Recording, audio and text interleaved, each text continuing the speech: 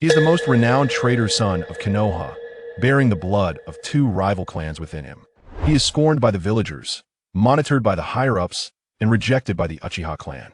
Until one fateful day, Minato Namikaze discovered that his flying thunder god technique could not shake him off. Hiruzen Sarutobi stared at the report, unable to comprehend how he could keep up with space-time ninjutsu. As golden lightning danced in Chiyu's hands, he recalled the Sharingan he had relinquished on the day the system awakened. Chiyu's system requires him to witness history to grow stronger. He waited for 5 years and finally witnessed Kushina Uzumaki enroll in the academy, amassing enough starting points. The system presented him with 3 choices: Sharingan, thunder breathing, or a devil fruit. He chose the second option, not the Uchiha's ocular technique, nor the Senju's would release, but the thunderous swordsmanship from another world. When the golden lightning first erupted in the Konoha training grounds, the faces of all who had ridiculed him changed. They had no inkling that this was merely the beginning of Chiyu's witnessing of this distorted world and his quest to alter it. Chapter 1. The Witness. Here it is again, that cursed thing. Even with Uchiha blood, he's still nothing but a stray dog. Sure, you want to get yourself killed? If they hear you, you might end up in prison. The offspring of a traitorous ninja will surely remain a traitor. The Hokage is too kind for taking in this wretch. Chiyu walked with his head lowered, a grim expression shadowing his face as he navigated the streets of Konoha. He had been in this world for 9 years, having spent 5 of those in Konoha. 9 years had transformed Chiyu from an excited newcomer to a simmering cauldron of resentment. As the villagers' derisive comments echoed, Chiyu felt the Uchiha blood coursing through him, yet he was not acknowledged by the clan. To preserve the integrity of their bloodline, the Uchiha clan practiced interclan marriage. Chiyu's parents, however, had not adhered to this tradition. His mother belonged to the Uchiha clan, while his father was a Senju, a rival clan. Had his father been an ordinary man, perhaps Chiyu's life would not have been so grim. The Uchiha might have accepted him. But alas, his father was from the Senju clan, the Uchiha's sworn enemy. When the Uchiha clan discovered that Chiyu's mother was pregnant, they promptly confined her and pressured her to terminate the pregnancy. Upon learning of this, Chiyu's father stealthily entered Uchiha territory, rescued his mother, and fled Konoha.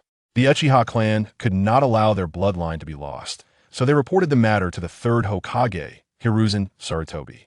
Hiruzen swiftly declared Chiyu's parents as rogue ninjas and dispatched Umbu to hunt them down.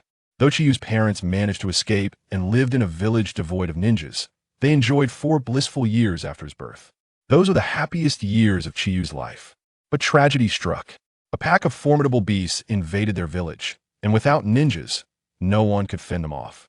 Chiyu's mother was forced to use her Sharingan, fighting alongside his father to repel the beasts. Yet this act sowed the seeds of their doom. Ninjas, like hyenas scenting prey, descended upon Chiyu's mother, seeking to seize her Sharingan.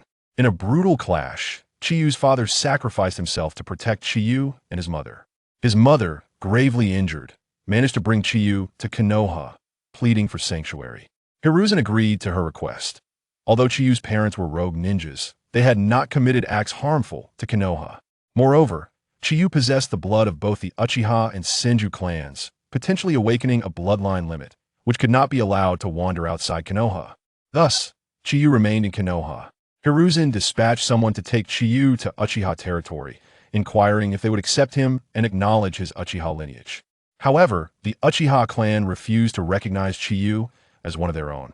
After Konoha arranged for Chiyu to reside in a dilapidated house, no one paid him any further attention. Chiyu was indifferent to this neglect. He understood the conflict between the Uchiha and Senju clans. It was natural for the Uchiha to disown him, as he bore Senju blood within him. At that time, Chiyu was unaware of his parents' status as rogue ninjas and believed that life in Konoha would improve. In his innocence, he thought that as long as he was not involved with the Jinchuriki, the villagers of Konoha would be relatively kind. However, his hopes were soon shattered. He discovered that nearly all the villagers harbored animosity toward him. Eventually, Chiyu comprehended the reasons for the villagers' disdain.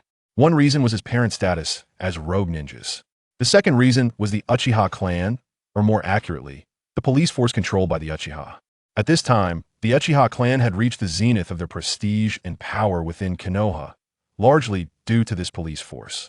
Their primary role was to maintain order and stability within the village. enforcing regulations, ensuring the safety of the hidden leaf, and apprehending those with criminal tendencies. The Uchiha, elevated by their influence, would arrest anyone who spoke ill of them under the pretext of criminal suspicion. This created intense animosity among the villagers toward the Uchiha clan. Yet, the Uchiha were a vast and formidable clan, the mightiest in Konoha, and no one dared to provoke them. This resentment, therefore, was redirected toward Chiyu, a child with half Uchiha blood and no surname. Chiyu was not like Naruto. He lacked Naruto's profound kindness. After living in this environment for 5 years, even the most optimistic person would find their spirit breaking. Chiyu truly could not fathom how Naruto had grown up in such an environment and still managed to choose forgiveness. The villagers were one thing. Even Risen Sarutobi, the man, did not possess the kindness, tolerance, or benevolence Chiyu had once believed. In his 5 years in Konoha, Chiyu had witnessed Hiruzen several times as he was bullied by villagers. Yet Hiruzen merely glanced at him and walked away, pretending not to see. Gradually, Chiyu became convinced that Hiruzen's benevolence was merely a facade. Now, Konoha felt like a prison to Chiyu. However, he found himself unable to escape this prison. For Konoha would not allow him to leave. Even if he could, he lacked the strength to protect himself.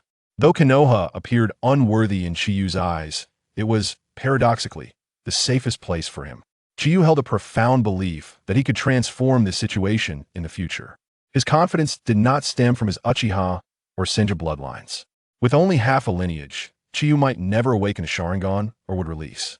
His reliance lay on a system known as the witness. By witnessing events, he could earn witness points. However, to activate the system, a prerequisite of 100 witness points was required. In the past 5 years, Chiyu had only accumulated 50 witness points. This was largely due to his enrollment in the Ninja Academy 3 years prior, where he witnessed Minato Namikaze's admission and earned 50 points. The other 50 points remained elusive to him. This was entirely due to Chiyu's awkward status in Konoha, which prevented him from engaging in other events. Furthermore, it was a time of peace with the third great ninja war still far off, leaving few opportunities for Chiyu to gain witness points. However, an opportunity soon presented itself before Chihane. Uzumaki Kushina was about to enter Konoha and enroll in the Ninja Academy. Witnessing her admission would likely grant him 50 witness points, allowing him to activate the witnesser system. Chapter 2, Uzumaki Kushina. Chihane traversed the streets of Konoha, making his way to the Ninja Academy. His residence was rather remote, necessitating a journey through the village streets to reach the school. He was not one to revel in being disparaged, and such insults weighed heavily on his heart. Upon arriving at his classroom, Chihane instinctively made his way to the corner, where he settled into his seat. The spaces before him and to his right were vacant, as no one wished to share a desk with him. Having been enrolled for 3 years, Chihane dedicated himself diligently to his studies. After all, if he wished to alter his circumstances, there was no path other than to grow stronger. When he first began learning to refine chakra, he eagerly attempted it right away. Chihane believed he possessed a notable talent. While ordinary individuals required 1 to 2 days to achieve their initial chakra refinement, he succeeded in merely half a day. Yet, there was one individual whose aptitude surpassed his own, Namikaze Minato, a commoner ninja. Over the past 3 years, Minato had triumphed over the Uchiha, Hyuga, Nara, and other clans' prodigies, securing the top position in the school. With his sunny disposition and handsome appearance, Minato was quite popular among his peers. Unlike Chihane, despite his looks, was regarded with disdain. Chihane rested his head on the desk, awaiting the commencement of class. At this moment, aside from attending school, he could do little else but anticipate the arrival of Uzumaki Kushina. He found himself pondering the peculiarities surrounding her past. Upon reflecting on the deceptive nature of Konoha, he recalled that during their time as Genin, Kushina had been abducted by 3 elite Jonin from the Cloud Village. Just when despair loomed as they neared the border, Minato discovered a trail and, despite being a mere genin, managed to defeat the 3 Cloud Ninjas, orchestrating a heroic rescue. This scenario struck Chihane as exceedingly odd. Setting aside the question of whether Minato could truly contend with 3 elite Jonin, it seemed implausible that, amidst the multitude of Konoha, no one could locate those 3 Cloud Ninjas. Were the sensory ninjas in the village merely idle? As Chihane entertained the worst possibilities, an epiphany struck him. He abruptly raised his gaze towards Minato, who was engaged in conversation with others. the vessel of the Nine Tails. Currently, Uzumaki Kushina was not yet the host of the Nine Tails. With the imminent passing of the first Nine Tails host, Uzumaki Mito, Konoha had, for strategic reasons, chosen Kushina as the new host to maintain the balance of the tailed beasts, secretly bringing her to the village. Thus, Kushina was essentially a pawn chosen by Konoha to become the second host of the Nine Tails, having no say in the matter. As per Kushina's recollections, the accompanying feelings of isolation and oppression were nearly suffocating. She found herself compelled to accept this harsh reality, despite her unwillingness. This sentiment stemmed not only from her inability to alter her fate, but also, perhaps, from her bond with Minato. Kushina loved Minato, and thus, remaining in Konoha meant accepting this cruel truth. It was conceivable that from the moment Minato rescued her from the Cloud Ninjas, the higher-ups in Konoha had been orchestrating events behind the scenes. Perhaps they had been plotting this long before, intending to entwine the orphaned heir of the Uzumaki clan with Minato, binding her, through their connection, to willingly become Konoha's Nine Tails host. If Chihane's conjecture were correct, then from the outset, Uzumaki Kushina was merely a tool. Minato seemed to sense Chihane's gaze and turned towards him. Chihane swiftly averted his eyes, focusing elsewhere. Minato, believing he had misinterpreted the situation, resumed his conversation with those around him. Chihane's heart raced uncontrollably. If his assumptions were accurate, Konoha was far darker than he had imagined. Perhaps Minato, the future fourth Hokage, was also a mere pawn. Taking a deep breath, Chihane resolved to remain calm. The truth of the matter was irrelevant to him, for he would soon leave Konoha. Strengthening himself was his foremost priority. The impending Third Shinobi World War would be a crucial time for acquiring witness points. Without adequate power, he could not guarantee his own survival, let alone obtain those points. Suddenly, the classroom door swung open. Their teacher, Masada Hate, entered the room. Chihane's eyes brightened as he spotted a small figure following Masada. After 3 long years at the Ninja Academy, she had finally arrived. Uzumaki Kushina. Kushina stood shyly beside Masada. He introduced her to the class. "This is our new student." Taking a deep breath, Kushina closed her eyes and, summoning her courage, declared loudly, "I am Uzumaki Kushina." She immediately covered her mouth, feeling a wave of bashfulness wash over her, having involuntarily used her quirky catchphrase. Chihane found her demeanor rather endearing. However, the other students began to ridicule her. "Look at that hair color, unbelievable. How does one even achieve such a shade of red? What a peculiar sight." Kushina, feeling a pang of insecurity, tugged at her crimson locks. Masada silenced the room. "All right, enough. Settle down."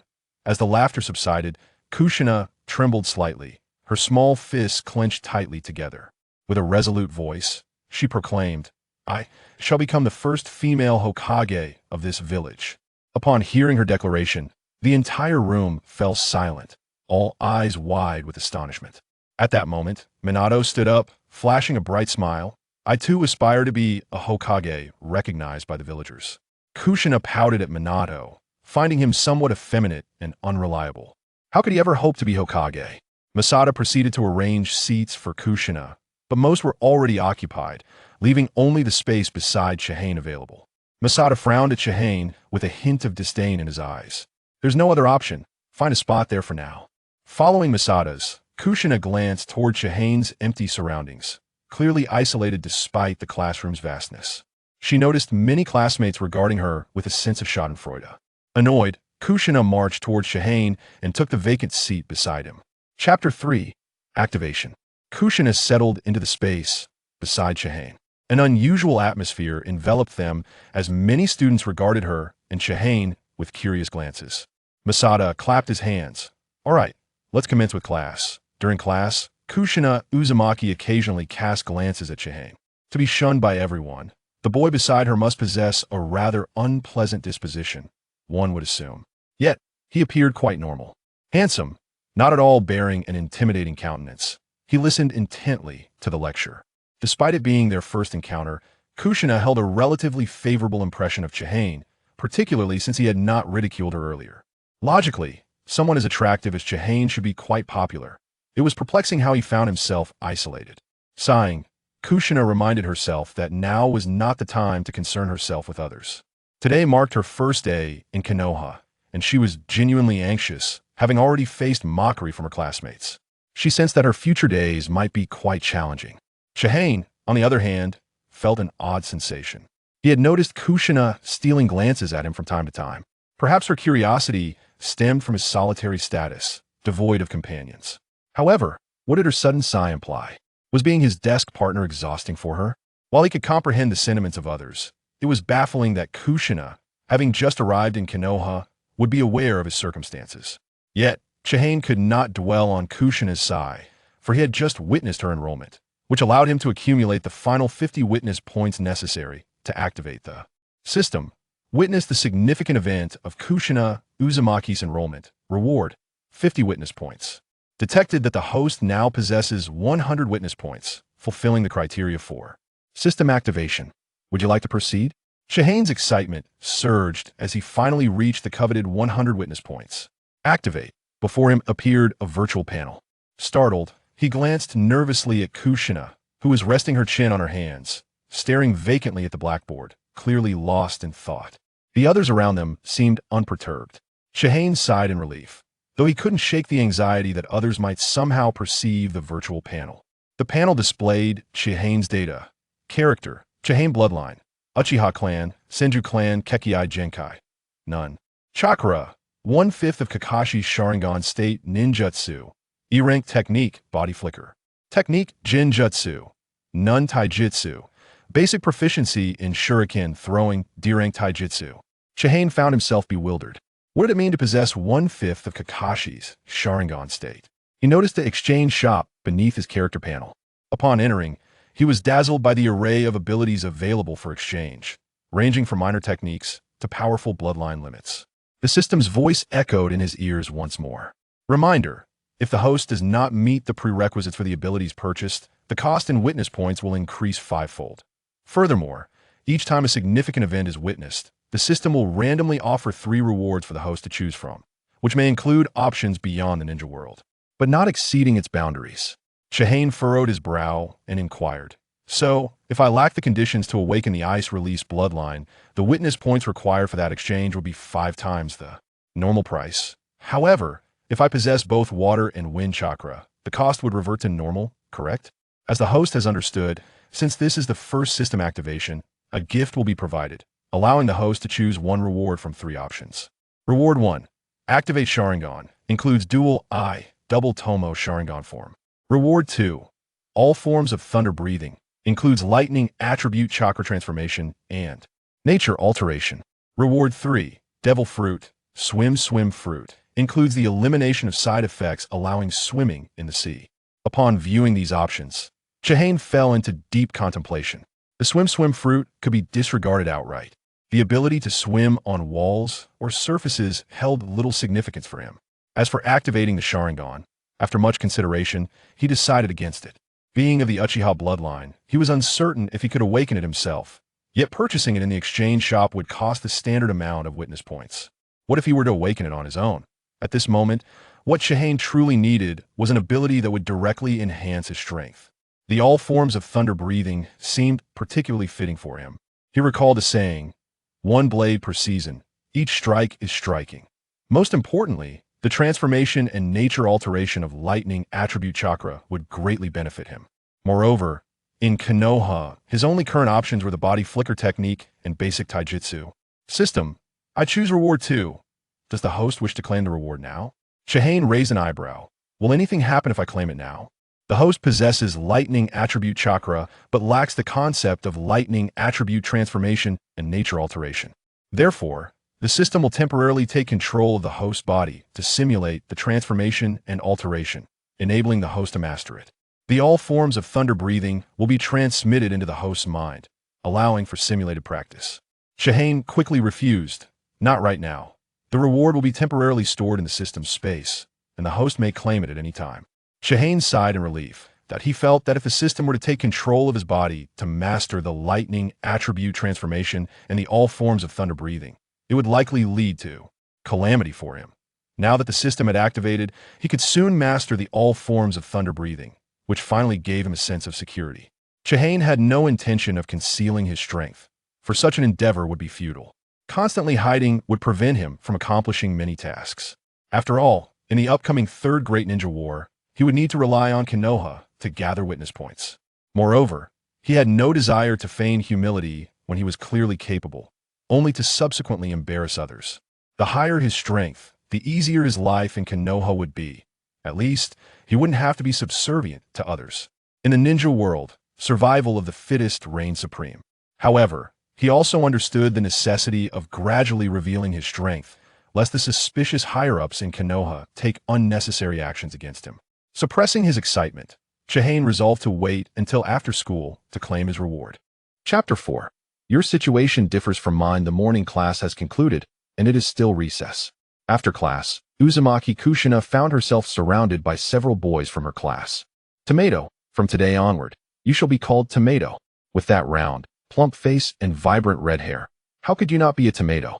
How could a tomato ever aspire to become Hokage? I absolutely detest tomatoes.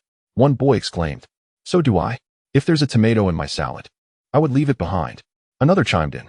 A despised tomato. How could it ever earn the villagers' approval? Ha ha. Uzumaki Kushina pouted, her cheeks puffed up in indignation. Yet she found herself unable to counter their remarks. Indeed, they had a point. She bore a resemblance to a tomato. A malign tomato and a despised fool. It's no wonder you two sit together. Tomato and fool, what a perfect match. Chiyu, who also bore a nickname at school, Fool, sneered at the exchange. His moniker was bestowed upon him by the parents of these children. As the taunts escalated and they dragged him into the mockery of Uzumaki Kushina, Chiyu could no longer remain indifferent. What was more disheartening was the glance he cast towards Namikaze Minato, who, though watching Kushina, seemed disinclined to intervene. Just as Chiyu began to approach, one of the boys seized a handful of Kushina's hair. It's ripe for picking. The tomato festival is upon us. Let us harvest the fruit. With that, Kushina grasped the boy's hand, ready to retaliate, but Chiyu had already reached the boy's side. Hey, could you let go? The boys encircling Kushina immediately turned their ire towards Chiyu. What right does a fool like you have to tell us what to do? Get lost.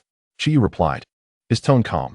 You do realize that making a scene here would be quite embarrassing for you, wouldn't it? Although Chiyu had himself faced bullying shortly after starting school, his exceptional physical abilities, thanks to his half-ninja lineage, allowed him to fend off multiple attackers. While he may not have matched Namikaze Minato in strength, he had earned a position among the elite at school. Gradually, those who preyed on the weak ceased to bother him. Upon hearing Chiyu's words, the boy's expressions faltered. Chiyu moved forward, shouldering past the boy still clutching Kushina's hair, and exited the classroom. Once outside, Chiyu halted abruptly. A realization dawned upon him. It seemed that Uzumaki Kushina did not require his intervention. With her indomitable spirit and the exceptional traits of the Uzumaki clan, she was quite capable of handling herself. In the next moment, Chiyu heard a commotion from the classroom. Who are you calling a tomato? Just so you know, I despise tomatoes too. Kushina had seized the arm of the boy who had previously pulled her hair, flinging him and the surrounding boys away with surprising strength. Then, she mounted one of the boys, unleashing a flurry of punches upon his head. If you underestimate me and call me a tomato again, you'll regret it. At that moment, Kushina caught sight of Namikaze Minato, whose radiant smile only fueled her irritation. What is so amusing? She snapped. Minato quickly turned his head, only daring to steal glances at her. As afternoon classes approached, Chiyu made a quick stop at a convenience store to grab a rice ball before returning to his seat in the classroom. Kushina, with her lips pursed in anger, caught his attention as he glanced at the boys who had previously tormented her, now sporting bruises. Was she upset because she felt he hadn't hit hard enough? Chiyu listened in silence as Jotaro Hayabusa continued his lesson. During the class, Kushina's glances towards Chiyu grew noticeably more frequent, leaving him feeling increasingly uncomfortable throughout the afternoon. Finally, when the day drew to a close, Chiyu eagerly departed the classroom, his mind consumed by the notion of thunder breathing. Unbeknownst to him, Kushina's hand was half raised in the air, her expression somewhat awkward. She had intended to speak with Chiyu, as both were outcasts seeking companionship. Being new to this unfamiliar place, Kushina yearned for friendship. Having witnessed Chiyu stand up for her, she felt a desire to befriend him. As she watched his retreating figure, her small fists clenched together. Her eyes filled with determination, she sprinted after him. However, Chiyu, with a singular focus on returning home, hurried along.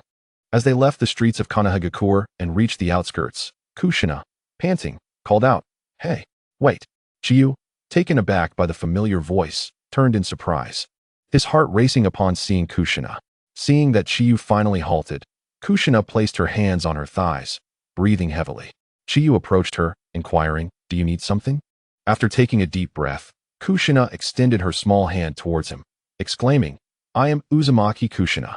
Chiyu regarded her with an odd expression, causing Kushina to feel anxious under his gaze. "I am Chiyu." He briefly clasped her hand before releasing it immediately. Kushina, puzzled, asked, "Chiyu? Is that your surname or your given name?" "It's my name. I have no surname." "What? No surname?" Kushina's mind reeled at the concept. Chiyu prompted again. "Do you need something from me?" Gathering her courage, Kushina declared, "I want to be your friend." Chiyu inwardly sighed. He had anticipated this. "Kushina, you must have noticed my situation in class." Kushina innocently replied, "Yes, I know, we are both outcasts." Chiyu smiled faintly. "Your situation is different from mine. I am isolated by the entire village. If you choose to befriend me, you may also find yourself ostracized. Today was merely your first day. You encountered some unruly students. You will surely find friends in time. It would be wise to ask a teacher to change your seat, as even sitting with me may hinder your chances of making friends. It's getting late. You should head home. Farewell." After gently declining her friendship, Chiyu waved goodbye and walked away. Watching him depart, Kushina's spirit sank. She had mustered the courage to reach out, only to be turned away, leaving her heart heavy with disappointment. Chapter 5. Simulation. Chiyu bid farewell to Uzumaki Kushina. Truth be told, after enduring solitude for so long, he yearned for a friend with whom to converse. Yet, as he had conveyed to Kushina, associating with him would only lead to her own isolation. In Konoha, those who alienated Chiyu were deemed normal, those who did not were seen as abnormal. Thus, his refusal to befriend Kushina was, in essence, an act of kindness towards her. Upon returning to his dilapidated abode, which had clearly seen numerous repairs, Chiyu felt a wave of anxiety wash over him.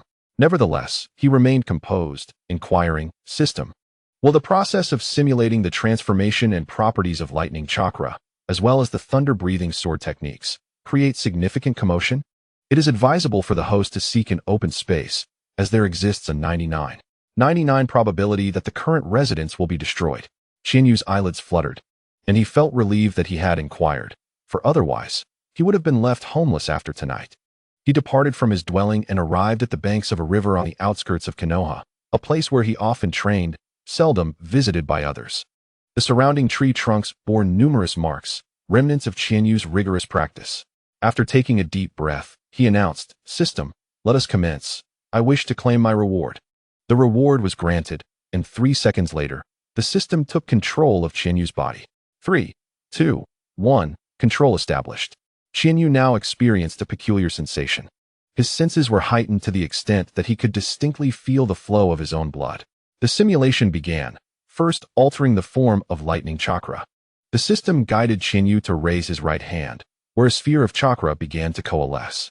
Although he could not command his body, every movement felt as though it were his own. The chakra in his hand, though manipulated by the system, seemed to be released by him, creating a paradoxical yet wondrous experience. Next, the chakra in Chinyu's hand began to shift. Initially, it was not lightning chakra, but rather a formless chakra.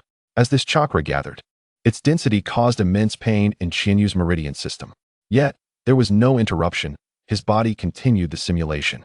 As the chakra concentrated, Chinyu endeavored to maintain its state. Once stabilized, the intensity increased. With the system in control, Chinyu infused the formless chakra with lightning attributes.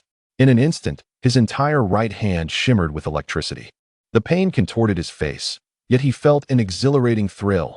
The manifestation and maintenance of lightning indicated mastery over the form of lightning chakra. With the mastery of the form established, it was time to transition to the property change.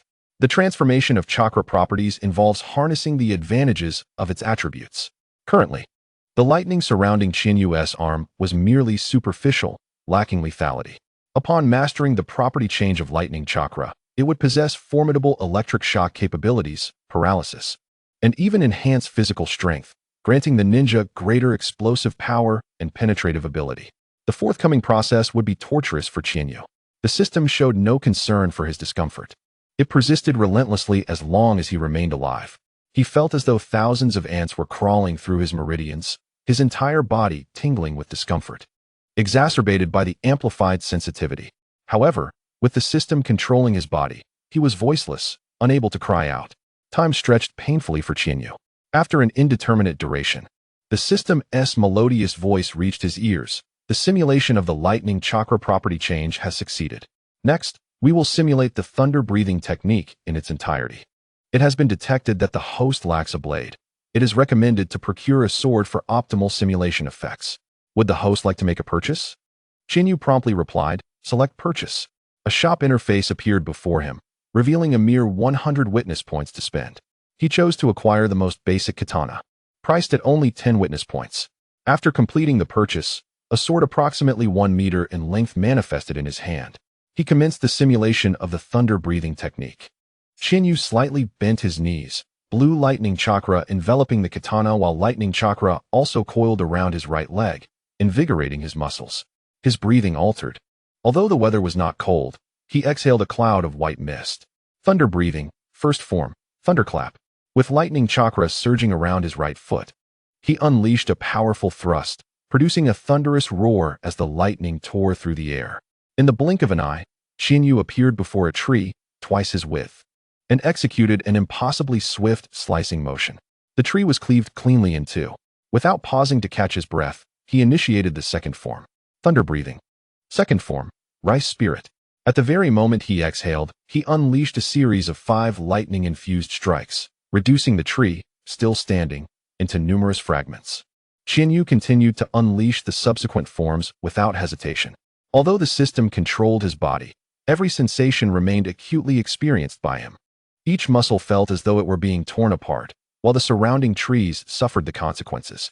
The intense heat of the lightning ignited flames, causing many trees to topple. Chiyu was overwhelmed. He had not anticipated such a commotion would attract the attention of Konoha's sensory ninjas. His chakra dwindled after executing the fourth form of thunder breathing. Yet the system forcibly replenished his chakra with 30 witness points, compelling him to continue. From the fifth form onward, each use of the technique necessitated chakra replenishment. Now, he was at the final form. Having expended 30 witness points to restore his chakra, he invoked thunder breathing, seventh form, fire thunder god. Chiyu executed a rapid, imperceptible strike, severing everything in a straight line, whether tree or rock, leaving in its wake a deep blue lightning dragon, an impressive spectacle.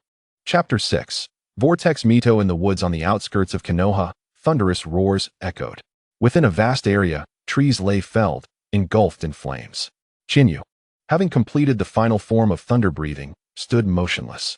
After enduring prolonged torment, he finally heard the divine announcement. The simulation of thunder breathing has been successfully completed. Rewards have been distributed, and the system will relinquish control. Upon regaining control of his body, Chiyu collapsed to the ground, curling up and convulsing. Pain radiated from every part of him, so intense that he lacked the strength to vocalize his agony. Regret washed over him. He should not have chosen the woods as the site for the system's takeover. Unable to move a single finger with flames raging around him, he realized that without a means of self-rescue, he would perish in the blaze.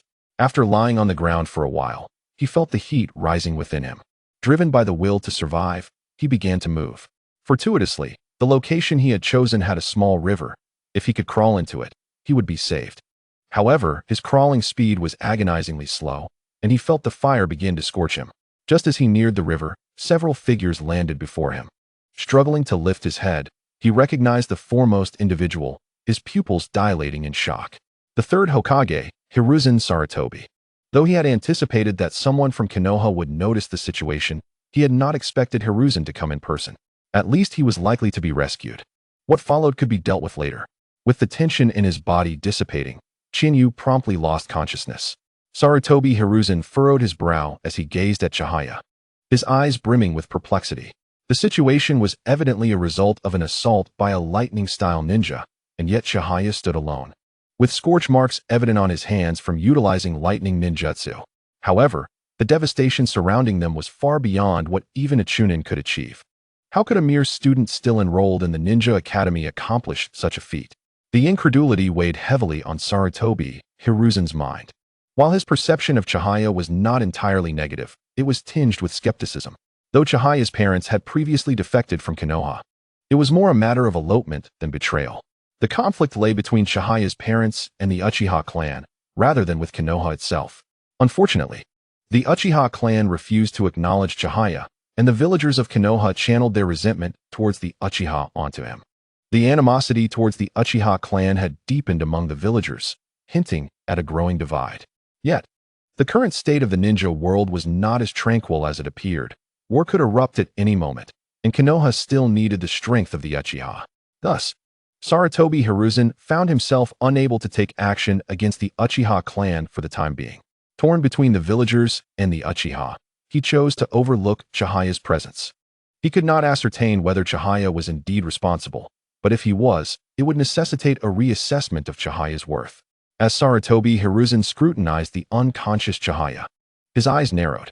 The rarity of lightning-style ninjas in Konoha further complicated matters. If Chihaya was indeed the source of the destruction, it implied he possessed formidable lightning ninjutsu. Since returning to Konoha with his mother, Chihaya had not ventured beyond the village, suggesting he must have acquired such techniques outside its confines. If Konoha could harness the power of lightning through trained ninjas, their strength would undoubtedly increase. He commanded the Umbu nearby to extinguish the surrounding flames and transport Chihaya to the hospital for treatment. Following his orders, the Umbu utilized water-style jutsu to quench the flames, while one of them hoisted Chihaya and carried him towards the ninja hospital. Meanwhile, at the residence of Uzumaki Mito, Uzumaki Kushina, who had been spurned by Chihaya, returned despondently home. Recently arrived in Konoha, she was staying with Mito. Upon seeing Kushina's return, Mito greeted her with a smile. Inquiring about her first day at the Ninja Academy, Kushina pouted, feeling wronged, as she called out, "Mito, Grandma." Noticing Kushina's forlorn expression, Mito embraced her and sat down. Asking what had happened, Kushina recounted how she had been nicknamed Tomato in class, how she dealt with her tormentors, and her failed attempt to befriend Chihaya. Mito murmured, "Chihaya, you say?" Curiosity piqued. Kushina asked if Mito knew Chihaya. Mito replied softly, "Yes, I have heard of him." How could she not know? Chihaya's father belonged to the Senju clan, akin to her husband, Hashirama Senju.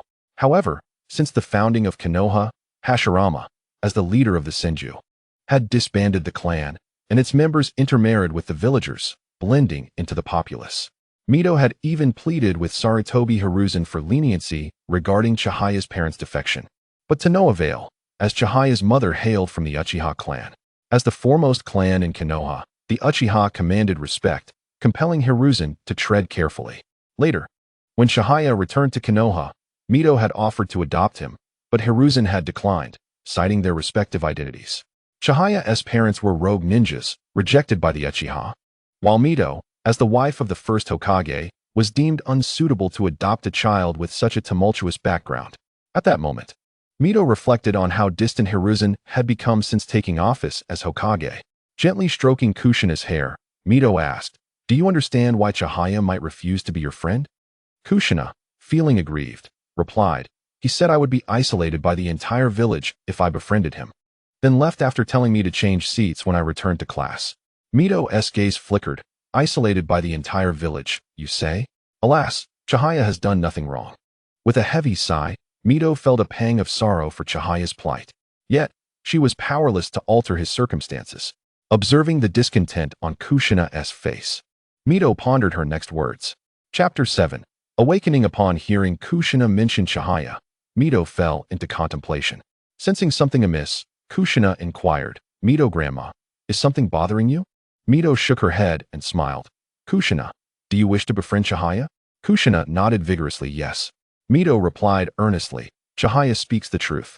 If you wish to be his friend, you may face disdain from many. If you are determined, you must be prepared and not give up. I believe Chihaya is also lonely and yearns for friendship. He is isolated in Konoha and endures much hardship. I hope you can become friends and alleviate each other's solitude.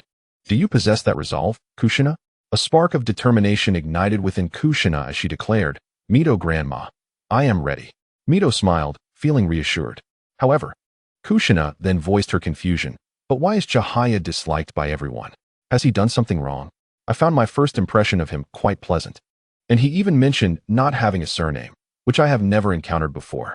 Mito sighed. "Chihaya has done nothing wrong. He is merely a victim caught between two feuding clans, a pitiful child. He indeed lacks a surname, as his lineage does not acknowledge him. And the other clan has relinquished their name, leaving him with only a given name. The young Kushina struggled to comprehend Mito's words. Feeling lost in the intricacies of the situation, Mito gently patted Kushina's back, smiling. You must be tired now. It's time to rest. You have school tomorrow. Kushina leaped from Mito's embrace. Okay, good night, Mito grandma. Mito watched affectionately as Kushina departed. Once alone in her home, Mito could not suppress a wistful sigh.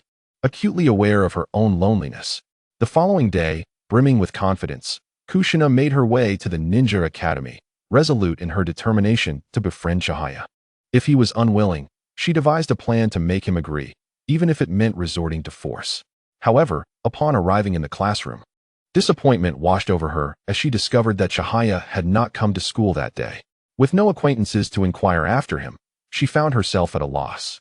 Yesterday, the group of youngsters who were soundly beaten by Uzumaki Kushina sought to reclaim their pride today. However, in terms of combat, Kushina had never faced defeat. With her fiery red hair dancing wildly, the tempestuous Kushina unleashed her fists once more, leaving the young ones unable to retaliate. 3 consecutive days passed, during which Kushina exacted her retribution on those who dared to provoke her.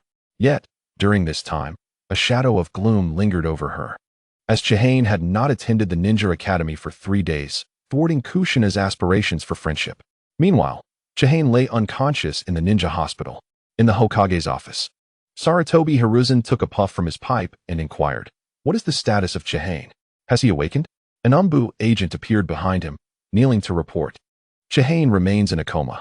Hiruzen furrowed his brow and questioned, "It has been 4 days, and he still has not awakened? What does the hospital say?" The Umbu replied, "Chihane has severely depleted his chakra, with varying degrees of damage to his meridians and muscle strain throughout his body, particularly in his hands and legs. All caused by the lightning release jutsu." Hiruzen took a deep drag from his pipe, a glimmer of realization sparking in his eyes. So, the destruction in that forest was indeed caused by Chihane. It seems he has mastered an extraordinary lightning release technique. Have the medical ninjas indicated when he might awaken? If all goes well, he could awaken as soon as tomorrow. Hiruzen set down his pipe, commanding, "Ensure that I am informed immediately upon his awakening." Yes. The Umbu vanished in an instant. As school let out, Chihane still had not appeared, leaving Kushina deeply disappointed. She tidied her belongings to return to the Uzumaki residence. Just as she was about to exit the classroom, she sensed a gaze fixed upon her. Assuming it was those young ones seeking trouble once more, she turned sharply. However, it was not them, but rather Namikaze Minato, who remained seated, watching her. Upon being noticed by Kushina, Minato's cheeks flushed, and he quickly lowered his head. Kushina, with a fierce expression, raised her fist and threatened, "If you dare provoke me, I shall take you down." After her warning, she tossed her head defiantly and exited without a glance back. In truth, Kushina held a disdainful view of Minato, perceiving him as overly timid. On her first day in class, in a bid to impress her peers and assert her presence, she boldly declared her ambition to become the first female Hokage. Yet, Minato had stood up to assert his own desire to become Hokage, as if to say she had no chance, that even a timid person like him would be more reliable in that pursuit. Thus, Kushina found Minato particularly irksome. Once she left, Minato pouted in confusion, unable to comprehend why Kushina harbored such animosity towards him. Upon returning to the Uzumaki residence, Kushina greeted, "I'm back, Mito Granny." Noticing Kushina's forlorn demeanor, Mito chuckled. "It seems Chihane didn't attend school again today, did he?" It was evident to Mito, given Kushina's consistent mood over the past few days. Kushina slumped into a chair, exclaiming, "Yes, I finally mustered the courage, but Chihane never showed up. My resolve is waning." Mito shook her head in exasperation. "Kushina, once you have made a resolution, you must not falter. I know, I have no intention of giving up, but how can I befriend him if he keeps disappearing?" Kushina lamented, scratching her head in frustration. Mito smiled and said, "I know where Chihane is." Chapter 8. Kushina's declaration. Upon hearing Mito mention, she knew Chihane's whereabouts. Kushina eagerly asked, "Where is he, Granny Mito?" "He is in the ninja hospital. It seems he sustained injuries while training and has been unconscious for several days." Before Mito could finish, Kushina dashed out of the room, exclaiming, "I'll be back shortly." Mito watched fondly as Kushina rushed away. The previous day, Saratobi Hiruzen had visited to inquire about Kushina's situation, and Mito had taken the opportunity to ask him about Chihane. Upon learning that Chihane had been injured during training and had been unconscious for several days, Mito was taken aback. To push oneself to the brink of hospitalization during training was no small feat, however. Mito could sense a shift in Hiruzen's demeanor regarding Chihane. Previously, he had spoken of Chihane with indifference, but now he seemed to regard him with newfound seriousness. Though she was unaware of the circumstances, Mito felt this was a positive development. Mito felt a sense of indebtedness to Kushina, as she had brought her into Konoha as the new Jinchuriki of the Nine Tails. Likewise, Mito felt a pang of guilt regarding Chihane, who bore the blood of the Senju clan. As the former matriarch of the Senju, she felt helpless in her inability to protect him. Mito understood Hiruzen's reasoning for placing Kushina in the same class as Chihane. In that class was a gifted ninja, Namikaze Minato, a civilian ninja whose background was pristine. It was said that Jiraiya, one of Hiruzen's disciples, planned to take Minato on as a pupil after his graduation. Hiruzen had previously mentioned to Mito that he wanted Kushina to forge bonds with Konoha, to embrace it as her home. Minato was chosen to be the link that would foster Kushina's sense of belonging to the village. As a civilian ninja, he was not affiliated with any clan, effectively ensuring no clan would harbor ulterior motives towards the Nine Tails Jinchuriki. Mito found no reason to oppose Hiruzen's plans, recognizing his authority as Hokage, while she remained merely the wife of the first Hokage. However, when compared to Minato, Mito held more hope for Chihane, simply because he was a descendant of the Senju clan, making her a kind of elder to him. If Hiruzen recognized Chihane's potential, it could ease any obstacles should Kushina and Chihane develop a relationship. Chihane, who was not acknowledged by the Uchiha clan, also belonged to none of Konoha's ninja factions. A glimmer of determination flashed in Mito's eyes. Though her time was limited, she longed to witness Kushina mature. If Kushina and Chihane were to unite, she would be willing to lend her support. Kushina rushed to the ninja hospital. Uncertain of Chihane's room number, she inquired with a busy medical ninja. The inquiry about Chihane's room went surprisingly smoothly, but the medical ninja's demeanor left Kushina feeling quite uncomfortable. "Oh, that little troublemaker is in the last room at the end of the corridor." The disdain in the ninja's expression and tone tightened Kushina's chest with unease. She approached the last room down the corridor. As Chihab lay in a deep slumber, Kushina Uzumaki entered the room without hesitation. Upon seeing Chihab reclined on the hospital bed, his limbs bound in bandages, she noticed the stark absence of flowers or even a simple glass of water on the bedside table. Only the rhythmic beeping of medical instruments filled the silence. A wave of sorrow washed over Kushina as she beheld Chihab's condition. She mustered a forced smile and spoke softly. "I have come to see you, Chihab." Naturally, the unconscious boy offered no response. Without delay, Kushina dashed out of the room, determined to procure a bouquet of flowers. Although Chihab remained in a comatose state, his consciousness was remarkably lucid. He was simply unable to control his own body. The system had taken command, simulating the form and nature transformation of lightning chakra, as well as the full sword style of lightning breathing. The strain on his body was beyond Chihab's imagination. For the first time, he experienced a state worse than death, with every muscle and organ aching incessantly.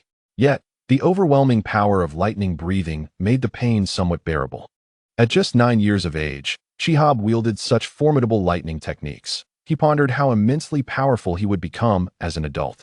His consciousness had awakened the previous day, as he relived the sensation of executing the full sword style of lightning breathing, yearning to move and test it himself. However, he was astounded to learn that Kushina had come to visit him at the ninja hospital. They had only shared a brief moment as desk partners in class, and he had clearly turned down her offer of friendship after school that day. Logically, Kushina should have ceased all communication with him. Why then? Had she come to the hospital specifically for him? Just as Chihab contemplated this perplexity, the door to his room swung open once more. Kushina entered, clutching a bouquet of lilies, which she carefully arranged in a vase. After setting the flowers, she seated herself and gazed at Chihab's sleeping face, murmuring to herself, "I wasn't sure what kind of flowers to buy for a patient. I told the florist my friend was injured and hospitalized at the ninja hospital, and he suggested lilies, symbolizing blessings, purity, and good fortune. They're quite beautiful, aren't they?" Kushina recalled that Mito had warned her that if she wished to befriend him, she might face disdain from many, but she was prepared for that. "I truly want to be your friend," Chiyu. Because you were the only one who didn't ridicule me, and even helped push away that irritating person who grabbed my hair, she declared. Mito said you are a victim of the feud between our clans. I don't fully understand that, but as a good friend, I won't let the opinions of others sway my feelings. Kushina declared earnestly, I will strive to make you my friend. Just you wait. Upon hearing her declaration, Chiyu felt his heart racing as if it had come alive, experiencing warmth he had never known in his 5 years at Konoha. Chapter 9. The planned Kushina visited Chiyu in his hospital room. Though he remained in a coma, his awareness was intact. He absorbed every word she spoke, and his heart raced in response to her determination to disregard others' judgments in her desire to befriend him. This was a feeling akin to infatuation, something he had not felt since the years he spent with his parents. Since Kushina had made such a resolution, Chiyu found it difficult to refuse her. He began to contemplate his future plans.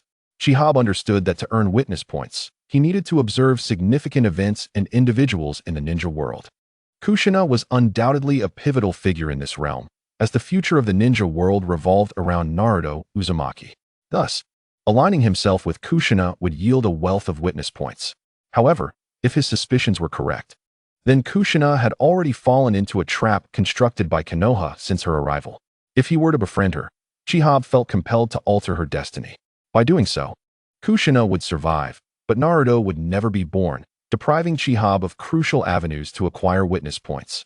Yet, these points were essential for establishing his foothold in the ninja world. Initially, Chiyu had planned to stay in Konoha temporarily, depart after the Ninetales incident, and then seek witness points through Naruto as he advanced. However, that plan was now untenable. Chiyu resolved to adjust his strategy, preparing to leave Konoha early to witness other events and gather all possible witness points. He also needed to consider the Ninetales. If Kushina were willing to become the Jinchuriki, he would have no concerns. But if she refused, he would need to prepare accordingly. With the prospect of having a friend who was ready to face societal scorn, Chiyu felt he must also rise to the occasion to match Kushina's determination. At that moment, the system's voice echoed in Chiyu's mind. Please note, host, that acquiring witness points does not solely depend on witnessing specific events. Chiyu, puzzled, inquired, what do you mean? Any event that impacts the ninja world can yield witness points. Not just those significant events from the host's memories. For instance, if the host were to unilaterally declare war on Konoha, no witness points would be granted, as the host lacks the strength to challenge Konoha, and they would not take you seriously. However, the system continued. If the host were powerful enough and Konoha viewed you as a significant threat, it would be classified as an event, granting you witness points. Additionally, your involvement in this event would result in a substantial gain of witness points afterward. Chiyu's excitement surged at the system's explanation. So, you're saying I can acquire witness points on my own? That is one way to interpret it, but do keep in mind that certain major events are inevitable. Chiyu's elation dissipated, and he gravely asked, does that mean Naruto will definitely be born? Indeed, but this individual may not necessarily be the Naruto from your memories.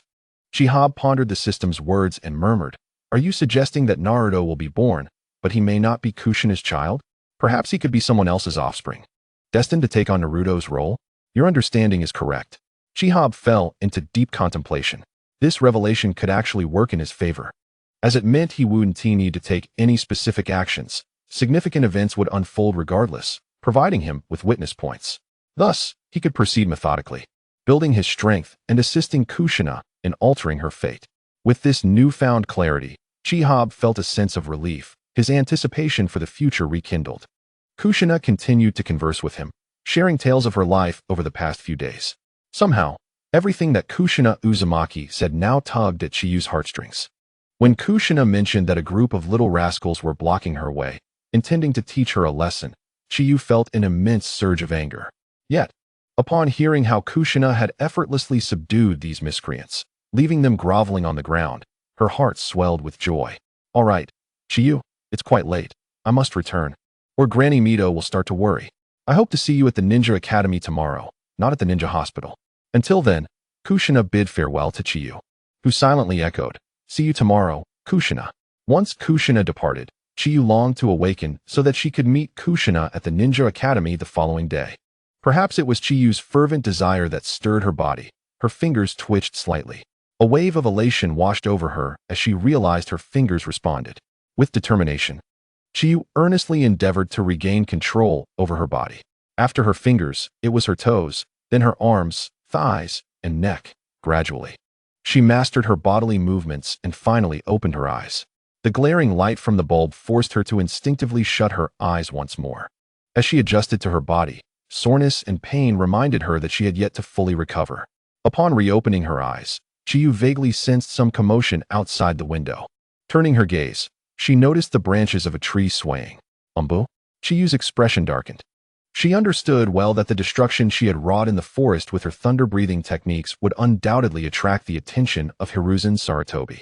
Thus, she was not surprised by the thought of being monitored by Umbu. Chiyu speculated that after her discharge, Hiruzen would likely summon her to inquire about the means by which she had caused such devastation. However, what Chiyu did not anticipate was that, half an hour later, Hiruzen Sarutobi himself would come to visit her. The moment Chiyu laid eyes on Hiruzen, she was momentarily taken aback. From her perspective, while the damage caused by a mere student of the Ninja Academy was somewhat outrageous, it seemed unnecessary for Hiruzen to personally seek out someone he typically regarded with indifference. Chapter 10. The Old Fox and the Young Fox. Hiruzen's arrival half an hour after Chiyu's awakening was utterly unforeseen. Moreover, from Hiruzen's expression, Chiyu detected a hint of warmth and kindness. Rapidly, her mind raced through several possibilities. Yet, it was paramount for Chiyu to disguise her true feelings. She was acutely aware that this was an opportunity. If her conversation with Hiruzen went well, her future in Konoha might improve. With excitement, Chiyu attempted to rise from her bed, exclaiming, "Hokage-sama, what brings you here?" Hiruzen quickly stepped forward, gently pressing her back down, and said, "Your injuries have yet to heal. Rest well, and do not overexert yourself." Chiyu felt a swell of emotion, her eyes glistening with unshed tears as she choked out, "Thank you, Hokage-sama." Hiruzen took a seat beside her bed, sighing, "Chiyu, you have endured much hardship over the years." Upon hearing this, Chiyu bit her lip tightly, tears escaping her eyes, seemingly born from a sense of injustice. Observing her tears, Hiruzen asked, "Chiyu, do you harbor hatred for Konoha?" Chiyu immediately shook her head. "How could I hate Konoha? My parents betrayed Konoha, yet the village took me in, the child of a defector. I am immensely grateful. My mother, before her death, entrusted me with the duty to rectify their past mistakes in Konoha, so I could never hate the village." Hiruzen remained silent, his expression unchanged. After studying her for a moment, he asked again, "But do you hate the Uchiha?" Chiyu's demeanor darkened, and a single word escaped her clenched teeth: "Hate." "My parents betrayed Konoha due to the Uchiha clan's autocratic behavior, which obstructed their union. Upon my return, they not only refused to acknowledge me, but also openly ridiculed me, calling me a bastard. Furthermore, the Uchiha's actions incited the villagers' animosity towards me. I never wished to be an Uchiha. They shunned me, and I had no desire to claim them. Yet, their cruelty led to my isolation within Konoha, all because of the Uchiha." Hiruzen's expression finally shifted upon hearing Chiyu's response. He sighed, "I have always felt remorse over your situation, Chiyu. While I am Hokage, this matter lies within the Uchiha clan, and I am not in a position to interfere. I hope you can understand. In light of this, I offer you a chance, Chiyu, to return to the Uchiha clan and become a true Uchiha. Would you accept?" Hiruzen's gaze was intense as it bore into Chiyu. Without a moment's hesitation, Chiyu firmly declined. "I'm sorry, Hokage-sama. I do not wish to." Hiruzen squinted slightly, inquiring, "Why not?" Chiyu replied, "I do not want to join the Uchiha clan in a subservient manner. Even if I were to rely on you, Hokage-sama, it would not alter my current predicament." Hiruzen, perplexed, countered, "But if you were to join the Uchiha, at least the villagers would cease their discrimination against you, significantly improving your circumstances. Do you not desire to change your current situation?" Chiyu, indignant, responded, "Hokage-sama, I understand why the villagers discriminate against me. It is because I possess Uchiha blood. The Uchiha clan exploits their position in the Konoha police force, inciting the villagers' disdain. Even if I were to reintegrate into the Uchiha, the villagers might feign acceptance, yet they would still look down upon me." Hiruzen abruptly interrupted, his tone serious. "Be cautious with your words. The Konoha police force was established by the second Hokage, and the Uchiha clan has contributed to Konoha. As a member of Konoha, Chiyu, you cannot so defame a clan that has served the village." Chiyu internally scoffed. This old fox, were it not for her awareness of his concern regarding the Uchiha, She might have been deceived into believing he was defending them. Chiyu was acutely aware that Hiruzen was merely putting on an act. Otherwise, he would not have specifically mentioned that the Konoha police force was founded by the second Hokage, nor would he have emphasized being a part of Konoha. Chiyu resolutely declared, "Hokage-sama, I do not wish to join the Uchiha clan. I aspire to become a ninja and contribute to Konoha, not only to atone for my parents' mistakes, but also to earn the villagers' recognition through my own efforts. I want them to know that I, Chiyu, am not a member of the Uchiha nor a traitor. I am a loyal ninja of Konoha, and that is all."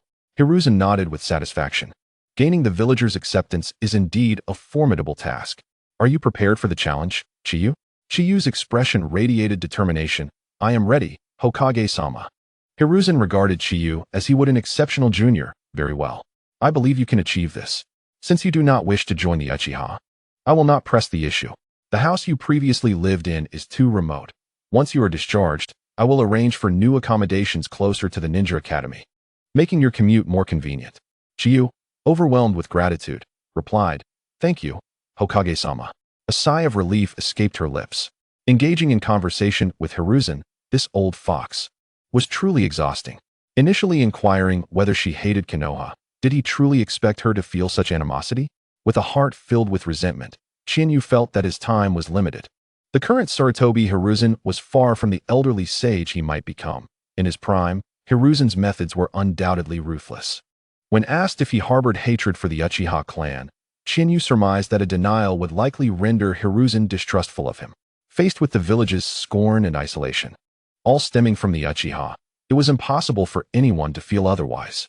By expressing his animosity towards the Uchiha, Chiyu could simultaneously pledge his loyalty, affirming his desire to be a ninja of Konoha rather than an Uchiha. This response was undoubtedly foolproof. As for Hiruzen's suggestion to join the Uchiha, Chiyu recognized it as mere nonsense. Hiruzen merely sought to ascertain his true feelings. The fact that Hiruzen was now arranging for Chiyu to reside closer to the Ninja Academy indicated that he had earned Hiruzen's trust. Provided all went smoothly, upon graduation, Chiyu would likely become a ninja allied with the Hokage. Although Hiruzen might overlook the villagers' and Uchiha's prejudices against him, Chiyu would not be marginalized once he became a ninja. After all, even among ninjas, connections mattered. Chapter 11.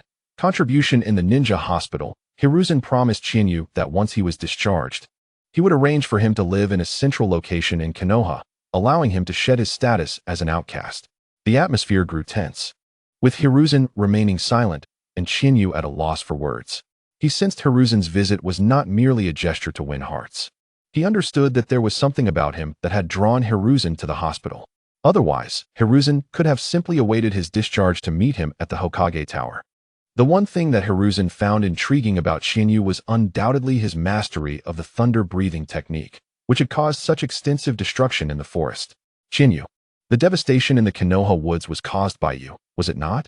Hiruzen inquired, confirming Chiyu's suspicions about the purpose of his visit. Filled with remorse, Chiyu replied, "I sincerely apologize, Lord Hokage. My training inadvertently led to Konoha suffering losses, and I am grateful for your timely rescue that day. Without it, I would have perished in the inferno." Hiruzen waved his hand dismissively. "Such trifles need not weigh on your conscience. As Hokage, it is my duty to assist any villager in peril. However, Chiyu, what jutsu are you training that could inflict such destruction and impose such a severe burden on your body? Had we not intervened in time, you would have been in grave danger." With a bittersweet smile, Chiyu recounted, "Lord Hokage, as you know, my parents and I lived in another village for several years. My father once saved a ninja bearing a forehead protector adorned with 3 cloud-like symbols, bisected by a line." Hiruzen's eye sharpened. "A rogue from the Cloud Village?" Chiyu continued his narrative. "That ninja was gravely injured, and despite my parents' best efforts, they could only prolong his life for half a month. In gratitude, and to prevent his unique jutsu from fading into obscurity, he taught it to my parents. My father, unable to wield lightning release, could not learn it. But my mother did. Though I was too young to train, she insisted I memorize it. Mastery of this jutsu necessitates understanding the form and nature changes of lightning chakra. After I learned to refine chakra, I diligently practiced the techniques my parents imparted. A few months ago, I finally grasped the form and nature changes of lightning chakra and began attempting to use the jutsu. Just days ago, I successfully mastered it." but I overextended myself and lost consciousness. Hiruzen was utterly astonished. Chiyu had mastered the form and nature changes of lightning chakra at such a young age. Undoubtedly, Chiyu was a prodigy. Had Hiruzen known of Chinyu's abilities earlier, he would have taken a keen interest in him, even without the recent incident. The ninja world was filled with practitioners, yet true elites were scarce. Given Chinyu's current display of talent, he was likely to become a top-tier ninja in the future. After a moment's contemplation, Hiruzen inquired, "What is the name of the jutsu you have mastered?" Chiyu promptly responded, "Thunder breathing, sword form." He then added, "Lord Hokage, I wish to dedicate this jutsu to Konoha." Hiruzen raised an eyebrow in surprise. "Oh, why would you do that? This jutsu was bestowed upon you by your parents. Are you certain you wish to give it away?" With utmost sincerity, Chiyu replied, "Lord Hokage, as I mentioned earlier, I aspire to be a ninja of Konoha. Thus, the jutsu I possess belongs to Konoha. Although my parents left the village, they always considered themselves part of Konoha. Were they to learn that I dedicated thunder breathing to Konoha, I believe they would be immensely proud of me in spirit." Hiruzen nodded, clearly pleased. "Chiyu, your awareness is commendable. Though you have faced hardships, you have evidently inherited the will of fire of Konoha. The village will not neglect you." He added, "There is no rush regarding the jutsu. We can discuss it further once you have recovered. It is getting late, and I shall not intrude on your rest. Focus on healing. Only with a healthy body can you train effectively." Satisfied, Hiruzen departed. Once Hiruzen left, silence enveloped the room. Chinyu's gaze grew dim. Was he truly willing to relinquish thunder breathing? Such a thought was absurd. Yet, given the oppressive circumstances, he found himself with no choice. Even if he surrendered thunder breathing to Konoha, their lightning-released ninjas could only mimic its form without grasping its essence. For although thunder breathing was chakra-based, it also required synchronization with one's breathing. Failure to do so would significantly diminish its power. Through this formal encounter with Hiruzen, Chiyu gained clarity on the man. He was equally driven by strength and self-interest. If one possessed power or utility, everything was negotiable. Devoid of either, Hiruzen would scarcely regard them. Philanthropy, kindness, and tolerance were mere facades. Taking a deep breath, Chiyu realized that surrendering thunder breathing might ease his future trials. Hiruzen's personal visit to the hospital would soon become common knowledge, offering him a signal that the villagers of Konoha would likely temper their vitriol toward him, at least in Hiruzen's presence. Moving forward, he needed to embrace his role as a prodigy to gradually enhance his standing within Konoha, ensuring that neither he nor Kushina would be coerced by the village. Despite having regained consciousness, fatigue still weighed heavily on Chiyu, who soon fell back into slumber. The following day, upon awakening, Chiyu felt sore yet was able to walk. He promptly left the ninja hospital, intending to return to his dilapidated dwelling to rest, gather his belongings, and await Hiruzen's arrangements for his relocation. After Chihane had just left the ninja hospital, a ninja suddenly appeared before him. "Follow me." Chihane complied and followed the ninja until they stopped in front of a house located a street away from the ninja academy. "This is the house prepared for you by Lord Hokage. He instructed that you should visit him at the Hokage building as soon as you recover." After handing the key to Chihane, the ninja used the body flicker technique and vanished without waiting for a response. Chapter 12. No, you are the most outstanding. Holding the key, Chihane surveyed his future abode. It appeared somewhat old, resembling an apartment, with only this room designated for him. He was pleasantly surprised by Saratobi's efficiency. He had only mentioned his need last night, and now everything was already arranged. However, this apartment seemed devoid of other residents, likely a special arrangement made by Saratobi, considering how the villagers of Konoha held a strong aversion towards him. At the same time, Chihane felt a slight amusement. Last night, he mentioned that there was no rush regarding ninjutsu, yet now he was reminded to go to the Hokage building as soon as he was well. Was this not urgent? It was as if the words "I am in a hurry" were written on his face. Chihane opened the door and stepped inside. The interior was well furnished and appeared to be quite complete. He plopped down onto the sofa, feeling its comfort. Glancing at the clock on the wall, he realized it was already 9 a.m. Today, Chihane had no intention of going to the Hokage building and planned to visit in a few days. Since he was instructed to go after he healed, there was no need to rush. Chihane's mind was filled with the words spoken by Kushina Uzumaki the previous night. He felt an eagerness to meet her. However, having gone a few days without a bath, he was quite aware of his own odor. Chihane returned to his shabby little home to tidy up, including organizing the standard katana he had redeemed. To be fair, the katana was quite impressive. Despite the rough handling it endured from Chihane, it only bore a few nicks. After packing all his belongings and returning to his new residence, he took a shower and set off for the ninja school. At that moment, the ninja school was in the midst of a lunch break. Upon arriving at the classroom, Chihane stumbled upon Kushina, who was fiercely punching someone. When she noticed Chihane, her expression shifted to one of sheer delight. "Chihane, you're out of the hospital?" Hearing Kushina's call, all eyes turned to Chihane. Most were unaware he had been hospitalized, and his absence over the past few days was a surprise. Yet, no one seemed to mind.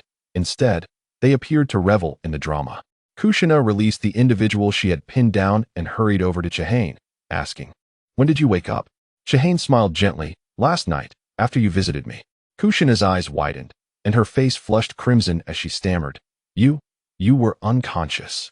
How could you know I came to see you at the hospital?"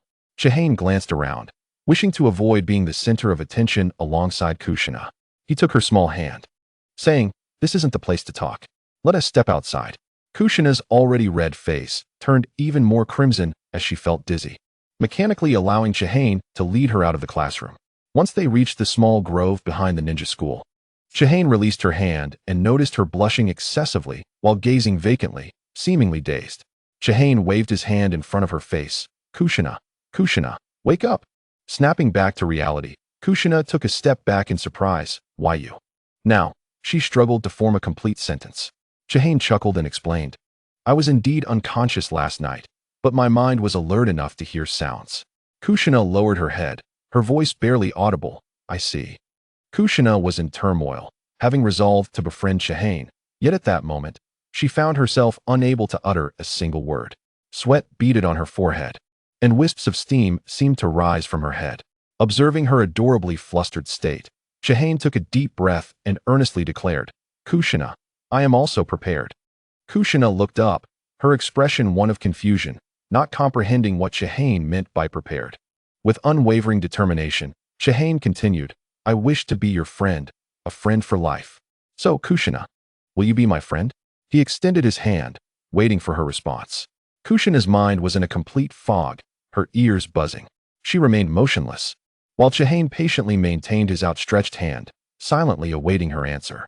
After a few minutes, Kushina's brain finally rebooted, and she reached out to clasp Chihane's hand, softly saying, "Okay. It's a promise. We will be friends for life."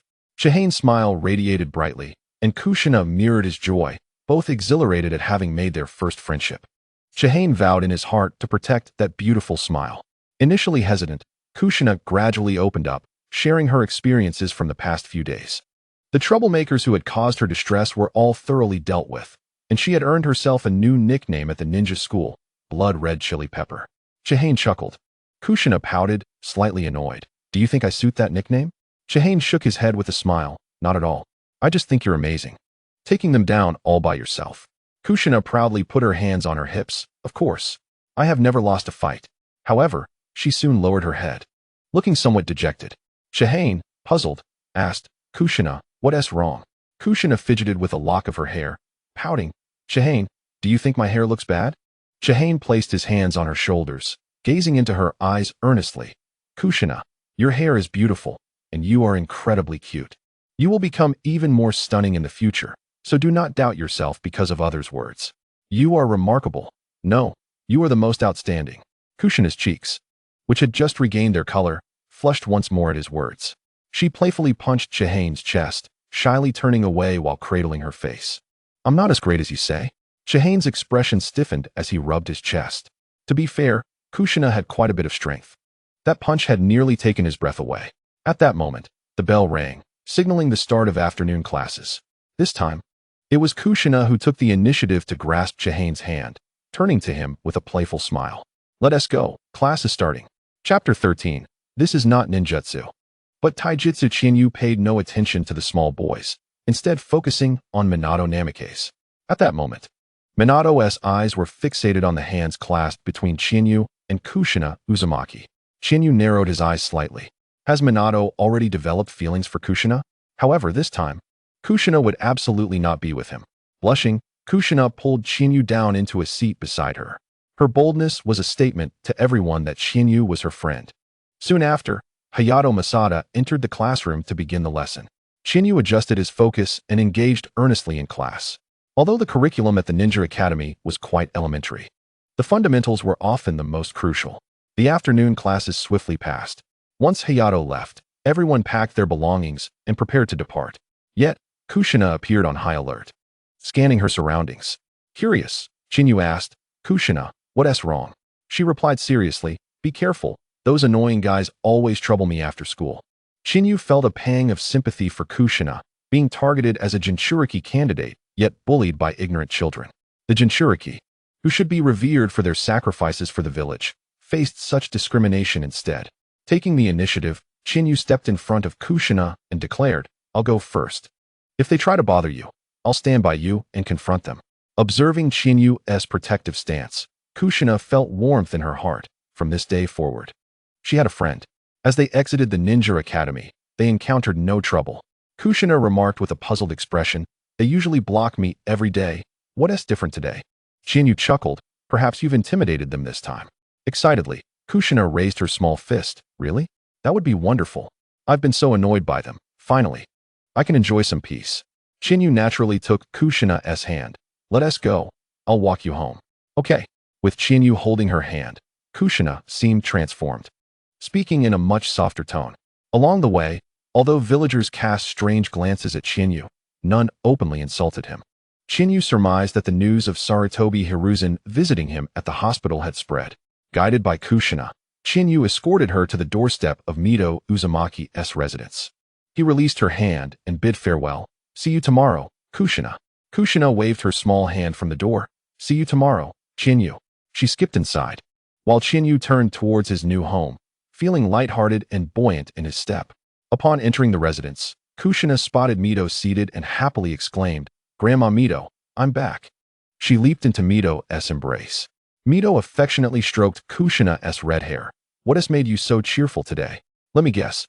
Did Chiyu get released from the hospital and become your friend?" Blushing, Kushina buried her head in Mito's embrace and murmured, Mito smiled with satisfaction. "Tell me all about how you two became friends."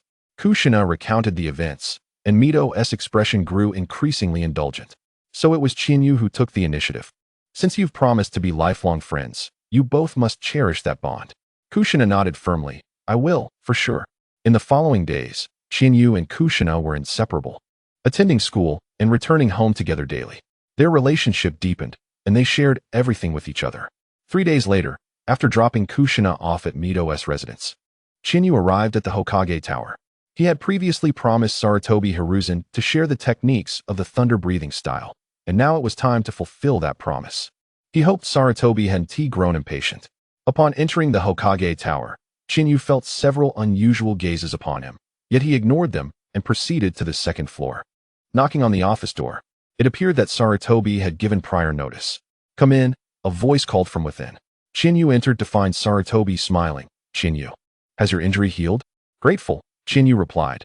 "Thanks to you, Hokage-sama, I'm completely healed." Nodding, Sarutobi asked, "What brings you here today?" Internally, Chiyu thought, "Isn't that a question you already know the answer to?" He presented a scroll reverently. "Hokage-sama, this contains the complete training methods for the thunder-breathing technique, which I have documented for future generations to learn." Sarutobi accepted the scroll and opened it, finding the training methods detailed meticulously. For instance, the first form, thunder-breathing first form, Thunder Flash, required the use of lightning release chakra to activate the legs and arms, while wrapping the lightning chakra around the weapon, culminating in a powerful release. Sarutobi inquired, "To wrap lightning chakra around a weapon, does it require a weapon made of chakra metal?" Chiyu shook his head. "It simply needs to be shaped and wrapped around the weapon. Of course, using chakra metal would enhance its power significantly." As Sarutobi examined the scroll while smoking, he became increasingly astonished. This was not merely ninjutsu. It was a form of taijutsu. The fundamental characteristics of taijutsu included the refinement of chakra, the ability to activate without hand seals, and a focus on physical attacks. The thunder-breathing technique perfectly aligned with these traits and could indeed serve as a treasured technique passed down through generations. Chapter 14. The attack on Kushina Uzumaki. As Sarutobi reviewed the thunder-breathing technique Chiyu had presented, It was no longer a matter of satisfaction, but sheer delight. However, from the perspective of a ninjutsu expert, the first 5 forms of the thunder-breathing technique would only reach the level of B-rank taijutsu, while the final 2 forms could achieve A-rank status. The entire thunder-breathing technique would be rated as A-rank. Yet, that was more than enough to excite Sarutobi, for it was a complete taijutsu style, exceedingly precious. Sarutobi stored the scroll and looked at Chiyu with appreciation. On behalf of Konoha, I sincerely thank you for contributing this complete thunder-breathing technique. What reward do you desire? Chiyu shook his head. This is simply my duty. It is an honor to contribute to Konoha. That alone is reward enough for me. Sarutobi's admiration for Chiyu grew. Chiyu's talent was undeniable. He had not only mastered the shape and nature transformation of lightning release chakra, but had also grasped the entire thunder-breathing technique. If he continued to grow steadily, achieving the rank of Jonin was a certainty. Most importantly, Chinyu's unwavering loyalty to Konoha was evident in his unreserved sharing of this A-rank taijutsu. Originally, Sarutobi Hiruzen believed that Chihane harbored some resentment towards Konoha, but it seems otherwise. Otherwise, there would be no need for Chihane to offer an entire set of A-rank ninjutsu. Hiruzen perceives Chihane as a promising individual, one worthy of cultivation.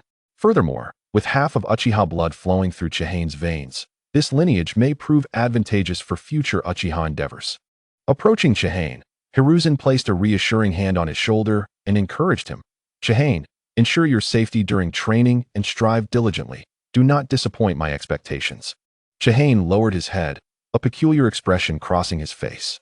Was Hiruzen implying he would be valued? What splendid news! The more Hiruzen favors him, the more seamlessly Chihane can execute his plans. Raising his gaze, Chihane looked intently at Hiruzen and vowed, I will not fail your expectations, Hokage-sama. After Hiruzen offered a few more encouraging words, Chihane took his leave. Once outside the Hokage building, Chihane exhaled deeply. For an extended period, aside from training, he found himself with little to occupy his time. After all, in this peaceful era, Konoha was not beset by significant events, nor could he garner any witness points. Presently, Chihane was a veritable pauper, devoid of any witness points. He nearly suspected the system was deliberately impeding him. A standard katana yielded 10 witness points, while replenishing chakra cost 30 points. After 3 replenishments, he had precisely 100 witness points. Taking a deep breath, he gazed at the setting sun, resolving to become stronger. 5 days later, the ninja school was closed for the day. Chihane had arranged with Uzumaki Kushina the day before to explore the location where he had previously trained, for he had mentioned that the scenery was splendid, especially with the cherry blossoms in full bloom. Cherry blossom petals danced through the streets. Their meeting was set for 1 o'clock in the afternoon. Excited for her first outing, Kushina rushed out after enjoying lunch with Uzumaki Mido. She planned to arrive at their meeting point ahead of Chihane and surprise him. As Kushina joyfully approached the rendezvous, a smile adorned her face as she envisioned the picturesque scene of walking beneath the cherry blossoms with Chihane. Suddenly, she halted, her smile fading as she glared ahead. Standing by a cherry blossom tree was a boy, a nuisance from her days at the ninja school, who seemed intent on causing trouble again. Beside him loomed a boy taller by a head, wearing a headband that marked him as a lower-ranking ninja of Konoha. The lower ninja placed a hand on the boy's shoulder, and they exchanged malicious grins directed at Kushina. You're the one who keeps making my little brother cry, the lower ninja declared, striding toward Kushina with his arms crossed.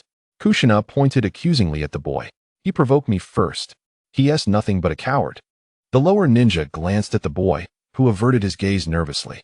Turning back to Kushina, he smugly pointed to his headband. I'm a lower ninja, quite impressive. Don't you think? I ought to teach you a lesson for bullying my brother. He cracked his knuckles menacingly. Kushina's expression hardened, and without hesitation, she leapt onto a tree branch and dashed forward. The lower ninja pursued her relentlessly. He hurled a kunai, which embedded itself into a tree beside her. Startled, Kushina realized the gravity of the situation. She leapt to another branch, gathering her strength as she charged toward the lower ninja. Unprepared for her counterattack, he was caught off guard and struck solidly, collapsing to the ground. But before Kushina could breathe a sigh of relief, a cloud of white smoke erupted from the lower ninja, revealing a wooden stump. Having executed a substitution technique, the lower ninja reappeared behind Kushina, delivering a swift blow to her neck and kicking her down. He seized her hair, lifting her painfully. Didn't he even notice the substitution technique? You truly are just a child. He mocked her. Your hair, so stiff and red, is quite bothersome. The boy laughed derisively at Kushina. Huh? You deserve this. Tears welled in Kushina's eyes. Just then, Chihane arrived and witnessed Kushina being manhandled, her tears flowing. Fury surged through him like a tempest. The boy, noticing Chihane in the distance, pointed and exclaimed, Brother, that traitor has shown up. He's with her. The lower ninja twisted his neck with a sinister grin. Then we'll deal with this traitor too. I've always wanted to do just that. Kushina cried out to Chihane, Chihane, run. In that moment, Chihane's mind teetered on the brink of reason, clutching a battered katana, his body coiling with energy as lightning crackled around him. Chapter 15. Namikaze Minato seeing Kushina bullied. Tears streaming down her face, Chihane felt his blood boil. He had sworn to protect her smile. With bloodshot eyes, he bent low, gathering his lightning chakra. The lower ninja, initially dismissive, now paled at the sight of Chihane, crackling with electricity. As a lower ninja, he had only mastered a single C-rank jutsu, while Chihane radiated an unmistakable aura of a higher-level technique. Realizing the gravity of the situation, the lower ninja released Kushina's hair, quickly forming hand signs. Earth release, rock pillar spear. A sharp spike erupted from the ground, but its speed was too slow. Chihane easily evaded it with a swift step back. With a flick of his thumb, Chihane unsheathed his katana slightly. Thunder breathing. First form, thunderclap. In an instant, he transformed into a bolt of lightning, charging toward the lower ninja. The lower ninja heard the thunderous roar before a flash of blue light streaked past him, and then he coughed up blood, collapsing to the ground. Brother. The boy stared in shock, his eyes wide as he witnessed his sibling fall, blood spilling from his lips. Suddenly, the boy heard the crackling of thunder behind him. He turned stiffly to see Chihane, cradling Kushina in his arms, his eyes ablaze with fury. The boy's pupils dilated in terror, a chill coursing through him, and he stumbled backward, collapsing to the ground. The lower ninja stared in disbelief at Chihane, realizing that despite being merely a student at the ninja school, Chihane wielded immense power. As Kushina lay in Chihane's embrace, she gazed at his face, captivated. In the eyes of the lower ninja and the young boy, Chiyu appeared exceedingly fearsome. However, to Uzumaki Kushina, he seemed remarkably dashing. Her heart raced with an inexplicable sentiment stirring within her. Chiyu spoke in a deep voice, Kushina, wait for me here. After gently placing Uzumaki Kushina on the ground, he unsheathed his katana once more, filled with a menacing aura as he advanced towards the bloodied lower ninja and the boy. The two, filled with terror, continuously retreated. What do you intend to do? The village forbids harming comrades. Chinyu's expression was one of extreme ferocity. Harm comrades? What were you just doing then? Rest assured, I will not kill you. I will simply break all your limbs. Just as Chinyu prepared to strike, a kunai shot towards him. He deftly deflected it with his blade. Turning towards the direction from which the kunai had come, he saw Namikaze Minato standing on a tree branch. That's enough, Chinyu. They have already been punished, Minato said. Chinyu, with a grim expression, inquired, You've been watching all along? Minato hesitated, unable to respond. Indeed, he had been observing the scene unfold. Upon seeing Uzumaki Kushina running toward him, Minato had followed, harboring a favorable impression of her and wishing to introduce himself. Yet, he had not anticipated that Kushina would face an attack from the lower ninja. Although the boy had persistently troubled Kushina at the Ninja Academy, she had always effortlessly overpowered him. As a classmate, Minato had not intervened on the boy's behalf. Thus, when Kushina was finally targeted for revenge by the boy and his brother, Minato was uncertain whether to assist her. At the academy, he had maintained amicable relations with everyone, and it felt inappropriate to support Kushina now after neglecting the boy previously. Noticing Minato's silence, Chinyu mocked, So you've been here all along. Witnessing Kushina being bullied while turning a blind eye, yet you choose to intervene when I seek retribution? Minato, you truly are commendable. Minato hurriedly explained, No, that's not it. Chinyu pointed at the kunai on the ground. What do you mean not it? You launched a real kunai at me. Tell me, what kind of person are you? Minato's heart tightened. That kunai isn't mine. It was the one he used to attack Kushina, lodged in the tree. Chinyu's already grim countenance darkened further with fury. You shot a real kunai at Kushina. He reversed his katana, the blade now facing outward. I will sever all your hands and feet. With a powerful leap, Chinyu lunged towards the terrified boy and lower ninja. Minato felt a chill run down his spine. Realizing the gravity of the situation, Chiyu was genuinely serious. He immediately rushed towards Chiyu, picking up the kunai from the ground to block the downward strike aimed at the lower ninja's left leg. The lower ninja, terrified to the point of tears, would have lost his leg had Minato not intervened. Minato attempted to reason with Chiyu. Chiyu, if you sever their limbs, you too will face punishment. With eyes glowing crimson, Chiyu replied, and what of it? They were the ones who shot a kunai at Kushina. Who can blame me for retaliating? Furthermore, Minato, since you witnessed them attacking Kushina yet remained unmoved, why do you now play the virtuous bystander? I will say it again. If you wish to spectate, then step aside and do not hinder me. If you intend to assist them, I will cut you down as well. Minato urged Chiyu. Please calm down. They are comrades from the same village. Chiyu scoffed. Minato, you are truly hypocritical. They are your comrades, yet Kushina is not, is she? If you wish to aid them, that is your choice. Second form of the thunder breathing, Rice Soul. In an instant, Chiyu unleashed a lightning-shaped series of 5 strikes. Minato's hair stood on end, and his exceptional reflexes allowed him to roll backward, narrowly evading Chinyu's onslaught. Rising to his feet, Minato recalled that he had sensed Chinyu's incredible speed during his previous use of Thunder Flash. Now, facing him directly, he comprehended just how astonishingly swift Chinyu truly was. Chapter 16, Jiraiya and Tsunade. Having evaded Chinyu's Rice Soul, Minato found himself in a precarious situation. He had not anticipated Chinyu's overwhelming strength, especially considering that previously, Chinyu had been easily subdued at the academy. Chinyu was equally surprised that Minato could evade his strike. Indeed, he was the man who would one day master the Flying Thunder God technique. His reflexes were undeniably impressive. However, Chinyu was merely somewhat surprised. Both he and Minato were still in their formative years. Chinyu felt confident that, at his peak, his thunder breathing would match Minato's speed. Uzumaki Kushina was in a state of deep anxiety, never expecting the situation to escalate to such an extent. She felt immensely touched by Chinyu's willingness to fight on her behalf against those who had bullied her, yet she worried that he might face repercussions as a result. Chinyu, I'm fine, she called out. Chinyu, clutching his katana tightly, murmured, I vowed from that day forth to protect your smile, yet merely days later, I have broken that promise. He turned to Kushina. I will never forgive those who harm you. Absolutely never.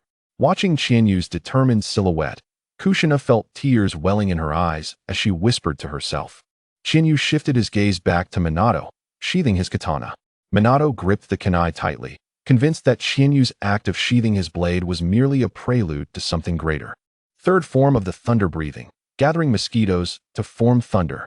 Chinyu spun around Minato at high speed, leaving behind waves of blue lightning in his wake. These undulating arcs of blue lightning prevented Minato from retreating. Any attempt to do so would result in contact with the electrifying arcs. Chinyu continued to strike at Minato with relentless ferocity. His speed was overwhelming, and the weight of his strikes made it exceedingly difficult for Minato to defend himself.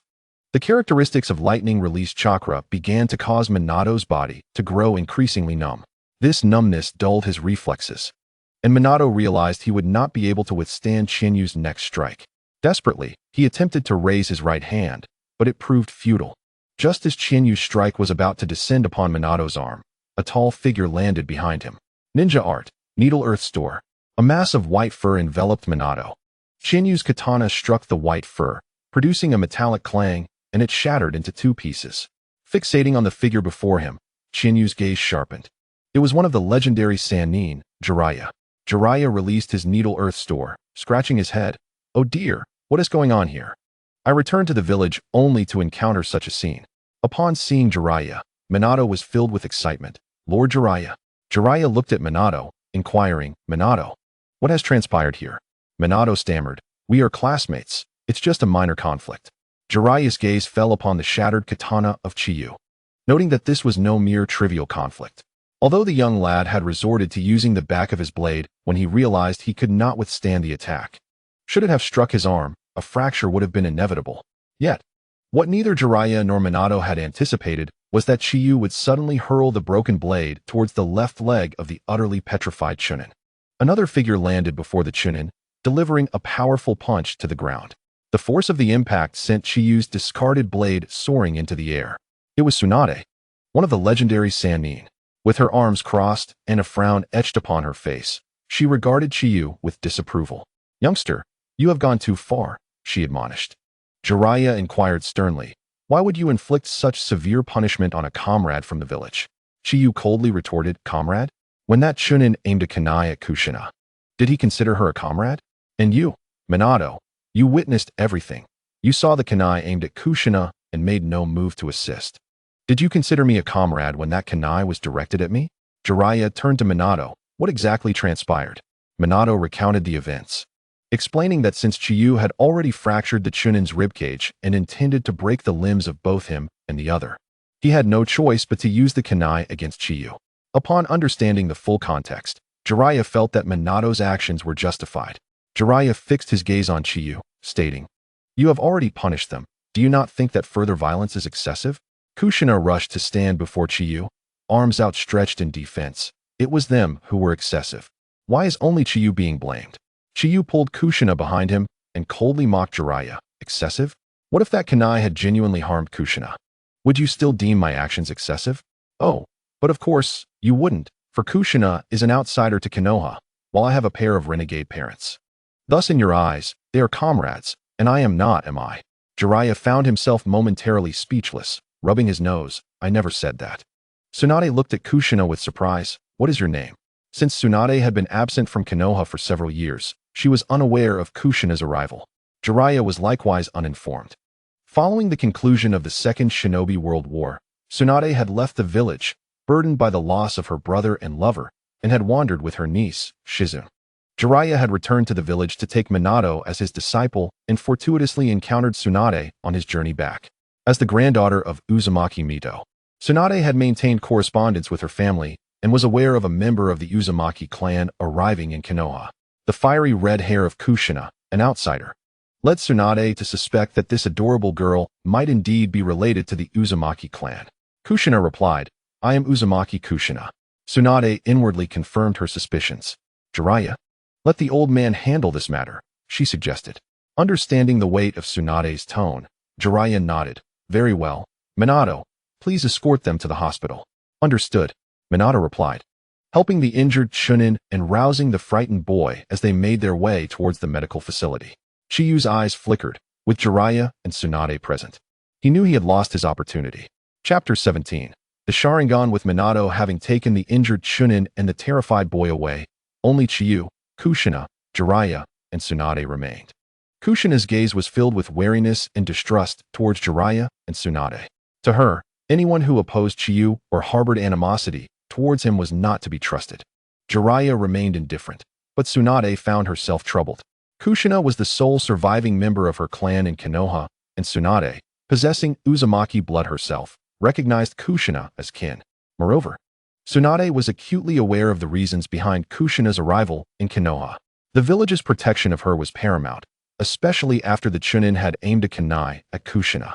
Though Tsunade felt anger towards the Chunin, she knew she had to act, for he was a Konoha shinobi. As for Chiyu, Tsunade was familiar with his past, as the events surrounding him had been widely discussed. Chiyu, possessing a lineage of both the Senju and Uchiha clans, had been ostracized by the Uchiha, becoming a scapegoat for the villagers of Konoha. Tsunade was taken aback by the apparent bond between Chiyu and Kushina. He was willing to go to great lengths for her, even contemplating the severing of the Chunin's limbs. Had they known each other prior to Kushina's arrival? As Tsunade pondered this, her eyes inadvertently caught the bloodstains on the ground. Her pupils dilated, and she began to tremble slightly as her hemophobia took hold. Jiraiya, noticing Tsunade's distress, stepped in front of her to shield her view. "I will take these two to see the old man. You should rest, Tsunade," he suggested. Tsunade took several deep breaths, attempting to calm her racing heart brought on by her phobia.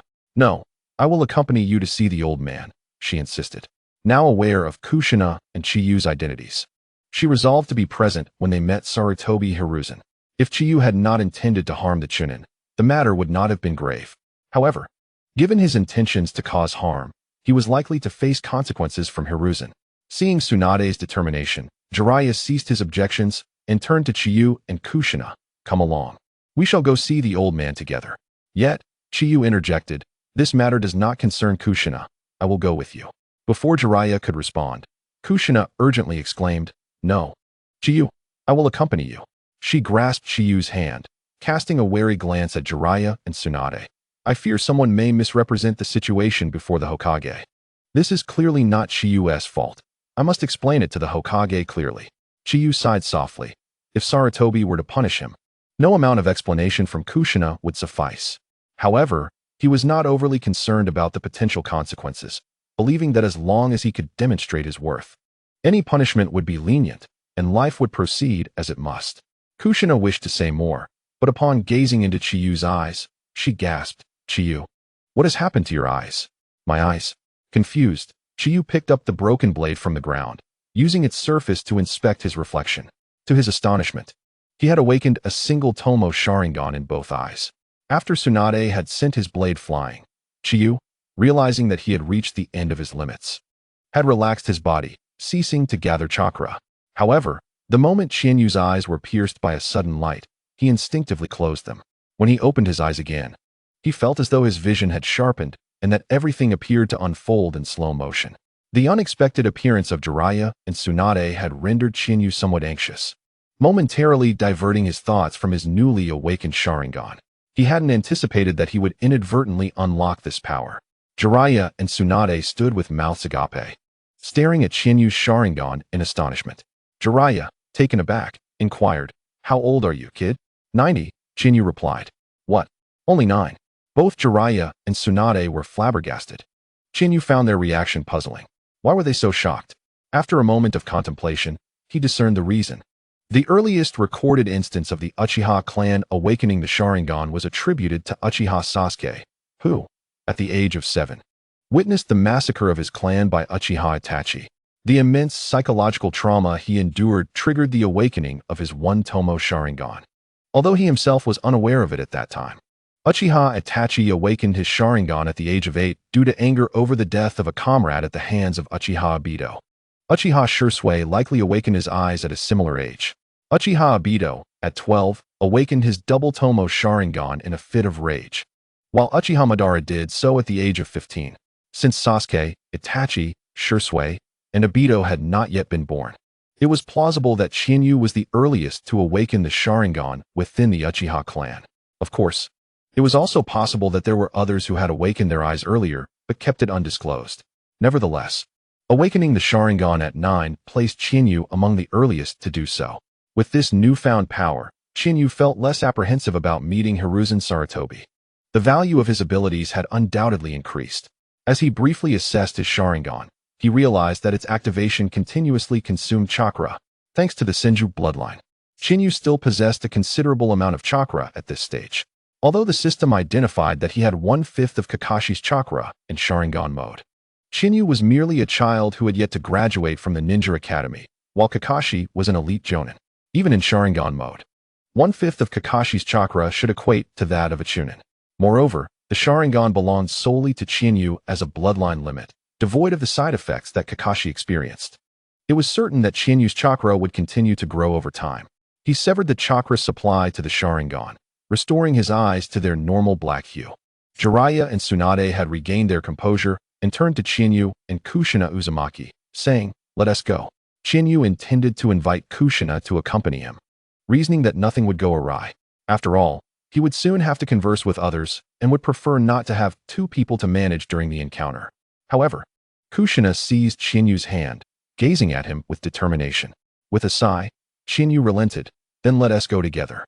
Chapter 18. Reflection. For 3 days Chinyu and Kushina followed Jiraiya and Tsunade to the Hokage building.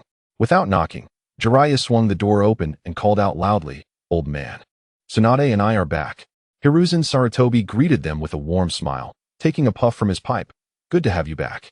He then turned to Chinyu and Kushina, who stood behind Jiraiya and Tsunade, and exclaimed in surprise, "Chinyu, Kushina, what brings you here?" Chinyu cast a glance at the crystal ball on Hiruzen's desk. The last time he visited the Hokage's office, the crystal ball was absent. Its presence now indicated that Hiruzen had recently been using it to observe Konoha. Therefore, he was likely already aware of the situation that had transpired. With a hint of sarcasm, Chinyu stated, "Lord Hokage, Jiraiya and Tsunade have brought me here to face judgment."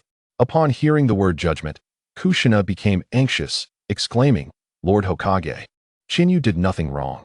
He was merely trying to help me." Hiruzen raised a hand for silence. "Take your time and explain what happened." Chiyu, Jiraiya, and Tsunade recounted the events in detail. As Hiruzen set down his pipe, his previously benevolent expression faded, and he regarded Chiyu with a serious demeanor. Just as Kushina was about to speak in Chinyu's defense, he gently pulled her hand to stop her. He shook his head in response to her concerned gaze, and she remained silent, her expression conflicted. Just as Chinyu prepared to voice his thoughts, Tsunade unexpectedly interjected, "Old man, Chinyu understands his mistake, and besides, those two brats were at fault first. Nothing catastrophic occurred. Let us just put an end to this." Hiruzen fixed his gaze on Chinyu, asking, "Chinyu, do you acknowledge your mistake?" Taking a step forward, Chinyu resolutely declared, "Lord Hokage, I do not believe I am at fault." Jiraiya and Tsunade exchanged bewildered glances. They had provided him with an opportunity to back down, yet he refused to take it. He was remarkably bold. Kushina felt a rush of panic. If Chinyu had simply admitted his fault, this could have all been resolved. Hiruzen's presence intensified, his voice dropping to a somber tone. "You do not think you have erred?" Chinyu, standing firm against Hiruzen's imposing aura, replied stubbornly, "No, I do not believe I am at fault. I previously expressed to you, Lord Hokage, that I wish to protect Konoha." Before he could finish, Hiruzen interjected, "But your actions contradict the very essence of protecting Konoha." Chinyu argued back, "My desire to protect Konoha is to safeguard those who deserve protection, not to resort to violence against those who harm their comrades. Konoha has strict regulations against attacking fellow ninjas, yet that individual violated those rules. Thus, I believe my actions were justified. A person who bullies the weak, wielding real kunai against a novice like Kushina, does not merit protection. Such individuals are a cancer to Konoha. If they can act violently against Kushina today, they will do so against others tomorrow. No one would wish to entrust their safety to such a person. People label me a traitor, yet despite facing insults and humiliation, I have never considered retaliating. To me, they are comrades, and I would never harm a comrade. I strive to earn their trust and recognition through my actions. Thus, my conduct does not betray my initial intent to protect Konoha. On the contrary, those who betray others' trust and resort to violence against comrades are the most despicable." Jiraiya and Tsunade were taken aback by Chinyu's words, astonished that a 9-year-old child possessed such profound insight. Hiruzen's imposing demeanor began to dissipate, for Chinyu's argument was compelling. Over the years, Chinyu had indeed endured ridicule and abuse without ever resorting to violence. Moreover, Hiruzen had witnessed through the crystal ball that Chinyu had awakened his Sharingan. Not only did Chinyu possess a talent for ninjutsu, but he had also awakened the Sharingan at such a young age. In Hiruzen's memory, no one from the Uchiha clan had awakened their Sharingan at this age. With mastery over an A-rank ninjutsu and half the bloodline of the Uchiha clan, awakening the Sharingan at 9 years old was indeed prodigious. Such talent almost guaranteed that he would become a top-tier ninja in Konoha and a pillar of support for the village in the future. Furthermore, Chinyu's disposition appeared commendable. Based on his current behavior, he could be regarded as loyal and steadfast. After a moment of contemplation, Hiruzen stated, "Even if they have erred, there is a Konoha police force to enforce the law. You do not have the authority to administer private justice. However, it is indeed true that they were at fault from the outset. At the same time, you were eager to assist the bullied Kushina. How about this? Reflect on your actions for 3 days, and this matter shall be forgotten." The expression on Uzumaki Kushina's face immediately brightened, and she promptly expressed her gratitude to Sarutobi Hiruzen, saying, "Thank you, Lord Hokage." Chihaya also bowed, saying, "Thank you, Lord Hokage." From Chihaya's perspective, acknowledging the mistake and allowing the matter to fade away was a necessary choice. Finding a way to turn this incident into evidence of his loyalty to Konoha was the best option, even if Sarutobi Hiruzen was aware of his ulterior motives. What could be done? Everyone harbors selfish desires. As long as he did not violate Hiruzen's taboos, all would be well. Sarutobi Hiruzen waved his hand, signaling them to leave. Chihaya and Uzumaki Kushina departed the Hokage's office hand in hand. Jiraiya observed their retreating figures and sighed. The younger generation is truly remarkable, mastering such swift ninjutsu techniques and even awakening the Sharingan. Tsunade concurred. "I've heard that members of the Uchiha clan require intense emotional stimulation to awaken their eyes. Since Kushina was bullied, Chihaya activated his Sharingan. It seems Kushina holds great significance for him. Sarutobi Hiruzen, feeling glum, took a puff from his pipe. He had hoped to forge a bond between his future disciple, Minato Namikaze, and Kushina, but seeing how close Chihaya and Kushina had become, it seemed Minato's opportunity was slipping away. After leaving the Hokage building, Chihaya brought Uzumaki Kushina back to his home. Kushina sighed with relief. That's great, Chihaya. I only need to stay home for 3 days, and then everything will be fine. Chihaya had Kushina sit on the sofa and, with a serious expression, said, Kushina, I do not wish to deceive you.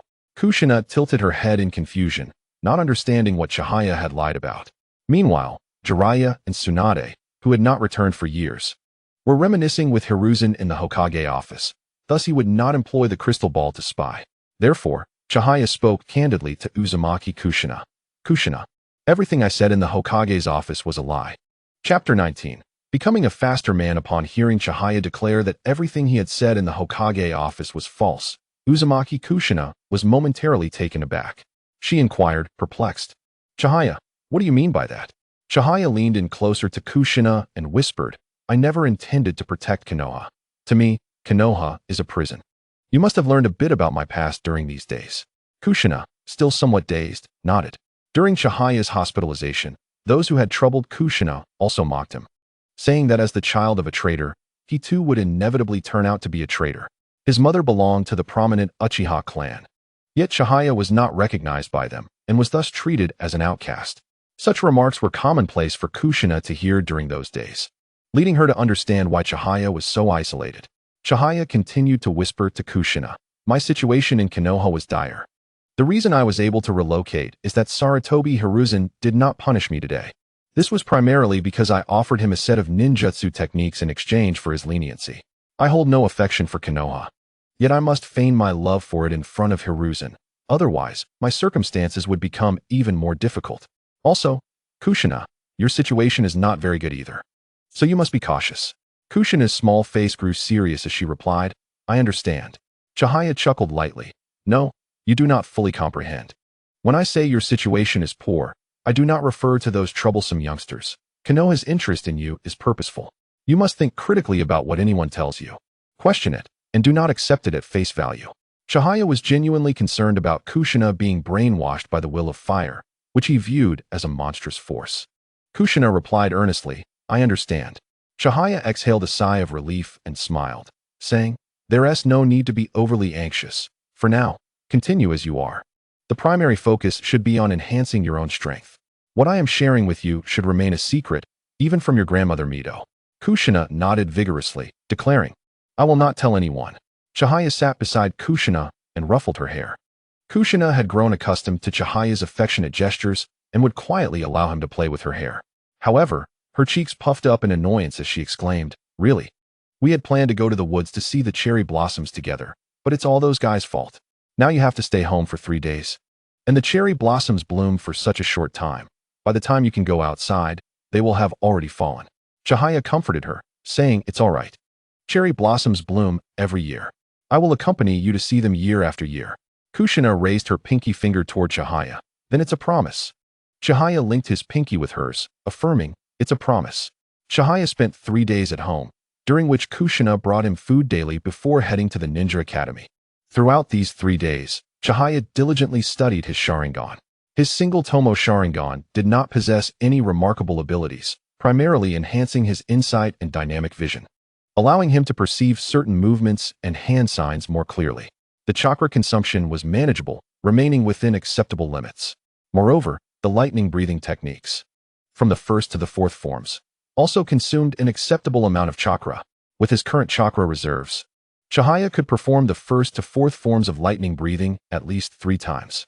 However, the 5th form's chakra consumption escalated significantly. He estimated that attempting to unleash the 6th form, Thunderclap, would likely deplete his chakra entirely, let alone the 7th form. Previously, when Chihaya's system simulated the lightning breathing techniques, the severe strain on his meridians was due to his forcing himself to attempt the 7th form, which was beyond his capabilities at that time. What frustrated Chihaya was that the katana he purchased with 10 witness points had become useless. He lacked the funds to acquire a new weapon, leaving him quite impoverished. His finances were barely sufficient for daily sustenance. He suddenly felt that it was not worth wasting a blade on dealing with those two youngsters. At this rate, he might not be able to afford a new weapon until he graduated from the ninja academy. As the 3 days came to an end, Chihaya stepped out of his house and made his way to the Uzumaki residence to pick up Kushina for their journey to the ninja academy. Upon arriving at the classroom, every student turned their gaze toward Chihaya. News of him incapacitating a lower-ranked ninja had spread. Interestingly, it was not Minato who disclosed this information, but rather the younger brother of the injured ninja. That boy, now fearful of Chihaya and concerned about potential retaliation, immediately requested to transfer classes upon arriving at the ninja academy. The others in the class pursued him, inquiring why he was changing classes, and he recounted the events of that day. The entire class was astounded by Chihaya's ability to send a lower-ranked ninja to the hospital. Moreover, they learned that Minato was also involved, leading them to question him about the truth of the matter. When Minato confirmed the story, shock and frustration rippled through the classroom. The boy they had routinely insulted had proven to be so formidable. If he were to insult him again, what if he ended up in the ninja hospital? Moreover, Uzumaki Kushina is currently under the protection of Chiba, so it would be unwise to trouble her in the future. Namikaze Minato, too, observed Chiba with a discerning gaze. Chiba met Minato's eyes, recalling how he once thought Minato might be a good person. However, recent events had revealed Minato's dual standards, while Chiba himself also exhibited double standards. His were overt and unapologetic, unlike Minato's, which he refused to acknowledge. Uzumaki Kushina noticed the silent exchange between Chiba and Minato and glared at Minato in anger. In Kushina's eyes, there was no longer any fondness for Minato, only disdain. When Minato felt her gaze upon him, he promptly averted his eyes. Originally, he intended to graduate early next year and then seek training under Jiraiya. However, after battling Chiba, Minato became acutely aware of his own inadequacies and sought to become Jiraiya's apprentice sooner. Jiraiya, recognizing that Minato's motivation stemmed from his encounter with Chiba, accepted him as a disciple after a rigorous evaluation. Now, Minato attended the Shinobi Academy during the day and trained under Jiraiya at night, focusing on enhancing his speed. His aspiration was to become a man swifter than Chiba. Chapter 20. 3 years had swiftly passed.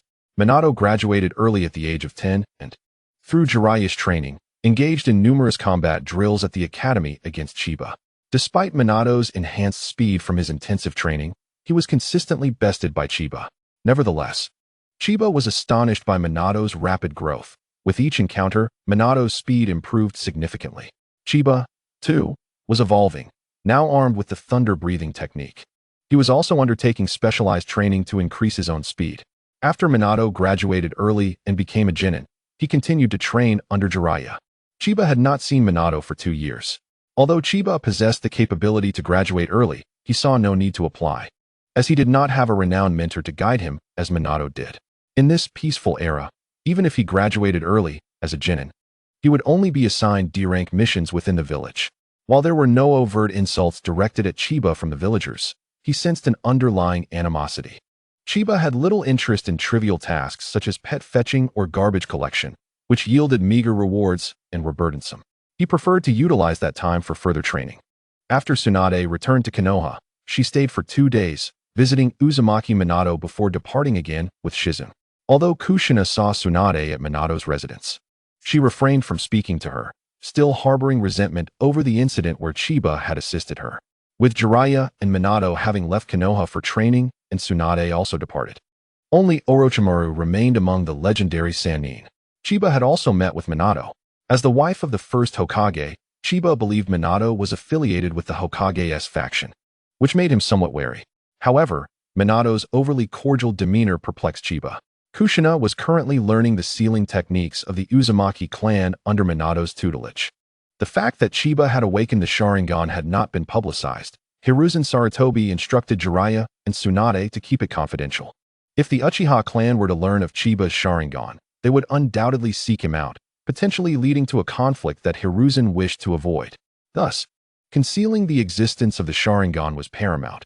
It would allow Chiba to grow stronger, and by the time he matured, any repercussions from the Uchiha clan would be moot. Chiba welcomed this arrangement, preferring to avoid entanglements with the arrogant Uchiha. Over these 3 years, individuals such as Uchiha Obito, Hatake Kakashi, Nara Rin, and Might Guy were born. Considering Kakashi's early entry into battle at the age of 5, it was apparent that the peace era would last no more than 2 additional years before slipping into a Cold War, or perhaps even less. This was compounded by the fact that Kushina would soon face abduction by 3 Cloud Village ninjas. At that time, Kushina would have just become a genin, though the exact timing remained uncertain. However, following the abduction, it was likely that the shinobi world would erupt into localized conflicts. Now 12 years old, Kushina had 6 years before she would assume the mantle of the Nine-Tails Jinchuriki, following Minato's demise. Time was of the essence for Chiba. With only 2 years of peace remaining and Kushina's imminent transformation into the new Jinchuriki, he needed to rapidly enhance his strength, which was best achieved on the battlefield. Chiba utilized his evenings for rigorous training, yielding commendable results. The distant kin of the Senju clan, the Uzumaki clan, possessed vast reserves of chakra. As a descendant of both clans, Chiba's chakra reserves multiplied significantly. He needed to accumulate sufficient witness points before Kushina became the Nine-Tails Jinchuriki while maximizing his own power. Throughout these 3 years, Chiba had acquired 50 witness points, having witnessed Might Guy's birth. During a bout of intense training, he had strained his muscles and sought medicinal supplies at the ninja hospital, where he fortuitously overheard a call from Might Dato. His curiosity about the individual who single-handedly defeated the 7 ninja swordsmen of the mist led him to discreetly observe the event, thus earning him the 50 witness points. However, he could not witness the births of others, as they belonged to clans he had no access to. As twilight descended, Chiba remained in the training grounds. Diligently honing his skills, he exchanged 10 witness points for a new katana and practiced strikes against a wooden post, relying solely on his physical strength. Sweat trickling down his face. Suddenly, a raspy voice echoed from behind him. "You are quite diligent." A chill ran down Chiba's spine. He had sensed no presence behind him. He swiftly turned to face the source of the voice, his pupils constricting. Before him stood Orochimaru, one of the legendary Sannin, with pale skin, purple eyeshadow, and serpentine pupils adorned with tomo-shaped earrings. Chiba quickly composed himself, slightly bowing in respect. "Lord Orochimaru." Orochimaru crossed his arms and approached Chiba. "I have been observing you for quite some time. At such a young age, you have mastered formidable ninjutsu and awakened the Sharingan. Truly, you are a worthy descendant of both the Uchiha and Senju clans." Chiyu raised his head, gazing at Orochimaru with unwavering eyes, and inquired with curiosity, "Lord Orochimaru, have you been observing me for many days?" A smile graced Orochimaru's face, yet to Chiyu, it felt more like a sardonic smirk. "It seems the old man is quite fond of you and wishes me to take you as my disciple. However, I have no intention of accepting disciples, as teaching requires distraction. Nevertheless, I find myself intrigued by you. Chiyu, I sense we share a commonality. Both of us conceal our true selves, allowing others to perceive only what we desire them to see. Do not attempt to refute me. The glimmer in your eyes betrays the truth. However, I am rather captivated by your serpentine gaze, poised to strike at any moment." Chiyu felt a shiver run down his spine. He had not anticipated that Orochimaru's presence here was to recruit him as a disciple. Chapter 21, The Test. Orochimaru suddenly appeared in the training ground, asserting that Sarutobi Hiruzen was quite taken with him and intended for Orochimaru to take him under his wing. Chinyu's mind nearly short-circuited. Sarutobi Hiruzen was indeed fond of him, a fact Chinyu had discerned, as the Hokage had subtly hinted on multiple occasions that Chinyu could apply for graduation exams early to become a formal ninja. However, Chinyu had feigned ignorance, as he had no desire to graduate early and become an ordinary ninja tasked with menial missions. He considered it a waste of time. Unless Sarutobi Hiruzen could explicitly assure him that he would be eligible for combat missions post-graduation, Chinyu was unwilling to gamble on such uncertain odds, for failure would lead to a life of menial labor. Yet, he had not anticipated that merely 2 days before the graduation exam, Orochimaru would personally seek him out. And this was at the behest of Sarutobi Hiruzen. Chinyu suddenly realized that the current Orochimaru was still one of Konoha's most esteemed Sannin, a favored disciple of Sarutobi Hiruzen, and a pillar of the village. At this point, Orochimaru had not yet experienced the devastating defeat at the hands of the Sharingan. He was merely a Konoha ninja yearning to master all techniques in existence. However, he still posed a certain degree of danger. Having lost his parents at a young age and witnessed the demise of his friend, Kato Dan, and his apprentice, Shoten, Orochimaru's mindset had long been inclined towards darkness, and he was likely venturing further into it now. Furthermore, he would later collaborate with Konoha's higher-ups to conduct research on the would-release bloodline limit in Chiyu. Possessing the Senju bloodline would serve as the prime subject for experimentation. Nonetheless, the would-release research would likely commence only after the conclusion of the Third Shinobi World War, when the next Hokage would be selected. Chiyu was uncertain whether Orochimaru had begun studying the reanimation jutsu or the secrets of immortality. Overall, the risk of becoming Orochimaru's disciple seemed minimal, especially since he was personally introduced by Sarutobi Hiruzen. Moreover, Orochimaru's pedagogical prowess was beyond question. The future Uchiha Sasuke, as Orochimaru's disciple, would not only receive formidable training, but would also establish a solid foundation for analyzing enemy capabilities and formulating strategies. Although Chiyu had recently mastered the thunder-breathing full sword style, his skills were limited to that and the fundamentals taught in the Ninja Academy. Thus, his training had merely been a matter of integrating his current abilities without acquiring new techniques. Becoming Orochimaru's disciple would undoubtedly grant him access to novel knowledge. Chiyu was eager to learn about analyzing enemy capabilities and devising strategies. With determination, Chiyu knelt on one knee and earnestly implored, "Please, Lord Orochimaru, take me as your disciple." Orochimaru chuckled softly. "While I find you intriguing and the old man hopes I will accept you as my disciple, it does not guarantee your acceptance. I shall offer you a chance, with the understanding that if you do not kill me, you shall be killed in turn. You must pass my test. Should you succeed, you will become my disciple." Chiyu rose to his feet and inquired, "I understand, Lord Orochimaru. Shall we commence the test now?" Orochimaru nodded slightly. "Indeed, let us begin." As soon as Orochimaru's words concluded, Chiyu swiftly retreated, distancing himself from Orochimaru. His right hand hovered over the hilt of his katana, channeling chakra, as his hands and feet began to flicker with electricity. Orochimaru was pleased with Chiyu's response. Without hesitation, he prepared for battle upon learning the nature of the test. Thunder breathing, first form, thunderclap. Chiyu unleashed his full power, surging towards Orochimaru at a velocity that tore through the air like thunder, executing a rapid draw slash. However, after the strike, he felt no resistance against his blade. He had missed. Moreover, Orochimaru was no longer before him. Chiyu furrowed his brow, astonished by the swiftness of Orochimaru's body flicker technique. Orochimaru's voice resonated from Chiyu's side. "Your speed is commendable, yet your weaknesses are glaringly evident. You are unable to alter your trajectory mid-attack. Your movements follow a straight line. If one can foresee your attack and adjust their position even slightly before your strike lands, your attack will undoubtedly miss." After forming seals, Orochimaru pointed his arm towards Chiyu. Serpent's hand. Instantly, numerous snakes materialized upon his arm, lunging fiercely towards Chiyu. Chiyu swiftly adjusted his position, facing Orochimaru head-on. Thunder breathing, fourth form, distant thunder. Chiyu's body erupted with dazzling blue lightning, charging towards Orochimaru at blinding speed, swinging his blade for a rapid strike. The snakes summoned by Orochimaru had yet to touch Chiyu when they were incinerated by the electric discharge emanating from him. As Chiyu continued his relentless assault, Orochimaru deftly evaded each strike with ease. Orochimaru commented, "This technique sacrifices some speed but enhances the potency of your lightning release chakra. The power is commendable." While dodging Chiyu's slashes, Orochimaru swiftly formed seals. Wind release, great breakthrough. A tempest erupted from Orochimaru's mouth. Although the wind release, great breakthrough was a C-rank ninjutsu, its scale varied according to the user's capabilities. A skilled ninja could unleash winds capable of uprooting centuries-old trees. And Orochimaru was undoubtedly a skilled ninja. The ferocious winds swept through, sending Chiyu hurtling through the air. Simultaneously, due to the wind release's superiority over lightning release, the crackling lightning enveloping Chiyu dissipated in the gusts.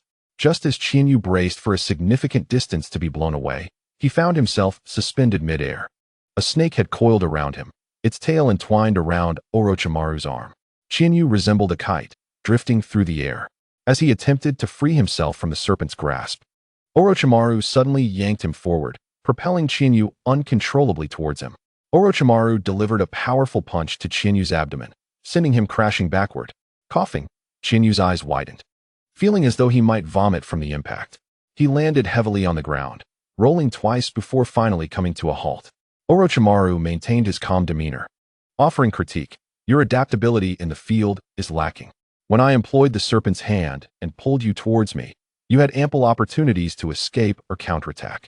Clutching his abdomen, Chiyu rose from the ground, took a deep breath to regain his composure, and activated his Sharingan. Chapter 22. 6 Strikes. Chiyu had been sent flying by Orochimaru's attack, who had remarked on his insufficient adaptability in critical situations, noting the numerous opportunities Chiyu had failed to seize.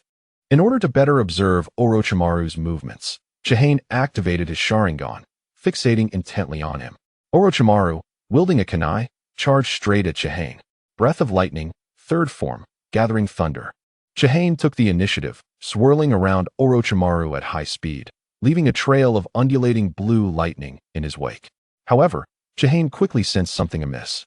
Upon contact with the wavy blue lightning, Orochimaru's body gradually transformed into a brownish hue, eventually dissolving into a puddle of mud. Chihane was taken aback. A clay substitution? When did he form the seals? I was watching him the entire time. Suddenly, Chihane realized when Orochimaru had completed the seals. During Orochimaru's commentary, his gaze had not been fixed solely on him. In an instant, hands seized Chihane's ankle. Looking down, an icy chill ran through him. Orochimaru was beneath him, grasping his ankle and preparing to drag him underground. Chihane reacted immediately. Breath of Lightning, second form, Rice Spirit. In a flash, he unleashed a series of 5 lightning-infused slashes, carving a gash in the ground. Yet, he could not force Orochimaru out. Instead, he vanished underground. Now free, Chihane stood firm, bracing himself for what was to come. He had no idea where Orochimaru was hiding, and preferred to defend and counterattack rather than expose himself through reckless searching. Despite Orochimaru's apparent restraint, no, it was more akin to him holding back. Chihane felt an overwhelming pressure that kept him on edge. In a battle against such a formidable opponent, victory seemed unattainable. Instead, Chihane aimed to identify his shortcomings through this encounter, absorbing the experience of battle to enhance his own skills. Suddenly, Orochimaru's voice echoed from all directions, rendering Chihane unable to ascertain his location. Serpent's Array. A multitude of snakes surrounded Chihane, closing in around him. Gripping his katana tightly, he declared, Breath of Lightning. Third form, Gathering Thunder.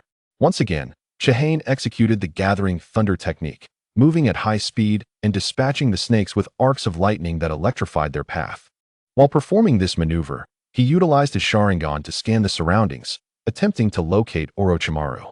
At last, he spotted Orochimaru at the back of the snake horde, arms crossed.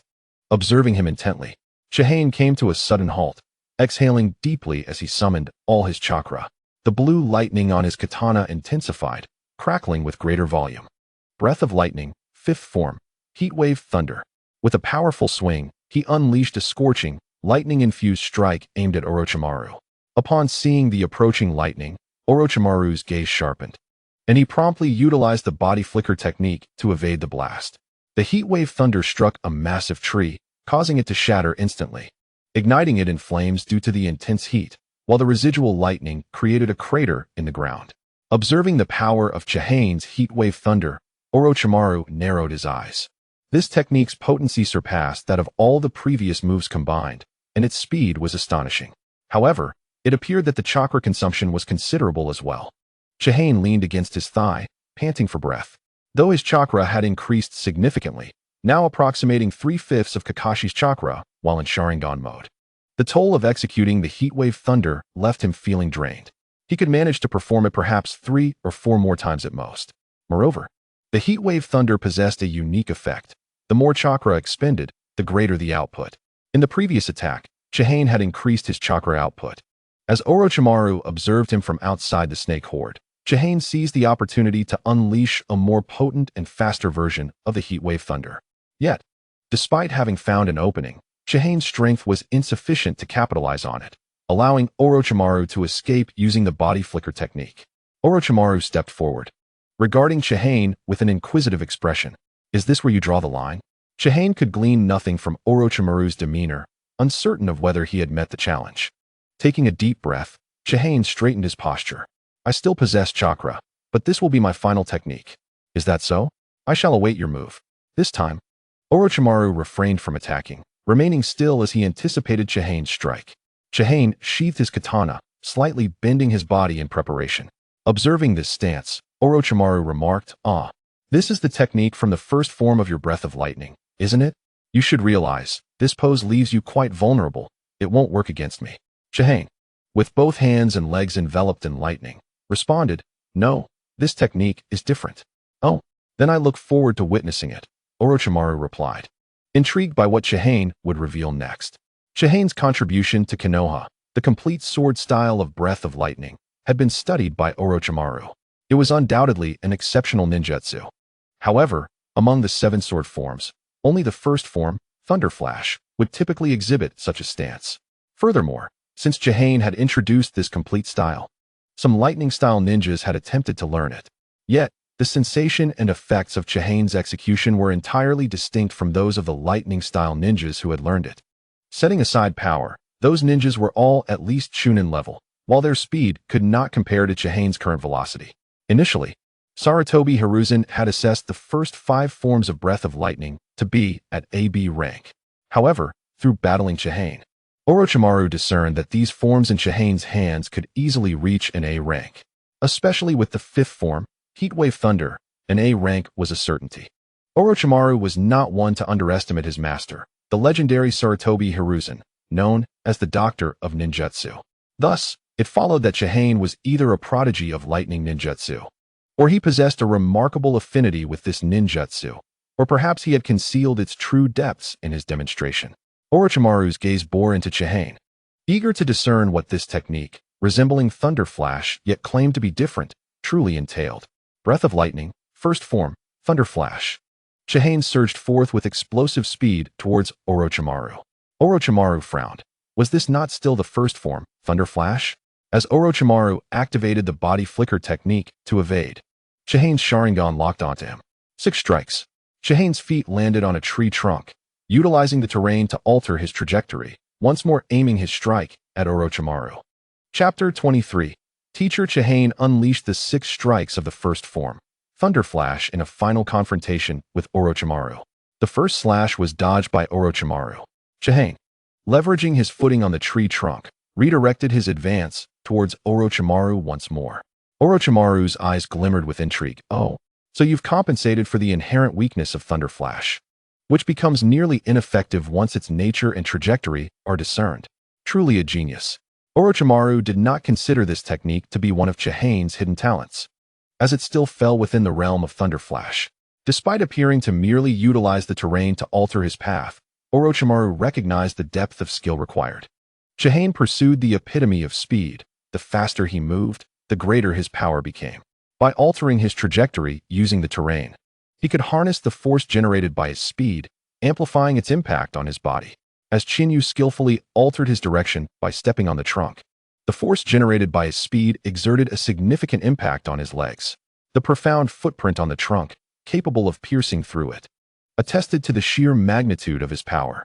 A misstep could result in minor injuries to his legs, not to mention the backlash from his lightning chakra, leading to potentially unpredictable harm. However, Chinyu's adept handling of the situation demonstrated that his chakra control had reached an exquisite level with a solid foundation. Let me see where your limits lie, Orochimaru declared, forming hand seals. Wind release, wind cutter technique. A fierce gale erupted from Orochimaru's hands, capable of slicing through flesh and bone, hurtling toward Chinyu. Chinyu deftly leaped onto a raised rock, altering his trajectory to evade the oncoming tempest. Utilizing a nearby tree, he changed direction once more, charging toward Orochimaru. Earth release, earth flow wall. A sturdy earthen wall rose in Chinyu's path. With a single strike, he severed the wall. Yet, by the time he broke through, Orochimaru had already utilized the body flicker technique to reposition himself. The Sharingan discerned Orochimaru's location, prompting Chinyu to shift course and continue his assault. As the lightning flickered ominously around him, Orochimaru remarked, "Although you have compensated for the inherent flaw of the Thunder Flash technique, its predictability, your attack remains a linear charge. Your speed is indeed impressive, but it has not reached a level beyond my reaction capabilities, making it exceedingly easy for me to anticipate your movements. If this is all you have, no matter how often you attempt it, you will yield no results." In a swift motion, Orochimaru evaded Chinyu's lightning-infused draw. He continued, "You mentioned a six-fold attack, correct? By its very definition, you can only alter your trajectory 6 times using the terrain around you. You have already changed direction 5 times, which means, if I am not mistaken, you have but one opportunity left." Orochimaru's analysis was sharp and accurate. Chinyu's legs throbbed with pain. The six-fold attack was indeed his limit. Yet, if Orochimaru thought this was the end, he underestimated Chinyu. Orochimaru may have been able to anticipate Chinyu's movements during the Thunder Flash, but Chinyu was no fool, blindly charging forward as if allowing Orochimaru to toy with him. This sixth strike was Chinyu's ultimate move. Chinyu leaped onto a tree, changing his approach once more. Gritting his teeth against the sharp pain in his legs, he surged toward Orochimaru again. Orochimaru furrowed his brow slightly, noticing Chinyu's left hand shake while he stood on the tree, a movement absent before. It dawned on Orochimaru why Chinyu had made that gesture. At the moment Chinyu launched himself from the tree, a rustling sound enveloped Orochimaru. Suddenly, he found himself immobilized. Taking a glance around, he recognized the binding constraints glimmering in the light of Chinyu's lightning. Steel wires. Orochimaru quickly deduced Chinyu's strategy, aware that the six-fold thunder flash posed no threat. As he could evade it with the body flicker technique, Chinyu had ingeniously rendered him unable to escape. With each leap onto a tree during his six-fold attack, Chinyu had entwined steel wires around the trunks. These wires, possessing conductive properties, would not be severed by the high temperatures of lightning and under the cover of night. They remained virtually undetectable. The earlier handshaking motion had been a ruse to prepare the wires for binding Orochimaru in an instant. Orochimaru found himself increasingly impressed by Chinyu's ingenuity.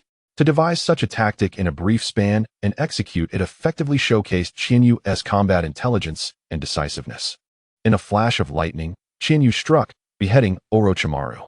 His severed head fell to the ground, while Chinyu collapsed, unable to withstand the strain on his legs. The mere thought of having killed Orochimaru was unfathomable. Who could forget that Orochimaru was a seasoned veteran of the ninja world, replete with survival techniques? Yet, the decapitated body began to writhe, and from within emerged a slick, serpentine Orochimaru, having utilized his signature technique, the snake substitute jutsu. No hand seals were required. He had merely switched places with an external body.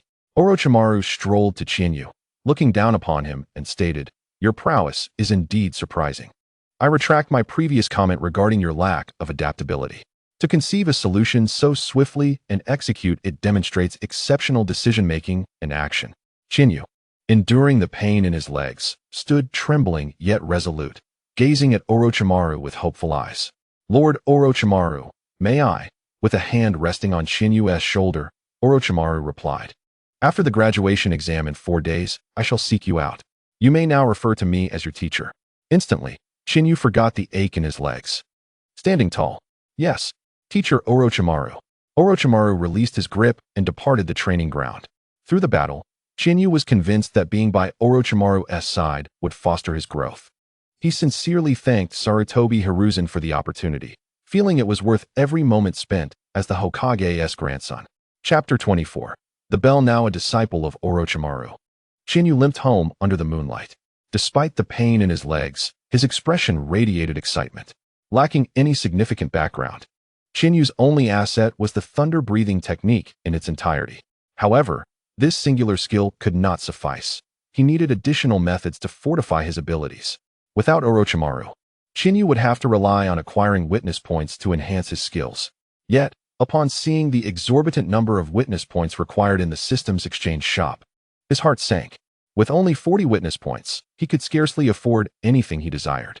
The only way to amass a significant amount of witness points was during the Third Great Ninja War, but by then, it would be too late. The abilities he could exchange for were not instant mastery, but rather a means for him to learn and hone them through practice. Nonetheless, this had its advantages.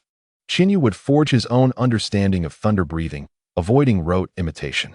His adaptation of the six-fold thunder flash was a testament to his ingenuity, as he had devised methods to minimize the strain on his legs while changing direction. Taking a deep breath, Chinyu encouraged himself to absorb every ounce of knowledge from Orochimaru like a sponge.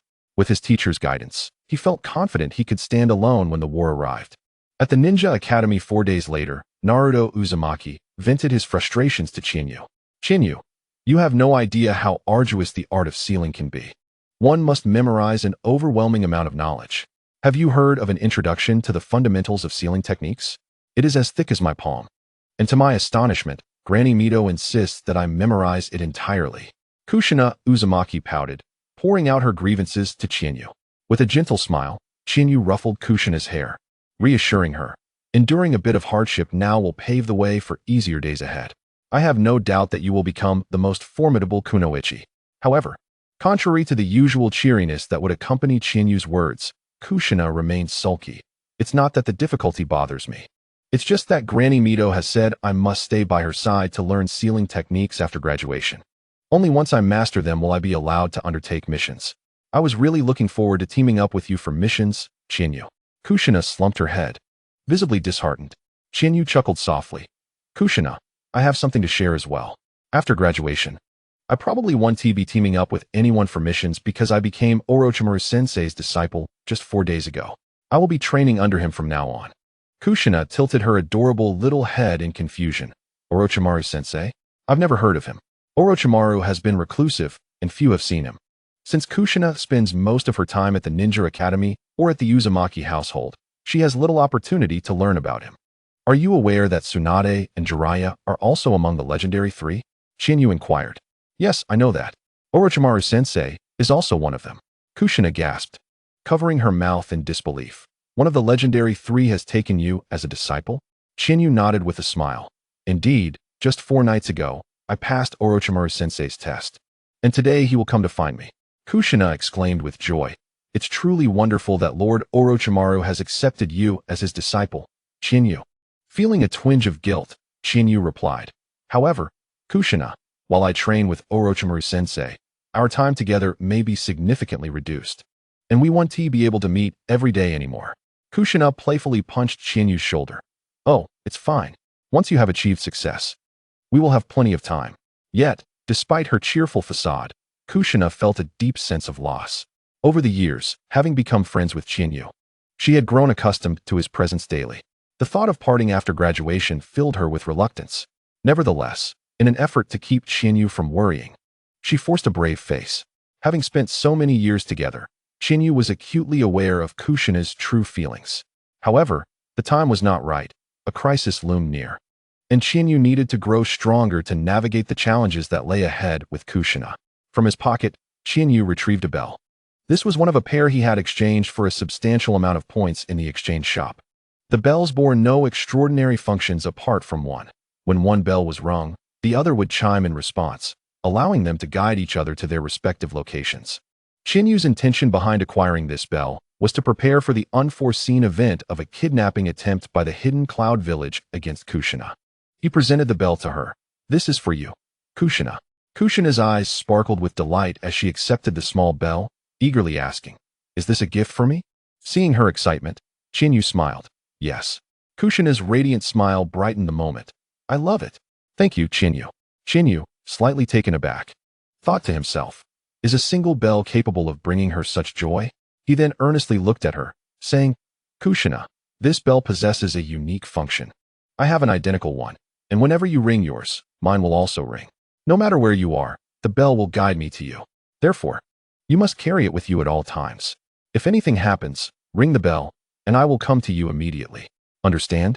Kushina nodded, her expression serious. I will always keep this bell with me. Unable to contain her excitement, she shook the bell and listened intently for the sound from Chinyu's bell. Upon hearing it chime, her face lit up with sweetness.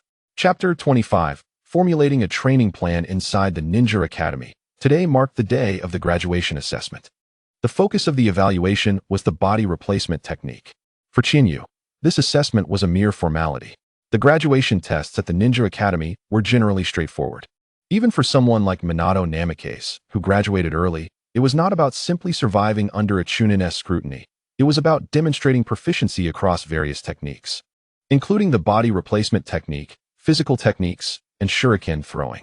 Ultimately, one had to showcase all the knowledge acquired at the academy to prove their readiness to become a qualified ninja and graduate early. The assessment commenced swiftly.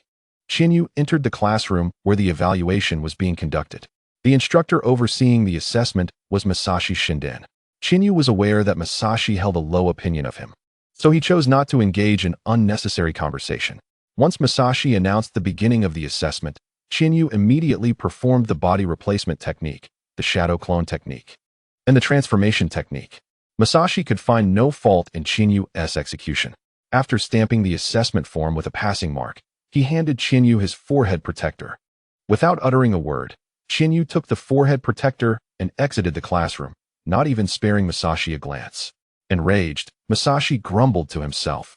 As expected, a cold-hearted individual. I really can't bear the thought of allowing someone like him to become a ninja.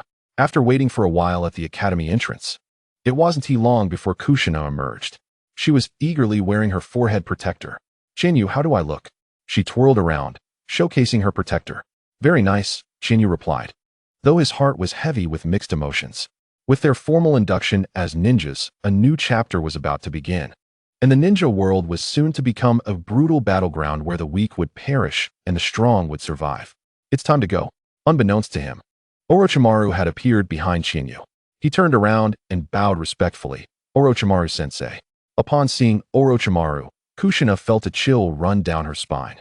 The contrast of Orochimaru's pale skin and serpentine pupils made him appear to her like a venomous snake poised to strike. While the other two of the legendary three, Tsunade and Jiraiya, appeared relatively normal, Orochimaru's presence was unnerving. Feeling frightened, Kushina instinctively stepped back behind Chiyu. Yet, knowing Orochimaru was Chiyu's teacher, she mustered her courage to greet him, Lord Orochimaru. Orochimaru merely glanced at Kushina without uttering a word. Chiyu turned to Kushina Uzumaki and explained, Kushina, Orochimaru-sensei has come to find me. You should return now, and remember, if anything happens, just ring that bell. Kushina nodded, responding, I understand, Chiyu. Chiyu affectionately ruffled Kushina's hair and said, then hurry back and share the good news of your becoming a ninja with Grandma Mito. Knowing that this parting might mean a prolonged separation from Chiyu, Kushina reluctantly left, glancing back several times. Chiyu felt a pang of regret, but did not wish to expose Kushina to Orochimaru's gaze for too long. Turning back to Orochimaru, Chiyu said, I apologize for keeping you waiting, Orochimaru-sensei. Shall we go? Following Orochimaru, Chiyu left the ninja school. After an indeterminate time had passed, they arrived at an underground base at the edge of the Hidden Leaf Village. Chiyu cast a peculiar glance at the dim surroundings. Had Orochimaru already developed a penchant for constructing underground bases at this time? Orochimaru led Chiyu into an office that appeared to be operational, with numerous open ninja scrolls scattered across the desk. Sitting down, Orochimaru inquired, do you know your chakra nature? Chiyu replied honestly, I only know that I possess a lightning affinity. Orochimaru produced a piece of paper, explaining, this is chakra test paper. It can determine the nature of a ninja's chakra. Simply infuse your chakra into it. Accepting the test paper, Chiyu infused it with his chakra. The paper underwent a transformation. One area crinkled, another ignited in flames. A third became damp, and the last shattered. Orochimaru observed the changes with intrigue, exclaiming, oh, you possess lightning, fire, water, and earth affinities? Just one more wind affinity, and you would have a complete set. Closing his eyes, Orochimaru contemplated how best to instruct Chiyu. Chiyu remained silent, patiently standing beside him. After half an hour, Orochimaru opened his eyes and stated, I am not particularly well versed in lightning, fire, and water techniques, but I believe I can guide you adequately. As for physical techniques, you are already practicing the thunder breathing all forms. Just continue to refine that. I have no superior physical techniques to offer. Since you have grasped the form and nature changes of lightning chakra, let us focus on lightning jutsu for now, while gradually mastering the fire, water, and earth techniques. I've noticed you are not yet proficient with your Sharingan. Incorporating its use into your training plan is essential. As one of the three great ocular techniques in the ninja world, even a single Tomo Sharingan offers immense benefits to a ninja. The insight provided by the single Tomo Sharingan, combined with the thunder breathing all forms, should yield significant improvements. Additionally, my secret techniques require the use of summoning jutsu, so you must also master that. This will be your training plan for the time being. Do you have any objections? Chiyu responded, Orochimaru-sensei, I have no objections. Orochimaru rose from his chair and declared, since there are no objections, we shall begin tomorrow. Allow me to show you to your room. Orochimaru led Chiyu to a room that was quite bare, containing merely a bed and a nightstand. Orochimaru instructed, "You may explore almost all areas of this space, but do not enter the sealed rooms." "Understood, Orochimaru-sensei." After Orochimaru departed, Chiyu laid down on the bed, pondering the long duration of his anticipated slumber. True to his reputation, upon hearing the plan laid out by Orochimaru, Chiyu felt certain that the days to come would be quite fulfilling. Chapter 26. Training begins. Chiyu settled into Orochimaru's underground base, where a comprehensive training plan had already been established for him. However, unbeknownst to Chiyu, the days ahead would become a nightmare. At the break of dawn, long before the sun had risen, Chiyu was awakened by a snake. As it slithered onto his bed, he jolted awake. This snake could also speak. Clearly a summoning beast conjured by Orochimaru. "Lord Chiyu, Lord Orochimaru is already waiting for you." It was a peculiar experience to have a snake address him as Lord.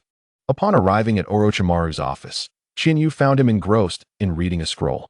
"Now that you are awake, let us commence. Follow me." Orochimaru led Chiyu to the training ground within the underground base. In the center of the training area, Orochimaru summoned a multitude of snakes. "First, we will begin with physical training.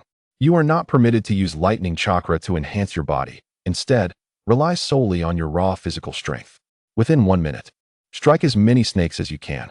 You may only stop when I say so. Are you ready?" Still groggy from sleep, Chiyu felt overwhelmed by the abruptness of the task, and hadn't even had breakfast yet. Taking a deep breath, he nodded. "I'm ready, Orochimaru-sensei." "Then let us begin. Time starts now." Chiyu dashed forward, striking the snakes with his hands. Each snake he hit dissipated into smoke. Meanwhile, Orochimaru settled at the edge of the training ground, seated in a prepared chair, continuing to read the unfinished scroll. The minute passed swiftly, and Chiyu felt relatively unchallenged. After all, it was merely a minute. Just as he contemplated reporting that the minute had elapsed, Orochimaru, without lifting his gaze, instructed, "Continue." And so, Chiyu persisted in striking the snakes. Minute after minute passed, and he lost track of how many had gone by. Orochimaru's only response was a constant, "Continue." The snakes in the training area had changed numerous times. As the repetitions increased, Chiyu ceased to question and simply began the next minute anew. Initially, he found it easy, but as time dragged on, fatigue set in.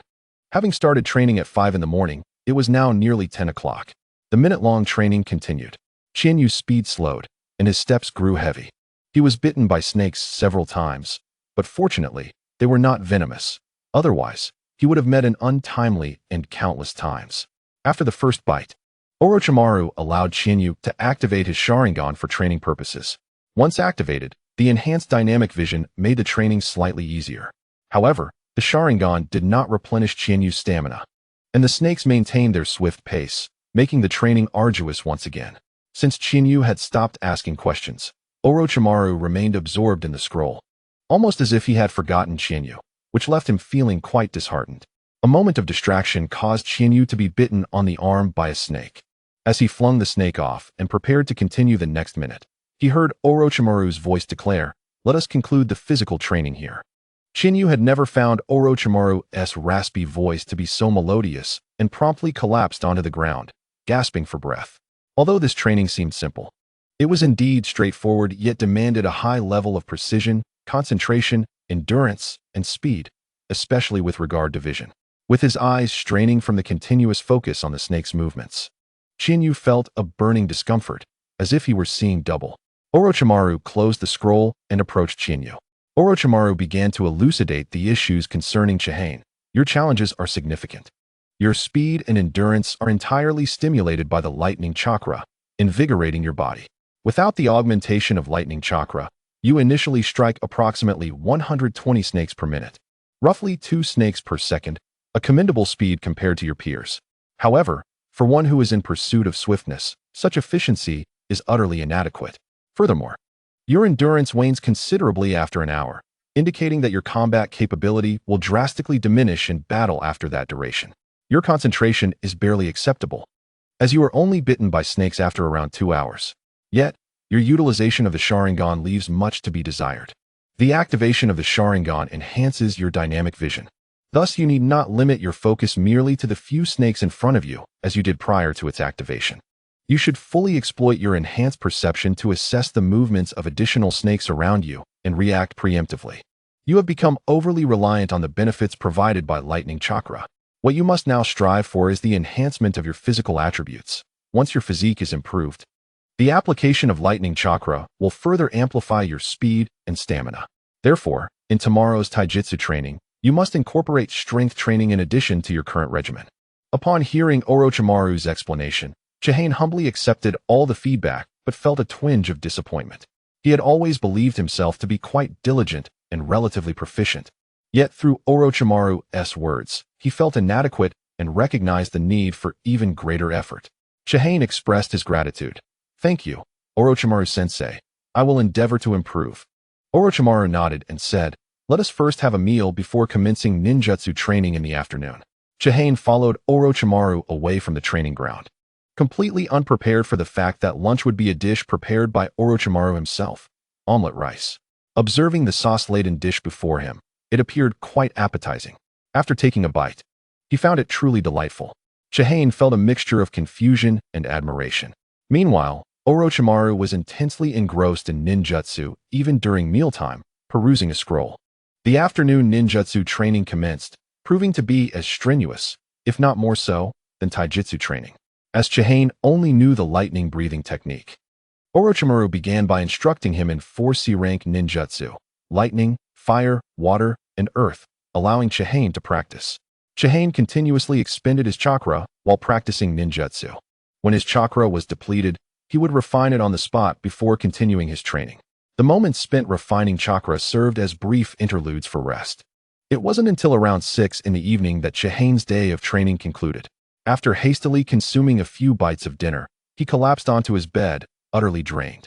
The day had been a grueling test of both his physical and chakra limits. As he contemplated the days ahead, he couldn't help but shudder.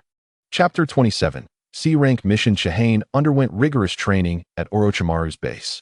Unlike other instructors who would present heavy training tasks up front to prepare students mentally, Orochimaru's approach seemed deceptively easy, leading one to believe they could complete it effortlessly, only to discover the true nature of the training was a dual torment of both body and mind, filling one with a sense of despair as if their future had lost all hope. Nevertheless, Orochimaru's teaching methods were undeniably exceptional. He tailored his instruction to Chihane's needs, promptly addressing any issues and reinforcing areas of weakness. If only Orochimaru summoned fewer snakes. Chihane had been training in the underground base for nearly a month. Ordinary snakes posed no threat to him any longer. He was now bound with weights and practiced alongside the formidable snakes from the Dragon Cave, which possessed true chakra, far surpassing that of ordinary snakes. Several times, Chihane found himself in a rather precarious situation due to these snakes. Furthermore, he had mastered the shadow clone technique, albeit not the forbidden A-rank variant of multiple shadow clones, but rather the standard technique, allowing him to create only one shadow clone. Chihane wished to experiment, akin to Naruto, utilizing shadow clones for training. However, he nearly fainted during that attempt. The memories and experiences of the clone would return to the original, along with the fatigue, doubling his exhaustion. The sensation was akin to being overwhelmed. Nonetheless, it paled in comparison to the excruciating experience when the system had him simulate lightning breathing with his body. Even now, the recollection sent a shiver down his spine. Thus, Chihane instructed his shadow clone to learn ninjutsu knowledge and relay the memories back to him, optimizing his training time. Each day, he pushed his physical and chakra limits to the brink of depletion. However, Orochimaru provided Chihane with a special nutrient drink daily. According to Orochimaru, this concoction not only replenished essential nutrients, but also alleviated fatigue. Each night, after consuming the nutrient drink and sleeping until dawn, Chihane awoke free of exhaustion. It could be said that his ability to endure such high-intensity training daily was largely due to this nutrient drink. Today, Orochimaru was unusually absent from the underground base, having left a brief remark about his training in the morning. Nevertheless, even in Orochimaru's absence, Chihane remained diligent, recognizing that training was for his own benefit, not anyone else's. The morning session concluded swiftly. After shedding his weights and wiping away the sweat with a towel, he prepared to have a meal and rest briefly before commencing the afternoon's ninjutsu training. Each day, Orochimaru cooked, allowing Chihane to focus solely on training. With Orochimaru absent today, Chihane had to prepare his own meal. Just as he was about to make udon for lunch, Orochimaru returned, dressed in his ninja attire. Orochimaru informed Chihane, "I have secured a C-rank mission for you. We shall depart immediately." Chihane, dropping the vegetables he had prepared, replied in surprise, "Oh, so sudden?" Orochimaru leaned against the doorframe with his arms crossed, observing Chihane, "It is about time. This C-rank mission involves the eradication of a band of mountain bandits. It is time to assess the outcomes of your month's training." Chihane shook the water from his hands. "All right, let me grab my sword." At that moment, Orochimaru tossed Chihane a ninja tool pouch. Upon catching it, Chihane discovered it contained 5 shuriken, several kunai, and a few explosive tags. "Thank you, Orochimaru-sensei," Chihane expressed as he donned the ninja tool pouch. As someone of limited means, he could hardly afford such ninja tools, especially the explosive tags, which were exorbitantly priced, many times the cost of kunai. Currently, Chihane depended entirely on Orochimaru for sustenance, lodging, and training. It felt somewhat embarrassing for Orochimaru to provide him with such tools. Armed with his sword, Chihane followed Orochimaru as they left Konoha. After years of absence, departing from Konoha left Chihane feeling somewhat disoriented. Memories of his parents surfaced, casting a shadow over his mood. They had truly been wonderful parents, filled with love for him. Had it not been for those blissful 4 years, one could only speculate whether Chihane would have survived. He believed that in this merciless world of ninjas, he would likely have become a soulless husk, devoid of hope or purpose. Because he had experienced happiness, Chihane was now fighting for himself, for Uzumaki Kushina, and for a brighter future. "What is it? Have you recalled something?" Orochimaru is acutely sensitive to the fluctuations of human emotions and has noticed the melancholy enveloping Chihane. After taking a deep breath, Chihane smiled and said, "It's nothing. I was just reflecting on the fact that this is my first time leaving the village since returning to Konoha, which makes me a bit exhilarated."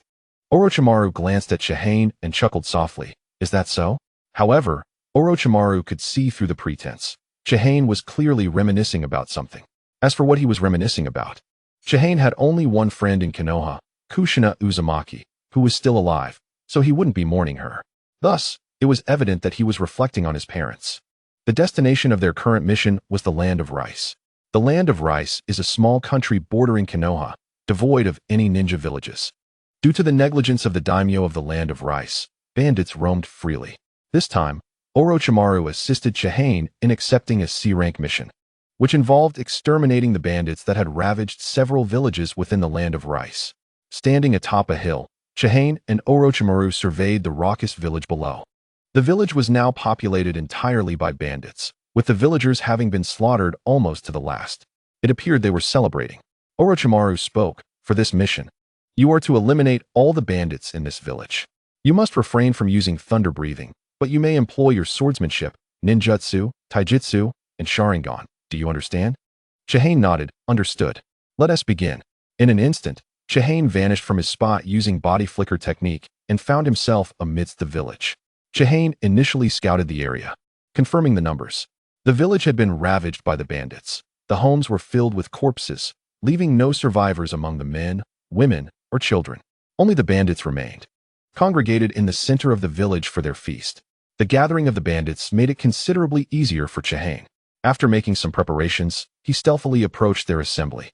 The bandits, reveling with drinks in hand, boasted loudly about their exploits, their bodies stained with dried blood. Chihane withdrew a kunai from his ninja tool pouch, his murderous intent palpable as he gazed at the celebrating bandits. Chapter 28. Carnage within a village devastated by banditry. Chihane activated his Sharingan, confirming there were 34 bandits in total. His gaze fixed upon 4 bandits who were moving to fetch more alcohol. What joy!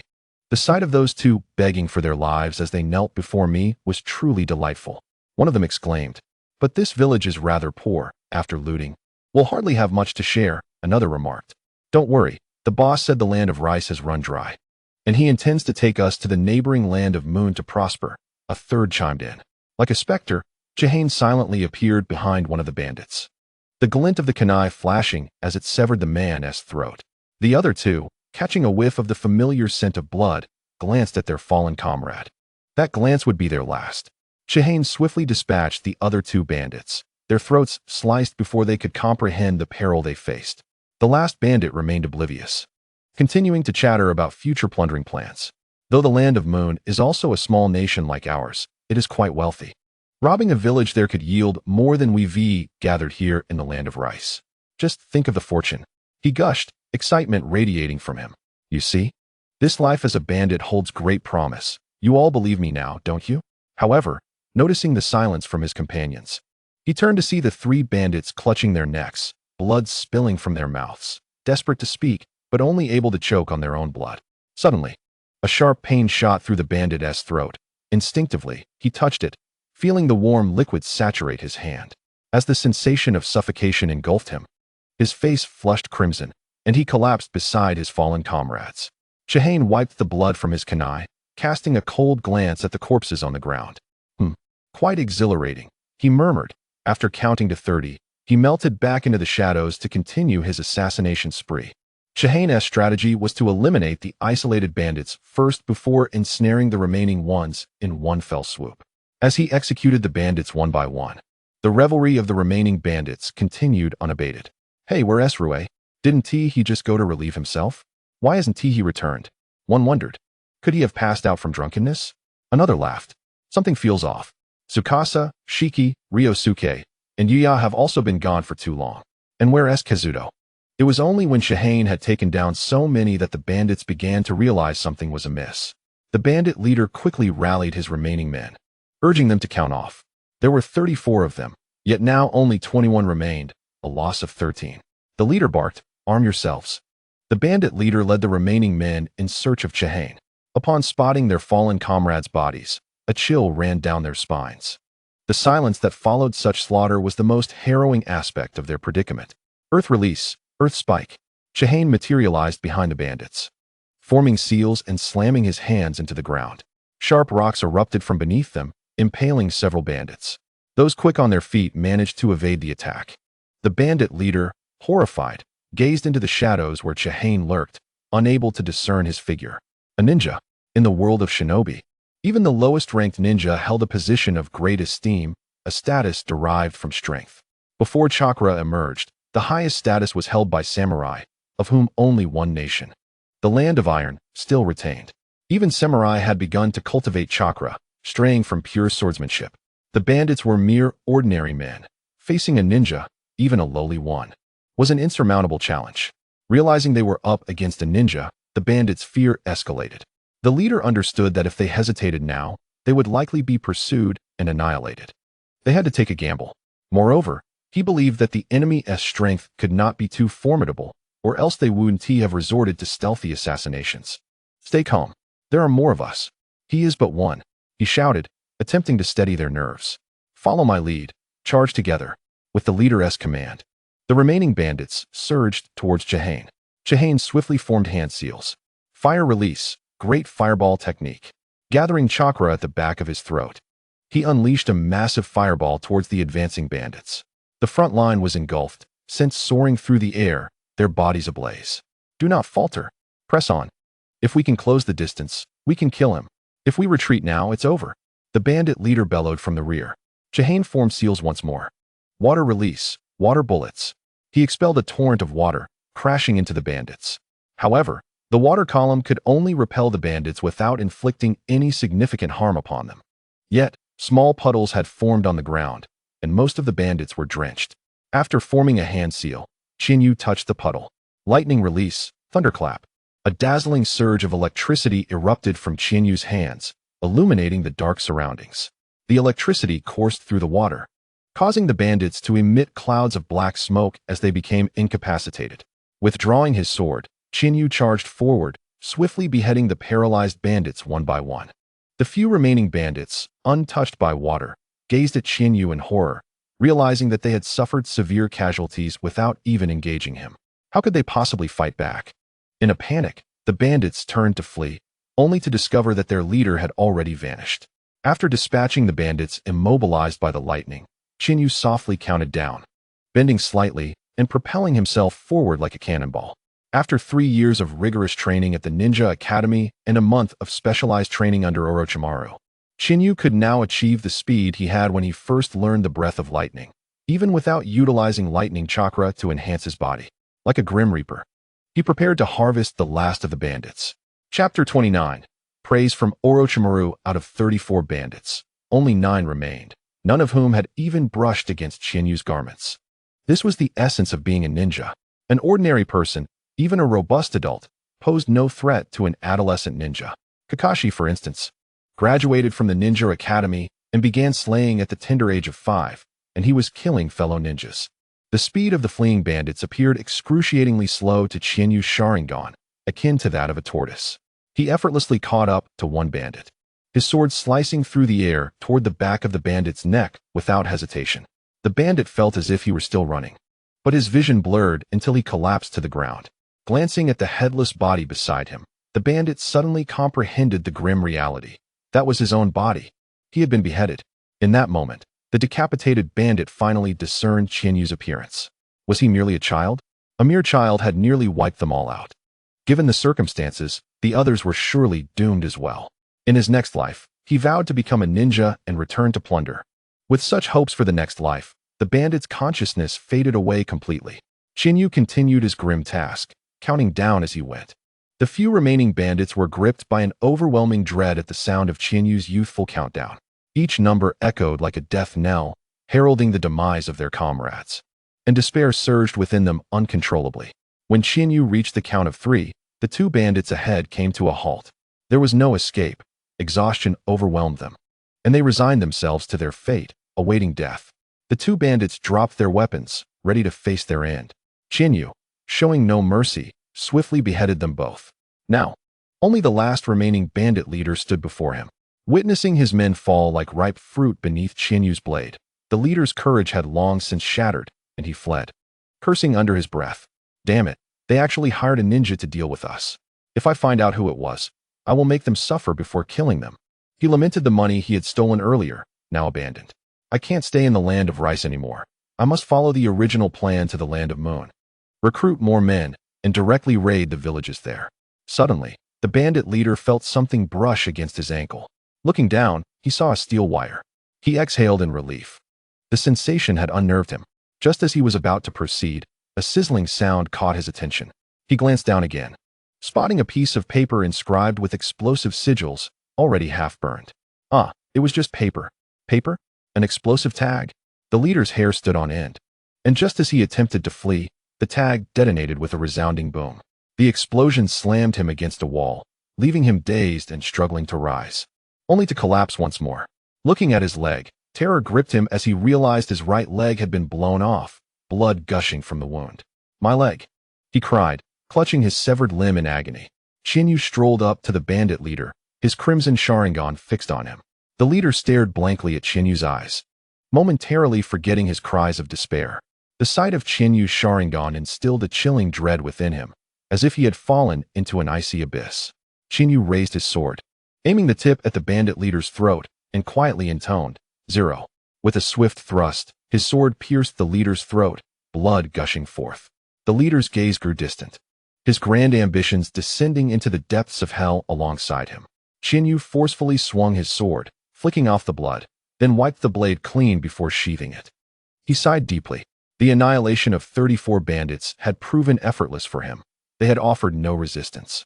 Had he been able to employ the breath of lightning, he was confident he could have dispatched all 34 bandits in an exceedingly brief span, leaving none alive.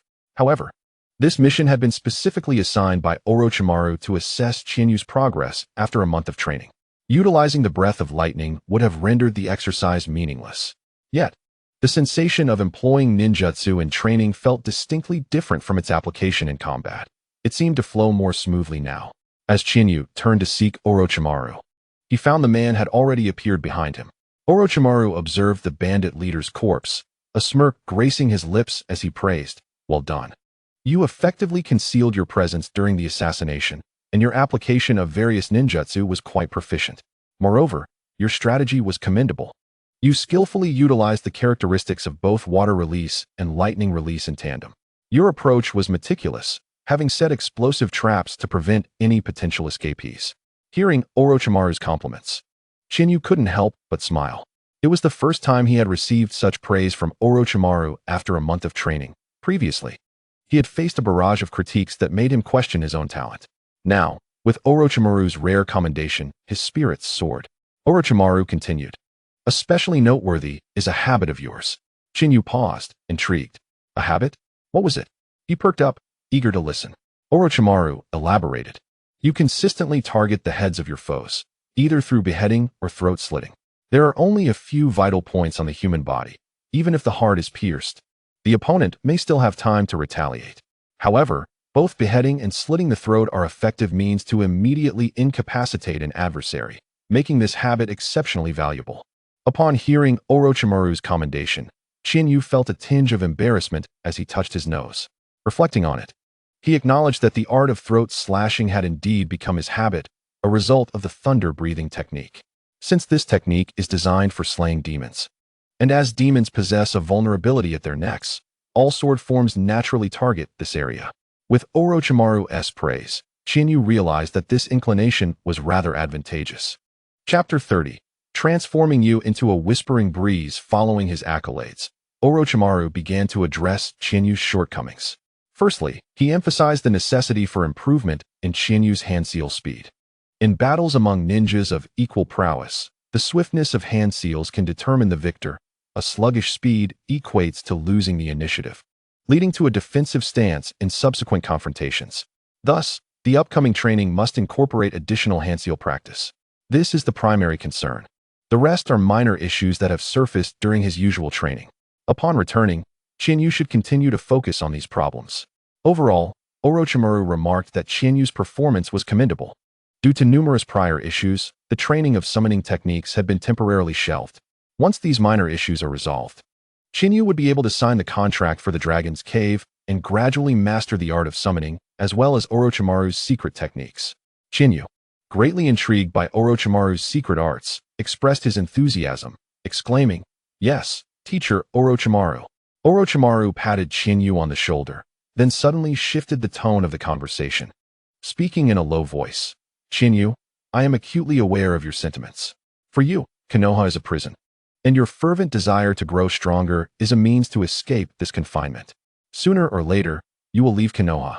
Teacher Orochimaru, Chiyu furrowed his brow, preparing to argue.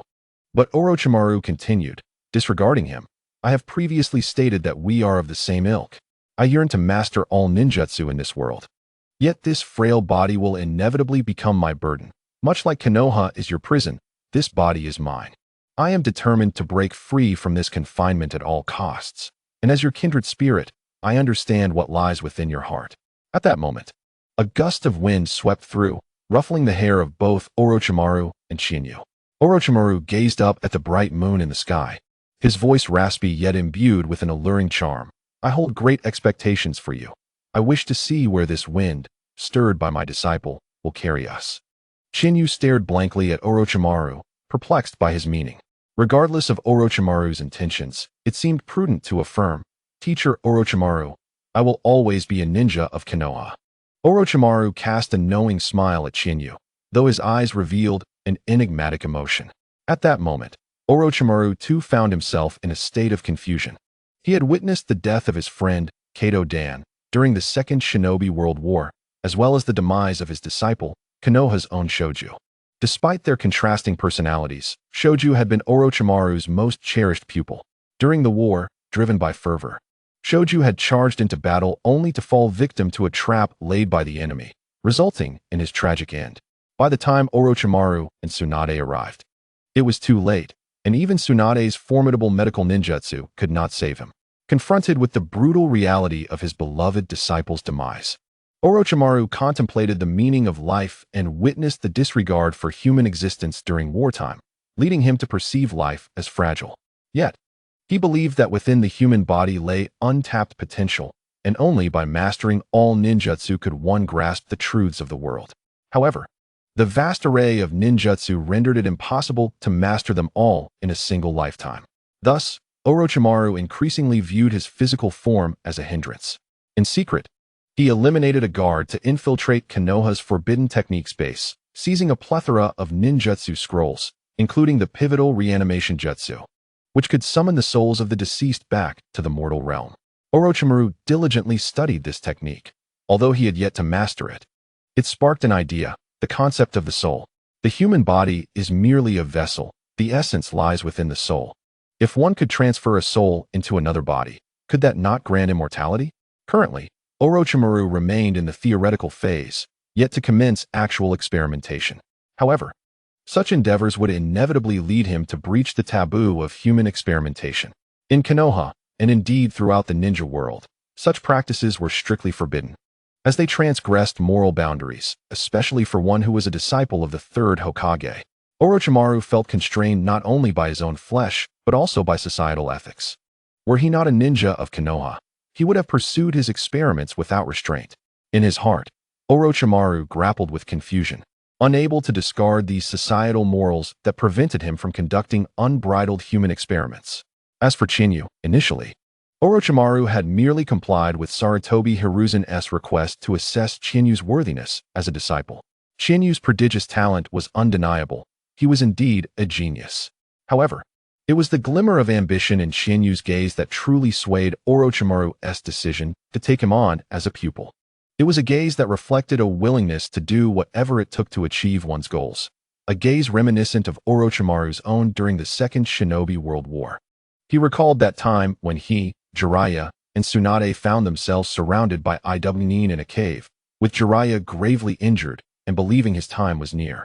Orochimaru had contemplated ending Jiraiya's life, viewing him as a liability that could jeopardize their survival. Tsunade had chastised him for his ruthlessness, but Orochimaru recognized the truth in her words. He was indeed someone who would stop at nothing. Observing Chiyu now, Orochimaru saw a reflection of his former self, and he felt a peculiar affinity for him. Thus, he was eager to witness whether Chiyu, akin to himself, would rise or falter in the winds of fate. Chiyu, sensing the weight of Orochimaru's gaze, felt an anxiety he could not comprehend, unable to decipher Orochimaru's thoughts. Orochimaru turned his back to Chiyu, stating, "Do not concern yourself. Proceed according to your own plans. I shall not hinder you, but rather support you, for you are my disciple. I will endeavor to cultivate you into a breeze that dances in the air." Chiyu regarded Orochimaru's back with a strange expression, sensing something amiss about him. Moreover, he perceived a shift in Orochimaru's demeanor towards him. The phrase "for you are my disciple" seemed to imply Orochimaru's acceptance of him. Yet, given Orochimaru's self-centered nature, could it be that he truly recognized Chiyu as a disciple? Chiyu found himself engulfed in confusion, pondering whether he might end up like Orochimaru's former subordinates, mere tools. Chapter 31. The impending storm in the ninja world. After completing the extermination of the bandits, Orochimaru did not immediately return to Konoha with Chiyu. Instead, he took Chiyu to meet the daimyo of the Land of Rice. However, Chiyu was instructed to remain at the inn to rest while Orochimaru attended the meeting alone. As Chiyu lay in bed, he contemplated Orochimaru's audience with the daimyo. In the future, Orochimaru departed from Konohagakure to establish the Sound Village, seemingly within the borders of the Land of Rice. He bribed the daimyo of the Land of Rice to set up the Sound Village, yet it remained independent from the Land of Rice. Essentially, the Sound Village existed separately from the Land of Rice, with no direct ties between the two. At this point in time, had Orochimaru already formed an alliance with the daimyo of the Land of Rice? Perhaps this was the reason for Orochimaru's apparent success. Although he had not entirely succeeded, he did manage to establish his own ninja village within the Land of Rice and successfully researched the forbidden technique of reanimation, akin to achieving eternal life. Throughout Orochimaru's life, a significant portion of it could be deemed successful. However, his obsession with the Sharingan ultimately led to his downfall. Nonetheless, even after his failures, Orochimaru continued to thrive. One night, after Orochimaru did not return, he arrived back at the inn the following morning, and Chiyu awoke to find him there. "Let us depart back to Konoha," he said. Chiyu and Orochimaru set off on their journey home. Upon reaching the village, Orochimaru first took Chiyu to submit their mission report before meeting with Hiruzen Sarutobi. In the Hokage's office, Hiruzen, puffing on his pipe, greeted Chiyu with a warm smile. "Chiyu, your first mission as a ninja was a C-rank task, and you executed it splendidly." Chiyu bowed respectfully, expressing his gratitude. "I am deeply thankful for the trust placed in me by Lord Hokage and teacher Orochimaru." Hiruzen replied with a sense of pride, "It is due to your own diligence. Orochimaru has spoken highly of you, noting your remarkable talent and hard work in training. Thanks to teacher Orochimaru's guidance, I could not have improved so rapidly without him. Chiyu stated sincerely. Without Orochimaru's mentorship, he might still be laboriously training with minimal progress. Having a good teacher is indeed invaluable, as it helps one avoid many unnecessary detours. Orochimaru was genuinely devoted to teaching him. Although Chiyu remained cautious of Orochimaru, he harbored genuine gratitude towards him. Orochimaru's future obsession lay with the Sharingan. As long as he did not covet Chiyu's Sharingan, their paths would not cross in conflict over interests. Perhaps in the future, Orochimaru would continue to be his mentor, and Chiyu would remain his disciple. In front of Hiruzen, Orochimaru did not hesitate to praise Chiyu. Chiyu is inherently talented, despite it being your first mission. The planning and execution were executed exceptionally well, surpassing even some seasoned chunin. Hiruzen, exhaling a plume of smoke, remarked, "It is quite rare to hear you commend a ninja so highly, Orochimaru. It seems you are quite pleased with Chiyu as your student." Orochimaru smiled and nodded in affirmation. Hiruzen's expression then turned serious as he addressed Orochimaru. The ninja world is bracing itself for turbulent times. Orochimaru replied gravely, "Are other villages beginning to stir?" Hiruzen unfolded a map on the table and began to analyze the situation. Indeed, according to the intelligence received, ninja from Iwagakure have appeared along the borders of the Land of Rivers and the Land of Fire. Similarly, ninja from Kumogakure have been sighted at the border between the Land of Water and the Land of Fire. As for Sunagakure, they have frequently troubled us along the borders of the Land of Fire. The situation with Kirigakure remains unclear, despite my attempts to contact the Mizukichi. I have received no response. Orochimaru furrowed his brow slightly. So, Iwagakure and Kumogakure are beginning to probe Konoha? If both parties are engaging in such actions, it is likely they have formed an alliance. If we also consider Sunagakure, 3 of the 5 great ninja villages are now fixated on Konoha. Hiruzen sighed in frustration. Indeed, the situation is far from optimistic. I had hoped to establish an alliance with Kirigakure, but it seems that is no longer feasible. It is fortunate if they choose not to join the others. Orochimaru examined the markings on the map, contemplating for a moment before asking, "What is the current intensity of the probes from Iwagakure and Kumogakure?" Hiruzen shook his head. "Currently, the intensity is low. They have not fully crossed into our borders. However, based on these trends, it is only a matter of time before they do so, as they are likely testing our response. I have dispatched Sakomo to guard the borders with the Land of Rivers. Additionally, Jiraiya is stationed at the border with the Land of Water, where he is currently training Minato in the field. With them present, we need not worry about an immediate outbreak of war. However, localized skirmishes may commence in the coming years." Hiruzen's expression grew grave as he stated, "It has been only a few years since the end of the Second Shinobi World War, and already the signs of conflict are emerging, likely directly targeting us at Konoha. The First Shinobi World War erupted primarily due to hostilities between Konoha and Kumogakure. Shortly after the death of Hashirama Senju, the First Shinobi World War broke out. The previous peace was maintained by the deterrent force of the Sage of the Six Paths, Hashirama Senju. With his passing, the sole source of stability vanished, prompting Kumogakure to declare war on Konoha, subsequently drawing in other ninja villages into the fray. The Second Shinobi World War was ignited by economic disparities, as the growing gap between nations fueled the rise of militaristic factions advocating territorial expansion through force. Both of these wars did not take place in the Land of Fire. Presently, it seems that the Third Shinobi World War is not far off. Should the 4 major ninja villages simultaneously target Konoha, the Land of Fire will undoubtedly become the main battleground, leading to significant losses. Orochimaru's demeanor turned somber as he gazed at the map in silence, deep in thought. Chiyu listened in astonishment as Hiruzen and Orochimaru discussed the situation. Was the specter of war already looming? Upon reflection, it seemed like the appropriate time. Consequently, it would not be long before ninja from Kumogakure abducted Kushina Uzumaki. Chapter 32. Meeting with Uzumaki Mito in the Hokage's office. Hiruzen and Orochimaru were engaged in discussions about the current state of the ninja world, with Chiyu listening attentively. After a moment of contemplation, Orochimaru inquired, "So, are you intending to send me to the Land of Rivers to intercept those ninja from Sunagakure?" Chiyu's heart sank at Orochimaru's words. He yearned for battlefield experience, but certainly not at this moment. If he were to leave Konoha and Kushina Uzumaki fell victim to an attack by the ninja of Kumogakure, there would be no way he could reach her in time. He had to ensure Kushina's safety before venturing to the battlefield. However, Hiruzen's subsequent words offered Chiyu reassurance. There is currently no need to concern ourselves with Sunagakure. The station ninjas at the borders of the Land of Rivers are sufficient to handle them. For the time being.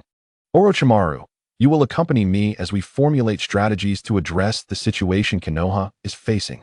Orochimaru was renowned for his strategic prowess, having led forces to victory in numerous challenging battles during the Second Shinobi World War. With the current precarious situation in Konoha, Orochimaru's strategic insight was precisely what was needed. Orochimaru nodded in agreement. I understand. Chiyu sighed in relief. It was a relief that he would not be leaving Konoha just yet. After a brief exchange between Hiruzen and Orochimaru, the latter departed the Hokage building with Chiyu in tow. On the road, Orochimaru suddenly inquired, Chihane, you heard my conversation with the teacher. If the 4 great ninja villages were to launch a simultaneous attack on Konoha, how do you think we could resolve the situation? This unexpected question caught Chihane off guard. He was not well versed in the intricacies of the Third Great Ninja War. After a long period of contemplation, Chihane finally spoke. The ability for the 4 great ninja villages to unite against Konoha stems solely from vested interests. Every instance of a ninja war revolves around such motivations. If the Iwagakure and Kumogakure can collaborate due to mutual benefit, then it stands to reason that the same interests could also incite discord between them. Orochimaru was quite pleased with Chihane's response. So, how might we exploit these interests to turn the 2 villages against one another? Chihane shook his head apologetically. I'm afraid I do not possess that knowledge, Orochimaru-sensei. Indeed. Chihane was at a loss for what incentives could entice Iwagakure and Kumogakure to sever their alliance. Firstly, he was uncertain of what Konoha could offer that would prompt such a rift. Moreover, the collaboration between Iwagakure and Kumogakure was undoubtedly aimed at plundering the abundant resources of the Land of Fire. It would be unreasonable to suggest to either village, let us unite and raid the resources of our ally. They had already resolved to jointly pillage Konoha. Why would they abandon their current partner for a new alliance? In Chihane's view, only by comprehending the terms of the cooperation between Iwagakure and Kumogakure could a targeted approach be devised, utilizing greater incentives to lure one of the villages away. Orochimaru, unperturbed by Chihane's ignorance, acknowledged the difficulty of the question he had posed. He then informed Chihane, I will be quite busy in the days to come and won't be present at the base daily. Today, consider it a day off. Tomorrow, I will take you to the Dragon Contract Cave and draft your training regimen, which you will execute independently. Should suitable missions arise thereafter, I will assist you in undertaking them, but you will be responsible for executing them solo. Upon hearing that he had a day off, Chihane couldn't help but smile. Orochimaru, glancing at Chihane, understood his eagerness. Go ahead, he said. Thank you, Orochimaru-sensei. I shall take my leave now. Until tomorrow. Chihane waved farewell and hurried ahead. Before the residence of Uzumaki Mido, Chihane felt a slight twinge of nervousness mixed with excitement. It had been a month since he last saw Kushina. He knocked on the door, and soon he heard rapid footsteps. Clearly someone was running. The door opened, and he was greeted by a flash of red. As a person leaped into his arms, Chihane embraced Uzumaki Kushina and affectionately ruffled her hair. It's been too long, Kushina.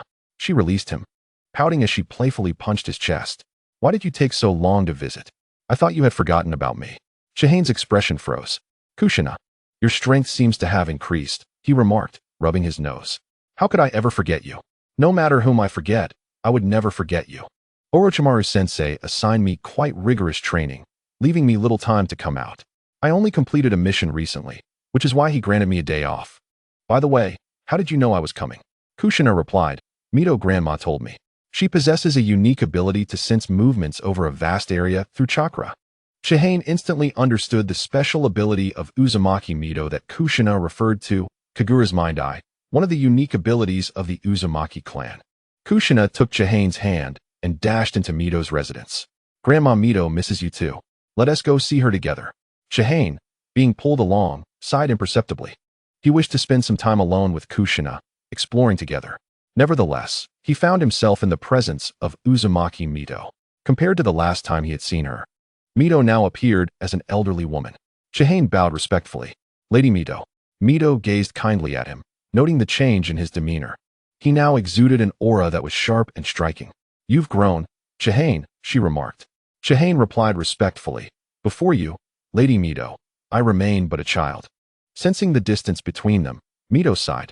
Chihane, there's no need for such wariness towards me. Chihane, with his head bowed, furrowed his brow slightly, and replied in a formal tone, Lady Mito, you are my elder. His intent was clear. Mito was a senior, deserving of respect, not fear. Mito shook her head in resignation. As a host of the Nine Tails, the chakra had granted her the ability to sense good and evil, particularly malevolent intentions. Upon their first meeting, while Chihane had presented himself impeccably, Mito had sensed his wariness and aloofness. She could feel the same sentiment emanating from him now. Chapter 33. The weary Uzumaki Mito felt a pang of sorrow at Chihane's guardedness. She had observed closely how he treated Kushina over the years. While she felt gratified by their strong bond, she was also disheartened by the apparent isolation of both Chihane and Kushina, with neither possessing other friends. Chihane had no companions, and neither did Kushina. Furthermore, when Chihane had last visited her, he had changed residences, and the villagers of Konoha had ceased their overt mockery following Hiruzen's visit to the hospital. Thus, Mito inquired, Chihane, do you now feel a sense of belonging to Konoha? Chihane's response was, my allegiance will always be to Konoha. Yet, Mito could distinctly sense the deceit in his words, along with the underlying malice he harbored towards Konoha. It was then she realized the depth of Chihane's resentment towards the village. After all, he had nearly perished in the womb due to the pressure from the Uchiha clan, and his parents had been forced to defect from Konoha, pursued by the Umbu. Following their demise, upon returning to Konoha, he had been neither acknowledged by the Uchiha nor spared the scorn of others. How could he not harbor hatred for Konoha? Chihane had been concealing his true feelings. Since returning to Konoha at the age of 4, he had donned a facade, which continued to this day. He bore burdens and challenges that were far beyond his years. Mito, wishing to assist Chihane, felt powerless. Caught between her husband's clan and the village he had founded, she yearned to tell Chihane not to hate Konoha, yet found herself unable to voice those sentiments, feeling unqualified to do so. Sensing the shift in the atmosphere, Kushina tugged at Mito's sleeve. Grandma Mito, is something wrong? Mito forced a smile and replied, it's nothing, Kushina. I simply wish to have a private conversation with Chihane. Is that all right? The innocent Kushina readily agreed, of course. Just as she was about to leave, Chihane suddenly grasped Kushina's hand and addressed Mito. Lady Mito, Orochimaru-sensei has given me a considerable workload, so I shall only speak with Kushina briefly before taking my leave. Chihane sensed that whatever Mito wished to discuss was likely troublesome. Chiyu felt that there was little to discuss with Uzumaki Mito, since Mito intended for Uzumaki Kushina to become the Jinchuriki of the Nine Tails. It placed them at odds by nature. Even though Kushina was quite carefree, she could sense that there was an issue between Chiyu and Mito. Caught in the middle, Kushina found herself in a predicament. Mito, I am not seeking to speak with you solely as a member of Konoha, but rather as an elder of Kushina, Mito sighed. Is that not acceptable? Chiyu frowned slightly and glanced at Kushina. Seeing the troubled expression on Kushina's face made Chiyu furrow his brow even more. After releasing Kushina's hand, he said, I understand, Kushina. Please wait for me outside. I will speak with Lord Mito and join you shortly. Once Kushina left, Chiyu turned to Mito and inquired, Lord Mito, may I ask what you wish to discuss with me? Mito replied in a gentle tone, Chiyu, you are a relative of my husband, and I consider myself your elder. Chiyu lowered his head slightly, maintaining a distant tone. Lord Mito, I do not possess a surname. Mito smiled bitterly. Did he not acknowledge his lineage from the Senju clan? With a resigned shake of her head, she continued, Chiyu, I entrust Kushina's future to you. I am quite at ease. Upon hearing Mito's words, Chiyu lifted his gaze to meet hers. Mito's lips curved into a faint, bittersweet smile. It seemed that only Kushina could evoke genuine feelings from Chiyu, indicating her significance in his life. Mito continued, our Uzumaki clan possesses a unique constitution, inherently endowed with vast chakra and formidable vitality. What I am about to share with you is a secret of Konoha. Just as Mito was about to elaborate, she suddenly sensed a growing malice emanating from Chiyu. Although his expression remained unchanged, Mito was certain that this hostility was directed entirely at her. Confused, she thought, if her forthcoming revelations incited such animosity, she could comprehend it. Yet, she had said nothing so far. Why was Chiyu suddenly filled with such disdain towards her? Mito's eye sharpened. Could it be that Chiyu was aware of something? Indeed, Chiyu was well aware. Mito had first mentioned the Uzumaki clan's physique and then hinted at Konoha's secrets. What she was about to disclose was likely concerning the Jinchuriki of the Nine Tails. Chiyu noticed Mito scrutinizing him. A chill ran down his spine. Did she perceive something? This should not be the case. He had always managed his expressions well. Suddenly, he felt a jolt of realization. He had forgotten something crucial. As the Jinchuriki of the Nine Tails, he possessed the ability to sense malice. No wonder Mito had just mentioned that there was no need for him to be so guarded. She must have sensed his wariness towards her. This troublesome ability rendered his disguise utterly ineffective in Mito's presence. Taking a deep breath, Chiyu sought to calm himself. Since he could not conceal his true self before Mito, he saw no purpose in maintaining the facade any longer. Sensing the shift in Chinyu's demeanor, Mito looked earnestly into his eyes and said, "Indeed, Chiyu. You are aware of the Jinchuriki of the Nine Tails and understand why Kushina has come to Konoha, correct?" "Lord Mito, I have no means to know," Chiyu replied, shedding his pretense. While Mito could speculate, hearing it from Chiyu himself was an entirely different matter. Mito frowned slightly. "True, you have no means to know. Yet you do know. Is your animosity towards me rooted in Konoha's desire to make Kushina the Jinchuriki?" Chiyu replied in a formulaic manner, "Lord Mito, that is Konoha's decision. I have no authority to question or interfere." Mito felt weary conversing with Chiyu. He was truly impenetrable.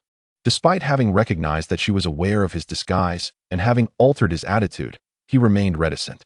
With a hint of frustration, Mito said, "Chiyu, can we not have an open and honest discussion? Today, our conversation will remain between us. Since you harbor animosity regarding Kushina, you may express your thoughts. I am merely Kushina's elder, your elder."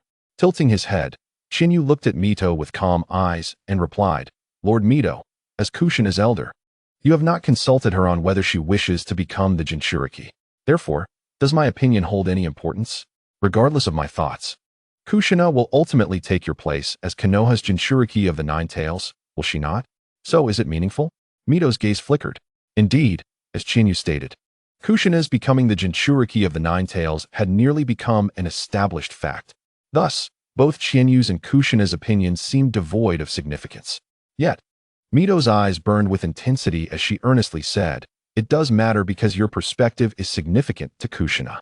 Chiyu stared silently into Mito's eyes for a moment before finally responding, "I hope Kushina can always find happiness." Chinyu's answer was crystal clear. Becoming a Jinchuriki brought with it a lifetime of suffering and solitude. Mito had it somewhat easier, being the wife of the first Hokage and possessing powerful sealing techniques, which meant that the Nine Tails had seldom gone out of control. However, the lives of other Jinchuriki from different villages were far less fortunate. They would struggle against the tailed beast within them, experiencing immense anguish during the process. Moreover, if the Jinchuriki's formidable powers spiraled out of control, it could lead to the sacrifice of innocent lives, fostering fear and disdain towards Jinchuriki among the populace. The most excruciating moment was when the tailed beast was extracted. The bond between a Jinchuriki and their tailed beast was one of life and death. Should the beast be removed, the Jinchuriki would undoubtedly perish. The agony of this extraction was indescribable, a pain that could tear one's soul apart. By expressing a wish for Kushina's happiness, Chiyu effectively conveyed his disagreement to Mito. Mito sighed. Yet, becoming a Jinchuriki is Kushina's fate. Chiyu felt a surge of agitation. It was merely because Kushina was weak and had no choice that she was burdened with this so-called fate. A term that sounded pleasant but was merely imposed upon her. "I believe you understand better than I, Lord Mito. Fate is but a heavy yoke placed upon Kushina. Please do not speak to me of fate." Mito gazed intently at Chiyu and asked, "If you wish for Kushina to always be joyful, will you seek to change this outcome?" Chiyu once again lowered his head slightly. "I am merely an ordinary ninja of Konoha. Such matters are beyond my purview. The Hokage and others will naturally arrange everything." Mito's head began to throb. Why could they not have a proper conversation? She realized that continuing this discussion would be futile. Furthermore, Chiyu would not lower his guard against her. The reason was clear. It was Kushina. As long as Kushina remained the second Jinchuriki of the Nine Tails, Chiyu would never fully open his heart. Similarly, he would remain closed off from Konoha, perhaps even harboring animosity towards it. The whirlpool named Mizuhito finally posed a question to Chiyu. "Chiyu, is Konoha important?" Chiyu instead redirected the inquiry back to Mizuhito. "Lord Mizuhito, is Kushina important?" A hint of melancholy crossed Mizuhito's face. Was the whirlpool Kushina significant to her? Certainly. Yet, in comparison to Konoha, Konoha held greater importance. Such was Mizuhito's conclusion, and thus Chiyu's answer was evident.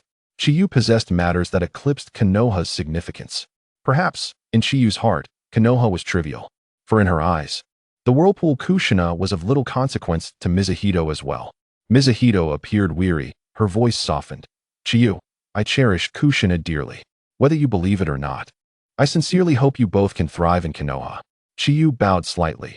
Lord Mizuhito, I certainly believe you hold great affection for Kushina, as you are her only kin. Rest assured, I am living well in Konoha, and I am always grateful to it. Mizuhito, now truly fatigued, waved her hand. That is good. Go now. During your absence, Kushina has longed for your company every day. I shall not take more of your time. Chiyu turned and exited the room. As Mizuhito observed the door close behind Chiyu, she sighed deeply. Chiyu, though a child, spoke with the cunning of a seasoned fox. Aside from her evident emotional response when mentioning Kushina's fate as a Jinchuriki, Chiyu's demeanor remained impeccable, devoid of any flaws. Truly, a little fox indeed. A smile crept upon Mizuhito's lips, a smile born of exasperation yet tinged with admiration for Chiyu. Not far from the door, Chiyu spotted the whirlpool Kushina crouched on the ground, seemingly fixated on something. Chiyu approached and crouched beside her. Smiling as she asked, "What are you looking at?" So entranced, Kushina pointed at a small wildflower sprouting between the cracks of the floor. Chiyu, look. A flower can bloom in such a place. It seems more beautiful than other flowers. Gazing at the resilient flower, Chiyu's eyes sparkled. Indeed, it is remarkable. Such vitality to bloom in this environment. How could it not be beautiful? Just as Chiyu marveled, Kushina climbed onto her back, excitedly gesturing towards the outside of the residence. But now is not the time for admiration. Time waits for no one. Let us set off. Chiyu laughed, hoisting Kushina up, tightening her grip around Kushina's legs. All right, let's go. You always treated me to meals before. Today, with my first mission reward, I shall treat you to something delicious. Typically, a genin would share their mission earnings with their team leader. However, Orochimaru did not claim any of Chiyu's reward, allowing her to keep the entirety. The reward for this C-rank mission amounted to a substantial 60,000 ryo, now in Chiyu's possession. On Chiyu's back, Kushina raised her tiny fist. Then I must indulge. No problem. With a light-hearted gait, Chiyu departed from Mizuhito's residence. Chapter 35. Seeking trouble. Joyful moments are often fleeting. After exploring Konoha with Kushina, nightfall descended swiftly. Reluctantly bidding farewell to Kushina at her residence, Chiyu made her way back to Orochimaru's underground base alone. Having not returned home for quite some time, it was undoubtedly dusty, and the thought of cleaning to stay a night felt bothersome. Thus, she opted to head straight to the base. As Chiyu walked, she reflected on her earlier conversation with Mizuhito. She could sense that Mizuhito regarded her as a junior. Yet, Chiyu found it difficult to perceive Mizuhito as a senior. No matter how much affection Mizuhito showed for Kushina, it could not alter the fact that she desired to harm Kushina for Konoha's sake. Moreover, Mizuhito's malicious perception was exceedingly troublesome for Chiyu. It was as if Mizuhito could discern any lies with pinpoint accuracy. How could she possibly deceive Mizuhito? While Chiyu pondered these circumstances, two figures obstructed her path. She looked up, furrowing her brow. The Uchiha clan crest adorned their attire. They were members of the Uchiha clan. Oh, who do we have here? Is this not Uchiha Chiyu? One taunted. What Uchiha Chiyu? She is merely a half-breed. They laughed derisively. Chiyu's expression darkened. Wishing to ignore the two, she attempted to sidestep them. However, they blocked her path, one in front and the other behind. Why the rush? Did we strike a nerve? Are we wrong, half-breed? Chiyu spoke coldly. Can you leave? Their laughter intensified at her demand. The Uchiha named you attempted to shove Chiyu. She swiftly seized his wrist. Despite being older, Chiyu's rigorous training endowed her with significantly greater strength. As she applied pressure, Yu's expression contorted in pain. Let go. Let go. Chiyu remained unfazed, continuing to exert force. Observing the situation, the other Uchiha, Ichin, rushed forward, aiming a punch at the back of Chiyu's head. Without turning, Chiyu delivered a swift kick, sending Ichin sprawling. Yet, she maintained her grip on Yu's wrist, her gaze unwavering. Can I let you go now? Yu's features twisted in fury, despite the pain. He refused to relent. You are nothing but a discarded pawn of the Uchiha, A half-breed. How dare you speak to me like that? Die. You drew a kunai, thrusting it toward Chiyu's head. Too slow. Chiyu deftly tilted her head, evading the strike. She retaliated with a knee to Yu's abdomen. The force of the blow left Yu gasping, nearly causing his eyes to bulge, and the kunai slipped from his grasp. Chiyu capitalized on the moment, delivering an elbow strike to his head. Dazed, Yu staggered backward, collapsing onto the ground. Yu. Ichin rushed to assist Yu, wiping the corner of his mouth. Yu glared at Chiyu, seething. Ichin, let us take this half-breed down together. Yu hurled several shurikens at Chiyu. In an instant, Chiyu unsheathed her katana, the blade gleaming as it sliced through Yu's shurikens effortlessly. Both Yu and Ichin drew their kunai, advancing toward Chiyu. Yet, in the blink of an eye, Chiyu vanished from their sight. What? A body flicker technique? Where? A chilling voice resonated from behind them. It is not a body flicker technique. It is merely speed. I told you are too slow. Chiyu struck mercilessly with the back of her blade against Yu's right arm, causing it to contort grotesquely, resulting in a complete fracture. Ah! Yu shrieked, curling up on the ground, clutching his arm as he writhed in agony. Subsequently, Chiyu seized Uchiha Ikizun's right arm, which held a kunai, from behind, delivering a kick to Ikizun's knee, causing him to kneel on the ground. Chiyu placed his right foot on Ikizun's back, while maintaining his grip on Ikizun's right arm. He whispered, one of the rules of Konoha is that one must never lay hands on a comrade. You initiated the attack, and even resorted to using a kunai. Therefore, it seems quite reasonable for me to break each of your arms in self-defense, does it not? To Ikizun's ears, Chinyu's voice resonated like the whisper of a demon. In terror, Ikizun pleaded, no, please don't. Ignoring his pleas, Chinyu exerted pressure with his foot on Ikizun's back, resulting in a sickening crack as Ikizun's right arm was forcefully broken. Both Ikizun and Uchiha Yudo writhed on the ground, clutching their shattered arms. Chinyu looked down at them with contempt, remarking, you truly are weak, Uchiha. Even after having his arm severed, Uchiha Yudo still appeared defiant, glaring venomously at Chinyu and threatening, the Uchiha clan will not let you off. Chinyu shook his head, his eyes filled with disdain. Look at you two. You must be around 16 or 17, yet neither of you has activated your Sharingan after having your arms broken. Is it because you haven't awakened it? If the Uchiha clan consists of individuals like you, I hardly fear any trouble from you. Ikizun and Yudo's pale faces flushed with embarrassment. They were about to retort when they witnessed an unbelievable scene. Chinyu activated his own Sharingan, the crimson eyes gazing at them, a smile curling at the corners of his lips. To be fair, the Sharingan of the Uchiha is quite effective. Just as Chinyu intended to turn and leave, he paused, turning back to address them. By the way, you Uchiha, as members of Konoha's guard force, aren't you fond of framing others for crimes? I await your visit. I will be at Orochimaru-sensei's base. Do not claim ignorance about Orochimaru-sensei. Ask your fellow Uchiha if you must. Naturally, both Ikizun and Yudo were aware of Orochimaru, one of the legendary Sannin of Konoha. They had not anticipated that Chinyu had not only activated the Sharingan before them, but had also become a disciple of Orochimaru.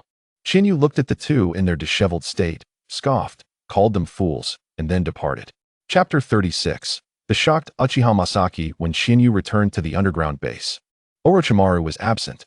After taking a shower, Chinyu retired to his room to sleep. Initially, he had felt quite angry about the incident with Uchiha Yudo and Ikizun. Did they truly believe he was the same soft target as before? However, he soon dismissed his anger, realizing that it was unnecessary to be upset with such foolish individuals. He found their antics rather amusing. They attempted to intimidate him by invoking the Uchiha name. Yet he was now under Orochimaru's protection. What was there to fear? Lying on his bed, Chinyu quickly drifted into slumber. In stark contrast, Uchiha Yudo and Ikizun were far from comfortable, as they were receiving treatment at the ninja hospital. Not long after, the current Uchiha clan leader, Uchiha Masaki, arrived at the hospital, accompanied by a child of similar age to Chinyu.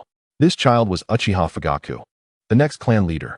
Upon seeing Uchiha Yudo and Ikizun with their right arms in plaster casts, Masaki furrowed his brows and inquired, what happened? Faced with Masaki's presence, Ikizun felt too anxious to speak. Uchiha Yudo gritted his teeth and declared, Lord Clan Leader, it was that Chinyu fellow. Masaki's frown deepened. Did I not instruct all of you to avoid provoking him? Masaki was aware that Chinyu had provided a set of A-rank ninjutsu techniques. And some members of the Uchiha clan had also learned these techniques. It was evident to any discerning individual that Sarutobi Hiruzen intended to nurture Chiyu. Moreover, although not many were privy to Orochimaru taking Chiyu as a disciple, as clan leader, Masaki had his means of acquiring such information. With Chiyu now a disciple of one of the legendary Sannin and a favored individual within the Hokage's faction, the Uchiha clan standing in Konoha had drastically changed.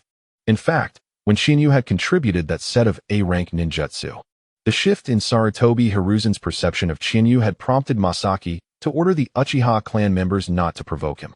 This was the reason the Uchiha clan had not caused trouble for Chiyu in recent years. Following Chinyu's acceptance as Orochimaru's disciple, Masaki reiterated the warning against disturbing Chiyu. Masaki then asked sternly, "Did you seek trouble with him?"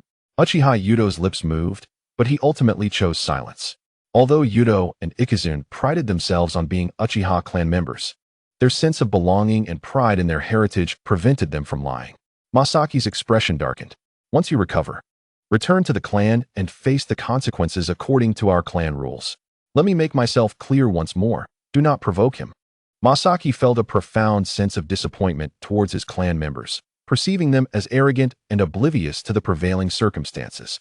He understood all too well the precarious position of the Uchiha clan within Konoha. To Masaki, the current Uchiha clan resembled a decaying tree, clinging to its last flicker of vitality. The villagers' fear and disdain for them, coupled with the clan members' arrogance, were palpable. Were it not for the unstable situation in the ninja world, where Konoha still needed the Uchiha, it is likely that the village would have begun to hold the Uchiha accountable for their past misdeeds. If anyone in Konoha desired war, apart from the scheming Danzo lurking in the shadows, it would be Masaki himself. In his view, the only way for the Uchiha clan to regain their vitality was to demonstrate their worth. To remind Sarutobi Hiruzen and the villagers of Konoha's reliance on the Uchiha clan. But how could they prove their value? Only on the battlefield could that be achieved. Masaki had repeatedly urged his clan members to maintain a low profile, yet they had grown accustomed to their domineering ways, making it difficult to alter their behavior. Masaki felt increasingly despondent. Being clan leader was aging him prematurely. He cast a glance at Uchiha Fugaku beside him, a hint of a smile gracing his lips. The only consolation was that his son had not adopted the arrogance of other clan members. Masaki believed that his son would undoubtedly grow into a competent clan leader in the future. Masaki glanced once more at Uchiha Yudo and Ikizune, who lay in their hospital beds, and ultimately chose silence, as they had disappointed him greatly. He knew that speaking with them would be in vain, as their words would likely go in one ear and out the other. Just as he was about to leave, after much internal conflict, Uchiha Yudo finally spoke up. "Lord Clan Leader, that Chiyu fellow has awakened the Sharingan." Masaki abruptly halted, turning around in disbelief. "What did you just say?" Uchiha Yudo repeated. "That Chiyu fellow has awakened the Sharingan." Masaki's expression shifted repeatedly. "How old is he? 13? Or 14? Uchiha Fugaku replied. "Father, he is 2 years my junior. So he should be 12. Masaki was taken aback. "He awakened the Sharingan at 12? No, it cannot just be 12. Is he a genius?" Uchiha Fugaku, already acknowledged as a prodigy within the clan, still found himself unable to awaken his Sharingan at the age of 14. Even Uchiha Madara, the former leader of the Uchiha clan and recognized as the strongest, had awakened his Sharingan at the tender age of 15. Uchiha Masaki recalled the moment when Umbu from Konoha brought Shihane to the Uchiha clan. Given that Shihane possessed the bloodline of the Uchiha's nemesis, the Senju clan, not only did the clan members look down upon him, but Masaki himself also held disdain for Shihane. Thus, he resolutely refused to acknowledge Shihane as an Uchiha. Had he known of Shihane's remarkable talent, he would have insisted on keeping him within the Uchiha clan, regardless of the opposition. However, regretting now was futile. Both Uchiha Masaki and Uchiha Fugaku pondered deeply. As the clan leader and son of Uchiha Masaki, Fugaku was hailed a genius by all within the clan, with promises of becoming the strongest in the Uchiha lineage. He had unwavering confidence in his potential to grow strong and become a pillar of the Uchiha clan.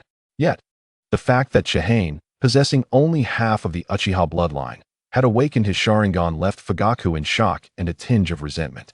Shihane's awakening at such a young age, while Fugaku, constantly labeled a genius, had shown no signs of unlocking his own Sharingan, weighed heavily on his mind. Chapter 37. A father-son conversation upon returning to their residence. Uchiha Masaki and Uchiha Fugaku sat face to face in silence, unable to sleep. After a considerable time, Masaki finally broke the silence, inquiring about Chihane. Fugaku, what are your thoughts on this, Chihane?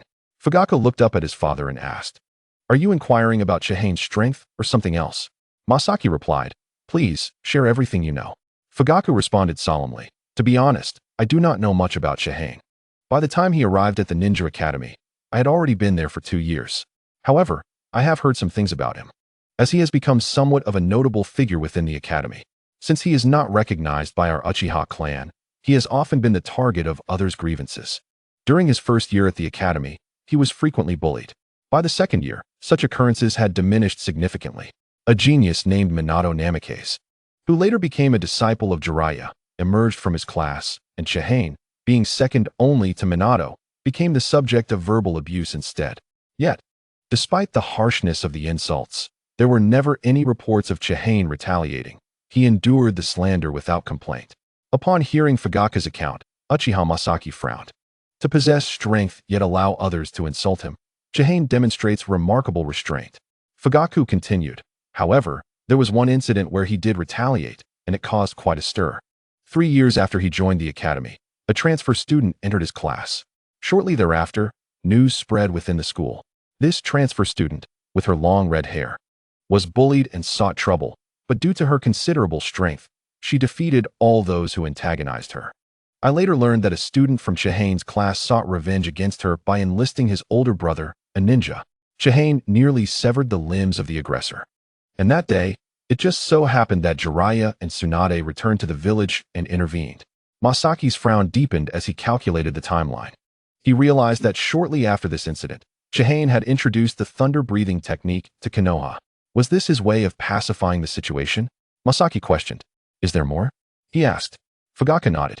"Yes, I also heard that Minato was present that day and seemed to have been defeated by Chihane. Not long after, Minato became Jiraiya's apprentice. And every time they crossed paths at the academy, Minato would challenge Chihane, yet he never emerged victorious." Masaki was astonished. "Are you saying that Minato, despite training under Jiraiya, has never defeated Chihane?" Fugaku affirmed, "Indeed. Their battles occurred only that year, after which Minato graduated early to train with Jiraiya. Even in their final match, Minato could not claim victory over Chihane." Masaki was now genuinely taken aback. "Orochimaru took Chihane as a disciple just a month ago. This implies that even with Jiraiya's guidance, Minato was unable to triumph over Chihane. At that time, Chihane relied solely on his innate talent to outshine Minato. Even without the Sharingan, Chihane's abilities are indeed formidable." Masaki then inquired, "By the way, Fugaku, who is that transfer student you mentioned?" Fugaku contemplated for a moment. "I believe her name is Uzumaki Kushina." Masaki's expression stiffened. Noticing his father's change, Fugaku asked curiously, "Father, is Uzumaki Kushina special in some way?" Masaki's demeanor shifted. After a brief silence, he replied, "Fugaku, you will undoubtedly inherit my legacy and become the next clan leader, so it's time you learned certain truths. Uzumaki Kushina is indeed special and holds great significance for Konoha. You must be aware that Lady Mito is the Jinchuriki of the Nine Tails, correct?" Fugaku nodded seriously, "Yes. Father has mentioned that the vessel for a tailed beast is known as a Jinchuriki, often regarded as a nation's military asset." "Precisely," Masaki continued, "Lady Mito, whose full name is Uzumaki Mito, also possesses red hair. You might have guessed it by now." Fugaku's expression shifted. Could it be that Uzumaki Kushina is a Jinchuriki? Masaki shook his head. "Not exactly, but she is closely related. Uzumaki Kushina is the second host of the Nine Tails. This is a secret of Konoha, known only to a select few in the upper echelons like myself. Lady Mito is advanced in age, and her time is limited. Thus Konoha must consider the next Jinchuriki, with Kushina from the Uzumaki clan being the prime candidate." "Fugaku, let me ask you one more question. Is Chihane close to Uzumaki Kushina?" Fugaku replied with certainty, "Yes. Their relationship is indeed very close." With a sigh, Masaki lamented, "Then there is no opportunity left." Fugaku, confused, inquired, "What do you mean, father?" Masaki explained, "Fugaku, the Nine Tails Jinchuriki will always belong to Konoha. No ninja clan will ever be allowed to interfere. Chihane's close ties with the future Jinchuriki, coupled with the fact that the Hokage did not intervene, allowing Orochimaru, one of the legendary Sannin, to become his mentor. Signifies that Chihane will never return to the Uchiha clan. Even if we were to agree, Chihane would never consent. It is profoundly frustrating to let a talented clan member, one who has awakened the Sharingan, slip away. Fugaku, perceiving the situation more keenly than his father, recognized that even if the Uchiha clan were to consent, Chihane would likely never wish to return to their fold. Otherwise, Chihane would not have harmed the arms of Uchiha Yudo and Uchiha Ichin. Chihane's actions, including revealing his Sharingan, suggest he has likely ceased to worry about the issues between him and the Uchiha clan. In Uchiha Fugaku's eyes, reconciliation between Chihane and the Uchiha clan seems forever unattainable. Chapter 38, Uchiha's Apology, which I do not accept. Uchiha Fugaku believes that Chihane and the Uchiha clan can never reconcile. However, Uchiha Masaki holds a different opinion. As the clan leader of the Uchiha, Uchiha Masaki possesses a commendable perspective on the larger picture. Yet, he still subconsciously approaches issues from the standpoint of Konoha's foremost ninja clan. Uchiha Masaki believes that as long as the Uchiha clan, being Konoha's premier ninja clan, extends an olive branch to Chihane, he would have no reason to refuse. Uchiha Masaki rubbed his temples, continually assessing Chihane's value in his mind. The more he contemplated, the more he realized Chihane's immense worth, not solely due to his inherent talent and strength, but rather because of his identity. He is undeniably aligned with the Hokage faction, cultivated ardently by Sarutobi Hiruzen and a disciple of one of the legendary Sannin, Orochimaru. Presently, the Uchiha clan finds itself in a state of complete isolation. No one, including Sarutobi Hiruzen, is willing to associate with them. Aside from a single unit within the Konoha police force, the Uchiha clan has entirely detached from the power center of Konoha. If Chihane could become a core figure within the Hokage faction, he might establish a bridge for the Uchiha clan to communicate with Sarutobi Hiruzen. However, this is contingent upon Chihane having no grievances against the Uchiha clan and harboring a favorable disposition towards them, willing to assist the Uchiha. Uchiha Masaki pondered for a long time, and Uchiha Fugaku did not interrupt his father. Understanding his father's nature, Uchiha Fugaku could surmise some of his father's thoughts. After a lengthy contemplation, Uchiha Masaki addressed Uchiha Fugaku. Fugaku, tomorrow you shall visit Orochimaru's base to seek out Chihane, and bring along our clan's fire-release jutsu scroll and insights on utilizing the Sharingan. Uchiha Fugaku sighed imperceptibly. It was as he suspected.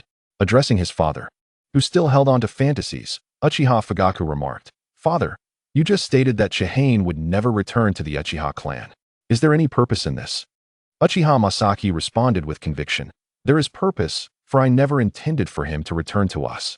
He cannot come back. My objective is simply to cultivate a positive impression of the Uchiha clan in his mind, to prevent him from harboring animosity towards us. As long as he continues to grow, it is virtually assured that he will become a core ninja within the Hokage faction. He will forever possess half of the Uchiha bloodline within him. You understand, don't you, Fugaku?" Uchiha Fugaku grasped his father's intention. Yet, he considered it somewhat challenging to cultivate a favorable perception of the Uchiha clan in Chihane's heart. After all, years of enmity cannot be erased by a scroll of jutsu and some insights on the Sharingan. Nevertheless, he understood his father's temperament well enough to know that once a decision was made, it was impossible to dissuade him. Uchiha Fugaku nodded. "I understand, father." Uchiha Masaki affirmed, "Indeed, Fugaku, you must strive harder. Do not allow a mere outsider with only half of the Uchiha bloodline to surpass you." Hearing this, Uchiha Fugaku felt a tinge of bitterness. He too longed to awaken his Sharingan and wished not to be outshone by Chihane, who possessed merely half of the Uchiha bloodline. However, awakening the Sharingan is not a feat achievable through effort alone, nor is there any direction to strive towards. The following day, Chihane arose before dawn as usual. Orochimaru had yet to return. However, Orochimaru had mentioned he would take him to the Dragon's Cave today, so he was expected to come back. Chihane arrived at the training ground of the underground base and commenced his training for the day. After training alone for 2 or 3 hours, Chihane suddenly sensed that the barrier outside the base had been triggered. A barrier surrounded Orochimaru's base, and its activation could be sensed by Orochimaru. For convenience, Orochimaru had also granted Chihane the authority to sense it when triggered. Wiping the sweat from his face with a towel, Chihane walked towards the base's exit, mumbling, "Here to find Sensei Orochimaru, are you?" Upon stepping outside the base, Chihane squinted at the sight before him, spotting the familiar Uchiha clan emblem. Chihane crossed his arms and leaned against the doorframe, scrutinizing Uchiha Fugaku with a sardonic tone. "Tiste, you really came, huh? Truly the Uchiha clan, always seeking retribution. You came knocking on my door this morning about last night's incident." He continued, "But, since you're here to apprehend me, I isn't it a bit inappropriate for you? A mere child to come? Shouldn't the members of your Konoha police force be the ones to arrest me, the perpetrator who harmed the noble Uchiha?" Uchiha Fugaku's expression darkened at Chihane's mocking tone. A mere child? He was younger than himself. What right did Chihane have to call him that? Uchiha Fugaku bowed slightly. "Chihane, you misunderstand. I represent the Uchiha clan to apologize for the incident involving Yudo and Ichin last night." Chihane furrowed his brow momentarily before relaxing, his tone still dripping with sarcasm. "Oh, when I first arrived in Konoha, I was often bullied by Uchiha members. I don't recall you coming to apologize back then. You seem rather swift today." He added, "Let me guess, is this the reason?" Chihane gestured towards the base. This underground base belonged to Orochimaru, and the implication was clear. It was because of Orochimaru that they had come to apologize. If it were merely Orochimaru, it would not have been enough to compel the proud Uchiha to apologize, but the weight of the person behind Orochimaru was sufficient. Sarutobi Hiruzen. Uchiha Fugaku's heart tightened as he realized this younger boy was proving to be a formidable opponent. Moreover, Uchiha Fugaku understood that making Chihane regard the Uchiha clan favorably was nearly impossible. Uchiha Fugaku then got to the point. "Chihane, our apology is sincere. Here is the Uchiha clan's fire release jutsu and insights on the Sharingan, as a token of our apology." Uchiha Fugaku tossed 2 scrolls towards Chihane. Chihane caught the scrolls and weighed them in his hands. "It seems this apology is partly due to my Sharingan. I thought you might shamelessly ask me to return to the Uchiha clan upon seeing me awaken it. Evidently, you still have some sense." Uchiha Fugaku lowered his head slightly, a faint blush creeping onto his cheeks. Were it not for Uzumaki Kushina, his father Uchiha Masaki might have seriously considered bringing Chihane back to the Uchiha clan. Uchiha Fugaku bowed. "Since you have accepted our apology, I shall take my leave." Just as Uchiha Fugaku prepared to turn and depart, Chihane suddenly interjected, "Wait a moment. You seem to be speaking on your own accord. Did I ever say I accepted your apology?" Uchiha Fugaku frowned at Chihane, perplexed by his meaning. Chihane's subsequent action incited Uchiha Fugaku's ire, for as Chihane held the 2 scrolls, lightning crackled, and intense heat ignited the scrolls, reducing them to ashes. Chihane derisively looked at Uchiha Fugaku, enunciating each word. "I do not accept your apology, Uchiha." Chapter 39, The Summoning Technique. Uchiha Fugaku was nearly apoplectic upon witnessing Chihane incinerate the 2 scrolls. Though these scrolls were merely copies, they were still invaluable. The scroll containing the fire release jutsu held the techniques passed down through generations of the Uchiha clan. The various fire release techniques, such as the Great Fireball Technique, Great Fire Destruction, and the Fire Release, Dragon Flame Song, are meticulously documented. While the Great Fireball Technique is widely recognized throughout the ninja world, the version executed by the Uchiha clan is distinctly superior to those performed by others. The true treasure lies within the scroll that contains insights on the usage of the Sharingan. It is of immense value to the Uchiha clan, detailing the nuances from the single tomo to the 3-tomo Sharingan. However, Chiyu, in a display of blatant disregard, incinerated it without a second thought. Was this not a slap in the face to the Uchiha? Uchiha Fugaku's chest heaved with agitation as he glared at Chiyu. Meanwhile, Chiyu leaned casually against the doorframe, a sardonic expression gracing his features as he observed Fugaku. It took several deep breaths for Fugaku to regain his composure. With a calm demeanor, he stated, "If you refuse our goodwill, then I shall take my leave." He turned on his heel and departed. Chiyu's gaze lingered on Fugaku's retreating figure, sensing a stark difference between this Uchiha and others he had encountered. Despite being openly disrespected, Fugaku maintained his poise, something other Uchihas might not have managed. Furthermore, his ability to represent the Uchiha clan in an apology indicated his significant status. Chiyu inquired, "What is your name?" "Uchiha Fugaku," he replied, halting momentarily before continuing on his way.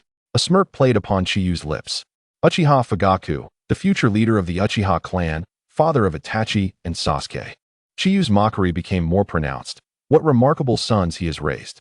In Chiyu's eyes, Itachi's future actions of slaughtering his own clan were far from just. Though Itachi ostensibly sacrificed a few for the greater good, he targeted not strangers, but his own kin. Loyal to Konoha, Itachi deemed the eradication of the Uchiha as justifiable for the village's sake. Yet for the Uchiha, especially those who still trusted him and awaited a shared future, Itachi was nothing short of a traitor. This was a profound sin, made all the more grievous by the blood ties involved.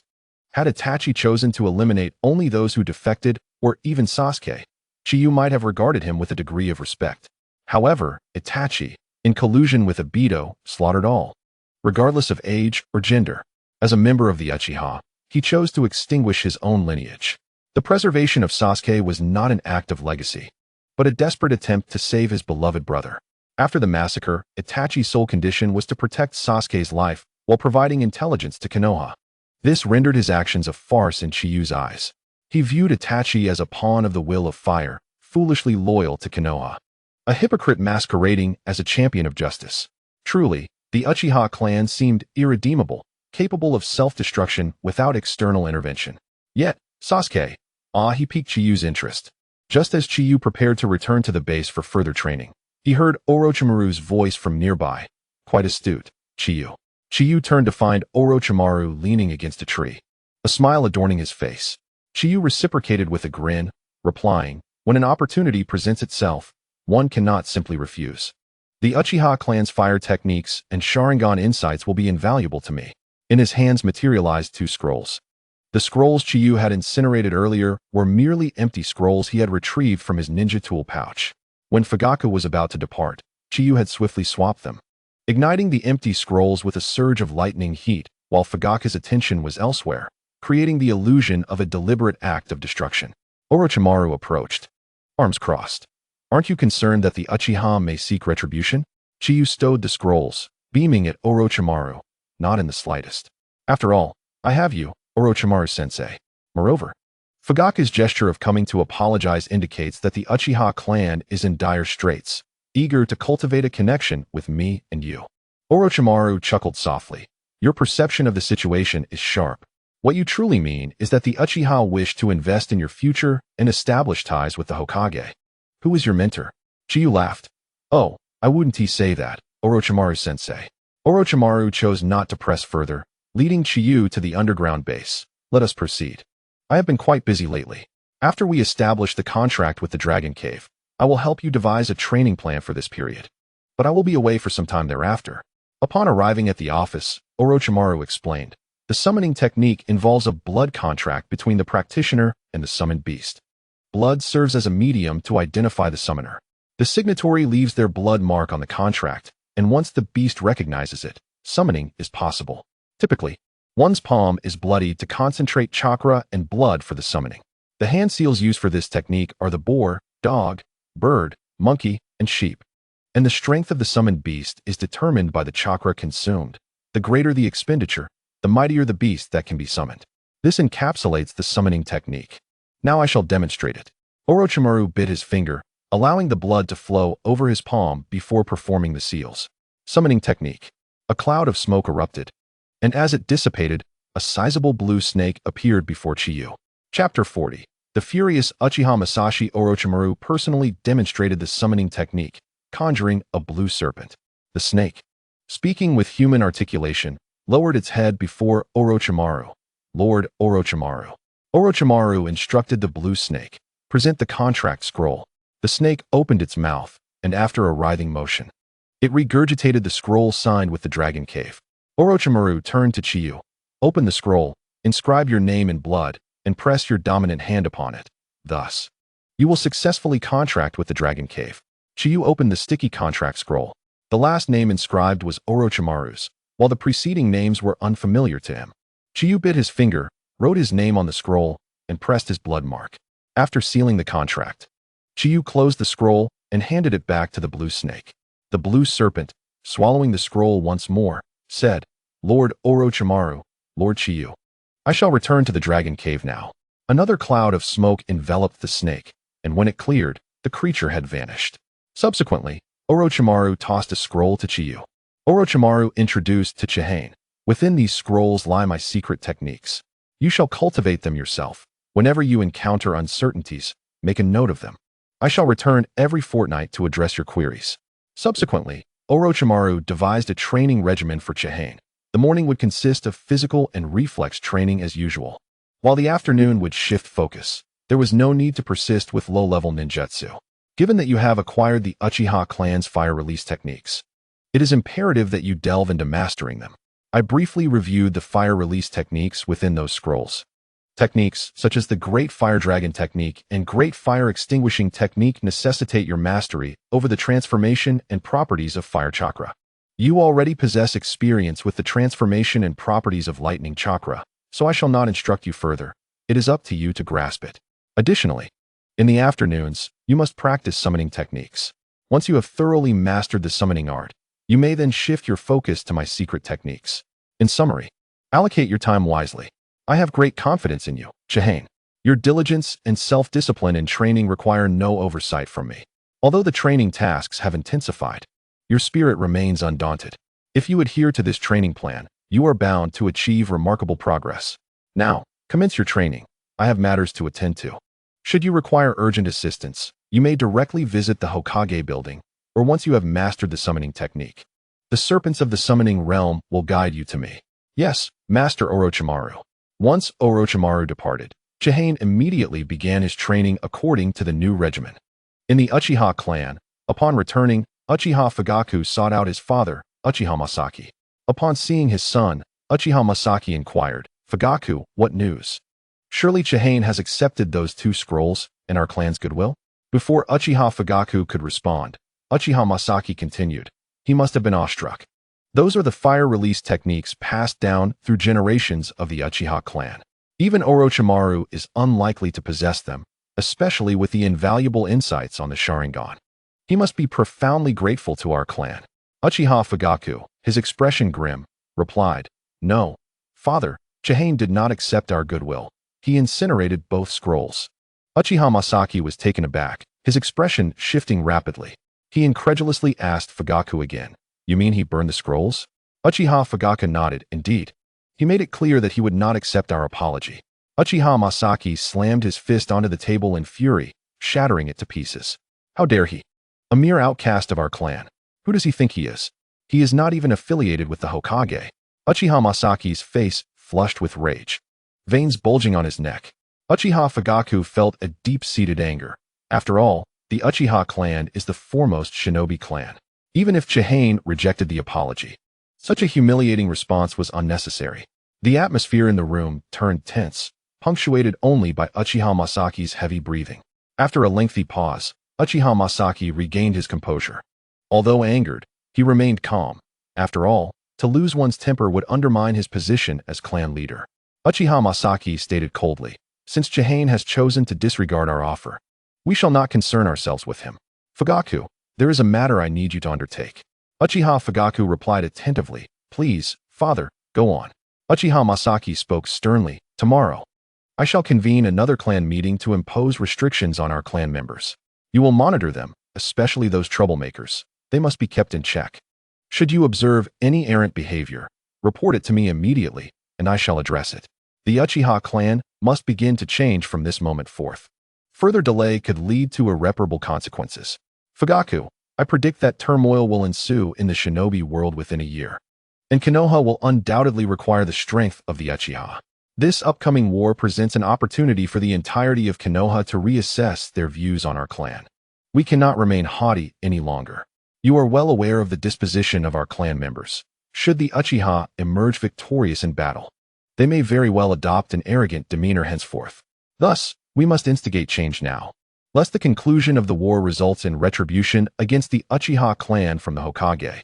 Time is of the essence, and the legacy of the Uchiha must not be extinguished on our watch."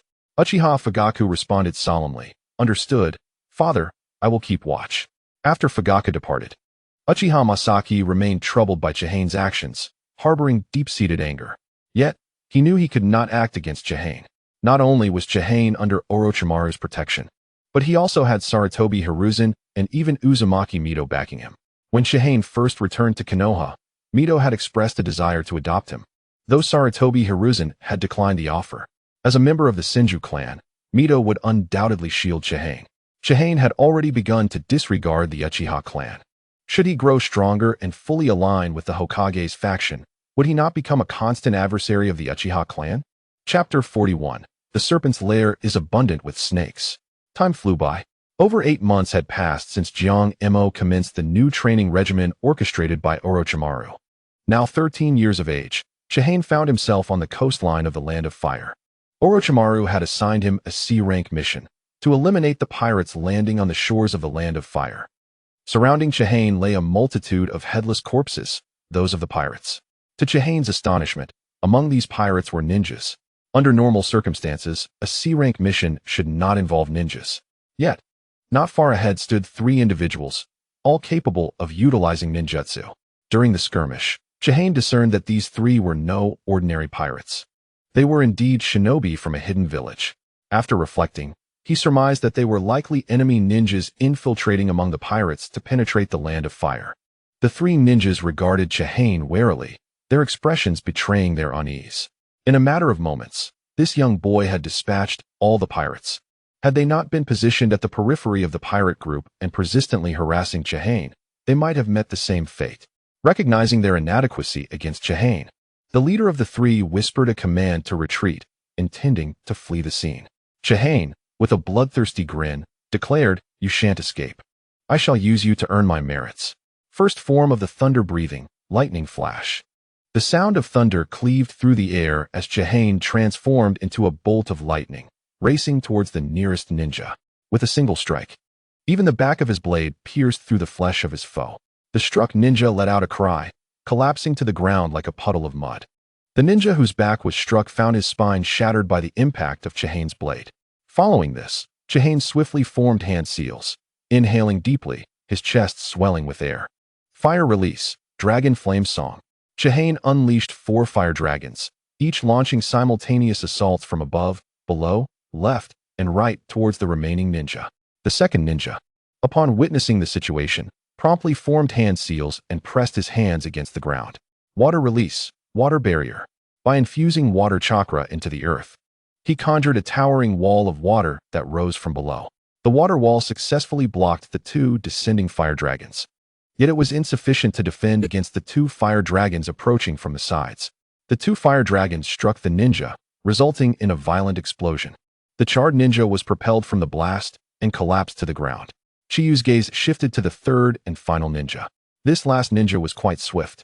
Having already distanced himself from Chiyu, the tip of Chiyu's katana pointed menacingly at the fleeing figure, crackling with electricity and resonating with thunderous roars. 5th form of thunder breathing, heat wave thunder. In an instant, a searing lightning-infused slash was unleashed from the katana, hurtling towards the last ninja. The speed of this lightning strike was so rapid that it reached its target in the blink of an eye. The final ninja, caught in the onslaught of electricity, felt his hair stand on end as his body convulsed, smoke rising from him. Chiyu hastily interrupted the strike to prevent the ninja from being electrocuted to death. The 3 ninjas were swiftly dispatched by Chiyu, who gathered the incapacitated figures together. Once more, Chiyu formed hand seals and pressed his hands to the ground. Summoning technique.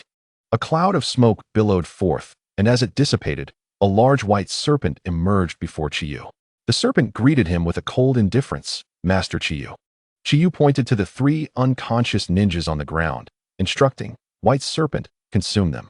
Upon hearing the command to devour them, the serpent's voice became enthusiastic, coiling around Chiyu and forming an exaggerated bulge. "Ah, Master Chiyu, how considerate of you to bring me food when I'm hungry. I truly adore you." Chiyu rolled his eyes, bemused by the serpent's quick change of demeanor at the mention of food. Just as the white serpent opened its mouth, prepared to swallow the 3 unconscious ninjas whole, Chiyu cautioned, "These 3 are not mere food. They are of use to me. Just temporarily store them within you. You may feast on the corpses around us." The white serpent, disheartened by the prospect of not receiving its meal, protested, "What a waste of my feelings, Master Chiyu. These people are dead. What good are they to eat?"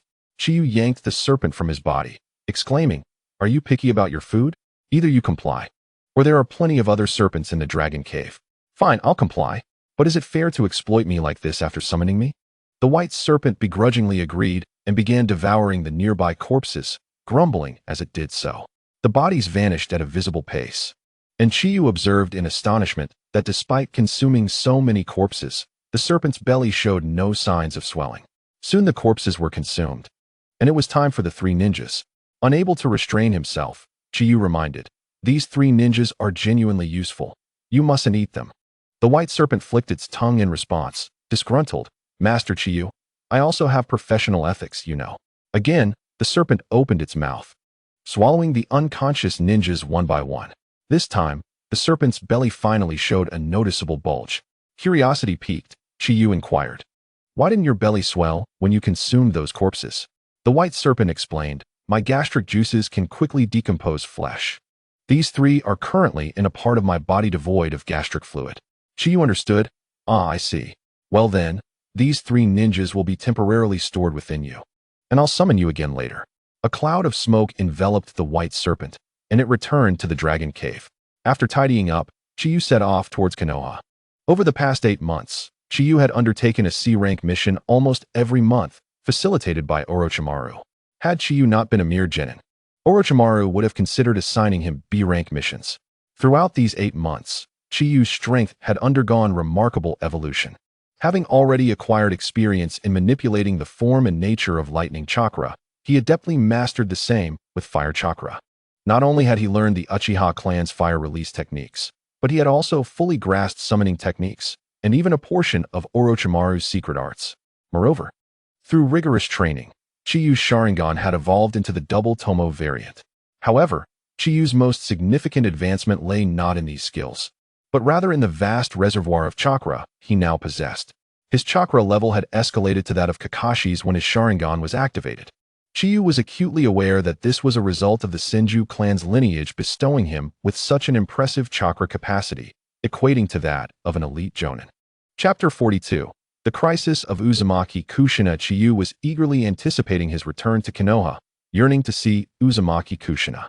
His only opportunity to do so was during the brief intervals following mission completions.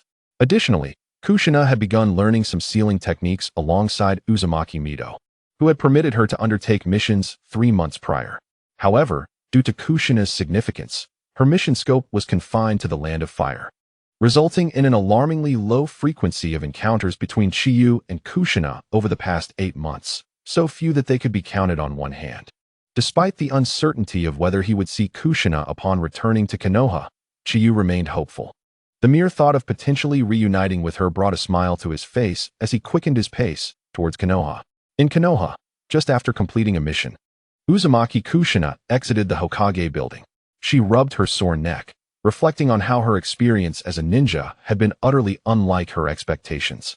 To date, Kushina had been perpetually engaged in trivial D-rank missions alongside her 2 teammates, leaving her feeling exasperated. If only Chiyu were here, even a D-rank mission would be bearable. With a pout, Kushina murmured to herself as she made her way to Mido's residence. The sun was beginning to set. Upon returning home, she announced, "I'm back," but was met with silence. Delving deeper into the house, she called out again, "I'm back, Mido Grandma." Still, there was no response. Pausing at the kitchen door, she whispered, "Is Mido Grandma not home?" Her gaze drifted outside the kitchen window, where she noticed the branches swaying erratically. At that moment, 3 figures emerged from the window. The cloud ninja Chiyu had feared had finally made their appearance. These 3 cloud ninjas had been lurking in Konoha for many days. Having observed Kushina's unique chakra and coveted it, they seized the opportunity today to abduct her. The 3 cloud ninjas slipped through the window and into the kitchen. Lacking any combat experience, Kushina was startled and fled in panic, calling out, "Is anyone there? Help!" However, the 3 intruding cloud ninjas included 2 elite jonin and 1 jonin. They swiftly caught up to and subdued Kushina. After successfully capturing her, the 3 cloud ninjas made their hasty retreat from Konoha. In the forest of the Land of Fire, Kushina found herself bound and led by 2 ninjas, with one holding the rope tethered to her behind. With vacant eyes, she trudged forward, increasingly distant from Konoha and nearing the border of the Land of Fire. Inadvertently, Uzumaki Kushina stumbled upon a stone and fell to the ground. The ninja behind her harshly yanked on the rope, forcibly pulling Kushina back to her feet. "Hey, stop slacking. Keep moving." Kushina clutched the bell that Chihane had given her, secretly shaking it in hopes of a miracle. However, As they neared the border of the country, the miracle remained elusive, and despair began to seep into her heart, tears cascading down her cheeks.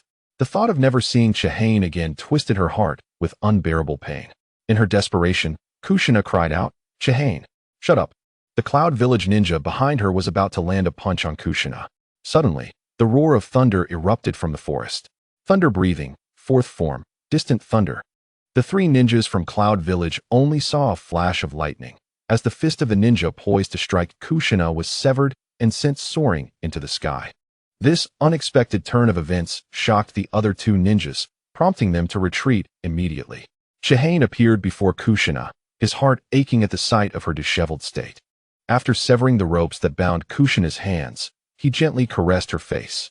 "I'm sorry, Kushina. I'm late." Kushina collapsed into Chihane's arms, weeping loudly. Chihane's heart ached in tandem, his gaze shifting toward the two Cloud Village ninjas preparing to attack. The murderous intent in his eyes could no longer be contained, and his Sharingan activated. He gently set Kushina down against a tree, lowering his voice as much as possible. "Kushina, wait here. After I deal with them, I'll take you home." Summoning a white snake, he instructed, "White snake, protect Kushina." The white snake, sensing the coldness in Chihane's voice, obediently coiled around Kushina's side. Chihane steadied his breath, his Sharingan fixated on the two Cloud ninjas. Upon hearing the bell ring, an ominous premonition surged within him, leading him to realize that Kushina was in danger. Following the bell's guidance, he infused his body with lightning chakra, activating his physical prowess, and rushed to her aid. Aoyuro, a jonin of the Cloud Village, eyed Chihane's Sharingan with greed. The Sharingan, a bloodline limit of the Uchiha clan. What luck! But this kid is no ordinary foe. Atwa, let's go. The special jonin Atwa responded solemnly, understood.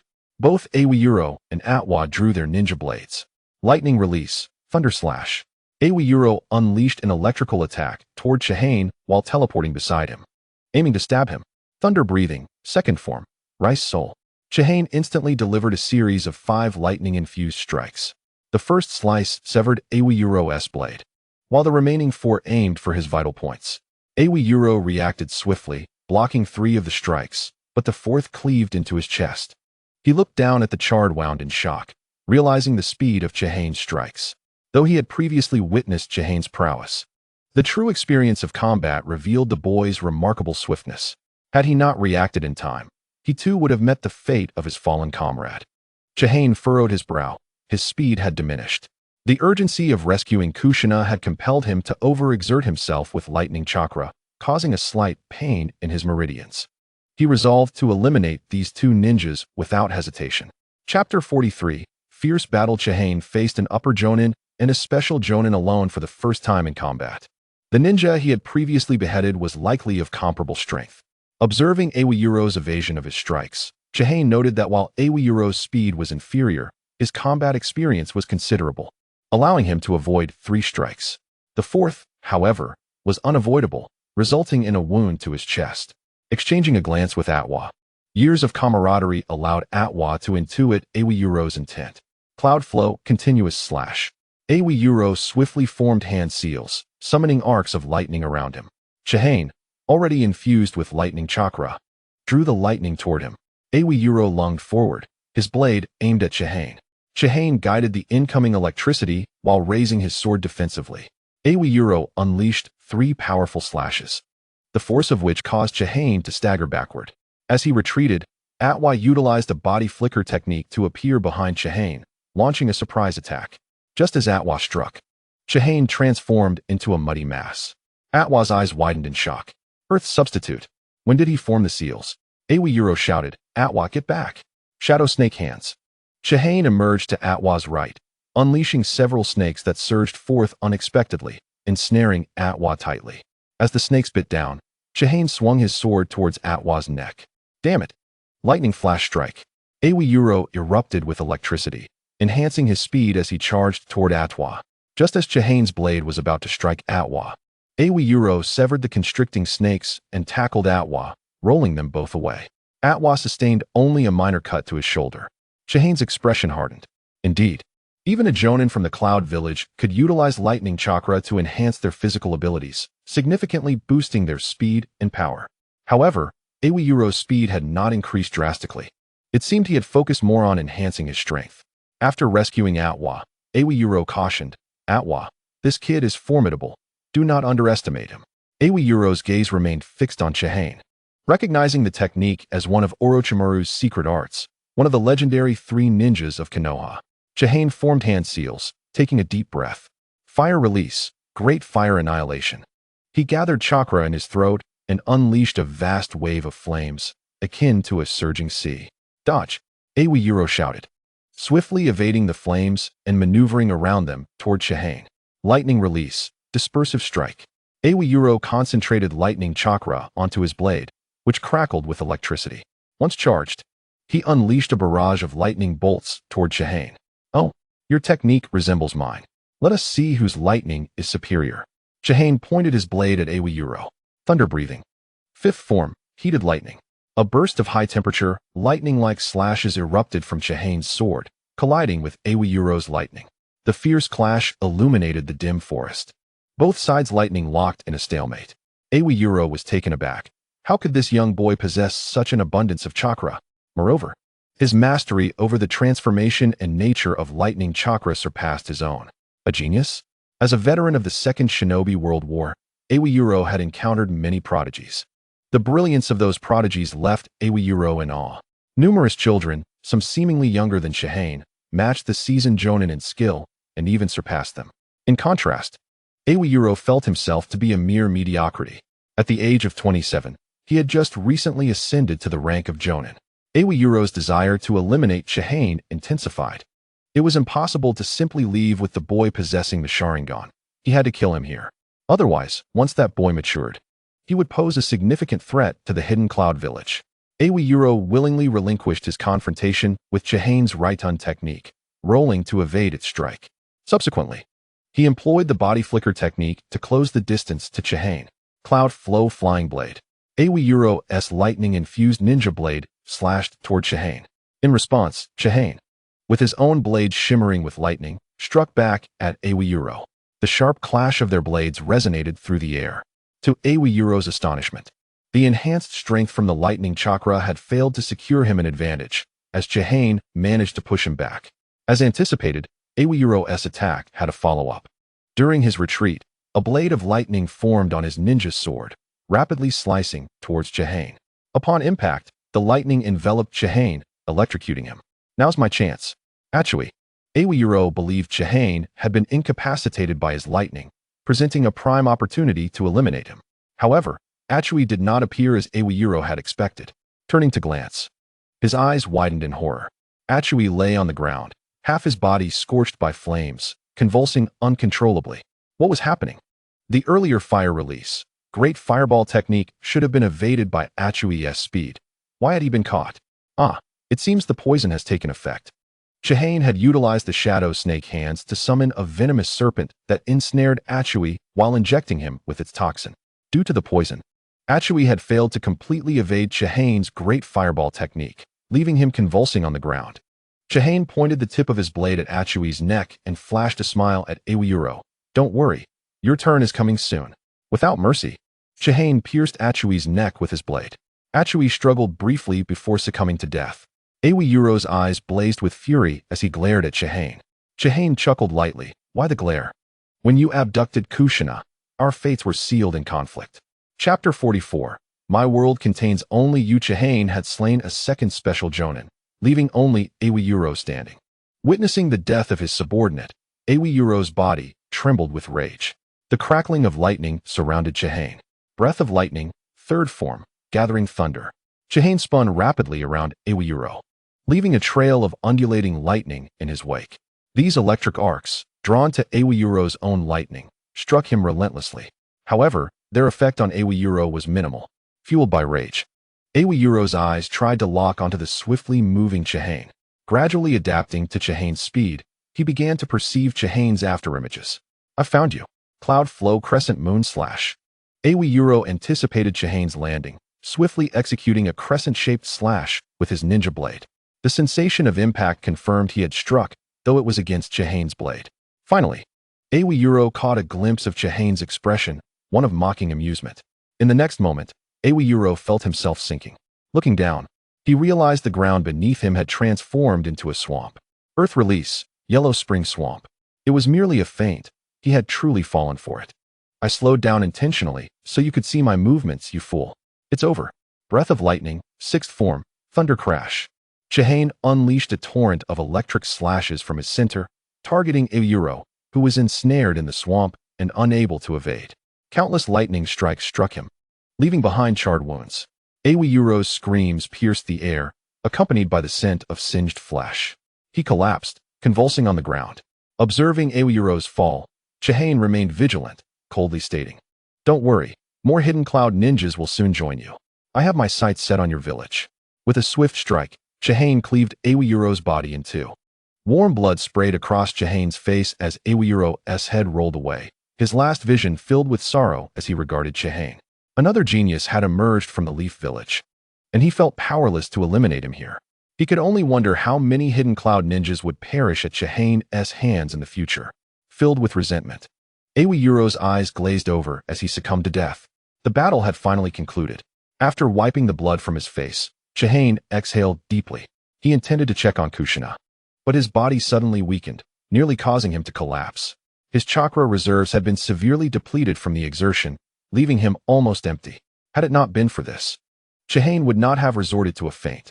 He glanced at his right hand, noting the torn muscles around his thumb, oozing blood. His strength paled in comparison to Awayuro's, especially after Awayuro had enhanced his physical prowess with lightning chakra. Awayuro's fighting style, indeed, resembled that of many Hidden Cloud ninjas. They excelled in swordsmanship and lightning techniques, favoring physical combat. Chihane's greatest strength also lay in a similar lightning-based sword style. Although Chihane was faster, it was not overwhelmingly so, making direct confrontation unadvantageous for him. Given their comparable speeds, Awayuro would find it challenging to counter Chihane effectively. Yet, prolonged combat would not favor Chihane, compelling him to act before his chakra was entirely spent. Nevertheless, he had finally slain Awayuro. Chihane retrieved a blank scroll, sealing Awayuro's head within. He also sealed Achui and the head of the first special jonin he had decapitated into the scroll. Approaching Kushina's location, Chihane found her resting against the white serpent. Having been forcibly abducted by the three Hidden Cloud ninjas and feeling despair as they neared the border, she was utterly exhausted. Upon Chihane's arrival, her trust in him allowed her to relax, and she succumbed to sleep against the white serpent. Chihane gently lifted Kushina, cradling her in his arms, and addressed the white serpent, "Thank you." Seeing that Chiyu was in a good mood, the white snake immediately made a request, "Master Chiyu, could you let me have something fresh next time?" Chinyu's eyes glimmered slightly. "Understood. It won't be long before you can indulge yourself." The white snake displayed a human-like, flattering smile. "Master Chiyu, you are truly kind. I adore you. From now on, if you say east, I shall not go west. Should you ask me to feast on the living, I shall never touch the dead." Chiyu rolled his eyes. "All right, enough with the banter. By the way, are those three ninjas still in good shape?" The white snake patted its swollen belly with its tail. "Absolutely, Master Chiyu. You can rest assured. You doubt my capabilities?" Chiyu nodded. "Fine, then you may return to the dragon's cave for now. I will summon you again later. Farewell, Master Chiyu." The white snake transformed into a wisp of smoke and vanished back into the dragon's cave. After consuming a military ration pill to restore some chakra, Chiyu held on to Uzumaki Kushina and headed towards Konoha.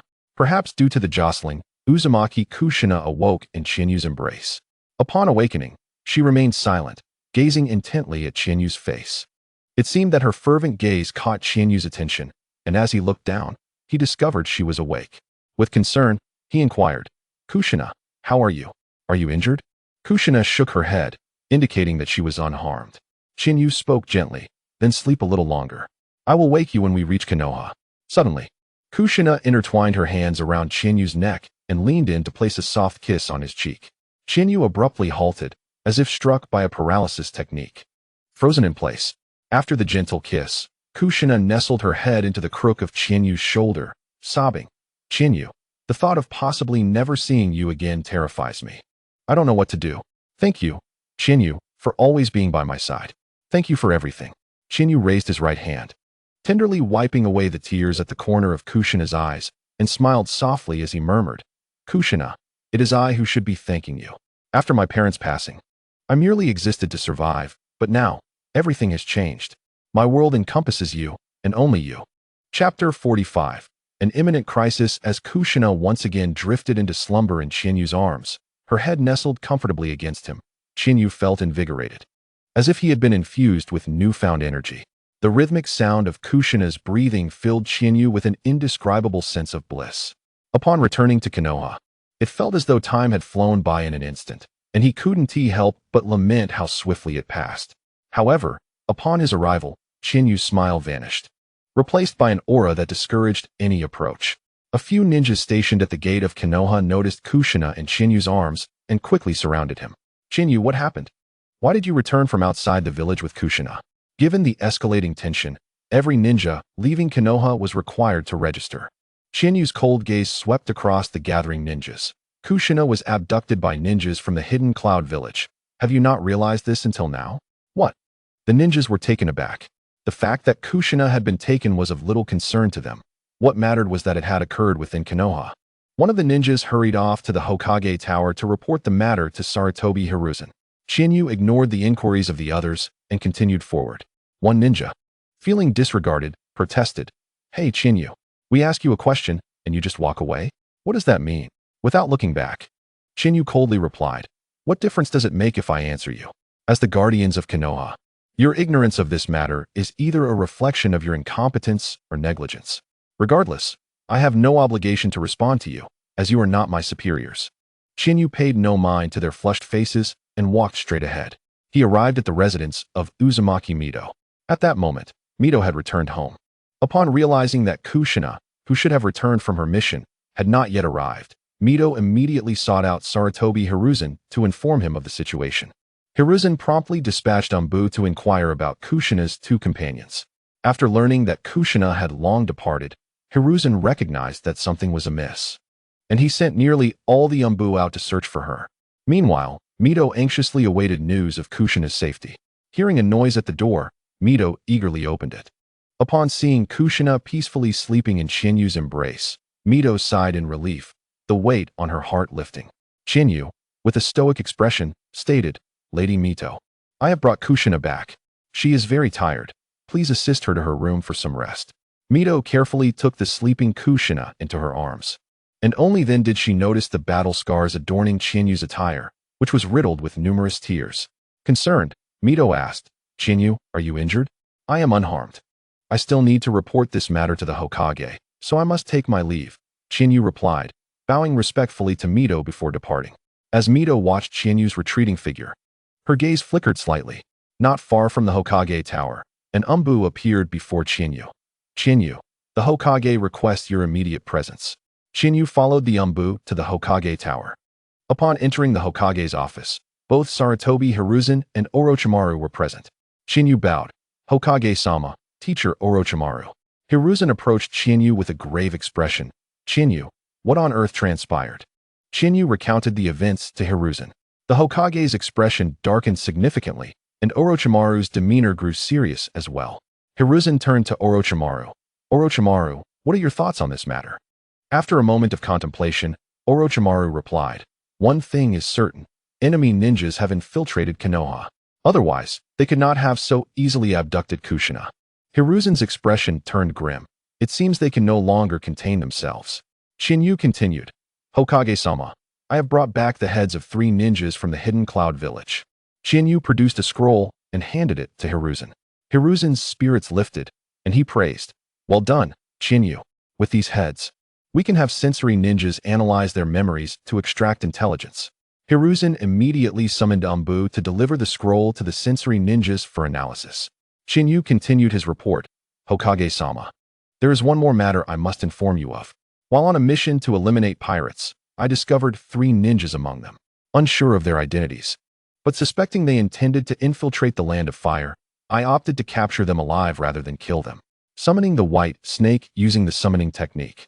Chinyu commanded, White Snake, bring forth those 3 ninjas. Yes, Master Chinyu, the White Snake responded. Opening its mouth, it wriggled its abdomen and expelled the 3 ninjas. Unfortunately, The ninja whose spine Chiyu had severed with the back of his blade had succumbed due to the cramped confines within the white snake's body. However, the other two ninjas remained alive and had regained consciousness. Upon seeing the gaze of Chihane, Sarutobi Hiruzen and Orochimaru, particularly Chihane, were instantly struck with terror and retreated. Sarutobi Hiruzen summoned an AMBU operative once more, bringing along the deceased ninja for the sensory ninja to analyze their memories, while the other two surviving ninjas were taken to the interrogation department for questioning. Approaching the map on his desk, Sarutobi Hiruzen inquired of Chihane, "Chihane, where did you encounter this band of pirates?" Chihane pointed to a location on the map. Upon noticing where Chihane indicated, Sarutobi Hiruzen's eyes narrowed. Orochimaru's raspy voice broke the silence. "It seems that the village hidden in the mist intends to join the fray." The location Chihane pointed to was adjacent to the Land of Waves, and to the right of the Land of Waves lay the Land of Water. Currently, the Land of Fire had no significant interaction with the Land of Waves, which, conversely, maintained a cordial relationship with the Land of Water. Therefore, if the ninjas from the Mist Village aimed to land on the shores of the Land of Fire, they would inevitably have to traverse the Land of Waves.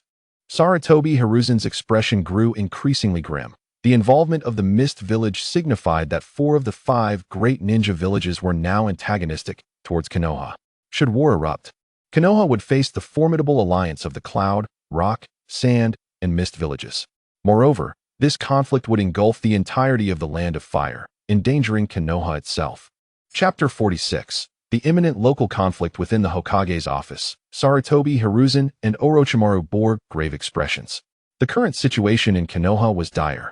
Should war commence, there was a high likelihood that the 4 great ninja villages would simultaneously assault Konoha, leaving it besieged on all fronts. Sarutobi Hiruzen began discussing with Orochimaru how to navigate this precarious situation. Chihane remained silent, fully aware that his presence here was solely due to being Orochimaru's disciple. And as a genin, he lacked the authority to interject. Merely being allowed to listen was a privilege.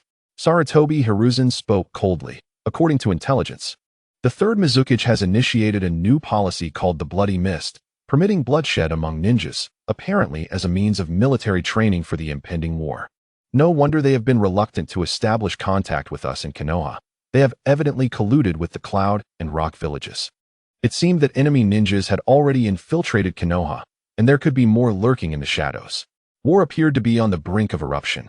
Orochimaru, given the current circumstances, do you believe Konoha possesses the capability to engage in battle? Orochimaru shook his head and replied without mercy, if war breaks out in full scale, Konoha will undoubtedly face defeat. If it were merely the Cloud and Rock villages, Konoha could barely withstand the onslaught, but with the Mist village joining the fray, we would need to divide our forces for defense, not to mention the ever-watchful Sand village. Our troop strength is finite, and if we spread ourselves too thin across multiple battlefronts, we will find it exceedingly difficult to mount an effective counterattack, leading to our inevitable demise. Sarutobi Hiruzen fell into deep contemplation, recognizing that Orochimaru's assessment aligned perfectly with his own. No matter how strong Konoha was, it could not withstand simultaneous assaults from 4 ninja villages. Sarutobi Hiruzen pondered how to find a path forward in this seemingly deadlocked situation. He queried, Orochimaru, what do you think Konoha should do to break this stalemate? Orochimaru, having also been ruminating on the matter, responded, the only strategy one can conceive is to delay.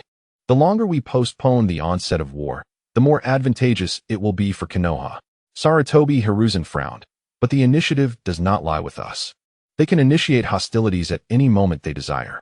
Orochimaru took a pen and circled the grass country, the hot springs country, the river country, and the Land of Waves. After setting down the pen, he began to elaborate on his analysis. Currently, the 4 great ninja villages are merely probing.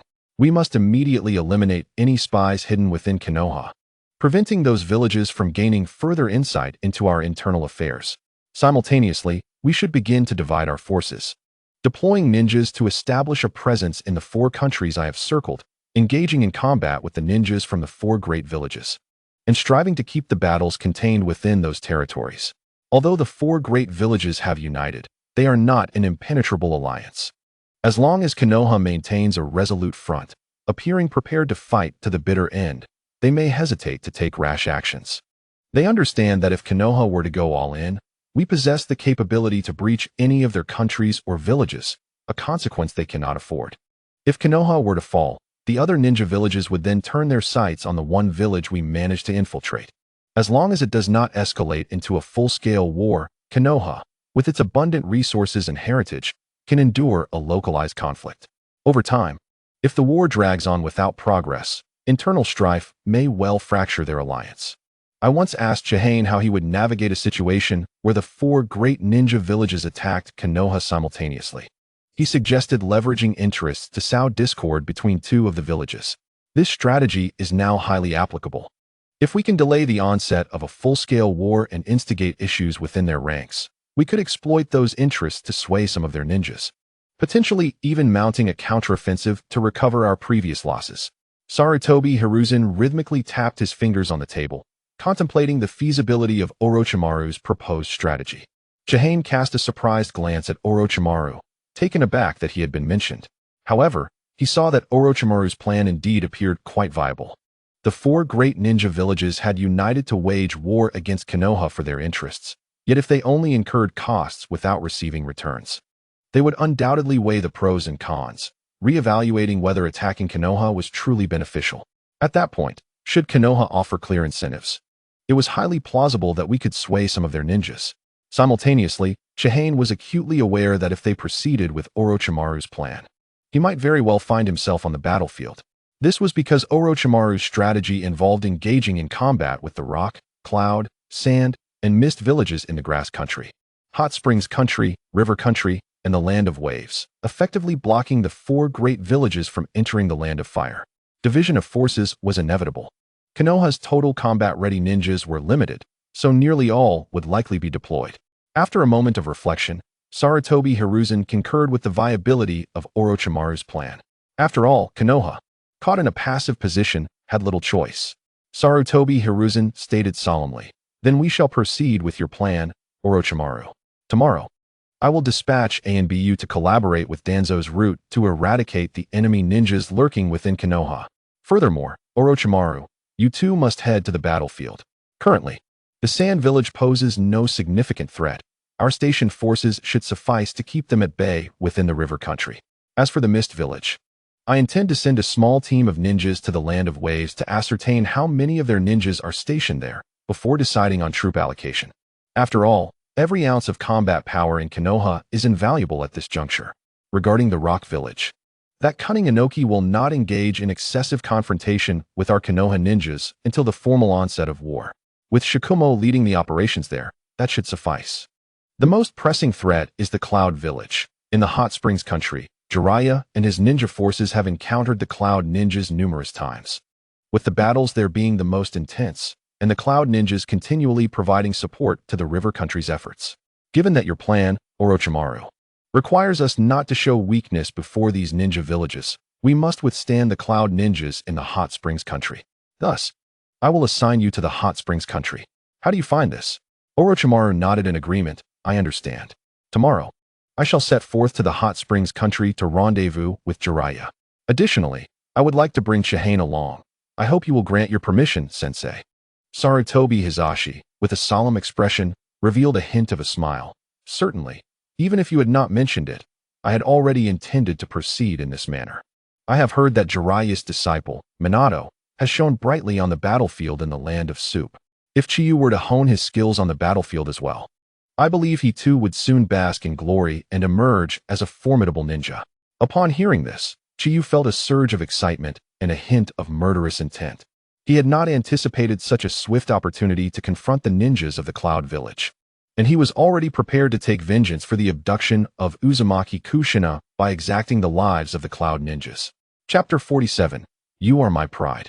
The direction for my endeavors, Orochimaru departed from the Hokage building alongside Chiyu. At the entrance, Orochimaru addressed Chiyu. You are to accompany me to the battlefield shortly. Prepare yourself accordingly, replenish your ninja tools, and come to the base tomorrow morning to find me. Chiyu nodded affirmatively. Understood, Orochimaru-sensei. Parting ways. Chiyu first visited a ninja tool shop, purchasing shurikens, kunai, and explosive tags. Upon exiting the shop, Chiyu's expression reflected a twinge of regret. Although he had not undertaken many tasks, Those he had completed were all C rank, and since Orochimaru did not take a cut and he had no other expenditures, he had saved diligently. Initially, Chiyu believed he had a considerable amount of money, but after his visit to the shop, he found himself nearly bankrupt. The kunai and shurikens were reasonable, but the explosive tags were exorbitantly priced, costing approximately 300 ryo each. Their utility was extensive. For example, when setting traps, numerous explosive tags would be necessary. Their significance in battle could not be understated, rendering them essential. Sighing as he patted his nearly empty wallet, Chiyu felt fortunate that Orochimaru was supporting him, alleviating his worries about daily sustenance and shelter. After leaving the tool shop, Chiyu returned home, needing to check his witness points.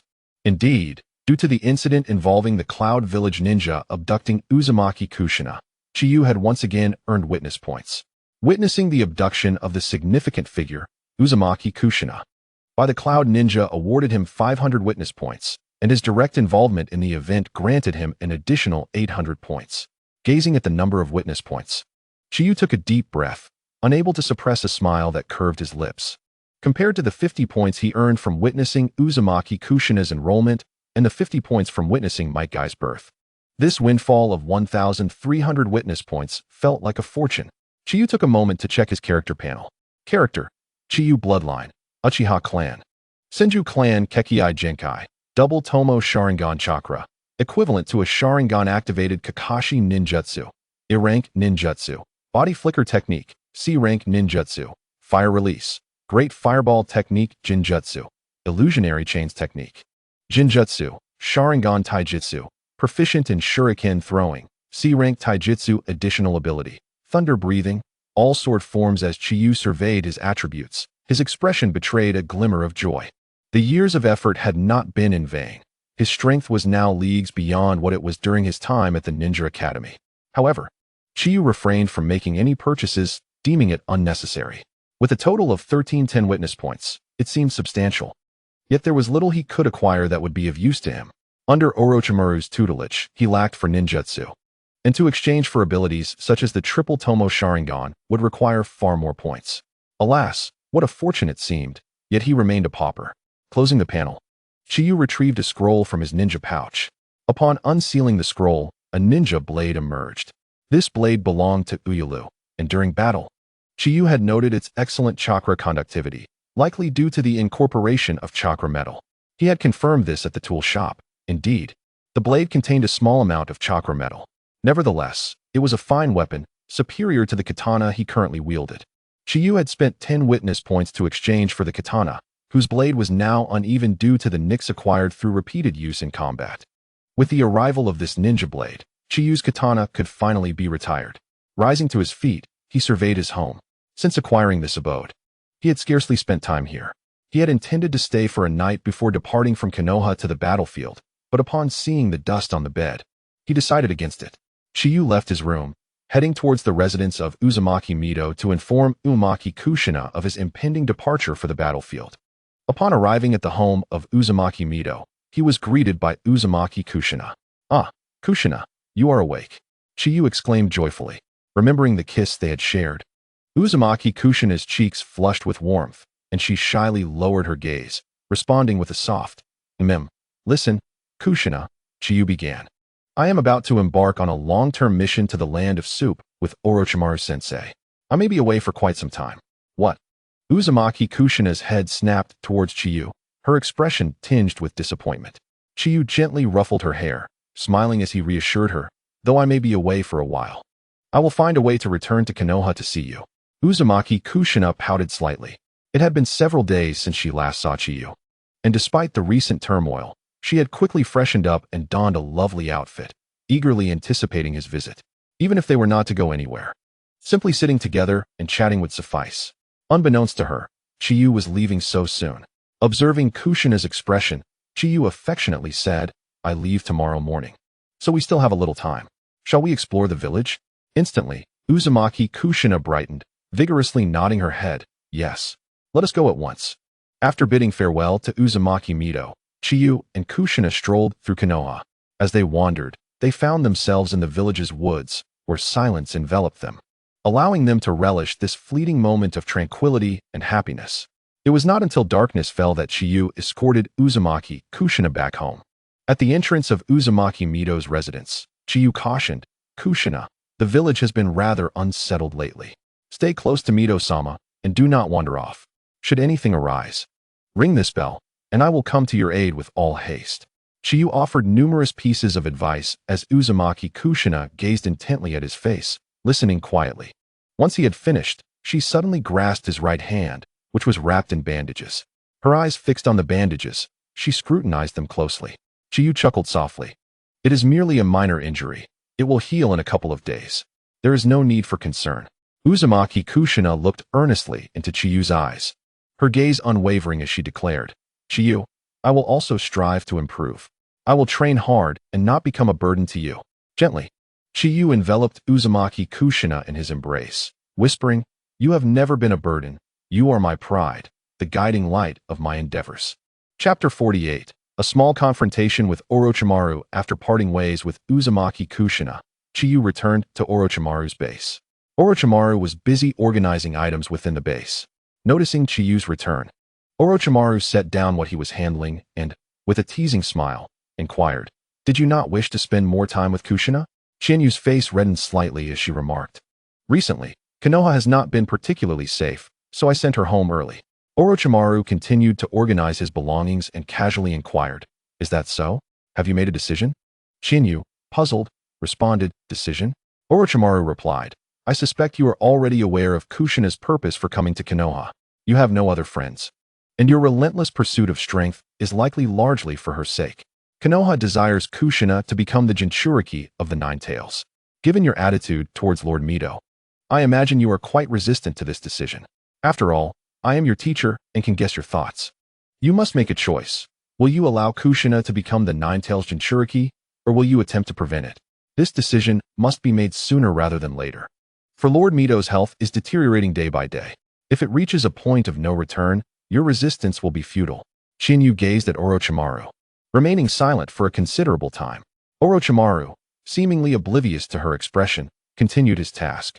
After a long pause, Chinyu finally spoke, her voice soft. "Orochimaru-sensei, I do not understand. You know I will eventually leave Konoha, which I perceive as a cage. Why do you invest so much effort in nurturing me? It is entirely possible that on the day I depart, Orochimaru-sensei, we may become adversaries." Orochimaru turned to Chinyu, chuckling lightly. "Chinyu, I thought you would understand me." Chinyu's breath hitched. Indeed, she recognized the path Orochimaru would take in the future. However, the current Orochimaru was a puzzle to her. Logically, he seemed to be wholeheartedly devoted to Konoha's interests. Orochimaru's serpent-like eyes fixed on her as he proclaimed, "To me, ideals such as the will of fire are inconsequential and easily forsaken. These notions only bind me, preventing me from fully pursuing certain actions. Life is too brief to be constrained by such things. It would be a waste of time. Yet, these ideals cannot simply be discarded. Both you and I need an identity to survive in this ninja world, do we not?" Chinyu inquired. Then, "Orochimaru-sensei, will you assist me?" Orochimaru shook his head. "I can tell you plainly, if it is merely as teacher and student, I will not. However, if you can offer something that stirs my interest, then we may collaborate as partners." A smile graced Chinyu's lips. "Orochimaru-sensei, I can also assure you that I have already made my choice and devised a plan. I hope that in the future, I can work alongside Orochimaru-sensei as a collaborator." Orochimaru grinned. "Then I look forward to that day. However, Kushina, as the second potential Jinchuriki of the Nine Tails, is crucial for Konoha. I am curious about your plan." A glimmer of determination sparkled in Chinyu's eyes. "As long as Lord Mito is alive, Kushina is merely a backup vessel. Konoha values her Uzumaki clan's unique physique as a potential vessel. Sometimes, having an extra option is beneficial, isn't it?" Orochimaru raised an eyebrow. "Oh? It seems you have found a lost member of the Uzumaki clan." Chinyu shook her head. "No, I have not found them yet, but I have a lead. I believe that with thorough searching, I can locate them." Orochimaru suddenly asked, "What if you cannot find them?" After a moment of contemplation, Chinyu answered solemnly, "Then it will depend on my strength at that time." Orochimaru regarded her, unable to suppress his smile. "You are quite resolute, Chinyu," she replied. "However, I believe that moment will not arrive too soon. I still have time. For now, I must focus on enhancing my strength. The future will unfold as it will, and when the time comes, I will devise more strategies. Orochimaru concurred. Indeed, the greater your strength, the more choices you will have. Chiyu, you are intelligent and growing stronger. The memories of the 3 Cloud Ninja have been deciphered, 2 special Jonin and 1 Jonin. The 3 ninjas disguised as pirates were spies sent by the Mist Village to scout the Land of Fire, and they have been apprehended. With such accomplishments, it is expected that starting tomorrow, you will be promoted to a Chunin. If it were not for the current state of war, you might have already become a special Jonin or Jonin. Chiyu felt no surprise at her impending promotion to Chunin. For her intention to capture those 3 Mist Village spies and return with the heads of the 3 Cloud Village ninjas had been to advance her rank. Very well. Rest well tonight. Once we reach the battlefield in the Land of Water, there will be little time for proper rest. Yes, Orochimaru-sensei. Chiyu replied as she bid farewell and returned to her room. Lying on her bed, she reflected on her earlier conversation with Orochimaru. Their exchange had been a subtle revelation. Chiyu was now certain that Orochimaru was beginning to pursue the development of an immortality technique by any means necessary. With this knowledge, Chiyu felt less inclined to worry about Orochimaru. It could be said that they were now 2 sides of the same coin. The following day, before dawn, Chiyu and Orochimaru sought out Sarutobi Hiruzen, who promptly conferred upon Chiyu the title of Chunin.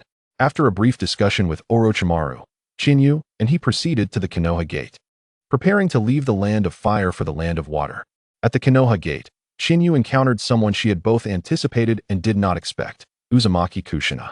Chiyu approached Kushina and gently rubbed her slightly flushed cheeks, reddened by the morning chill. Why not sleep a little longer? Kushina replied. I couldn't sleep at the thought of you leaving for the Land of Rivers for an extended period. I wanted to come and see you off. Do not worry about me. I will write letters and have my snake deliver them to you. You can also send your letters back with my snake whenever you miss me. Uzumaki Kushina extended her pinky. Let us make a promise. Chiyu linked her pinky with Kushina's. Ah, it's a promise. After bidding farewell to Uzumaki Kushina, Chiyu set off with Orochimaru towards the battlefield in the Land of Water. Chapter 49. Analyzing the situation, Chiyu followed Orochimaru to the Land of Water. After several days of arduous travel, they finally arrived at the Konoha Ninja encampment located at the border of the Land of Water and the Land of Fire. Tents stood tall, with several ninjas patrolling the area. Upon seeing Orochimaru, the ninjas respectfully greeted him, Lord Orochimaru. Orochimaru led Chiyu directly into the innermost tent.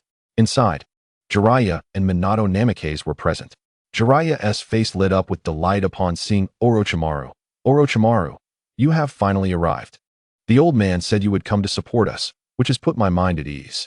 Without engaging in pleasantries, Orochimaru got straight to the point. What is the current situation? Jiraiya responded gravely. The situation is dire. Our frontline positions are continuously retreating, and we are nearing a point of no return. Orochimaru approached the sand table while Jiraiya briefed him on the current state of affairs in the Land of Water. As soon as Chiyu entered the tent, she scrutinized Minato Namikaze. After several years apart, Minato Namikaze has undergone significant changes. He appears noticeably taller and exhibits a more resolute demeanor, exuding an air of formidable presence. Likewise, Minato scrutinizes Chihane, recognizing the substantial transformation in him as well. Chihane shifts his gaze and approaches Orochimaru, eager to assess the current situation in the Land of Hot Water. Jiraiya explains to Orochimaru that the ninjas from the Hidden Cloud Village seem to have forged an alliance with the Hot Water Village, with many Cloud ninjas amassing there. The lengthy border between the Land of Hot Water and the Land of Fire poses a challenge for their limited forces, making it arduous to maintain an extended front.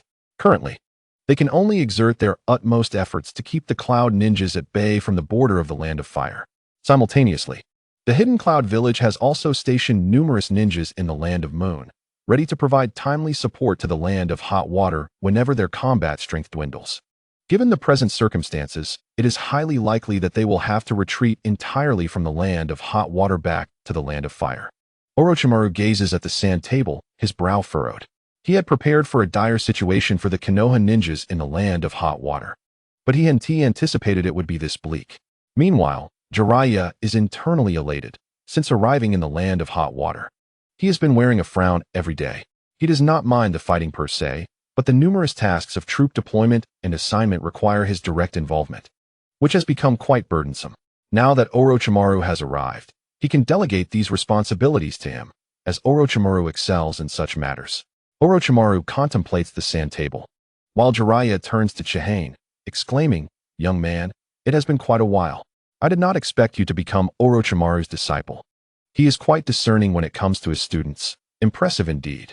Chihane bows respectfully, responding, "It's been a long time, Lord Jiraiya." After exchanging pleasantries, Chihane disregards Jiraiya and resumes observing the sand table alongside Orochimaru. Noticing Chihane's cold demeanor, Jiraiya scoffs slightly, muttering, "No wonder they are both so aloof. It runs in the family." Chihane gazes at the Konoha flag on the sand table, his expression somewhat peculiar. The front line is entirely situated on the border of the Land of Fire. If they retreat any further, they will be pushed back into the Land of Fire itself. Orochimaru turns to Chihane and inquires, "Chihane, what do you believe we should do to alter this situation?" Both Jiraiya and Minato are taken aback, surprised that Orochimaru would seek Chihane's opinion on changing the circumstances. Orochimaru clarifies, "Speak freely. This is a battlefield." His message is unmistakable. The battlefield is an opportune moment for merit. If Chihane wishes to penetrate the core of Konoha, he must seize every opportunity to demonstrate his capabilities. Orochimaru is, in fact, assisting Chihane in earning his distinction. Chihane furrows his brow, deep in thought. Jiraiya quietly remarks to Orochimaru, "Orochimaru, is it not a bit hasty to ask a child about such a significant matter?" Orochimaru chuckles, "Jiraiya, do not underestimate my disciple. He is, in fact, more astute than I." Jiraiya regards the contemplative Chihane with skepticism. "Is that so?" After a considerable pause, Chihane emerges from his reverie. Orochimaru prompts, "Chihane, what have you concluded?" Chihane responds, "I have an idea, though it may lack rigor. If so, please share it. I will evaluate the feasibility of your proposal." Chihane nods and continues, "Before that, I wish to pose a question to Lord Jiraiya. The reason our Konoha ninjas have not retreated to the Land of Fire and can still hold their position at the border is due to your influence. Correct? My forthcoming thoughts are predicated on this question, and I kindly ask for your response." Jiraiya strokes his chin, answering, "While it may stem from self-promotion, I suppose it is a contributing factor. After all, I am one of the legendary Sannin renowned throughout the ninja world." Chihane begins his analysis. "From my perspective, the Hidden Cloud Village is certainly not yet prepared to engage in battle with us from Konoha. Otherwise, given the current predicament and the significant disparity in combat strength, the Cloud Ninjas would undoubtedly have the capability to launch an assault and force us back into the Land of Fire. In this context, Lord Jiraiya plays a crucial role. Having one of the legendary Sannin stationed here demonstrates Konoha's determination to defend the border. If even Lord Jiraiya were to falter, Konoha would inevitably dispatch more ninjas for support, which would not align with their interests. It is known that the Hidden Rock Village has already allied with them. Should Konoha send ninjas to assist the Land of Hot Water, the pressure on the Hidden Cloud Village would be immense. While they may be allied, the Cloud Village would hardly wish to face Konoha's pressure alone, allowing the Rock Village to remain at ease. Hence, I believe that prior to the onset of full-scale war, the Hidden Cloud Village will refrain from taking further action and will maintain the status quo. Consequently, when the war commences, they will easily breach the border defenses and invade the Land of Fire." Listening to Chihane's analysis, Jiraiya's expression grows serious. Indeed, as Chihane states, the disparity in numbers between Konoha ninjas and Hidden Cloud ninjas in the Land of Hot Water is stark. If the Hidden Cloud Village were to concentrate their forces to attack, they would have no choice but to retreat to the Land of Fire. However, since their withdrawal to the border, the frequency of attacks from the Hidden Cloud Village has significantly diminished. Thus, it appears that Chihane's analysis holds merit. The Hidden Cloud Village is deliberately maintaining the current situation in the Land of Hot Water. In the tent of Jiraiya's encampment, Chihane articulates his analysis. Jiraiya expresses his agreement with Chihane's reasoning. Orochimaru nods in satisfaction, while analyzed. "What is the solution?" Chihane continues, "It is unrealistic to expect to drive the Hidden Cloud ninjas out of the Land of Hot Water due to the overwhelming disparity in combat strength. The number of Konoha ninjas stationed here is limited, and even if additional reinforcements are sent later, they will not be substantial." Orochimaru Sensei's plan involves dividing Konoha's ninjas into 4 groups while retaining a portion in Konoha, whereas the Hidden Cloud Village can continuously supply ninjas to the Land of Hot Water. However, leveraging the reputations of both Lord Jiraiya and Orochimaru Sensei might enable us to push the front line forward a little, affording us some leeway. preventing us from being left with no choice but to retreat back to the land of fire once the war commences. Jiraiya, puzzled, inquires, relying on our reputations? Minato also appears confused by Chihane's reference to reputation. Chihane solemnly elucidates, yes, it is about leveraging our reputations. We must make a grand announcement to the ninjas of the Hidden Cloud Village, informing them that 2 of the legendary Sannin have arrived in the land of hot water, instilling fear in them so that they hesitate to act rashly. Simultaneously, both Lord Jiraiya and Orochimaru-sensei should take the initiative to attack one of their strongholds, signaling to them that the land of hot water will be a priority for Konoha. At that point, they will likely perceive that reinforcements from Konoha have arrived, anticipating a counterattack, thereby allowing us to advance the front line to a degree, distancing it from the border of the land of fire. This would grant us some leeway. However, the advance must not be excessive. Over time, they will surely realize that the reinforcements stem from only Orochimaru-sensei. An excessive push would leave us unable to hold our ground, merely exhausting our combat strength and potentially forcing us to retreat back to the border of the land of fire, rendering our efforts futile.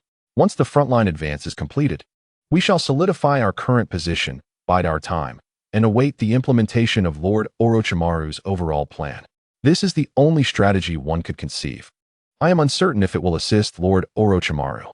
After a moment of contemplation, Orochimaru responded, your method is quite sophisticated and can indeed be executed as planned. As you have rightly pointed out, our combat strength is no match for the ninjas of the Hidden Cloud Village, making a frontal assault to push the front line virtually impossible. Initially, I considered having Jiraiya and myself launch an attack on the forces of the Hidden Cloud Village to stabilize the current situation, then seek an opportunity to advance the front line. Your approach, Chiyu, while somewhat aggressive, could yield significant benefits if successful, allowing for greater flexibility in our subsequent arrangements. Therefore, I lean towards adopting your method for execution. Jiraiya, what are your thoughts? After a moment of reflection, Jiraiya replied, I also find it feasible. But if we are to execute this plan, we must target one of their strongholds. The strongholds of the Hidden Cloud Village that we have identified are marked on the map. Orochimaru, which stronghold do you wish to attack?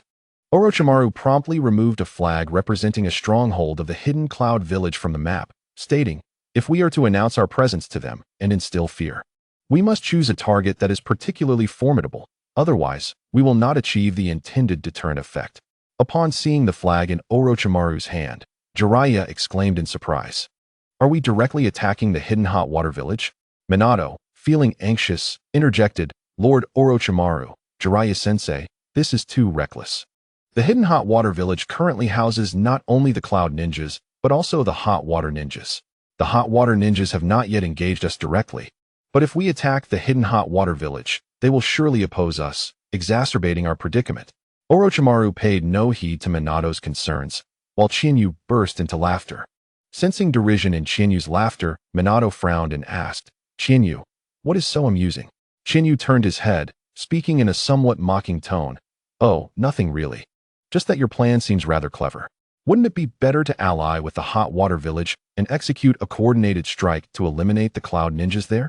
Jiraiya awkwardly clarified, Minato, the Hidden Hot Water Village has essentially consented to host the Cloud Ninjas, which means they have become our adversaries. To achieve the intended deterrent effect, the Hidden Hot Water Village is indeed the optimal choice. Rather than wait for the Hot Water Ninjas to engage us, it would be more advantageous to strike first and catch them off guard. If we succeed, the Cloud Ninjas would lose their primary stronghold in the land of hot water, and the Hot Water Village would surely think twice before allowing Cloud Ninjas to reside within their territory. Simultaneously, the ninjas of the Hot Water Village would be even less inclined to oppose us, the Leaf Ninjas. Although this plan is indeed risky, the potential rewards are substantial. Furthermore, our target is not to seize the Hidden Hot Water Village. As long as we achieve our objective, our plan will be deemed successful.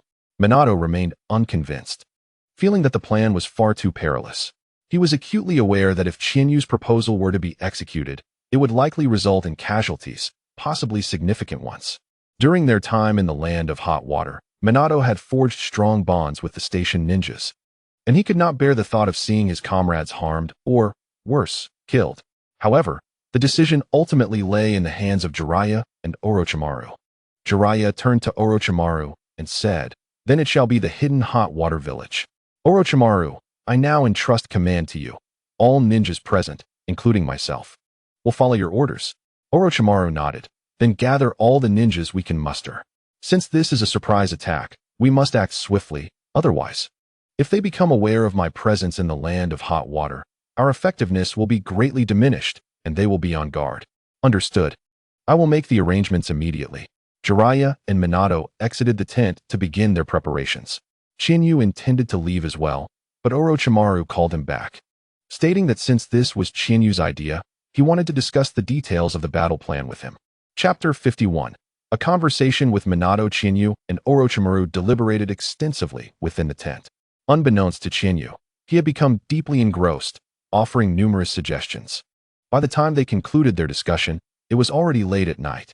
Orochimaru decided to execute their tentative plan to ambush the hidden hot water village the following evening. After their discussion, Orochimaru remarked to Chiyu, "You have made a miscalculation." Throughout their dialogue, Chiyu had learned a great deal.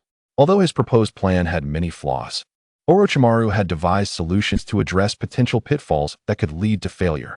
Thus, when Orochimaru mentioned that Chiyu had erred, Chiyu found it unsurprising.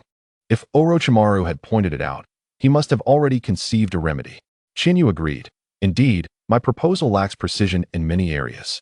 Lord Orochimaru, which aspect is erroneous? Orochimaru shook his head and smiled. I am not referring to the action plan. In my view, the current action plan represents the best we can achieve. Chiyu, you previously stated that Leaf's reinforcements consist solely of me. This is incorrect. Beyond myself, you are also a reinforcement, and your assessment of the situation has genuinely impressed me. As a leader, strength is not the sole criterion. The ability to grasp the overall situation and make sound judgments is paramount. You possess considerable potential as a leader. I foresee that this war will serve as a stepping stone for you, and you will become a pivotal figure, gaining renown in the ninja world. Chiyu, no longer feigning indifference, smiled in response. If I can attain fame, that would be splendid. Orochimaru and Chiyu shared a mutual understanding, both silently acknowledging their roles. If Chiyu were to gain renown in this war, it would naturally facilitate his entry into the core circle of the Leaf Village. Furthermore, Orochimaru required a companion within that circle to assist him in concealing certain matters. After leaving the tent, Chiyu intended to rest.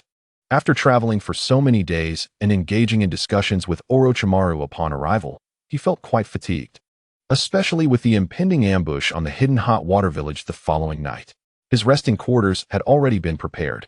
As Chiyu made his way to his tent, he noticed Minato standing ahead, seemingly waiting for him. Chiyu was puzzled as to why Minato would wait for him. There seemed to be nothing for them to discuss. Minato approached Chiyu with a sunny smile and said, Chiyu, I didn't greet you earlier. It's been a while since we last met. Chiyu raised an eyebrow and asked, what significance is there in our meeting? Minato hesitated but maintained his smile. We are comrades from the same village, and we were rivals in the Ninja Academy. I have always considered you a friend. Chinyu's lips curled into a slight smile as he bluntly replied, I have no friends. In fact, I dislike you.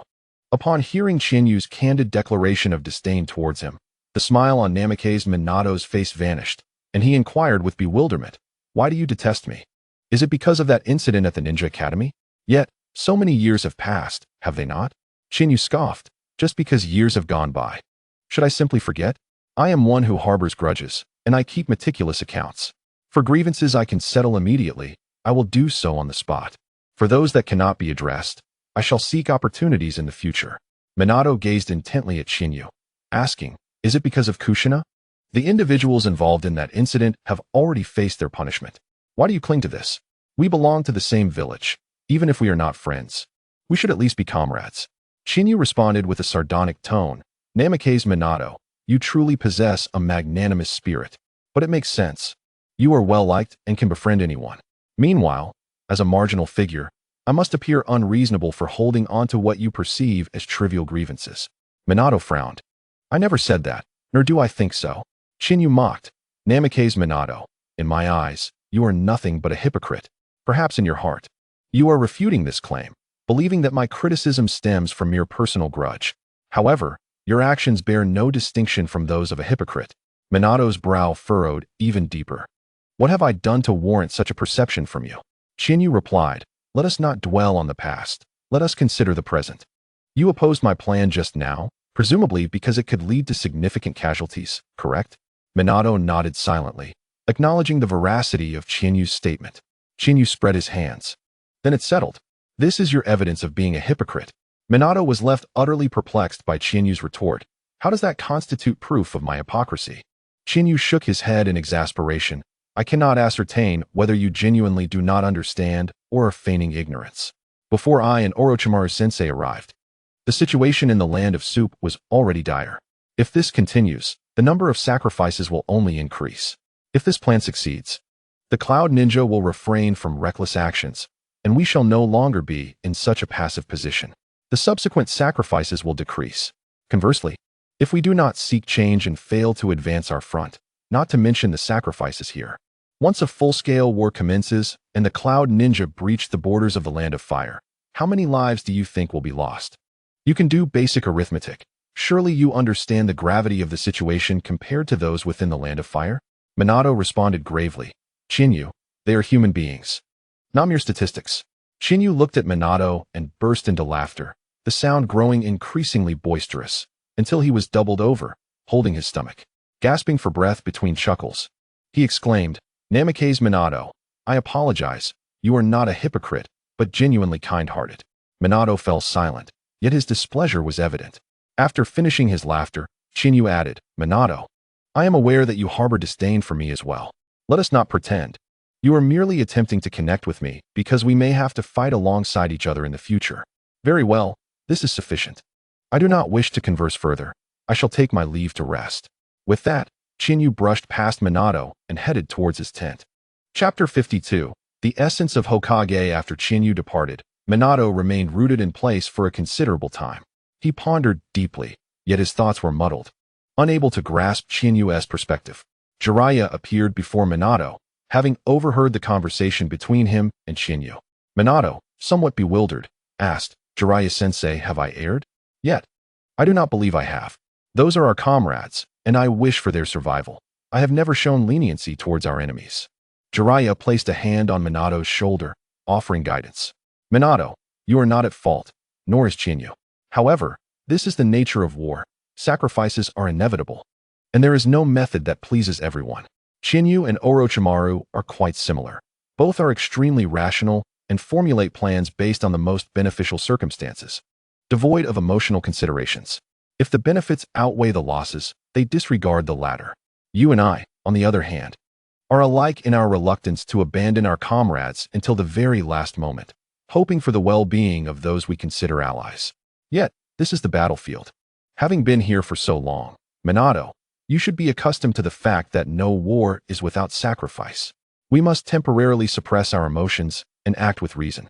We all strive for the good of Konoha, but you must not doubt yourself. You possess greater merit than Chinyu, and by merit, I do not mean in terms of strength. Minato looked up at Jiraiya, puzzled by what Jiraiya meant when he stated he was superior to Chinyu. Jiraiya smiled. Minato, you have inherited the will of fire. This spirit embodies selflessness. You care for Konoha and regard everyone within it as your comrades, wishing to protect your village's inhabitants as if they were family. In contrast, Chinyu, much like Orochimaru, exhibits a detached demeanor with somewhat radical behavior and tends to operate alone, failing to forge bonds with others. Individuals like Chinyu may serve as pawns in a game of chess, whereas you are suited to be the king leading the pieces. In essence, you possess the qualifications to become Hokage. Minato was momentarily taken aback, having not anticipated Jiraiya would suggest he had the potential to become Hokage. Feeling somewhat bashful, Minato replied, Jiraiya-sensei, I am still far from that. Jiraiya chuckled heartily. Indeed, you are still quite distant from that goal, which is why you must strive even harder to become that leading piece. Suddenly, Jiraiya leaned closer to Minato, whispering, You wish to pursue speed, do you not? I have requested a jutsu from the old man for you, allowing you to learn one of the techniques from the treasured sealing scroll of Konoha. It is a space-time ninjutsu created by the second Hokage, known as the Flying Thunder God technique. Once you master it, you will become the fastest man in the ninja world. Minato was deeply moved. Thank you, Jiraiya-sensei. Jiraiya patted Minato's shoulder with enthusiasm. I am your teacher, after all. Now, go and rest well. We have a tough battle ahead tomorrow night. If we wish to minimize sacrifices, We must work even harder to alleviate the pressure on our comrades. The following day, all the ninjas currently in the land of Soup gathered together.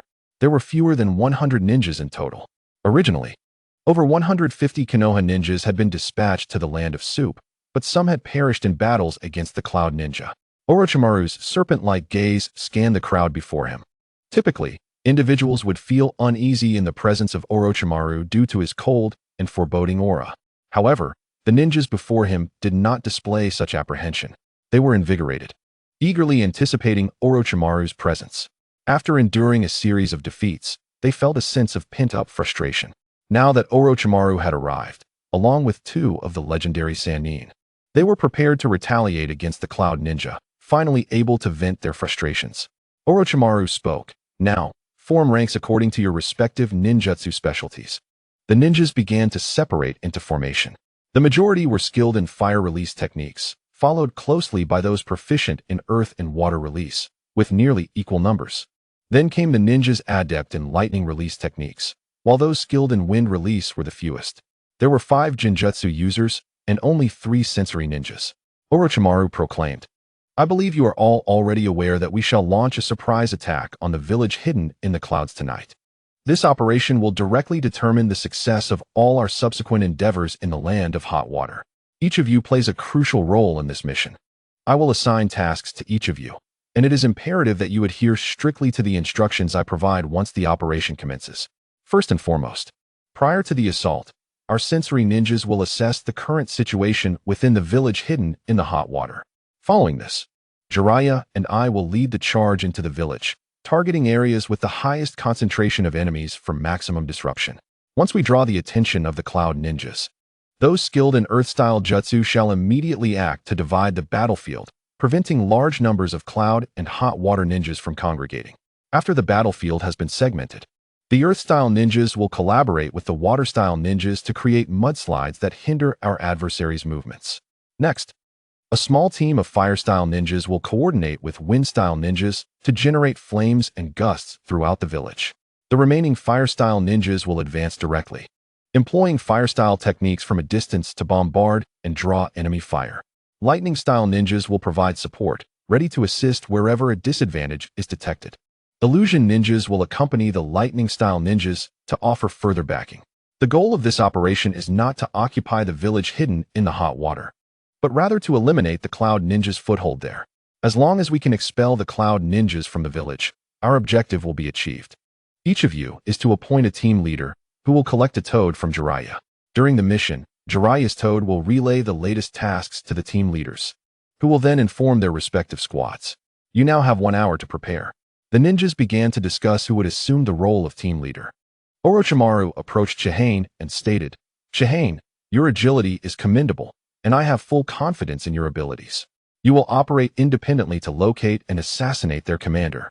Chihane responded solemnly, Yes, Orochimaru-sensei. At that moment, Jiraiya interjected, Konoha's Minato also possesses great agility and strength. Let us add him to the mission of assassinating the Cloud Ninja commander. Orochimaru cast a sidelong glance at Minato and replied, He is your pupil. You may arrange him as you see fit. Jiraiya then inquired of Minato, Minato, do you have confidence in completing this task? Minato's gaze shifted to Chihane, and he affirmed resolutely, I am confident. Chapter 53. The surprise attack commences. The sky had not yet fully darkened when Orochimaru led the group of ninjas forth. As darkness enveloped the land, they arrived at a wooded area several hundred meters from the village hidden in the hot water. Orochimaru glanced at the 3 sensory ninjas in the team, who immediately understood it was their time to act. The sensory ninjas detached from the group, cautiously approaching the village while assessing their surroundings. Meanwhile, the main force remained stationed, awaiting developments. 2 hours elapsed, and the night deepened, with only the rustle of insects audible in the forest. Most of the ninjas were on edge, for the longer the wait, the slimmer the chances of survival for the 3 sensory ninjas. Another half-hour passed, and finally, 2 of the sensory ninjas returned. One of them was missing his left arm, clutching the wound and staggering as he nearly fell.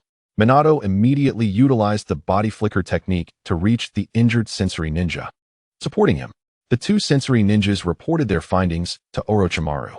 The 3rd sensory ninja had been detected and killed by the Cloud Ninjas before he could infiltrate the village.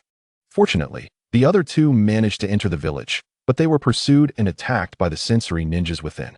They returned alive, albeit at the cost of one arm, which was a stroke of good fortune.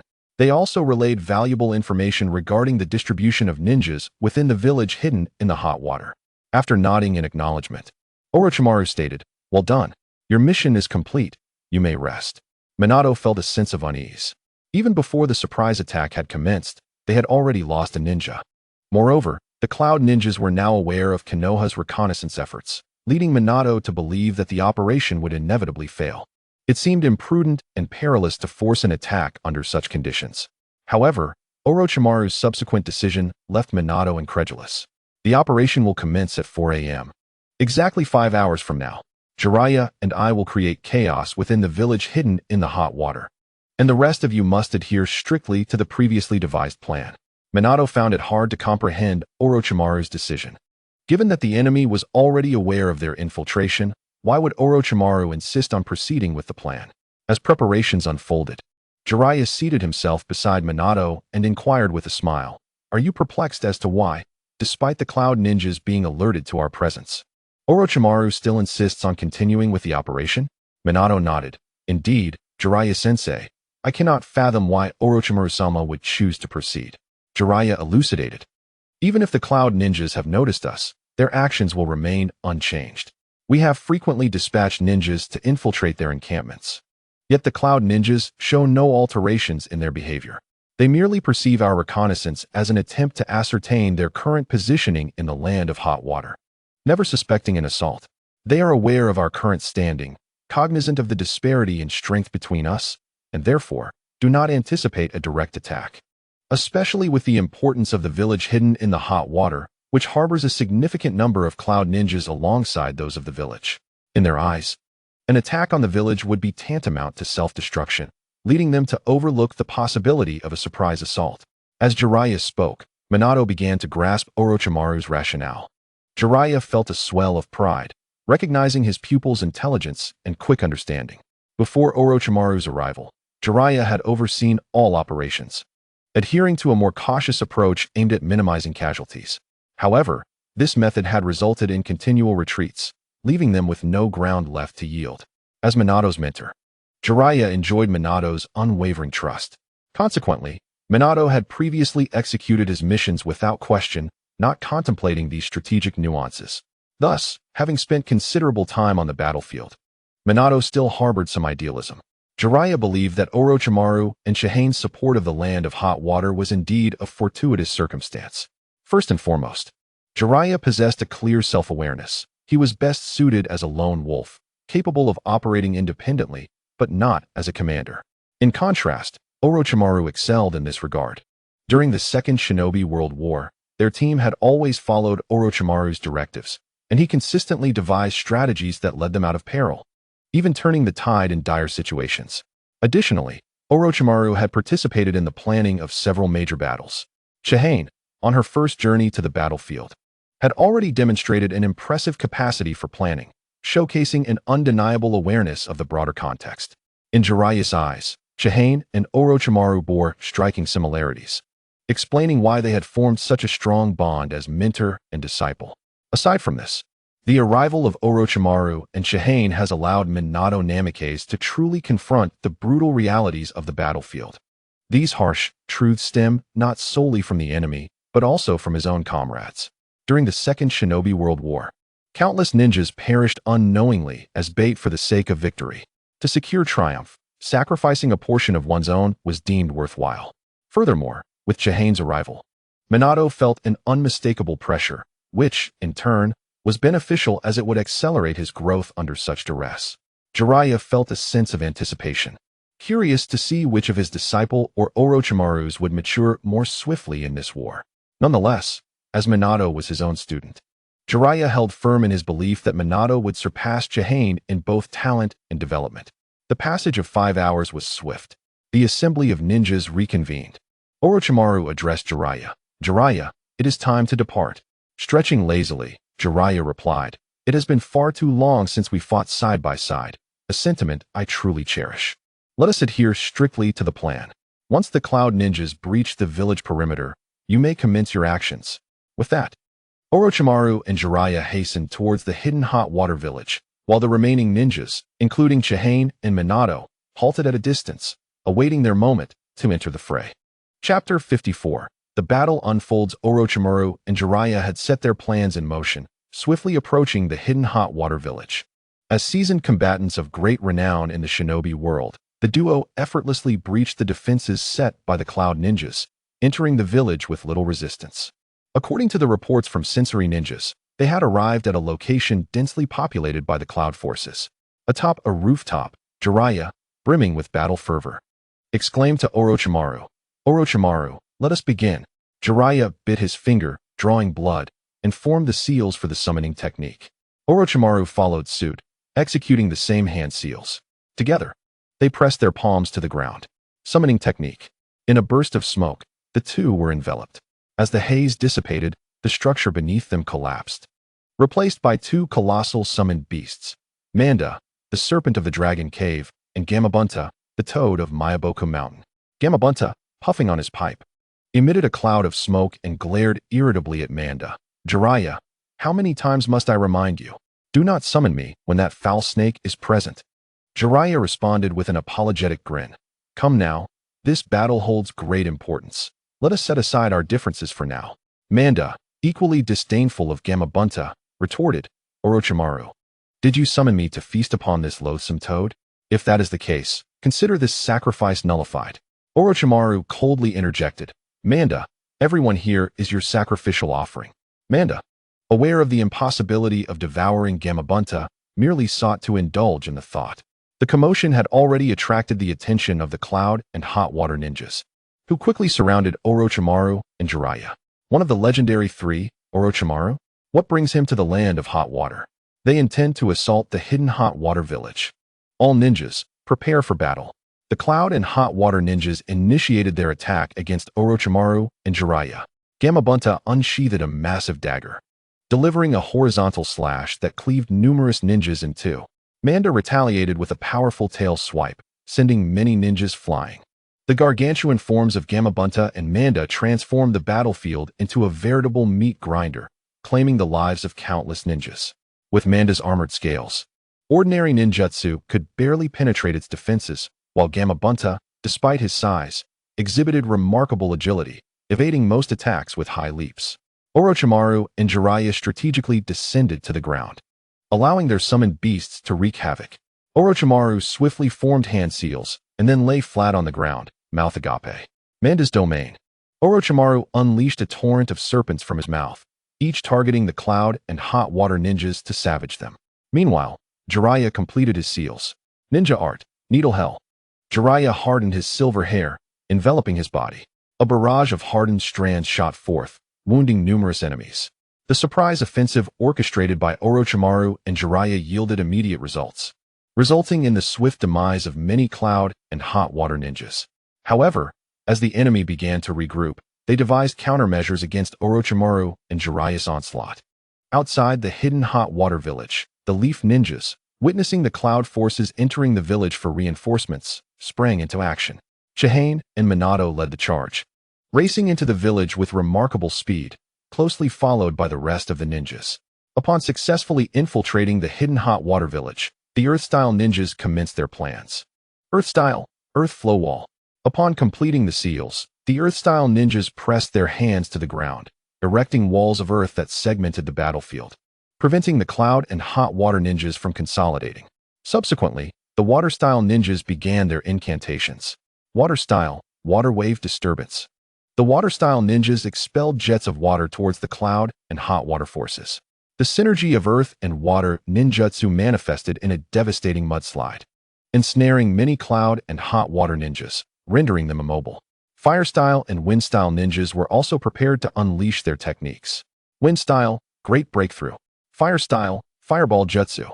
The fusion of wind and fire birthed a blazing gale that swept through, incinerating those ninjas trapped within the mudslide, unable to escape in time. At the forefront of the hidden hot water village, Fire-style ninjas unleashed a relentless barrage of fireballs, pressing forward steadily. Having completed their tasks, the earth and water ninjas joined the frontal assault, while lightning-style ninjas utilized their inherent speed to assist their beleaguered comrades, dispatching isolated enemies. Orochimaru's strategic deployment proved overwhelmingly successful. In a brief span, chaos reigned within the hidden hot water village. The plan had progressed significantly, yet the situation remained dire for the Leaf forces due to the overwhelming numbers of enemy ninjas. Under the meticulous command of the Cloud and Hot Water leaders, organized resistance against the Leaf ninjas commenced.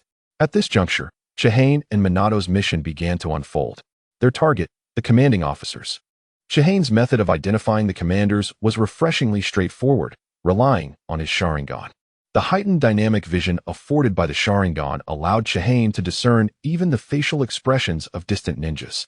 He focused on observing their mouths. Anyone who spoke frequently was swiftly deemed an enemy commander. Thunder breathing, first form, thunderclap, and flash. Sixfold, as Chiyu transformed into a roaring bolt of lightning. He adeptly navigated the surrounding terrain, altering his trajectory multiple times. Those ninjas who dared to stand in his path were either rendered paralyzed by the electric shock or violently struck aside, suffering severe injuries. Upon reaching his target, Chinyu's ninja blade was drawn in an instant. The adversary barely had time to react before his head was severed. Simultaneously, Chinyu employed the body flicker technique to make his swift escape, for upon the corpse of the decapitated commander, several explosive tags had been affixed by Chinyu himself. The tags detonated, injuring or killing the nearby ninjas. Chapter 55. Isn't this the will of fire? With a single strike, Chinyu eliminated a commander of the Cloud Ninja. The scene was vividly observed by Minato Namikaze, who bore a grave expression. Chinyu's speed had surpassed what it was during their training days at the Ninja Academy. Moreover, he had compensated for the weaknesses of the thunder-breathing technique. Although Minato had never triumphed over Chinyu in their sparring matches, he could at least engage him for an extended period before conceding defeat.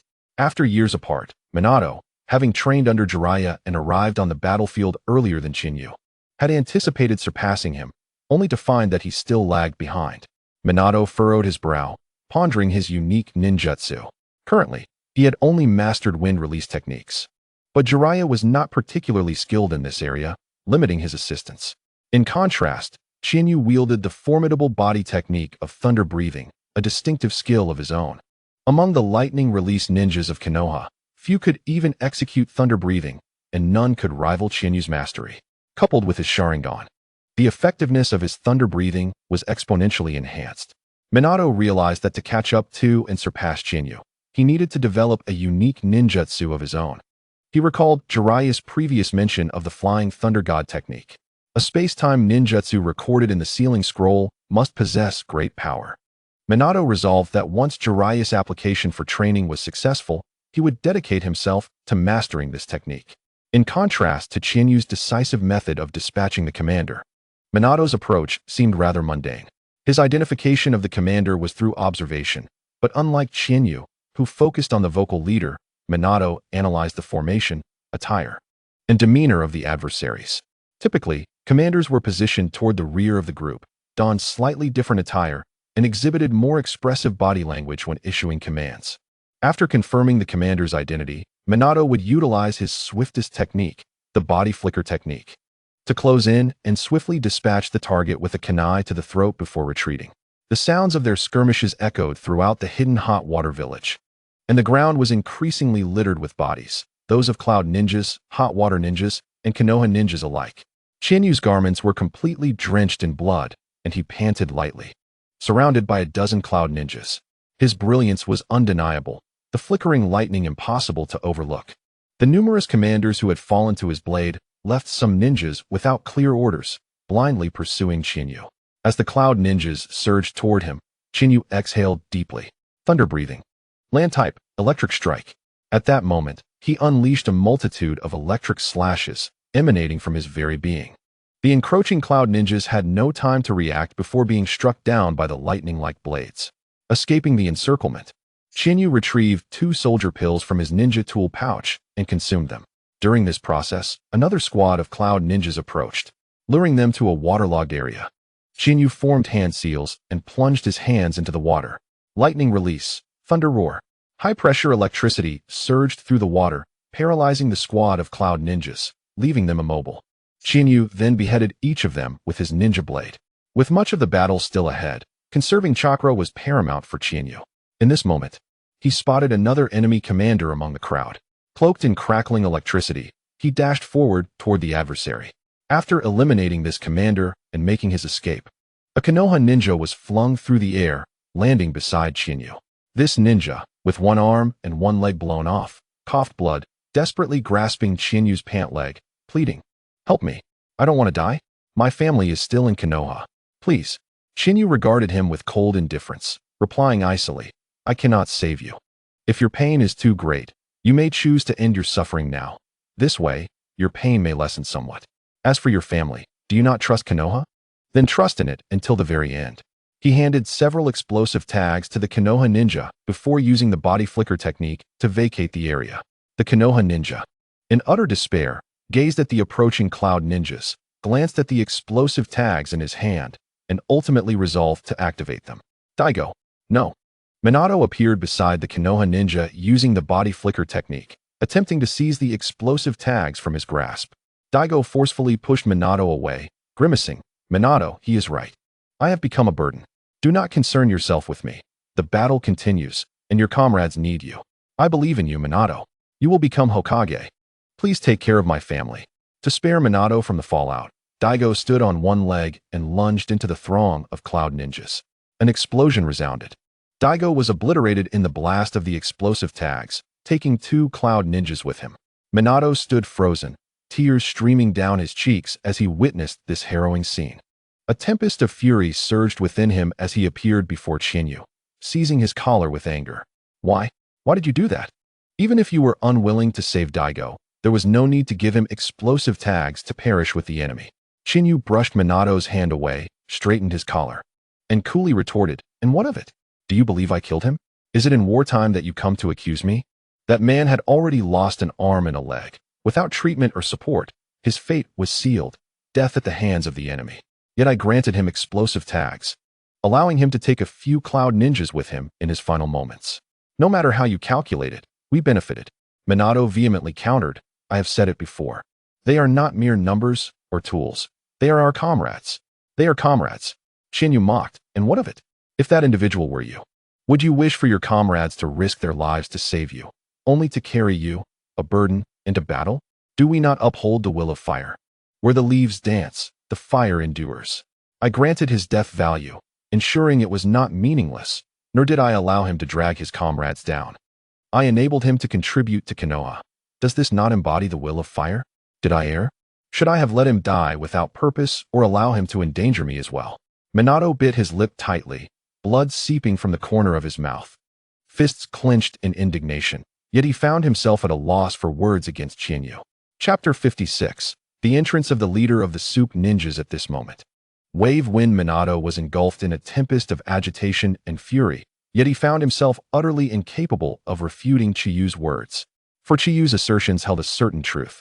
In such dire circumstances, sustaining grave injuries often equates to a death sentence. Ultimately, Daigo had willingly chosen to embrace his demise. However, Minato's heart was aflame with indignation. Had Daigo fallen at the hands of an enemy, Minato would have mourned, but not felt anger, for they were adversaries, locked in a life-and-death struggle. Yet, the thought of Daigo perishing due to the explosive tag bestowed upon him by Chiyu, and under Chiyu's urging to confront death, was something Minato could not accept. In a voice thick with sorrow and rage, Minato implored, "Chiyu, are you truly devoid of empathy? When faced with peril in the future, do you not wish for comrades to come to your aid?" Chiyu scoffed. "Empathy? Interpret it as you will. Should I find myself in danger, my demise would merely be a reflection of my own inadequacy, and I would not wish to burden you with concern. Moreover, allow me to remind you that the battle is far from over. Every second wasted here may cost a comrade their life, and those deaths, Minato, will weigh heavily upon your conscience." With that, Chiyu executed a body flicker technique, rejoining the fray. Minato, now tormented by regret, realized that his fury had clouded his judgment. This was not the moment to confront Chiyu. Redirecting his anger, he unleashed it upon the enemy ninjas, fighting with renewed vigor. Indifferent to whether his targets were commanders or mere foot soldiers, Chiyu too continued his assault.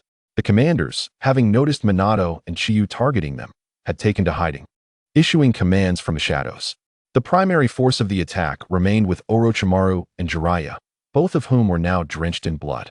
relentlessly employing their signature techniques to dispatch foes. At this juncture, the opponents of the myriad snakes and the toad, Fumida, were no longer mere ninjas, but rather summoned beasts conjured by the cloud and soup ninjas. Confronted with an overwhelming number of summoned creatures, coupled with the ninjas' techniques, the duo found themselves in a precarious position, unable to sweep through as they had at the outset, forced to retreat while still fighting. Chiyu's gaze fell upon a particular ninja on the battlefield, a man of a similar age to Sarutobi Hiruzen, adorned with the headband of the soup hidden village, whose prowess starkly contrasted with that of the other soup ninjas. Seizing a soup ninja, Chiyu pointed towards the man and demanded, "Who is that man?" "You have 3 seconds to answer." The soup ninja, terrified, stammered, He is our leader." Upon hearing this, Chiyu swiftly ended the life of the soup ninja. With narrowed eyes, he scrutinized the soup ninja leader, who was now fervently engaged in battle. At last, he had revealed himself. Their intent was not merely to conquer the soup hidden village. Their numbers and strength were insufficient to eradicate all cloud ninjas or drive them from the village. The key lay in the leader of the soup hidden village. In discussions with Orochimaru, Chiyu had formulated a plan where only the soup hidden village could expel the cloud ninjas. Forcing the soup hidden village to cease providing refuge for the cloud ninjas was the objective. The process involved ensuring that the villagers understood that aligning themselves in the conflict between the 2 major ninja villages would yield consequences far beyond their capacity to endure. Once the soup hidden village grasped this truth, the mission could be deemed a success. At that point, Konoha would declare it would not hold the soup hidden village accountable for its previous alliance with the cloud, allowing the village to reclaim its neutrality and withdraw from the conflict between Konoha and the cloud. The losses inflicted upon the soup hidden village by the cloud would render it impossible for the cloud to criticize the village for its actions. Thus, the plan would be successful. Chiyu summoned a snake to relay the news of the soup ninja leader's participation in the battle to Orochimaru. Meanwhile, the soup ninja leader was filled with profound sorrow. This battle had taken the villagers by surprise. His decision to allow the cloud ninjas to enter their village was rooted in the understanding that the land of soup would inevitably become a battleground between Konoha and the cloud. The cloud had promised to protect the soup hidden village, contingent upon their agreement to allow the cloud's presence. He had acquiesced to this arrangement to ensure the village's survival amidst the turmoil. Yet, the current state of affairs felt like a betrayal of that promise. Now, witnessing his fellow villagers fall one by one, he was consumed by regret over his hasty decision to align with the cloud. He had initially refrained from entering the fray, aware that his involvement would change the nature of the conflict. Although he had permitted the cloud to station ninjas in the village for self-preservation, the soup ninjas had remained uninvolved in the battles between Konoha and the cloud to avoid inciting the wrath of Konoha. After all, even in defeat, Konoha could easily turn its ire towards the soup hidden village. Yet, as he watched his comrades perish, he could no longer contain himself. The soup ninja leader unleashed a torrent of techniques against the Konoha ninjas, venting his pent-up fury. The snake dispatched by Chiyu soon returned, reporting, "Lord Orochimaru says he cannot extricate himself immediately. He instructs you, Lord Chiyu, to keep an eye on the soup ninja leader." With Orochimaru's message in mind, Chiyu observed the soup ninja leader. His strength was commendable, yet merely that, commendable. In Konoha, he would rank no higher than an elite jonin. However, the soup ninja leader possessed considerable combat experience, igniting Chiyu's eagerness to engage him. Deciding that a confrontation with the soup ninja leader would indeed serve the purpose of keeping him in check, Chiyu formed hand seals and inhaled deeply. Fire release, dragon flame technique. Chiyu unleashed 4 fire dragons towards the soup ninja leader. The soup ninja leader reacted swiftly, drawing upon his extensive experience. Realizing he could not evade the oncoming flames, he quickly devised a countermeasure. Water release, water barrier. From the ground before him, he conjured a vertical wall of water that successfully intercepted 2 of the fire dragons. Water release, water dragon bullet technique. The soup ninja leader harnessed the surrounding water to form a water dragon, enveloping himself within it to block the remaining 2 fire dragons. Once he had successfully countered the assault, he fixed his gaze upon Chiyu, his eyes blazing with hatred. The soup ninja leader had been observing Chiyu from the sidelines and had noted his active engagement on the battlefield. Although Chiyu had not specifically targeted him, countless soup ninjas had fallen at his hands. Chapter 57. The fierce battle with the soup ninja leader. Chiyu took the initiative to confront the soup ninja leader. who could be deemed the most formidable ninja within the Soup Hidden Village, regardless of whether they were Soup or Cloud ninjas. While many ninjas from the Cloud were stationed in the Soup Hidden Village, the core of their strength did not reside there.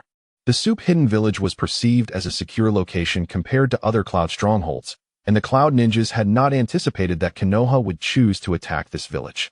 Thus, while the Soup Hidden Village was populated with many Cloud ninjas, the majority were merely Chunin and Jinin, with only a handful of Jonin present. And none of them were elite Jonin. The Soup Ninja leader glared at Chiyu, foregoing words or gestures, and instead began forming hand seals. Water release, water shuriken. The Soup Ninja leader directed his palms towards Chiyu, launching a barrage of water shurikens in his direction. Chiyu promptly evaded the onslaught. The water bullets penetrated deeply into the ground, exhibiting tremendous power. Chiyu hurled several shurikens towards the leader of the hidden soup, each affixed with an explosive tag. The tags detonated, engulfing the leader in a cloud of dust. Earth release, rock pillar prison. After forming the seals, Chiyu created earthen pillars amidst the dust, attempting to confine the leader within a cage. Water release, water trumpet technique. Before the pillars could fully materialize, the leader of the hidden soup leaped into the air, unleashing a torrent of water shaped like a trumpet towards the ground, collapsing the earthen structures and surging towards Chiyu. Earth release, earth flow wall. Chiyu swiftly erected an earthen wall to withstand the oncoming deluge. Subsequently, he directed his ninja blade at the airborne leader. Thunder breathing, fifth form, heat lightning. Chiyu unleashed a searing, lightning-like slash aimed at the leader suspended in the air. The leader's gaze sharpened. He had been observing Chiyu even before entering the fray. Thus, he was familiar with the jutsu Chiyu had previously executed. This technique unleashed lightning with remarkable swiftness. As the electric slash struck before the leader, he completed his seals. Wind release, wind cutter technique. With a swift clap of his hands, the leader transformed the air into razor-sharp blades, cleaving through the approaching heat lightning. Chinyu's expression tightened. In addition to water release, the leader was adept in wind release techniques, and his speed in forming seals was evidently quicker than that of the previous water release. Perhaps he was more proficient in wind release. Fire release, dragon fire technique. After forming seals, Chinyu expelled a linear torrent of flames that shot rapidly towards the leader. The instant the flames struck, they enveloped the leader in a cloud of smoke. As the smoke dissipated, the leader had vanished, replaced by a burning log. A substitution technique. Chinyu's Sharingan whirled frantically, searching for the leader's true form. Suddenly, a shuriken shot directly towards him. Wind release, violent wind palm, hidden in the shadows. The leader clapped his hands together, compressing the wind into a furious gale, propelling the shuriken toward Chinyu at an accelerated speed. Instantly, Chinyu activated the body flicker technique to evade the shuriken. As he landed firmly on the ground, thunder breathing, fourth form, distant thunder, Chinyu's body erupted with lightning, surging forth with electrifying speed towards the location from which the shuriken had originated. Chinyu's Sharingan zeroed in on the leader perched upon a tree branch. As he closed in, he swung his blade for a rapid strike. However, at the moment of contact, the leader's form abruptly transformed into a puddle of water. Simultaneously, his voice resonated from a distance. Water release, water prison technique.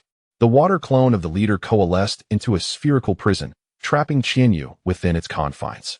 With hatred in his eyes, the leader glared at Chinyu ensnared in the water prison, brandishing a shuriken, murmuring, "It's over."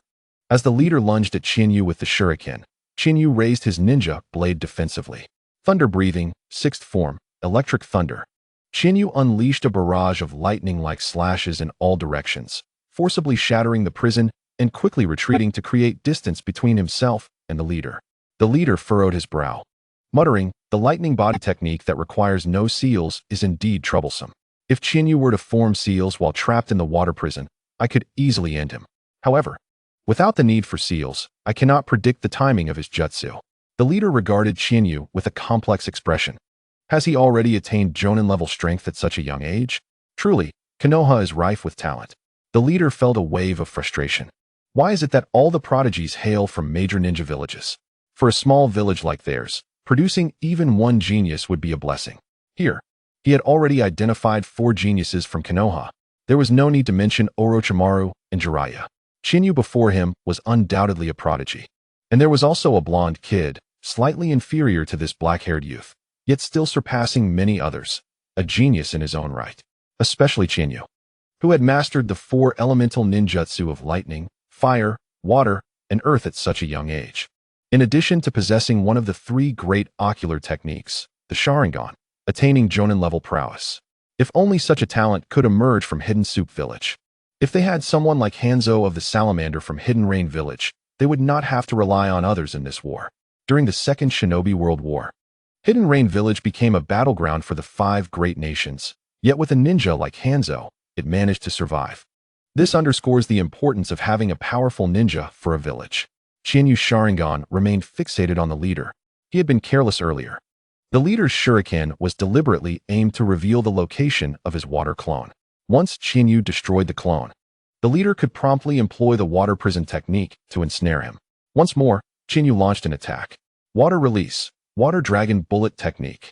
He summoned a water dragon from the surrounding water, hurling it towards the leader.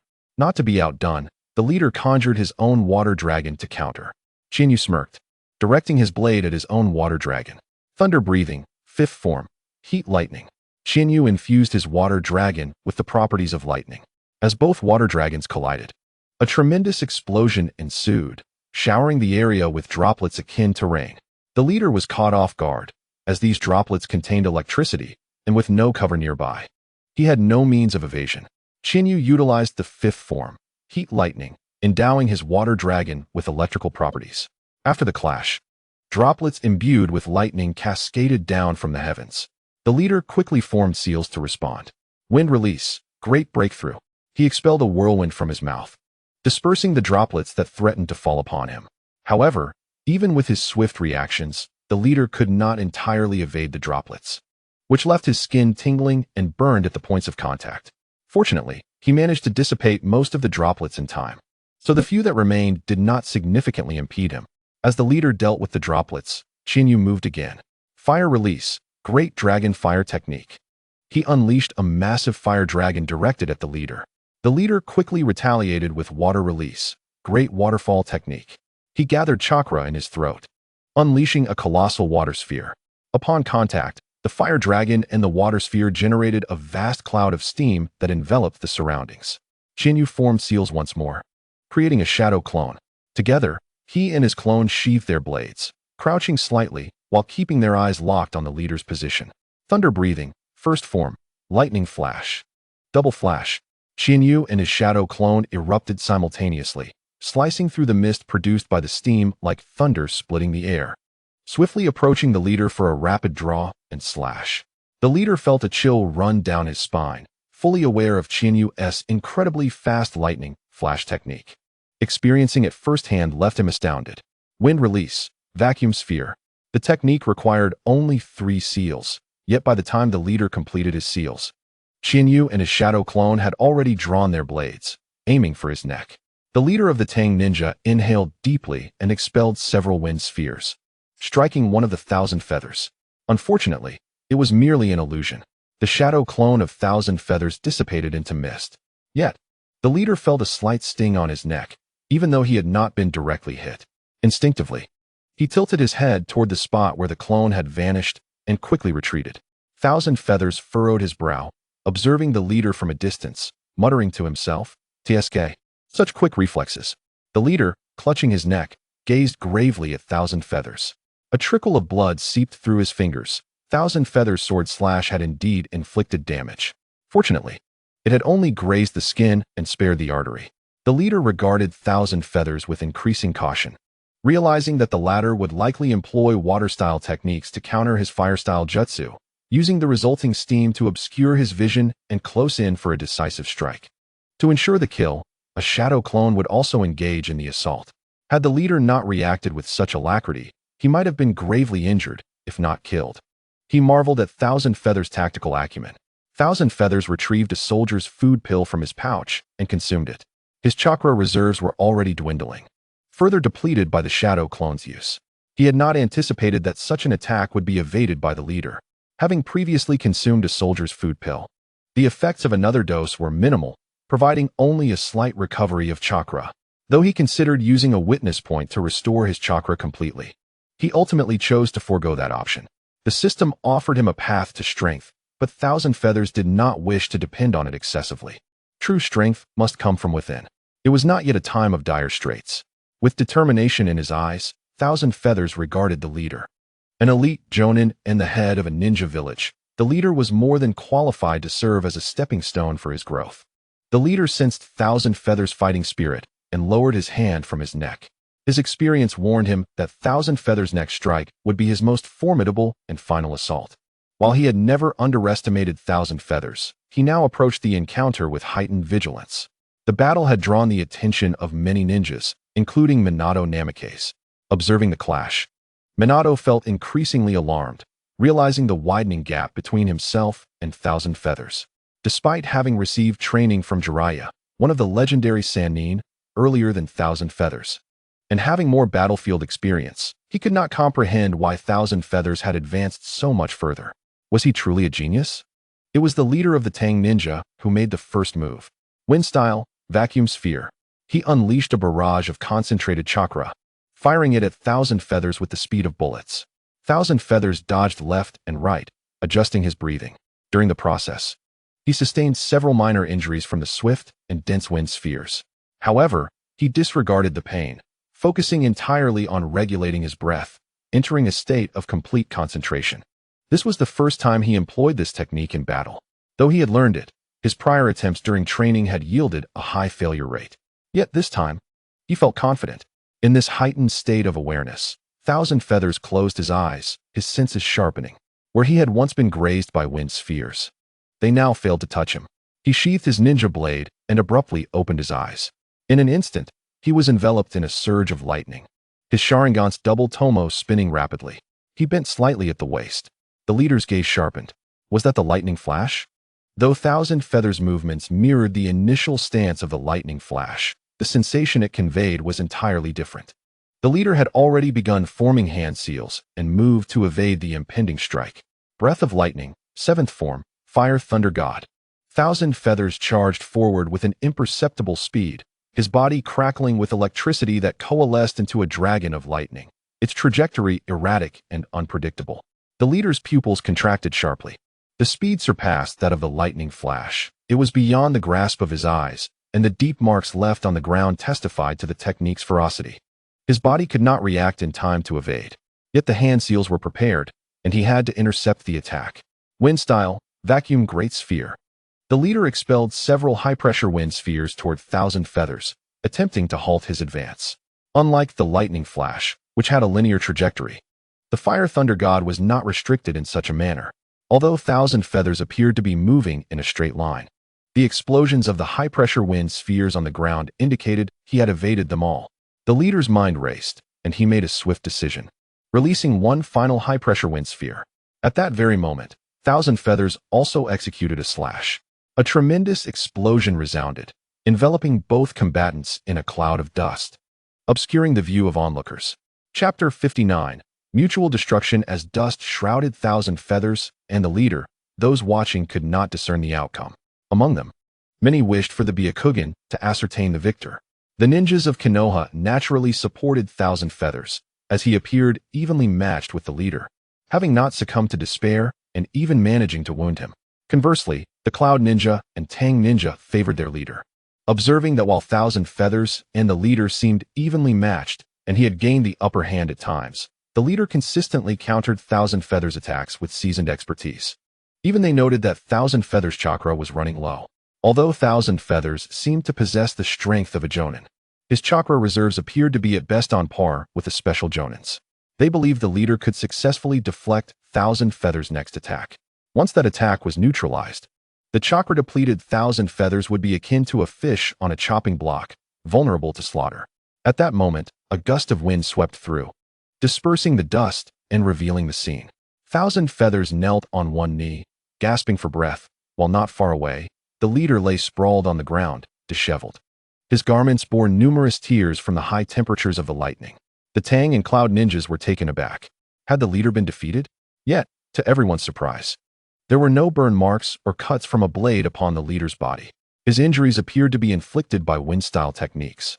While Thousand Feathers' last attack had been a lightning-based taijutsu, leaving many puzzled. However, Minato's eyes widened as he quickly deduced what had transpired. Undoubtedly, Thousand Feathers' recent attack had missed. The reason for the failure of his rapid and powerful strike lay in the leader's final release of the Vacuum Great Sphere. The leader of the Hidden Soup Village had previously unleashed the Vacuum Great Sphere multiple times, all of which had been deftly evaded by Chiyu. Aware that he could not withstand Chinyu's prowess nor escape from it, the leader's final Vacuum Great Sphere was not aimed at Chiyu, but rather at the ground beneath him. The impact of the Vacuum Great Sphere on the ground generated a tempest, propelling his body away swiftly to avoid Chinyu's lethal strike. Though this maneuver resulted in injury to the leader, it was far preferable to facing decapitation at Chinyu's hands. Struggling to rise, he spat a mouthful of blood. Gazing at Chiyu, who knelt on one knee, and hoarsely remarked, "You can no longer stand, can you?" Chiyu coughed violently, and in agreement with the leader's observation, found himself unable to rise, with every muscle in his body seeming to tear with pain. Despite having mastered the final form of the 7 types of Fire Thunder God through systematic simulation, Chiyu had never fully comprehended it before, leading to more failures than successes during training. This time, however, he had finally grasped it, yet the meager chakra remaining within him had exceeded his physical limits. Observing the leader not far away, Chiyu lamented, "You truly are a village leader, seasoned and decisive, even resorting to such a self-destructive means to evade my attack." The leader of Hidden Soup smiled wryly. "Isn't that the essence of being a ninja? When faced with a dead end, one must take a gamble. I wagered and won. But I am curious about one thing. Your blade strike earlier seemed insufficient to decapitate me. Was that a mistake?" Using his ninja blade for support, Chiyu forced himself to stand, though his body trembled slightly. The pain from his torn muscles drained the color from his face. In a weakened voice, he stated, "In our plan, anyone from Soup Village can die, but you must not." The leader paused, perplexed. "I must not die? Why?" With a sudden sigh, he concluded, "Forget it. I no longer wish to know. This is truly the end. I did not wish to kill you. You are too talented. If you continue to grow, you will undoubtedly become a formidable force in the ninja world. However, you have slain many of our ninjas, and as the leader of Hidden Soup, I must take revenge for them." Chiyu scoffed, "Such sentiments have no place on the battlefield. We are enemies. Who are you insulting by saying such things? And who says you have won?" The leader furrowed his brow at Chinyu's words. Even in this dire situation, he still managed to utter such defiance. Despite the struggle to remain standing, ignoring Chiyu, he drew a kunai, preparing to end him. Upon witnessing this, Namake's Minato felt compelled to intervene and save Chiyu. But he hesitated, recalling Daigo's death and Chinyu's earlier words, "If I die, it is my own inadequacy, so you needn't concern yourself." Minato grappled with his emotions. He did not wish to save Chiyu. His feelings for him were not merely dislike, but profound animosity, especially after Chiyu had provided Daigo with an explosive tag, leading to their mutual demise. Yet, aspiring to be Hokage, Minato knew that refusing to aid Chiyu would be a grave error. At that moment, the leader of Hidden Soup had already hurled the kunai toward Chiyu. Seeing the kunai flying through the air, Minato sprang into action once more, realizing his mistake. Regardless of Chinyu's faults, he was fighting for Konoha at this moment. Even if Chinyu's ideals differed from his own, he should not stand idly by. To do so would be to betray his own principles. Minato raced toward Chiyu with all his might, but the distance between them was too great. Suddenly, he halted, his brow furrowing as he observed the kunai seemingly veering off course. It struck the ground beside Chiyu instead of hitting him. Yet, from the leader's perspective, the kunai had indeed been aimed directly at Chinyu's head. However, at the moment of impact, Chinyu's form transformed into an ethereal apparition before vanishing and reappearing in another location. The leader's expression shifted in disbelief, exclaiming, "Illusion?" Chapter 60. Arrival. The leader of Hidden Soup stared incredulously at Chiyu. He had thrown the kunai with precision, and yet Chiyu had evaded it through illusion. The signs indicated that he had fallen victim to Genjutsu, but when had it been cast upon him? The leader's body trembled as he recalled the moment Chiyu had employed the 7 types of Fire Thunder God to strike him. He had clearly seen Chinyu's rotating Sharingan. The leader's face darkened as he realized, "So that is it. I was ensnared by your Sharingan's Genjutsu at that moment." Chiyu affirmed, "Indeed. It seems you have discerned when you fell under the illusion. I stated that I could not kill you, hence I needed a safeguard. However, I do not particularly enjoy employing Genjutsu. I prefer direct combat. Frankly, This is my first time using Jinjutsu on someone. The leader of Hidden Soup scowled, truly impressive. If not for your depleted chakra, I, as an elite Jonin, might have truly fallen at your hands. Yet your chakra is insufficient, greatly diminishing the effect of your illusion.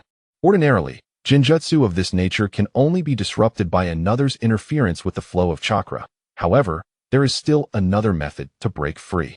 With that, the leader produced a kunai, driving it into his thigh with great force. The pain jolted him, breaking the hold of the Jinjutsu.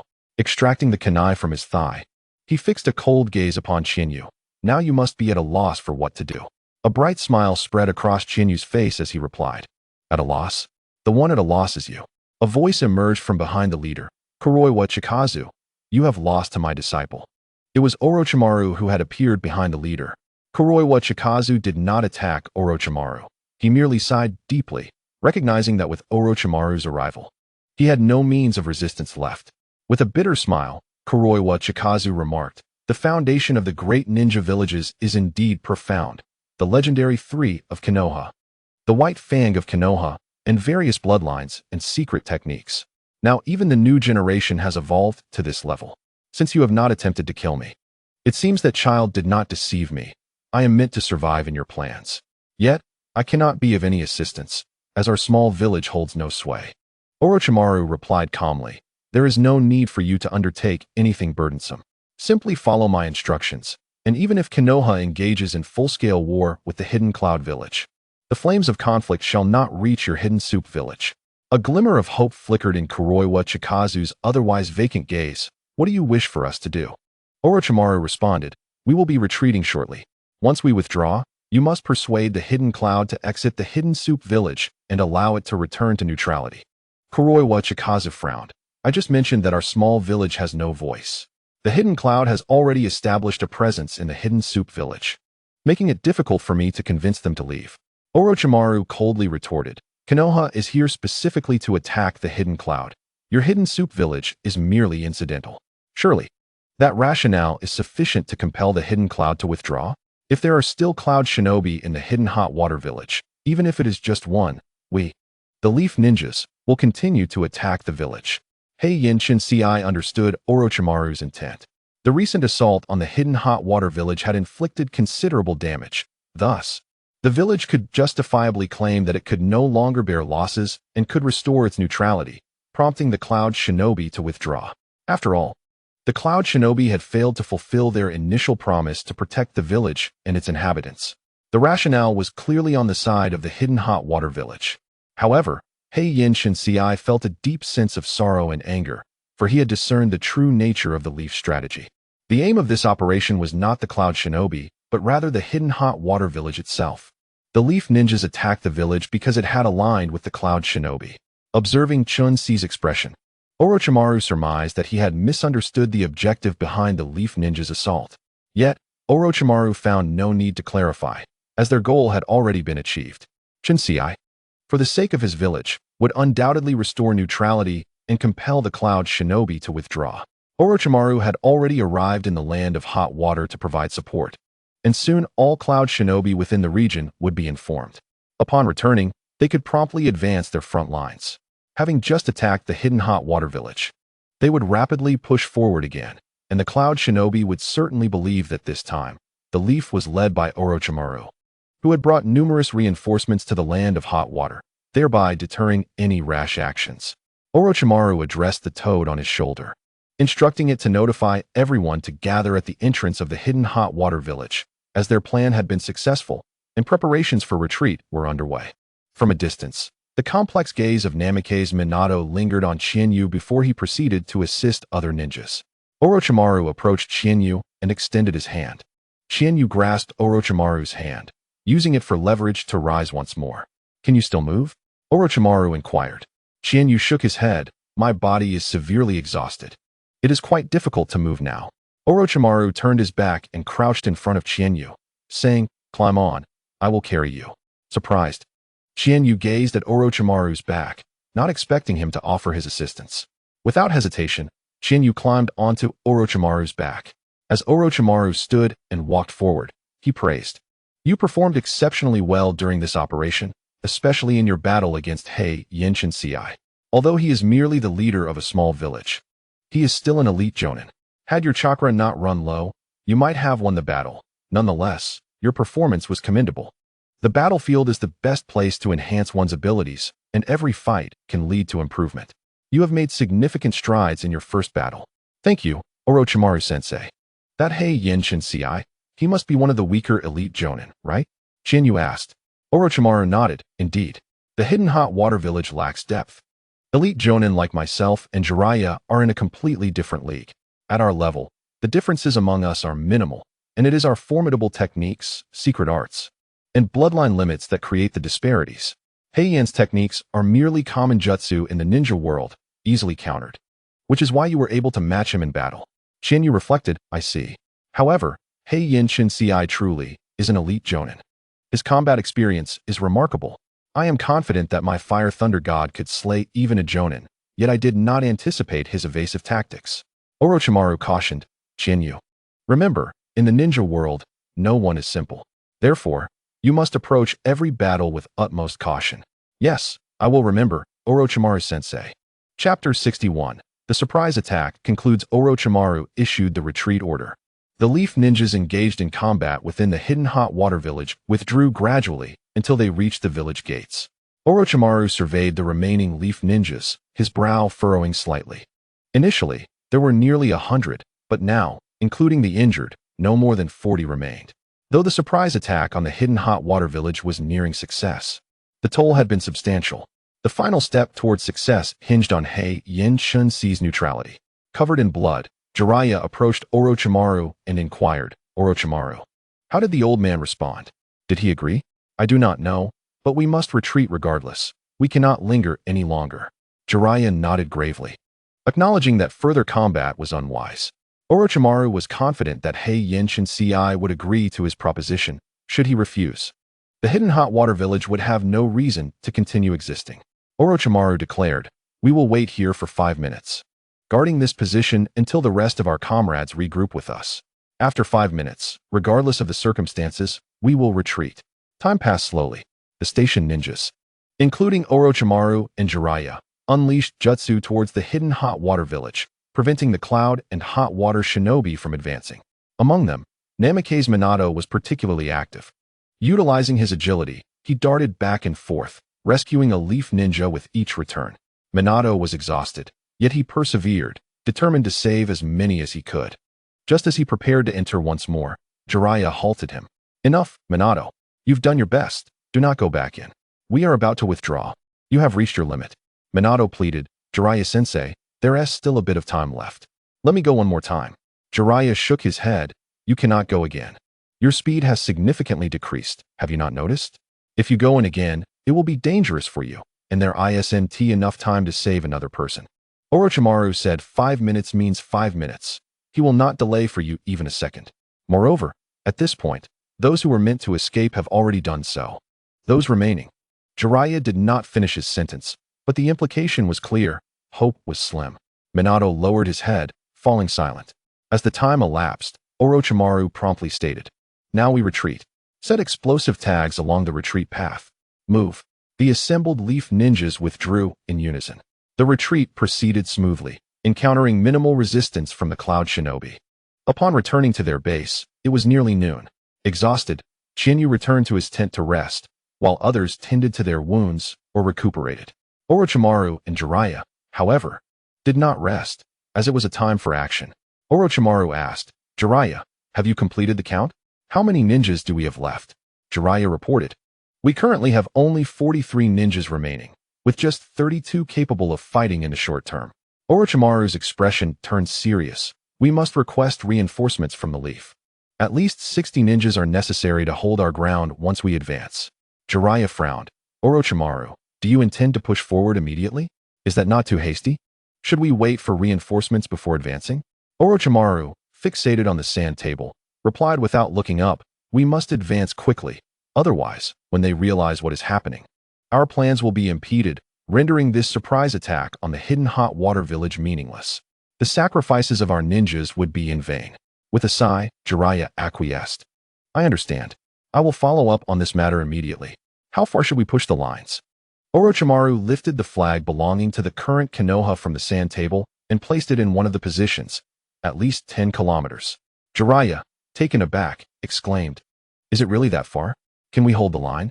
Orochimaru replied with calm assurance, "With so few of us, we certainly cannot hold it. That is precisely why we must push the front line further." Jiraiya, perplexed, questioned, "Why would we advance the line knowing we cannot hold it?" Orochimaru elucidated, "As I have said, we need room to maneuver. The reinforcements from Konoha will not arrive at Takigakure overnight. If we conservatively advance the front line only a short distance, and if the Cloud Ninja attack us, we will ultimately have to retreat back here. However, if we push the line far from the outset, we can engage and withdraw until the Konoha reinforcements arrive, allowing us to maintain our current position." Understanding Orochimaru's reasoning, Jiraiya remarked, "Orochimaru, your mind is truly sharp. Had you been the one sent to the land of water, we might not find ourselves in this predicament." Orochimaru retorted bluntly, "It is not a matter of might. It is certain. Jiraiya, you are far too cautious. War is akin to two wild beasts tearing at one another. The moment one shows signs of weakness, the other will undoubtedly seize upon it relentlessly until death ensues." Jiraiya sat back in his chair and responded, "I do not wish to be overly cautious, but expecting me to attack recklessly like you is too much to ask. By the way, what is the status of other fronts in Konoha?" Orochimaru replied, "The lines with Iwa and Suna are holding, but we may soon face trouble from Kirigakure. Moreover, the Cloud Ninja in the land of water pose a significant challenge, which is why my master dispatched me here for support." Sighing, Jiraiya lamented, "It has scarcely been a few years since the Second Shinobi World War ended, and yet here we are again on the brink of conflict. Would it not be better for everyone to live in peace within the shinobi world?" Orochimaru's serpentine gaze shifted to Jiraiya. "You remain quite naive, Jiraiya." Smiling, Jiraiya replied, "Sometimes a bit of naivete is not such a bad thing. Living with such clarity as you do can be exhausting. By the way, how is your disciple faring? Aside from the time during the Second War when you carried me and Shinosuke, it seems you have only carried that young man, Chihane." Upon hearing Shinosuke's name, Orochimaru's eyes narrowed slightly. Then he responded calmly, "Chihane suffered some minor injuries and is physically exhausted, but he is not gravely harmed." Chapter 62. A wager. Jiraiya's mention of Shinosuke stirred a ripple of emotion within Orochimaru. As his first and most cherished disciple, Shinosuke held a special place in Orochimaru's heart. Unbeknownst to Jiraiya, Orochimaru's demeanor had subtly shifted as he continued, "Your teaching methods remain exemplary. I have heard of Chihane's battle against the leader of Takigakure, Kuroiwa Tatsuji. Quite remarkable indeed. Is he 12 or 13 years old now? He should be of the same age as Minato. I am astonished that he could contend with an elite jonin to such a degree, even injuring Kuroiwa Tatsuji while only sustaining minor wounds himself." Orochimaru's lips curled into a faint smile as he said, "Chihane possesses remarkable talent. In such battles, his potential is truly unleashed." Jiraiya chuckled, "Yet my disciple is no slouch either. Orochimaru, let us make a wager to see who improves faster in this war, Chihane or Minato." Orochimaru cast a sidelong glance at Jiraiya. "There is nothing to wager. Your disciple seems talented enough, but that is all." Jiraiya retorted, "Orochimaru, I cannot agree with you there. Minato's talent is formidable and certainly matches that of your disciple. Since you feel this way, the wager is on." Orochimaru crossed his arms and gazed intently at Jiraiya. "Then what are the stakes?" Jiraiya, grinning, replied, "I am currently writing a book, and when I finish, you will be the first to read it." "How dull." Orochimaru scoffed as he strode toward the tent's entrance, intending to leave. Jiraiya quickly called out, "Orochimaru, what about your wager?" Orochimaru threw over his shoulder, "I will not lose." Before exiting, rising from his seat, Jiraiya muttered a flustered remark before also leaving the tent. This battle had already left Jiraiya feeling quite fatigued, and the upcoming tasks promised to be even more demanding, leaving little time for rest. Upon returning to his own tent, Jiraiya discovered that Minato was absent from the adjacent tent. He sighed, realizing that his disciple was once again in a state of confusion and in need of his guidance. Jiraiya soon found Minato sitting on a hill, lost in thought. What? Feeling insecure due to Chihane's exceptional performance, Jiraiya sat beside Minato, who, with a grave expression, replied, "Master, I do have some doubts about whether my decisions are correct or not." Jiraiya inquired, "Oh, what makes you feel that way?" Minato, looking down, confessed, Chihane is incredibly rational. Frighteningly so. He can unhesitatingly give an explosive tag to a comrade who has lost the ability to fight, ensuring a mutual demise with the Cloud Ninja, all in pursuit of maximizing his stated benefits. Yet, I feel he is wrong. He should not treat the lives of his comrades who fight alongside him as mere tools. However, when I questioned him, his responses left me speechless, making me feel that he was right and I was wrong. Jiraiya frowned slightly. He had not anticipated that Chihane had acted in such a manner during the conflict in Takigakure. However, he soon rationalized. After all, he is Orochimaru's disciple. Just as Jiraiya prepared to counsel Minato, the latter continued, I witnessed the entire battle between Chihane and the leader of Takigakure. I must admit I felt inferior to him. I believed that over the years I would catch up, but the gap only seems to widen. He is the true genius, while I am not a genius at all. What troubles me most is that when Chihane was in danger, I hesitated. I recalled the moment when he handed an explosive tag to Daigo, allowing him to perish alongside the Cloud Ninja. At that moment, I felt a fleeting thought of not wanting to save Chihane. Though I wished to assist my comrade, I acted against my own heart. Jiraiya sighed. It seems Chihane's presence has had a significant impact on you, Minato. You are human. You have people you care for. And naturally, there will be those you dislike. You and Chihane are like two extremes, and it is quite normal for you to resent one another. Thus, this is not your fault. Everyone has their selfish desires, myself included, and there is no need to be overly troubled. Chihane's actions cannot be deemed right or wrong. After all, this is war. However, your desire to help your comrades is undoubtedly correct, so do not doubt that intention. Chihane is indeed a prodigy, and he has been well trained by Orochimaru. But, Minato, you must not doubt yourself. Once you do, you will forever lose the opportunity to grow stronger. If you do not believe in yourself, how can you hope to catch up with Chihane? Minato, let me ask you a question. Do you think I am a genius? Minato glanced at Jiraiya and replied, Master Jiraiya, you are undoubtedly a genius. You are the disciple of the Hokage and one of the legendary Sannin. Jiraiya smiled and shook his head. I am no genius. I was always at the bottom back in the day. Minato exclaimed, how can that be possible? Jiraiya proclaimed, I assure you, I have not deceived you. This is the truth. In the past, I relentlessly pursued Orochimaru, who is universally acknowledged as a genius. Yet, I refused to accept that I was inferior.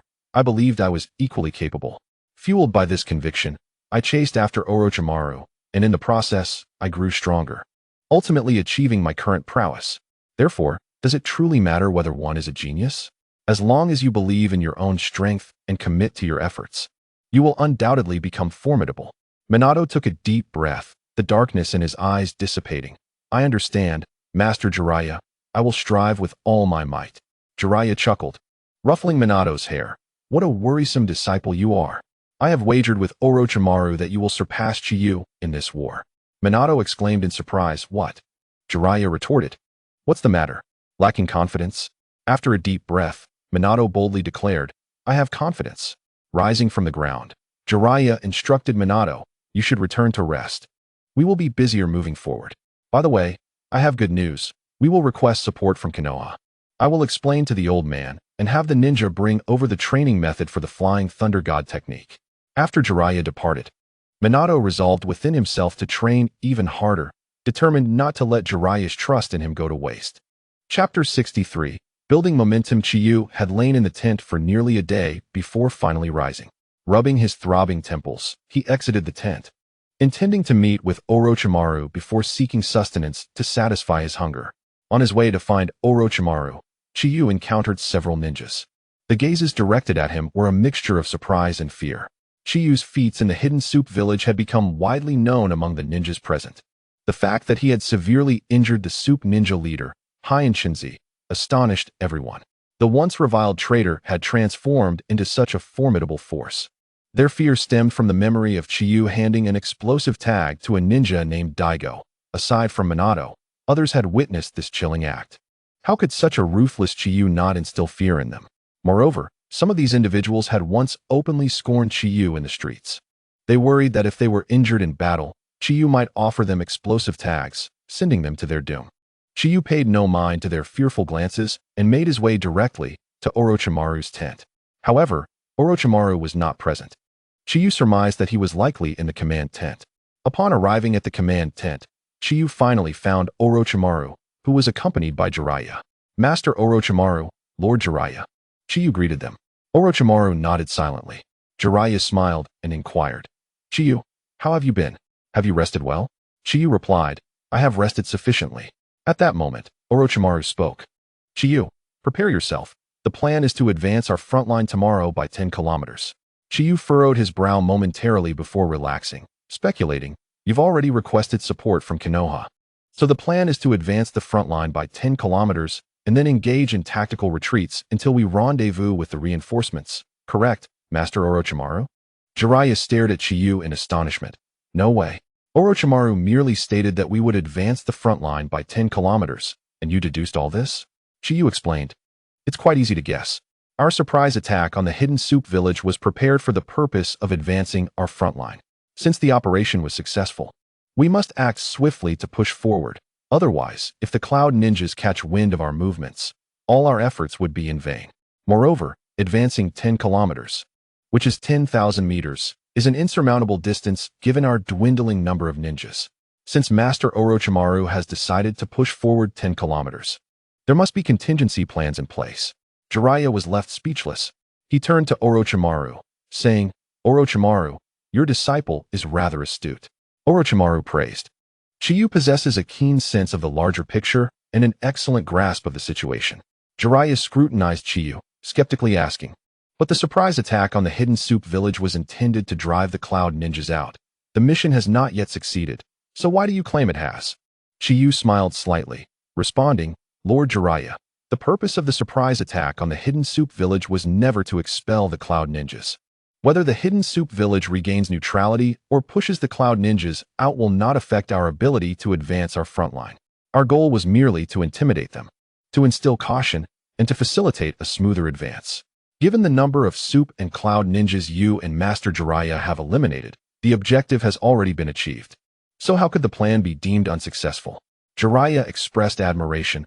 Orochimaru, your disciple is indeed quite clever. At that moment, Orochimaru posed a question. Chiyu, do you think the cloud ninjas will take action as we advance the front line? Chiyu pondered for a moment before answering. They will certainly act, but it will likely be limited to reconnaissance and harassment. They won't engage us directly. Orochimaru continued to challenge Chiyu. Then, what is the solution? How can we advance the front line by 10 kilometers at minimal cost? Chiyu had already contemplated this and articulated his strategy. The method I envision is to create an illusion of a larger force, portraying our current number of ninjas as significant. We can utilize shadow clones and regular clones to generate a considerable number of clones, then surround these clones with shadow clones as we advance, while other ninjas guard the perimeter to obstruct any reconnaissance by the cloud ninjas. This way, we can create an illusion of overwhelming numbers, deterring the cloud ninjas from acting rashly. Orochimaru nodded in satisfaction. He commented, a commendable idea. Surrounding clones with shadow clones will indeed confuse the enemy's perception, while the real ninjas on the periphery will create the illusion of a vast force. Jiraiya was astonished. Isn't this method similar to what you just suggested, Orochimaru? Chiyu also looked at Orochimaru in surprise, not expecting his thoughts to align with those of his mentor. Orochimaru replied matter-of-factly, Jiraiya, there's no need for alarm. This is simply the most feasible method given our current circumstances. Orochimaru then addressed Chiyu. I have reported your achievements in the hidden soup village to Lord Sarutobi. However, since you have only recently become a Chunin, I cannot guarantee your promotion to Jonin, though your chances of becoming a special Jonin are quite high. Chiyu nodded appreciatively. Thank you, Master Orochimaru. Orochimaru waved his hand dismissively. You have earned this. There is one more matter regarding the support personnel from Konoha. Chiyu narrowed his eyes. Knowing that Orochimaru was about to discuss the support personnel, he began to speculate. Master Orochimaru, are the personnel being dispatched from the ninja clans this time? Jiraiya had become somewhat numb to the situation at hand, with both master and disciple displaying a sharp wit. Without uttering a single word, Orochimaru had already set the stage for the unfolding events, and Chiyu could intuit the impending developments. Jiraiya pondered whether he should advise Minato to keep his distance from Chiyu, as his own disciple was a man of integrity. While Jiraiya had faith in Minato's innate talent, he was nonetheless concerned that Chiyu's influence might lead Minato astray. In Chapter 64, I will take care of your wife and child. Chiyu inquired whether Orochimaru's reinforcements from Konoha included any ninjas from the clans. Orochimaru nodded affirmatively. Chiyu then asked if members of the Uchiha clan were among them. Once again, Orochimaru confirmed. Indeed, this time, the Uchiha clan would dispatch 5 Chunin and 1 Jonin to assist. Chiyu assured Orochimaru, "Rest assured, teacher. I will not let my conflict with the Uchiha interfere with our operations." Yet, Orochimaru shook his head, expressing confidence in Chiyu's temperament, stating that he intended for Chiyu to lead the 5 Chunin. This revelation astonished not only Chiyu, but also Jiraiya. Unable to contain himself, Jiraiya exclaimed, "Orochimaru, is this decision not a bit hasty? You are well aware of the Uchiha's nature. Their dispatch of a Jonin likely aims for that individual to lead the Chunin. While I do agree with your assessment of Chiyu's strategic insight and situational judgment, how can you expect the Uchiha ninjas to heed his commands?" Jiraiya, like many, harbored reservations about the Uchiha clan. Orochimaru met his gaze, stating, "Precisely because I recognize their character, I wish for Chiyu to lead them. I need ninjas who will obey my directives, not those who may defy me with their obstinacy." Jiraiya furrowed his brow, questioning whether Chiyu was truly capable of this task. Despite his commendable performance in the Land of Soup, could he really manage to assert authority over the Uchiha? Orochimaru chose to disregard Jiraiya's skepticism and turned to Chiyu, asking, "So, will you accept this mission?" Chiyu furrowed his brow in contemplation, remaining silent for a considerable time. Orochimaru patiently awaited his response. While Jiraiya believed Chiyu's logical demeanor would dissuade him from taking on such a troublesome task, accepting this mission would be akin to cradling 5 hot potatoes in his hands. Finally, Chiyu looked up at Orochimaru and posed a singular question. "What level of authority will I possess?" A smirk played upon Orochimaru's lips as he replied, "You will have full authority over those 5. But, of course, you must have justifiable reasons." A smile graced Chiyu's face as he declared, "Very well, teacher Orochimaru. I accept this mission." Jiraiya, no fool, had discerned Chiyu's intentions as soon as he inquired about his authority. Upon hearing Orochimaru grant Chiyu complete autonomy, and that Chiyu had chosen to accept the task, Jiraiya suddenly felt a wave of sympathy for the 5 Uchiha Chunin yet to arrive in the Land of Soup. With Chiyu wielding full authority, he could command them to do anything, transforming them from burdensome liabilities into mere outlets for his frustrations. Jiraiya observed Chiyu, who appeared quite pleased, with a subtle expression. This young man was far from the kind-hearted Minato. The 5 Uchiha Chunin would surely find themselves in dire straits under Chiyu's leadership. Curiously, Chiyu asked, "Teacher Orochimaru, besides the Uchiha, are there other ninja clans that will come to our aid?" Orochimaru confirmed, "Indeed, in addition to the Uchiha, the Hyuga, Nara, Akimichi, and Yamanaka clans will also send reinforcements. Typically, these clans possessing bloodline limits and secret arts refrained from engaging in battle until war was fully declared, fearing the potential loss of their techniques to enemy hands. However, the current situation in Konoha was dire, necessitating their involvement lest the battlefield be left understaffed.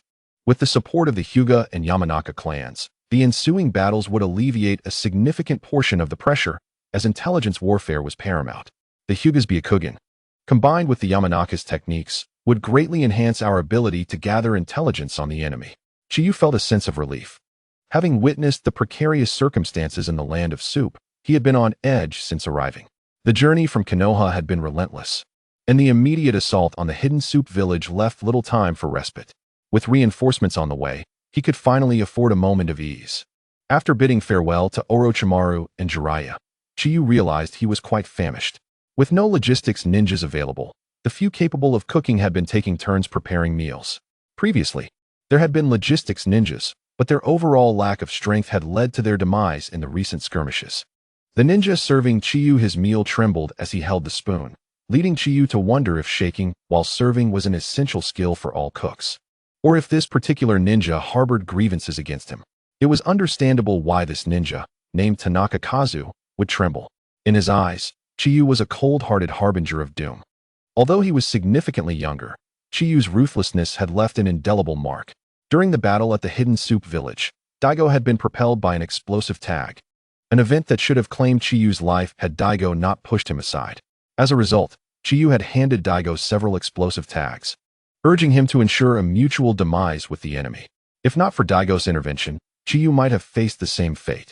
Thus, encountering Chiyu again filled Tanaka with trepidation. Chiyu, disinterested in engaging with Tanaka, snatched the spoon from his hand and served himself.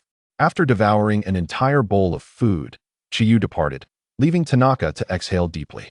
Reflecting on Daigo's sacrifices to save him, Tanaka sighed. Daigo, rest assured, once this war concludes, as long as I am alive, I will take good care of your wife and child. Having satisfied his hunger, Chiyu sought a quiet place to meditate. The battle with Kuroiwa had imparted numerous lessons, particularly regarding the seventh form of the Fire Thunder God, and he intended to consolidate his understanding.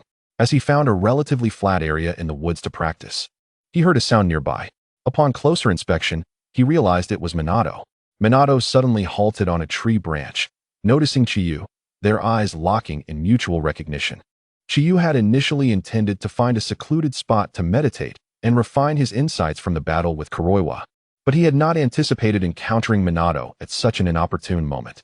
Unwilling to practice in Minato's presence, he felt a surge of irritation. As he turned to seek another location, Minato used the body flicker technique to block Chiyu's path. With a displeased expression, Chiyu looked at Minato and asked, "What is it? Are you here to lecture me again? Your master could not even manage that. Do you think you can?" Wolfing Watergate shook his head and remarked, "I shall refrain from lecturing you. As Jiraiya-sensei once said, in the theater of war, your actions cannot be deemed wrong. They can only be described as means to achieve victory, regardless of the cost. While I cannot agree with your methods, I cannot categorically state that they are erroneous. We simply hold differing philosophies." Chiyu involuntarily raised an eyebrow. "Oh, it seems Jiraiya-sama is quite diligent. However, a friendly warning. Should you obstruct me on the battlefield as you did last time, do not blame me for my lack of courtesy." "Enough," he continued. "I do not wish to engage further. Please step aside, for I too must devote time to my training." Wolfing Watergate did not yield. Fixing his gaze upon Chiyu as he said, "Actually, there is one more matter." Sensing the battle intent emanating from Wolfing Watergate, Chiyu inquired with surprise, "What? Do you wish to fight me?" With sincerity, Wolfing Watergate replied, "Not a fight, but a spar. It has been years since our last exchange, and I wish to ascertain the extent of our differences." Chiyu scrutinized Wolfing Watergate for a moment before suddenly laughing. "Well, Wolfing Watergate, I find you lacking in interest at present. If you had mastered Flying Thunder God technique or Sage Mode, that would have piqued my curiosity. But as of now, you possess only a handful of wind release techniques. Moreover, your speed has reached its limit. You can hardly keep pace with me. As for the Rasengan, whether Uzumaki Kushina would become a Jinchuriki remains uncertain. The Rasengan, inspired by the tailed beast ball, is now nearly unattainable for Wolfing Watergate to create using the Nine Tails chakra. Thus, Chiyu felt little motivation to engage in a spar with Wolfing Watergate, having already anticipated the outcome. Noticing Chinyu's refusal, Wolfing Watergate frowned and earnestly pleaded, "Chinyu, I recognize the considerable gap between us, but I wish to know just how vast it is. Please grant me this opportunity." Chinyu, with an odd expression, looked at Wolfing Watergate and remarked, "Are you not concerned that the disparity may be too great, leading to your stagnation?" Wolfing Watergate answered resolutely, "Absolutely not. If that were the case, as you previously stated, it would be a reflection of my own inadequacies, not anyone else's fault." Chinyu stroked his chin, appraising Wolfing Watergate. "I see.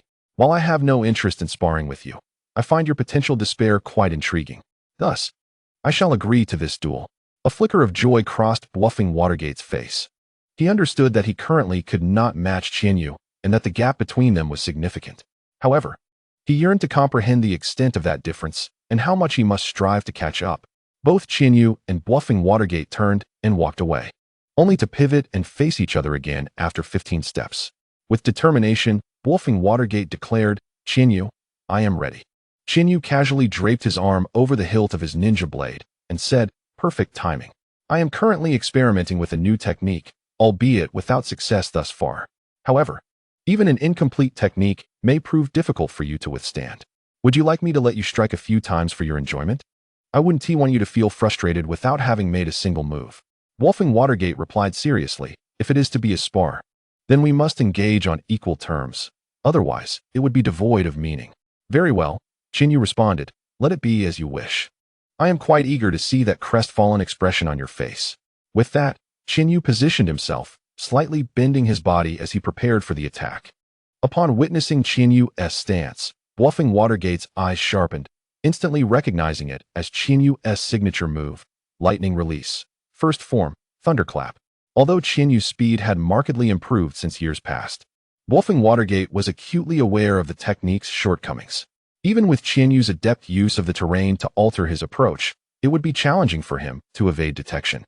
After all, despite the change in direction, Chinyu's assault remained a direct line towards him. Bluffing Watergate began forming hand seals for the summoning technique. Believing that Chinyu's true challenges lay in the subsequent sword forms of thunder-breathing, fire-release techniques, and the Sharingan. Therefore, he intended to summon a toad from Mount Mayaboku to assist him. As Bluffing Watergate completed his seals, Chinyu launched his attack. Lightning release. First form, thunderclap. Swift as lightning. The air crackled with a thunderous roar, surpassing the sound of a typical thunderclap. The ground beneath Chinyu's feet blackened instantly, leaving deep impressions where he had stood. His legs, concealed by his trousers, bore the strain of his immense power. In an instant, Bluffing Watergate caught a fleeting glimpse of Chinyu, who appeared to be in place, yet seemed to have already moved.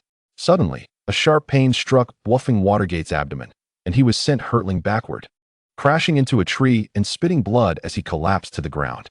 Struggling to lift his head, he cast a glance at Chinyu. The ninja blade remained sheathed. Chinyu had merely struck him with the scabbard. No, it was not a strike. Chinyu had simply lifted the scabbard, using the speed to augment the force of the impact against his abdomen. Had he delivered a cutting blow, Bluffing Watergate knew he would have suffered far greater injuries, likely breaking several bones. Looking at the scorched ground and the deep impressions, Bluffing Watergate's pupils contracted. Just how much power had Chinyu exerted to leave such indelible marks? Once more, Bluffing Watergate's gaze fell upon Chinyu. Was this the new technique he had been developing? Chapter 66.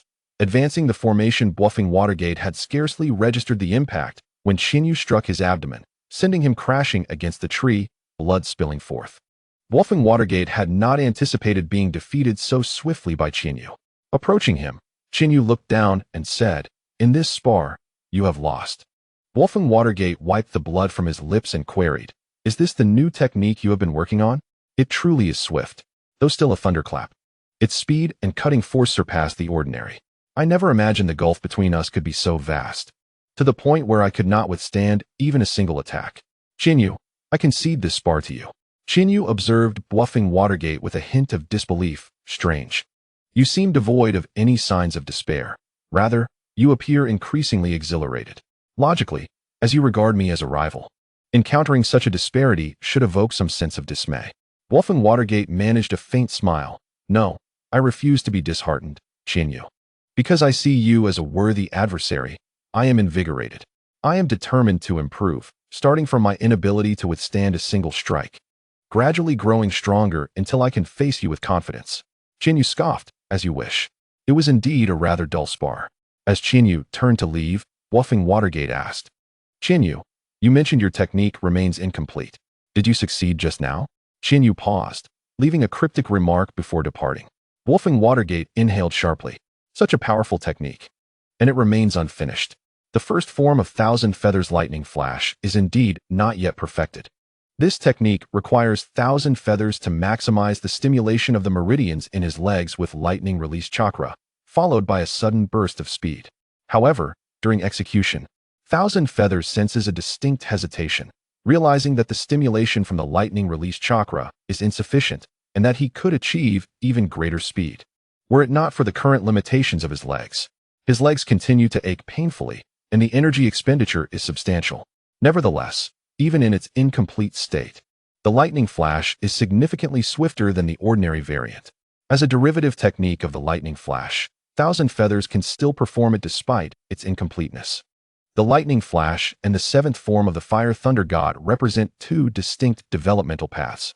The former emphasizes extreme speed to generate immense power, while the latter combines the essence of various sword techniques, offering a more comprehensive approach with slightly lesser speed than the lightning flash.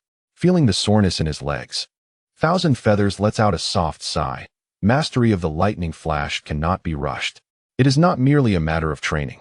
His legs must also adapt to withstand greater stimulation from the lightning release chakra to truly unleash the speed he seeks. After finding a secluded spot, Thousand Feathers casts aside thoughts of Minato Namikaze. In his view, unless Minato learns the Flying Thunder God technique or Sage Mode, he would pose no significant threat. Otherwise, even the creation of the Rasengan would be futile. Thus, Thousand Feathers begins his consolidation training for the day. The following morning, the 32 ninjas capable of combat regroup. Leading them remains Orochimaru. Everyone is instructed to utilize the shadow clone technique, creating one shadow clone each, and then assemble into teams, with their main bodies maintaining formation alongside their clones as they advance the front lines. Jiraiya. Upon hearing his name, Jiraiya responds solemnly, "Here." Orochimaru commands, "Jiraiya, you and I will position ourselves at opposite ends of the formation. Summon your summoning beasts. If we encounter Cloud Ninja, drive them away with the beasts. We will handle any stragglers." Jiraiya acknowledges the order with a firm, "Understood." Orochimaru then calls out, "Thousand Feathers." Stepping forward, Thousand Feathers replies, "Present." Orochimaru assigns him a specific task, stating, "You possess the fastest speed and highest mobility. Within a 50-meter radius of the formation, scout for enemies and immediately notify me using your summoning beasts." Thousand Feathers inquires, "Orochimaru-sensei, is it solely reconnaissance?" Orochimaru coldly replies, "If you have the opportunity, eliminate them." Thousand Feathers bows respectfully, "Yes." Orochimaru turns to the other ninjas, commanding, "Unless the Cloud Ninja approaches us directly, your task is to maintain the formation of shadow clones and regular clones as much as possible. Do you understand?" "Understood." They reply in unison. Orochimaru declares, "Now, let us commence the advance. After progressing 10 kilometers, set traps in the vicinity to secure our lines, and remain ready to follow my commands at any time." The ninjas begin to produce shadow clones and regular clones, forming into teams. Jiraiya notices Minato's pale expression and furrows his brow, asking, "Minato, what's wrong? Why do you look so ill? Did you not rest well yesterday?" Minato shakes his head. "I'm fine, Jiraiya-sensei, it won't affect my combat abilities." Jiraiya advises, "Take care of yourself, do not overexert." Everyone has now created their respective shadow clones and regular clones. A single ninja can produce 1 shadow clone and 5 regular clones, resulting in a total of 7 individuals. With 32 ninjas, this creates an impressive force of over 200. Orochimaru nods in satisfaction. "Let us depart immediately." The ninjas start moving forward under the guidance of Orochimaru and Jiraiya, while Thousand Feathers begins to operate independently, scouting within a 50-meter radius of the formation. In the initial 2 kilometers, Thousand Feathers detects nothing unusual. However, as he progresses further, he senses activity. Forming hand seals, he presses one hand to the ground. Serpent's array. Unlike Orochimaru, who expels a multitude of snakes from his mouth, Thousand Feathers summons them directly from his sleeves. He commands the snakes to disperse and relay any gathered intelligence back to him. Concurrently, he summons a small black snake from a dragon cave. "Go find Orochimaru-sensei and inform him that there is activity. They should be cautious." "Yes, Lord Thousand Feathers." The small black snake swiftly slithers away. Soon, several snakes return to coil around Thousand Feathers' arm, delivering their gathered information. A 3-man team conducting reconnaissance? A glint of cold determination flashes in Thousand Feathers' eyes as he tightens his grip on his kunai. A battle is imminent. Chapter 67. Successful advance through the intelligence relayed by the snakes. Thousand Feathers learns that a 3-man team is approximately 40 meters away, conducting reconnaissance. He stealthily approaches and locates the team. One of the sensory ninjas has his eyes closed, concentrating, while the other 2 stand guard around him. "Ida, what do you sense?" "I do sense something, but it feels off." "Off? In what way?" The rough estimate of Leaf Ninja numbers exceeds 200. Yet over 100 of them feel very strange. 200?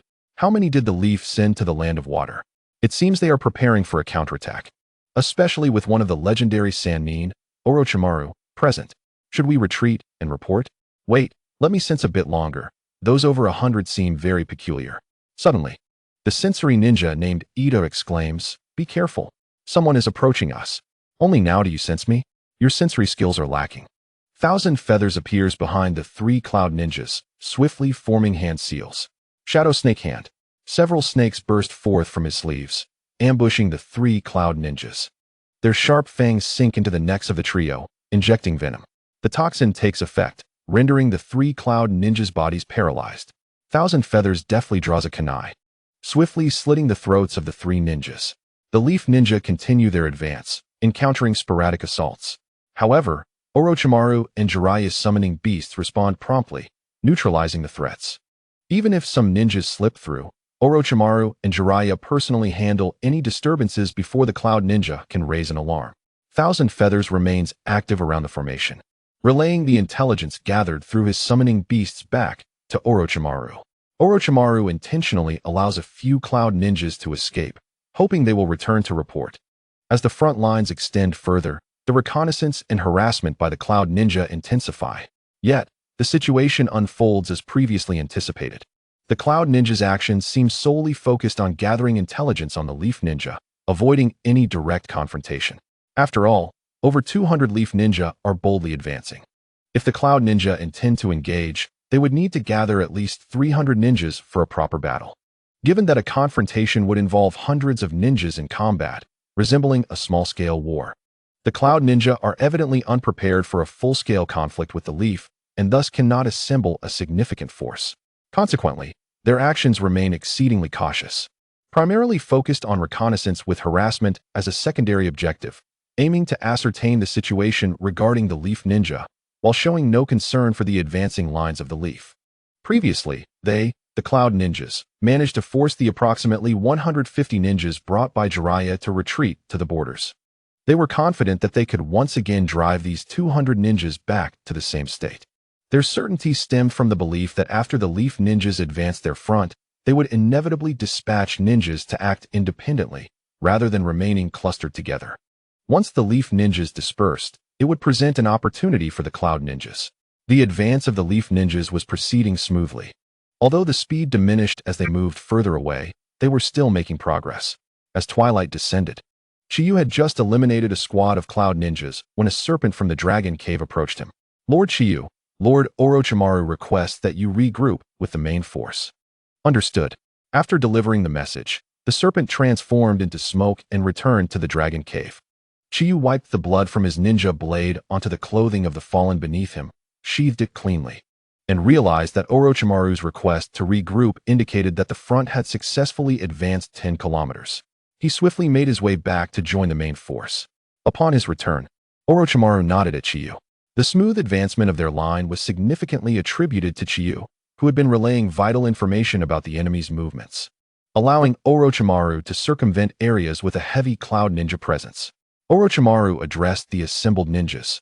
Half of you will maintain your shadow clones, while the other half will dispel their clones to rest and recover their stamina and chakra. We will rotate in 2 hours. Those who dispel their clones should each receive a summoning scroll from either myself or Jiraiya, containing wire and explosive tags to set traps around us. The first half of the ninjas dispelled their clones and received their scrolls, beginning to set traps. Chiyu also collected a scroll but chose to rest against a tree rather than participate in the trap setting, as he had been on a solo mission, fighting continuously since the advance began. His intention in obtaining the scroll was merely to replenish his dwindling supply of explosive tags. Orochimaru even provided him with 3 additional scrolls, each containing 100 explosive tags, totaling 300. After assigning tasks, Orochimaru approached Chiyu and remarked, "You've worked hard." Chiyu replied, "It's manageable. The investigating ninjas were not particularly strong, and the plan has gone exceptionally well." Orochimaru nodded in agreement. Things should ease up from here. Although the Cloud Ninjas will eventually notice something amiss and gather to attack, they will hesitate to engage directly without clarity on our true strength. Our strategy will focus on utilizing the traps, fighting as we retreat, and regrouping with the Leaf reinforcements. You should rest for now, as we may be here for several days. With that, Orochimaru turned to discuss further strategies with Jiraiya. After setting up the traps, they constructed numerous tents, as it would be impractical for over 200 ninjas to reside in just a few shelters. The later the Cloud Ninjas realized something was amiss, the more advantageous it would be for them. Once the tents were completed, Chiyu selected one to rest in, sitting on the ground and leaning against a support beam, awaiting the arrival of the next day. Chapter 68. Leadership and Command. After the Leaf Ninjas advanced 10 kilometers, they temporarily established a camp. Over the following days, Cloud Ninjas frequently approached to scout their situation. However, due to the traps laid around and patrolling ninjas, no battles ensued. Chiyu found these days relatively easy, as he was not burdened with minor tasks, allowing him ample time for training. On the third day of their encampment, news arrived from the Hot Springs village. It announced a return to neutrality, declaring non-participation in the conflict between Cloud and Leaf. This decision surprised no one, including Chiyu, Orochimaru, and Jiraiya, given that the recent skirmishes had severely depleted the village's resources. If Kuroiwa Chikazu were wise, he would recognize that a small village like Hot Springs had no standing in the war with Cloud and would be compelled to accept Orochimaru's counsel to remain neutral, thereby ensuring their survival. However, these tranquil days lasted only 4 days. On the 5th day, Orochimaru summoned Chiyu to his tent. Inside were Orochimaru, Jiraiya, and now Chiyu. Upon Chiyu's arrival, Orochimaru spoke gravely. 2 kilometers from our camp, the Cloud ninjas have begun to gather. Jiraiya inquired, how many? Orochimaru estimated, approximately 50 ninjas. It seems they intend to thoroughly assess our situation, though it has taken them longer than I anticipated. I expected them to act sooner. Jiraiya asked Orochimaru, should we rely on the traps and fight as we retreat? Orochimaru confirmed, indeed, the traps we've set will be our primary means of hindering their advance. But that alone will not suffice. Since we are unclear on the configuration of those 50 Cloud ninjas, Jiraiya, you and I will guard the rear to obstruct their pursuit as much as possible. Jiraiya frowned. You and I will guard the rear? But who will lead the advance? Suddenly, he paused, looking at Chiyu. Chiyu, puzzled, pointed to himself. You want me to lead the advance? Orochimaru nodded, explaining, correct. Only you possess the necessary leadership ability here. Even as we fight and retreat, our pace cannot be too rapid. While we have traps in place, we cannot disregard the possibility of their failure or discovery. Thus, Jiraiya and I will secure the rear to slow the Cloud ninjas' pursuit. Your task is to guide our ninjas in retreat. But be aware that some Cloud ninjas may attempt to flank us, at which point you will need to organize a counterattack. Chiyu, you will inevitably become a leader in future battles, so consider this an opportunity to adapt early. Chiyu felt a mix of emotions. Acknowledging Orochimaru's faith in him signaled that he would soon take on a leadership role. Initially, he believed his leadership journey would commence with the 5 unfortunate Uchiha, but he had not anticipated it would occur so swiftly, nor that he would be leading 32 ninjas directly. Jiraiya concurred, indeed. Chiyu is more suited to lead the ninjas in their retreat. At first, Jiraiya contemplated contesting Orochimaru's assertion that only Chiyu had leadership capabilities. He believed that Namake's Minato also exhibited commendable leadership skills, having led them successfully on several missions. However, in comparison to Chiyu, Minato's leadership fell short. Leadership ability is closely tied to one's vision. While Minato's perspective was adequate, his principle of prioritizing comrades made him a less suitable leader. Chiyu felt a surge of pressure. It was the first time for Chiyu to lead and command over 30 individuals. Previously, he had agreed to take command of the 5 Uchiha Chunin, primarily because he harbored a disdain for the Uchiha clan and sought to impede their progress. Orochimaru said, Chiyu, there is no need to feel pressured. Simply perform as you normally would. Chiyu nodded in acknowledgement, replying, understood, Orochimaru-sensei. I will direct their retreat. Excellent. Then the next steps will be straightforward. Jiraiya, please summon everyone to assemble. Right away, Jiraiya hurriedly exited the tent to gather all the ninjas. Orochimaru patted Chiyu on the shoulder, offering encouragement. We are in dire need of personnel. You possess this talent. All you need to do is express it normally. Let us go. Orochimaru led Chiyu out of the tent, where all the ninjas had assembled. Orochimaru, Jiraiya, and Chiyu stood at the forefront of the formation. Orochimaru announced, the Cloud ninjas have gathered nearly 50 shinobi, and we must commence our retreat. Jiraiya and I will remain at the rear of the formation to withstand the pressure from the Cloud shinobi. You are to follow the retreat plan under Chinyu's command. He will lead you in this endeavor. Upon hearing that they were to follow Chinyu's orders for the retreat, the group exchanged glances and began to murmur. Chinyu stepped forward, his expression stern as he declared, I am aware of your reservations about my leadership, but this is an order you must accept. From now on, you will all heed my commands, which are absolute. Should any of you defy my orders and meet your demise, do not blame anyone else. If anyone's insubordination jeopardizes others, I will personally deal with that individual. You should understand that I am entirely capable of such actions. After all, in your eyes, I am indeed that cold-blooded. Within the ranks, Minato's brow furrowed deeply. Jiraiya observed Chinyu's back, momentarily lost in thought. as if he were looking at a smaller version of Orochimaru. Orochimaru and Jiraiya positioned themselves at the rear of the formation while Chiyu began issuing commands.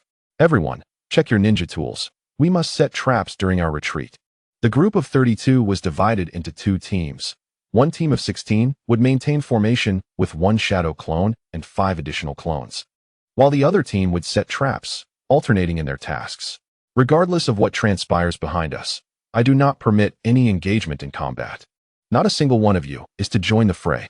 If you comprehend this, wait for the Cloud Shinobi to act, and then we shall depart together. Chapter 69. Retreat and Fight. Chiyu stood at the front of the formation, his expression inscrutable as he observed the ninjas divided into 2 teams. 5 days had elapsed since they had sought assistance from Konoha. Considering the distance between Konoha and the land of hot water and the time required to deploy reinforcements, they anticipated at least another day and a half before help would arrive. Thus, Chinyu's task was to withstand the pressure from the Cloud Ninjas for the next 36 hours, maintaining a part of their line. Jiraiya, positioned at the rear, remarked, "He truly resembles you. This disciple of yours is quite capable, though his demeanor is excessively cold. We are all comrades. Why speak such ruthless words?" Orochimaru countered, "As a leader, there are no distinctions among comrades, only between commanders and subordinates." This approach allows Chiyu to remain unaffected by external factors and make the most accurate judgments. His method is indeed the most appropriate. Establishing rules first ensures that actions align with words. Otherwise, chaos ensues, and effective command becomes impossible. Orochimaru glanced at Jiraiya and said, "Jiraiya, your emotional attachments on the battlefield hinder you. Sometimes, sacrifices must be made to avoid greater losses." Jiraiya sighed. "Thus, I am ill-suited for leadership in battle." That said, Chiyu seems indifferent to everyone, which is not ideal. Primarily, Minato and he are not on good terms. Otherwise, I would hope for them to become allies. Alas, what a pity. But perhaps not. We were once at odds, and now we are close friends. Orochimaru, do you think Chiyu and Minato could develop a friendship like ours in this war? Orochimaru regarded Jiraiya with a profound gaze, yet remained silent. Jiraiya, puzzled, asked, "Why do you look at me that way? Am I mistaken? It's entirely possible for Chiyu and Minato to become close friends through this conflict. I assent it." Orochimaru turned away. "Think as you wish." Jiraiya felt a sense of confusion regarding Orochimaru's demeanor. Orochimaru crossed his arms, watching Chiyu ahead, his thoughts swirling. He was no longer confined by societal norms. His singular ambition was to attain immortality and master every jutsu in the shinobi world. Likewise, Chinyu's sole focus was on Kushina Uzumaki. Both he and Chiyu would pursue their objectives without hesitation. Orochimaru understood clearly that, should it involve Kushina, even as a mentor, Chiyu would not hesitate to view him as an adversary. Conversely, if Chiyu obstructed Orochimaru's quest for immortality, he too would regard Chiyu as an enemy. A serpent emerged at Orochimaru's feet, relaying information regarding the Cloud Ninjas. Orochimaru nodded toward Chiyu. Understanding the cue, Chiyu proclaimed, "Everyone, move out with me." Chiyu led the Konoha ninjas in their retreat. The 50 Cloud Ninjas commenced their advance, cautiously approaching the Konoha camp. As they progressed, the Cloud Ninjas remained vigilant, aware that setting traps around the camp was standard procedure for all station ninjas. As anticipated, the Cloud Ninjas encountered traps during their advance. Just as they began to dismantle one, a terrified shout rang out from within their ranks. "It's a double trap!" Before the warning could fully register, the concealed trap was triggered. In an instant, a cacophony of explosions erupted, while a barrage of shuriken, propelled by the force of the blasts, rained down upon the Cloud Ninjas. Quick-reacting ninjas evaded the onslaught, while slower ones suffered injuries or fatalities. However, the triggered traps merely caused minor inconveniences for the Cloud forces, resulting in minimal casualties. Yet, learning from this experience, the Cloud Ninjas became increasingly cautious, meticulously checking for double traps while inspecting for other hazards. This provided the Konoha ninjas with precious time. The pace of the Cloud Ninjas slowed, necessitating a corresponding reduction in speed for Chinyu's group as well. Their goal was not mere escape. A serpent coiled around Chinyu's arm, relaying intelligence from Orochimaru at the rear. "Halt! All ninjas and shadow clones, set traps on site. If you lack explosive tags or ninja tools, fabricate traps." After waiting for a moment, Chinyu received feedback indicating the Cloud Ninjas were nearing. and he commanded everyone to advance once more. In the ensuing pursuit, the distance between the Cloud and Konoha ninjas gradually decreased. Orochimaru and Jiraiya spotted the Cloud ninjas emerging from the trees. Jiraiya perched on a branch, swiftly forming hand seals. Fire style, great fireball technique. Jiraiya transformed his chakra into oil, igniting it as he expelled the flammable substance from his mouth. A torrent of flames surged forth toward the Cloud shinobi. The clouds, tainted by flames, proved difficult to extinguish using conventional methods due to the nature of the oil. As the fire raged, fueled by the surrounding forest, it successfully impeded the progress of the Cloud ninjas. The commander of the Cloud ninjas soon spotted Orochimaru and Jiraiya. A glint of realization crossed the commander's eyes. With both Orochimaru and Jiraiya present, it meant that the current commanding officers of the Konoha ninjas were not them. The commander immediately ordered, split into 2 teams of 7. Pursue from the flanks, and encircle the Konoha ninjas from the front. Request support from the nearest allies. The 2 teams of Cloud ninjas swiftly maneuvered around Orochimaru and Jiraiya to pursue their targets. Chiyu remained oblivious to the commotion behind him, directing his team to continue their retreat. During the withdrawal, Minato Namikaze accelerated to Chiyu's side, reporting, "Chiyu, we've detected the presence of Cloud ninjas on the right flank. Can you confirm their numbers?" Unable to confirm. "We currently only have 1 sensory ninja." Chiyu frowned and instructed Minato, "Return to the team." Minato had expected Chiyu to act immediately, but was taken aback by Chiyu's apparent lack of urgency. He believed it prudent to strike first before the Cloud ninjas attacked. Minato opened his mouth to speak, but Chiyu interrupted. "You yourself mentioned we only have 1 sensory ninja. We cannot ascertain their numbers, and acting recklessly will only put us at a disadvantage. Return to the team." Understood. Minato retreated to the group. Chiyu summoned the system and accessed the exchange shop. The scarcity of sensory ninjas in their squad was a significant flaw, and since Chiyu was not adept at sensing, he needed to see if he could acquire a suitable sensory ability from the shop. On the first day of the new year, the author extends heartfelt wishes for happiness, success, academic achievement, prosperity, and, most importantly, sudden wealth.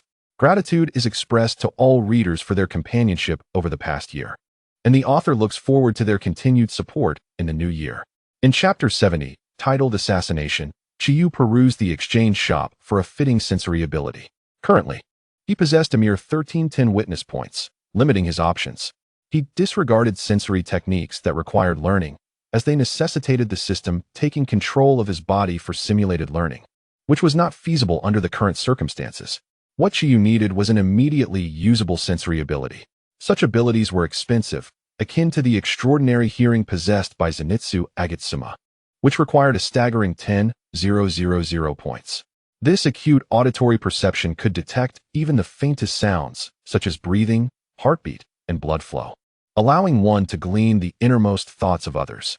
With only 1,000 points available, Chiyu could not afford it. After thorough searching, Chiyu finally found a suitable sensory ability, the first stage of observation haki, which required precisely 1,000 witness points. This ability allowed one to keenly sense the presence of others, discern the location and number of enemies out of sight, and predict their imminent actions. Observation haki had various functions, including sensing attacks, foreseeing the opponent's next move, gauging the strength of living beings, and understanding their emotions and thoughts. It even had the potential to glimpse into the future. However, the effectiveness of observation haki was closely tied to the user's mental state. It required calmness to utilize effectively, rendering it unusable in moments of emotional turmoil. Chiyu's inherent calmness rendered this limitation negligible. Moreover, the first stage of observation haki could only detect the location and number of enemies out of sight, with certain restrictions on range. Yet, it had the potential for growth. Chiyu could enhance it through personal training or by exchanging for the next stage in the shop. Chiyu expended 1,000 witness points to acquire the first stage of observation haki.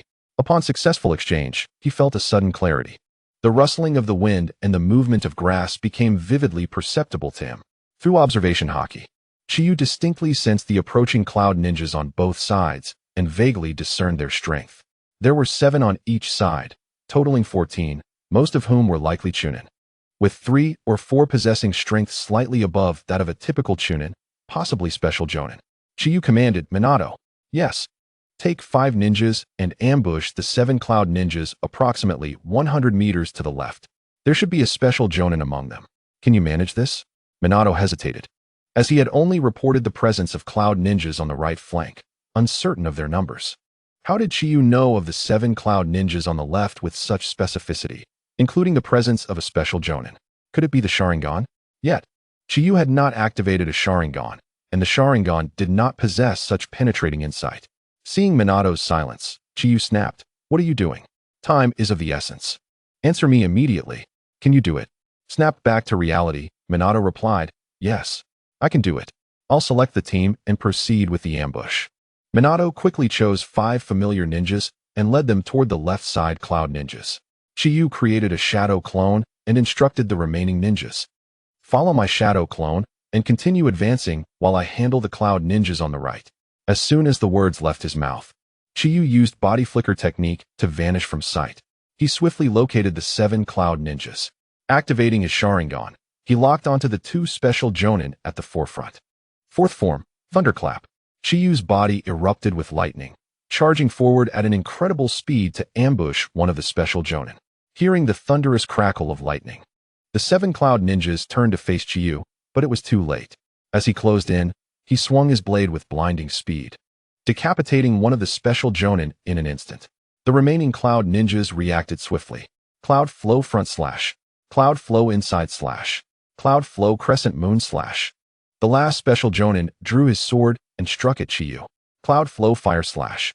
The special jonin infused his sword with fire chakra, unleashing flames as he swung. Chiyu quickly formed 3 hand seals. The attacks from the 6 cloud ninjas struck Chiyu, who transformed into a cloud of smoke, revealing a tree stump in his place. Standing atop the trunk, Chiyu rapidly formed seals. Fire Release, Great Fire Annihilation. Chiyu gathered chakra in his throat and unleashed a torrent of flames resembling a tidal wave. The sheer breadth of the flames forced the 6 cloud ninjas to leap into the air to evade the inferno. Fifth form, Heatwave Thunder. Chiyu directed his ninja blade at the airborne cloud ninjas, unleashing a searing electric strike. 2 of the cloud ninjas were struck in the abdomen, pierced cleanly by Chiyu's lightning. Chiyu formed seals once more. Earth Release, Earth Stone Dragon. Using chakra, he shaped a colossal dragon of earth and stone, launching it toward one of the cloud ninjas. The ninja attempted to cleave through the stone dragon with his sword, but even after losing a portion of its head, the dragon quickly replenished itself, engulfing the ninja in flames. The remaining 3 cloud ninjas landed on the tree trunk. The esteemed jonin from the cloud village swiftly formed hand seals, unleashing the fire style, Fire Dragon Bullet. A torrent of flames erupted from his mouth, directed towards Chiyu. In response, Chiyu completed his own seals, placing his hands before his mouth. Fire style, Great Fireball Technique. He gathered chakra at the back of his throat and expelled a massive fireball forward. The jonin's fiery assault merged seamlessly with the fireball, which continued its fierce trajectory toward him. Reacting instantly, the jonin utilized the body flicker technique to evade the oncoming fireball. Meanwhile, Chinyu's gaze shifted to the remaining 2 cloud shinobi. Upon noticing Chinyu's intense stare, highlighted by his blood-red Sharingan, both shinobi felt a chill of dread. As Chinyu charged towards them, they hastily drew their blades, bracing for a counterattack. To their astonishment, their weapons struck true against Chinyu's form, yet they felt no resistance. Instead, he appeared ethereal. Suddenly, both felt a sharp pain in their necks, blood gushing forth as they clutched their throats, collapsing into the inferno below. The rotation of Chinyu's Sharingan came to a halt. Only the last esteemed jonin remained. Crouched amidst the dense canopy, he dared not draw a breath. The skirmish had been brief, yet a 7-man squad was reduced to a single survivor. His mission had failed. Retreat was his only option. Chapter 71. Breakthrough with 7 cloud shinobi dispatched. Only the final esteemed jonin remained. As he prepared to flee, Chinyu's voice echoed from behind. "Do you wish to escape? Does that honor the sacrifice of your comrades?" The jonin's pupils constricted in shock. He had not sensed Chinyu's approach, thinking he still faced a mere clone. With the awakening of his kin Bunshiko Haki, Chinyu was acutely aware of the jonin's whereabouts. The esteemed jonin brandished his sword, intent on retaliating. But Chinyu's kunai pierced through his skull, ending his life. After withdrawing his weapon and cleaning it of impurities, he sheathed it and returned to the main force. Upon his return, the Konoha shinobi who had followed Chinyu's shadow clones breathed a sigh of relief. As their leader, Chinyu's presence brought them a sense of security. Yet following a mere clone felt precarious. Upon his return, Chinyu noted that Minato and the 5 shinobi he had taken were still absent. Through his heightened senses, he discerned that 4 of the 7 cloud shinobi had fallen to Minato's squad, while 2 of his own had sustained injuries. Given the circumstances, Minato ought to be able to eliminate the remaining 3 cloud shinobi, but to protect the injured, the battle had become stagnant. Chinyu ceased monitoring Minato through his Kinbunshiku and continued leading his team forward. The mission had been set in motion, regardless of the outcome of Minato's engagement. The cloud shinobi pursuit had failed. The fate of Minato's squad was no longer his concern, as the objective had been achieved. After approximately 1 hour, Minato finally rejoined the team, yet only 4 of the 5 shinobi he had taken remained. The 2 injured shinobi, previously sensed by Chinyu, had survived, while one of the other 3 had perished, presumably a casualty of circumstance. Minato reported in a low voice that the 7 cloud shinobi had been dealt with, then fell silent. Appearing quite dejected, Chinyu merely smirked, disregarding Minato's demeanor. In an effort to safeguard 2 injured comrades, they had sacrificed another capable shinobi. Though it seemed a gain, it was, in fact, a significant loss. The 2 injured shinobi were now devoid of combat effectiveness. Furthermore, in forthcoming battles, Minato would be encumbered with the responsibility of protecting these 2 burdens, effectively carrying 2 liabilities. Sacrificing a competent shinobi for 2 incapacitated ones was nothing short of foolish. Oh, is this the bond of camaraderie? Luckily, I am free from such entanglements. Chinyu let out a derisive chuckle, continuing to lead the team onward. Having experienced the Second Shinobi World War, both Orochimaru and Jiraiya thrived in the densely wooded terrain filled with obstacles. Against the pursuing cloud shinobi, they managed to halt their advance using their extensive combat experience. However, the numbers of the cloud shinobi were overwhelming. The surrounding forces began to coalesce, employing ninjutsu to clear hidden traps from their path. The pursuit accelerated significantly, and cloud shinobi from all directions began to encircle Chinyu's main force. Sensing the gravity of the situation, Chinyu recognized the necessity for decisive action. This retreat had persisted for nearly 22 hours, with at least 14 more hours required to rendezvous with the Konoha reinforcements. After a moment's contemplation, Chinyu issued his command: "All shinobi, dispel shadow clones and substitutes. Follow my lead. We shall break through the encirclement." He communicated the current situation and his plan to escape the cloud shinobi's encirclement to Orochimaru via a snake. Maintaining the shadow clones and substitutes was now futile. Once the encirclement was complete, the cloud shinobi would easily discern their true numbers. Thus, it was wiser to disband them to conserve chakra and to make a sudden break while the encirclement was still incomplete. Otherwise, being surrounded would spell disaster. The shinobi following Chinyu, startled by the sudden revelation of their encirclement, nonetheless complied and dispelled their clones, placing their trust in Chinyu. This was not trust born of camaraderie, but rather faith in their commander, for until now, Chinyu's orders had proven infallible. Chinyu led the shinobi at full speed. After a short while, they spotted the cloud shinobi ahead. Once more, Chinyu utilized his Kinbunshiku to assess the situation. The cloud shinobi moved with an alacrity beyond his expectations. Several had already positioned themselves to block their path, while others prepared to encircle them. Chinyu halted, turning to his comrades, stating, "I will carve a straight path. You must follow me closely. If anyone falls behind, seek refuge and find an opportunity to escape. Do not rely on others for assistance. Depending on others will only lead to your comrade's demise." As he spoke, he cast a glance at Minato and the 2 injured shinobi beside him. Minato hung his head low, while the injured shinobi averted their gaze in shame. Chinyu redirected his attention, inhaling deeply and exhaling a cloud of mist, resting his hand lightly on the hilt of his kunai. Thunder breathing, 7th form, fire thunder god. With a fierce opening of his eyes, Chinyu's body crackled with electricity. Manifesting as a blue lightning dragon, he surged forward with an untraceable speed, leaving charred earth and toppled trees in his wake. The frontmost cloud shinobi, attempting to impede him, were swiftly decapitated by his relentless strikes. The Konoha shinobi, following the scorched ground, hastened to pursue Chinyu. The encircling forces of the cloud shinobi, not yet fully formed, were violently breached by Chinyu's onslaught. Upon receiving the news of Chiyu, Orochimaru addressed Jiraiya. "We must retreat. Chiyu has begun to break through." Jiraiya, taken aback, inquired. "Break through?" Orochimaru nodded affirmatively. "Indeed. Chiyu has realized that the Cloud Ninja have surrounded them, and it is imperative to escape. Otherwise, being encircled would pose a significant threat. We should hasten our pace." Consequently, Orochimaru and Jiraiya abandoned the nearby Cloud Ninja and retreated to regroup with Chiyu. Chiyu utilized the Fire Thunder God technique to carve a direct path. Initially, he believed his chakra reserves were sufficient to extend this path further. However, he abruptly halted, sensing a substantial number of ninjas ahead, approximately 80. Chapter 72. Reinforcements. Upon discovering the formidable ninja force ahead, Chiyu dispelled the Fire Thunder God technique, remaining vigilant. The Leaf Ninja had yet to arrive. Furrowing his brow in contemplation, Chiyu pondered the unexpected presence of such a large ninja contingent. Could it be that the Cloud Ninja had anticipated their movements and preemptively deployed forces? Yet, this did not seem plausible. If they had foreseen it, there would have been no need to send 14 Cloud Ninja to intercept them. Based on his observation, Chiyu discerned that among the 80 ninjas, at least 20 were Jonin. Quietly, Chiyu stealthily approached to ascertain the situation. Upon closer inspection, he widened his eyes in disbelief. These were Leaf Ninja. How had they arrived so swiftly? Not daring to take chances, he created shadow clones and confronted them.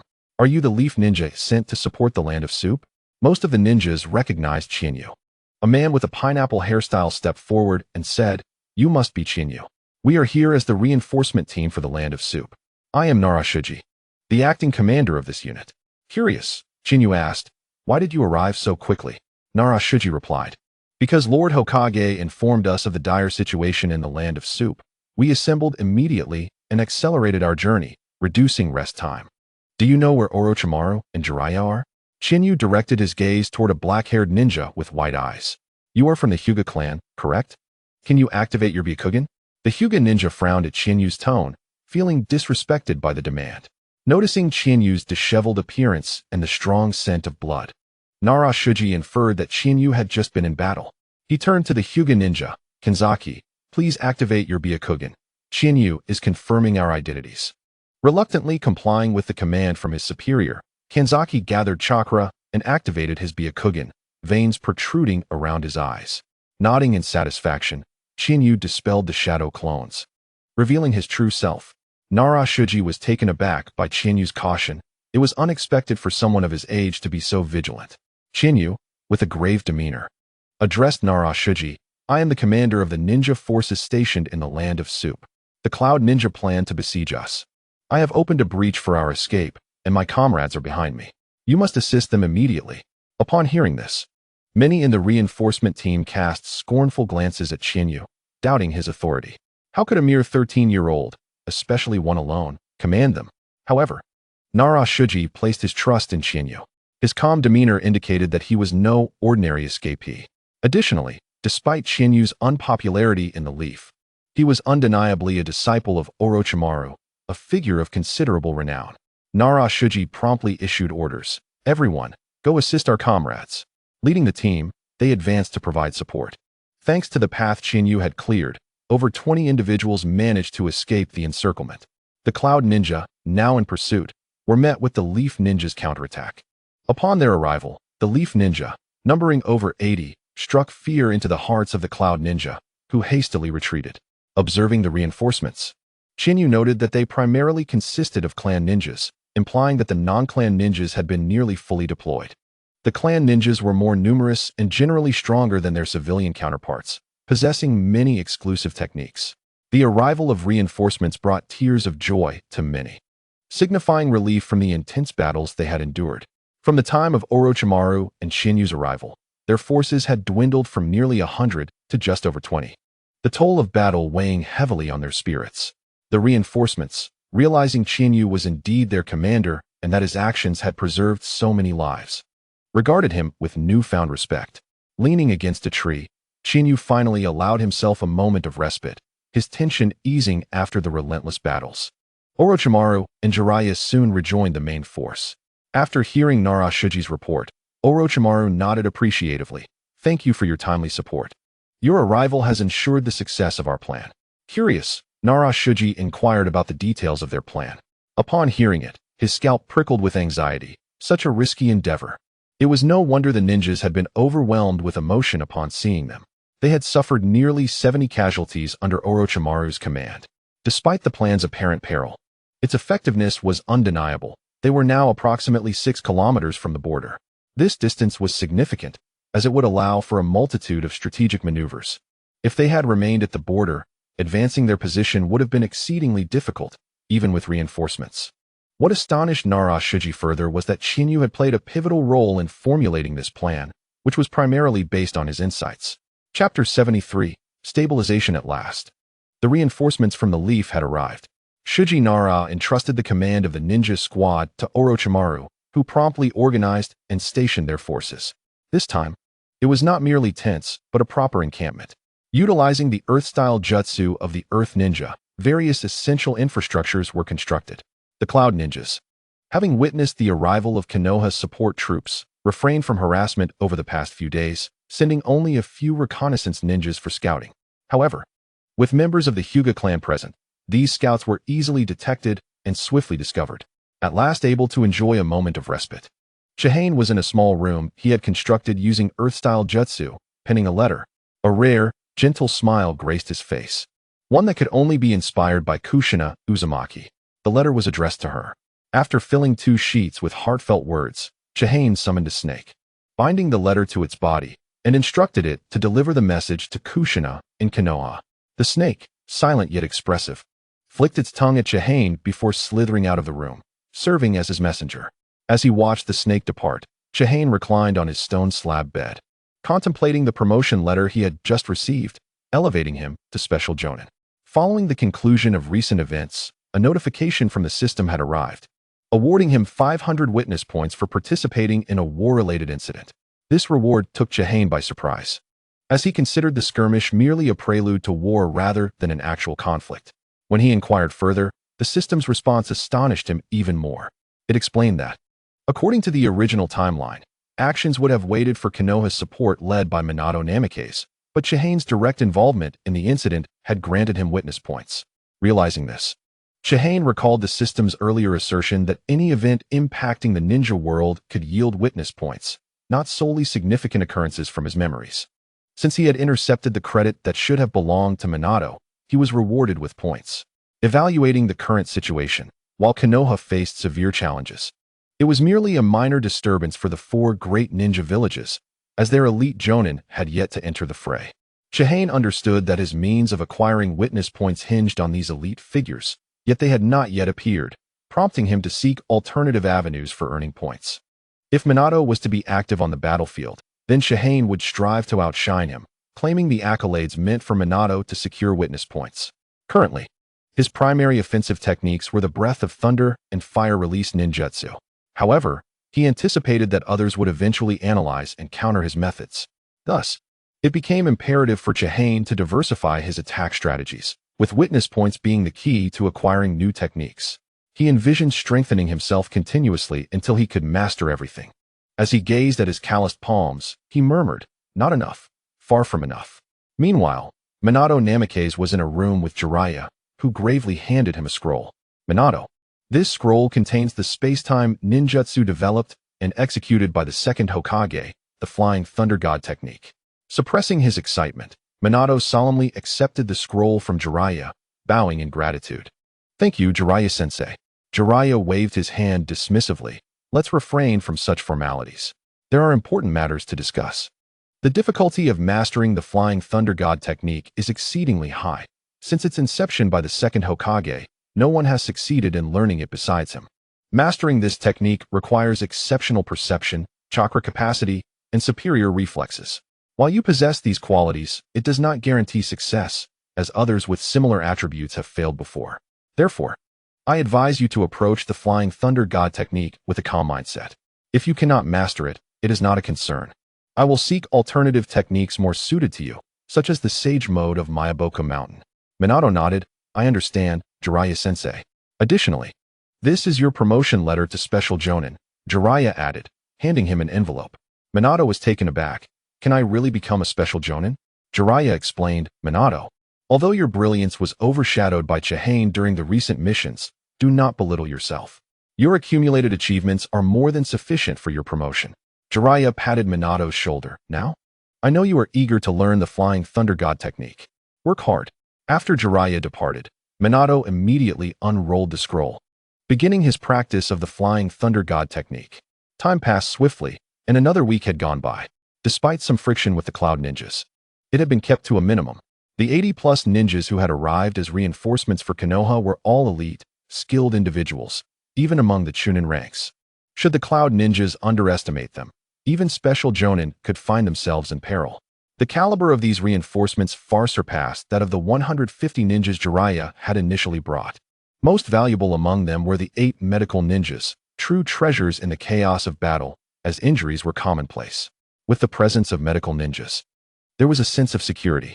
Chihane also received a reply from Kushina Uzumaki. As he read her letter, a warm smile remained on his face. Kushina had resumed her missions, yet she mentioned feeling as though someone was following her. Chihane suspected it was members of the Umbu, as the near-abduction incident by the Cloud Ninjas would have prompted Sarutobi Hiruzen to arrange for Umbu protection for Kushina. After all, she was crucial to Konoha, especially as the health of Mito Uzumaki continued to decline. The rest of her letter detailed mundane matters she encountered in her daily life and missions. Yet Chihane read it multiple times, his mood lifting with each word. Chapter 74. The Flustered Uchiha. After finishing Kushina's letter, Chihane decided to take advantage of the fine weather to practice. Stepping out of his room, he was met with astonished gazes from the other ninjas, who had never seen him smile before. They were taken aback, as he usually wore a stern expression, as if the world owed him something. Now, his radiant smile gave them the impression that he possessed a sense of humanity, especially Jiraiya, who had intended to check on Minato's progress, upon witnessing Chihane's smile, abandoned his plans and rushed to Orochimaru's quarters. Something big has happened, Orochimaru. At that moment, Orochimaru was engrossed in a scroll containing ninjutsu. For members of the Nara clan had arrived, each possessing remarkable intelligence, strategy, and judgment skills. With the need for Orochimaru's constant attention diminished, he found himself with a modicum of leisure time to pursue his own interests. Upon hearing Jiraiya's urgent call, Orochimaru squinted at him. What is it? Has the Cloud Ninjas arrived?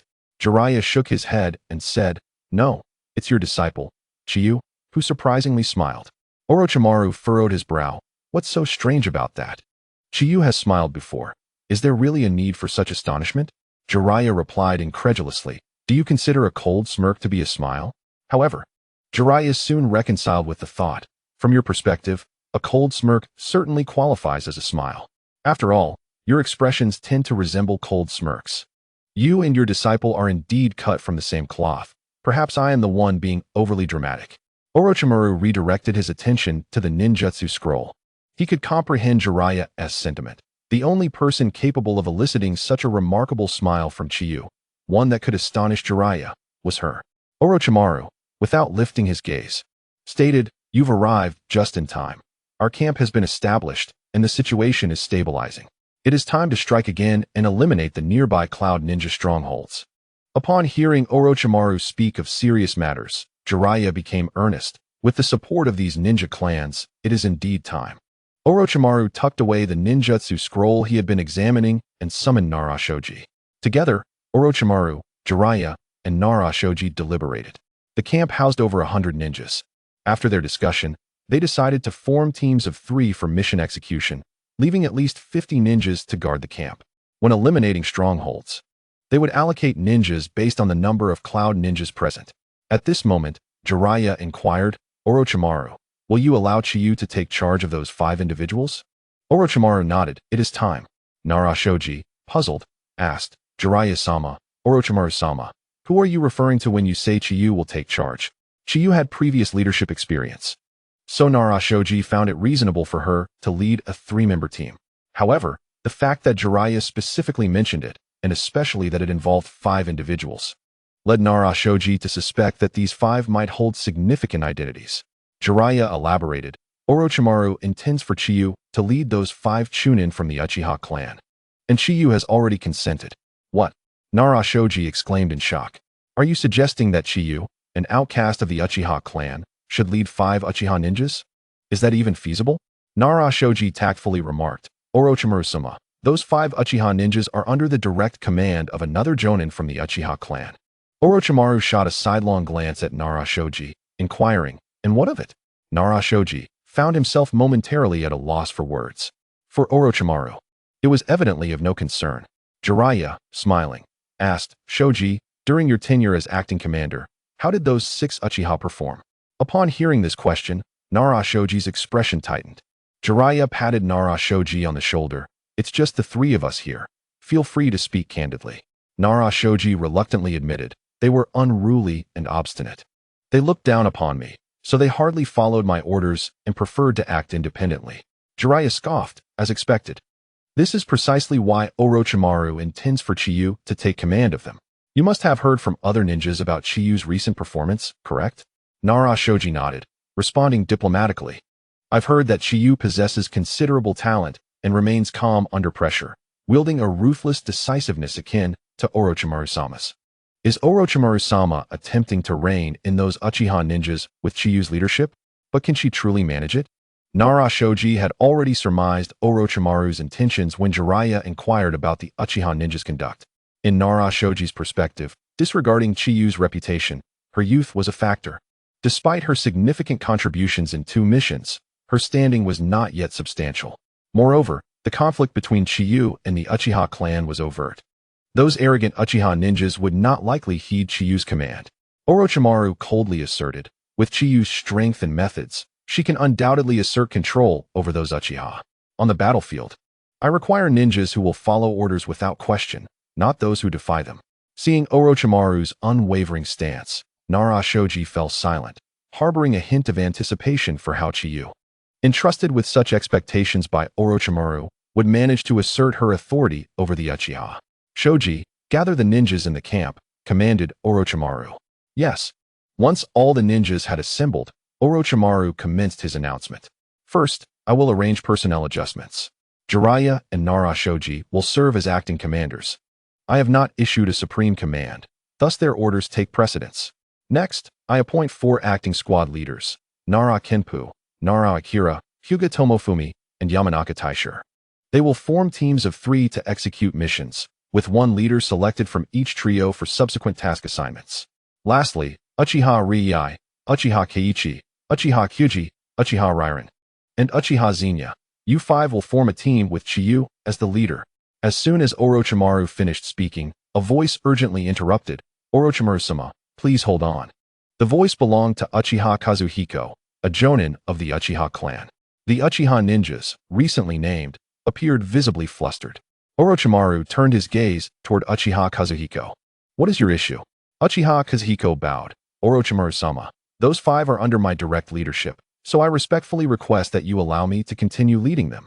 Chapter 75. A lesson. Uchiha Kazuhiko petitioned Orochimaru to retain leadership over the 5 Uchiha Chunin. Orochimaru's serpentine gaze bore into him, remaining silent. Feeling the pressure emanating from Orochimaru, Uchiha Kazuhiko began to sweat. He pressed on, Orochimaru-sama, I am quite familiar with Kyuji and the others' abilities, and I have extensive experience leading teams in missions. I am fully capable of leading them.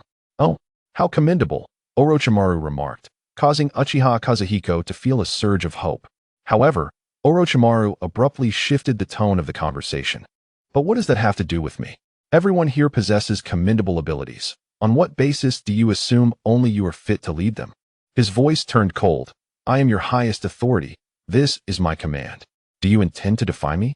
Answer me. Under the weight of Orochimaru's presence, Uchiha Kazuhiko instinctively lowered his head but stubbornly replied, I do not intend to defy your will, Orochimaru-sama. I merely ask you to reconsider, or allow someone else to lead them. Orochimaru stepped closer to Uchiha Kazuhiko. Being taller than him, Orochimaru's gaze seemed to look down upon him. Coldly, he stated, I have said this is my order. If you have objections, you may return to Konoha to report to the Hokage and seek his decision. But as long as you remain here, I am the ultimate authority. My commands are unbreakable. He added, of course. There is one way I might retract this order. If Chiyu herself does not wish to lead. Orochimaru turned to Chiyu, asking, Chiyu, do you wish to be the leader of these 5? Chiyu smiled. Of course, I would be honored to lead them. Rest assured, Orochimaru-sensei. I will fulfill my role as their captain well. Orochimaru then faced Uchiha Kazuhiko once more. Chiyu is willing to take on the role of captain. Do you have any further objections? It was painfully evident that Orochimaru aimed to assert authority over the Uchiha or vent his frustrations through his disciple. Everyone watched with glee as Uchiha and Yu faced their predicament. As members of the Leaf Village's ninja clan, they had long harbored disdain for the so-called foremost clan. The Uchiha and Yu appeared drained of spirit, dejectedly stating, "I have no objections, Lord Orochimaru." The 5 Uchiha ninjas turned pale at the thought of becoming subordinates to Chiyu, feeling both humiliated and furious. They exchanged glances, resolute in their decision. There was no way they would serve Chiyu, the castaway of the Uchiha clan. They were determined to create chaos, forcing Chiyu to relinquish his position as captain. After Orochimaru emphasized certain rules, he announced the disbandment of the group. Chiyu approached the 5 Uchiha ninjas, his expression impassive, and commanded, "Follow me." However, the 5 Uchiha ninjas tilted their heads towards the sky, completely ignoring Chiyu's orders. Uchiha and Yu smirked at this scene. Even if Orochimaru compelled them to follow Chiyu, his clansmen would not obediently heed the commands of this outcast. Others who had intended to leave paused to watch the spectacle unfold. Chiyu coldly regarded the 5 before him, reiterating, "I will say this one last time. Follow me." Yet, the 5 Uchiha ninjas continued to feign deafness, looking elsewhere and disregarding Chiyu's command. In a sudden motion, Chiyu thrust his knee into the abdomen of the nearest Uchiha, Ryuhei. Ryuhei coughed violently, blood spilling forth, revealing the severity of Chiyu's strike. He collapsed to the ground, clutching his stomach in agony. The onlookers were stunned, never expecting Chiyu to act so boldly in public. The other 4 Uchiha ninjas erupted with rage upon witnessing Ryuhei's assault, preparing to retaliate against Chiyu. With lightning speed, Chiyu delivered a left hook to Uchiha Kei's temple, causing him to fall to the ground, dazed. Next, he struck Uchiha Kyukai in the throat with an elbow, leaving Kyukai gasping and clutching his neck. "How dare you!" Uchiha Rairan swung a fist at Chiyu's head, but Chiyu deftly evaded, countering with a shoulder throw that sent Rairan crashing to the ground. He followed up with a stomp to Rairan's abdomen, leaving Rairan writhing in pain. Just like Ryuhei, Uchiha Akane, witnessing the swift defeat of 4 of his clan members, activated his Sharingan, forming the hand signs for a great fireball. Chiyu dashed towards Akane, seizing his hand and forcefully interrupting the jutsu. Chiyu activated his own Sharingan, coldly gazing at Akane. "Oh, a double Tomo Sharingan, not bad for talent. But you are far from impressive." With a brutal twist, he broke Akane's wrist, then delivered a kick to his knee, sending him sprawling to the ground. Chiyu callously placed a foot on Akane's head, applying pressure as he taunted, "Is this the best the Uchiha clan can send for assistance? Have you no pride left? With such weakness, what audacity do you possess to defy my commands? Answer me." The spectators gasped in shock, astonished by Chiyu's overwhelming strength and the ease with which he dispatched 5 Uchiha ninjas. They were further astonished by Chiyu's brazen insults directed at the Uchiha clan. Even those who disdained the Uchiha would not openly express such sentiments. Uchiha and Yu's eyes blazed crimson, even without the activation of their Sharingan. "You insolent fool! How dare you!" Uchiha and Yu lunged forward, intending to teach Chiyu a lesson. However, as they stepped forward, they froze in place, ensnared by 2 serpents that coiled around them. Orochimaru's sinister voice echoed from behind. "Chiyu is their captain. As subordinates, they must heed his commands. Is there an issue with him teaching them a lesson?" Seeing his clan members bullied by Chiyu, Uchiha and Yu attempted to intervene but were stopped by Orochimaru. "Lord Orochimaru, even if he is captain, this is going too far. This exceeds the bounds of discipline." Orochimaru retorted coldly, "Do you think this is a safe haven? This is the land of hot water, a battlefield. If subordinates refuse to obey their leader's orders, even if Chiyu slays them, no one can object. Uchiha and Yu, I warn you one last time. Focus on your duties. Others' affairs are none of your concern. If you overstep, you may either return to the Leaf or face punishment." Uchiha and Yu trembled with indignation. In the Leaf Village, everyone respected the Uchiha clan, even Sarutobi Hiruzen. Yet here, Orochimaru showed them no deference, allowing Chiyu to command his clansmen while condoning his humiliation of them. Uchiha and Yu felt an overwhelming impulse to return to the Leaf with Ryuhei and the others. But they were bound by the orders of their clan leader, Uchiha Masaki, who had issued a strict command. With the war on the horizon, it was a pivotal moment for the Uchiha clan's resurgence, and none could flee from their duty. Uchiha, and you could not comprehend why. Despite the Uchiha clan being the foremost ninja clan in the Leaf and overseeing the village's security, they spoke of resurgence. At that moment, Chiyu issued his final ultimatum. I will give you one last chance. Stand up and follow me, or simply do not leave. The onlookers regarded Chiyu with perplexed expressions. The 5 Uchiha had been so thoroughly beaten, and yet he still demanded their obedience. It seemed excessive. Jiraiya approached Orochimaru, whispering, Orochimaru, hasn't enough authority been established? I fear this will not end well. Orochimaru crossed his arms, watching Chiyu and the 5 Uchiha with keen interest. This is Chiyu's affair, and it is within his rights to exercise his authority. It is not Chiyu who must find a resolution. It is those Uchiha who must determine how to conclude this. Jiraiya shook his head in resignation. Although he suspected Chiyu would use the Uchiha as a punching bag, this was excessively harsh. Meanwhile, Uchiha Ryohei and the others remained defiant. Saying nothing, Chiyu removed his foot from Uchiha Akane's face and swiftly stomped down on his knee.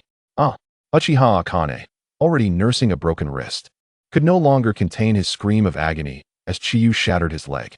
The other ninjas watched in shock, eyes wide at Chiyu's mercilessness. They had not anticipated that when he declared they need not leave, he would actually break a leg. Conversely, those who had previously accompanied Chiyu on missions found his ruthlessness to be quite normal, cold and devoid of reason. Chiyu strolled over to Uchiha Rairan, who, still oblivious to the situation, attempted to threaten him. Chiyu, I warn you, the Uchiha clan will not let you go unpunished. Chiyu scoffed derisively. The Uchiha clan will not let me go? Such audacity. The Hidden Leaf Village does not belong to your Uchiha clan. I am merely exercising my rightful authority. Disobedient subordinates must be properly disciplined. Are you Uchiha contemplating betrayal? Do you intend to bypass Lord Hokage and retaliate against me directly? If that is the case, Uchiha Rairan is not foolish enough to fail to grasp that Shihane is merely casting aspersions upon the Uchiha clan. He hastily retorted, No, you misunderstand. That was not my intention. Shihane wasted no further words, and with a swift motion, crushed one of Uchiha Rairan's legs beneath his foot. The agonized screams of Uchiha Rairan echoed, leaving Uchiha Masashi and the others visibly distressed. With Orochimaru's imposing presence, they dared not act out, forced instead to endure in silence. Shihane approached Uchiha Kyuji, and just as he lifted his leg, Uchiha Kyuji, in a panic, exclaimed, Wait, wait, struggling to rise from the ground. His voice raspy from Shihane's earlier assault, he stammered, I am willing to follow you. Shihane scoffed, It would have been wise to recognize your place sooner. Uchiha Kyuji comprehended the gravity of the situation. Here, the Uchiha clan's reputation held little sway. Orochimaru was clearly shielding and enabling Shihane. Uchiha Masashi had no means to intervene, and they could not easily return home due to the clan leader's orders to participate in the war, lest they face severe punishment. Compared to the clan's penalties, Uchiha Kyuji preferred to become Shihane's subordinate. Shihane then turned to Uchiha Keiichi, who immediately stood to express his willingness to heed Shihane's commands. Only Uchiha Ryohei remained. Before Shihane could approach him, Uchiha Ryohei declared his allegiance. Now, Uchiha Kyuji, Uchiha Keiichi, and Uchiha Ryohei trailed behind Shihane. Not far off, Uchiha Masashi seethed with fury. Where was the honor of the Uchiha clan? They had capitulated so easily. With so many witnesses, how shameful. Uchiha Kyuji and the others dared not meet Uchiha Masashi's gaze. They were the ones being punished, not him. Shihane cast a sidelong glance at Uchiha Rairan, who clung desperately to his broken leg, and Uchiha Zenio. To Orochimaru, he remarked, Orochimaru-sensei, since these two refuse to obey my commands as captain, let them return to the Leaf Village. I have no need for such disobedient ninjas. Those who cannot discern their own strength and mistakenly think they are in the Leaf. Orochimaru nodded in agreement. Indeed, so be it. Panic seized Uchiha Rairan and Uchiha Zenio. To be sent back like this, not only would they face severe punishment from the clan, but if word spread of their battlefield encounter, facing Shihane, suffering a beating, and returning with a broken leg, they would be unable to hold their heads high within the clan. Wait, Orochimaru-sama. We are willing to become Shihane's subordinates and make him our captain, Uchiha Rairan and Uchiha Zenio quickly declared. Orochimaru looked to Shihane, gesturing for him to decide. Shihane stroked his chin and said, In that case, Let us afford them an opportunity. Uchiha Raren and Uchiha Zenio breathed a sigh of relief. However, Chihane swiftly added, Uchiha Zenio stays, Uchiha Raren, leave. Uchiha Raren, in utter desperation, protested, why? Because you threatened me with the name of the Uchiha clan, and I find you distasteful. Is that reason not sufficient? Chapter 77. The bewildered Uchiha upon hearing Chihane's decision to retain Uchiha Zenio while dismissing him, Uchiha Raren was overcome with anxiety. He pleaded, Chihane, I was merely hasty in my words. Grant me another chance. I will obey your commands. Chihane regarded Uchiha Raren with a mocking smile. I have afforded you numerous chances, time and again, and allowing these four to remain is already a display of my benevolence. However, I am quite the vengeful person. I fear the Uchiha clan's retribution. Thus, how could I allow you to remain? Someone must bear the consequences, and unfortunately, that unfortunate soul is you. Those present rolled their eyes at Chihane's claim of fearing the Uchiha clan. Had it not been for the pitiful state of these 5 Uchiha ninjas, they might have believed him. Uchiha Raren continued to plead, but Chihane turned a deaf ear and departed. Uchiha Kyuji, Uchiha Keiichi, and Uchiha Reihei followed closely behind Chihane. Heads bowed. Despite Uchiha Zenio's leg and arm being broken, he limped along, fearful that Chihane might concoct some pretext to send them back to the Leaf. Once Chihane had left, Uchiha Raren hastily sought Orochimaru's assistance. Yet Orochimaru did not even glance at him, instructing him to gather his belongings and return to the Leaf before walking away. In his despair, Uchiha Raren turned to Uchiha Masashi for help. However, had Uchiha Masashi possessed a solution, he would not have remained silent moments ago. With a heavy sigh, Uchiha Masashi advised Uchiha Raren, after your leg is treated, return to the Leaf and inform the clan leader of what transpired here. You should not face undue punishment. Uchiha Raren felt utterly dazed, numb even to the pain of his broken leg. He feared not the punishment, but the disdainful glances of others. Having suffered a broken leg at the hands of Chihane and being sent back to the Leaf, how could he ever hold his head high within the clan? Lost in a daze, Uchiha Raren was unaware of how he accepted medical treatment. Meanwhile, Chihane led the 4 Uchiha into a secluded grove. With a cold gaze, Chihane surveyed the 4 and stated, I know you harbor disdain for me, wishing for my demise, for I share the same sentiment. However, I am the captain, and you are my subordinates, thus you must heed my commands. Should you defy me during battle, I will not hesitate to eliminate you without mercy. You are aware of my animosity towards the Uchiha clan, so do not harbor any delusions of safety. Nevertheless, you currently have an opportunity to leave and return to the Leaf. If you choose to do so, you need not obey my commands. What is your decision? The 4 Uchiha remained still, indicating their willingness to stay and follow Chihane's orders. Chihane nodded. It seems you have made your choice, leaving no room for retreat. Now, share your names with me. One by one, they recited their names. Chihane, with hands clasped behind his back, remarked, You should be quite familiar with my name. So I will refrain from unnecessary introductions. I must warn you, the missions I will undertake are perilous, with a high probability of death. However, the potential for glory is equally substantial. I trust you will not impede my progress, and I shall ensure you receive the accolades you deserve. Now disperse. Tend to your injuries and rest. I will notify you when there are tasks at hand. You may go. With that, Chihane vanished from sight. After his departure, Uchiha Kyuji and the others exhaled a heavy sigh of relief. The tension had been unbearable, and the treatment utterly unreasonable. A mere disagreement led to violence, and he had struck with great force. Among them, the youngest, Uchiha Keiichi, at 19 years of age, found himself utterly subdued before Chihane, a mere 13-year-old. The true war had yet to commence, implying they would remain under Chihane's command for an indeterminate period. Moreover, Chiyu explicitly stated his disdain for them, and it was certain that they would face difficulties in the future. Uchiha Kayasuke and his companions exchanged glances, their eyes filled with uncertainty about what lay ahead. Back in Konoha, they were esteemed individuals, but how had they found themselves reduced to mere pawns on the battlefield? With a collective sigh, they assisted Uchiha Aranoya in seeking a medical ninja for treatment. As they tended to their wounds, they encountered Uchiha Raren, who was also receiving care. Uchiha Raren stared blankly, lost in thought. After calling his name several times, he finally snapped back to reality, revealing a smile far more tragic than tears. I'm returning to Konoha soon, he announced. Uchiha Kyosuke and his companions wished to offer words of comfort, but they found themselves at a loss for words. If only Uchiha Raren hadn't threatened Chiyu, he might have remained with them. But this world held no ifs. Uchiha Raren warned them, Chiyu will undoubtedly make things difficult for you.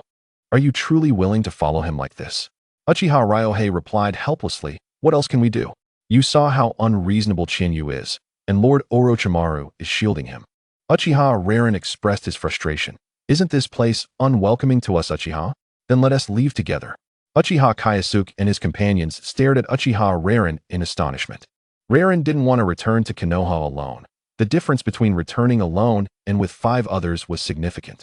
At least he would have companions who understood his plight. However, Uchiha Kyosuke and his companions were not fools. They had already pledged allegiance to Chiyu.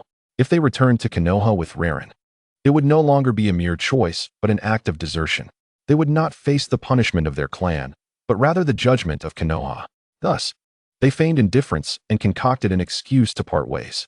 Raren's proposal was akin to leading them into the fire.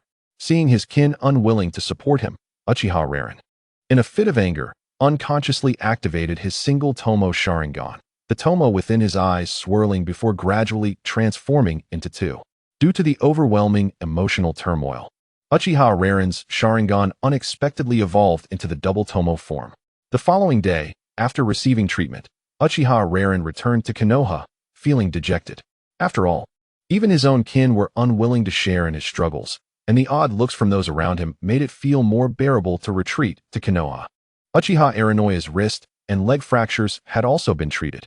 Although he had received professional medical care, full recovery would still take several days. Uchiha Aranoya had expected Chiyu to wait until he was healed to gather them for a mission, but to his surprise, Chiyu summoned them that very day. Chiyu unfurled a scroll, announcing, I have just accepted a mission for our squad to pursue a group of cloud ninjas. According to reconnaissance, there are about 10 of them. None particularly strong. Roughly half are Chunin and the other half Genin, with no Jonin among them, perhaps just a special Jonin at most. I wish to gauge your abilities during this mission, so I expect each of you to give your utmost effort. Uchiha Kyosuke and his companions widened their eyes. 10 ninjas, half of whom were Chunin. The intensity was high right from the start. Uchiha Aranoya glanced at his bandaged wrist and knee, hesitating. Captain, my injury. Chiyu shot him a sidelong glance. That is no excuse, especially since you brought this upon yourself. In war, even when injured, one must fight. Injury is not a reason to evade duty. Uchiha Aranoya opened his mouth, but no words came forth. The outcome was unchangeable, and he had no choice but to accept it. Prepare now. Gather here in 1 hour to set off. Dejected, Uchiha Kyosuke and his companions departed. Meanwhile, Chiyu leaned against a tree, eyes closed, waiting. Suddenly, footsteps approached. Chiyu opened his eyes briefly before closing them once more. The footsteps halted before him, belonging to Uchiha Hayu. With a stern expression, Uchiha Hayu warned, Chiyu, I advise you not to go too far. This is only temporary. You will eventually return to Konoha. Upon hearing Uchiha Hayu's threat, Chiyu opened his eyes again, a faint smile of derision playing on his lips. Oh, why not finish your sentence? What happens after I return to Konoha? Will the Uchiha clan seek revenge on me, as Raren suggested? The foremost ninja clan in Konoha, the Uchiha clan's revenge. How terrifying. Are you hoping to see me kneel and beg for mercy, pleading with the Uchiha not to trouble me? Uchiha Hayu's face flushed with anger at Chinyu's mocking tone. As the derision faded from Chinyu's face, he coldly remarked, Do you truly believe I fear Uchiha's retribution? If I did, would I have beaten those 5 useless ninjas you brought? It seemed that apart from Uchiha Fugaku, who possessed some intelligence, the rest of the Uchiha were rather dim-witted. It was no wonder the Uchiha clan was in decline. Even in a time of crisis, they remained oblivious, lost in the shadows of past glories. No, perhaps those glories were merely the lingering echoes of Uchiha Madara. Yet, Madara himself was but a failure, though he co-founded Konoha with the first Hokage. He was defeated and forced to flee. And you Uchiha betrayed Madara, choosing to remain in Konoha. You often accuse me of being a traitor, claiming I will inevitably betray Konoha. Yet it appears you are the true betrayers, huddled together in your treachery. You, Uchiha Hayu seethed, on the verge of cursing at Chiyu. Chiyu interrupted, Enough? I have neither the time nor the energy to argue with you. The more you threaten me, the more I will return the favor to those 4. Or do you wish to engage me in combat? That would be an interesting approach. If you manage to bring me down, perhaps those four would return to your command. I, too, wish to see what level the Uchiha Jonin holds, whether they are as inept as the rest. Will you strike, Uchiha's worthless Jonin? Chiyu taunted, fixing his gaze on Uchiha Hayu. Uchiha Hayu's fists clenched tightly. If looks could kill, Chiyu would have been flayed alive. Uchiha Hayu understood well that Chiyu sought to provoke him. Should he engage in combat, he would find himself in dire straits. Struggling to suppress his anger, Chiyu scoffed. It seems you are nothing but a coward. Since you dare not act, why bother with threats? Is this what it means to be Uchiha? A clan that merely speaks bravely? It was quite laughable that such a clan could claim the title of Konoha's foremost ninja clan. Best to retreat as far as you can. Do not embarrass yourselves before me. Uchiha Hayu could no longer contain his anger, shouting, "You insolent fool! The Uchiha clan is not something you, a mere outcast, can insult." Yet Chiyu remained calm, delivering his barbed words. "Oh? But this outcast is your captain over those four useless ninjas. By the way, were you not watching when I was beating them? Seeing your kin humiliated by me while other clans looked on. Tell me, are you Uchiha really such weaklings?" However, observing the four of them makes it evident that the Uchiha clan is rather feeble, ultimately yielding to follow my commands. With a biting remark, Chiyu referred to them as weaklings and fools, causing Uchiha and Xiong's anger to surge, awakening their Sharingan and launching a powerful uppercut towards Chiyu. Chiyu promptly executed the body flicker technique to retreat. Uchiha and Xiong's fist struck the trunk of a tree, leaving an imprint from the impact. Chiyu dusted off his clothes and, glancing at Uchiha and Xiong from a distance, remarked, "It seems you possess a bit of backbone. Thus, I concede you are not entirely weak, though whether you are not a fool remains to be seen." Chiyu activated his own double Tomo Sharingan. Uchiha and Xiong began forming hand seals, and upon witnessing the first seal, Chiyu discerned their intended jutsu. He swiftly mirrored their seals. Fire style, Phoenix Fire technique. Chiyu and Uchiha and Xiong unleashed their techniques almost simultaneously, expelling flames that scattered like seeds of phoenix flowers in every direction. Utilizing the remarkable dynamic vision afforded by the Sharingan, both Chiyu and Uchiha and Xiong adeptly evaded the encroaching flames. Uchiha and Xiong produced a kunai. While Chiyu drew his ninja blade, they charged towards one another, their weapons clashing and generating sparks. Chapter 79. Discovery. Chiyu and Uchiha and Xiong's weapons collided repeatedly. Chiyu's strikes were considerably swifter than Uchiha and Xiong's. Nevertheless, Uchiha and Xiong, with the insight granted by the three Tomo Sharingan, managed to counter Chiyu's assaults effectively while retaliating in kind. In close combat, Chiyu found little advantage against Uchiha and Xiong.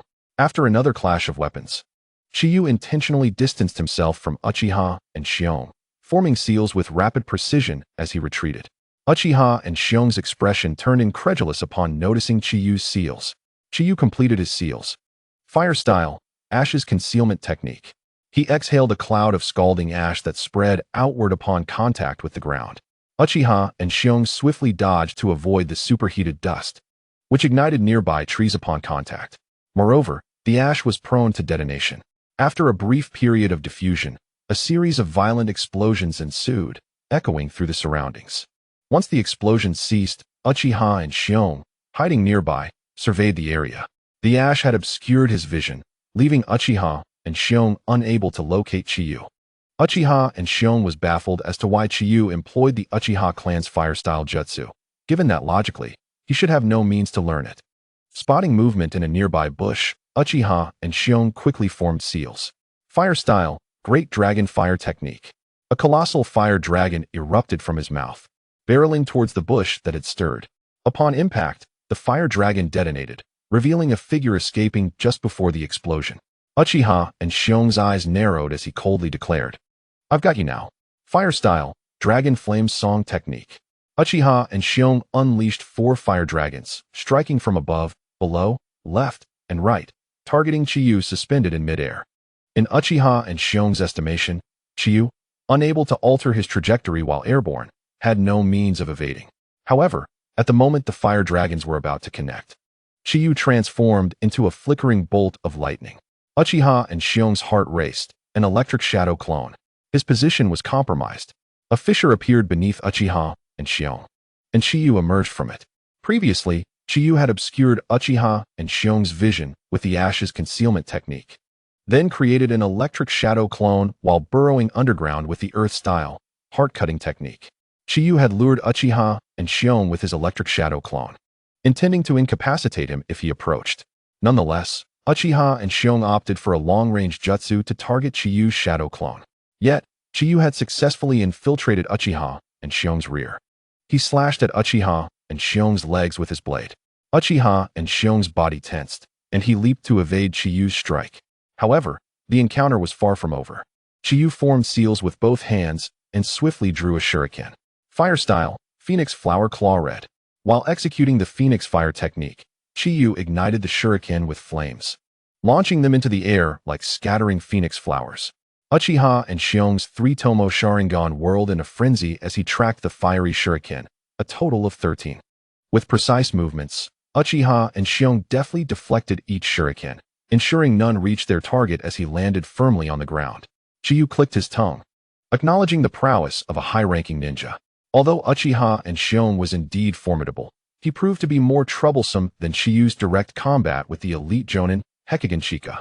Uchiha and Xiong's expression darkened as he questioned, "Where did you learn our Uchiha fire techniques?" Chiyu retorted mockingly, "Where did I learn them? You should inquire with your clan leader and his son." I never expected Uchiha Fugaku would come to apologize to me and share the Uchiha clan's fire techniques and insights on the Sharingan. It truly astonishes me that your clan leader would stoop so low as to seek forgiveness. Uchiha and Xiong refused to accept Chiyu's words. That is absolutely impossible. The clan leader would never allow Fugaku to apologize to you. You little brat are lying through your teeth. Chiyu scoffed, whether it's true or not. You can simply ask Uchiha Masaki and Uchiha Fugaku. However, I must say, your Uchiha fire techniques are remarkably effective. Uchiha and Xiong remained incredulous that their clan leader, Uchiha Masaki, would ever apologize to Chiyu. Just as he was preparing to strike again, a commanding voice rang out. "What are you two doing?" Jiraiya appeared, intervening in the escalating confrontation between Uchiha and Xiong and Chiyu. Uchiha Kyuji and his companions arrived, surveying the chaotic scene with confusion. Numerous other ninjas, drawn by the commotion, gathered around. Jiraiya turned to Chiyu, frowning as he inquired, "What on earth is going on?" Upon Jiraiya's arrival, Uchiha and Xiong's heart sank. Trouble was brewing. In his previous rage, he had neglected to consider the consequences of being discovered. Chiyu sheathed his ninja blade, casting a teasing glance at Uchiha and Xiong as he explained, "What's the situation? You should really ask him. I accepted a mission and was waiting here for my teammates to assemble. Unexpectedly, this fellow approached me, threatening me for no reason, and then, without provocation, attacked. I was merely forced to retaliate. I truly do not understand his intentions. He was quite deadly in his approach." Lord Jiraiya, can we really trust someone who would resort to such deadly tactics against a comrade? I believe everyone here would prefer not to have their so-called allies stab them in the back at a critical moment. Uchiha and Xiong, trembling with fury, retorted, "Lord Jiraiya, do not listen to his nonsense. He has been insulting me and the Uchiha clan. He is deliberately provoking me into action." Uchiha and Xiong's hands trembled with rage. No wonder Chiyu had been so cutting with his words, attempting to incite him into action.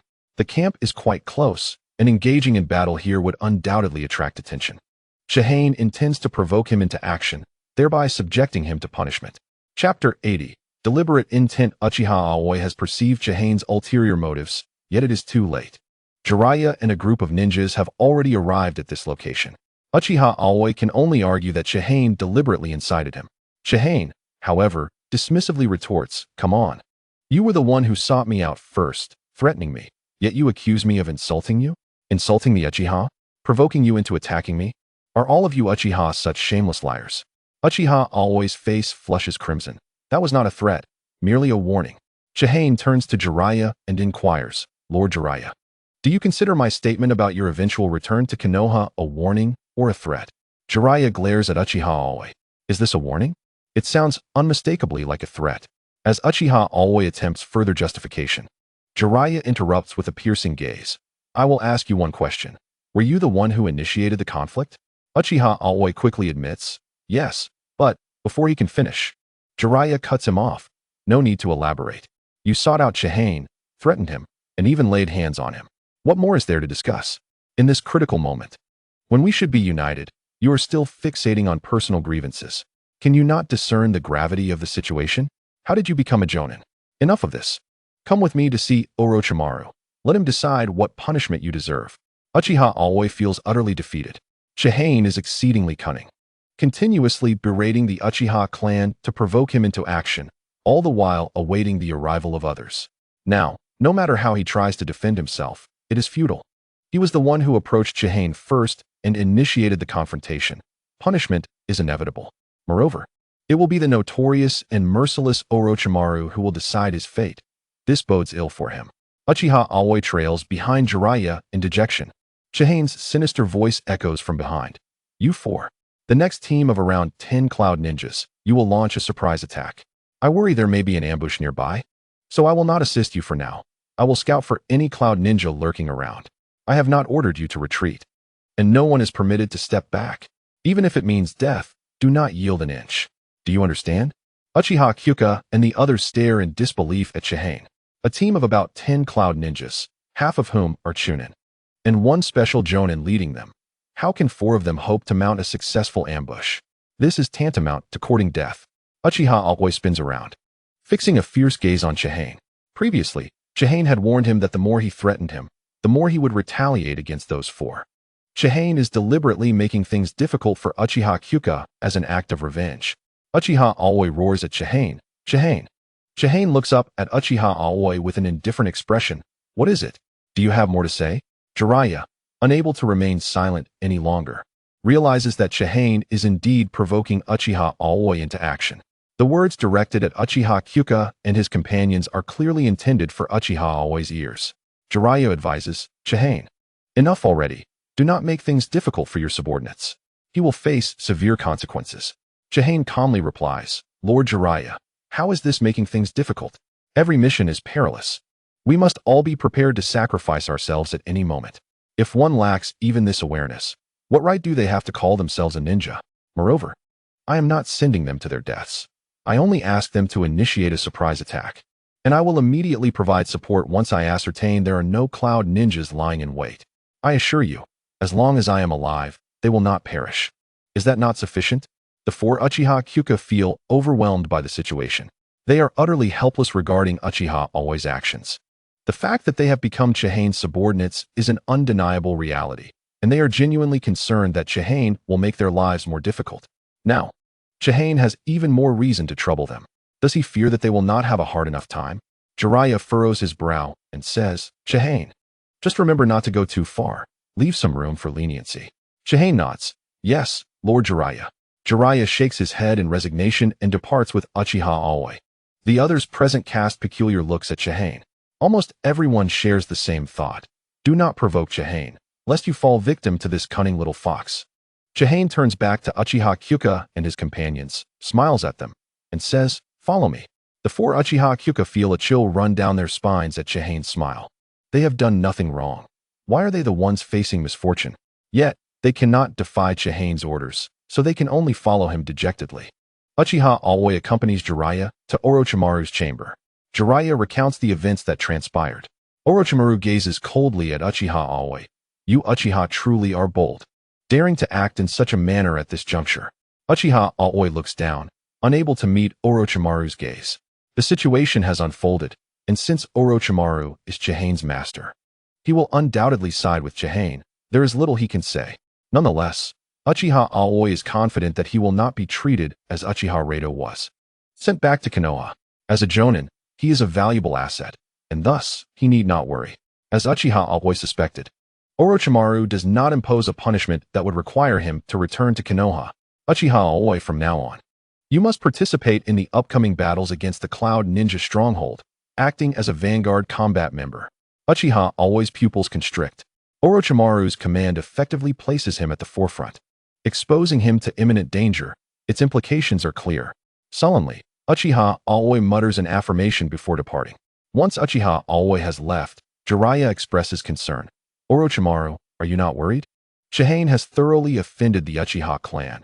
It is possible he will face repercussions upon returning to Konoha. Orochimaru, unfazed, replies, Chihane has always been at odds with the Uchiha clan. Do not underestimate him. He does not engage in actions without certainty of success, meaning he is not afraid of Uchiha retaliation. Chapter 81. Surprise Attack. Chihane has led Uchiha Kyuka and his companions to their mission objective. A team of cloud ninjas is momentarily stationed by a river, seemingly at rest. Chihane instructs Uchiha Kyuka and his companions, "Prepare yourselves. You may commence the operation." Uchiha Keiichi grimaces. "Captain, Arano's wrist and leg are still injured. With just the four of us, launching a surprise attack on that team of ninjas seems futile." Chihane responds calmly. "Firstly, this is an order. Secondly, if you must assign blame, direct it at Uchiha Aoi. If he had not provoked me, I would not have bothered with you. Unfortunately, he did provoke me, and I am not in the best of spirits, so you understand." Uchiha Kyuka and the others stare blankly, feeling lost. They understand. They wish they did not. It is the Uchiha clan and the imposing presence of Shion that has incited your ire. Is it truly wise to vent your frustrations upon them so blatantly? Chiyu has already utilized the body flicker technique to vanish from sight. Uchiha Kaiosuk and his companions collectively sighed. What else could they do but press onward with determination? The four of them began to stealthily approach the resting cloud shinobi. Chiyu perched upon the trunk of a tree, observing from above as Uchiha Kaiosuk and his companions stealthily advanced. Although he did indeed unleash his frustrations upon them, Chiyu could not allow them to meet their demise here. It was imperative that not only Uchiha Kaiosuk and his companions survive, but that they also emerge from the battle without grievous injuries. After all, seeking petty revenge and ensuring their safety were two distinctly different matters. Thus, he could only intimidate them without allowing any harm to come their way. Otherwise, not only would he find himself in trouble, but Orochimaru would as well. Uchiha Kaiosuk and his companions navigated the river, successfully closing in on the group of cloud shinobi, who remained oblivious to any impending danger. As they lay in repose, the four Uchiha exchanged knowing glances and commenced their assault. Uchiha Kaiosuk sprang forth from the water, launching multiple kunai and shuriken at the unsuspecting cloud shinobi. Uchiha Keiichi and Uchiha Ryohei formed hand seals, invoking the fire release, great fireball technique. The fireballs erupted amidst the enemy, yielding a remarkably successful ambush. Two of the lower-ranked cloud shinobi, caught off guard, were struck by several kunai and shuriken, while the explosion of the fireballs resulted in their immediate demise, leaving one chunin injured. This surprise attack had effectively reduced their numbers by 2. The cloud shinobi quickly regained their composure and turned their attention towards Uchiha Kaiosuk and his companions. Uchiha Kaiosuk, with a swift motion, drew taut several transparent wires, each affixed with explosive tags. The kunai and shuriken he had previously thrown were ensnared in these wires. The sight of the burning explosive tags startled the cloud shinobi, prompting them to hastily retreat. The explosion produced a cloud of dust, claiming yet another lower-ranked shinobi among the casualties. At that moment, Uchiha Jinya, who had been concealed, materialized before a chunin of the cloud shinobi, his Sharingan spinning ominously. Ensnaring illusion technique. This unique jinjutsu, derived from the Sharingan's extraordinary visual prowess, ensnared the enemy within a mental realm, rendering their body immobile as if impaled by giant iron nails. The captured chunin stood frozen in place. Uchiha Jinya deftly retrieved a kunai and plunged it into the chunin's heart. As the smoke dissipated, the Uchiha quartet stood on one side, while the remaining cloud shinobi stood on the other. The efficacy of this surprise attack was evident, having decimated 3 lower-ranked shinobi and 1 chunin, leaving the opposing force with only 7 members. Meanwhile, the Uchiha quartet emerged unscathed. However, with the ambush concluded, the Uchiha quartet found themselves at a disadvantage in a direct confrontation. The enemy still possessed 4 chunin, 2 lower-ranked shinobi, and 1 special jonin. The special jonin gazed at the Uchiha quartet in astonishment. For Uchiha, engage them. Be wary of their eyes. In an instant, all 7 cloud shinobi charged towards the Uchiha quartet. Displaying remarkable synergy, the Uchiha members scattered. Remaining clustered would only amplify their vulnerabilities. By dispersing, they could compel their opponents to do the same, thereby alleviating significant pressure. Uchiha Keiichi and Uchiha Jinya moved in tandem, as despite all 4 being chunin, Keiichi was the weakest, and Jinya was still nursing wounds. They attracted the attention of several cloud shinobi. Uchiha Ryohei also drew a few attackers towards him. The 3 engaged in a tactical retreat while the strongest among them, Uchiha Kaiosuk, faced the special jonin alone. The Jonin executed a swift advance, brandishing a short blade and launching an elbow strike aimed at Kayasuke's head. Uchiha Kayasuke crossed his arms to block the attack, but the special Jonin swiftly altered his assault, reversing the grip on his blade and thrusting it towards Kayasuke's chest. Kayasuke delivered a powerful kick, successfully pushing the Jonin back a step. Yet the blade's edge grazed his chest, narrowly avoiding a grievous wound. Fire release, dragon fire technique. Uchiha Kayasuke rapidly unleashed a line of blazing flames directed at the special Jonin. The Jonin utilized the body replacement technique, evading the flames. Kayasuke's Sharingan captured the Jonin's fleeting presence, and he instinctively ducked, narrowly avoiding a lethal strike aimed at him, attempting to create distance. The Jonin leapt back, wielding his ninja blade to generate a lightning-infused attack against Kayasuke. Kayasuke attempted to block the electric strike with his kunai, yet the electrical charge rendered his arm momentarily numb. In that fleeting moment of vulnerability, the special Jonin pressed the attack, launching a rapid assault that left Kayasuke gasping for breath. Meanwhile, the situation for Uchiha Ryohei, Keiichi, and Jinya was equally dire. They were engulfed in a precarious predicament. Apart from the initial ambush that had diminished the enemy's ranks, the remaining 7 Cloud Shinobi had sustained minimal injuries, with only 2 lower-ranked and 3 Chunin nursing wounds that would not impede their capabilities.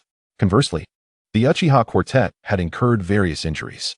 Under the relentless pressure from the Cloud Shinobi, the quartet was reluctantly forced to regroup.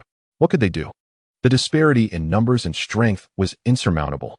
Had he truly abandoned them? Such conduct was utterly unacceptable. Was this the end? Even now? Chiyu had yet to make his appearance, and as they observed the advancing Cloud Shinobi, despair began to envelop Uchiha Kayasuke and his companions. Chapter 82. The situation stabilizes. The Uchiha Quartet was utterly outmatched, encircled by 7 Cloud Shinobi who were steadily closing in. The special Jonin issued a command. These 4 are Uchiha. Ensure that their eyes remain unharmed during their execution. Just as the Uchiha Quartet believed Chiyu had forsaken them, his voice suddenly resonated from behind. You 4 are truly pathetic.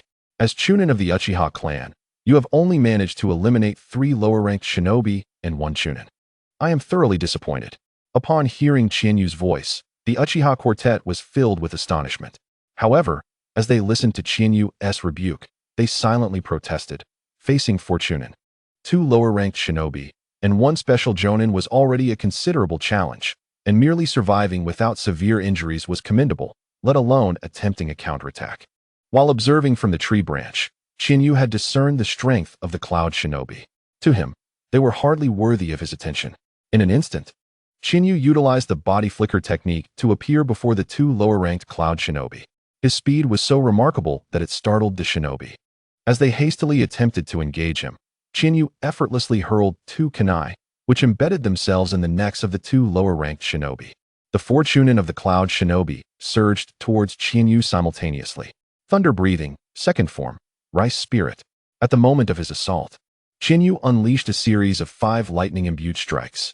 The 4 Chunin could not even comprehend the trajectory of Chiyu's attacks before they were felt, each sustaining grievous wounds that left them gasping for breath, their survival uncertain.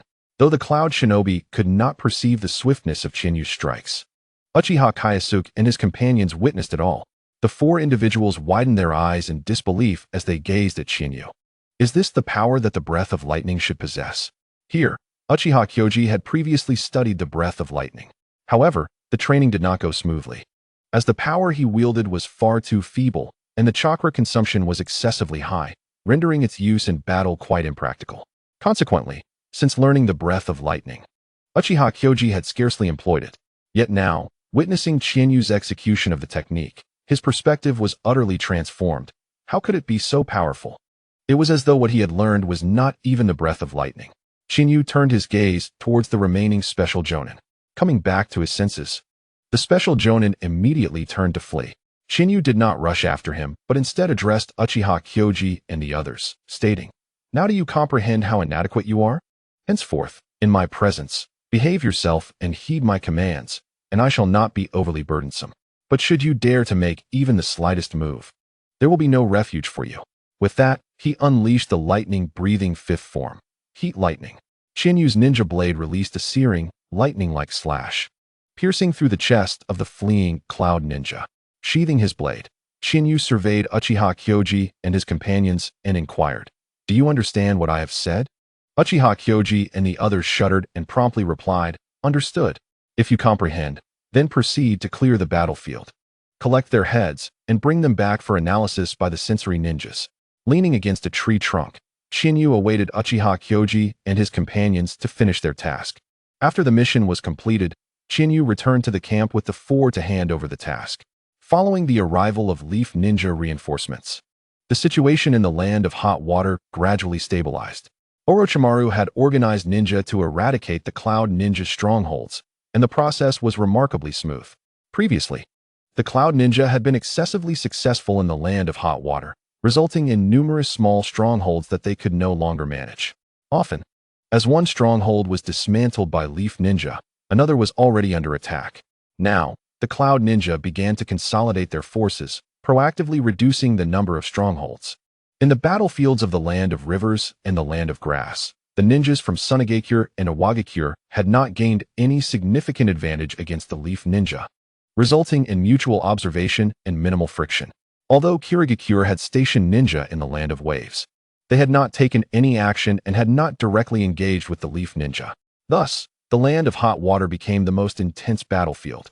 The Raikage of Kumogakure was also reluctant to expend too many ninjas before the war officially commenced. After all, the Leaf Ninja present in the Land of Hot Water were elite forces. Kumogakure did not wish to dispatch their elite ninjas into the Land of Hot Water just yet. Consequently, a standoff with the Leaf Ninja gradually developed, avoiding combat. As the four battlefields stabilized, the Leaf was able to catch their breath. The Leaf also began dispatching their lower-ranked ninjas to the battlefield for training, as the quickest way to enhance one's strength is through combat. 3 years passed in the blink of an eye. On the battlefield in the Land of Hot Water, two individuals stood out, Chiyu and Namikaze Minato. Over these 3 years, Minato successfully mastered the Flying Thunder God technique, achieving a mission completion rate of 100%. Through his charismatic personality, the Leaf Ninja stationed in the Land of Hot Water held great respect for Minato. Similarly, Chiyu also boasted a 100% mission success rate, never having failed a single task. However, his only companions remained Uchiha Kyoji, Uchiha Ryohei, Uchiha Keiichi, and Uchiha Jinya. Minato garnered respect through his charm, while Chiyu, perceived as devoid of human warmth, found no one willing to approach him. Throughout these 3 years, Minato had not crossed paths with Chiyu. He was solely focused on completing missions, seemingly vying for superiority over Chiyu in their accomplishments. Chiyu, on the other hand, was indifferent to such matters, his goal being to accumulate witness points. By intercepting the accolades that should have belonged to Minato, Chiyu had amassed over 6,000 witness points. However, given the current stable situation, the acquisition of witness points had diminished. Now, both Chiyu and Minato had been promoted to Jonin. During this time, Chiyu frequently communicated with Uzumaki Kushina and even returned to Konoha a few times to visit her. Due to her unique situation, Konoha had not sent Kushina to the battlefield, opting instead to keep her at home. This decision left Kushina somewhat dissatisfied, yet there was little she could do about it. Meanwhile, a dazzling talent had emerged within Konoha, Hatake Kakashi.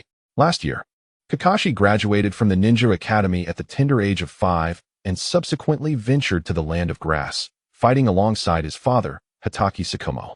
This year, Kakashi had already ascended to the rank of Chunin. In Chinyu's memory, a significant event was set to unfold the following year, the suicide of Hatake Tsukumo. Chinyu regarded the impending death of Tsukumo with great seriousness, perceiving it as a pivotal moment that would yield substantial witness points. According to Chinyu's analysis of the current battlefield dynamics, the stability of the Leaf in the Land of Grass was largely attributed to Tsukumo. His significance was akin to that of Orochimaru and Jiraiya in the Land of Hot Water. With Orochimaru and Jiraiya present, the Cloud Ninja dared not act recklessly. Hatake Tsukumo, heralded as the White Fang of Konoha, was a formidable ninja whose reputation echoed throughout the nations, earning him the respect even of the legendary Sannin. Yet, such a powerful ninja would choose to end his life due to the blame from his village for abandoning a mission to rescue comrades, only to be further criticized by the very comrades he saved. This irony was profound. A ninja of such strength and unwavering loyalty to Konoha would exit the stage for such ludicrous reasons. Chiyu was convinced that Tsukumo's suicide was not merely a result of the village's and his comrades' reproach. If he were to succumb to such trivial reasons, his mental fortitude would indeed be lacking. Having carved out a significant reputation in the ninja world, Tsukumo's resolve must have been exceptionally strong. Common rumors could hardly inflict damage upon his spirit. Moreover, it was unlikely that he would choose to end his life simply for Kakashi's sake. If his mental resilience were inadequate, he would not have risen to become a strong ninja. Hence, Chiyu speculated that Tsukumo's suicide likely stemmed from a shattered belief. The classified mission that Tsukumo executed last was undoubtedly of great importance to Konoha. By prioritizing the lives of his comrades over the mission, he inflicted considerable losses upon the village. Nevertheless, Tsukumo's actions in sacrificing the mission to protect his comrades were clearly in line with the will of fire. The village's condemnation would hardly shake the steadfast resolve of Tsukumo's heart. While punishment for mission failure was warranted, Tsukumo would not evade his responsibilities. However, as a believer in the unique will of fire of Konoha, the determination to safeguard one's comrades should not lead to such reproach, even in the face of mission failure. Indeed, Tsukumo's decision to save his comrades resulted in mission failure, yet the blame should not rest solely upon him. His comrades bore responsibility as well. Moreover, as a devoted believer in the will of fire, would Tsukumo truly wish to witness the deaths of his companions? More importantly, should not such a covert mission remain confidential? The very fact that a secret task has become common knowledge is indeed peculiar. Even in the event of a mission's failure, it is expected that ordinary villagers and ninjas remain oblivious to its details. Therefore, it is evident that this information has been deliberately disseminated. Typically, if a standard ninja were aware of a failed covert operation, they would face scrutiny, let alone being privy to the specifics of the mission. Clearly, the leak of this confidential task signifies the higher-ups' dissatisfaction with Kakashi Hitaki for not fulfilling his duty. As a staunch member of the Hokage faction, it is likely that even Hiruzen Sarutobi has cast blame upon him. Such circumstances could shatter Kakashi's convictions, potentially leading him to choose suicide as a solution. The darkness lurking beneath the facade of Konoha is indeed pervasive, evidenced by Danzo's various deeds and the Uchiha massacre incident. Even Hiruzen Sarutobi's hands are not entirely clean. This reflects the hypocrisy and darkness that permeate Konoha. What truly leads Chiyu to regard Kakashi's suicide as a significant event is not merely Kakashi's own strength, but rather his crucial role on the battlefield of the Land of Grass. Should Kakashi encounter trouble, the Iwagakure would undoubtedly seize the opportunity to act. Unlike Kumogakure, which has always engaged Konoha with formidable force, Iwagakure is cunning. They will not hesitate to strike at any perceived weakness in Konoha's defenses. Although the situation has gradually stabilized over the past 3 years, everyone is keenly aware that a single catalyst could ignite a full-scale war. Chiyu speculates that Kakashi's suicide could very well serve as this catalyst.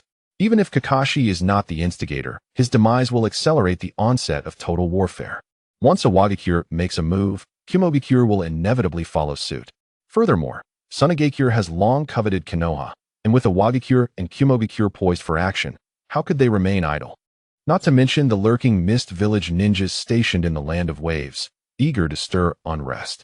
Thus, Chiyu deems Kakashi's suicide a matter of great importance, believing that his death could significantly influence the timeline for the commencement of the Third Great Ninja War. Consequently, Chiyu feels compelled to journey to the Land of Grass. However, even in the absence of this incident, Chiyu must visit the Land of Grass, for Uzumaki Kushina is of the same age as him.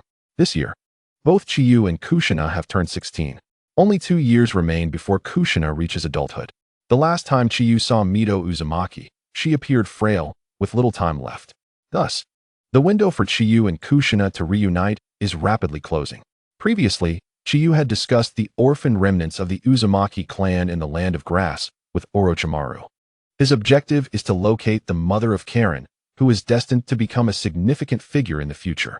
Yet, Chiyu is uncertain whether Karen's mother is still in the Land of Grass, as she joined Kusugakure to ensure her daughter's safety. Karen will not be born for several more years, implying that both her mother and she will not enter Kusugakure until then. However, based on Chiyu's conjecture, it is highly probable that Karen's mother is residing in some secluded location within the Land of Grass. Due to the striking characteristics of the Uzumaki clan, wandering aimlessly would pose a considerable danger. Thus, the likelihood of her staying in one place is substantial. Eventually, upon the birth of Karen, her mother may have been compelled to join Kusagakure after her unique traits were discovered by ninjas. Should Chiyu fail to locate Karen's mother, he must prepare a contingency plan. This plan involves the activation of his Sharingan. Over the past 3 years, through intense combat, Chiyu has advanced his Sharingan to a double 3-tomo level. Yet he is uncertain how long it will take to awaken the Mangekyo Sharingan. However, if he were to exchange points in a store, he would only require 10,000 witness points to unlock the Mangekyo Sharingan. Given that Chiyu possesses Uchiha blood, the required price is not exorbitant. Presently, he needs just over 3,000 witness points to redeem the Mangekyo Sharingan. This represents the most expedient means for Chiyu to enhance his power. Chapter 84. The differences in human physique within the camp. Chiyu entered Orochimaru's chamber. 3 years have passed, and the now 16-year-old Chiyu has grown considerably, standing at approximately 175 meters, his youthful visage gradually maturing, while Orochimaru has remained unchanged. During these 3 years, Orochimaru has diligently pursued his research, with Chiyu assisting in the collection of experimental materials, primarily those derived from the Cloud Ninjas. Orochimaru looked up at Chiyu and inquired, "Chiyu, what brings you here?" Chiyu replied, "Orochimaru-sensei, I wish to support the land of grass. With you, Jiraiya-sama, and Minato here, my absence should bear no significant impact. I seek to pursue my own endeavors." Orochimaru furrowed his brow briefly before relaxing. "You intend to seek out the orphan of the Uzumaki clan, correct? It is indeed time to go. Mito-sama's condition is deteriorating daily. If you do not act soon, time will slip away.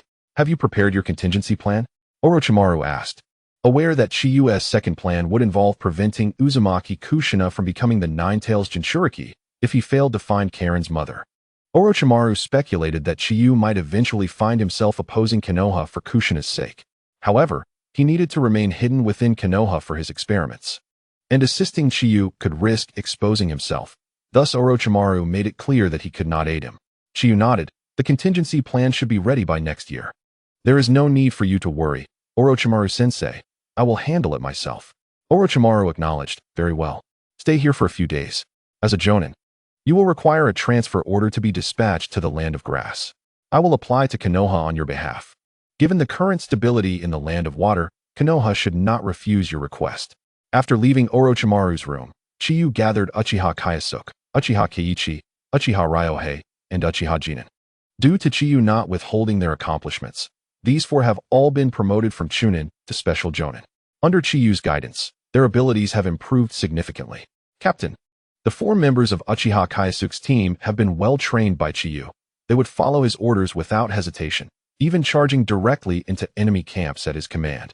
This small squad led by Chiyu has gained a notorious reputation in the land of water for their reckless abandon, and any ninja targeted by them would meet a swift demise. Chiyu smiled at the 4 and said, "Congratulations. You are about to escape the hell I have created for you." The 4 Uchiha members looked at Chiyu with confusion. Chiyu explained, "I have requested a transfer order from Orochimaru-sensei. I will soon be heading to support the land of grass, so you are free at last." Uchiha Keiichi expressed surprise. "So sudden?" Chiyu glanced at Uchiha Keiichi with a smirk. "Shouldn't you be happy about this?"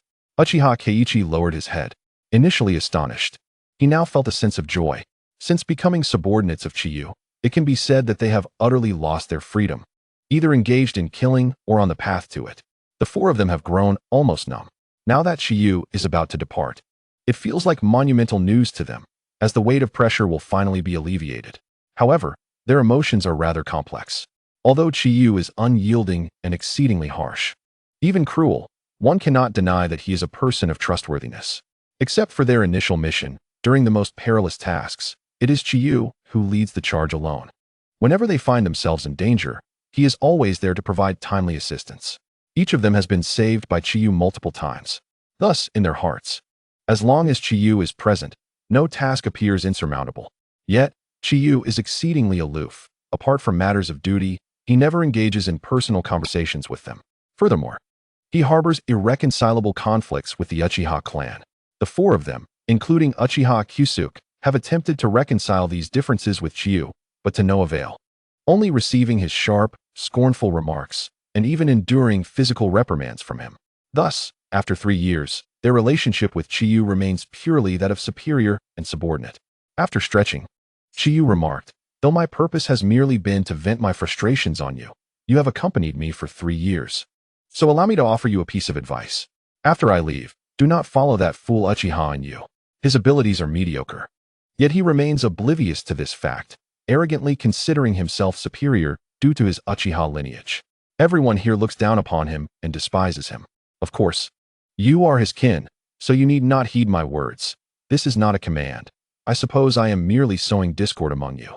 However, if you choose to listen, you might consider following that guy Namikaze Minato. Under him, you may find some opportunities, though they may not be significantly better. That is all. From now on, our connection ceases to exist. The next time you see me, you may insult me like any other Uchiha. Merely hurling insults will not provoke me. Feel free to vent the resentment you have harbored towards me for these years. Chiyu stood up, turned, and prepared to leave. "Captain," Uchiha Kyusuk suddenly called out. Chiyu halted, turned to face Kyusuk, and said, "I still have a few days here, and for now, I am still your captain. When we meet next, do not call me captain again. What is it you wish to discuss?" Summoning his courage, Uchiha Kyusuk asked, "Captain, why is it that despite my training in thunder breathing, I can never reach your level?" Chiyu smiled enigmatically. He was well aware of Uchiha Kyusuk's relentless efforts over the past 3 years. Yet, whether it be Kyusuk or the others, their mastery of thunder breathing would never approach his level. The crucial breathing techniques were known only to Chiyu himself. He replied, "The physical constitution of individuals varies." With that, Chiyu departed, leaving Uchiha Kyusuk standing there, his mind a whirlwind. The physical constitution of individuals varies? Does that mean my talent is lacking, and thus I cannot attain his level in thunder breathing? What a blow to my spirit. Chapter 85. A long-awaited spar. After Chiyu expressed his intent to head to the land of grass to Orochimaru, he began the handover process. Once the handover was completed and he had packed his belongings, Chiyu patiently awaited his transfer orders. In the following days, Orochimaru would not assign him any tasks, granting Chiyu a rare opportunity to rest for a few days. He spent 3 days in the camp in a state of idleness. Everyone was already aware that Chiyu was leaving the land of soup. The 4 of them, having heard Chiyu's advice, did not fully adhere to it. Uchiha Kyusuk refrained from following Uchiha and Yu, nor did he align himself with Namikaze Minato. Instead, he accepted the orders of Nara Shuji, and the 4 of them dispersed into different squads. In their view, joining Minato's team would amount to bowing to him. Although they had been suppressed by Chiyu for years, their pride remained intact. They were unwilling to submit to anyone. Thus, they preferred to accept Nara Shuji's arrangement and join designated teams. As night fell, Chiyu lay on a small hill, gazing up at the moon. Once the full-scale war commenced, he would truly be busy. At that point, elite shinobi from various villages would emerge, and the avenues for acquiring points would surge forth like a geyser. Suddenly, a kunai landed beside him. This was no ordinary kunai. It was a trident-style kunai, inscribed with the words Ninja Love Sword. In the next moment, Namikaze Minato appeared where the kunai had landed. Chiyu smirked. "Isn't it a bit late for you to be flaunting your flying thunder god technique?" Minato tucked the kunai back into his ninja tool pouch and inquired gently, "I heard you are heading to the land of grass. Why the sudden change? The situation there is quite stable, and your assistance shouldn't be necessary." Chiyu replied nonchalantly, "Where I go is none of your concern." Minato sighed. "You truly have not changed at all, still so unapproachable." Chiyu retorted, "That statement is accurate. I have never changed, and I have always found you detestable." Minato chuckled, unfazed, and continued, "Before heading to the land of grass, you should return to Konoha, right? I too will be returning to Konoha. Currently, preparations for the full-scale war are underway. Once the war begins, even Genin will be thrust into battle. To enhance their combat skills, I am tasked with leading a 3-man squad. As a Jounin, you must have received a similar order." Chiyu smirked. "I will return to Konoha, but I have no intention of leading a bunch of children." Indeed, Chiyu had received that order. However, how much combat capability could fresh graduates from the academy possess? They were not all prodigies like Kakashi Hitaki. Untrained genin would merely serve as cannon fodder on the battlefield, perhaps not even that. Chiyu was already overwhelmed with his own tasks and had no time to babysit young ninjas in combat. Therefore, he had no intention of accepting this order and planned to concoct a reason to refuse it when the time came. Upon hearing that Chiyu did not intend to lead a genin team, Minato found it unsurprising. "I figured as much. If you were willing to lead a squad, I would find that peculiar. Your return to Konoha is likely just a simple visit to see Kushina. Chiyu frowned. What exactly do you want from me? I have no desire for idle chatter. If you wish to fight, just say so. Minato admitted. Indeed, I came here to challenge you to a spar. After you head to the land of grass, we will be on 2 different battlefields, making it difficult to meet again. Thus, I wish to take this opportunity to challenge you once more. He had initially wanted to reminisce about their years in the land of soup and the battles they had fought side by side. Stop right there, Chiyu interjected. Unable to endure any more, enough with the sentimental talk. We have not fought side by side in years, and I have no fond memories with you to recount. Spare me your insincerity, it is rather grating. Chiyu rose from the ground, resting his arm on his ninja blade, and said to Minato, however, I am curious to see just how swift your flying thunder god technique truly is. So let us cease the pleasantries and get straight to it. Minato withdrew 2 flying thunder god kunai from his tool pouch. I am ready, Chiyu. Let us begin. At the moment Chinyu's voice fell, Minato Namikaze hurled 2 kunai imbued with the flying thunder god technique in opposite directions toward Chinyu. Activating his Sharingan, Chinyu scrutinized the kunai. Aware that the flying thunder god technique allows for instantaneous teleportation by marking a target with a special seal, enabling the user or any object connected to their chakra to be instantly transported.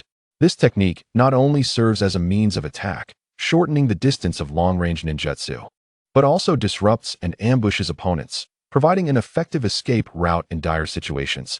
It is a remarkably versatile space-time ninjutsu. With 2 kunai thrown, Minato had 2 choices: to teleport to one of the kunai's locations or to feign an attack, using the kunai as a mere distraction. However, Chinyu was not one to remain passive.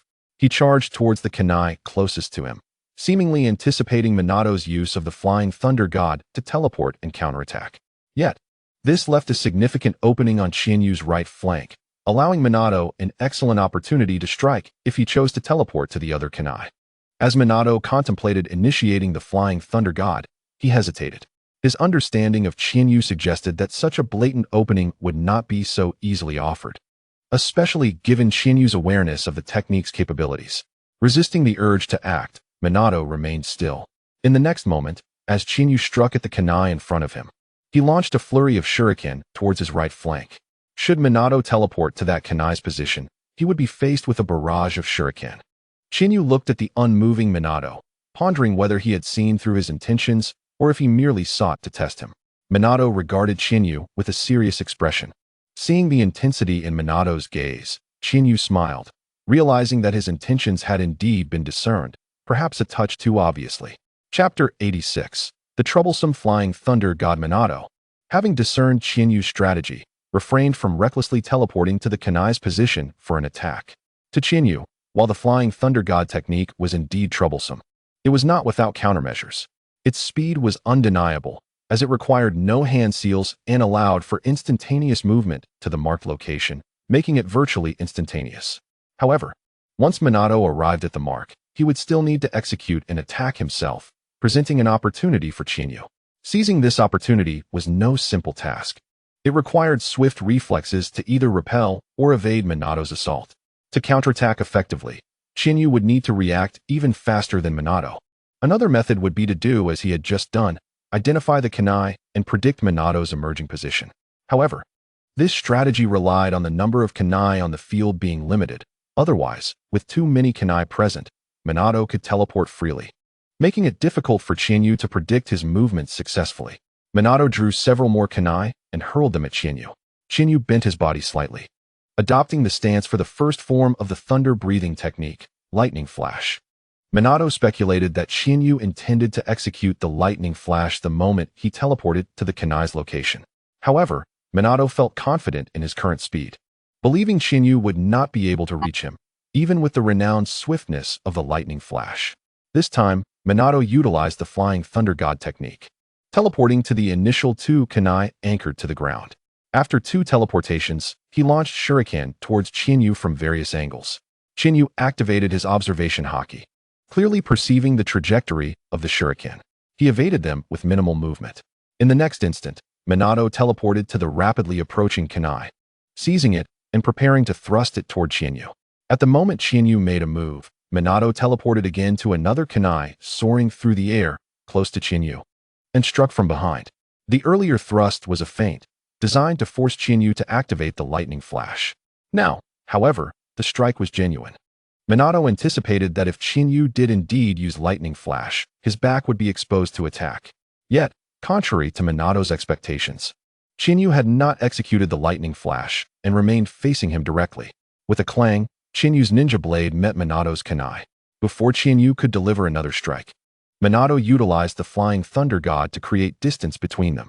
Observing Chiyu from afar, Minato remarked, "Chiyu, your battle instincts remain remarkably sharp.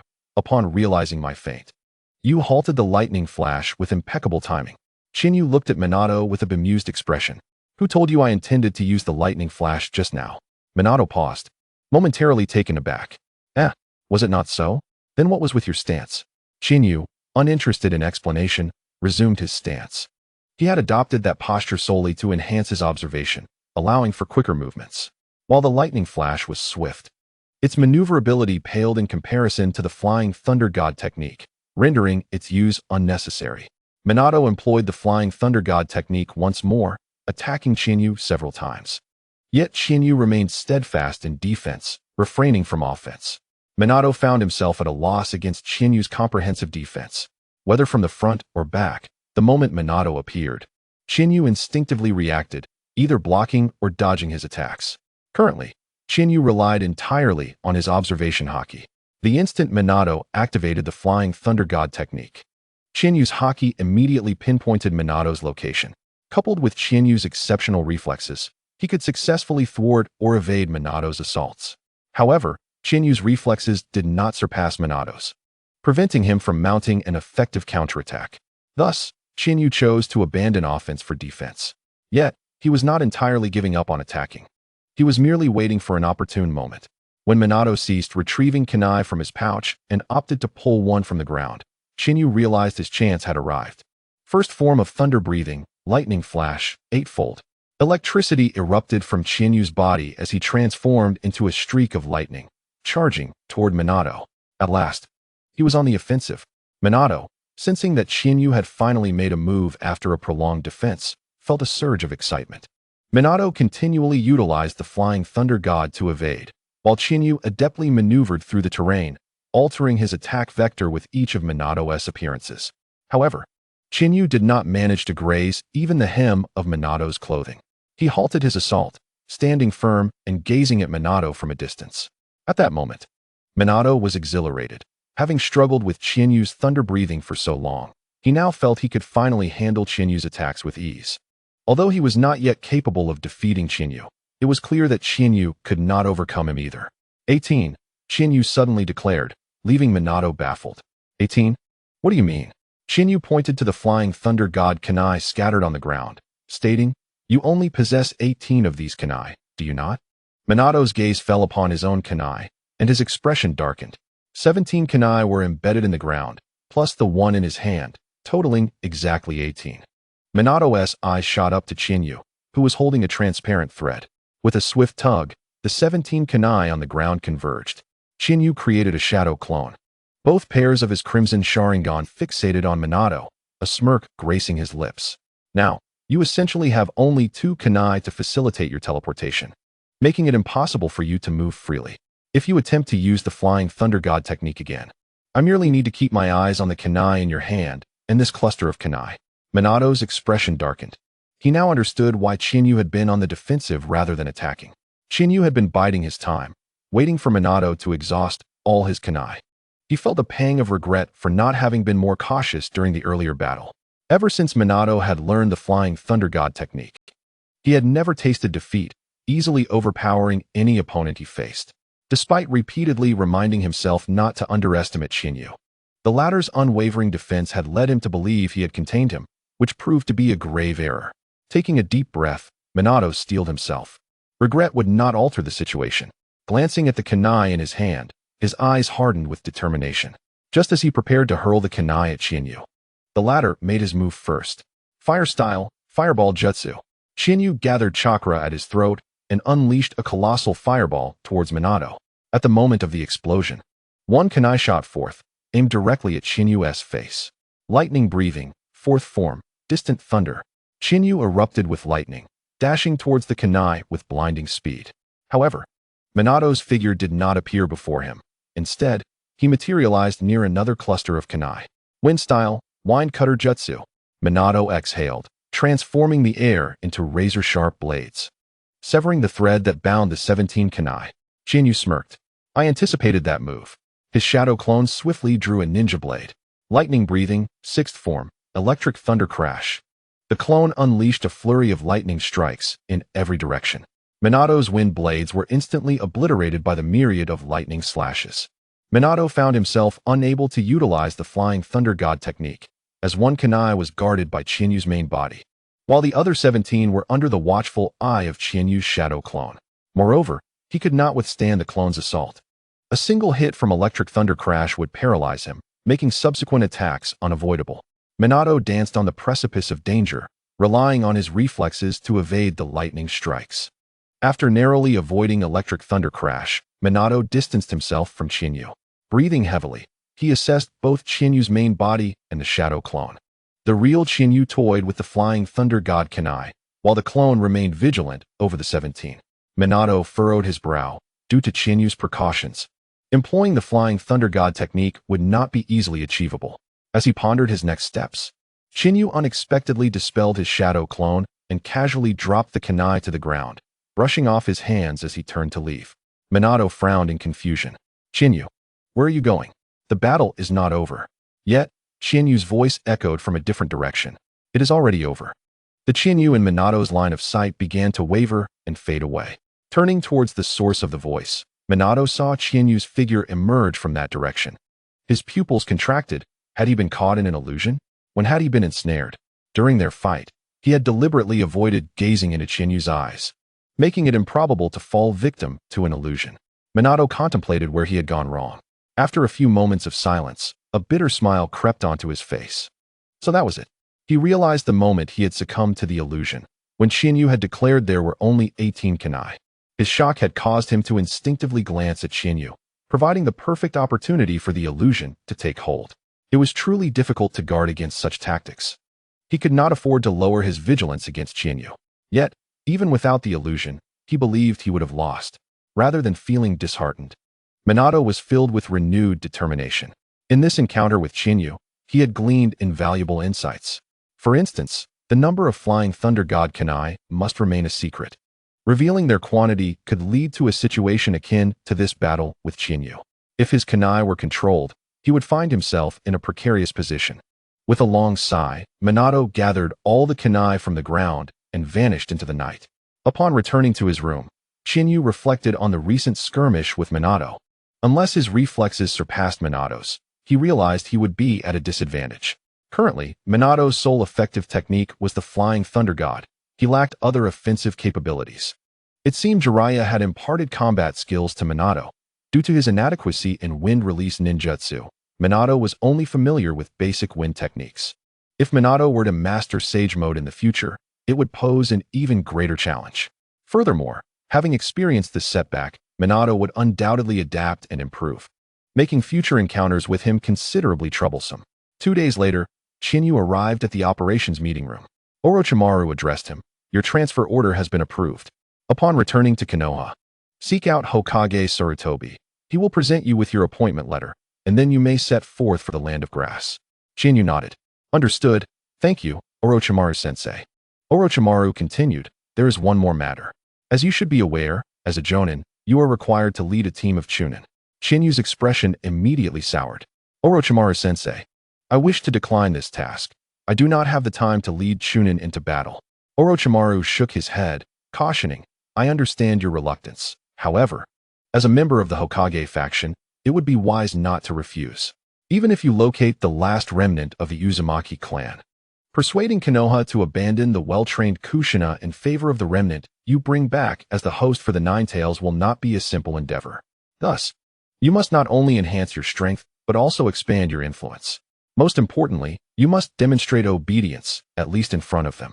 This approach may allow the higher-ups to choose the alternative among the 2 backup containers of the Nine Tails, as they will also assess your value. Upon hearing Orochimaru's analysis, Shihane immediately adopted a serious demeanor. Chapter 88. Are you a coward? Orochimaru suggested that Shihane accept the role of leading a team of lower-ranked ninjas and elucidated the reasoning behind this course of action. After listening, Shihane became solemn. Orochimaru was correct. Even if he were to find Kurenai's mother, why would Konoha choose her over the already cultivated Kushina Uzumaki? Shihane had previously underestimated the situation, believing that locating Kurenai's mother would resolve his issues with Kushina Uzumaki. Shihane nodded, saying, I understand, Orochimaru-sensei. I will lead a team of lower-ranked ninjas. Orochimaru replied, I anticipated your agreement after my explanation, so I have already informed Sarutobi-sensei. You need not bring a team of 3, 1 will suffice. But that individual must be under your tutelage. Under my tutelage? Shihane murmured. If he were to take on a disciple, he would need to personally impart his skills. However, aside from the wind release techniques Orochimaru had taught him, he had enough knowledge to teach. I understand, Orochimaru-sensei. I will select 1 lower-ranked ninja as my disciple, Shihane affirmed. Good, it's important you comprehend this. 3 lower-ranked ninjas could become a burden, but a disciple may not. Choose wisely. When do you plan to depart? I intend to leave for Konoha immediately. Very well. Here is a summary of the current situation in the Land of Water. Please deliver it to Sarutobi-sensei, Orochimaru said, producing a scroll and tossing it to Shihane. Shihane caught the scroll and bid farewell to Orochimaru, stating, I will ensure it reaches Lord Hokage. Now, Orochimaru-sensei, I shall take my leave. Go ahead. Shihane returned to his quarters, donned the backpack he had prepared earlier, and exited the camp. After walking for a short while, he heard a familiar voice call out, Shihane. Turning to see the golden-haired figure, Shihane felt a wave of annoyance. It was Minato Namikaze. In the blink of an eye, Minato was at Shihane's side. Shihane smirked, You truly are persistent. Don't tell me you're here to see me off. Minato flashed a bright smile, Not at all. Didn't I mention I was returning to Konoha as well? Judging by your appearance, you're also heading back today, so let us go together. It's nice to have company. Shihane scoffed and scrutinized Minato before asking, Minato, may I pose a question? Are you a coward?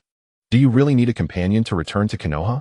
Minato's expression faltered, and he replied helplessly, It's quite difficult to hear a kind word from you. Shihane disregarded Minato and continued walking ahead. Minato, unfazed, followed behind him, both heading in the direction of Konoha. For the remainder of their journey, the two exchanged not a single word, each absorbed in their own thoughts. For days later, due to Shihane's swift pace, he needed only 1 more day to reach Konoha. Eager to reunite with Kushina Uzumaki, he decided to travel through the night to return sooner. As Shihane prepared to continue his journey under the cover of darkness, Minato suddenly asked, Shihane, if I had chosen to help Kushina back then, would we have become companions? Shihane looked at Minato, perplexed. Minato, with a glint in his eyes, continued, It seems our only conflict arose from that incident. I wasn't aware of how significant Kushina was to you. I regretted my decision. Had I intervened to prevent them from bullying her, perhaps we could have been good friends. Shihane regarded Minato calmly before laughing derisively. No, Minato. Even without that incident, we would not have been friends. For we are fundamentally different people.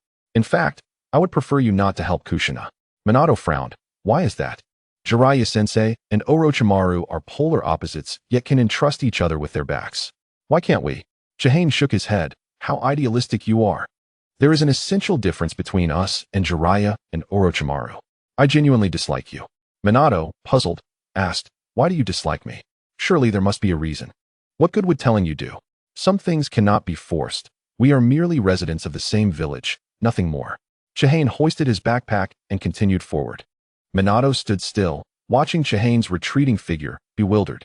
After a considerable time, Minato snapped back to reality and sighed. Jiraiya-sensei, it seems I truly cannot become friends with Shihane. Having journeyed through the night, Shihane arrived in Konoha by midday. Instead of seeking out Kushina Uzumaki immediately, he headed to the Hokage building to deliver the scroll from Orochimaru to Sarutobi Hiruzen and to collect his assignment to the Land of Grass. Shihane reached the Hokage's office and knocked on the door. Sarutobi's voice called out, Enter. Upon entering, Shihane was surprised to find not only Sarutobi, but also another man of similar age in the office. With brown hair styled neatly, sharp eyes that glimmered with cunning depth, and a scar shaped like a cross on his chin, he exuded an aura of shrewdness and calculation. Though it was their first encounter, Shihane immediately recognized the man before him, Danzo Shimura, the Hokage's advisor and leader of Root. Chihane respectfully greeted them. Lord Hokage, Lord Danzo. Seeing Chihane, Sarutobi's previously stern expression softened. Ah, Chihane, it has been a while. You seem to have grown quite a bit. I have been following your progress closely. Your performance in the war against the Cloud Ninja in the Land of Water has been remarkably active, completing many challenging missions. Chihane habitually flattered. Thanks to Orochimaru-sensei's guidance and your trust, Lord Hokage, I have grown to this extent. Sarutobi nodded with satisfaction. He never expected Chihane, once marginalized, to flourish into a reliable ninja of Konoha. Although the situation in Konoha was dire, talented ninjas like Chihane and Minato, along with the new generation of Inoshikacho, were beginning to emerge. With such promising new talents, Sarutobi felt increasingly confident about the upcoming conflicts. Chapter 89. Danzo in the Hokage Office. Chihane presented Orochimaru's scroll to Sarutobi. Lord Hokage, this is the information regarding the current situation in the Land of Water that Orochimaru-sensei asked me to deliver. Sarutobi took the scroll and began to peruse its contents. Meanwhile, Danzo turned his gaze toward Chihane and remarked, I heard you commanded 4 Uchiha during your missions in the Land of Water? Danzo's tone bore an ominous undertone, hinting at ulterior motives. Chihane nodded. Yes, Lord Danzo. Under Orochimaru-sensei's orders, I led a team of 4 Uchiha ninjas. Danzo narrowed his eyes suspiciously. Was it merely because of Orochimaru's orders? Chihane reiterated, yes. It was solely due to Orochimaru-sensei's directives. Danzo fell silent for a moment before abruptly asking, what is your perspective on the Uchiha clan? Chihane gazed at Danzo, perplexed. Tawanzo posed this question to him, most likely as a means to confirm his stance. However, as a seasoned jonin, expressing his views on the Uchiha clan, whether in praise or criticism, was rather inappropriate. Tawanzo, with an impassive expression, remarked, I recall that you seem to harbor deep-seated conflicts with the Uchiha clan. Since you have accepted the task of leading 4 Uchiha ninjas, has this conflict been resolved? Chiyu calmly replied, it cannot be said that the conflict has been resolved. We are all comrades from the same village. Personal grievances pale in comparison to the village as a whole. Being astute, Tawanzo readily discerned the underlying message in Chinyu's words. The discord between Chinyu and the Uchiha clan remained unresolved. He was merely taking charge due to the task at hand. A slight smirk appeared at the corner of Tawanzo's mouth. So, Chinyu, you are quite impressive. Have you considered joining my route? Chinyu was taken aback. Was Tawanzo attempting to recruit him in front of Sarutobi Hiruzen? This was rather inappropriate, and he had no desire to join Root at this moment. As Chinyu pondered how best to decline Tawanzo's offer, Sarutobi Hiruzen finished reading the scroll in his hand and said with a smile, Tawanzo, Chinyu is currently a pillar of our Konoha, actively engaging on the battlefield, and cannot join your route. The situation in the Land of Water is quite stable at present, and the other battlefronts are also faring well. We can now gather strength and send numerous lower ninjas to the battlefield for training and to enhance their skills. Tawanzo snorted derisively. Do not be overly optimistic. According to intelligence gathered by my root ninjas, that old coot from Awagakure has already dispatched ninjas to initiate contact with Kirigakure. You sent so many ninjas to Kirigakure only to be met with closed doors, yet Kirigakure has received Awagakure's ninjas. This indicates a significant possibility of collaboration between Awagakure and Kirigakure. Should Kirigakure formally ally with Awagakure, the triad of IWA, Himo, and Kiri will undoubtedly launch a direct assault on Konoha. Sarutobi Hiruzen's side, I am well aware of this situation. We have been under pressure for so long. It is only natural to find some solace in positive news. As for the collaboration between Awagakure and Kirigakure, we need not be so pessimistic. Tawanzo looked at Sarutobi Hiruzen in astonishment. What news have you received? The smile faded from Sarutobi Hiruzen's face as he spoke seriously. You are aware of the blood mist policy established by the 3rd Mizukage in Kirigakure, correct? Tawanzo nodded. Indeed, it seems to be a measure to filter out powerful ninjas. Is that not so? After taking a puff from his pipe, Sarutobi Hiruzen continued, precisely. According to intelligence gathered by our infiltrators in Kirigakure, this policy has indeed produced many strong ninjas. However, the mortality rate among other ninjas is alarmingly high. If this continues, Kirigakure may find itself in a dire situation of lacking external military strength. Tawanzo furrowed his brow. Do you believe Kirigakure will not collaborate with Awagakure? Sarutobi Hiruzen shook his head. No, As long as there are benefits, collaboration between Kirigakure and Iwagakure is inevitable. However, if Kirigakure lacks external military strength, it presents us with an opportunity. Do you think Inoki and A are the type to suffer losses? Towanzo grasped Sarutobi Hiruzen's implication. Are you suggesting that Inoki and A might eliminate Kirigakure, allowing us to incite dissent within Kirigakure? Sarutobi Hiruzen exhaled a cloud of smoke. The future is uncertain. Yet Kirigakure may very well become our breakthrough point. Additionally, Inoki is not one to remain complacent, so I believe we need not be overly pessimistic about our current situation. Many opportunities still lie ahead. Sarutobi Hiruzen turned his attention back to Chiyu. My apologies, Chiyu. We were so engrossed in conversation that we almost overlooked you. He retrieved a scroll from his drawer and handed it to Chiyu. This is your orders for deployment to the battlefield in the Land of Grass. Chiyu accepted the scroll and bowed. Thank you, Lord Hokage. Sarutobi Hiruzen then inquired, there is one more matter. I heard from Orochimaru that you do not intend to take 3 lower ninjas with you, but rather, you wish to take on a disciple directly? Chiyu, having prepared his response, replied, yes, Lord Hokage. My mobility is more suited for solo missions, and it is not practical for me to lead a team of 3. Therefore, I plan to take on a disciple and instruct him directly on the battlefield. Sarutobi Hiruzen smiled kindly. That is a sound approach. In a couple of days, the graduation assessments for the Ninja Academy will take place. You may select a graduating lower ninja as your disciple then. Chiyu slightly bowed his head, understood. With that, I shall take my leave, Lord Hokage, Lord Towanzo. Go ahead. Chiyu exited the Hokage's office, letting out a long sigh. He was taken aback by the unexpected encounter with Towanzo, who had directly sought to recruit him, leaving Chiyu unprepared. Though it was their first meeting, Towanzo's notorious reputation was deeply etched in Chinyu's mind. Furrowing his brow, Chiyu realized that he had officially entered Towanzo's line of sight, placing him squarely in Towanzo's crosshairs. Towanzo was a man who would stop at nothing to achieve his goals. Moving forward, Chiyu would need to remain vigilant against Towanzo's machinations. After leaving the Hokage building, a smile crept onto Chinyu's face as he made his way to the residence of Uzumaki Mido. Meanwhile, within the office, Towanzo turned to Sarutobi Hiruzen and asked, do you believe he is suitable? Sarutobi Hiruzen was momentarily taken aback. What are you referring to? Towanzo's expression darkened.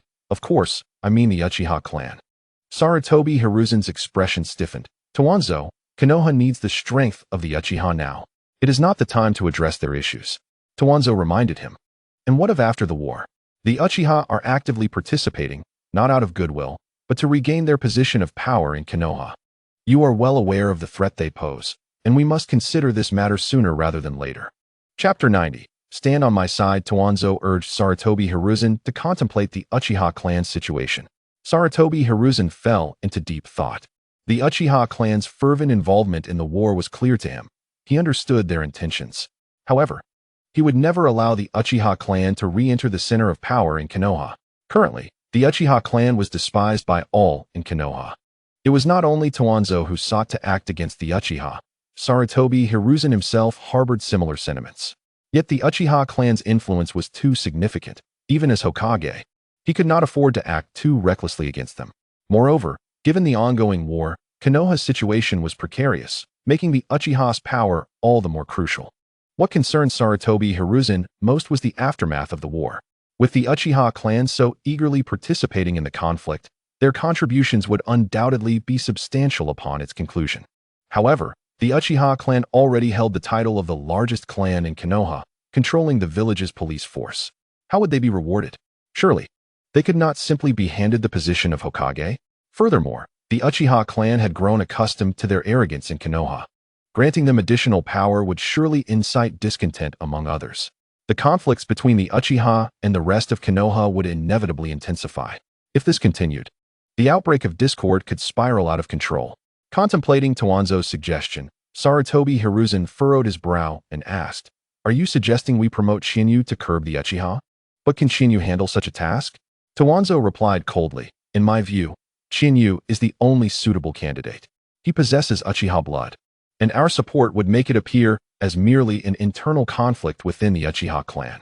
Sarutobi Hiruzen, frowning deeply as he puffed on his pipe, remarked, Chiyu is only a jonin, We need a more substantial title to support his promotion.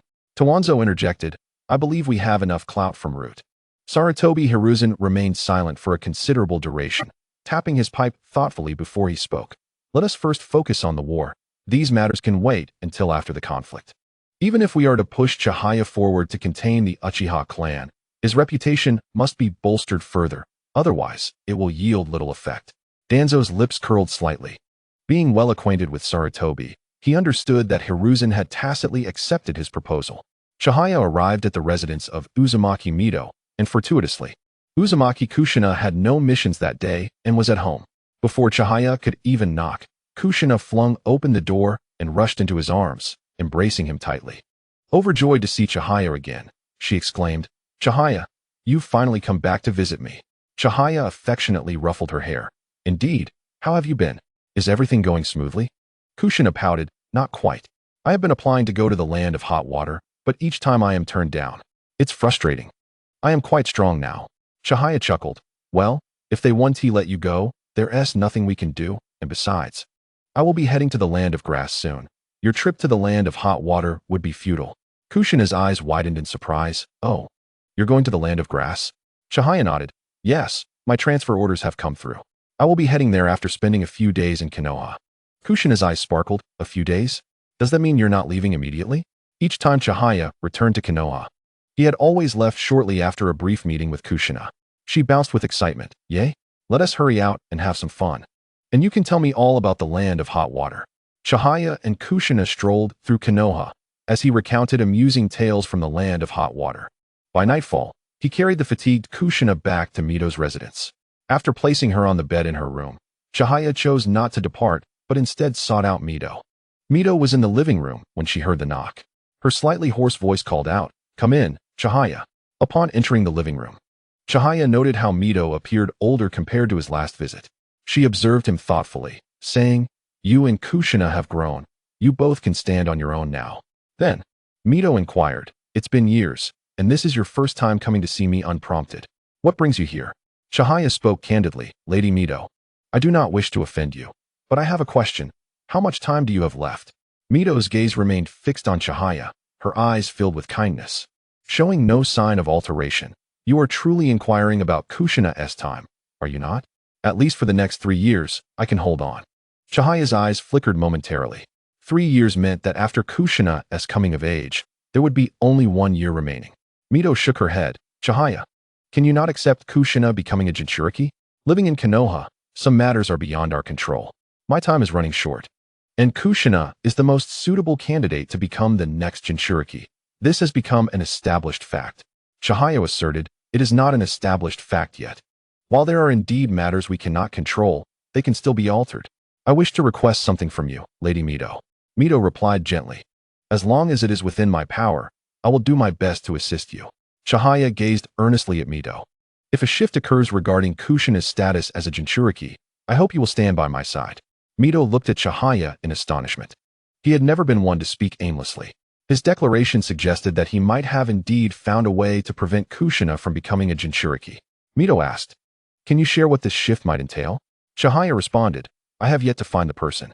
If I locate them and bring them back to Konoha, then the shift will occur. Mito's brow furrowed slightly. Then she asked in shock, Is this the reason for your sudden transfer to the land of grass? Chihaya confirmed, Yes. My transfer to the land of grass is for this very purpose. Mito was keenly interested in Chihaya's endeavors, and she quickly became aware of his transfer. The prospect of influencing Kushina's fate regarding the Nine-Tails Jinchuriki rested upon the individual Chihaya sought, likely an orphan from the Uzumaki clan. Chapter 91. Rejection. Mito speculated that Chihaya might have uncovered clues leading to the orphan of the Uzumaki clan, seeking to find this individual to replace Kushina as the Nine-Tails Jinchuriki. However, Mito did not immediately acquiesce to Chihaya's request. She understood his intentions, hoping she would stand by him in the future. Chihaya recognized that even if he found the Uzumaki orphan, persuading Konoha to relinquish Kushina was a formidable challenge. Furthermore, even if Chihaya found a substitute, she did not endorse allowing that person to become the Nine-Tails Jinchuriki. Thus far, she had taught Kushina sealing techniques primarily designed to counter the Nine-Tails.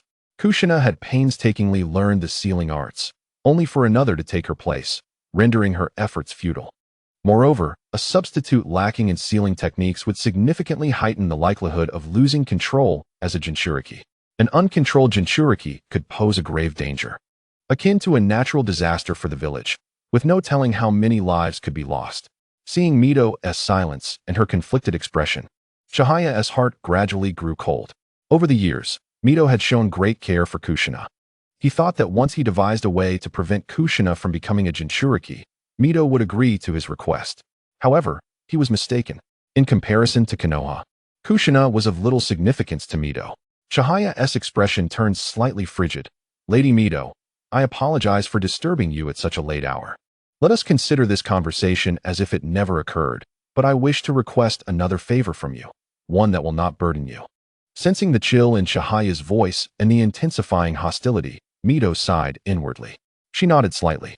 Chihaya presented his other request. I hope that starting tomorrow, Kushina can stay with me. Mito gazed at Chihaya in astonishment. You wish for Kushina to be distanced from me?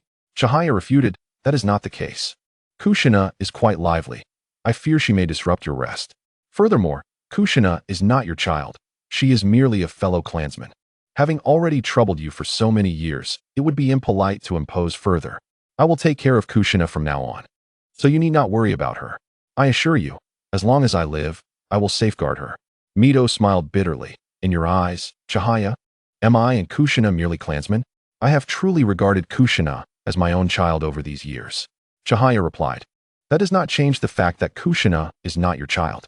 Your only child is Tsunade. Kushina was brought to Konoha merely as a vessel for the Jinchuriki. You have cared for her solely for the purpose of cultivating a Jinchuriki vessel. It seems that during this process, you have developed some affection for this vessel. Chihaya's words were undeniably harsh. Mito's already wrinkled face deepened with more lines. Vortex Mizuho spoke in a low voice. Chiyu, regardless of how you perceive me or what thoughts you harbor, my feelings for Kushina are genuine. You are not me. You cannot dismiss the affection I have nurtured for her over the years. Moreover, Kushina becoming the host for the Nine Tails may not necessarily be a detriment. With her Uzumaki lineage and her mastery of sealing techniques, I firmly believe she can harness the power of the Nine Tails, transforming it into her ally. Chiyu gazed at Vortex Mizuho with calmness. He had indeed contemplated the idea of the Nine Tails serving as an asset for Uzumaki Kushina. However, this notion was fruitless, for the system had foretold that certain significant events were destined to unfold. The child of destiny would inevitably be born, and the strongest ally, the Nine Tails, would likewise fall into the hands of this chosen one. Consequently, it was perilous for Kushina to become the host of the Nine Tails. This was the reason behind Chinyu's unwavering determination to prevent her from assuming such a role. Chinyu addressed Vortex Mizuho. I do not refute your feelings for Kushina, Lord Mizuho. You have been a wonderful elder to her, and her growth has been greatly aided by your guidance. You have already done so much for her. It is time for you to rest. Allow me to take care of Kushina from here on, and I implore you to grant my request. Vortex Mizuho rubbed his temples in exasperation, saying, why must you insist on stopping Kushina from becoming the host? She is the ideal candidate, the best choice for Konoha. Chinyu replied indifferently. Everyone believes Kushina is the best choice for the host, including you, who is her only kin. But have any of you asked Kushina? Who would wish to harbor a bomb within their own body, unaware of when it might explode? Vortex Mizuho was left speechless, unable to counter Chinyu's words. Chinyu concluded, as you have noted, Kushina has grown. There are matters she cannot decide, but there are also those she can. I shall return tomorrow to escort Kushina away. With a bow, Chinyu turned and departed. Once outside Vortex Mizuho's residence, Chinyu walked the streets, his brow furrowed and his expression dark. If he could secure Vortex Mizuho's assistance in locating Chiron's mother, then it would greatly bolster the chances of Kushina not becoming the host. For if Vortex Mizuho were to assert that Chiron's mother was more suited to be the host than Kushina, Konoha would undoubtedly prioritize her over Kushina. As for the sealing techniques, even if Vortex Mizuho were to pass, Kushina, having mastered them, could easily teach them to Chiron's mother. The thought of Vortex Mizuho's claim of genuine affection for Kushina filled Chinyu with disdain. Ultimately, in Mizuho's heart, the interests of Konoha took precedence, even above her own kin.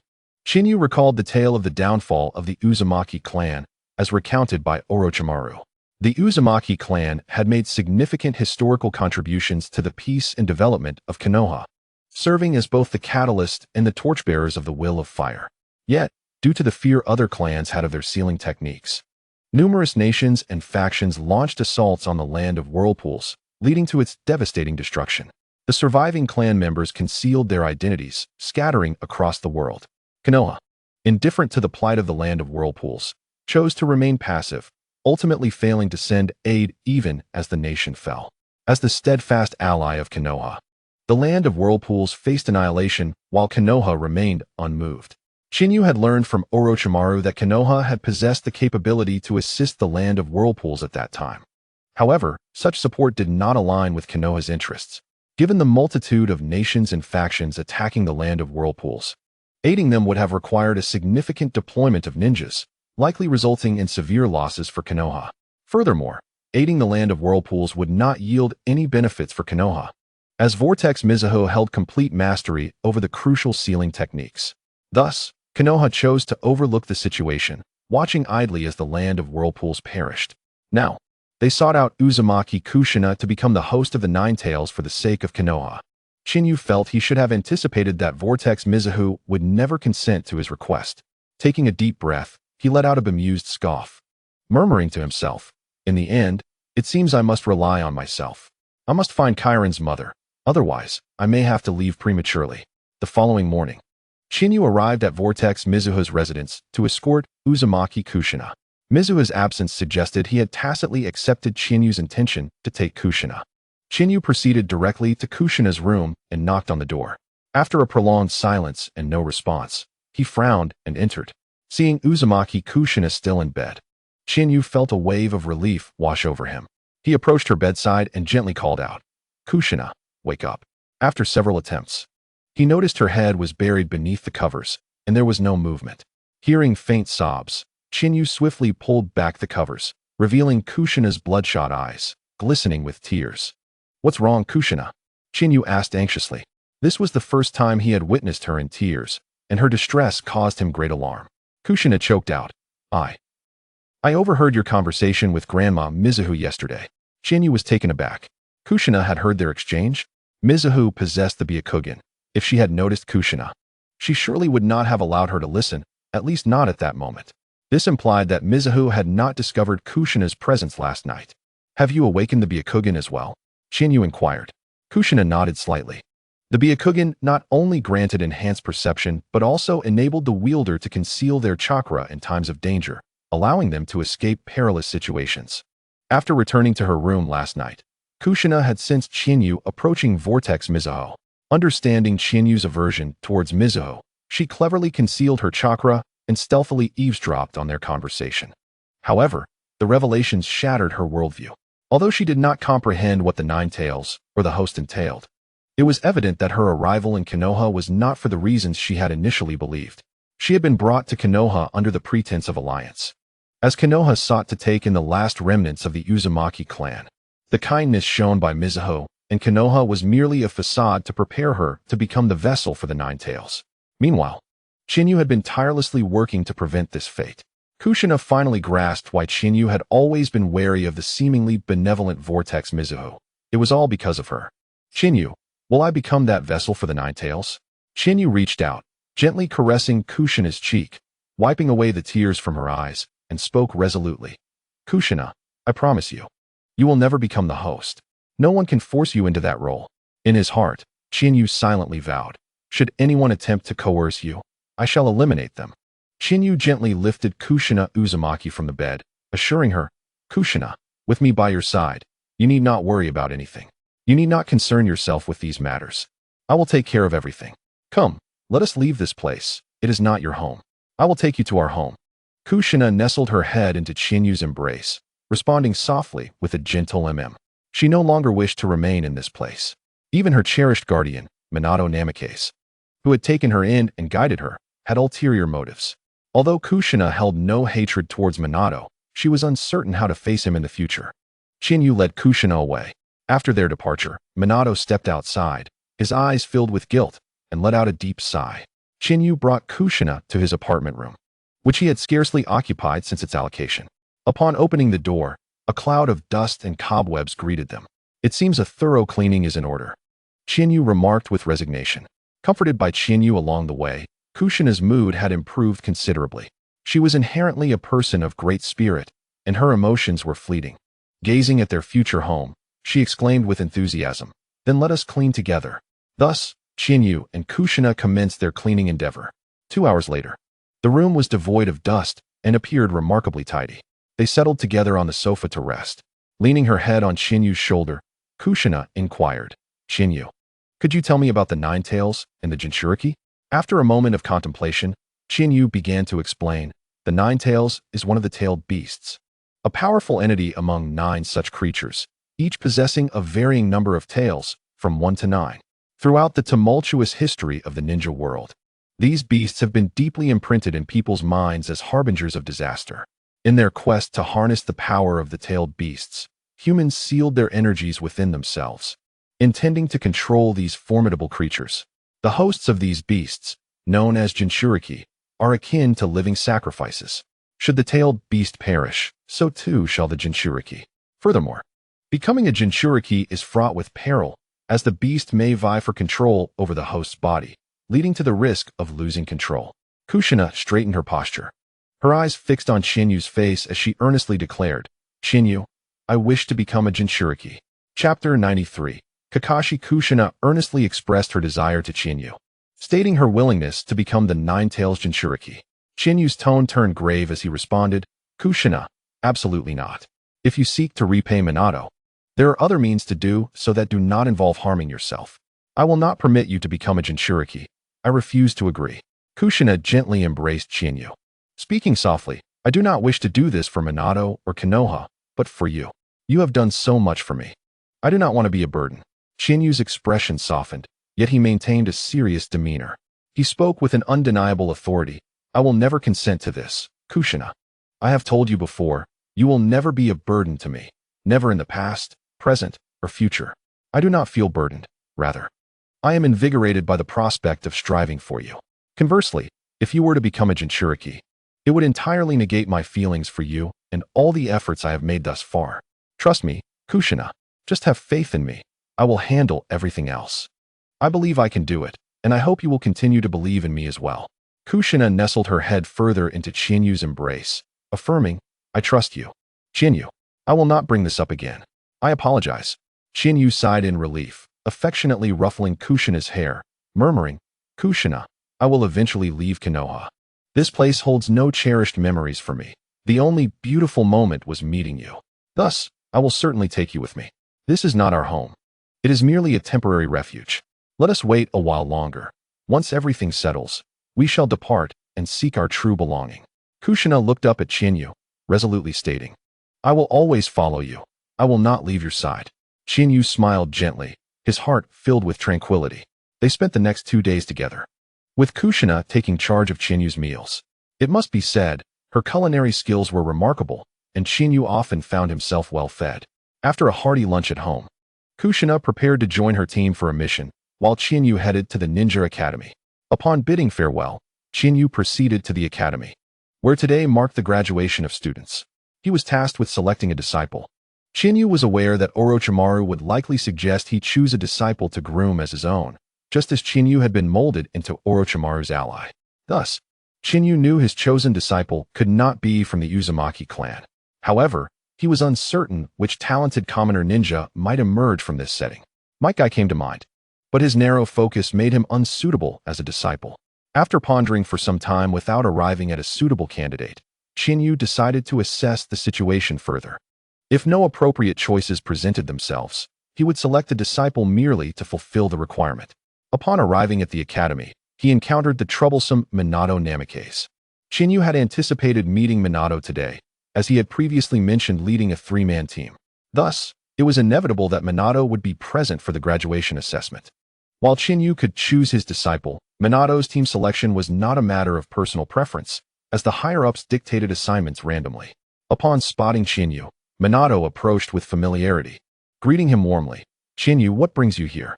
Have you changed your mind and decided to lead a team?" Chinyu merely smirked, replying, "I have no intention of leading a team. I am here to select a disciple, so you should attend to your own business and refrain from bothering me." Chinyu sidestepped Minato and entered the academy. Minato, accustomed to Chinyu's demeanor, merely smiled and followed him inside. The graduation assessment had concluded, and the newly minted Jinin, having passed, stood neatly in rows on the training field. Meanwhile, the Jonin responsible for leading these Jinin gathered among the instructors, awaiting the announcement. Chinyu estimated there were about a dozen Jonin present. However, due to the ongoing war, the assessments had been relaxed, resulting in a larger cohort of graduates. Consequently, the Jonin would be unable to take on all the new Jinin, with only the most exceptional being assigned to them, while the remaining would be distributed among the Chunin. As Chinyu scanned the crowd, he spotted a familiar face, his former teacher, Hei Gecko. Hai-8's expression froze upon seeing Chinyu. As the student he held in the lowest regard, it was utterly unexpected for him to be chosen as a disciple by one of the legendary three Sannin, Orochimaru, and to ascend to the rank of Jonin, surpassing even his own level. Most teachers at the Ninja Academy were merely Chunin. Chiyu cast a fleeting glance at Hayato Masatada, perceiving him as a stranger, and promptly averted his gaze. Hayato felt a pang in his heart, exasperated at the insolence. Hadn't he taught the boy for several years? Was such contempt truly necessary? Masatada-sensei. Minato Namikaze approached Hayato with concern. It's been a while. I hope all is well. Upon seeing Minato, Hayato's demeanor brightened, radiating joy akin to a blooming chrysanthemum. Everything is splendid, Minato. You are undoubtedly the most exceptional student I have ever had. Your rapid rise to Jonin fills me with pride. Minato scratched his head, a tad embarrassed. I owe it all to your teachings, Masatada-sensei. You remain as humble as ever, unlike some others who show no gratitude, Hayato remarked, his eyes casting a discontented glance towards Chiyu. While Hayato and Minato reminisced, Chiyu's attention was drawn to a young Jinin with white hair, lost in thought. This was Kakashi Hatake. Chiyu pondered, wasn't he Kakashi already a Chunin? Why was he still among this group of Jinin awaiting assignment to a Jonin leader? Upon further reflection, it made sense. Kakashi, along with Obito Uchiha and Rin Noara, was slated to become part of Minato's team. Given that Obito and Rin had just graduated from the Ninja Academy, Kakashi's presence was essential for the formation of Minato's squad. Chapter 94. Preparing to take a disciple in the crowd of Jinin, Chiyu spotted Kakashi, and his thoughts began to flourish. Initially, Chiyu had no intention of taking a ninja from a clan as his disciple, considering the complications involved. However, the prospect of training Kakashi seemed promising. The following year, Kakashi's father, Tsukumo Hatake, would face public condemnation due to a failed mission, impacting Kakashi as well. When Tsukumo would ultimately take his own life, it would mark a pivotal moment in Kakashi's life. Chiyu felt that if he could recruit Kakashi as his disciple, he might guide him during this crucial turning point, potentially cultivating a steadfast ally. Moreover, the Hatake clan had dwindled to just Tsukumo and Kakashi, suggesting that Kakashi was not entirely bound by clan ties. At that moment, the vice principal of the Ninja Academy announced the list of Jinin assigned to various Jonin leaders. The announcement reached Minato Namikaze, stating, Jonin Minato Namikaze will lead Jinin Obito Uchiha, Rin Noara, and Kakashi Hatake. Chiyu abruptly interjected, capturing everyone's attention as he stepped forward to Kakashi. Kakashi looked up, realizing that the mention of Hatake indicated that his Jonin leader would indeed be Minato. Confused about Chiyu's intentions, Kakashi remained silent. Chiyu spoke. I wish to take you as my disciple. What say you? Will you accept? Kakashi, taken aback by the sudden proposition, furrowed his brow. His presence at the assignment was due to his father's wishes, hoping Kakashi would forge friendships with his teammates under a Jonin's guidance. Yet, Kakashi cared little for camaraderie, focusing solely on the mission at hand. The prospect of becoming Chiyu's disciple, however, held significant weight, as the master-disciple relationship was of utmost importance within the ninja world. Kakashi hesitated, for he knew little of Chiyu. However, Kakashi found himself intrigued by Chiyu, who had recognized him so readily, despite their unfamiliarity. How can you help me grow stronger? This is our first encounter, is it not? Chiyu gestured towards Kakashi's calloused hands. You have trained in the thunder-breathing technique, have you not? The version I taught to Konoha is unparalleled, and my master is Orochimaru, one of the three Sannin. Surely, it would not be beneath you to become my disciple. Being a disciple of one of the three Sannin was indeed a compelling offer. Yet Kakashi felt the abruptness was overwhelming. Chiyu, sensing Kakashi's hesitation, continued, you need not agree immediately. You may observe my prowess and then decide. Meet me in the eastern woods of Konoha, I shall wait for you for 2 hours." With that, Chiyu cast a glance at Obito, who was elated to be part of Minato's team alongside Rin, and departed from the ninja academy. After Chiyu's exit, the vice principal inquired, "Kakashi, do you wish to become Chiyu's disciple, or would you prefer to join Minato's team? You may seek Chiyu now, should you decline his offer. You can return to the academy and continue with Minato." "I will seek him now," Kakashi declared resolutely. Not long after Chiyu had left, Kakashi hurried after him. Chiyu felt no anxiety regarding Kakashi's decision. As long as Kakashi desired strength, he would seek him out, with no risk to Kakashi. "Kakashi," eager asked, "I wish to inquire about the thunder-breathing technique. It seems incomplete, does it not?" During his training, Kakashi had sensed a disjointedness in the technique, and upon hearing Chiyu's claim of having imparted it to Konoha, he had longed to ask for clarification. Chiyu regarded Kakashi with surprise, impressed that he had discerned the technique's shortcomings. Kakashi articulated his concerns. "While training in thunder breathing, I often experience a sense of dissonance, as if something is amiss." Chiyu responded, "The thunder breathing I taught to Konoha was merely an unfinished version. I have since perfected it, but I shall not disclose it to you." Kakashi's astute mind grasped the implication instantly. "Only by becoming your disciple can I learn it, correct?" Chiyu nodded. "Indeed, for it is a secret technique of mine." Kakashi fell silent, contemplating, and resolved to follow Chiyu, intending to assess his strength before making a final decision. They arrived at the eastern woods of Konoha, the very place where Chiyu had first simulated the use of thunder breathing. Despite the passage of years and the regrowth of vegetation, remnants of the past remained. "Please demonstrate the thunderclap flash for me," Chiyu requested. Kakashi bent slightly, preparing to execute the technique. Thunder breathing, first form, thunderclap flash. He infused lightning chakra into one foot and, with a powerful burst, surged towards a nearby tree, delivering a decisive strike that left a deep gash in the trunk. Having witnessed several Konoha ninjas utilize thunder breathing during his time in the land of hot water, Chiyu was left with mixed feelings. Kakashi's execution appeared the most competent thus far, yet it still fell short. It merely relied on lightning chakra to enhance speed.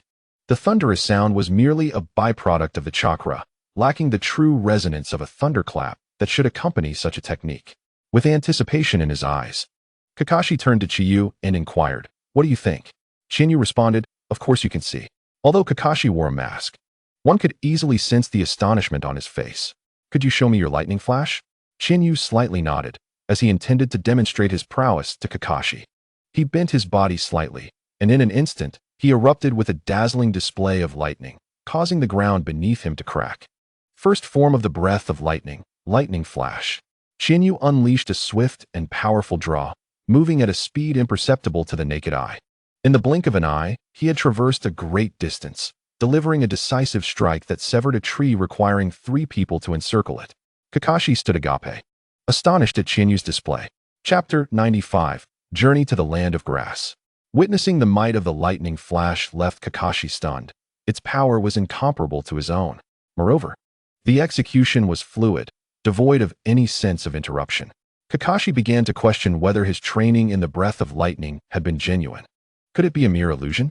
Chinyu returned to Kakashi's side and inquired, "What do you think? Is it acceptable?" Kakashi pursed his lips. Acceptable was an understatement. It was extraordinary. Chinyu continued, "I believe you are aware of the shortcomings of the lightning flash. I have further refined it to allow for multiple directional changes utilizing the surrounding terrain, resulting in an even swifter version, the lightning flash, rapid strike.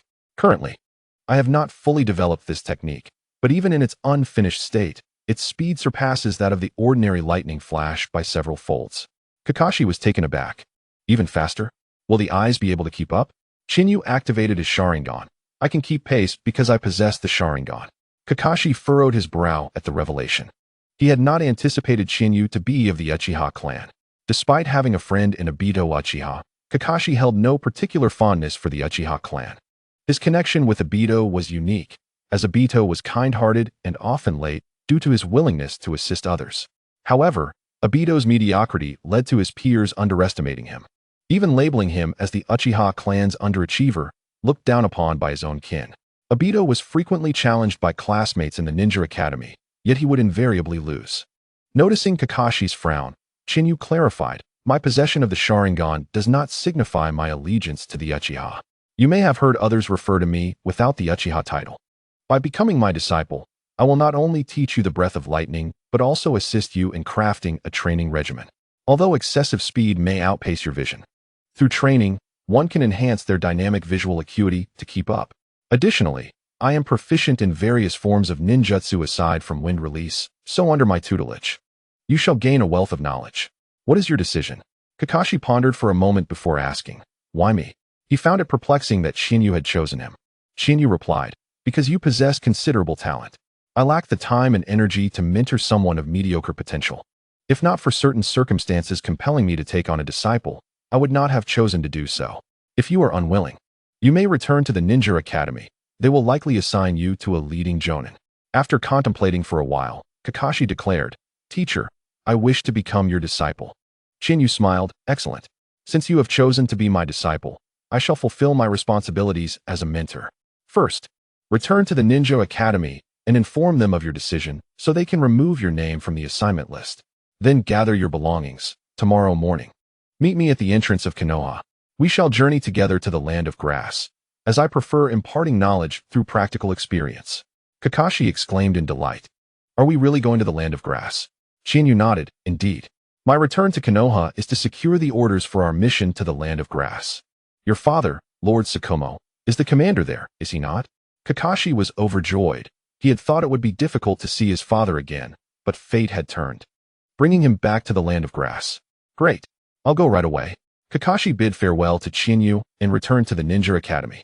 The assignments for leading jonin had already concluded, and the remaining genin were being distributed among the chunin. However, Minato Namikaze, Obito Uchiha, and Rin Noira were still present.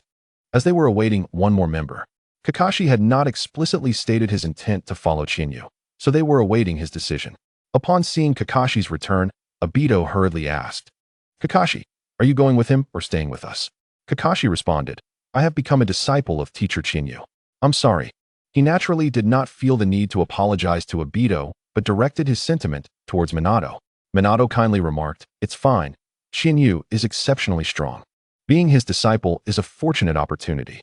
Obito complained, what? Kakashi, why aren't you with us? It's fine. You won't be a burden to us anyway. Rin felt a tinge of disappointment upon hearing Kakashi's decision.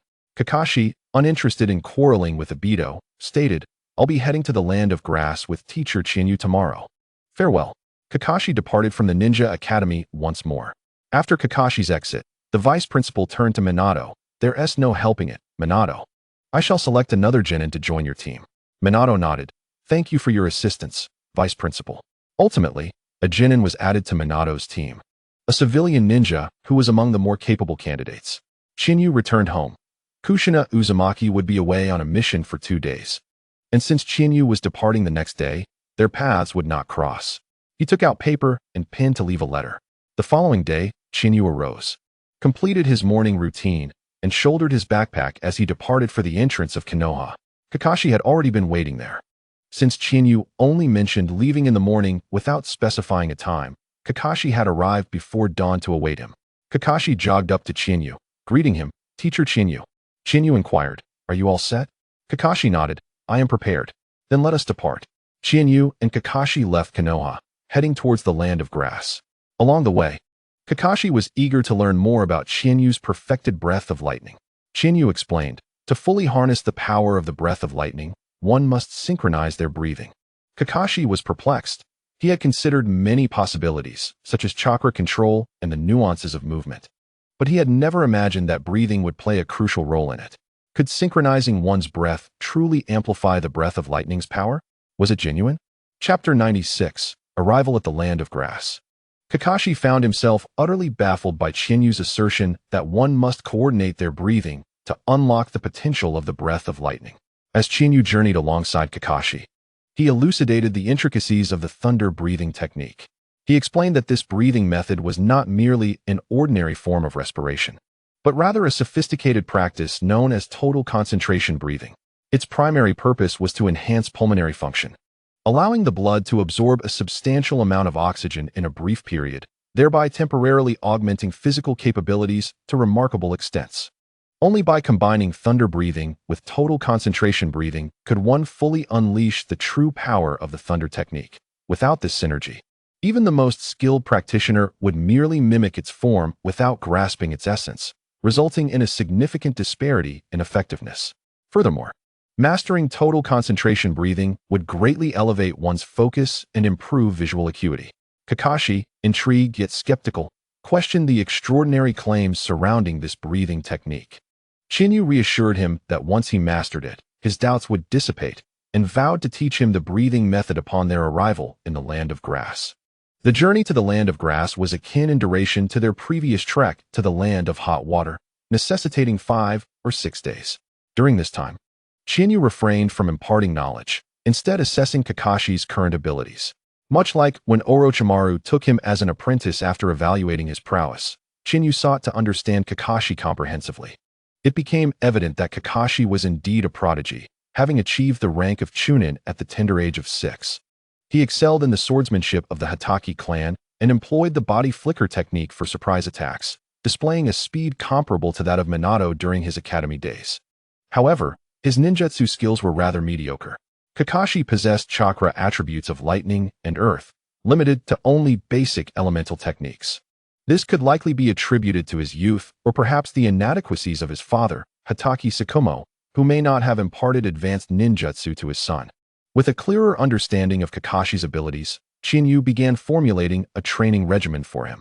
As Kakashi's mentor, it was imperative to take on this responsibility, especially as it seemed likely that their paths would continue to intertwine.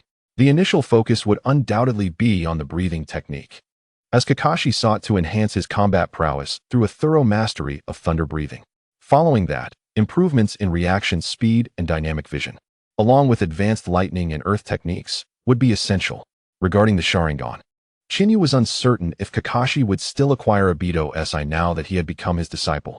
Even if he did, Chiyu had no intention of allowing Kakashi to undergo the transplantation, as he perceived the drawbacks of the Sharingan to be exceedingly burdensome, leading to Kakashi being viewed merely as a unit of chakra measurement by the system. While Kakashi might replicate countless ninjutsu through the Sharingan, its utility was questionable, given that it continuously drained his chakra. In battles, being able to utilize a few techniques was commendable. However, overexerting himself would deplete his chakra entirely. The title of Konoha's first technician seemed almost farcical. Chiyu believed that without the Sharingan, Kakashi's potential would surely be greater, especially under his guidance. He held confidence that his own skills would only grow stronger, enabling him to teach Kakashi techniques learned from the system, which, though fewer than 1,000 copied ninjutsu, would be far more effective than merely being a fleeting warrior. For Kakashi, who lacked the Uchiha bloodline, the Sharingan was of little value. Even Orochimaru, in his quest for the Sharingan, sought the body of Sasuke Uchiha, fully aware of its limitations, thus opting against direct transplantation. Even Danzo required Orochimaru to create a wood-release arm to facilitate the eye's implantation rather than directly transplanting the Sharingan itself. After meticulously crafting Kakashi's training plan, the duo finally arrived in the Land of Grass. Upon reaching the Konoha encampment, Chiyu and Kakashi proceeded to visit Tsukumo's quarters. Tsukumo, upon seeing Chiyu, displayed no surprise, having already been informed of his transfer to the Land of Grass. However, he was taken aback upon encountering Kakashi. "Kakashi, what brings you back?" he inquired. "Father, I have taken Chiyu-sensei as my master," Kakashi replied. Tsukumo's mouth opened slightly in astonishment as he regarded Chiyu. He had intended for Kakashi to join a 3-man team led by a jonin to foster friendships among his peers, but was pleasantly surprised by Kakashi's return with a mentor. Tsukumo scrutinized Chiyu, having only heard unflattering remarks about him from others. Nevertheless, he dismissed the rumors, recognizing Chiyu's resilience in adversity and his ascent to jonin status within a few short years, indicative of his remarkable talent. Furthermore, Tsukumo had studied Chiyu's involvement in strategies during the tumultuous events in the Land of Hot Water. He considered Chiyu's plans to be overly ambitious, bordering on reckless, yet undeniably innovative, a true gamble with potentially monumental consequences. Moreover, Tsukumo's respect for Orochimaru, who had endorsed Chiyu's plans, further solidified his favorable impression of Chiyu. As a disciple of the legendary Sannin, Chiyu was undoubtedly aligned with the Hokage's faction. Thus, despite their initial meeting, Tsukumo found himself favorably inclined towards Chiyu and expressed no objections to Kakashi's apprenticeship. recognizing Chinyu's merit despite his less-than-stellar reputation. With a rare smile, Tsukumo addressed Chinyu. It seems you have become Kakashi's mentor. I trust you will take good care of him. Being a man of few words, this smile appeared somewhat awkward yet genuine. Chinyu responded earnestly, Kakashi is exceptionally talented, and I will dedicate myself to his instruction. You need not worry, Lord Tsukumo. Tsukumo nodded in affirmation. It is an honor for Kakashi to be your disciple. I have complete faith in you. Chapter 97. Long-term mission in the Konoha outpost of the Land of Grass. Chinyu encountered Tsukumo, who expressed his approval of Chinyu's mentorship of Kakashi. Tsukumo inquired, Chinyu, what brings you to the Land of Grass? As far as I know, the situation in the Land of Hot Water has stabilized, and the Land of Grass has always been relatively peaceful, unlikely to witness any fierce battles.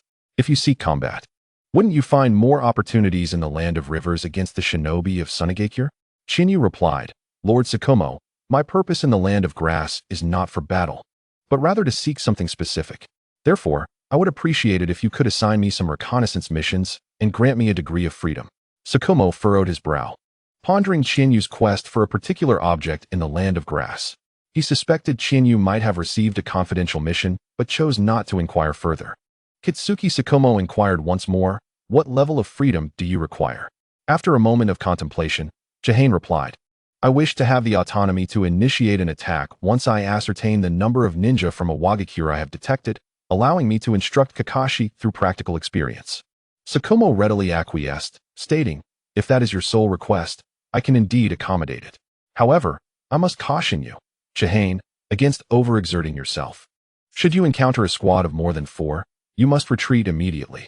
The duration of any engagement should be brief to prevent enemy reinforcements.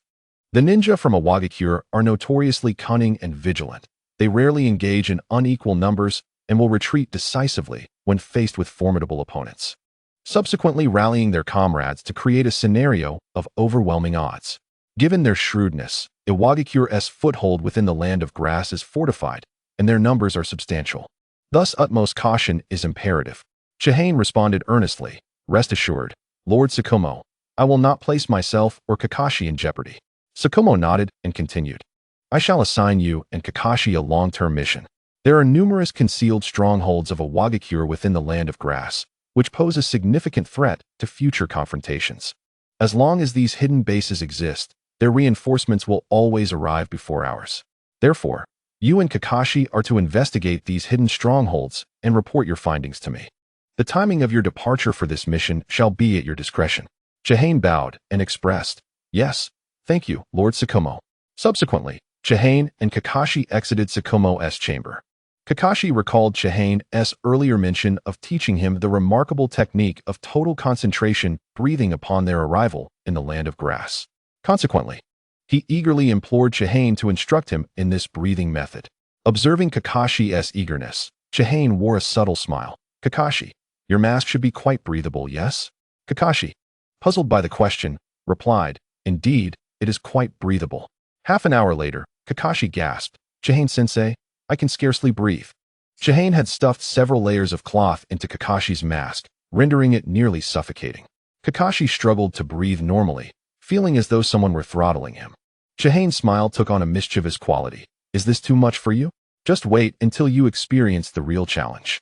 You must wear this mask continuously and cannot remove it unless I instruct you to do so. Kakashi was taken aback. What? Must I wear it even while sleeping? Chihane explained, of course. Did I not inform you of the breathing technique before? It requires you to rapidly absorb a significant amount of oxygen to enhance your physical capabilities. Given your current condition, you are far from being able to draw in the oxygen necessary for such enhancement. Thus, the first step is to strengthen your cardiovascular endurance. However, you will have some time to rest. Kakashi's eyes lit up with anticipation as he looked at Chihane. Chihane smiled. You may remove it briefly while eating or drinking. Kakashi's enthusiasm diminished. What kind of rest is that? Chihane tousled Kakashi's hair gently. For today, let us allow you to acclimate. Tomorrow, we commence the reconnaissance mission. Do not even think about removing the mask in my absence. If I discover it, you shall face dire consequences. Kakashi shivered at Chihane's words, quickly assuring, rest assured, Chihane-sensei, I will not remove it. With that, Chihane turned to leave, and a ninja approached, sent by Tsukumo to arrange accommodations for him. After escorting Chihane to a room, the ninja was asked, "Do you have a map of the land of grass?" "Yes, here it is," the ninja replied, producing a map from his pouch and handing it to Chihane. "Thank you," Chihane said as he accepted the map, retreating into the room and closing the door. The ninja stood outside the door, mouth agape, feeling perplexed. What was that about?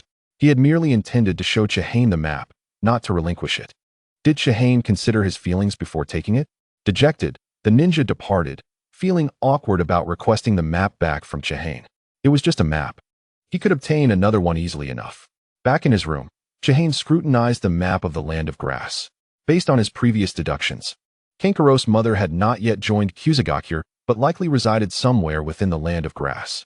Though the land of grass is relatively small, locating an individual within its borders presents a challenge. Nevertheless, eliminating certain areas could significantly narrow down the search. First and foremost, Kusagakure must be ruled out. Next, the strongholds of Konoha and Iwagakure should also be excluded, thereby reducing the scope considerably. However, Chihane remained uncertain whether Kankaro's mother was living in seclusion or cohabiting with others, making the search for her a substantial undertaking. He began marking the map, crossing off locations deemed unlikely. The following day, after completing his morning routine, Chihane prepared to depart with Kakashi to execute their mission while simultaneously searching for Kankaro's mother. Upon opening the door, he was momentarily taken aback upon seeing Kakashi sprawled on the floor, drenched in cold sweat and visibly pale. It was evident that he was suffering from oxygen deprivation. Kakashi weakly murmured, "Chihane-sensei, I feel dizzy and utterly drained. I can barely breathe. May I remove the mask for a moment?" Chihane crouched down before Kakashi, speaking in the gentlest tone while delivering the harshest words. "No, you must overcome your current state rather than allowing it to overwhelm you. Thus, there is no room for negotiation. We must proceed with our mission immediately. Stand up and follow me." Kakashi rolled his eyes, inwardly lamenting Chihane's lack of compassion. Did he truly possess no empathy? "Hurry up and keep up. Have you eaten? If you do not catch up soon, you may as well forego your meal." Chihane ambled ahead, while Kakashi gritted his teeth, struggling to keep pace, relying solely on sheer willpower to follow Chihane. He had no strength left to speak, his mind swirling with grievances. The intensity of the training was utterly unreasonable. This was not a typical beginning.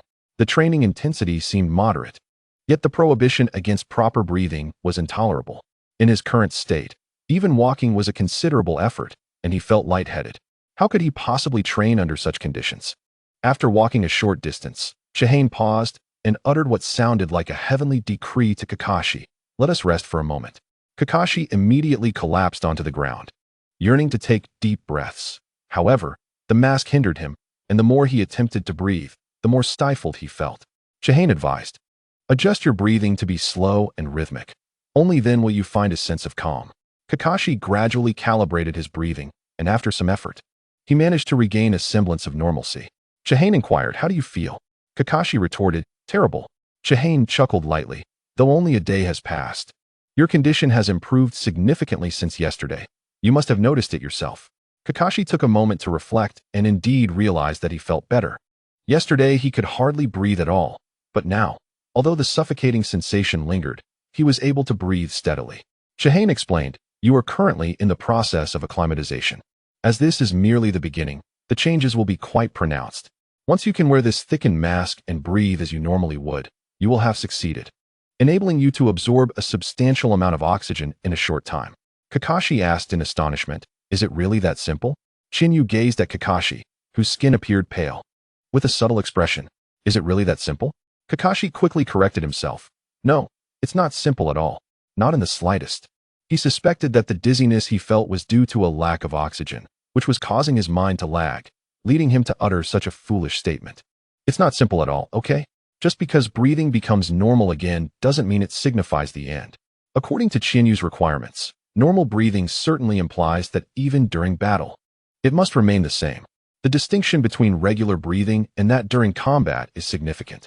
At this moment, Kakashi had begun to believe that this breathing technique could indeed allow the blood to absorb a substantial amount of oxygen in a short period, thereby greatly enhancing physical capabilities. After all, his cardiovascular function must have been remarkably strong at that time. Chinyu rose from the ground, stating, "We've rested enough. Let's continue." Kakashi groaned. So soon? Can we rest a little longer? Chiyu mercilessly refused. No, we need to push you now. If we encounter Iwnin later, I still intend to send you in. What? Kakashi was taken aback. You want me to go up against Iwnin in this state? Wouldn't that make me a fish on the chopping block, ready to be slaughtered? He questioned the necessity of such intense training. Kakashi had long anticipated receiving a mission to engage in combat against other ninjas, but at this moment, he had never wished so fervently to avoid an enemy. Yet, the more he feared something, the more it seemed to come true. Suddenly, Chiyu halted. At 3 o'clock. There are 3 ninjas. This area is a contact zone between our Konoha ninjas and Iwnin, so they are most likely Iwnin. Go, Kakashi. Kakashi stared incredulously at Chiyu. Teacher Chiyu, you really want me to engage in this state? Chiyu shot him a sideways glance. Did you think I was joking? I've told you that I prefer teaching in real combat. Unless you're about to be killed, I will not intervene. Kakashi's eyes widened in disbelief. Wait, you want me to take on 3? I hadn't realized you had so many issues. If this were back in the land of water, I would have already issued orders, and if they didn't act, I would have taken matters into my own hands. It's only because you are my disciple that I have been patient, but my patience is running thin. Fine, I'll go, Kakashi conceded reluctantly. Having received Chiyu's ultimatum, he stealthily approached the 3 ninjas that Chiyu had sensed. Sure enough, they were Iwnin. Kakashi muttered to himself in confusion. I didn't see teacher Chiyu using sensory ninjutsu. How did he perceive them? He sighed again. Never mind, I should focus on myself. Right now, I feel as if my hands and feet are bound. How am I supposed to fight? Kakashi had no expectation of Chiyu coming to his rescue. As a genius, he possessed his own pride. Even in his current weakened state, he contemplated how to eliminate the enemies rather than recklessly charging in and relying on Chiyu for salvation. As Kakashi pondered how to deal with the 3 Iwnin, his heavy breathing had already attracted their attention.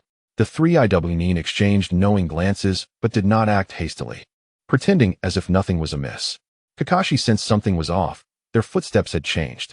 In battle, he was accustomed to observing his opponents first. Initially, the Iwnin's steps had been casual, but now they had become heavier, their bodies subtly leaning in his direction. Kakashi's pupils constricted. He had been discovered. Given his current disadvantageous state, he had hoped to take them by surprise, but now that he had been detected, he found himself in an utterly vulnerable position. Without a moment's hesitation, Kakashi retreated. Upon noticing his withdrawal, the 3 Iwnin realized he was aware of their presence. One of the Iwnin immediately began forming hand seals. Doton. Earthquake. The Iwnin manipulated the ground beneath Kakashi's feet to sink. Feeling the tremors, Kakashi swiftly dove to the left. A deep pit opened where he had just stood, and had he not acted quickly, he would have fallen in. Having exerted himself, Kakashi struggled to breathe, and a buzzing sound filled his ears. He attempted to stand, but his legs buckled, causing him to collapse again. The 3 Iwnin had surrounded Kakashi. Observing his condition, they exchanged puzzled glances. What is wrong with this Konoha ninja? He looks like a sickly wretch. Chapter 99. Gradually progressing, Kakashi found himself encircled by the 3 Iwnin. The 3 looked at the frail Kakashi with confusion. What is going on? Did this Konoha brat get injured elsewhere and happen to cross paths with us? One Iwnin drew a kunai. Then I'll just take care of this brat. In the world of ninjas, compassion was not shown simply because the opponent was a child. Anyone wearing a forehead protector was an enemy. Kakashi felt a prickling sensation at the back of his neck. When had he ever been in such a precarious situation? Since his debut, he had never encountered such a predicament, especially not before even engaging in battle. The Iwnin approached him with the kunai. Despite feeling dizzy and breathless, the threat of death compelled Kakashi to move. He pulled 3 kunai from his ninja tool pouch and hurled them at the 3 Iwnin. The Iwnin easily dodged his projectiles. Kakashi unsheathed a short blade, intending to utilize body flicker technique to flank one of the Iwnin for a surprise attack. However, this technique required chakra to be concentrated in his feet for rapid movement, and currently, even the slightest motion was excruciating. After executing the technique, the suffocating sensation intensified, and its effectiveness waned, resulting in a remarkably slow speed. One Iwnin delivered a kick that sent Kakashi flying, crashing into a tree before collapsing to the ground. The 3 Iwnin couldn't help but burst into laughter. Ha ha ha, is this little brat trying to be funny? Is this really body flicker technique? My grandmother could use it faster than he can. It seems like Konoha is really in dire straits if they've got a kid like this on the battlefield. At this point, Kakashi could barely hear anything. After being kicked, he attempted to take a deep breath, but his thick mask obstructed him. Instinctively, he grasped the mask, wanting to remove it. As he managed to pull it away slightly, he immediately halted. Chiyu was surely nearby, watching him fight. Previously, Chiyu had stated that he couldn't remove the mask except for eating and drinking, and even in battle, it should remain on. If he took it off now, Chiyu would undoubtedly be disappointed in his newly accepted disciple. Gritting his teeth, Kakashi released his grip. To disappoint his teacher so soon after becoming his disciple would be utterly humiliating. Since he couldn't engage in intense movements, he resolved to minimize his actions. Kakashi raised his short blade, aiming at the nearest Iwnin. Fifth form of thunder breathing, heatwave thunder.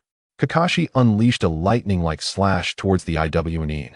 However, his attempt paled in comparison to Chinyu's technique. Chinyu's heatwave thunder was characterized by its extreme temperature and rapid speed, whereas Kakashi's version was merely equivalent to that of a standard lightning release technique, lacking both intensity and velocity. The Iwnin quickly reacted. Doton, Earth Wall. The rock ninja infused the earth chakra into the ground, creating an erect earthen wall that successfully withstood Kakashi's lightning blade. Without hesitation, Kakashi hurled a kunai, which was affixed with 2 explosive tags.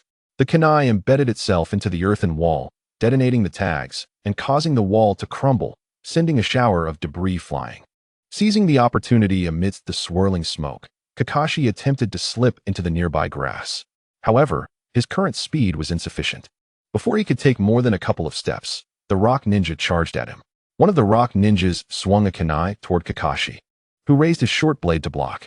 Meanwhile, 2 other rock ninjas launched a surprise attack from either side. Kakashi performed a quick roll backward, evading their assault. Yet, the trio of rock ninjas pressed on, refusing to grant Kakashi a moment's respite as they charged at him once more. Seated calmly on a branch, Chu observed Kakashi's predicament with keen insight into his thoughts. However, the initiative did not lie with Kakashi. He could not dictate the flow of battle with mere tricks. The control was firmly in the hands of the adversary, who would not act according to Kakashi's desires. Rising from his perch, Chu prepared himself to intervene at any moment. For Kakashi, these 3 rock ninjas were not particularly formidable. The question now was how far Kakashi could push himself. As they attacked in unison, Kakashi's mind momentarily blanked, forcing him to rely purely on instinct. After successfully blocking one attack, he deftly dodged another strike. Yet, the 3rd rock ninja's assault followed swiftly. Unable to evade, Kakashi chose to advance rather than retreat, thrusting his blade toward the 3rd rock ninja's abdomen, opting to trade injury for injury. The 3rd rock ninja faltered, abandoning his attack to evade Kakashi's counter. At that moment, Kakashi's mind was a void, as if he had forgotten everything, even the act of breathing. He fought on instinct, his short blade moving with newfound vigor, his actions gradually regaining composure as he entered a state of flow. The 3 rock ninjas grew increasingly frustrated, having initially perceived him as weak.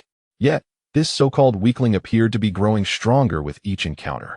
The battle became a tense stalemate. However, this heightened state of Kakashi's could only be sustained for a brief period. After dodging several shuriken, a sudden wave of suffocation overwhelmed him, causing him to collapse to the ground, his eyes rolling back as he teetered on the brink of unconsciousness. Seizing the moment, the 3 rock ninjas sought to eliminate Kakashi. At that instant, Chu sprang into action. Utilizing the body flicker technique, he appeared before Kakashi. The sudden appearance of Chu rendered the rock ninjas cautious, preventing any rash actions. Chu swiftly removed Kakashi's mask, and just as Kakashi prepared to gulp down air, Chu grasped his chin firmly. Do not breathe deeply, otherwise you will faint. Breathe slowly and savor the sensation of oxygen entering your lungs. With that, he released Kakashi's chin. Kakashi, clenching his mouth shut, inhaled through his nose, fearing that opening his mouth would lead to uncontrollable gasps. Chu then turned his attention to the 3 rock ninjas, drawing his kunai and swiftly dispatching each of them with lethal precision. Had these ninjas been overly powerful, Chu would not have allowed Kakashi to face them alone. Otherwise, Kakashi would be unable to train effectively. After eliminating the 3 rock ninjas, Chu sheathed his kunai and crouched beside Kakashi, who was gradually regaining his breath. Finally able to breathe normally after such a long struggle, Kakashi had never felt so relieved. How does it feel? Did you truly savor that sensation? Kakashi was about to respond when a wave of nausea surged over him, compelling him to sit up and vomit into the ground, propping himself up with his hands until he could expel nothing more. Chapter 100. The beginning of Hatake Tsukumo having expelled the contents of his stomach. Kakashi rolled away from his own mess and lay back on the ground. Chu had earlier inquired if he had felt the sensation. Kakashi replied, I did. It was as if, on a cold winter's day, I drank a cup of hot water, and that warmth enveloped my entire being. For a fleeting moment, I felt an influx of strength, but it vanished just as quickly, leaving me unsure if it was merely an illusion. Chu, arms crossed and leaning against the tree, nodded in agreement. That is not an illusion. It is the sensation of your blood absorbing oxygen to enhance your body. Remember this feeling well. Conscious and prolonged breathing will allow oxygen to permeate every cell, enhancing your self-healing abilities, stabilizing your spirit, and invigorating your mind. This is merely the beginning. Once you master the total concentration breathing, you will progress to the total concentration constant, maintaining that state at all times. Kakashi exhaled deeply. I will strive to improve. Teacher Chu. After resting for a while, Kakashi voluntarily donned his mask again. The sensation of strength that had surged through him was intoxicating. If he could maintain that state, he would undoubtedly grow stronger. Chu and Kakashi continued their journey through the land of grass. 7 months later, now in the second year, Kakashi, taking a break from training, curiously asked, Teacher Chu, what are you searching for? He observed Chu marking an X on the map. Every location they visited was marked. And while Kakashi speculated about the purpose of these marks, he refrained from inquiring further. He assumed Chu was on some sort of mission. Prying into the details of a mission was a ninja's taboo. However, after so much time had elapsed, Kakashi began to suspect that Chu was not merely on a task, prompting him to ask today. After folding up the map, Chu replied, I am searching for someone. Kakashi, intrigued, asked, is it a mission? It shouldn't be, right? Throughout their time together, Kakashi had discerned Chu's temperament.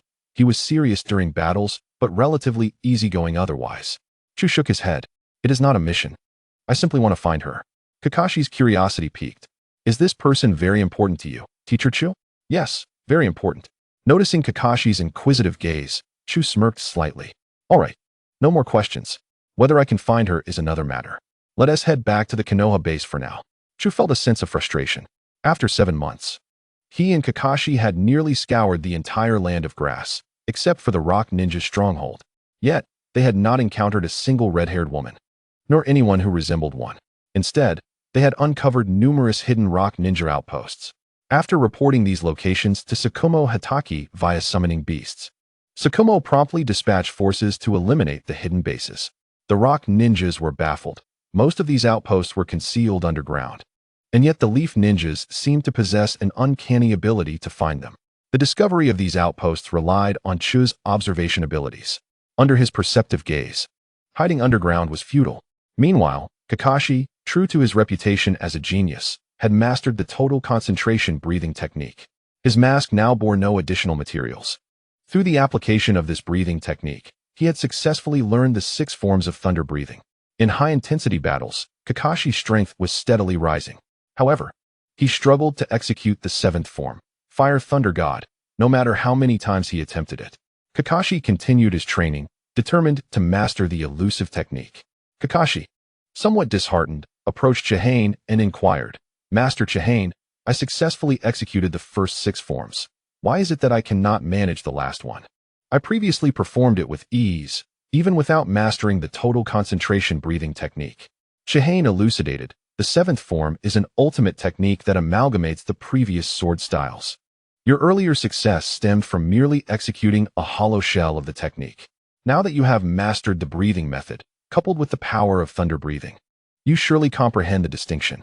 The thunder breathing with the breathing method and the one without are entirely different concepts.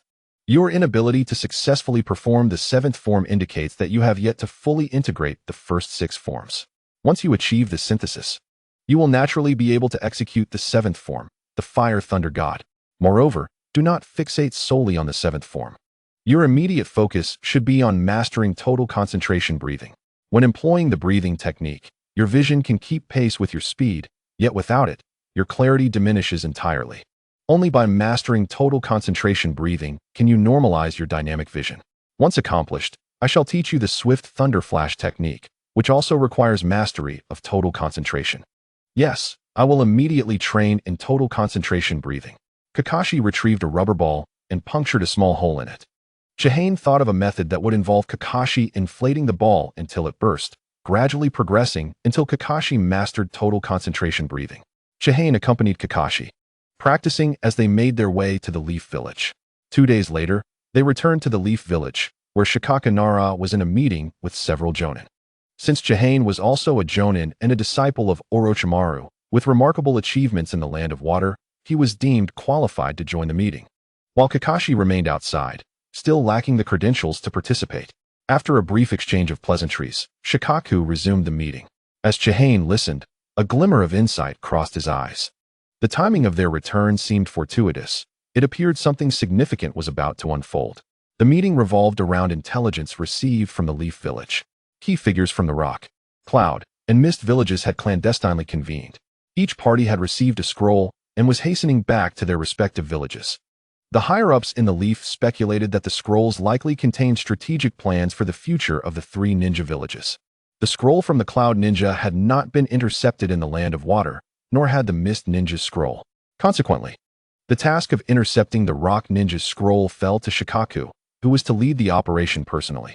Chihane speculated that this mission might be the one that led to Shikaku's demise. As the leader of the Leaf Village's forces in the Land of Grass, Shikaku's role was to strategize and oversee operations. Given the stable situation in the Land of Grass, there was no necessity for him to personally lead this mission. The decision to do so implied the mission's critical nature.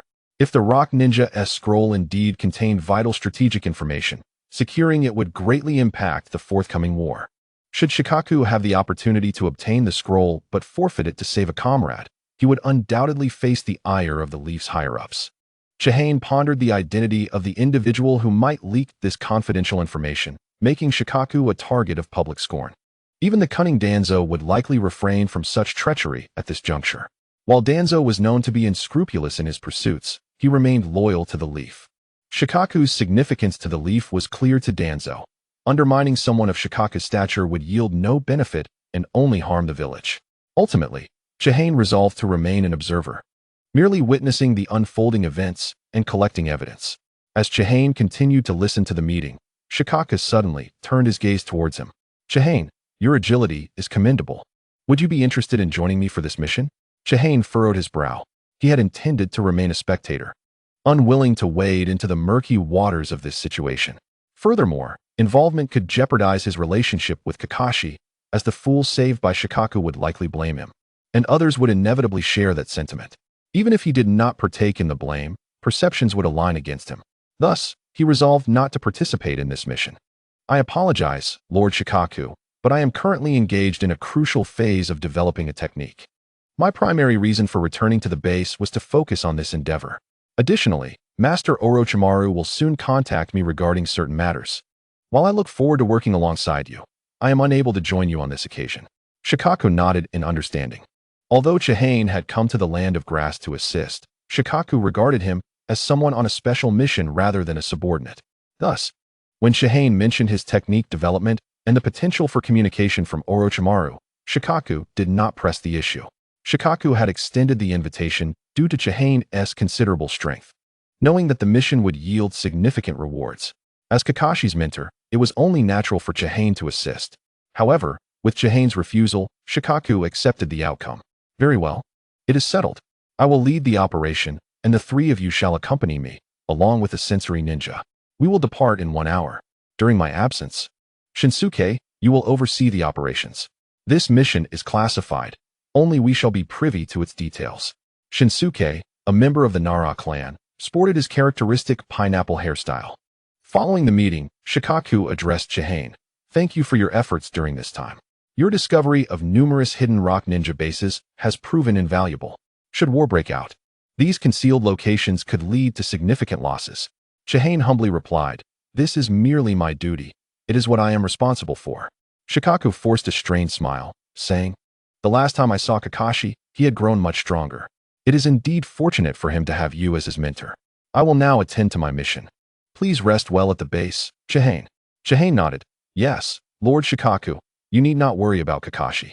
As Chihane exited the room, he encountered Kakashi waiting outside. Kakashi inquired, Master Chihane, has the meeting concluded? Shinyu gazed at Kakashi with an enigmatic expression, nodding slightly. Well, it's over. You may now meet Lord Tsukumo. Understood. Kakashi entered the room. Shinyu exhaled softly.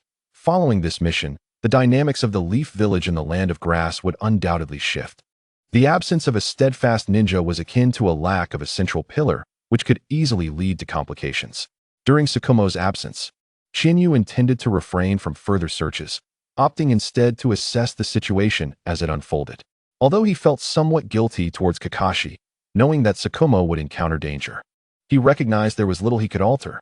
Tsukumo, deeply devoted to the will of fire, would not easily abandon his mission or forsake his comrades based solely on Shinyu's counsel. In fact, it was plausible that Tsukumo might even harbor resentment towards him.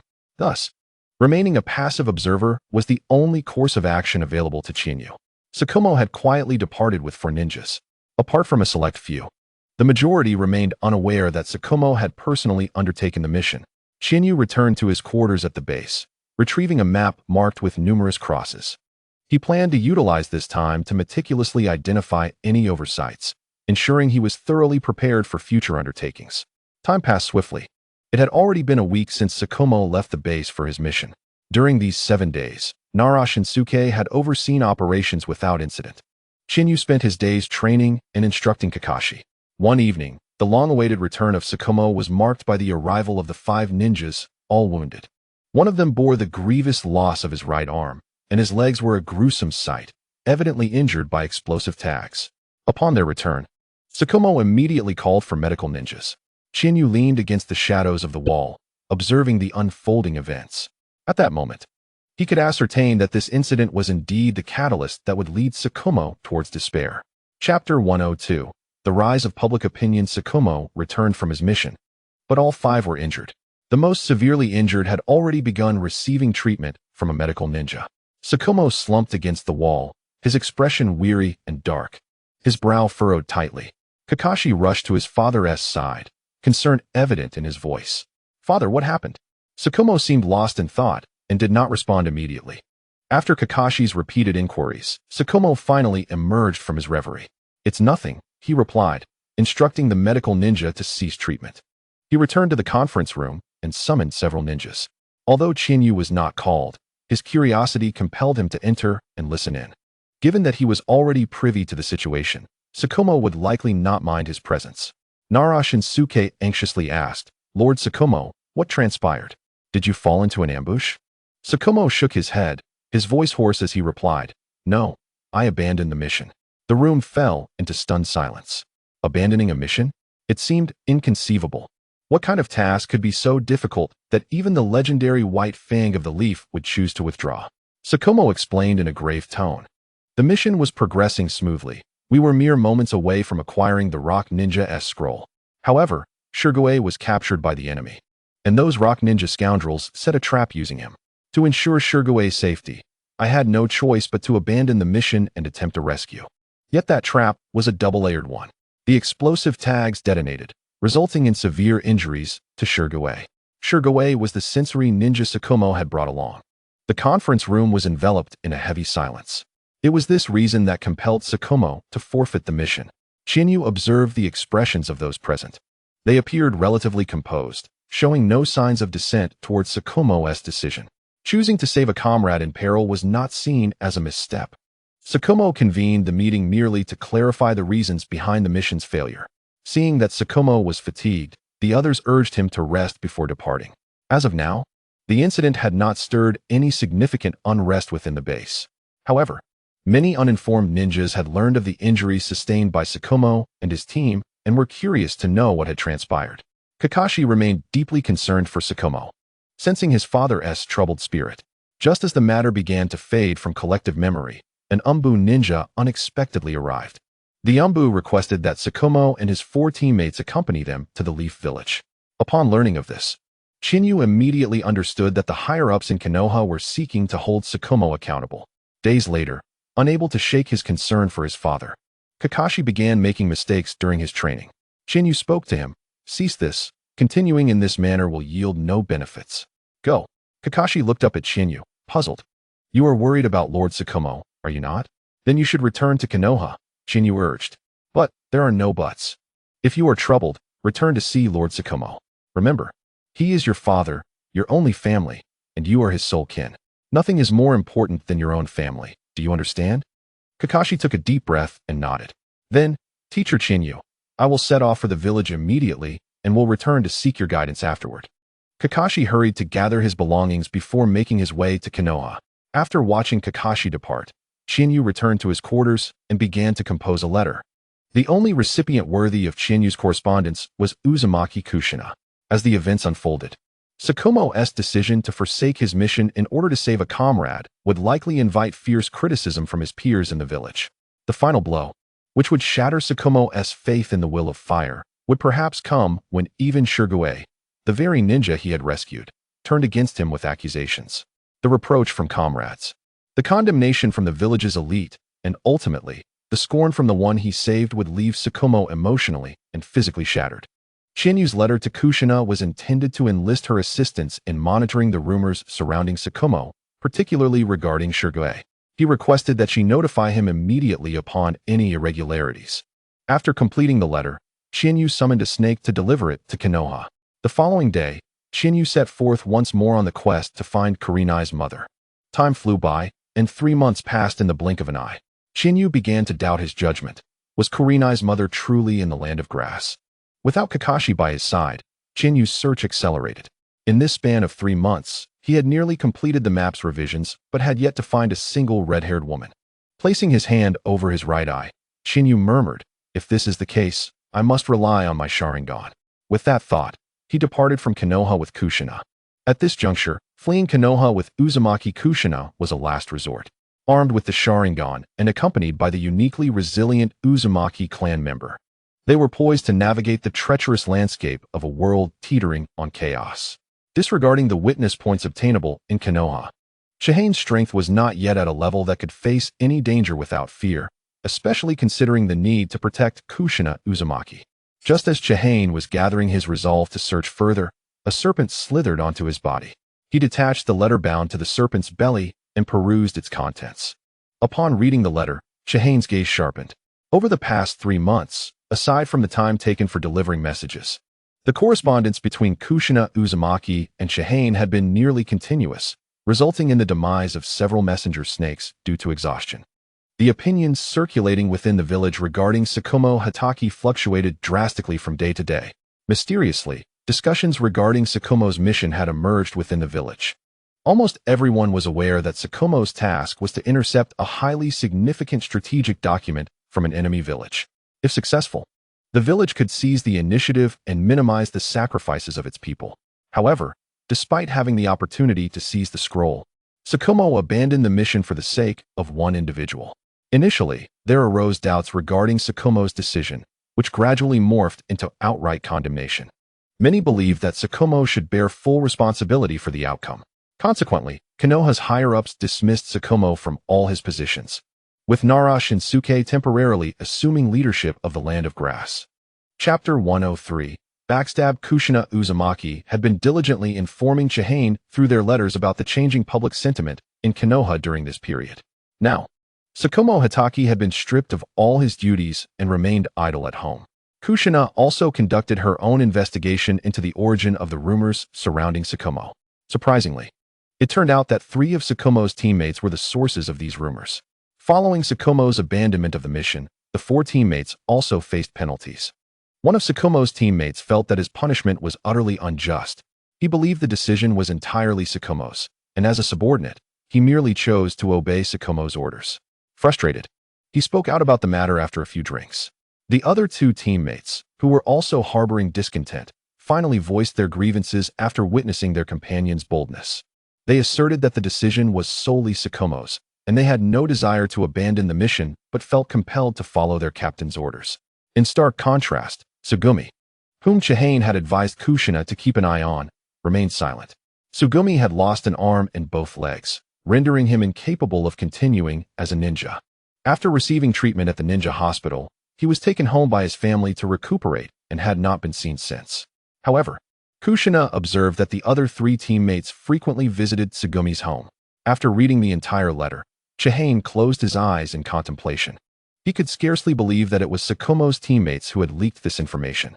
The betrayal from his comrades was truly disheartening, aimed solely at shifting the blame onto Tsukumo. Moreover, it appeared that Konoha's higher-ups had not intervened to stop Tsukumo's teammates, tacitly approving their actions. Given that the three teammates were often seen visiting Tsugumi, they likely intended to persuade him to jointly criticize Tsukumo.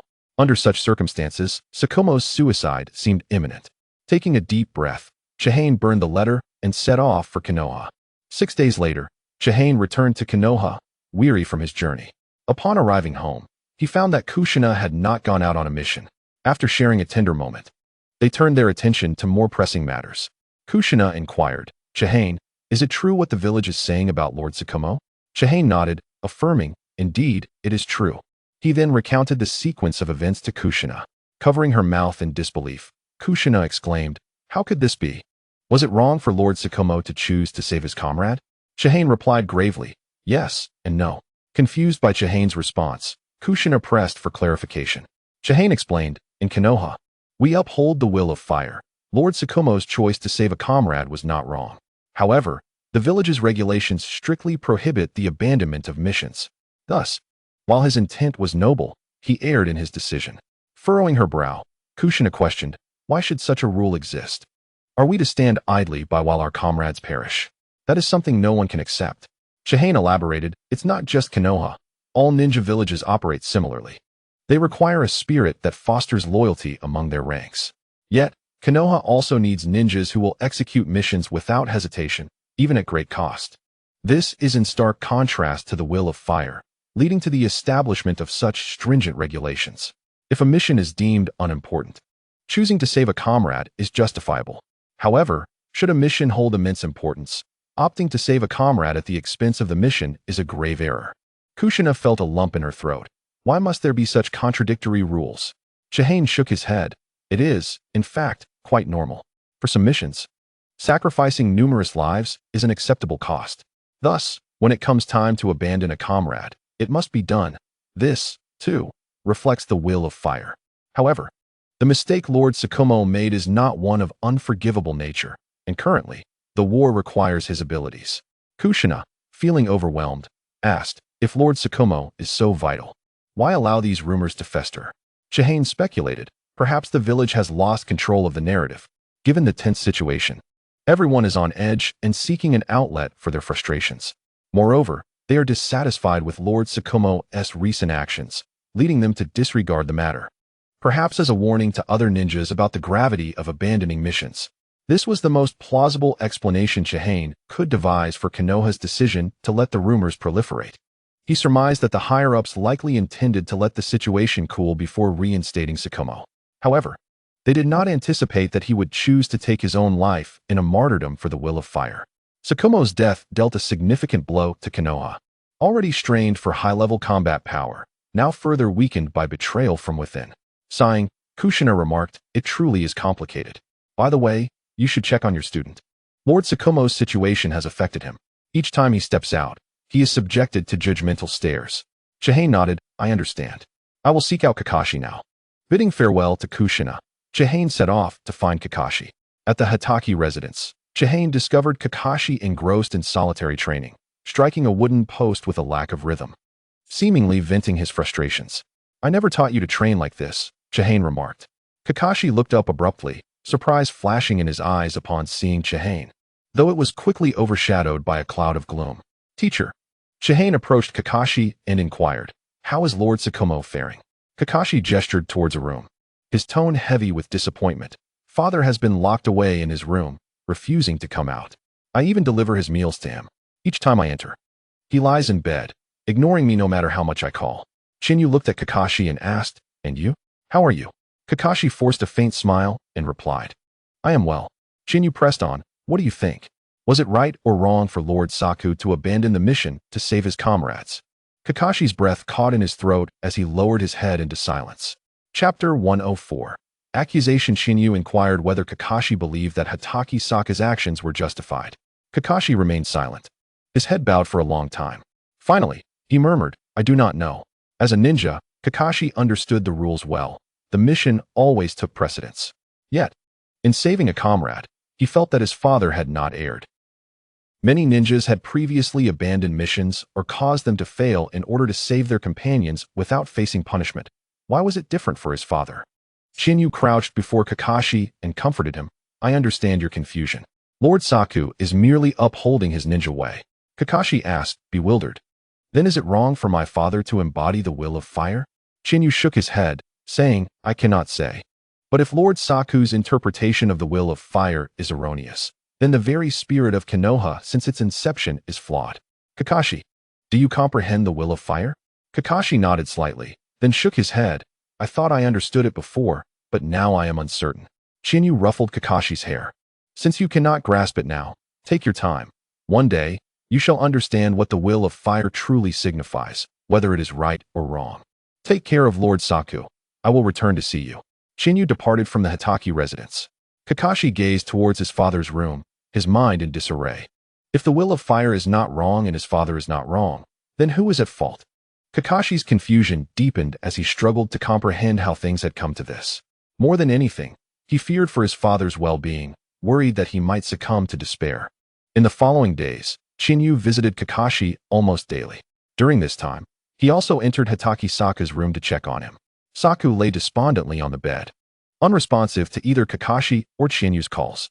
Meanwhile, Chinyu summoned a snake to monitor the situation at the Hitaki residence around the clock. He also kept a keen eye on the surrounding public opinion, which showed no signs of subsiding, but rather intensified. Kakashi's mental state deteriorated day by day, facing whispers and pointed fingers from others as he stepped outside. Saku continued to isolate himself, shutting himself in his room all day. At Chinyu's home, Uzumaki Kushina removed her apron and handed 2 lunchboxes to Chinyu. "I made extra dinner.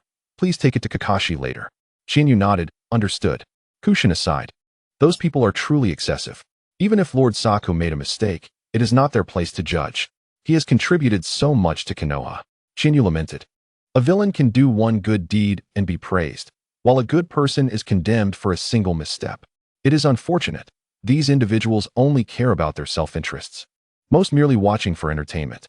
Just as Chinyu and Kushina were about to eat, the snake he had sent to monitor the Hitaki residence returned.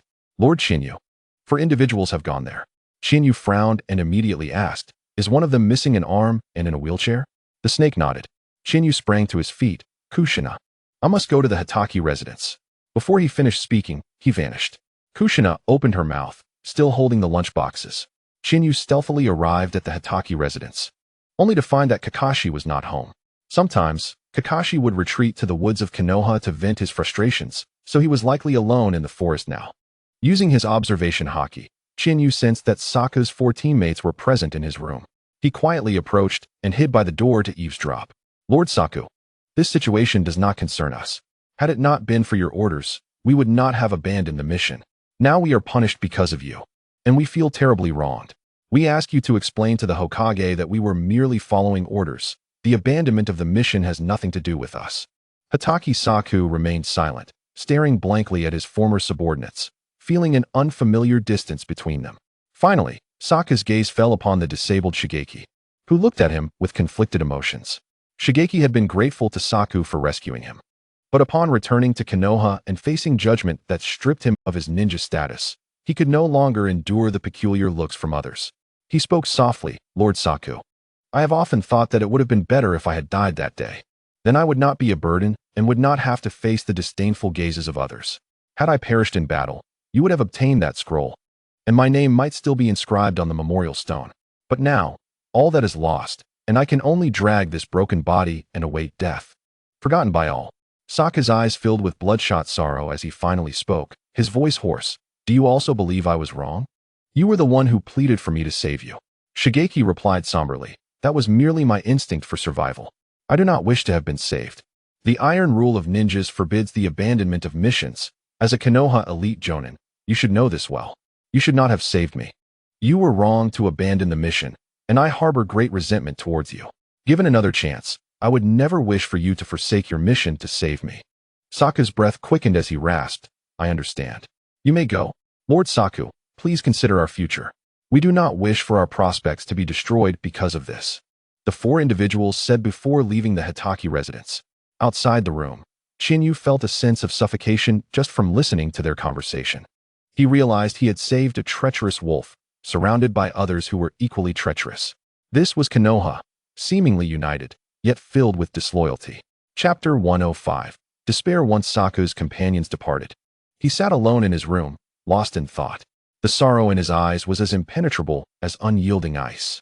He reminisced about the time when his father was still alive, standing atop Hokage Rock, gazing over Konoha. His father had proudly declared, "Saku, Konoha is our home. We must do all we can to protect it and uphold the will of fire." At that time, young Saku had innocently asked, "Father, what is the will of fire?" His father imparted to him the essence of the will of fire, emphasizing that the youth represent the hope of the future, deserving of trust and protection from the older generation. The sacrifices made by the elders are not in vain. They serve to inspire the young to become the pillars of tomorrow. Just as I protect you as you grow, you too shall flourish as new leaves. Where the leaves of the trees flutter, the fire continues to burn vibrantly, illuminating the village and nurturing the budding leaves. After becoming a ninja, Hitaki Tsukumo embraced the will of fire as his own nindo and dedicated himself to it. Tsukumo possessed a ruthless demeanor shaped by the sacrifices required by duty. Yet he held deep feelings for his comrades. Regardless of the choices presented to him, he would unwaveringly choose his companions. Yet now, everyone believed he was in the wrong. Villagers, ninjas, and even the Hokage, as the leader of the village, all deemed him mistaken. Tsukumo was bewildered. Was the will of fire he fervently upheld truly erroneous? Shouldn't he inherit the will of fire passed down from his father? To deny the will of fire is to negate all his efforts thus far. Approaching his bedside, he picked up the short blade of white fang from the floor, staring vacantly at it. Tsukumo found himself bereft of reasons to protect Konoha. The village had once provided him with the motivation to fight, yet now, it was Konoha that had shattered his nindo. His resolve crumbled. With a gaze filled with despair and darkness, he slowly drew the white fang short blade. In a hoarse voice, he uttered, "Kakashi, I entrust you to him. Apologize on my behalf." Outside, Chihane spoke with regret. "I will take care of Kakashi and ensure he becomes a man who can stand on his own. I'm sorry. I cannot help you. There is no need to apologize to me. I have lost my reason to live. With you here, I can rest easy." With those words, Tsukumo plunged the white fang short blade into his abdomen, choosing to end his own life. Hearing the sound of blood gushing from within, Chihane whispered, "Farewell, Tsukumo. You are no longer Konoha's white fang. You have broken free from the shackles of Konoha." Witnessing the death of the significant figure, Hitaki Tsukumo rewarded 5,000 witness points. Chihane utilized body flicker technique to depart from the Hitaki residence. In the woods, Kakashi, consumed by his turbulent emotions, suddenly stumbled and fell to the ground. As if someone had seized his throat, leaving him breathless and overwhelmed with a profound sense of loss. It felt as though something of great importance had slipped away from him. Cold sweat broke out all over Kakashi's body as he hastened to his feet and frantically raced homeward. The closer he drew to his home, the more intense his unease became. Finally, upon reaching his house and preparing to push open Tsukumo's door, he froze. An inexplicable fear gripped him. A voice within seemed to warn him that if he opened this door, he would never return. Shaking his head vigorously, he took several deep breaths. But as the scent of blood reached him, he trembled uncontrollably. Biting his lip, he pushed the door open with trembling hands. Upon seeing Tsukumo lying in a pool of blood, lifeless with the white fang short blade in his left hand, Kakashi's mind erupted in chaos. Like a soulless being, he staggered towards Tsukumo, gazing blankly at his father's corpse. Father Kakashi felt as though the air had been siphoned from his body, collapsing to his knees. Tears streamed down his face as he yearned to cry out, yet no sound emerged. One hand clutched his chest while the other grasped Tsukumo's now icy hand. Overwhelmed by extreme sorrow, Kakashi's vision blurred, and he fainted to the ground. The following day, Kakashi awoke to find himself in the Konoha Ninja Hospital. He bolted upright, exclaiming, "Father!" Yet, there was no sign of Tsukumo, only Chihane and Kushina Uzumaki. Upon seeing the pained expressions on Chihane's and Kushina's faces, Kakashi froze. This was no dream. It was reality. His father had taken his own life. Kakashi buried his face in his hands and wept. "Teacher Chihane, my father is gone." He broke down in tears. Even though Kakashi had become a ninja, a chunin, and had participated in numerous battles at the tender age of 7, the loss of his only close relative left him utterly heartbroken. Observing Kakashi's profound grief, Kushina also began to sob. Chihane placed a comforting hand on Kakashi's shoulder, offering silent solace. Days later, Tsukumo's funeral was attended only by Kakashi, Chihane, and Kushina. The ceremony was notably sparse, with only a few of Tsukumo's former comrades present to pay their respects. Kakashi stared vacantly at Tsukumo's tombstone, questioning, "Why, Teacher Chihane? Why did my father choose to end his life?" Chihane replied solemnly, "Because Lord Tsukumo faced betrayal, a betrayal of the very ideals he devoted his life to." Kakashi's lips moved slightly, his voice barely audible. "The will of fire?" Chihane and Kushina remained with Kakashi at Tsukumo's grave for a while longer before taking him to their home. Shortly after Chihane, Kushina, and Kakashi departed, a figure appeared before Tsukumo's tombstone. It was Sarutobi Hiruzen, holding a pipe, his expression weary and burdened. Upon learning of Tsukumo's suicide, Hiruzen was profoundly shocked and understood the gravity of the situation. Initially, he had intended to relieve Tsukumo of his duties, allowing him time for reflection before reinstating him. However, Hiruzen never anticipated that Tsukumo would take his own life. The death of the White Fang of Konoha was a significant blow to the village. And for the other ninja villages, it was a momentous opportunity. Standing before Tsukumo's tombstone, Hiruzen was filled with regret. Had he known it would come to this, he would not have been so harsh on Tsukumo. When he learned that Tsukumo had the chance to intercept the IWA ninja scroll but chose to save someone instead, Hiruzen had been furious. Therefore, during the judgment of Tsukumo, Hiruzen had announced the revocation of all Tsukumo's duties, mandating him to return home for self-reflection. Presently, Hiruzen lamented the loss of Tsukumo's formidable combat prowess, rather than mourning the loss of the individual himself. With circumstances as they were, Hiruzen now had to consider who would bear the burden of leadership in the land of grass. The news of Tsukumo's death would undoubtedly embolden the cunning IWA ninja. With a heavy sigh, Hiruzen departed the graveyard. Upon returning home, Chihane assisted Kushina with meal preparations. Kushina nudged Chihane with her elbow, saying, "Kakashi has locked himself in his room since he returned. You should go check on him and console him. I can manage here." Chihane shook his head. "Right now?" He won't heed anyone's words. "I plan to wait until he stabilizes emotionally before having a proper conversation." Kushina, hands on her hips, insisted, "Stop making excuses. Just go. Even if it's just to keep him company, it's better than nothing." Concerned that Kakashi might spiral into despair and face further tragedy, Chihane reluctantly set down the knife in his hand. Fine, I'll go." After drying his hands, Chihane made his way to Kakashi's room. Kakashi sat at the edge of the bed, resembling a wooden puppet, motionless, his gaze vacant as he stared into space. It was as if he had not noticed Chiyu's entrance, continuing his stupor. Chiyu took a seat beside Kakashi, offering silent companionship. In this state, Kakashi required no consolation. Any forced comfort would likely yield adverse effects. Only when Kakashi accepted the truth of Tsukumo Hataki's death would any solace be effective. The room was enveloped in profound silence, with only the faint sounds of Kushina Uzumaki cooking in the background. Before long, her voice echoed, announcing that dinner was ready. "Come eat," Chiyu urged Kakashi. Kakashi numbly rose to his feet, trailing behind Chiyu into the living room. Kushina glanced at Chiyu, silently inquiring about Kakashi's condition. Chiyu shrugged, indicating that there had been no change. Kushina shot a disapproving look at Chiyu. He grimaced, aware that the situation was far more complex than Kushina imagined. It was not simply a matter of coaxing Kakashi to feel better. "Hurry, wash your hands, and come to the table. I made sukiyaki today," she said. After guiding Kakashi to wash his hands, they sat at the dining table. Kushina diligently served Kakashi, urging, "Kakashi, you're still young and growing. Eat more." Kakashi mechanically moved his chopsticks, his gaze unfocused, shoveling whatever was in his bowl into his mouth, chewing a few times before swallowing. Chiyu intervened just in time, fearing Kakashi might overeat. Once dinner concluded, Kakashi immediately retreated to his room to lie down. In Kushina's room, Chiyu spread out on the floor. As Kakashi was currently occupying his space, Kushina sighed, pondering how long it would take for Kakashi to emerge from his despair. Staring at the ceiling, Chiyu remarked, "It may take a long time. Kakashi is deeply lost right now, and emerging from this state is not a simple task. However, he can be encouraged to regain his spirit." Intrigued, Kushina asked, how can we motivate Kakashi? The answer lay in diverting his attention and setting him a new goal. For several consecutive days, Kakashi remained silent and enveloped in gloom. During this time, Chiyu and Kushina accepted no missions, choosing instead to stay by Kakashi's side.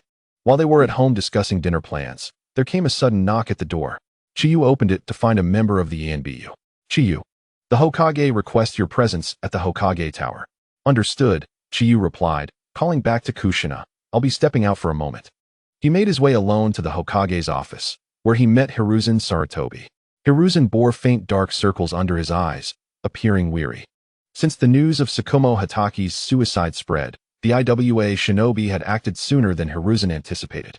Although Shinsuke Nara was temporarily in command, they lacked a central figure and could only adopt a defensive stance. If this continued, the once stable land of grass could descend into chaos, and the cloud shinobi from the land of water would surely respond to Iwa's provocations. A chain reaction could lead to an all-out war. Hiruzen had already dispatched Jiraiya to the land of water, confident that with Orochimaru's presence, stability would be maintained. Hiruzen summoned Chiyu primarily to remind him that it was time to return to duty. With Chiyu's current abilities firmly within the upper echelon of Jonin, it was inappropriate for him to remain idle at home. However, Hiruzen could not voice this directly, knowing that Chiyu was currently Kakashi's mentor. Given the gravity of Kakashi's situation, it was only natural for Chiyu to remain by his side. Hiruzen felt a twinge of guilt regarding both Tsukumo and Kakashi. After all, Tsukumo had made significant contributions to Konoha, only to meet such a tragic end. He had not even been afforded the honor of being memorialized. Thus, it was only after many days that Hiruzen chose to summon Chiyu. Chiyu could surmise the reason for Hiruzen's request. Taking a puff from his pipe, Hiruzen inquired, how is Kakashi faring? Chiyu sighed. Kakashi is in a dire state, engulfed in sorrow, unable to find a way out. Hiruzen lamented, I never expected Tsukumo would choose to end his life in such a manner. Chiyu remained silent. Hiruzen continued, nevertheless, we must look forward. I believe Kakashi will eventually rise from this tragedy, inheriting Tsukumo's will and the will of fire. Chiyu felt a bitter amusement at this. The ones who had forced Tsukumo's faith to crumble and led him to despair were, in fact, their own comrades. Chapter 107. The Will of Fire as a Tool to Deceive the Masses. After discussing Kakashi's recent circumstances, Hiruzen shifted to more pressing matters. Chiyu, you have been in Konoha for some time now. The situation in the land of grass is tense. It is nearly time for you to return to the battlefield. Every ounce of strength in Konoha is crucial right now, and unity is paramount. Chiyu felt a surge of disdain in his heart. After all that build-up, he finally got to the point. With a pained expression, Chiyu replied, I'm sorry, Hokage, but I cannot abandon Kakashi to return to the land of grass at this time. Hiruzen furrowed his brow, about to speak when Chiyu interjected, as Kakashi's mentor. It would be inappropriate for me to leave him during his time of greatest need.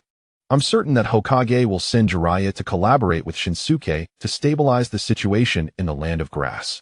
Hiruzen had previously stated during the ninja school's opening ceremony that where Konoha flourished, the fire of life would continue to burn. The will of fire must be deeply engraved in everyone's hearts. Chiyu had always held this sentiment as his guiding principle. Now, witnessing Kakashi's budding potential showing signs of wilting, he felt an obligation to stay by his side and help him recover. Moreover, Kakashi's extraordinary talent, if nurtured properly, could lead him to become the next White Fang of Konoha. As his elder, Chiyu had to trust and protect him.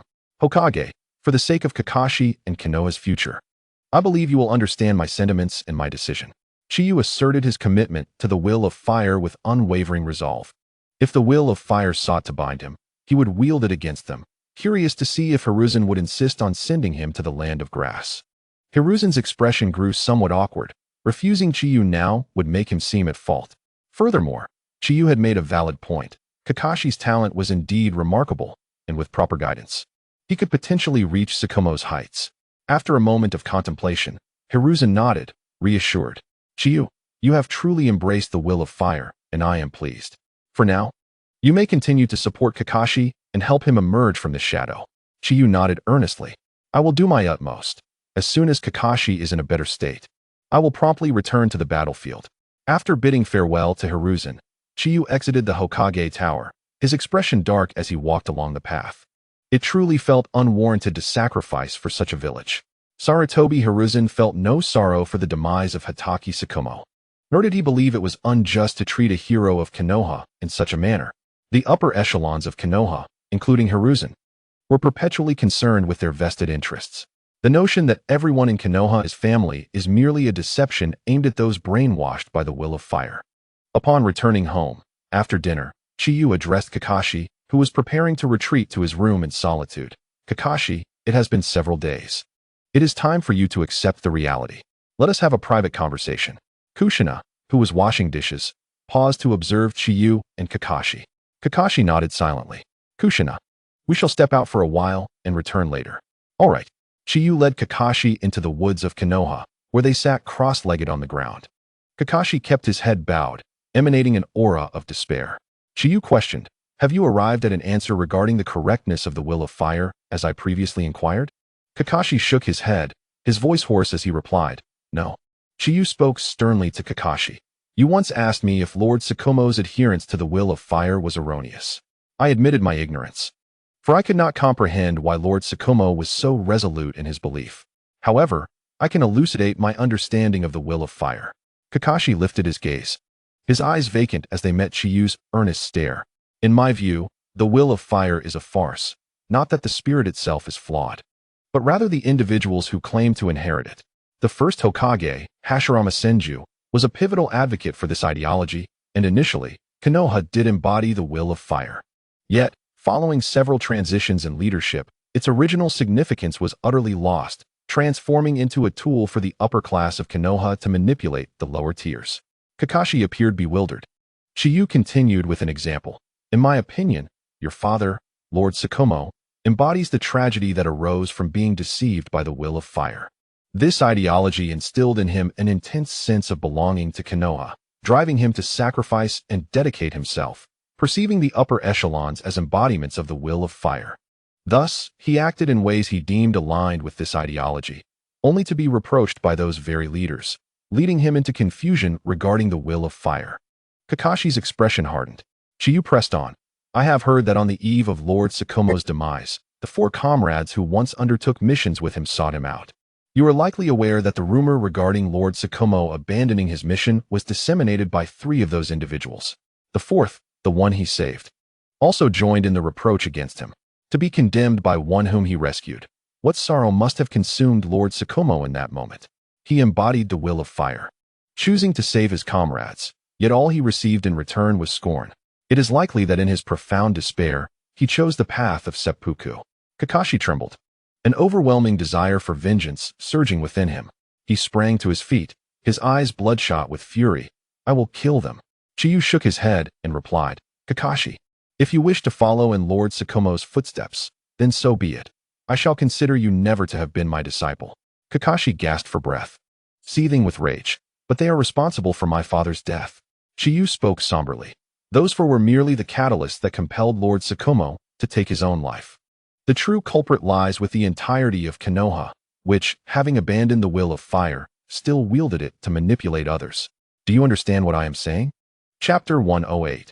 Konoha is unworthy upon hearing Chiyu's assertion that it was the entire village of Konoha, which had forsaken the will of fire yet continued to deceive others in its name, that forced his father to take his own life. Kakashi stumbled back, collapsing onto the ground. He clutched his head in agony. I do not understand. Was my father's unwavering dedication all in vain? Chiyu replied, I believe Lord Tsukumo was not at fault. Rather, it is these individuals who are unworthy. With a sigh, Chiyu continued, you must have seen the true faces of those in Konoha during this time.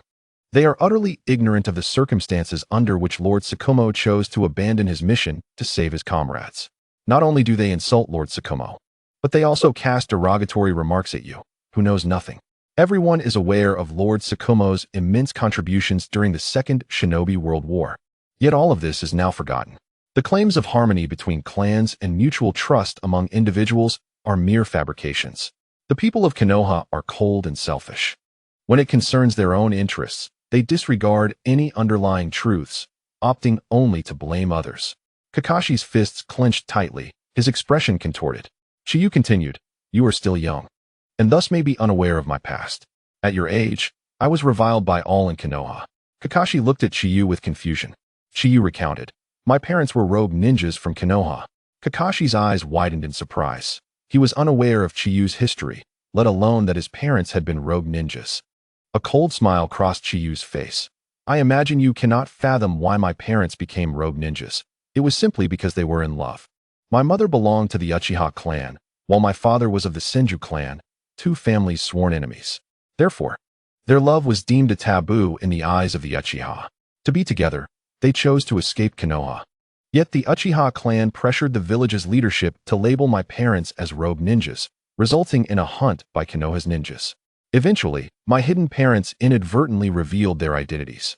And other ninjas, coveting their bloodline, led to my father's death in battle, while my mother perished at the village gates. I witnessed my mother die. Konoha had the opportunity to save her, but chose to look the other way. Later, I was not acknowledged by the Uchiha clan. And the villagers of Konoha transferred their hatred of the Uchiha onto me, subjecting me to their scorn. They even bestowed upon me a derogatory nickname. Traitor. My parents never wronged Konoha.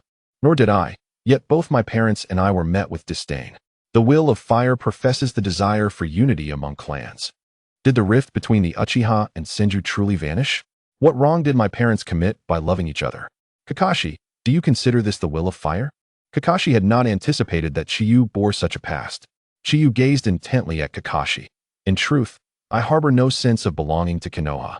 I even harbor resentment towards it, for it forced my beloved parents to flee their home, dispatching ninjas to hunt them down. Even when they took me in, it was not out of compassion, but rather because I possessed the bloodlines of both the Uchiha and Senju. They simply did not wish to cast me, who bore both heritages, into the world. Just moments ago, Sarutobi Hiruzen summoned me to his office. He displayed no concern for you, or Lord Shikumo. His only focus was on Konoha. If Konoha were to be destroyed in this war, his position as Hokage would become meaningless. Kakashi, this village is shrouded in indifference and darkness, having caused the demise of our loved ones. Is such a Konoha truly worthy of our loyalty? Kakashi's eyes brimmed with hatred as he whispered, "Not worthy, not in the slightest." Chiyu opened his palm and extended it towards Kakashi. Kakashi, you are much like I was in the past, betrayed and witnessing the loss of loved ones before your very eyes. I am your mentor, your kin. You can always trust me, and I shall never betray you. So, Kakashi, do you wish to join me? Shall we, as master and disciple, forge ahead together? Kakashi stared at Chiyu's outstretched hand, making a decision deep within his heart as he placed his hand within Chiyu's. Teacher Chiyu, I am willing. A smile curled upon Chiyu's lips as he lifted Kakashi from the ground. Chiyu gazed towards the bustling streets of Konoha, which thrived even in the night. As if it were not wartime. Yet, the two stood in the silent woods, like two disparate worlds. Chiyu spoke to Kakashi, Kakashi, we lack the strength for now. We must remain patient and concealed within Konoha, awaiting the opportune moment to break free from this prison that binds us. You have long desired to know whom I sought in the land of grass, have you not?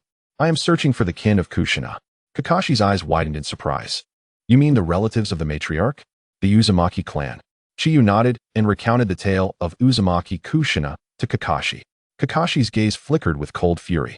To abandon our allies in their time of need, yet shamelessly seek out the matriarch in exile, intending to make her a Jinchuriki for their own ends. Konoha, how disgraceful. Though Kakashi had only spent a brief time with Uzumaki Kushina, he had felt her genuine care. Consequently, the thought of Konoha exploiting her as a Jinchuriki ignited his rage. Chiyu spoke coldly. Thus, I seek to find Kushina's kin to replace her as the Jinchuriki. However, even if I locate her family, persuading Konoha to allow this substitution will not be an easy endeavor. Moreover, I have searched for so long without success. It is highly probable that I will need to take Kushina away from Konoha in the future. Kakashi immediately replied, Wherever Teacher Chiyu and the matriarch go, I shall follow. Chiyu shook his head. There is no need for that. It is best for you to remain in Konoha for now. Time is still on our side. Sarutobi Hiruzen has been urging me to venture to the land of grass. So I plan to depart in a couple of days to seek out Kushina's kin one last time. Chapter 109. Kaleidoscope Sharingan. Chiyu and Kakashi stood in the woods, silently gazing at the distant streets of Konoha. Once filled with a profound sense of pride and belonging towards Konoha, Kakashi now felt only resentment. Suddenly, a mechanical voice from the system echoed in the air. Witness and alter the life trajectory of Hatake Kakashi. Reward: 20,000 witness points. Chiyu's heart raced. This was the first time he had received such a bounty of witness points. Previously, he possessed only over 6,000 points, having earned 5,000 points for witnessing the death of Hatake Tsukumo. Now, his total had surged to approximately 12,000 witness points, and with this new reward, it soared to 32,000 points. To exchange for the Kaleidoscope Sharingan, given that Chiyu possessed the bloodline of the Uchiha clan, only 10,000 witness points were required. Even after the exchange, Chiyu would retain a substantial 22,000 points. A wave of excitement washed over him. This was his first experience of such affluence. With this newfound wealth, Chiyu's options expanded significantly. Although the points required to exchange for abilities he did not inherently possess were fivefold, the 22,000 points still provided some leeway. Furthermore, Chiyu carried the bloodline of the Senju clan within him. The wood-release techniques of Senju Hashirama were unrivaled in Konoha, earning him the title of the god of shinobi. Awakening his wood-release bloodline would only require standard exchange points. This gave Chiyu newfound confidence regarding the situation with the Nine Tails. Suppressing his excitement, Chiyu turned to Kakashi and said, "Kakashi, let us return home. Kushina will soon begin to worry." The two made their way homeward. That night, within their room, Uzumaki Kushina inquired, "Chiyu, I noticed that Kakashi seems much better now. Have you managed to comfort him?"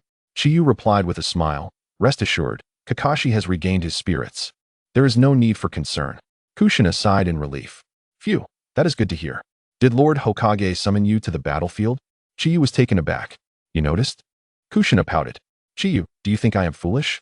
It is quite evident. After Lord Tsukumo's passing, the land of grass is in disarray. I have seen many shinobi heading there for support. With your prowess, how could Lord Hokage keep you in Konoha? I surmised he called you to assist the land of grass. Am I correct?" Chiyu chuckled. "You are quite perceptive. You are absolutely right. He summoned me to provide support to the land of grass, but I declined, as I could not leave Kakashi behind. Now that he has found his footing, I see no reason to remain in Konoha, so I plan to head to the land of grass in 2 days." Kushina sighed. "Alas, after spending so many days together, you will soon depart. I will miss you dearly." Chiyu analyzed. This war may persist for many years, perhaps 5 to 6, but if all goes well, it may conclude in 2 to 3 years. I will apply to bring you along for missions. Kushina's eyes sparkled with joy. "Really?" Chiyu asserted, "Of course. When have I ever deceived you?" Suddenly, Kushina sighed. "Chiyu, when you mention 2 to 3 years, does it pertain to me and the Nine Tails? Please do not overexert yourself." Chiyu flashed a confident smile. "Fear not, Kushina. I am brimming with confidence." The following day, Chiyu instructed Kakashi to return to the Hatake residence to gather his belongings, as they would set off for the land of grass the next day. Meanwhile, Chiyu ventured alone to the long-abandoned base of Orochimaru, intending to exchange for the Kaleidoscope Sharingan. Taking a deep breath, he solemnly declared, "System, spend 10,000 witness points to exchange for the Kaleidoscope Sharingan. Exchange complete. Will the host now receive and awaken the Kaleidoscope Sharingan?" Awaken. In that instant, a sharp pain surged through Chiyu's eyes, prompting him to instinctively shut them. The intense discomfort forced him to press his hands against his eyes, tears mingling with blood streaming through his fingers. Yet, he could distinctly sense a unique chakra materializing within his eyes. After an indeterminate amount of time, the pain gradually subsided, and Chiyu's 3-tomo Sharingan began to whirl wildly. Undergoing a transformation, the 3-tomo of Chiyu's Sharingan are forming an extraordinary pattern. The outer circle is a complete ring, within which 5 blade-like shapes are interconnected. Upon activating the kaleidoscopic Sharingan, Chiyu experiences an overwhelming sense of invincibility. He feels immensely powerful. However, he suppresses this sensation, recognizing it as an illusion brought on by the enhancement of the Sharingan's abilities. To truly believe in one's omnipotence would be ludicrous. Chiyu perceives that his kaleidoscopic Sharingan has not fully evolved, as he can sense a unique chakra steadily amplifying within his eyes. His kaleidoscopic Sharingan is in the process of evolving techniques that align with his areas of expertise. Chiyu closes his kaleidoscopic Sharingan, allowing it to evolve autonomously. He exhales deeply. Once the kaleidoscopic Sharingan is fully activated and evolves its ocular techniques, he will ascend to the ranks of the formidable such as the might of the kaleidoscopic Sharingan. Nevertheless, it comes with substantial risks. The more it is used, the sooner the day of blindness approaches. Only by merging with the eternal kaleidoscopic Sharingan or possessing the cells of the first Hokage can one avert such a fate. Awakening the eternal kaleidoscopic Sharingan through conventional means is an impossibility for Chiyu, as he lacks blood siblings. He glances at the store, noting the requirement of 250,000 witness points to exchange for the eternal kaleidoscopic Sharingan, a 5-fold increase. The reason for this hike is clear. Without siblings, Chiyu does not meet the criteria to unlock the eternal kaleidoscopic Sharingan.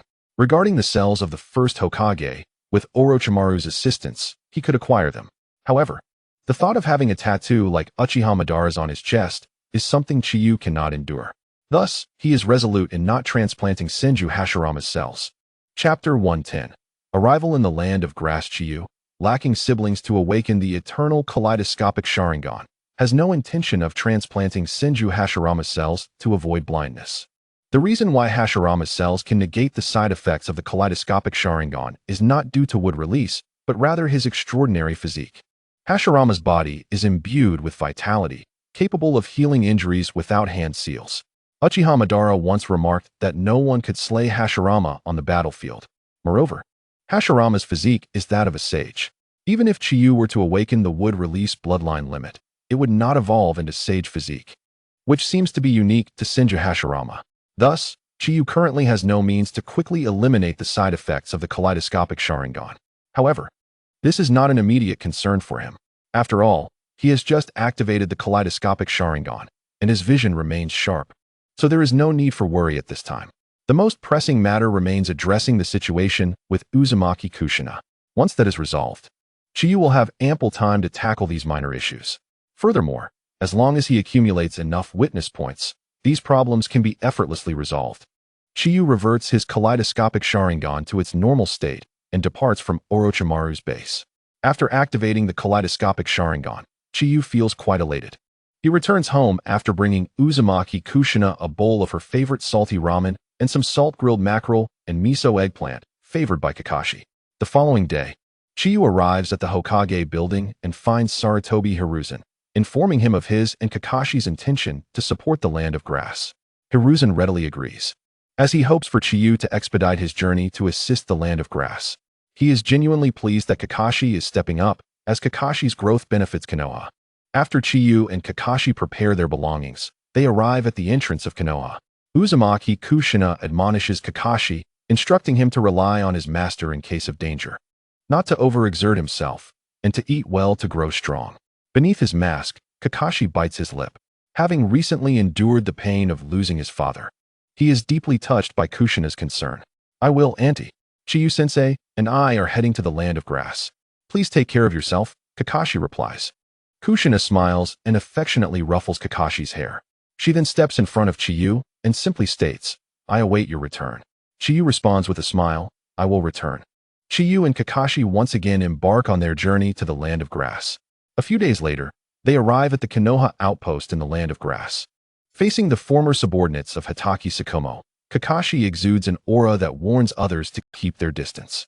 Chiyu leads Kakashi to Jiraiya, who has also come to the Land of Grass alone, without Minato. "Lord Jiraiya, we have come to assist the Land of Grass," Chiyu announces. Jiraiya smiles upon seeing Chiyu. Although they have not interacted extensively, Jiraiya has observed Chiyu's performance in the Land of Soup and recognizes his intelligence. With Chiyu's presence, he feels a significant alleviation of his burdens. Jiraiya turns to Kakashi, his tone tinged with sympathy. "I have heard about Tsukumo. I am truly sorry." Kakashi, expressionless, replies, "It was my father's violation of Konoha's rules. There is nothing to regret. Thank you for your concern, Lord Jiraiya." Jiraiya furrows his brow. He recalls having met Kakashi before and remembers him as not being so cold. Kakashi's tone implies that Tsukumo's death was deserved, and he seems indifferent to it. Orochimaru is known for his coldness, and it appears that Chiyu, his disciple, has also inherited that demeanor. Now, even the once warm Kakashi has grown distant. What is it about these three that makes them so similar? Jiraiya suspects it must be Orochimaru's influence. After all, as the saying goes, an unsteady beam will lead to a crooked framework. Before Jiraiya can assign tasks to Chiyu and Kakashi, Chiyu proactively requests a long-term mission for them both. Jiraiya is momentarily taken aback. A long-term mission? I have only just arrived in the land of grass and am not well acquainted with the current situation. Shinji, is there any long-term mission suited for Chiyu and Kakashi? Jiraiya poses the question to Nara Shikaku. After a moment of contemplation, Shikaku responds, there is indeed a mission, though it carries some risks. There is a high possibility of being surrounded by the rock ninja if one is not careful. However, given Chiyu's agility, it is suitable for him. The rock ninja are restless, and we are currently in a defensive stance, lacking clarity on their maneuvers. Therefore, we need someone to gather intelligence on their situation. War is fundamentally a battle of information, and acquiring knowledge about the rock ninja's current state will be immensely beneficial. Chiyu nods in agreement. Very well, we will accept this mission. Shikaka frowns. Chiyu, this task is more suited for you than for Kakashi. If he accompanies you, I worry. Chiyu interrupts. Rest assured, Kakashi is under my guidance now, and his agility surpasses that of most ninjas. He will not hinder me. Kakashi then coldly adds, if you are concerned that I might end up like my father, and that Chiyu-sensei would abandon the mission to save me, you need not worry. If I find myself in danger, I will take my own life before causing any trouble for Chiyu-sensei. Both Shikaku and Jiraiya's expressions stiffened simultaneously. They had not anticipated Kakashi would voice such sentiments. It seems that the death of Hatake Tsukumo has profoundly impacted Kakashi. Shinyu spoke once more. You must have heard Kakashi's words, so let us take on this task. With such a declaration, Nara Shinsuke nodded in agreement. I believe this task can be entrusted to Shinyu and Kakashi. What do you think, Lord Jiraiya? The leadership had now shifted to Jiraiya. Thus the decision rested with him. Jiraiya cleared his throat and said with seriousness, in that case, Shinyu, Kakashi, your next mission is to investigate the intelligence on the rock ninja. Once you gather the information, report back to me or Shinsuke immediately. Understood, replied Shinyu and Kakashi, eager to depart and simultaneously seek out the clan of Uzumaki Kushina. However, just as Shinyu and Kakashi were about to leave, Jiraiya called out to Shinyu. Shinyu, please wait a moment. I would like to speak with you privately. In a separate room, Shinyu inquired, Lord Jiraiya, what would you like to discuss? He had little interest in conversing with Jiraiya, suspecting the topic would revolve around Kakashi. Shinyu, Jiraiya began, is Kakashi's condition not concerning? Should we consider granting him a break for some rest? Shinyu responded calmly, Lord Jiraiya, I am well aware of Kakashi's situation, as he is my disciple. He is in excellent shape and fully capable of handling this mission. Jiraiya replied sternly, Kakashi was not always this indifferent. There may be something troubling him. As his master, you must take this seriously. Shinyu gazed intently at Jiraiya and asserted, Lord Jiraiya, I reiterate, I understand Kakashi's situation well. He has merely grasped the fundamental truth. Jiraiya frowned. What truth? Shinyu articulated deliberately. As a ninja, the mission supersedes comrades. As long as the task is accomplished, anything else may be sacrificed. This is a lesson learned by Kakashi through the life of Lord Tsukumo. Jiraiya's frown deepened. He could not concur with Shinyu's philosophy, yet found himself unable to refute it. Given the tragedy of Hatake Tsukumo that underscored this principle, Lord Jiraiya, if there is nothing further, I shall take Kakashi to execute our mission, Shinyu said, turning to leave. At the door, he paused and turned back to Jiraiya. If you happen to meet Minato, please convey this message for me. His previous notion of comradeship being paramount is erroneous, a truth that has now been validated. With that, Shinyu exited the room, leaving Jiraiya in somber contemplation. Jiraiya's thoughts lingered on the tragedy of Hatake Tsukumo, grappling with how events had unfolded to such a dire extent. Perhaps Tsukumo had erred, yet his mistakes hardly warranted such severe consequences. According to the Code of Ninjas, Tsukumo was indeed wrong, but from the perspective of the Will of Fire, he had acted rightly. Tsukumo should not bear the brunt of universal condemnation. How had it come to this? It should not have been so, he lamented. What truly weighed on Jiraiya was Kakashi. With Shinyu as his mentor, there was a genuine risk of Kakashi becoming emotionally detached, much like himself and Orochimaru. With a sigh, he recognized that all he could do was offer a word of caution. Beyond that, he was powerless. In the land of grass, Shinyu and Kakashi commenced their mission. As days passed, rumors began to circulate in the land of grass regarding a figure known as the Blood-Eyed Shura, alongside a white-haired boy donning a mask, wreaking havoc on the battlefield.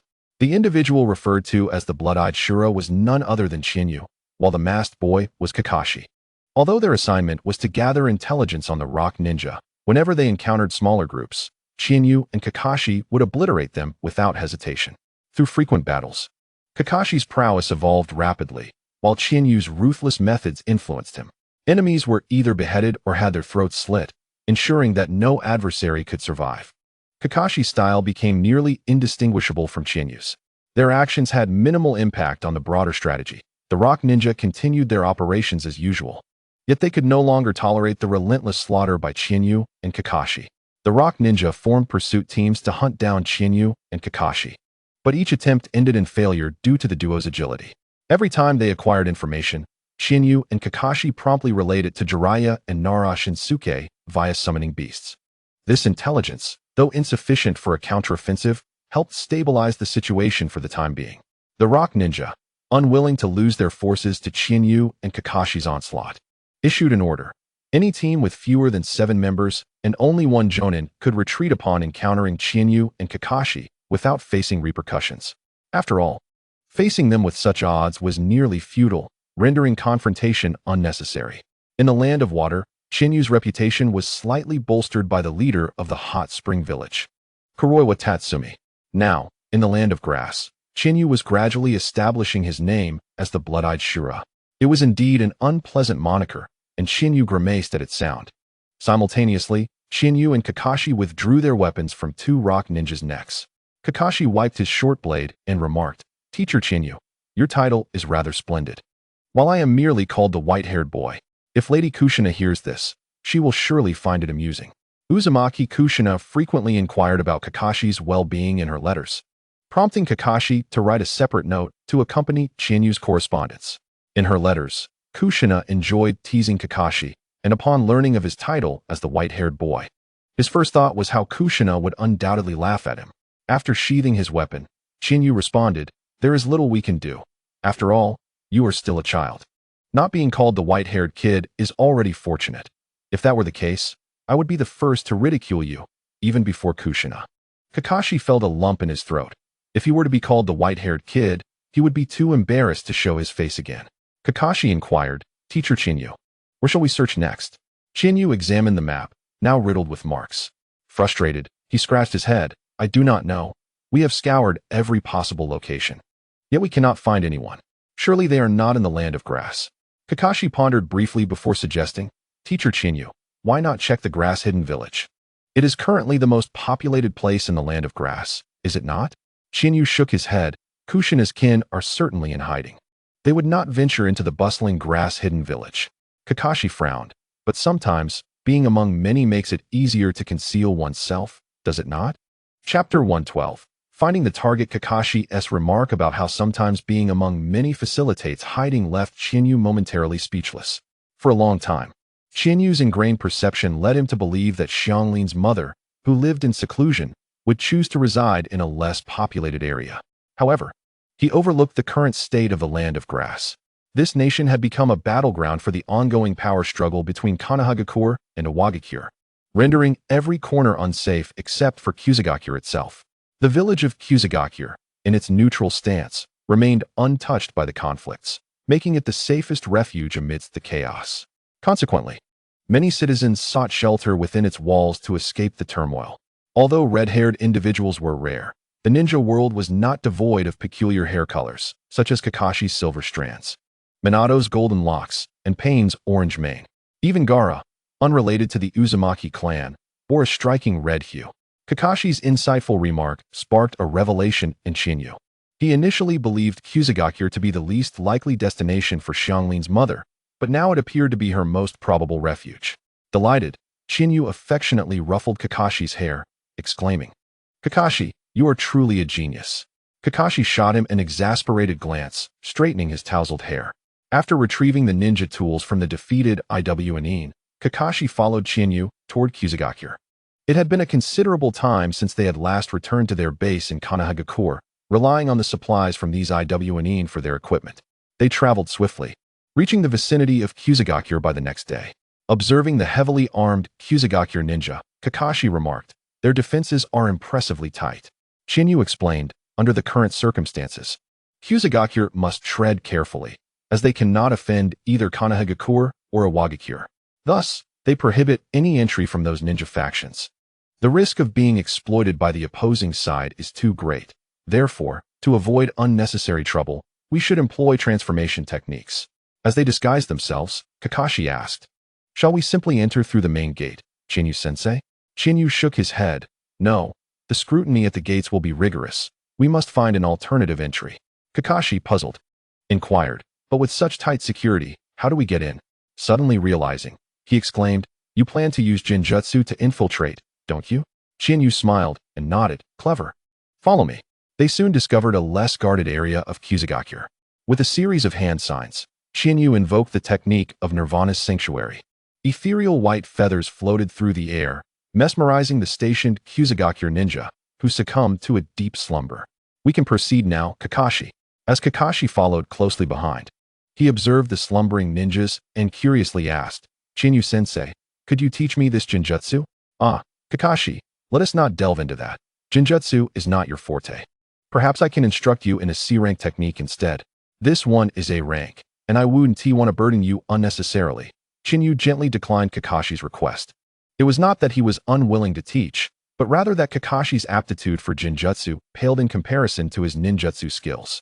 Instead of struggling with illusions, it would be more pragmatic for Kakashi to refine his ninjutsu. Kakashi bit his lip. He had attempted to learn Jinjutsu before, but struggled despite his efforts. Upon hearing that the technique was A rank, he resigned himself to the reality of his limitations. Chinyu and Kakashi successfully entered Kusagakure, now bustling with refugees. The streets crowded with those seeking shelter. The air was thick with sorrow, the cries of despair echoing through the oppressive atmosphere. As they walked through the streets, Chinyu maintained a stoic demeanor, yet his heart felt heavy with the plight of the small ninja village, their fate dictated by the powerful surrounding nations. Kakashi quietly asked, "Chinyu-sensei, with so many people, how will we find her?" Chinyu replied, "The Uzumaki clan possesses remarkably potent chakra. If Kushina's kin are here, we should be able to locate them with relative ease, searching area by area." Xianglin, endowed with formidable chakra and exceptional sensory abilities as a member of the Uzumaki clan, undoubtedly inherited her mother's prowess. Chinyu activated his observation haki, beginning a thorough search of Kusagakure. Midway through their search, he abruptly stopped. "I found it." His haki detected an individual with an exceptionally powerful chakra signature. "Kakashi, we might be close." Excited by the prospect of finally locating her, they rushed to the sensed location, which led them to a relief distribution site. Amidst the long queue, Chinyu's eyes fell upon a gaunt woman with vibrant red hair, clearly malnourished from days without sustenance. Approaching her, he offered, "I have food to share and wish to discuss a few matters with you." The woman gazed at him with vacant eyes. "I do not believe I know you."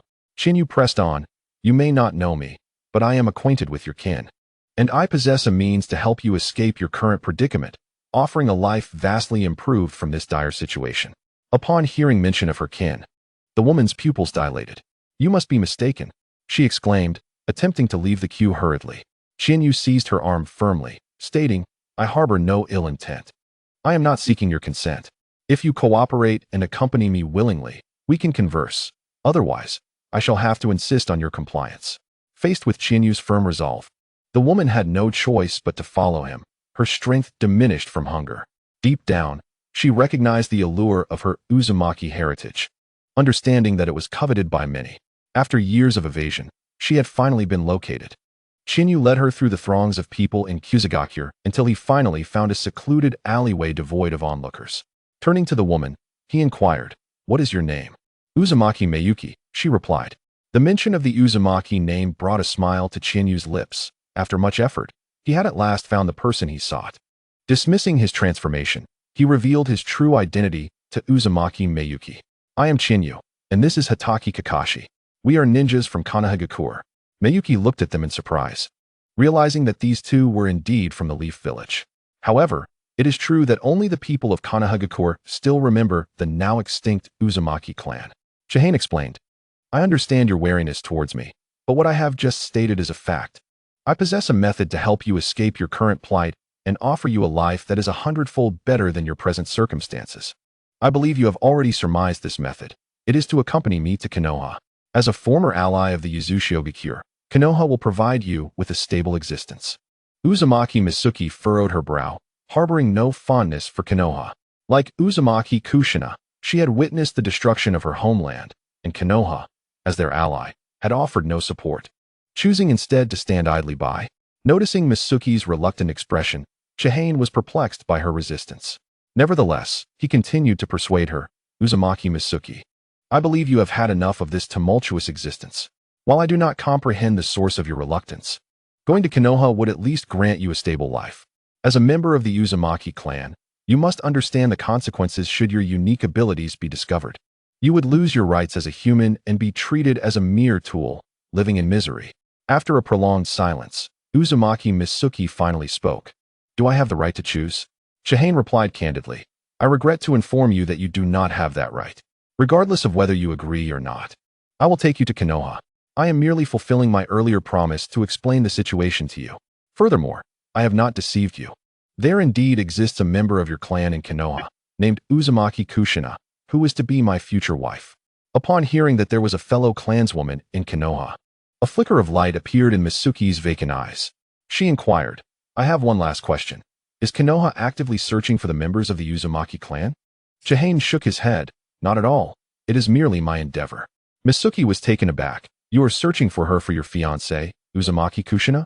Chihane affirmed, indeed. But not in the manner you might assume. I am not seeking the members of the Uzumaki clan indiscriminately. Rather, I am specifically looking for you because I require your assistance. As for the reasons behind this, you need not inquire. You will come to understand in due time. So, will you accompany me to Konoha willingly, or shall I compel you to join me? Mitsuki nodded, conceding, I possess no right to choose. Therefore, it is up to you to decide. Very well, then let us depart, Chihane declared. Kakashi, we can return to the base now. Chihane proceeded to employ his Jinjutsu to escort Kakashi and Uzumaki Mitsuki away from the hidden grass village. After 2 days of travel, Chihane, Kakashi, and Mitsuki arrived at the Konoha base. Nara Shinsuke and Jiraiya were taken aback upon seeing Chihane return with an unfamiliar woman. Chihane, who is this? Nara Shinsuke asked. Chihane replied, this is a member of the Uzumaki clan, Uzumaki Mitsuki. Both Nara Shinsuke and Jiraiya looked at Mitsuki in astonishment. A member of the Uzumaki clan? Jiraiya inquired. Chihane continued, Lord Jiraiya, Uzumaki Mitsuki wishes to join Konoha.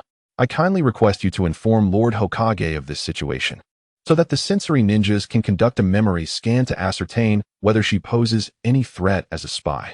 Additionally, the situation in the land of grass has stabilized, and Kakashi and I no longer need to remain here.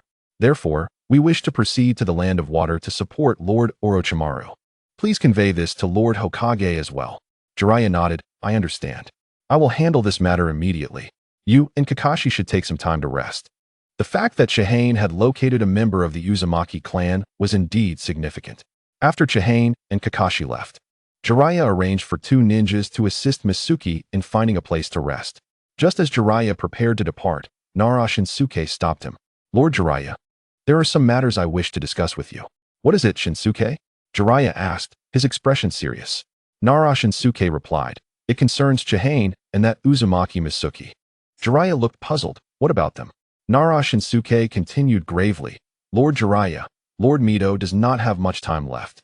You are aware that Uzumaki Kushina is to be the next Jinchuriki, correct? Jiraiya nodded. Indeed, I am well aware. The fact that Uzumaki Kushina would become the next Jinchuriki was known only to a select few in Konoha. As one of the founding clans of Konoha, the Nara clan remained staunch supporters of the Hokage. Nara Shinsuke, as the current head of the Nara clan, was privy to this information. He elaborated. The bond between Chihane and Uzumaki Kushina is well known. Initially, Chihane sought Lord Orochimaru's assistance to come to the land of grass. Upon arriving, he also requested a long-term mission from Lord Tsukumo. There have been sightings of Chihane with a map of the land of grass, marked with numerous crosses, seemingly in search of someone. Now that he has returned to the land of grass, he has once again requested a long-term mission. And after bringing back a member of the Uzumaki clan, he immediately applied to return to the land of water. Jiraiya's expression turned serious. Shinsuke, are you suggesting that Chihane is already aware of Kushina's destiny to become the Jinchuriki? Nara Shinsuke nodded, speculating, it seems likely. And I believe Chihane's search for Uzumaki Mitsuki is intended to have her replace Uzumaki Kushina. Chapter 114. The confrontation. Upon hearing Nara Shinsuke's analysis, Jiraiya's demeanor became exceedingly grave. He summarized, so, Chihane's support for the Land of Grass is primarily for Uzumaki Mitsuki, intending for her to take Kushina's place as the Jinchuriki, correct? Nara Shinsuke affirmed, yes. Lord Jiraiya, the matter of the Jinchuriki is of utmost importance. Regardless of Chihane's true intentions, we must report this to Lord Hokage. Jiraiya understood the gravity of the situation. The Jinchuriki, as a weapon of war, required utmost caution. I will relay this to the old man, Jiraiya stated. After departing, he penned a letter to Sarutobi Hiruzen, detailing his findings regarding Uzumaki Mitsuki, Nara Shinsuke's suspicions, and Chihane and Kakashi's request for reassignment to the Land of Water. After dispatching the letter via a ninja hawk, Jiraiya rose from his seat, resolved to confront Chihane and discern his true intentions. Just as Chihane and Kakashi were finishing their meal at the base and preparing to rest, they encountered Jiraiya. Chihane, we need to talk. Chihane furrowed his brow. Yet again, Jiraiya was proving to be a nuisance. However, given Jiraiya's stature, he could not refuse the request. Kakashi, you may return to rest, he instructed. Once Kakashi had departed, Chihane and Jiraiya found themselves beneath a tree. Jiraiya inquired, Chihane, why are you searching for Uzumaki Mitsuki? Chihane's brows furrowed slightly. It was merely a fortunate coincidence. Jiraiya's gaze remained piercing as he regarded Chihane. A coincidence? I suspect it is far from that. Shinsuke has analyzed your actions since arriving in the Land of Grass and concluded that you are searching for someone with a specific purpose. Chihane, you are already aware of the Jinchuriki situation, are you not? You came to the Land of Grass specifically to find Uzumaki Mitsuki, intending to have her replace Kushina as the Jinchuriki, am I correct? Chihane's lips twitched slightly. The Nara clan is composed of individuals with exceptionally high intelligence, making them quite challenging to deal with. Unexpectedly, Nara Shinsuke discerned his intentions through subtle clues. Once discovered, there was no need for pretense. Chiba admitted, indeed. My aim is to have Uzumaki Miyuki replace Kushina as the Jinchuriki. Jiraiya responded gravely. Chiba, you must abandon this notion. It is utterly impossible. Kushina has mastered Lord Mito's sealing techniques, and once she becomes the Jinchuriki, she can contain the Nine Tails and prevent it from going berserk. In contrast, Uzumaki Miyuki lacks any sealing abilities and would be unable to suppress the Nine Tails, leading to unpredictable devastation in Konoha. Moreover, Lord Mito has no time left and cannot invest energy in training Miyuki. Therefore, Chiba, do not squander time on a futile endeavor. He continued, I can assure you that only a select few are aware of Kushina's status as the Jinchuriki. You need not worry about her facing any unfair treatment in Konoha. A hint of derision crept onto Chiba's face. So, it appears that in your eyes, Lord Jiraiya, I am merely someone who wastes time on hopeless causes. As for your assurances, it seems you cannot truly guarantee anything, can you? The matter concerning Lord Tsukumo is still fresh, and confidential missions have leaked to everyone. What is there that is impossible? Jiraiya's mouth opened, but he found himself at a loss for a rebuttal. Chiba continued, if your concern is that Uzumaki Miyuki might go out of control as the Jinchuriki, causing irreparable damage to Konoha, then rest assured, that will not occur. It is not too late for her to learn sealing techniques after becoming the Jinchuriki. Until then, I will contain the Nine Tails myself. Jiraiya gazed at Chiba in astonishment. You will contain the Nine Tails? How do you intend to do that? Chiba activated his Mangekyo Sharingan. This pair of eyes, Lord Jiraiya. You must recognize them. The Mangekyo Sharingan can control tailed beasts. Do you still believe I am wasting time on a hopeless endeavor? Jiraiya stared in shock at Chiba's eyes. Realizing that he had unlocked the advanced form of the Uchiha clan Sharingan, the Mangekyo Sharingan. In fact, it seemed that no one in the entire Uchiha clan had achieved this level. For Chiba, who possessed only half Uchiha blood, to unlock it was astonishing. If the Uchiha were to learn of this, the blow to their pride would be immense. Yet, Jiraiya remained skeptical about Uzumaki Miyuki replacing Kushina as the Jinchuriki. With a weighty tone, Jiraiya advised, Chiba, even if you can suppress the Nine Tails with your Mangekyo Sharingan, can you always keep an eye on Uzumaki Miyuki? The old man would never agree. After all, having Kushina as the Jinchuriki is the safest option. With your Mangekyo Sharingan in play, Kushina would be even more secure.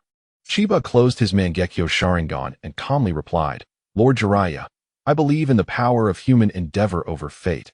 It is not yet time for resignation, and thus, in my eyes, anything is possible. If there are no further matters, I shall take my leave to rest. I trust you will handle the arrangements for my journey to the land of hot water. Chiba turned to depart, disregarding whether Jiraiya had anything more to say. Chiba understood well that no matter what he expressed, Jiraiya would report these matters to Sarutobi Hiruzen. Rather than inciting suspicion from Hiruzen, it was more prudent to be forthright about his intentions. Furthermore, with his Mangekyo Sharingan, Chiba was confident that Hiruzen would thoroughly evaluate his value. During this time of war, establishing merit would only enhance his importance. Once his value surpassed the risks associated with Uzumaki Miyuki becoming the Nine-Tails Jinchuriki, Hiruzen would undoubtedly acquiesce, even if he currently refused. Moreover, the presence of the Uchiha clan was a thorn in Hiruzen's side. Currently, the Uchiha were highly active on the battlefield, with nearly all capable Uchiha shinobi deployed across various fronts. It was clear to all other clans in Konoha that the Uchiha had ulterior motives for their fervent efforts. At present, the Uchiha clan could not voice their concerns in front of Hiruzen and the other high-ranking officials. Their efforts were merely a bid for power. Previously, Uchiha Yoshinori had sought an apology from Chiba through Uchiha Fugaku. Chiba knew that merely possessing the Sharingan was insufficient. The primary reason for Yoshinori's overtures was his desire to invest in Chiba's future after he had sacrificed himself for the sake of the Hokage faction. Chapter 115. Even those who do the dirty work have standards. Uchiha Yoshinori was one of the few astute individuals within the Uchiha clan. Recognizing the dire situation the Uchiha faced, he understood that the day the war concluded would mark the beginning of Konoha's reckoning with the Uchiha. Thus, Yoshinori had begun to cast a wide net, even reaching out to Chiba, the clan's outcast, willing to set aside his pride to have Fugaku apologize, showcasing just how precarious the Uchiha circumstances had become. Chiba believed that if Hiruzen and the other high-ranking officials sought to deal with the Uchiha clan, he would be the most suitable tool for the task. No one could be more fitting than him, as he was the Uchiha's discarded child. Chiba surmised that Konoha would not act against the Uchiha after the war concluded, as their reputation would be at its zenith following the conflict. Consequently, any action against the Uchiha would likely occur before the war ended, and perhaps after Konoha's situation improved slightly, they would begin plotting against the Uchiha. If Chiba played a pivotal role in the impending reckoning against the Uchiha clan, Hiruzen would have to weigh the pros and cons. A Jinchuriki with alternatives versus an indispensable asset capable of executing dirty work. This would be the dilemma Hiruzen faced. Chiba sighed deeply. Therefore, before that day arrives, I must ensure the name Blood-Eyed Azura resounds throughout the ninja world. Even those who engage in unsavory tasks have their standards. A few days later, Hiruzen received a letter from Jiraiya. Upon reading the contents, he felt a shadow pass over his expression as Nara Shinsuke's suspicions regarding Chiba came to light. The issue of the Nine-Tails Jinchuriki was of paramount importance to Konoha, and any misstep was utterly unacceptable. Chiba's actions had crossed Hiruzen's line. However, despite this transgression, Hiruzen had no intention of punishing Chiba for the time being. After all, Chiba had merely sought to replace Kushina with a member of the Uzumaki clan as the Jinchuriki. As long as he remained steadfast, Kushina would remain irreplaceable. Additionally, Chiba had been performing admirably on the battlefield, and his contributions would be essential in the ongoing war. Regarding Chiba's request to travel to the land of hot water, Hiruzen found no grounds for refusal. After all, the pressure from the land of water against the Cloud Shinobi was the most severe among the four battlefronts. Just as Hiruzen was drafting the orders for Chiba's deployment to the land of hot water, another messenger hawk arrived at his office window. Upon inspecting the latest correspondence, Hiruzen's pupils constricted sharply. The Mangekyo Sharingan? He could hardly believe that Chiba had unlocked the Mangekyo. Hiruzen had witnessed Uchiha Madara's combat firsthand. The devastating ocular techniques of the Mangekyo Sharingan were still vivid in his memory. When Sarutobi Hiruzen first encountered the news, his immediate reaction was one of joy. This was because Konoha had once again gained a formidable warrior. More importantly, Chiyu, who had awakened the Mangekyo Sharingan, was not of the Uchiha clan, but rather a disciple of his own student, Orochimaru. It could be said that he was entirely one of their own. However, Sarutobi Hiruzen quickly fell into contemplation. Although Chiyu could indeed control the Nine Tails, The situation remained precarious and fraught with high risks. After much deliberation, Sarutobi Hiruzen ultimately decided against changing the Jinchuriki. While Chiyu's current value was significant, it was not enough to compel him to alter the selection of the Jinchuriki. He began drafting a transfer order, assigning Chiyu and Kakashi to the Land of Water. As Chiyu glanced at the transfer order in his hand, a smirk played at the corners of his mouth. Sarutobi Hiruzen had only consented to his journey to the Land of Water and offered a few words of encouragement in the letter, but had refrained from mentioning anything else. This indicated that Sarutobi Hiruzen was aware of Chiyu's desire to use Uzumaki Miyuki as the Nine-Tails Jinchuriki and had not acquiesced to it. Moreover, it seemed he intended to handle the matter discreetly, as if it had never occurred. This situation aligned with his suspicions. It was undoubtedly the result of Sarutobi Hiruzen weighing the implications after learning that he had awakened the Mangekyo Sharingan. Since such considerations had begun, it suggested that a turning point was on the horizon. Uzumaki Miyuki had already been escorted back to Konoha by 2 Konoha shinobi. Lord Jiraiya, Kakashi and I will take our leave now. Chiyu and Kakashi departed from the Land of Grass without looking back. They made their way to the battlefield in the Land of Water. Upon encountering Orochimaru once more, the latter appeared unchanged. Orochimaru glanced at Kakashi beside Chiyu and managed a smile, saying, "It seems, Chiyu, that your progress has been quite smooth." Chiyu nodded, "Yes, relatively smooth. I just located the remnants of the Uzumaki clan left behind in the Land of Grass, and they have already been sent to Konoha." Orochimaru inquired, "What are your plans moving forward?" Chiyu, activating his Mangekyo Sharingan, replied, "Orochimaru-sensei, I wish to make a name for myself in the shinobi world." Orochimaru, momentarily taken aback by Chiyu's Mangekyo Sharingan, then smiled and said, "I see. You have indeed qualified to make a name for yourself in the shinobi world. Henceforth, I shall not assign you any missions. You are free to act. If you wish to establish your reputation, you will naturally need opponents to assist you." Chiyu understood Orochimaru's implication.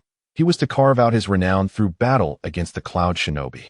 Chiyu nodded, "Understood, Orochimaru-sensei.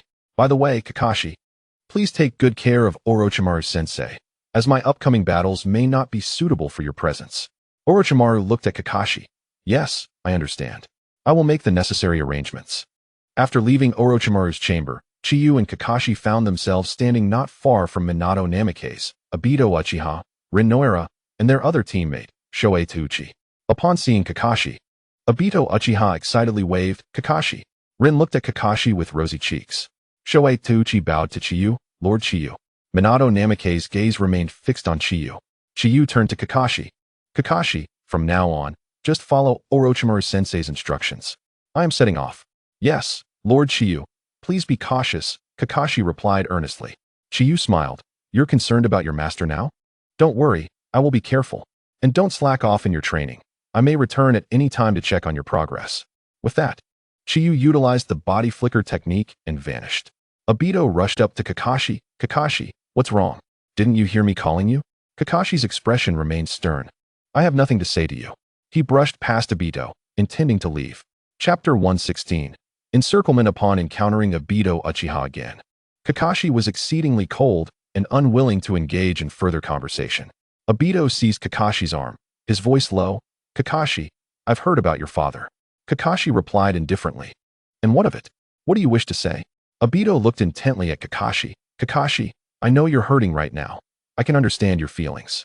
Kakashi interrupted him. "Let's stop right there, Obito. You don't truly comprehend my feelings. If you're attempting to comfort me, there's no need. We are not close. And I have nothing to discuss with you." Kakashi broke free from Obito's grip and continued walking forward. Rin looked on sadly at Kakashi, unable to fathom why he had become so distant. Obito called after him, "Kakashi, aren't we friends?" Kakashi halted, responding coldly, "Friends? Don't flatter yourself. I have no friends." As Kakashi continued to walk away, Minato Namikaze stood in his path. "Kakashi, what Lord Tsukumo did was indeed right. Companionship is important, but due to the war, the people in the village are overly burdened, which has led to this tragedy." Kakashi looked up at Minato and asked, "You say my father was right. Yet you also claim that the villagers' oppression caused the tragedy. So, whose fault do you think this is?" Minato furrowed his brow and replied gravely, "It is the war's fault. Had there been no war, this tragedy would not have occurred." Kakashi scoffed. "Your words echo exactly what Lord Chiyu said. making baseless justifications as if no one is at fault. You need not lecture me. In everyone's eyes, my father was wrong. As a shinobi, the concept of companionship should not exist. Companions are merely a liability. With that, Kakashi dismissed Minato's presence, feeling disgusted by his words. Minato's voice came again from behind Kakashi. So you believe Lord Tsukumo was wrong? Without hesitation, Kakashi replied, indeed. He was wrong. Because Konoha is not worth it. Minato gazed heavily at Kakashi's retreating figure. In a moment of disorientation, Kakashi's silhouette overlapped with that of Chiyu. Obito and Rin hung their heads, looking despondent. They regarded Kakashi as a friend, yet he had drawn a line between them. Minato approached Obito and Rin, offering comfort. Kakashi may just not have moved on from Lord Tsukumo's incident. As his friends, you must help him through this. At that moment, the somewhat naive Obito regained his resolve. I will definitely help Kakashi recover. Minato smiled. All right, we should also head out to execute our mission. After departing the encampment, Chiyu commenced his plan to establish his name in the shinobi world. Each day, he would activate his observation haki, seeking out Cloud Shinobi. Any Cloud Shinobi he encountered would fall victim to his ambush. 2 months swiftly passed. The Cloud Shinobi, witnessing their numbers dwindle daily, though each loss was small, collectively amounted to a considerable decline. This could not continue, prompting their commander to assemble troops to encircle Chiyu. A team of 20 elite ninjas, comprising 8 Jonin and 12 Chunin, was gathered to seek out Chiyu. At that moment, Chiyu had just eliminated a Cloud Shinobi squad consisting of 1 Chunin and 3 Jinin. Against such adversaries, Chiyu found it exceedingly easy, requiring no serious effort. Shinyu had just sheathed his ninja sword when he suddenly sensed, through his observation haki, that 20 Cloud Shinobi were swiftly advancing in his direction. 8 Jonin among them. Come to encircle me? Just in time. Merely slaying such minor characters is insufficient for gaining renown in the ninja world. This group of 20 should suffice. A fierce murderous intent flickered in Shinyu's eyes. The 20 Cloud Shinobi arrived at the location where Chinyu had dispatched 4 of their comrades. Upon witnessing the deaths of their peers, rage engulfed them. The leader of the Cloud Shinobi coldly declared, they were just slain. We must pursue quickly. We might still catch up. You need not chase me. I have been waiting for you. You certainly took your time. I've been here quite a while. Chinyu leaped down from the tree trunk, confronting the 20 Cloud Shinobi head-on. All of them glared at him with bloodshot eyes, exclaiming, blood-eyed Azura, Chinyu. What do you call me for? Do you think that uttering my name will compel me to surrender meekly? Enough idle chatter. Let us engage in battle. With that, Chinyu drew his ninja sword. Its tip aimed at the 20 Cloud Shinobi opposite him. The leader of the Cloud Shinobi barked, use that technique. Eliminate him directly. Do not allow him any chance to counterattack. 5 Chunin from the Cloud Shinobi simultaneously formed hand seals. Lightning release. Lightning pull. Upon completing the seals, they pressed their hands against the ground. 5 pillars rose around them, with lightning crackling between them, forming an enormous electric prison. Both Chinyu and the 20 Cloud Shinobi found themselves ensnared within this electric enclosure. As Chinyu prepared to employ the thunder-breathing technique, he realized that the lightning from the barrier was drawing him in. I see. You have developed a counter-ninjutsu to restrain my thunder-breathing? Any use of lightning-related jutsu would render Chinyu slow, as the electric prison hindered his speed. Essentially, within this electric prison, the efficacy of his thunder-breathing would be severely diminished. The Cloud Shinobi did not pause. They aimed to eliminate Chinyu in one swift strike to prevent any unforeseen circumstances. 4 Jonin swiftly utilized the lightning body flicker technique, appearing at each of Chinyu's 4 sides, and rapidly formed hand seals. Lightning release. Hell explosive thunder. The 4 Jonin raised their hands simultaneously, lightning flashing within their grasp, shooting into the air, where it converged into a massive sphere.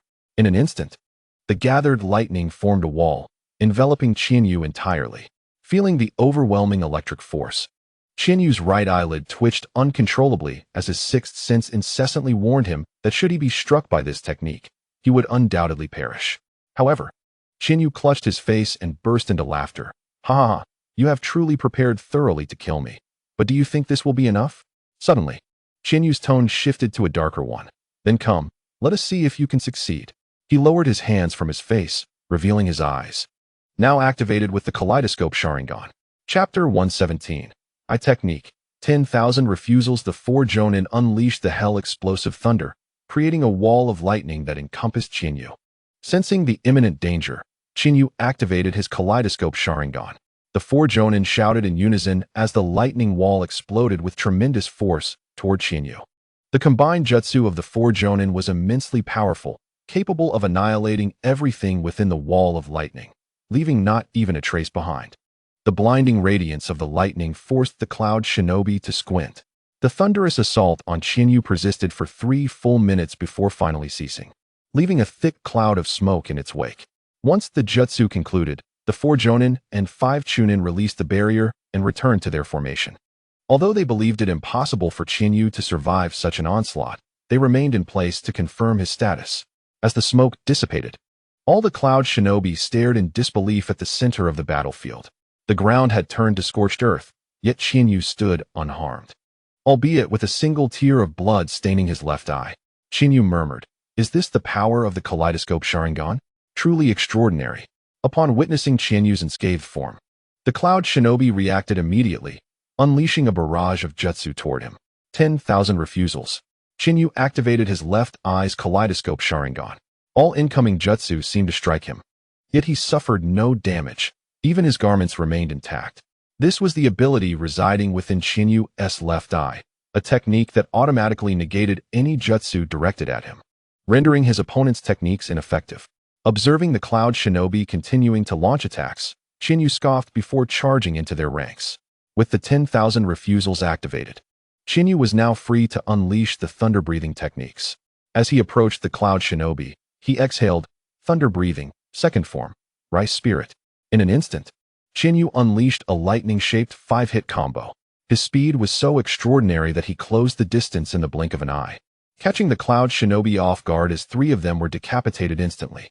The remaining cloud shinobi hurriedly retaliated. Chiyu's kaleidoscope Sharingan spun rapidly. With the evolution of his Sharingan, his perceptive abilities had reached their zenith. The movements of the cloud shinobi appeared excruciatingly slow to him, allowing him to evade effortlessly. Heads rolled, and blood splattered across Chiyu's visage. Hell thrust, 5 books of the hand. As Chiyu dispatched one cloud shinobi, a Jonin behind him concentrated a massive amount of lightning into 5 fingers, launching a surprise attack from behind. Chiyu swiftly turned, seizing the Jonin's arm. Due to the effect of the 10,000 refusals, the lightning dissipated the moment he grasped the arm. With a swift motion, Chiyu severed the Jonin's arm and then decapitated him. Discarding the severed limb, he continued his slaughter. The cloud shinobi before him resembled lambs awaiting slaughter, utterly defenseless.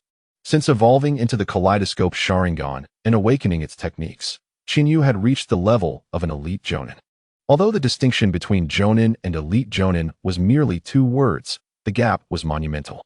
What followed was a one-sided massacre orchestrated by Chiyu. Within mere minutes, more than half of the 20 cloud shinobi had been slain.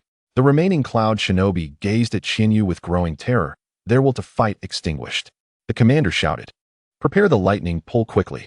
Several cloud shinobi attempted to utilize lightning release once more to restrict Chiyu's thunder breathing. Thunder breathing, 4th form, distant thunder.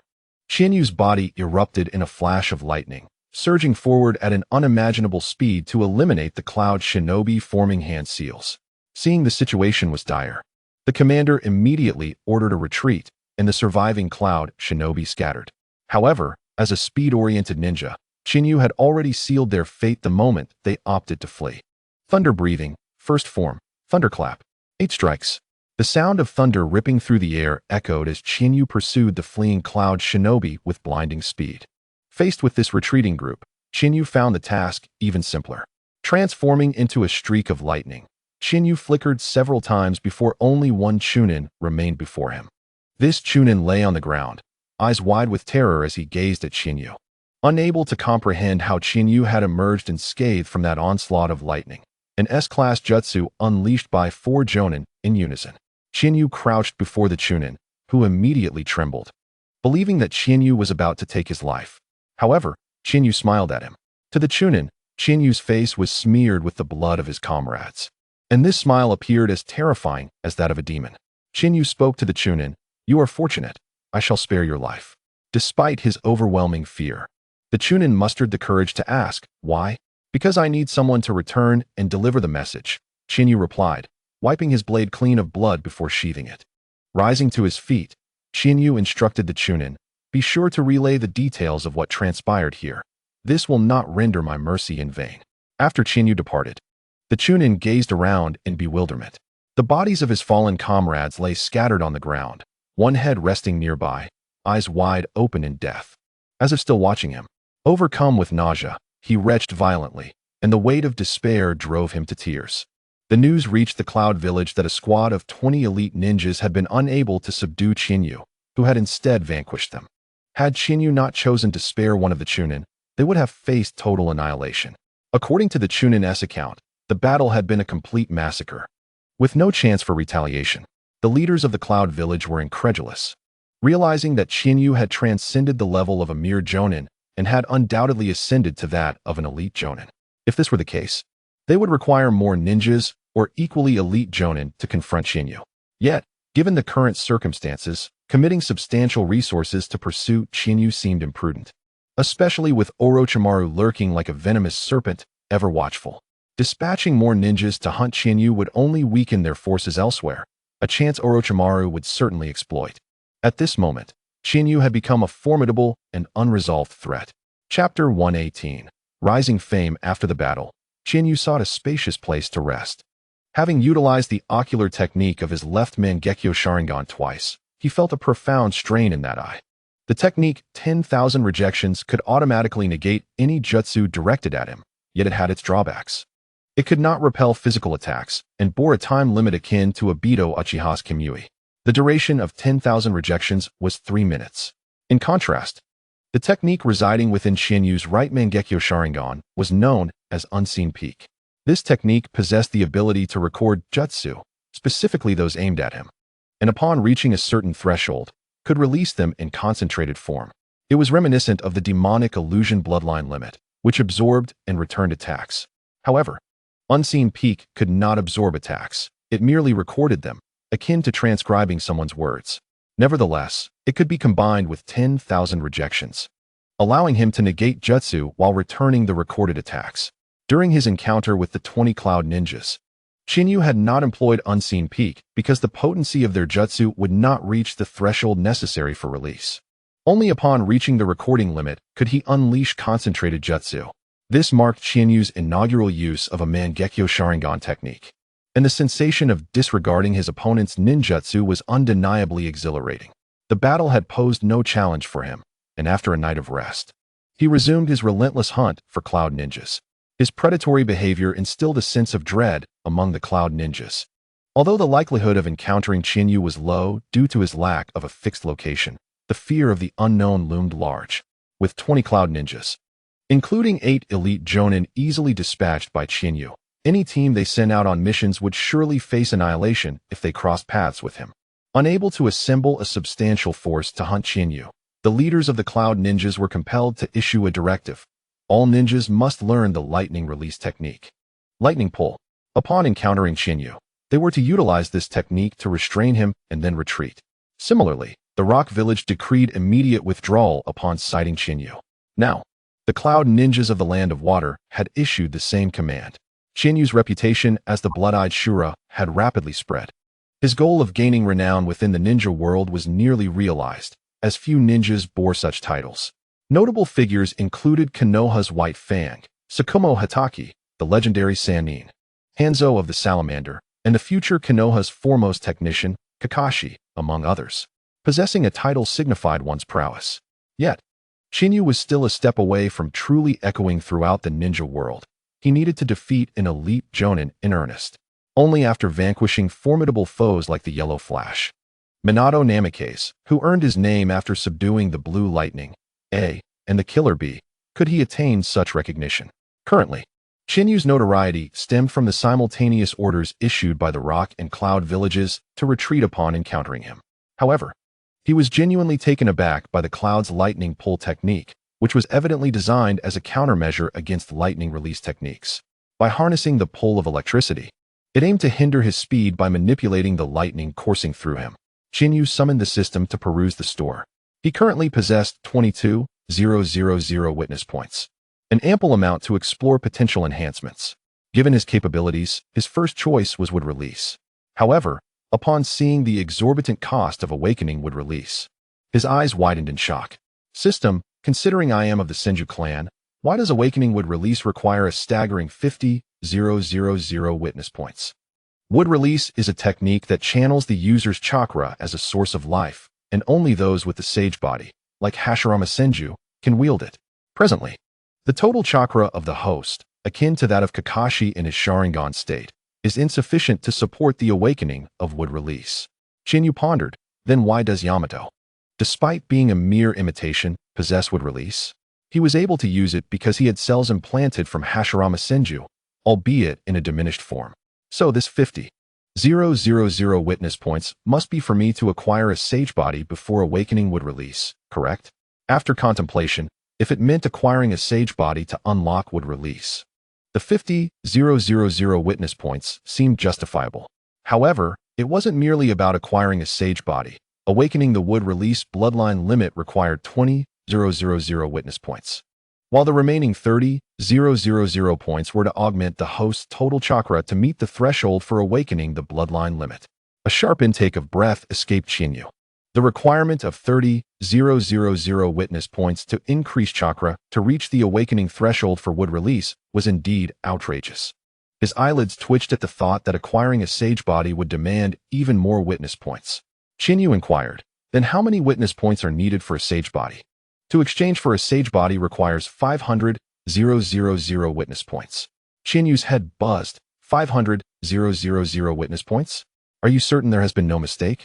The sage body, inherited by Ashura, the son of Otsutsuki Kagaya, manifests the flesh of a sage. Hashirama Senju possessed Ashura's chakra, which enabled him to awaken the sage body.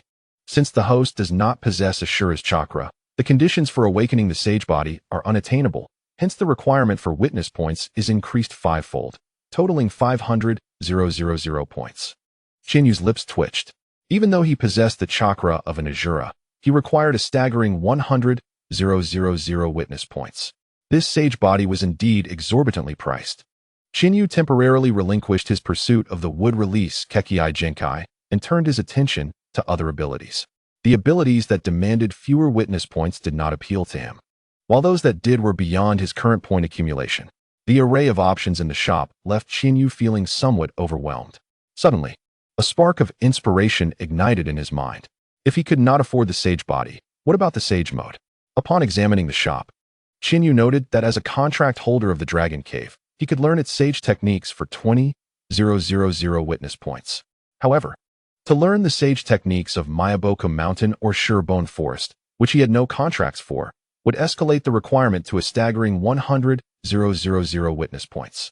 The sage mode was comparable, if not slightly superior, to the ordinary Mangekyo Sharingan. The chakra of sage arts could exponentially enhance his ninjutsu, taijutsu, and genjutsu. From Chinyu's perspective, this was indeed a viable path to significantly bolster his strength. Chapter 119. S-rank mission. Chiyu was particularly intrigued by the sage mode available in the shop. Yet, the thought of expending 20,000 witness points for an immediate exchange made him hesitate. Since he already had the contract with the Dragon Cave, he could directly venture there to learn the sage arts. If all went well, he could save himself the 20,000 points. The difficulty of acquiring witness points was considerable. Every bit saved would enable him to exchange for more formidable abilities that would genuinely aid him. However, this was not the right moment to embark on a journey to the Dragon Cave for sage arts. Moreover, with his Mangekyo Sharingan, Chiyu did not find himself in an urgent need for enhancement. He resolved to wait a while longer, possibly until the war concluded, before heading to the Dragon Cave. After sufficient rest, Chiyu set out once more, continuing his hunt for Cloud Shinobi. Days slipped by. In the land of soup, the reputation of Minato Namikaze was gradually taking shape. With his flying thunder god technique, the Cloud Shinobi opposing him hardly had time to react before meeting their demise. Minato had earned the moniker of the Yellow Flash. The Cloud Shinobi were utterly unnerved. First came Chiyu, now Minato. Both relied heavily on speed, yet their styles were entirely distinct. Chiyu charged headlong, while Minato was elusive and ghost-like. However, they shared a commonality. Both posed insurmountable challenges for the Cloud Shinobi. Days later, Chiyu received an urgent command from Orochimaru to return immediately. Upon arriving at the base, he discovered Kakashi was absent, presumably engaged in a mission. Chiyu sought out Orochimaru. Orochimaru-sensei. I have returned, he announced. Orochimaru, arms crossed and smiling, replied, your objectives have been fulfilled. A smile crept onto Chiyu's face as he responded, not quite. I only require one more stepping stone. Opportunities will arise. Then, Orochimaru's expression turned grave as he stated, the war situation has drastically changed. Chiyu, puzzled, inquired, what has happened? Orochimaru explained solemnly, due to your extensive hunting of cloud shinobi in the land of soup, you have been unaware of the latest developments. The Sand Village and the Mist Village have both encountered crises. The third Kazekage has gone missing, leaving the Sand Village in disarray. As they frantically search for him, they have lost focus on the war. Meanwhile, the Mist Village is embroiled in internal strife and lacks sufficient external forces. This presents us with an opportunity. Chinyu's eyes glimmered with realization. Had the third Kazekage been killed by Sasori? It seemed that a full-scale war was imminent. Even if the Cloud and Stone Shinobi did not initiate hostilities, Konoha would undoubtedly have to. After all, this was a prime opportunity. Orochimaru continued. I have received intelligence that the Jinchuriki of the Eight Tails has returned to the Cloud Village. Chiyu, you possess the Mangekyo Sharingan, and I am assigning you a mission. Infiltrate the Cloud Village, lift the Iron Claw seal on the Eight Tails Jinchuriki, Barubi, and unleash the Eight Tails to wreak havoc upon the Cloud Village.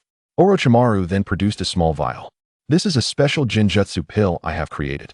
Upon consumption, it will paralyze the entire body.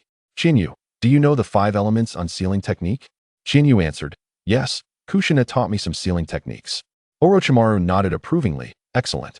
When the time comes, have Barubi consume the Jinjutsu pill, then lift his Iron Claw seal. Use your Mangekyo Sharingan to control the tailed beast and attack the Cloud Village. This is an S-rank mission. Will you accept it? A smile graced Chinyu's lips. This is a mission of great merit. Of course, I will accept. He understood that this task had been specifically designated for him by Orochimaru, for in his memories, it had initially been one that Orochimaru himself planned to undertake. Orochimaru tossed the mission scroll to Chinyu. Then it is entrusted to you. After pocketing the scroll, Chinyu declared, then, Orochimaru-sensei, I shall take my leave. Task accepted. Chinyu departed the land of soup, heading towards the Cloud Village to infiltrate it. A few nights later, in a room, Barubi gazed out the window at the moon. Behind him, an octopus tentacle swayed back and forth. Suddenly, Barubi turned abruptly, greeting its AI. He retracted the tentacle. AI approached Barubi, who warned, don't come too close. AI asked, what's wrong? Can't sleep? Barubi looked back at the moon through the window, saying, especially on a night like this, it feels like the void in my heart. AI frowned. Haven't you found anything to fill that void? Barubi replied hollowly, perhaps I will never find it. My body is here, yet my heart is dead. As if I am walking alone in a desert. As long as I remain trapped here, I will never find anything. AI asked solemnly, what can I do for you? Barubi sighed, my heart is beyond healing. If something happens, I will rely on you. AI cast a deep glance at Barubi. In his youth, Barubi was recognized for his prowess in ninjutsu, lineage, abilities, and character, leading to him being implanted with the Eight Tails, becoming its Jinchuriki. Through arduous training, Barubi mastered the Eight Tails. Initially, the Fourth Raikage and the Eight Tails held high hopes for him. However, after becoming the Jinchuriki, he found that people's attitudes towards him changed, leaving him mentally and physically exhausted, often contemplating the terror of death. The tailed beast would rampage when the Jinchuriki's heart was at its weakest, becoming uncontrollable. Barubi, with his current mindset, could no longer harness his power. Regrettably, he had yet to find anything to fill the gaping emptiness within him. AI remained silent and turned to leave. Meanwhile, in the shadows outside the house where Barubi and AI conversed, a man wearing a Cloud Shinobi forehead protector observed Barubi intently. This man was none other than the disguised Chinyu. To avoid detection by sensory ninjas, Chinyu had opted to conceal his identity with a mask.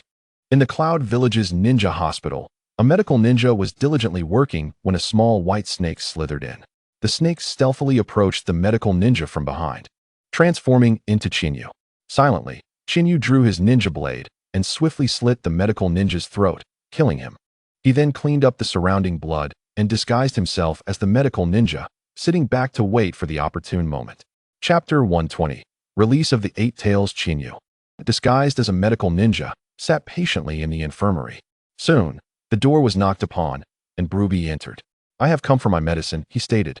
Chiyu produced a sheet of paper, feigning documentation, before presenting Bruby with a bottle of illusionary pills given to him by Orochimaru. "Here, please take this." Bruby examined the medicine in his hand, puzzled. "Is it different from before?" "This is a new formulation. It will ensure you a restful sleep," Chiyu explained. "Is that so?" "Thank you." Without further thought, Bruby accepted the medication and departed. In the dead of night, Bruby had succumbed to slumber. Chiyu entered his room, gazing at the peacefully sleeping Bruby, and whispered, "Allow me to fill the void within you." Startled by a sound, Bruby abruptly opened his eyes, only to have Chiyu swiftly cover his mouth. Chiyu revealed his true identity. Bruby attempted to call out, but was silenced, his strength sapped. "Your struggles are futile," Chiyu said coldly. "You have ingested a specially crafted illusionary pill. Being a Jinchuriki is a painful existence, is it not? You sacrificed yourself for this village, yet are met with disdain. Such injustice is intolerable, do you not agree? This world holds no value for Jinchuriki, and thus, I am here to liberate you from your suffering, to guide you from the realm of the living." With that, Chiyu tore open Bruby's shirt, exposing the ironclad seal of the 8 tails. He raised his right hand, chakra coalescing at his fingertips. 5 elements release. He pressed his hand firmly against the iron seal on Bruby's chest. "Now, arise, 8 tails, the stage is yours." The 8 tails burst forth from its confinement, wreaking havoc and emerging in the hidden cloud village. Chiyu perched on a rooftop, his eyes transformed into the Sharingan. "Submit to the power of the eternal Mangekyo Sharingan." He employed an illusion, ensnaring the 8 tails, its eyes morphing to reflect Chinyu's own. However, the transformation was short-lived. Under the control of the Mangekyo Sharingan, Chiyu commanded the 8 tails to rampage through the hidden cloud village. From a nearby peak, he observed the chaos unfold as the 8 tails descended like a natural disaster, inflicting grievous damage in mere moments. The cloud ninjas rallied their forces, launching an assault on the 8 tails. Yet, countless jutsu struck the beast without effect, failing to hinder its destruction. The third Raikage, led an elite team into battle. Lightning release armor. He enveloped himself in a shroud of chakra and lightning, enhancing his defenses and speed. With a flash, the third Raikage appeared above the 8 tails, delivering a powerful punch that sent the beast crashing to the ground, raising a cloud of dust. However, the 8 tails began to gather chakra for a tailed beast bomb. Should it unleash its power upon the hidden cloud village, the consequences would be catastrophic. Maximum lightning release armor. The third Raikage's hair stood on end as he maximized his technique. He leaped with tremendous force, the earth cracking beneath him. He struck the 8 tails' jaw, interrupting the formation of the tailed beast bomb. "Subdue the 8 tails," he commanded, as elite ninjas produced chains to bind the creature. Yet, the 8 tails' might was overwhelming. It shattered the chains with ease and swept its massive tail, dispatching several elite ninjas in an instant. Before the third Raikage, the 8 tails impaled another ninja with its horn, witnessing the death of his comrade. A's eyes burned with fury as he leaped toward the beast. Lightning release, thunder beast dance. A concentrated the potent electrical currents into his hand and dove downward, severing the 8 tails' left horn with precision. "Get back, 8 tails." The third Raikage brandished a peculiar jar, calling out to the beast. With a furious roar, the 8 tails was drawn into the jar as its lid opened automatically. Chinyu's eyes narrowed at the sight. It was one of the Sage of 6 Paths tools, the Amber Purifying Bottle. Its effect was to seal any entity that responded to its wielder's summons. The chaos wrought by the 8 tails was swift and devastating, leaving the hidden cloud village in a state of utter disarray. Seated upon the mountain, Chinyu's expression turned grave. The third Raikage's speed, once he activated his strongest lightning release armor, rivaled even his own lightning flash technique. At that moment, he realized the formidable strength that still existed in the world. Chinyu exhaled softly, acknowledging, "There are still many who surpass me. One must remain vigilant." With his mission accomplished, he knew this action would not cripple the hidden cloud village, but would certainly cause them considerable distress. Turning away, Chinyu withdrew from the land of lightning. Upon learning of Chinyu's successful endeavor, Orochimaru swiftly led the Konoha ninjas in a counteroffensive. The turmoil caused by the 8 tails rampage left the morale of the cloud ninjas in tatters, leading to their retreat before the onslaught of Orochimaru's forces. Once The Konoha ninjas struggled at the borders. Now the roles had reversed, with the Cloud ninjas pushed back. When the tailed beast departs from its Jinchuriki, death is the inevitable consequence. Urubi's fate was sealed with the Eight Tails release. In light of strategic necessities, the Hidden Cloud Village needed a new Jinchuriki to maintain the balance of power. A and the Third Raikage ultimately decided to seal the Eight Tails within Kurabi, making him the new Jinchuriki. With Sunagakure and Kirigakure consumed by their own troubles, and the Hidden Cloud Village reeling from the Eight Tails rampage, Iwagakure opted for caution, avoiding confrontation with Konoha. Thus, the entire ninja world found itself in an eerie state of truce. Chapter 121. Only 1 year remains now. With the third Kazekage missing and the civil unrest in Kirigakure due to the blood mist policies, the Hidden Cloud Village had suffered immense losses from the Eight Tails rampage. Iwagakure, sensing the precariousness of the situation, chose to retreat, avoiding any engagement with the Konoha ninjas. The entire ninja world lay in a strange state of peace. Yet everyone understood that this tranquility stemmed from the internal chaos of Sunagakure, Kirigakure, and Kumogakure. The current state of the ninja world resembled a ticking time bomb, ready to erupt into conflict at any moment. Time passed swiftly, and 2 years had elapsed. Chiyu was now 18, while Kakashi was 9. Throughout this period, Chiyu and Kakashi undertook various missions together. With Konoha holding the advantage in the Land of Water, the frequency of battles had significantly diminished, allowing Kakashi to return to Konoha and participate in the Chunin exams. Both Chiyu and Kakashi found themselves perplexed by this turn of events. Kakashi has already been a Chunin for 3 years, so why must he still participate in the Chunin exam? Simultaneously, Kakashi harbors his own concerns. Every time he encounters Uchiha Obito, it feels like an unshakable attachment, impossible to sever. Moreover, in these 2 years, the situation in the ninja world has grown increasingly chaotic. Sunagakure has exhausted all its resources in search of the third Kazekage, yet to no avail, leaving the village in a state of disarray. Currently, Sunagakure is temporarily led by Raza, acting as the Kazekage, having inherited the magnet release from the third Kazekage and possessing the highest reputation in the village. However, even with an acting Kazekage, certain issues stemming from the absence of the third Kazekage remain unresolved. In contrast, Kirigakure, seeking to quell internal strife, has opted to redirect its conflicts outward. Presently, Kirigakure behaves like a rabid dog, launching indiscriminate attacks on both Konohagakure and Kumogakure ninjas. Iwagakure, on the other hand, has chosen to remain withdrawn, seemingly unwilling to act until the situation clarifies. This leaves Konohagakure to contend solely with the pressure from Kumogakure. Recently, Konohagakure has dispatched a significant number of ninjas to the Land of Water, effectively containing Kumogakure at the border. Meanwhile, a new faction has emerged in Amigakure, the Akatsuki. Their current ideology revolves around transforming the world through gentle means to usher in peace, constructing a hopeful bridge toward global harmony through interpersonal communication. The Akatsuki is dedicated to peace and is actively engaged in various endeavors. Teacher Chihane, all enemies have been dealt with, Kakashi reported. Blood splattered on his face from the skirmish. Chihane nodded. Indeed, the number of Kumogakure ninjas wandering the Land of Water has significantly diminished. Let us return to our base for a period of rest. Observing Chihane's troubled expression, Kakashi inquired, Teacher Chihane, what troubles you? You seem rather downcast. Chihane replied solemnly. Only 1 year remains, Kakashi. Kakashi immediately grasped the implication.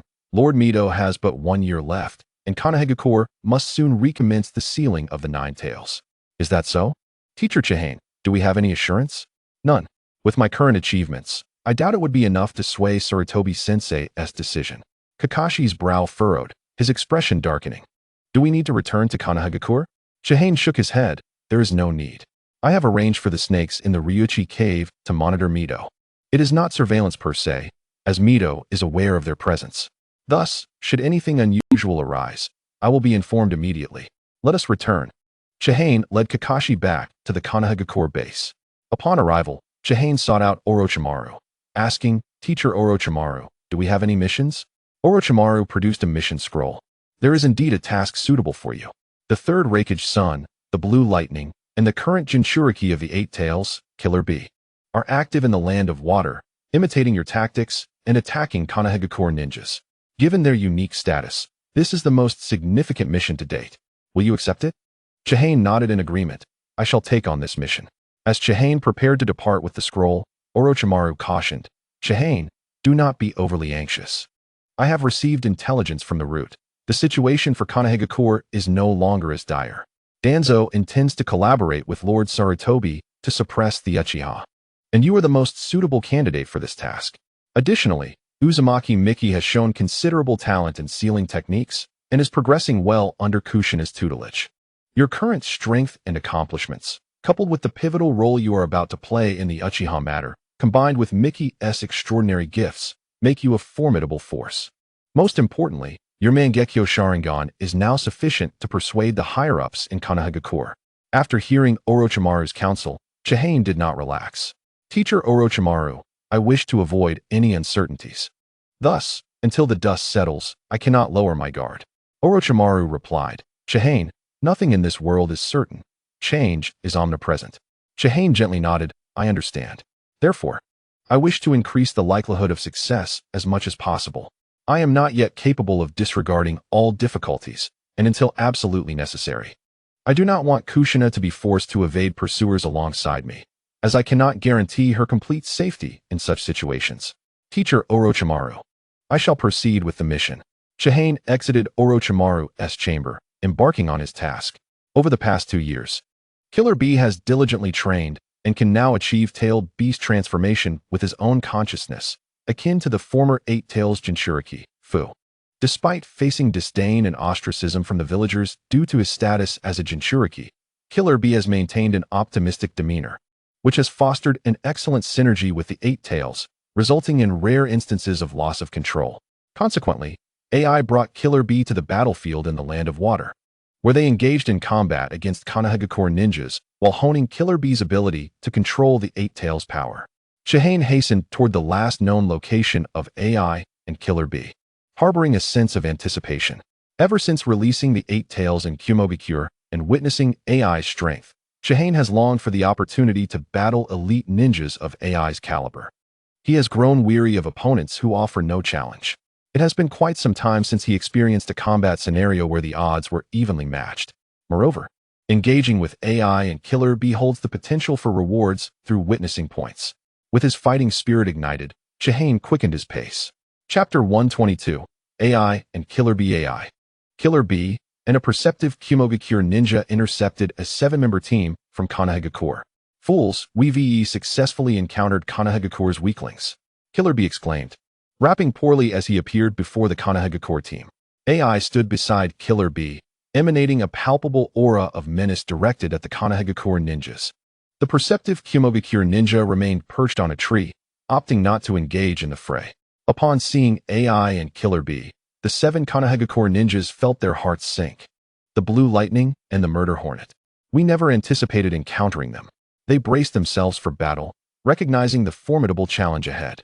The gravity of their situation weighed heavily on the 7 ninjas, none of whom felt confident in overcoming AI and Killer Bee, especially given that their strongest member was merely an elite Chunin. Recently, AI and Killer Bee had eliminated a 5-member team from Konohagakure led by 2 Jonin. Faced with AI and Killer Bee, the 7 Konohagakure ninjas contemplated retreating at the earliest opportunity. The perceptive Kumogakure ninja alerted, at 12 o'clock, a ninja is approaching rapidly. As soon as the words left his mouth, a streak of lightning surged toward AI and Killer Bee with incredible speed. Soundwave Lightning Blade. Killer Bee infused his ninja blade with lightning chakra to enhance its lethality, creating high-frequency vibrations that surpassed even the power of wind. He promptly raised his blade in defense, feeling a tremendous force that propelled him several steps back. Lightning Torrent. AI concentrated lightning in his hand and struck at their attacker. However, AI missed his target, as the assailant utilized body flicker technique to evade his strike, reappearing a short distance away. The perceptive Kumogakure ninja recognized the assailant's features and gasped, black hair, Sharingan. And that speed, it must be the blood-eyed Azura. If that's the case, we should flee at once. Nevertheless, AI and Killer Bee remained remarkably composed. AI gazed at Chiyu with fervor. Is that so? Is he the one who single-handedly compelled the Cloud Shinobi of the Land of Soup to issue a retreat upon encountering him? Chiyu surveyed AI and Killer Bee with great interest. It has been a while, hasn't it? the son of the third Reikage, AI, and the Jinchuriki of the Eight Tails. Killer Bee. Upon hearing the mention of the Eight Tails Jinchuriki, the Konoha ninjas were taken aback, their eyes darting towards Killer Bee. He is indeed a Jinchuriki. AI furrowed his brow at Chiyu. Have we met before? Chiyu shrugged nonchalantly. It matters not. I have been tasked with eliminating both of you here. Killer Bee pointed his ninja blade at Chiyu, exclaiming, with my brother and me, victory is assured, you fool. 7 Konoha ninjas stepped forward. Lord Chiyu, let us join forces. Chiyu cast a sidelong glance at the 7 Konoha ninjas, his voice cold. Stay back. Do not interfere. The 7 ninjas looked at Chiyu in disbelief. They were from the same village. Even if they weren't needed, such a harsh tone seemed unwarranted. Nevertheless, recalling Chinyu's consistent demeanor, they retreated, choosing a position from which they could escape should Chinyu falter.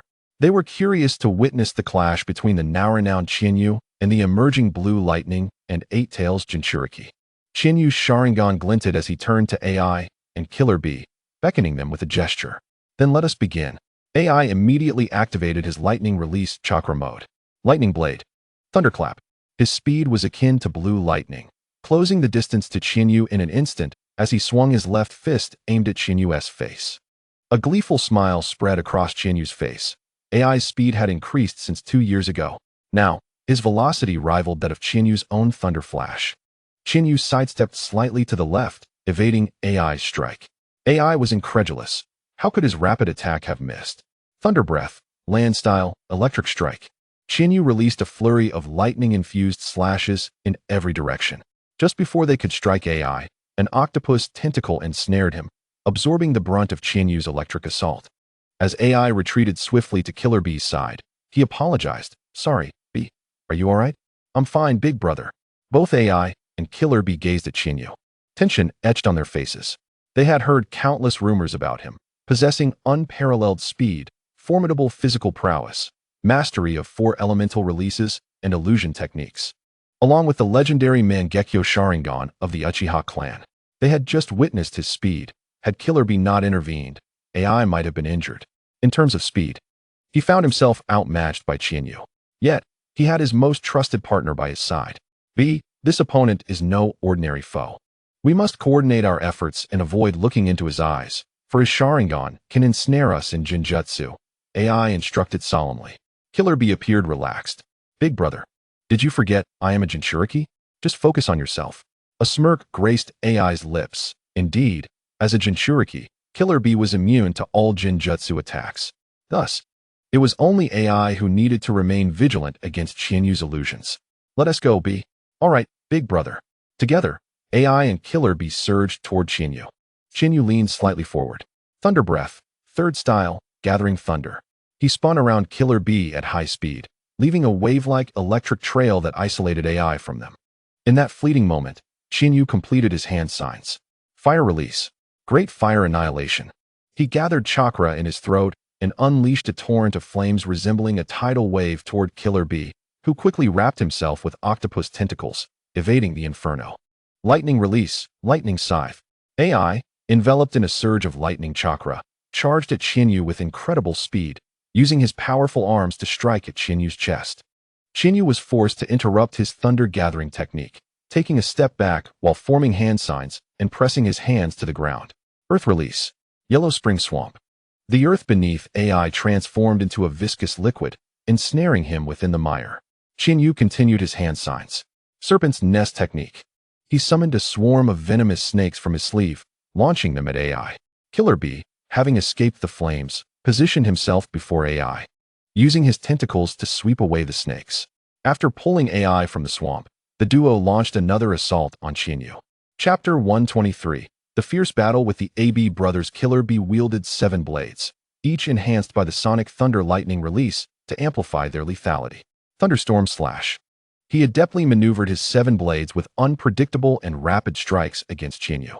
Chinyu, eschewing Thunder Breath, engaged in a direct contest with him using his ninja blade, his Sharingan allowing him to deflect every one of Killer Bee's attacks.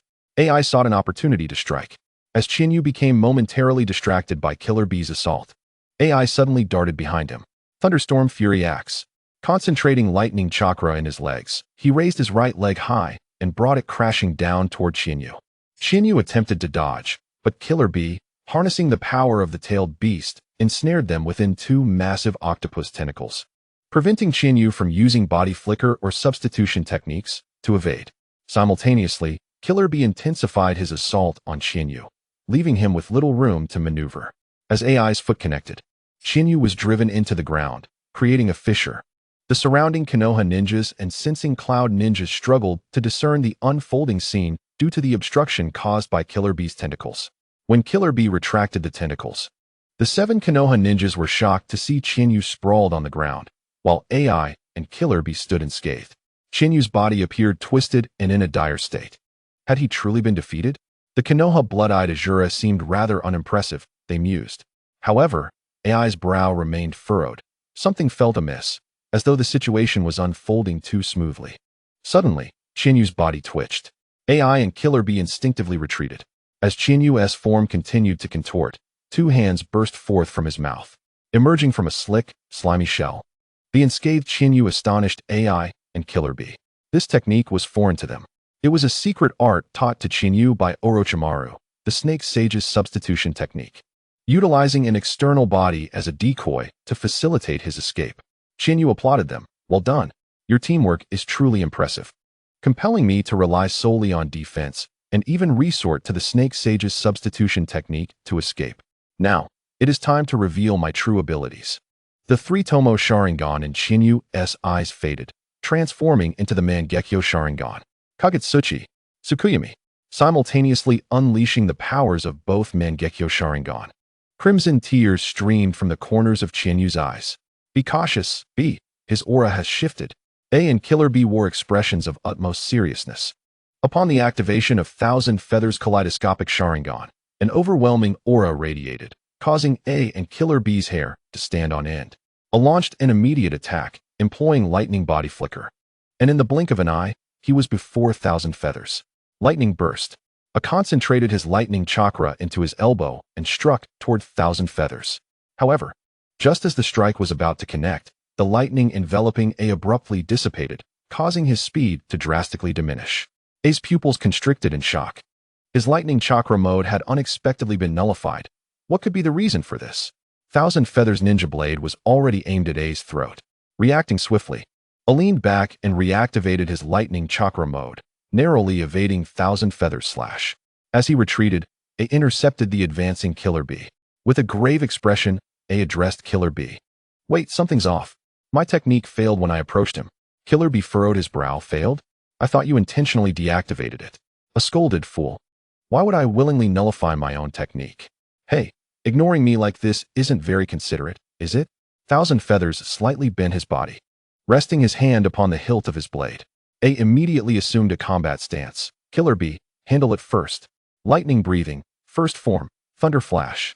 A powerful surge of electricity erupted from Thousand Feathers, the thunderous roar ringing painfully in everyone's ears. A sensed the immense power of Thousand Feathers' technique. It was too swift for him to warn Killer Bee in time.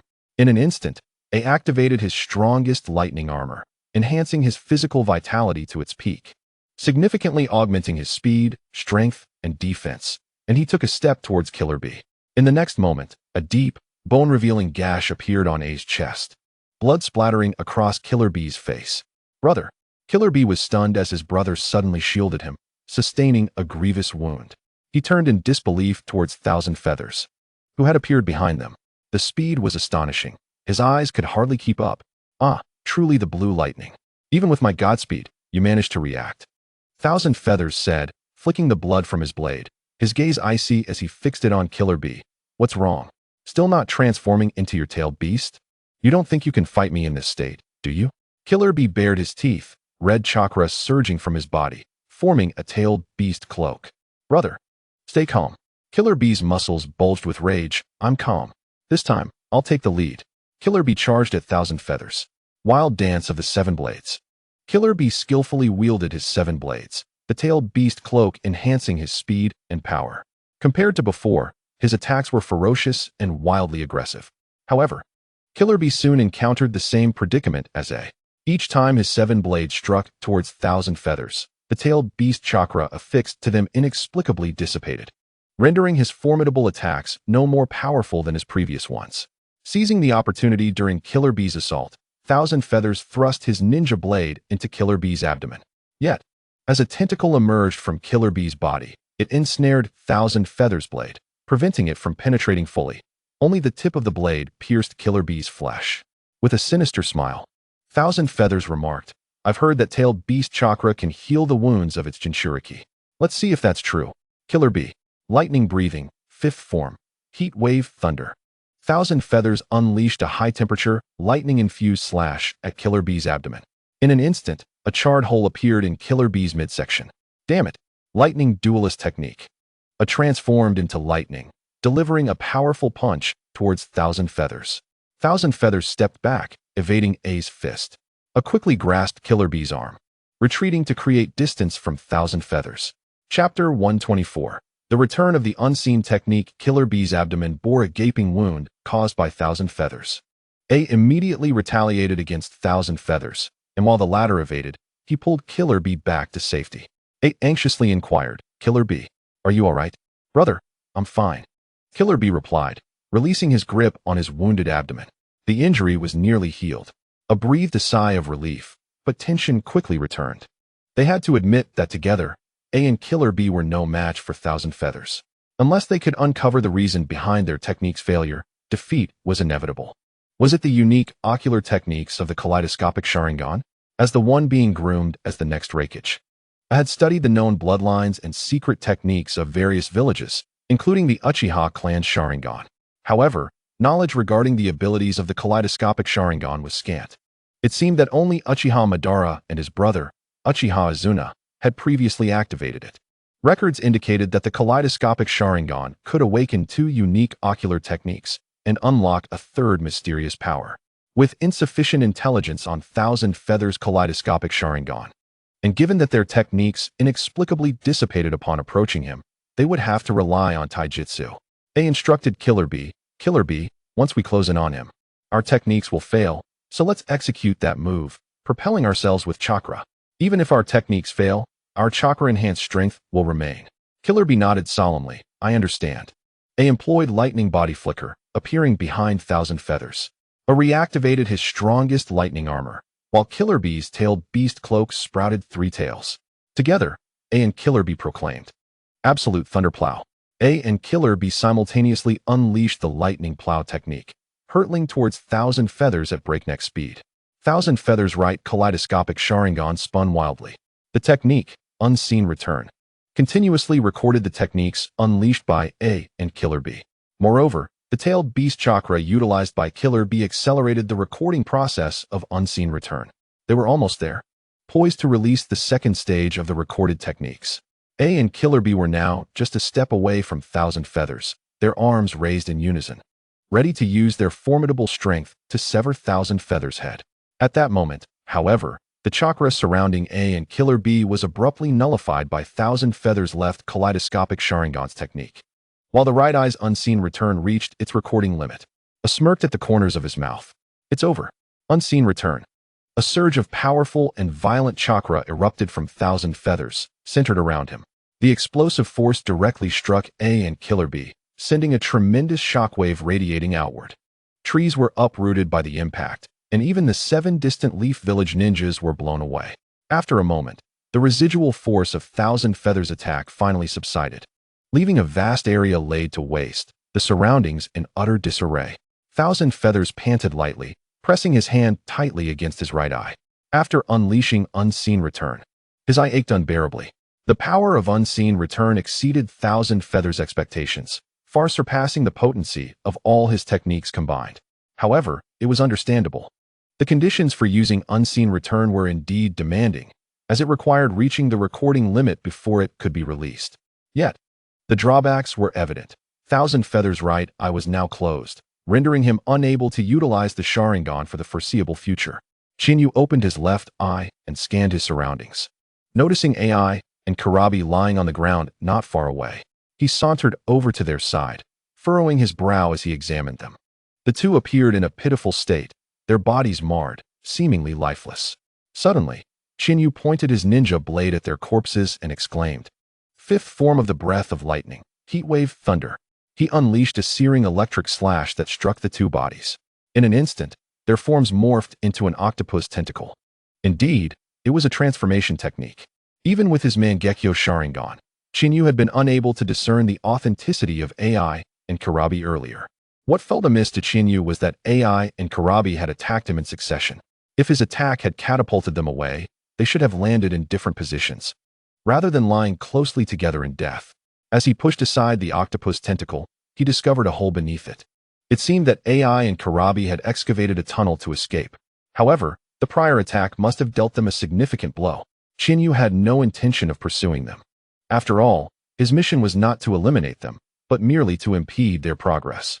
With AI being the son of the third Raikage and Kurabi the host of the Eight Tails, the death of either would surely provoke a reckless offensive from the Cloud Village against Konoha. Chiyu deemed his task accomplished. He sheathed his ninja blade and let out a long sigh. Taking out a blank scroll, he sealed the octopus tentacle within and turned to leave. As he passed by 7 Konoha ninjas, they looked at him with a mix of admiration and fear. Their admiration stemmed from Chiyu's formidable display of power. Even the son of the third Raikage, the blue lightning AI, and the lethal Kurabi, the Eight Tails Jinchuriki, had been forced to flee in disgrace. The fear arose from Chiyu's cold demeanor, as he always bore an expression suggesting that disobedience would lead to dire consequences, deterring them from engaging with him. Chiyu paid them no mind and departed. Meanwhile, Kurabi had dragged AI back to the surface and was now sprinting forward with him on his back. AI was coughing up blood, his right chest and arm a gruesome sight, gravely injured. Though Kurabi appeared somewhat better, he was not in good condition either. However, as a Jinchuriki, his self-healing abilities were currently at work. Kurabi anxiously urged, "Big brother, hold on. I'll get you back to the base for treatment. Just hang in there." AI weakly replied, "Don't worry, bye. I'm not dead yet. Thanks to you, the Eight Tails shielded me with its tentacles during the explosion, absorbing a significant portion of the damage. I never expected that Chiyu would be so powerful, surpassing me in speed and strength, along with those bizarre abilities." After a brief cough, AI spoke gravely, "Bye, he will be a formidable adversary." Chapter 125. Recruitment. Upon returning to the Konoha base, Chiyu reported to Orochimaru. Orochimaru inquired, "What became of the Raikage's son and the Jinchuriki?" Chiyu replied, "They are still alive, but they are unlikely to show their faces in the land of hot water anytime soon." He produced the scroll containing the Eight Tails tentacle and handed it to Orochimaru, saying, "Sensei, this is a part of the Eight Tails body. I believe you will find it intriguing." Orochimaru's expression indeed brightened with interest as he stored the scroll away. He then informed Chiyu, "You have received a directive from Konoha. You are to return." Surprised, Chiyu asked, "Return to Konoha? What could possibly require my presence there?" Orochimaru smiled. "It's time, and this directive comes from Danzo, under the guise of the Hokage's advisor, indicating that he has business with you." Chiyu's gaze sharpened. If Danzo sought him out, it likely meant he intended to take action against the Uchiha clan.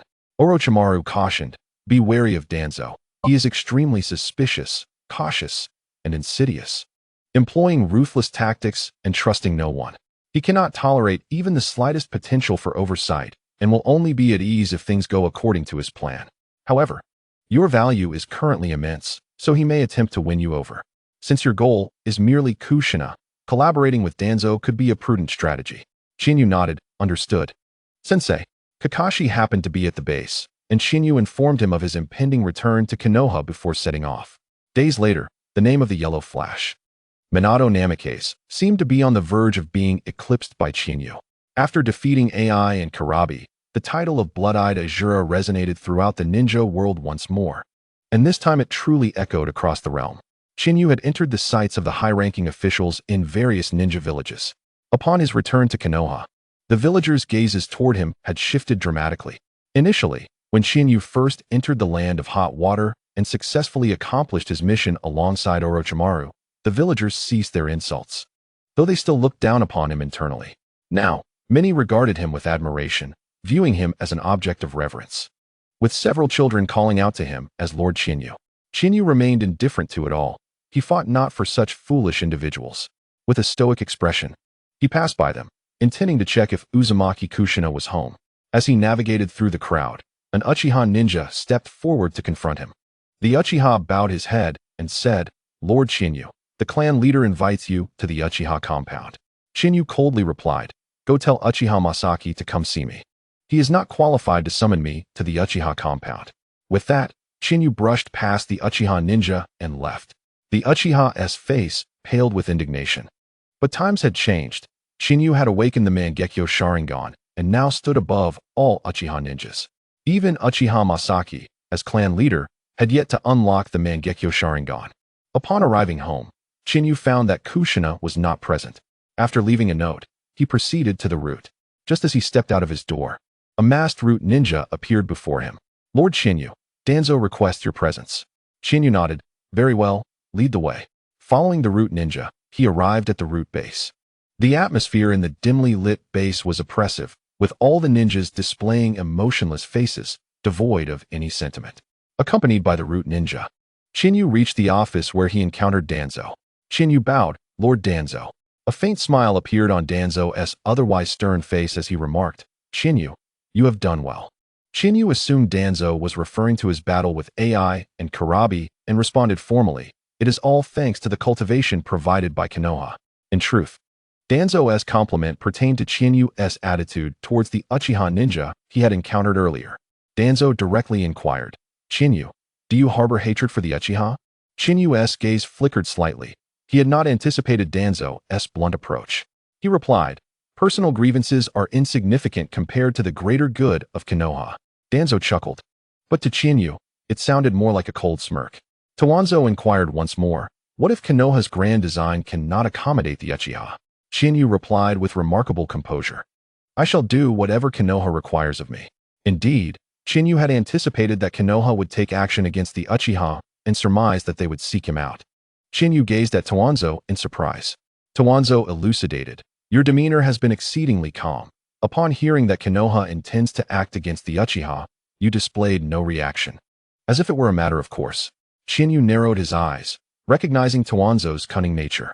After a moment of contemplation, Chiyu conceded, "Lord Tawanzo, I did foresee that Konoha would take measures against the Uchiha, as they have become a malignant tumor affecting all facets of Konoha. It is evident that should the Uchiha clan persist in their current path, Konoha would inevitably respond. However, I did not anticipate that you would seek me out. I merely deduced this from what Lord Orochimaru mentioned regarding the orders being issued by you." Tawanzo smirked slightly before stating, "Let us assume for the time being that you did not foresee this. I shall be candid. I am entrusting you with a task concerning the Uchiha clan. In the forthcoming conflict, you shall be of significant importance to both myself and Hisashi, and your mission will be to suppress the Uchiha under your command. Do you accept this duty?" Without hesitation, Chiyu replied, "As long as it is a mission, I, as a ninja, must execute it to the best of my abilities. I shall strictly adhere to the orders of the Hokage." Tawanzo scrutinized Chiyu for a considerable time before remarking, "Chiyu, you are an astute individual. You should be aware of the reasons I have summoned you back to Konoha in my capacity as an advisor to the Hokage." Chiyu feigned ignorance, responding, "Lord Tawanzo, I am but a simpleton, aside from assigning me tasks. Is there anything else you wish to discuss?" Tawanzo fixed his gaze upon Chiyu and stated gravely, "Since you are unaware, let me be explicit. I wish to recruit you into the Roots. What say you?" Chapter 126, The Rain-Hidden Village in the Office of Roots. Tawanzo candidly expressed his desire to enlist Chiyu. At this moment, Chiyu met Tawanzo's gaze and boldly asked, "Lord Tawanzo, may I pose a question?" Tawanzo nodded. "Ask away." Chiyu inquired straightforwardly, "Are you seeking to have me choose a side?" Chinyu's status had long transcended that of a mere outsider. He had become a coveted asset whom many sought to recruit. Given Tawanzo's direct approach, Chiyu felt justified in pressing for clarity regarding the benefits of such an alliance. Tawanzo, narrowing his eyes, responded, "Indeed, I wish for you to align with me. What is it that you desire?" Chiyu replied with seriousness, "Lord Tawanzo, you are undoubtedly aware that I have long wished to prevent Kushina from becoming the Jinchuriki. Hence I hope to propose an alternative candidate. Makoto, being of the Uzumaki clan and possessing considerable talent, has shown great promise in her mastery of sealing techniques. Thus, the selection for the Jinchuriki need not be limited to Kushina. Moreover, my Mangekyo Sharingan can control the tailed beasts." Tawanzo did not respond immediately, having anticipated Chinyu's request to replace the Jinchuriki. As Chinyu rightly stated, The current candidate need not be Uzumaki Kushina. Towanzo then asked, "What are you willing to offer in return?" Chiyu declared firmly, "As long as Kushina is not made the Jinchuriki, I shall steadfastly stand behind you, Lord Towanzo, and I will heed only your commands, becoming your most loyal subordinate." Towanzo assessed Chiyu's worth, recognizing that his value was indeed sufficient to warrant agreement. He was aware of Chiyu's infiltration into the Cloud Village and the subsequent release of the Eight Tails. Gaining Chiyu's loyalty, especially one with the Mangekyo Sharingan, would grant him a key to controlling the tailed beasts. However, if he simply acquiesced to Chiyu's demands, he would not be Towanzo. "I can consider this, but it hinges on your performance. You must demonstrate your loyalty to me. There happens to be an opportunity at hand. I intend to visit the Rain-Hidden Village, and you shall accompany me as my bodyguard." A spark of realization ignited in Chiyu's eyes. The Rain-Hidden Village indicated that Towanzo intended to take action against the current Akatsuki organization. Chiyu bowed. "Yes, Lord Towanzo, I am at your command." The present Akatsuki was not the future extremist organization, but rather a coalition aspiring to establish world peace without resorting to extreme force. In this tumultuous era, many had joined their ranks, and the Akatsuki gradually grew and gained notoriety. Nestled at the intersection of the fire, earth, and wind countries, the Rain-Hidden Village held a strategically significant position amidst the ongoing conflict. The Akatsuki's aspiration to realize their ideals and bring an end to the Third Shinobi World War was plausible. With the Sand Village in disarray and the Third Kazekage missing, they were disinterested in warfare. Konoha's Sarutobi Hiruzen was eager to conclude the conflict through diplomacy. As for the Rock Village, their stance was less accommodating, having instigated this war alongside the Cloud Village. Yet, with sufficient incentives, it might be possible to persuade them to relent. Nevertheless, Towanzo would not permit the Third Great War to conclude so simply, as prolonged conflict would render Konoha stronger and more resource-rich. Moreover, Konoha's circumstances seemed to be improving. Thus, Towanzo manipulated Hanzo of the Salamander, suggesting that the Akatsuki might gradually usurp his authority as the leader of the Rain-Hidden Village. Hanzo, motivated by the preservation of his power and position, fell under Towanzo's influence. Once, Hanzo had held aspirations for peace, seeking to unify the 5 great nations and eradicate war through his efforts. However, upon realizing that ninjutsu and ninja only perpetuated endless conflict, he began amassing strength to seize control of the Rain-Hidden Village. Ultimately, he became consumed by the desire to safeguard his own life and status, relentlessly exterminating any potential threats to his position. At this juncture, Hanzo had forsaken his original convictions. Previously, he had contemplated extinguishing the burgeoning Akatsuki, yet his hesitation due to their shared village ties had prevented him from acting. Thus, Towanzo's subtle manipulation proved successful. Their journey to the Rain-Hidden Village signified an intent to eliminate Nagato, Yahiko, and Konan. This event was monumental, presenting an opportunity for Chiyu to witness firsthand. For him, it was an opportunity too precious to pass up. Towanzo's decision to bring Chiyu along indicated that this mission to eradicate the Akatsuki was unbeknownst to Sarutobi Hiruzen. Had he been aware, he would have likely spearheaded peace negotiations. Given Konoha's considerable losses, Towanzo would not allow such a significant setback to stand unchallenged. Hence, it was imperative to prolong the conflict and seek recompense from other quarters. By accompanying Towanzo to the Rain-Hidden Village, Chiyu would demonstrate his loyalty, as others would perceive him as an integral part of Towanzo's faction. In time, Chiyu would have no choice but to serve Towanzo diligently.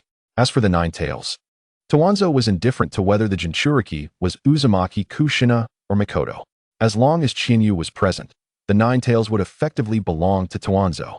Thus, in order to secure Chiyu's unwavering allegiance, making Mikoto the Jinchuriki was a trivial matter. Towanzo instructed, "Come to the roots tomorrow at noon, and we shall proceed to the Rain-Hidden Village." "Yes, Lord Towanzo," Chiyu affirmed as he exited the roots' headquarters. The conversation left both individuals thoroughly satisfied.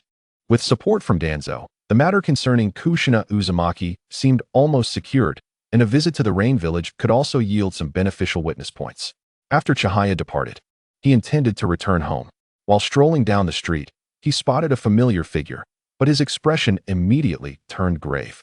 Beside Kushina was Mikazuki Uzumaki, and their intertwined hands suggested a closeness that was decidedly intimate. "Kushina," Upon noticing Chihaya, Kushina excitedly waved and hurried towards him. Chihaya, what brings you back? With a smile, Chihaya replied, I just returned today. I left a note at home since you weren't there. Are you out shopping? Yes. Chihaya, I must tell you. One of my relatives has come to Konoha, and I want to introduce you. Kushina, clearly unaware that Mikazuki was the relative Chihaya had found, eagerly pulled Mikazuki over and introduced, Mikazuki, this is Chihaya, the one I've often mentioned to you. Mikazuki greeted Chihaya. It's a pleasure to meet you for the first time. My name is Mikazuki Uzumaki. Chihaya paused for a moment before responding. It's a pleasure to meet you as well. Chapter 127. Willing to become the Jinchuriki. Chihaya was now filled with perplexity. Since Mikazuki claimed it was their first meeting, it indicated that she had not informed Kushina that she was the relative he brought to Konoha. Chihaya refrained from mentioning Mikazuki to Kushina because he was unsure how to explain the situation. He had found Kushina's relative, who wished to take her place as the Jinchuriki. The kind-hearted Kushina would surely be opposed to that. Thus, Chihaya pondered how to broach the subject with her. He did not wish for Mikazuki to grow too close to Kushina, for the more intimate their relationship became, the harder it would be for Kushina to accept Mikazuki as the Jinchuriki. Initially witnessing the apparent bond between Kushina and Mikazuki left Chihaya feeling troubled. Turning to Kushina, Chihaya softly said, Kushina, I haven't eaten anything since I returned. Could you please help me buy something to eat? Oh, you haven't eaten yet? Let us hurry to the market and get some groceries, and I'll cook for you right away. Chihaya grimaced. I'm so hungry I can barely walk. I need something to eat right now, so could you please help me out? Kushina turned to Mikazuki.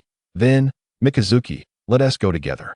Just as Chihaya was about to speak, Mikazuki smiled and shook her head, politely declining. Kushina, I've heard so much about Chihaya from you that I have a few questions to ask him. I want to see if he is truly worthy of your trust.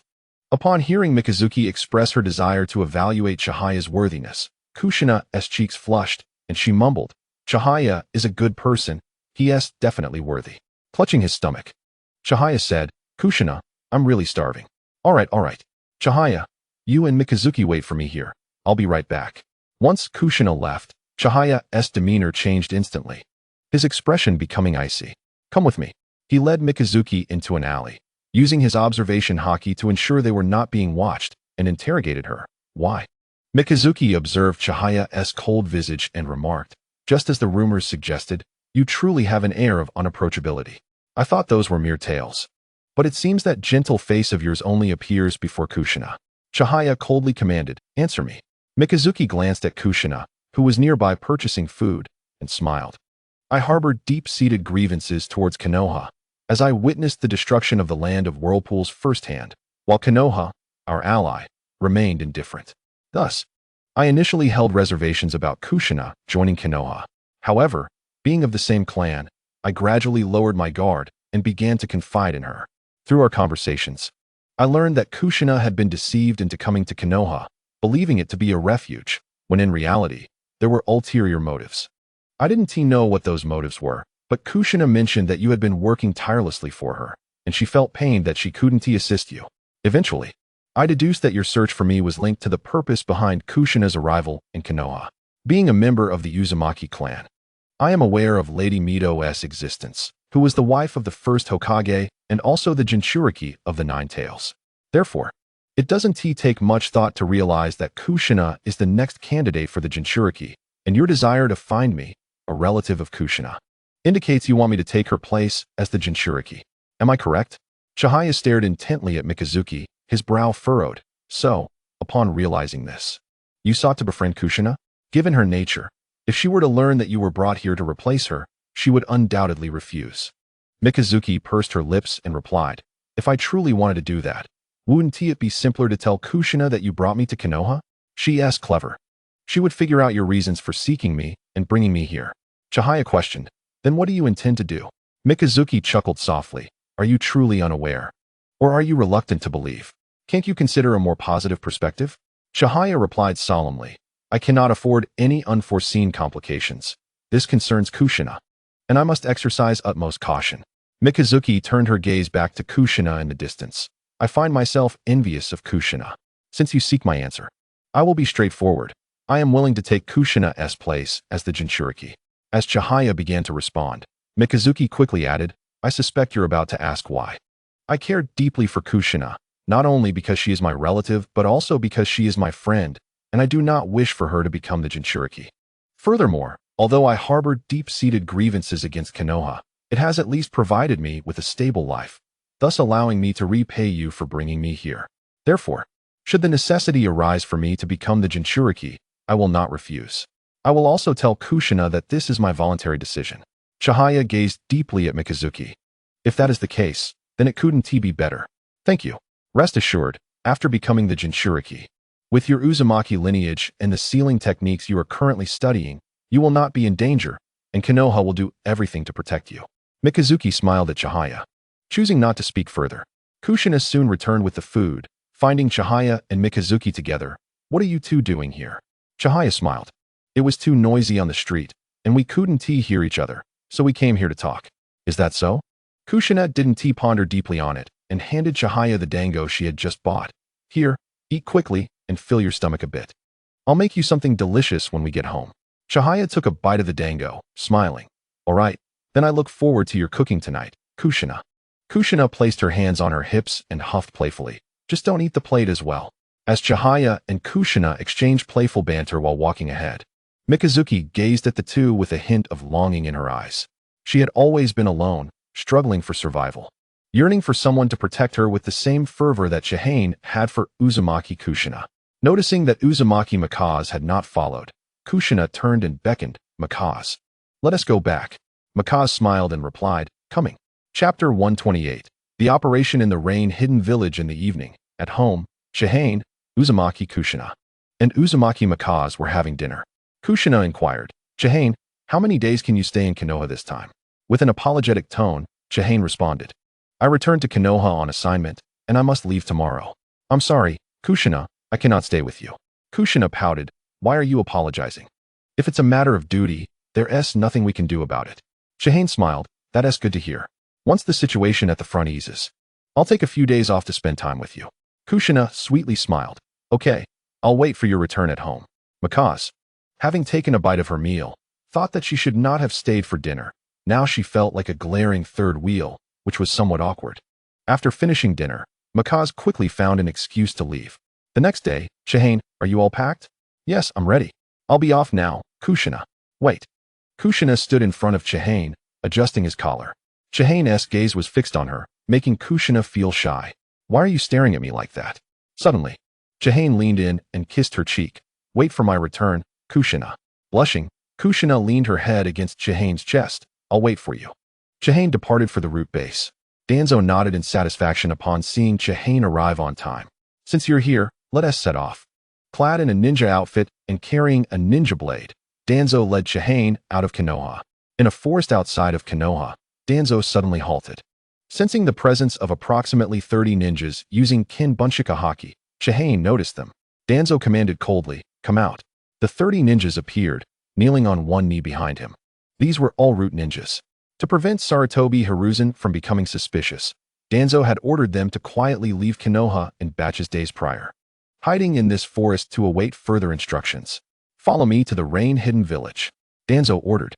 Days later, the group arrived at the rain-hidden village. Outside the village, Hanzo of the Salamander and a dozen rain ninjas appeared to greet them. Hanzo crossed his arms and said, Danzo, you've arrived. Danzo replied, indeed. Since we have reached an agreement, I naturally arrived as scheduled. Are you prepared? Hanzo nodded. Everything is ready. Tomorrow is the day I will deceive the Akatsuki organization during our negotiations. I have already mobilized the ninjas. Follow me. Hanzo glanced at Chihane. As his rising fame had captured the attention of high-ranking officials in various ninja villages, Hanzo led Danzo and Chihane into his base. Upon arrival, Hanzo said to Danzo, let us have a chat. Danzo nodded, very well. He then turned to Chihane. Chihane, you come along too. Yes, Lord Danzo. The three entered a room. Hanzo and Danzo took their seats while Chihane stood behind Danzo. Hanzo looked at Chihane and remarked, Danzo, you truly have a remarkable ability to bring the blood-eyed Azura under your command. Danzo did not respond and inquired, what do you wish to discuss? Hanzo, with his hands clasped, stated, I merely want to confirm the terms of our previous collaboration. Danzo's brow furrowed slightly. I help you maintain control over the rain-hidden village, and you assist me in vying for the Hokage position. Is there an issue with this arrangement? Hanzo shook his head. No issue. I just wanted to confirm. Danzo scoffed. You need not worry. The ninjas I brought are elite. The organization we face is merely inconsequential. Hanzo nodded. That is reassuring. Once this matter concludes, I will fully support your bid for Hokage. After a brief discussion regarding the actions planned for the next day, their conversation came to a close. Chihane remained dutifully standing behind Danzo. Once Hanzo left, Danzo did not exit the room. Only Chihane and Danzo remained. Danzo asked, "What do you think about my intention to vie for the Hokage position?" Chihane replied, "That is not for me to consider. I will follow Lord Danzo's orders. Regardless of who the opponent is, I will fight as needed." A grin formed at the corner of Danzo's mouth as he said, "Once this matter concludes, I will propose a change in the Jinchuriki selection to Hiruzen." Chihane bowed. "Thank you, Lord Danzo." Early the next morning, the ninjas brought by Danzo were concealed at the designated meeting location for the Akatsuki organization. Chihane continued to follow Danzo. The Akatsuki leader, Yahiko, was en route to the meeting place with his fellow members. Excitedly, he said to Nagato and Konan, "Nagato, Konan, I heard that Hanzo invited high-ranking officials from the Fire, Wind, and Earth countries to discuss a proposal for peace. I'm so thrilled. Our efforts are finally bearing fruit. If this proposal passes, the ninja world may soon welcome peace again." Nagato replied with resignation, "Yahiko, don't be so optimistic. The three great nations are not easy to deal with. It's unlikely that a single discussion will lead to peace. It's possible things may unfold differently than you imagine." Yahiko remained optimistic. "It's a good sign that they are willing to sit down and talk. If one attempt fails, we'll try again. If two attempts fail, we'll try three. We will succeed eventually. Konan, don't you agree?" Konan smiled and replied, "I believe you will succeed, Yahiko." Yahiko, looking back at the Akatsuki members, confidently declared, "I believe I will succeed, especially with so many like-minded companions by my side." Just as Yahiko held boundless hope for the future, a commotion erupted from the crowd behind them. Yahiko, Nagato, and Konan turned simultaneously, their expressions shifting drastically. Their comrades were being slaughtered by ninjas, by those who were supposed to be their allies from the rain-hidden village. Chapter 129. The outer path of the Deva statue. Yahiko, filled with hope for the future, found himself frozen in place as he witnessed his comrades being mercilessly slaughtered by the very rain-hidden village ninjas he considered allies. The shock was so sudden and overwhelming that he could not react. Why? Why was this happening? Why attack us? Yahiko, get down, Konan shouted, pushing the still-dazed Yahiko aside, narrowly avoiding a kunai. In the next instant, a rain ninja appeared behind Konan using body flicker technique, grabbing her and retreating. Konan, wind style, gale palm. Nagato clapped his hands together, compressing the wind into a violent gust aimed at the rain ninja who had taken Konan. However, it was still too late. Konan had been taken away. Yahiko, don't just stand there. Konan has been captured. Nagato shook Yahiko vigorously, rousing him from his stupor. Hurry, pursue them. Their comrades had already been slaughtered by the rain shinobi, leaving Yahiko and Nagato with no choice but to chase after the rain shinobi who had abducted Konan. They arrived at a valley, a place that was meant for peace negotiations among the three nations, but instead, they were met with a scene that filled them with despair. On the mountainside stood Danzo, Chiyu, and the root shinobi, along with Hanzo of the salamander and his subordinates, coldly observing Yahiko and Nagato. Chiyu's gaze fell upon Nagato. Her first encounter with the Rinnegan. A fine eye, but the bearer seems lacking, she mused. Yahiko, filled with anguish, cried out, Why, Master Hanzo? Were we not striving together for peace? Why have you betrayed us? Hanzo gripped Konan's arm, pushing her forward as he looked down at Yahiko. Your organization is a nuisance to me, Yahiko. As its leader, you shall die here. Resist, and this woman will perish. Hanzo threw a kunai before Yahiko and Nagato, his eyes shifting to Nagato. That red-haired boy over there. Use this to kill Yahiko. In return, I shall spare you and this woman. Konan shouted at Nagato, Stop. Nagato, don't worry about me. You too must escape. Nagato stared blankly at the kunai on the ground, his body trembling. Yahiko took a deep breath and urged Nagato, Nagato, kill me. It was as if an unseen force had tightened around Nagato's throat, his breaths growing heavier.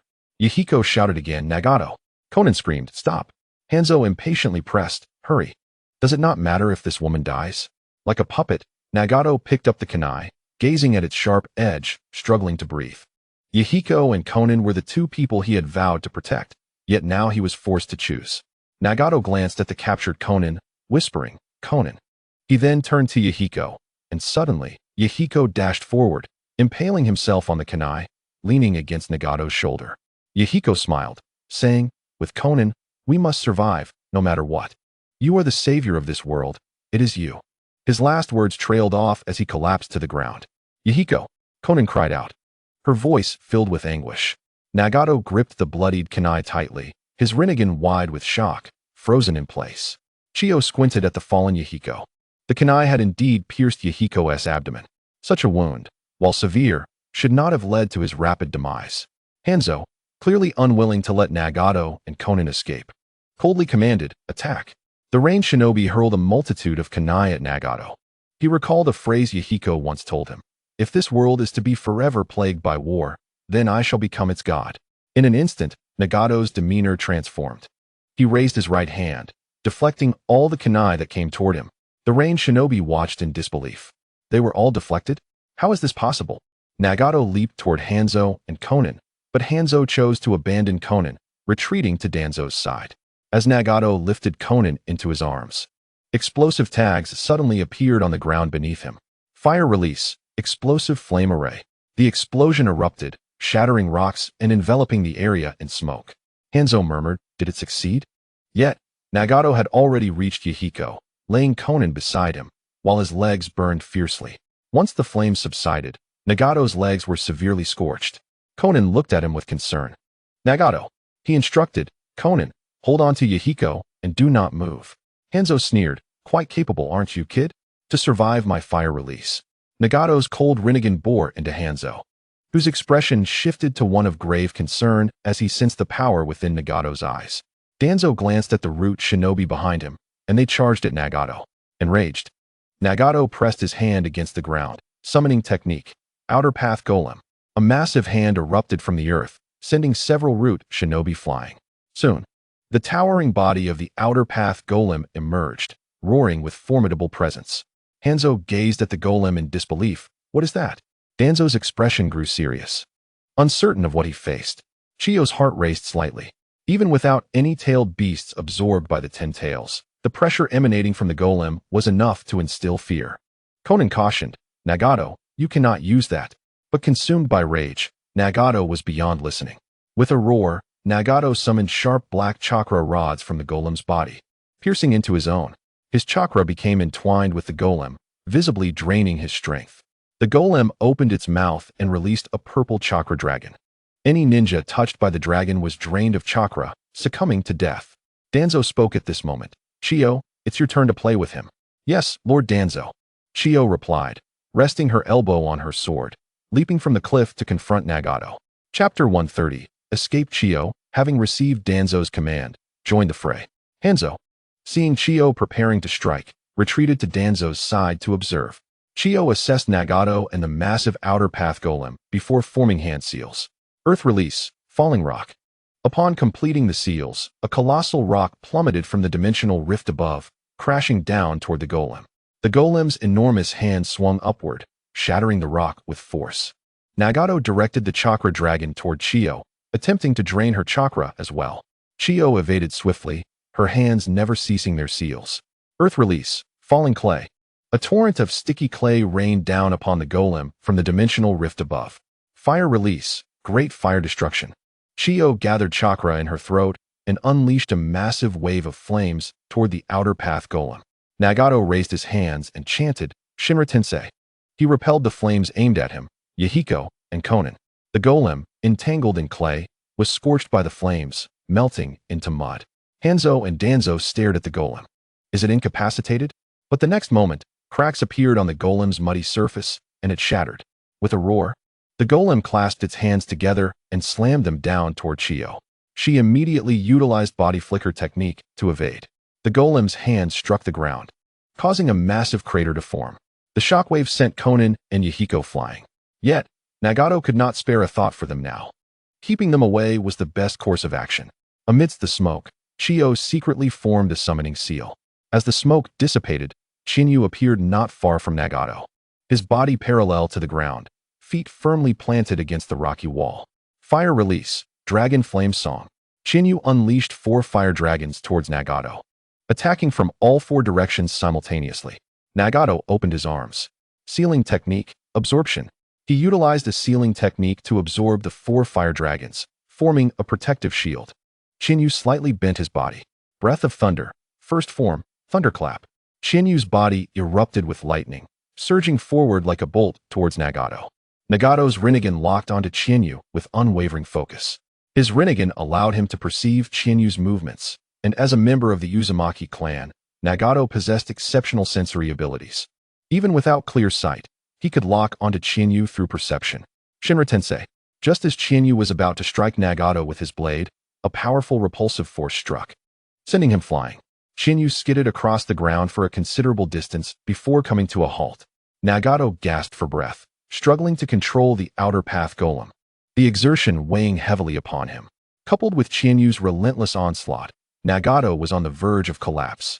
Chiyu turned his gaze towards Konan, his pupils constricting. Yahiko was conspicuously absent, not by her side. Meanwhile, Konan searched desperately for Yahiko's body, but with the ranged shinobi and root ninjas advancing, she was forced to abandon her search and defend against the attacks. Nagato furrowed his brow as he observed Chiyu preparing to launch another assault. If this continued, both he and Konan would perish here.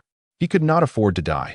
Yahiko had entrusted him with the promise to protect Konan at all costs. Yahiko's dream also depended on him. Before severing the connection with the outer path golem, Nagato issued a final order for an attack. He then strained to break the chakra black rods. The outer path golem unleashed 2 more chakra dragons toward Chiyu, while Nagato, enduring excruciating pain and the weakness of his overexerted body, rushed to Konan's side. Shinra Tensei. He repelled the ranged shinobi and root ninjas attacking Konan, coughing violently before saying, "Konan, we must flee."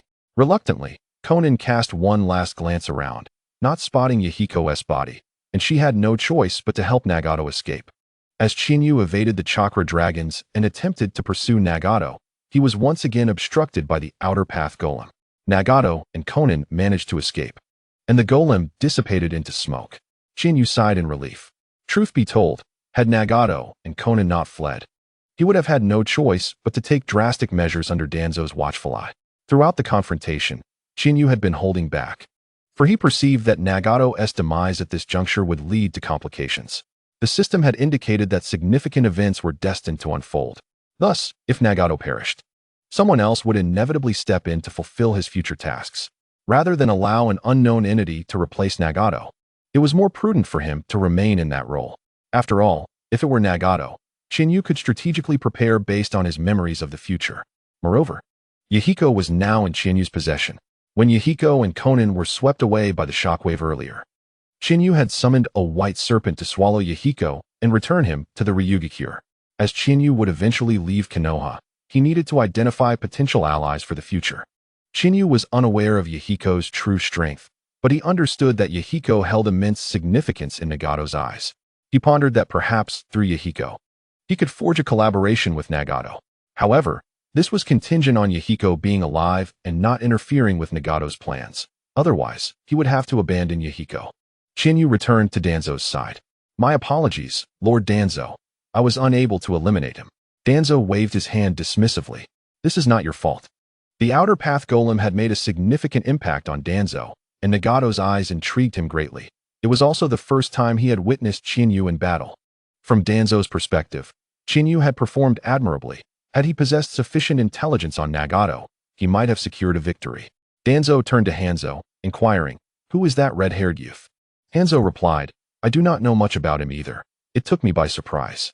Danzo responded gravely, "The Akatsuki organization has been dealt with, and I have completed my part in our collaboration." Hanzo nodded, "Understood. I will fully support you moving forward." Danzo addressed the remaining surviving root ninjas, commanding, "Immediately handle the aftermath, then regroup and return to Konoha with me." The surviving root ninjas began to clear the battlefield, transporting their fallen comrades' bodies. Sensory ninjas could probe memories, and many of the deceased root ninjas held secrets vital to the organization. Thus their remains could not be carelessly discarded. After tidying up, Danzo led everyone away from Amigakure, heading back to Konoha. Chapter 131. The time has come. Nagato and Yahiko took refuge in a cave. Konan, her eyes swollen with tears, tended to Nagato's severely burned legs. The injuries were grave, and due to the strain of controlling the outer path golem, Nagato appeared emaciated. He stared blankly ahead, his gaze filled with profound sorrow. Tears streamed down Conan's face. The suddenness of their predicament overwhelmed her. They had considered each other comrades, yet their revered mentor, Hanzo, had betrayed them, slaughtering their Akatsuki comrades and forcing Nagato to take Yahiko's life. Now, even Yahiko's body was missing. Conan felt lost, uncertain of what path to take moving forward. Nagato's hoarse voice broke the silence. "Do not cry. Conan, we must continue onward, inheriting Yahiko's will. I shall become a god. Only a god can bring peace to this despairing world. Those who have not known pain cannot understand what peace truly means. To shatter this cycle, the world must experience genuine suffering, allowing the horror of pain to quell war and usher in stability and peace. I am now immersed in infinite suffering, transcending mortal limits. And I have acquired the qualifications to become a god. Therefore, Conan, join me as we fulfill Yahiko's dream and lead this shattered world toward peace." Conan wiped her tears, her gaze filled with both hatred and empathy for Nagato. "Nagato, I will always stand by your side." Nagato nodded slightly, and after a moment of silence, he said, "Though the Akatsuki now consists only of us two, I will not abandon it, as it was founded by Yahiko. My legs can no longer carry me. I will use my Rinnegan to create 6 corpses as puppets to act in my stead, so I need you to help me find a suitable body. Once I have crafted the 6 puppets, I will eliminate Hanzo and seize control of Amigakure. Then, we will recruit S-rank rogue ninjas from various villages to strengthen the Akatsuki and realize Yahiko's ideals." Conan's expression hardened. With Yahiko gone, Nagato was all she had left, and she needed to protect him. At the same time, she hoped for Yahiko's dreams to come to fruition. "All right, I will immediately begin searching for a suitable body for the puppets." Upon returning to Konoha, Chiyu and Danzo were swiftly summoned to the Hokage's office by Sarutobi Hiruzen. Chiyu and Danzo arrived at the Hokage building, where they encountered Sarutobi Hiruzen. With a serious expression, Sarutobi inquired, "Danzo, where did you take the root ninjas?" Danzo calmly replied, "I merely took them to eliminate an organization that might pose a threat to our Konoha." Sarutobi slammed his hand on the table, exclaiming, "An organization so far away in the Rain Village can threaten Konoha?" Danzo maintained his composure, responding, "Better to err on the side of caution than to let a potential threat go unchecked. My purpose is to eradicate any existence that threatens Konoha. This is the reason for Root's existence." Sarutobi fixed his gaze on Danzo, who appeared unfazed by the scrutiny. Ultimately, Sarutobi relented, letting out a heavy sigh. "Danzo, the current situation is precarious. The Rain Village is at the intersection of the land of earth, fire, and wind, holding significant strategic importance. Your reckless actions could signal to other ninja villages that Konoha intends to strike the Rain Village and seize this crucial position, which would expedite the onset of war. Presently, Sunagakure is preoccupied, the Wagakure has not benefited for a long time, and Kumogakure is in even worse shape. There is a possibility that soon we could sit at the negotiating table to end this war." Danzo scoffed. "Negotiate to end the war? Hiruzen, are you all right? This war cannot simply conclude like that. You are well aware of Konoha's losses. If the war were to end now, those losses would be irreparable. The current situation is favorable for Konoha, and we are gradually gaining the upper hand. As long as the war continues, we can recover our losses. If negotiations must occur, it must be after we secure sufficient benefits." Sarutobi furrowed his brow. "Danzo, if the war continues, Konoha cannot sustain such attrition. Our ninjas are dwindling. If this persists, recovery will be difficult in the short term." Danzo calmly analyzed, "If we simply end the war now, recovery will also be challenging due to insufficient resources. However, if we possess ample resources, we need not worry about shortages and can train ninjas more easily, which is preferable to being resource-strapped. Furthermore, Hiruzen, do you truly believe the other ninja villages would engage in negotiations with us? Don't be naive. The war has escalated beyond the point of resolution through dialogue. They likely share my sentiments. It is merely a matter of who shows signs of weakness first. The moment one side calls for peace negotiations, it indicates they can no longer endure. Therefore, Hiruzen, if you wish for peace talks, it would be tantamount to plunging Konoha into peril." Sarutobi contemplated Danzo's analysis while puffing on his pipe. Danzo's reasoning held merit, yet the daily toll of the war weighed heavily on Sarutobi's heart. Konoha had nearly exhausted its resources in this conflict. He sighed, "Let us set this aside for now. Chiyu, how did you come to accompany Danzo? Were you not in the land of water?" Chiyu responded, "I received a directive from Lord Danzo and hurried back to Konoha." Danzo addressed Sarutobi, "Hiruzen, I have informed Chiyu about the Uchiha ninjas. He has agreed and has joined Root as my subordinate. The time has come. It is time to suppress the arrogance of the Uchiha clan." A glimmer of understanding flashed in Sarutobi's eyes as he nodded. "Indeed, it is time." Sarutobi inquired, "Danzo, what are your plans regarding the Uchiha clan?" Danzo replied ominously, "Isn't the Mist Village acting like a rabid dog, attacking indiscriminately? I want Chiyu to lead a contingent of Uchiha ninjas to the Land of Waves to fight. Chiyu has experience in leading Uchiha ninjas." In Chapter 132, Danzo proposed that Chiyu head to the Land of Waves to command the Uchiha ninjas. Sarutobi sat in his seat, his pipe continually in motion.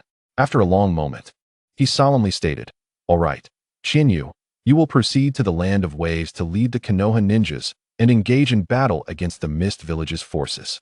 You will have absolute authority over the Uchiha ninjas, but I have two stipulations. First, do not let the Uchiha realize that we are targeting them. Second, the Land of Waves will not provide any further support, so I will grant you considerable autonomy, but you must not allow the Land of Waves to fall. Can you fulfill these conditions?" Chiyu nodded affirmatively. "Yes, Lord Hokage, I will ensure it is done." Sarutobi acknowledged. "Good, then I leave this matter in your hands. I will issue the orders to you tomorrow. The temporary commander of the Mist Village is Nara Watanabe, and upon your arrival, you will assume command, with Nara Watanabe as your deputy. The situation in the Land of Waves is urgent, as the Mist Village ninjas are fighting us recklessly. So you must depart tomorrow and quickly familiarize yourself with the battlefield. The Uchiha ninjas will also arrive in batches, with an estimated 100 expected." Chiyu responded with a bow, "Understood." At that moment, Danzo interjected, "There is one more matter, Hiruzen, regarding the Nine-Tails Jinchuriki." Upon hearing Danzo mention the Nine-Tails Jinchuriki, Chinyu's body trembled slightly. Sarutobi's expression turned grave as he covertly glanced at Chiyu, asking sternly, "What about the Nine-Tails Jinchuriki?" Danzo addressed Sarutobi, "Hiruzen, Lord Mito's time is running short. She may pass away this year, so you should begin considering a replacement for the Jinchuriki." Sarutobi affirmed, "I am aware of this matter and have already made preparations." Danzo continued, "Regarding the selection of the Nine-Tails Jinchuriki, Hiruzen, I believe we should reconsider." Furrowing his brow, Sarutobi was about to speak when Danzo interrupted, "Hiruzen, please allow me to present my analysis before you decide. Uzumaki Mikaze possesses talent that surpasses that of Uzumaki Kushina. As you must know, Mikaze has made rapid progress in learning sealing techniques, so it is only a matter of time before she surpasses Kushina. The selection of a Jinchuriki must be approached with caution. Why cling to Kushina when there are better options? A suitable Jinchuriki reduces the likelihood of future issues and minimizes the chances of losing control. You are well aware that if a Jinchuriki loses control, it would spell disaster for Konoha." Sarutobi replied gravely, "Precisely because I am concerned about a Jinchuriki losing control, selecting the already trained Uzumaki Kushina seems more appropriate. Does it not?" Danzo shook his head. "However, in the long run, Uzumaki Mikaze is more suitable, is she not? You need not worry about the risk of losing control. Chinyu's Mangekyo Sharingan can control the tailed beasts, so if issues arise, he can manage the Nine Tails. Moreover, Hiruzen, Chinyu is about to undertake an important task for us, and we must ensure he has no lingering concerns, correct?" Sarutobi looked at Danzo with a hint of frustration. Could we not wait until Chinyu had left to discuss this? Now that Chinyu was present, how could he respond? Chinyu found himself increasingly fond of the cunning Danzo. It was clear that Danzo was trying to win him over by discussing this matter in front of him. Although Danzo was rather insidious, he genuinely followed through on his promises. Orochimaru's words ring true. Collaborating with Danzo is indeed a prudent course of action. With Danzo advocating on his behalf, the likelihood of replacing the Jinchuriki has significantly increased. Sarutobi Hiruzen's mind raced with myriad thoughts. He remained unconvinced about allowing Uzumaki Mitsuki to substitute for Uzumaki Kushina as the Jinchuriki.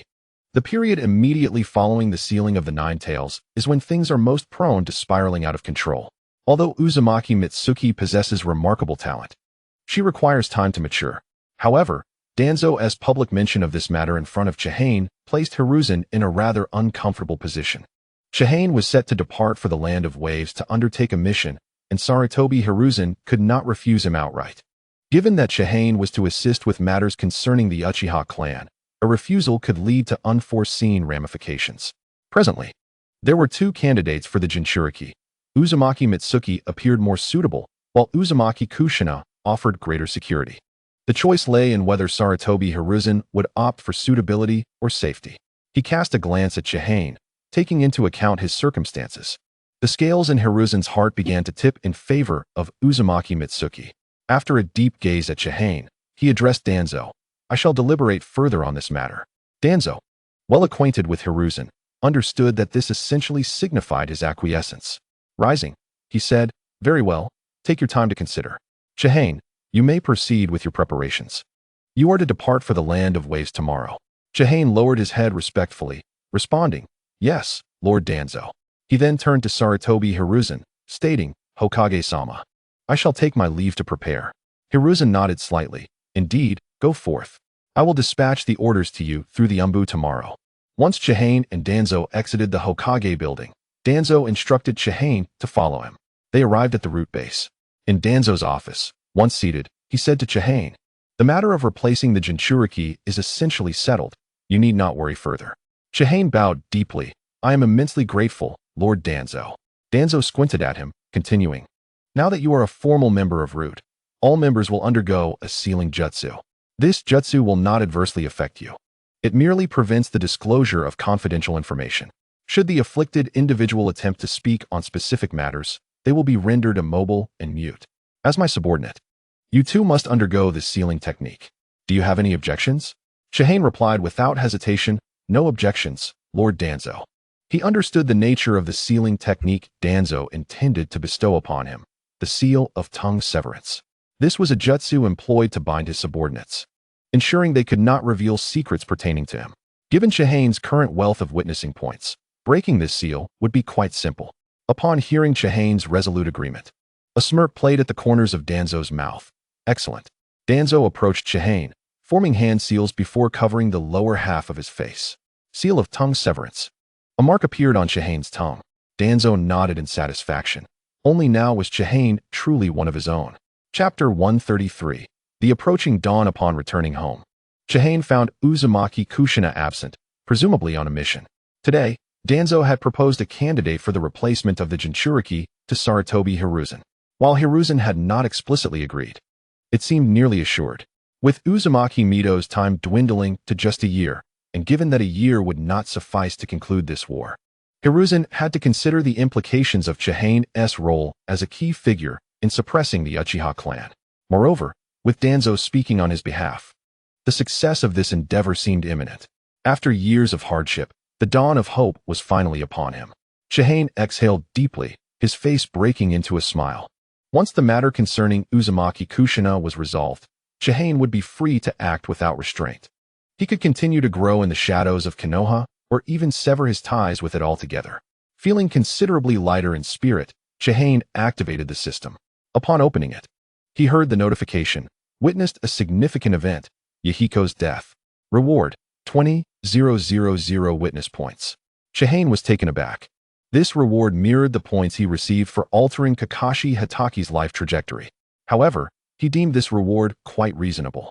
The death of Yahiko was not of paramount importance. What truly mattered was Nagato's transformation, from a benevolent soul to one of extremity. Chihane glanced at his character panel. Name, Chihane Bloodline, Uchiha Clan. Senju Clan Kekkei Genkai. Mangekyo Sharingan Chakra. 3 states of activated Sharingan. Kakashi, Ninjutsu. A-rank Ninjutsu. Body Replacement Technique. C-rank Ninjutsu. Fire Style. Fireball Technique Jinjutsu. Illusionary Chains Technique. Jinjutsu. Sharingan Taijutsu. Proficient in Shuriken Throwing. C-rank Taijutsu Abilities. I Techniques. All Repelling. I Technique. Unseen Peak. Breath of Lightning. Observation Haki. Remaining witness points, 42,000. Upon viewing his panel, Chihane could not help but marvel at his well-rounded abilities, akin to a Pentagon warrior with hardly any weaknesses. After closing the system, he utilized his observation Haki to survey his surroundings. Confirming that no one was monitoring him, Chihane formed hand seals. Summoning jutsu. A plume of smoke erupted, revealing the bloated white snake. The white snake greeted Chihane with enthusiasm. Master Chihane. Ever since it had begun accompanying Chihane, the white snake's life had been exceedingly comfortable. Each outing resulted in ample food, causing its physique to swell. Now, it followed Chihane's commands without question. It would not deviate from his orders, nor would it harm humans unless instructed. "Let me out," it said eagerly. "Certainly." The white snake opened its mouth, and with a squirming motion, Yahiko was expelled from its belly. The white snake informed Chihane, "In accordance with your request, Master Chihane, after I brought him to the dragon's cave, I expelled him and applied the unique herbs from the cave to his wounds. He still possesses some body heat, so he remains alive." Chihane approached to examine Yahiko's condition. He found him indeed alive, albeit weak. A layer of herbal treatment covered his wounds, halting the bleeding but leading to signs of pus. If this continued, Yahiko's life would still be in jeopardy. Chihane cleaned Yahiko's wounds and redressed them. Once finished, he addressed the white snake. "I have an important task for you. Failure to complete it will result in my ceasing to summon you, opting instead for another serpent." Alarmed, the white snake exclaimed, "Please, Master Chihane. There is no snake more loyal to you than I. Whatever task you have, I assure you I will accomplish it." Chihane smirked slightly. "Currently, in Konoha, it is inconvenient for me to keep him here. You must take this individual to the dragon's cave and ensure he does not perish. I will provide you with a portion of food. Should he awaken, allow him to eat. Then find a venomous snake to bite him, ensuring he remains unconscious. Do you understand?" The white snake's face contorted into a human-like expression of difficulty. "This is somewhat challenging, Master Chihane. The snakes in the dragon's cave have a penchant for consuming humans, and the white snake sage would not permit a non-contracted human to linger there." Chihane shrugged. "That is your dilemma. If you succeed, I will continue to summon you frequently. I am about to depart for the land of waves, where the warfare is even more chaotic, which means more food for you. If this proves troublesome, I will seek a less burdensome snake to handle it." Why, she hurriedly said, "Wait, Lord Qianyu, allow me a moment to think." Qianyu nonchalantly replied, "Take your time, but do ponder carefully, for you know that there are very few contractors in the dragon cave. It will be quite difficult to find someone like me who can provide you such delightful sustenance in the future." Why, she flicked her tongue, stealing her resolve. "I will do it, Lord Qianyu." "Excellent. Since you have consented, you must follow through. If this matter comes to light, you shall return me to the dragon cave.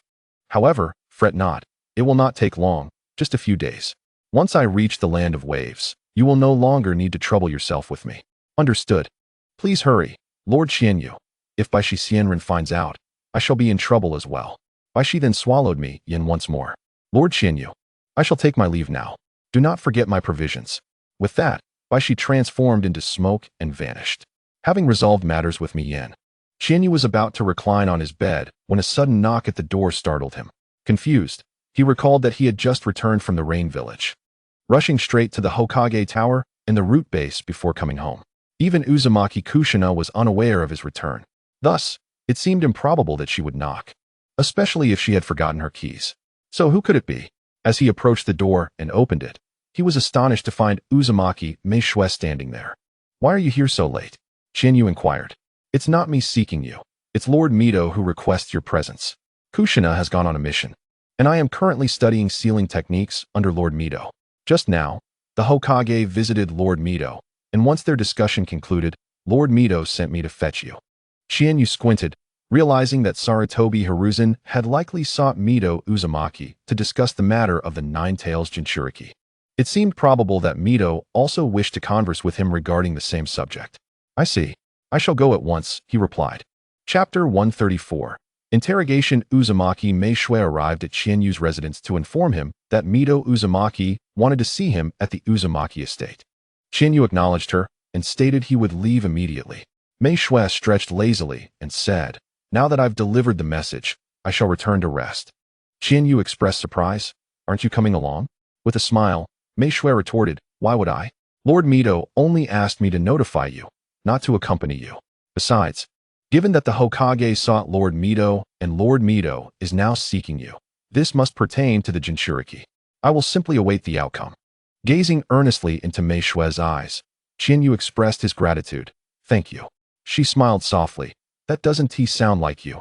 and truthfully, this was merely my obligation. I've had a long day, so I want to intrude further. After waving goodbye to Chiyu, she departed. Once he saw me shui off, Chiyu made his way to Mito Uzumaki's estate. Upon arrival, he found Mito, who now appeared quite frail, a sense of impending mortality surrounding her. Chiyu, you have succeeded, Mito's aged voice resonated. Chiyu could not discern the tone of Mito's words. Was it disappointment or something else? After a moment of silence, he asked, so, you were disappointed that Kushina did not become the Jinchuriki as you had hoped? Mito's murky gaze met Chinyu's, and she smiled. Your hostility towards me remains steadfast. Does it not? Regardless of whether you believe it, my current sentiment is one of satisfaction, gratitude towards Kushina and towards you. You must have endured considerable hardship to persuade Hiruzen to change his mind. Your persistence for Kushina speaks volumes of your resilience and affection for her. You were right when you said that I value Konoha above all else, as it was founded by my husband, carrying the dreams of Hashirama. I desire nothing but the flourishing of Konoha. However, my feelings for Kushina have never wavered. I regard her as my own child and hold immense expectations for her. My desire for Kushina to become the Jinchuriki is not solely for Konoha's sake. I believe she can harness the power of the Nine Tails. Chiyu, some decisions require sacrifices. You will undoubtedly encounter similar situations in the future, and perhaps then you will understand my perspective. Chiyu fixed Mito with a resolute gaze and declared, Lord Mito, while I may face moments of sacrifice, I will never comprehend your reasoning. Mito's expression turned slightly astonished. With a somber tone, Chiyu continued. Reaching the point of sacrifice signifies that what is at stake is of utmost importance. Lord Mito, ask yourself, must the Jinchuriki be Kushina? Must it be a member of the Uzumaki clan? If the selection of the Jinchuriki is limited to the Uzumaki, how do other ninja villages manage to find their Jinchuriki without them? You have not yet reached the stage of necessary sacrifice. From the beginning, your considerations have been for Konoha. It is because Konoha needs it that you chose your own kin as the Jinchuriki. Do not speak of concerns regarding other Jinchuriki losing control over the tailed beasts. While I acknowledge the Mangekyo Sharingan's ability to control them, you, the Hokage, and Danzo all know that even a 3-tomo Sharingan can utilize Jinjutsu to manage tailed beasts, as Uchiha Madara once did. Even if one individual cannot achieve this, the Uchiha clan has numerous ninjas who can awaken the 3-tomo Sharingan. Collectively, they could employ Jinjutsu to control the tailed beasts and assist the Jinchuriki. This is merely due to the Uchiha's unpopularity and mistrust within Konoha. I do not wish to undermine your feelings for Kushina. Yet you and Konoha seek to bind her in the name of affection. How am I to understand this? Mito was left speechless, unable to counter Chinyu's assertions.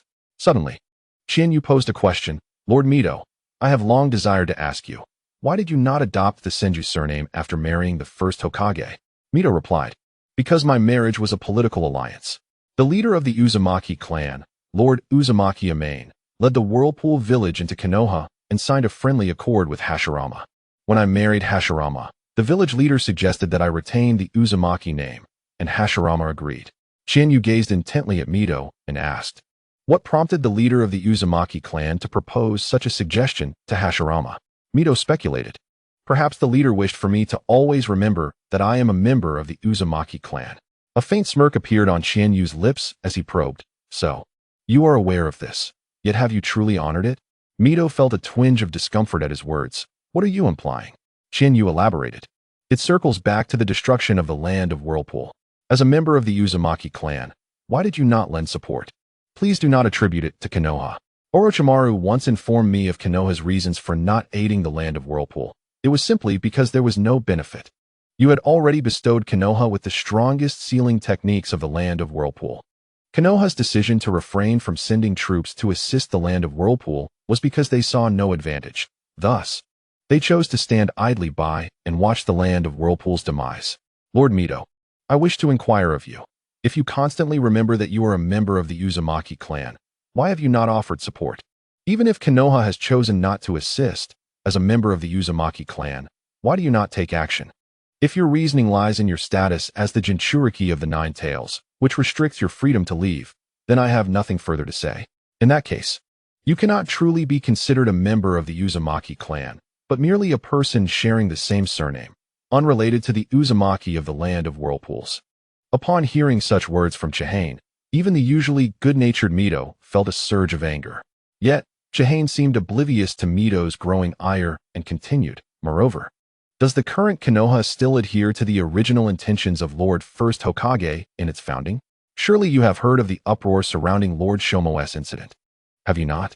I find it perplexing, Lord Mito. What exactly do you wish to protect?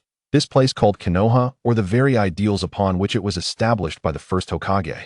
Do you not perceive that Konoha has long since deviated from the foundational principles set forth by the first Hokage?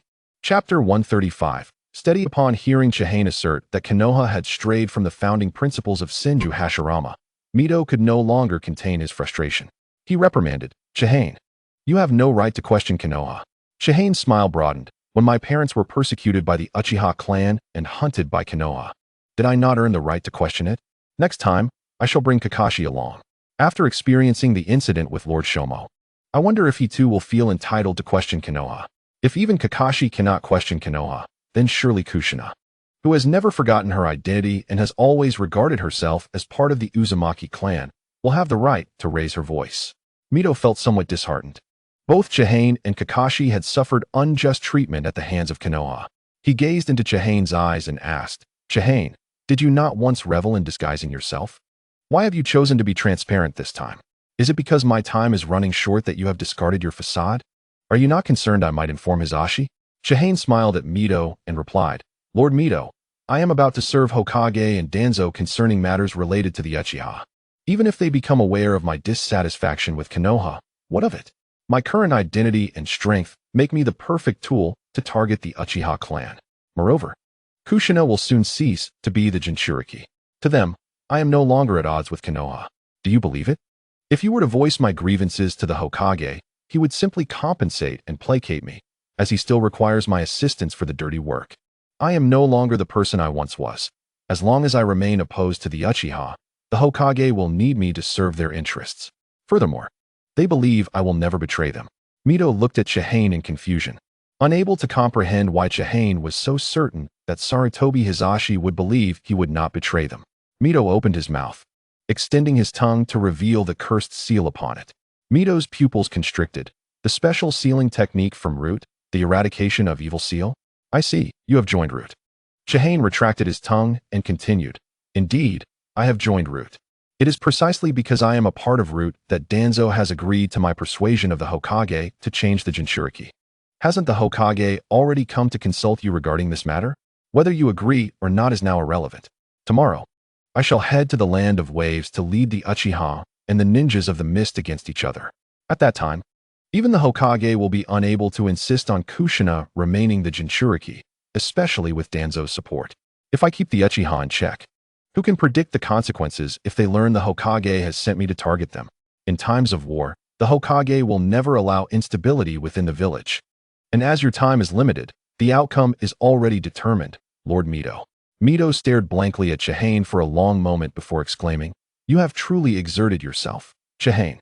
After so long, you have finally succeeded. From seeking out Uzumaki Makaz to now joining Root, everything has proceeded according to your plan. Chihane shook his head, no? Mito, puzzled, asked, What do you mean, no? Chihane gazed intently at Mito, stating, My strategy did not begin with Uzumaki Makaz. It commenced the day I became friends with Kushina.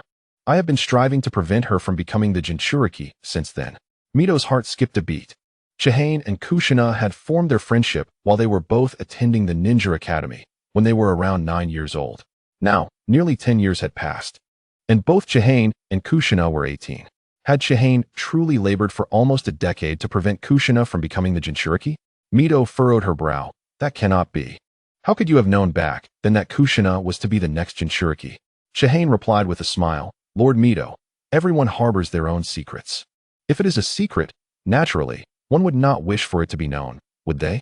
Mito inhaled deeply, fixing her gaze upon Chihane. The boy she once knew had grown, and she found herself increasingly unable to comprehend him. Chihane, now shrouded in a veil of mystery, bore an uncanny resemblance to someone she could not quite place. Mito's expression shifted to one of intense scrutiny. Chihane, I have but one question. Will you become the next Uchiha Madara? Chihane calmly met Mito's gaze and responded, I will not be anyone but myself. I will only ever be me, and no one is worthy of making me into another. Arrogant, decisive, resolute, and composed. He exuded a profound ambition and determination that Mito could sense. With a bittersweet smile, she remarked, "My time is limited, and I cannot concern myself with the future. Since Hisashi and the others have acquiesced to your desire to replace the Jinchuriki, how could I possibly disagree? Chihane, I have but one request, nay, a plea. Do not turn against Konoha. If you are discontent with Konoha, I hope you can utilize your strength to effect change within it. After all, Konoha is your homeland." Chihane's eyes darkened as he murmured, "Homeland? Lord Mito, my homeland is where my parents reside. My true homeland has long since vanished. However, I can promise you this. I shall never proactively instigate enmity with Konoha. After all, I have lived there for so many years, and I owe much to Konoha for its protection over the years." Having received Chihane's assurance, Mito nodded, "Very well, Chihane. I hope you will always remember this promise. You are about to embark on your journey to the land of waves. Perhaps this departure will be our last meeting. Truthfully, I am genuinely proud of you." Chihane bowed. "I am also deeply grateful to you, Lord Mito, for your guidance over the years with Kushina. I will come to see you off on your final journey." Mito smiled at Chihane with a sense of resignation. Even at the end, it is as it is. I am weary now. Chihane, you should return and rest early. As Chihane departed from Mito's residence, he took a deep breath, feeling a surge of clarity wash over him. What had once seemed nearly secure now felt utterly assured after meeting with Mito. All that remained was to witness Mito's passing and the birth of a new Jinchuriki. Chapter 136. Arrival at the Land of Waves. The following day, Chiyu received the order from the Anbu to proceed to the Land of Waves. He went to the route to meet Danzo. As Danzo's subordinate, it was essential for Chiyu to report his movements. Otherwise, given Danzo's suspicious nature, one could only imagine the consequences. After all, the cursed seal of the tongue held no real power of constraint. Upon meeting Danzo, he said to Chiyu, "There are matters I must entrust to you." Chiyu nodded and replied, "Please, Lord Danzo, go ahead." Danzo's tone was cold as he instructed, "Once you arrive in the Land of Waves, do not hold back. Those individuals are fiercely unruly, and they will not obey you. Should they defy your orders, eliminate them without hesitation." With a fierce glint in his eyes, Chiyu affirmed, "I understand. I will show no mercy to them." Danzo continued, "Furthermore, Uchiha Masaki's son, Uchiha Fugaku, will also be heading to the Land of Waves. You may command him as you wish, but he must not die. We still require him for battle. If Uchiha Fugaku were to perish, I shudder to think of how Uchiha Masaki might react. Additionally, it is imperative that if any Uchiha ninja falls, you must retrieve their Sharingan and deliver it to me." Chinyu's gaze sharpened at the revelation that Uchiha Fugaku would also be in the Land of Waves, and that Danzo was already in the process of collecting Sharingan. He replied, "Yes, Lord Danzo." Danzo nodded in satisfaction. "Very well. Go forth and remember my instructions." After leaving route, Chinyu immediately set sail for the Land of Waves. Upon reaching the border of the Land of Fire, he boarded a vessel. Due to the heavy fog over the sea, the journey that was expected to take 5 days ultimately consumed 7. Upon arriving at the Konoha ninja encampment in the Land of Waves, he met with the deputy commander, Nara Watanabe. "Lord Chinyu," he greeted. Chinyu presented his orders to Nara Watanabe, stating, "I believe you are already aware of the situation. This is my order, and I shall lead the Konoha ninjas in battle from here on." After Nara Watanabe confirmed Chinyu's orders, he inquired, "Lord Chinyu, would you like me to brief you on the current situation?" Chinyu nodded, "Yes, please enlighten me about the circumstances in the Land of Waves." Nara Watanabe explained, "The situation here is quite chaotic due to the Mist Village's blood mist policy, which has incited internal strife. The third Mizukage has shifted the internal conflicts outward, prompting the Mist Ninjas to recklessly assault our Konoha forces. Their disregard for life has cost us dearly, so I have opted for a defensive strategy to conserve our strength. Though tumultuous, the situation remains relatively stable." Chinyu remarked, "The situation is better than I anticipated. For the next few days, we will maintain our status quo and prepare for the arrival of the Uchiha ninjas. Then we shall launch a counterattack. If the Mist Ninjas are reckless, we shall be even more so, and see who can outdo the other." Nara Watanabe was inwardly alarmed, as his suspicions were confirmed. Learning of Chinyu's role as the leader in the Land of Waves and the imminent support of nearly 100 Uchiha ninjas hinted at Konoha's intention for Chinyu to discipline these Uchiha. The notion that Chiyu planned to confront the mist ninjas head-on further validated his assumptions, and his tone suggested that Chinyu's intentions were even more severe than he had imagined. Nara Watanabe refrained from probing further, possessing the high intelligence characteristic of the Nara clan, which allowed him to discern what inquiries were appropriate. Understood. I shall follow your commands. Lord Chiyu. Nara Watanabe then guided Chiyu to inspect the Konoha encampment. Everything was orderly, thanks to the defensive strategy implemented by Nara Watanabe. They did not engage in offensive actions unless necessary. The total number of Konoha ninjas was 248, a substantial force. Yet due to the Mist Village's tactic of inflicting heavy losses on themselves while attacking, the Konoha ninjas had suffered more casualties in each skirmish. Consequently, the cautious Nara Watanabe opted against direct confrontation. Chiyu first gathered all the ninjas, feeling it necessary to address them as their new commander. The ninjas had no objections to his leadership. In fact, they were quite supportive of Chiyu. Despite his notorious reputation for being harsh on subordinates, he had a proven track record of leading them to victory. Moreover, his fame as the blood-eyed Shura stirred their spirits. However, upon learning of the impending arrival of numerous Uchiha ninjas, their expressions instantly soured. Chiyu reassured them, "You need not worry about the redistribution of teammates. You will continue to be led by Watanabe. I will only dictate the broader strategy, while the incoming Uchiha ninjas will be under my command." Hearing this, the ninjas felt relieved, as no one wished to fight alongside Uchiha ninjas. Very well, that will be all. Dismissed. After the assembly disbanded, Chiyu retreated to the quarters assigned to him. He once again performed the summoning technique, conjuring the white snake. As soon as it appeared, the white snake lamented, "Lord Chiyu, you said it would only take a few days. It has been 8. I've endured numerous snake attacks to protect that human. It has been quite a struggle, and I have even lost weight." Chiyu glanced at the white snake's ample form and smirked, doubting its claims. "Enough of your complaints. There will be plenty of food for you later." What is his condition? He awoke once and ate, but I had to summon a snake to bite him again, putting him back to sleep. Lord Chiyu, that human seems a bit unhinged. Chiyu inquired, "In what way?" The white snake expressed disdain upon waking. He asked if he had arrived in heaven and whether I was a messenger of the gods. I humorously replied in the affirmative, and he actually believed me, even kneeling before me. I've never encountered such a foolish human. Moreover, upon learning of the white snake's sage, he even expressed a desire to pay his respects, practically offering himself as a meal. Chiyu was astonished. He is aware of the white snake's sage? Does the sage know of his existence? The white snake shook its head. He learned of the white snake's sage because those snakes threatened me to hand him over, using the sage's name as leverage, which he overheard. As for whether the white snake sage knows, I cannot say for certain, but I believe so, as I have heard that all happenings in the ninja world reached the sage's ears. Chapter 137. A conversation with Yahiko. Upon hearing the white snake's assertion that the white snake sage should be aware of Yahiko's presence in the dragon's cave, Chiyu felt a sense of intrigue. From what he knew, the white snake sage was known for being eccentric, capricious, and difficult to please, with a rather cunning disposition. Chiyu was prepared for the possibility of being summoned back to the dragon's cave at any moment. If the conditions were unsuitable, then he would not allow the white snake to bring Yahiko to the cave. Given that the white snake sage was aware, how could it permit an uncontracted Yahiko to remain in the dragon's cave? It was indeed perplexing. However, Chiyu did not dwell on it for long and instructed the white snake, "Thank you for your efforts. You need not trouble yourself further. Please release him." Once again, Yahiko was expelled from the white snake's mouth. "All right, Lord Chiyu, do not forget our agreement. I shall return to the dragon's cave now." Chiyu nodded. "Indeed, I shall not forget. You may go." The white snake transformed into mist and vanished from sight. Chiyu sat beside Yahiko, observing the sticky and foul-smelling Yahiko with a furrowed brow, displaying a hint of distaste. After inspecting Yahiko's frail body, she confirmed that while he was still weak, he was no longer in mortal danger.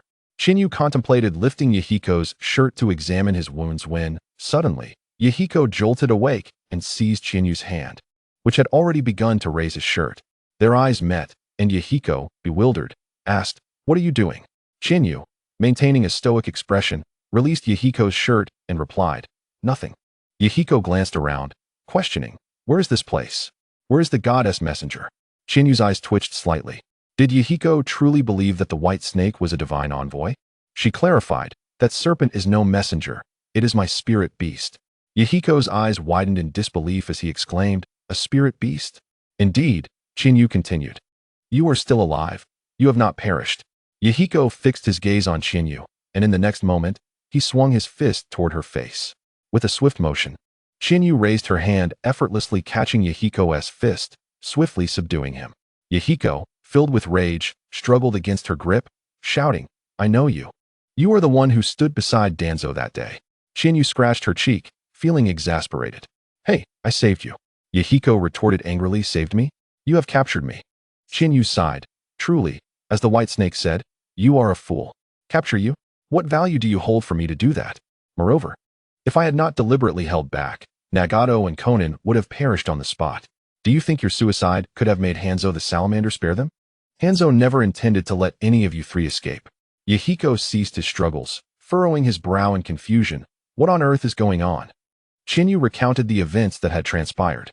Noticing that Yahiko had stopped resisting, she released her hold. Yahiko clutched his head, looking pained. Why? Why is this happening? Why would Lord Hanzo, who desires peace in the ninja world, betray us? Chiyu settled onto a chair and responded. Because your Akatsuki organization has infringed upon the interests of the majority. Yahiko gazed at her in bewilderment. Infringed upon interests?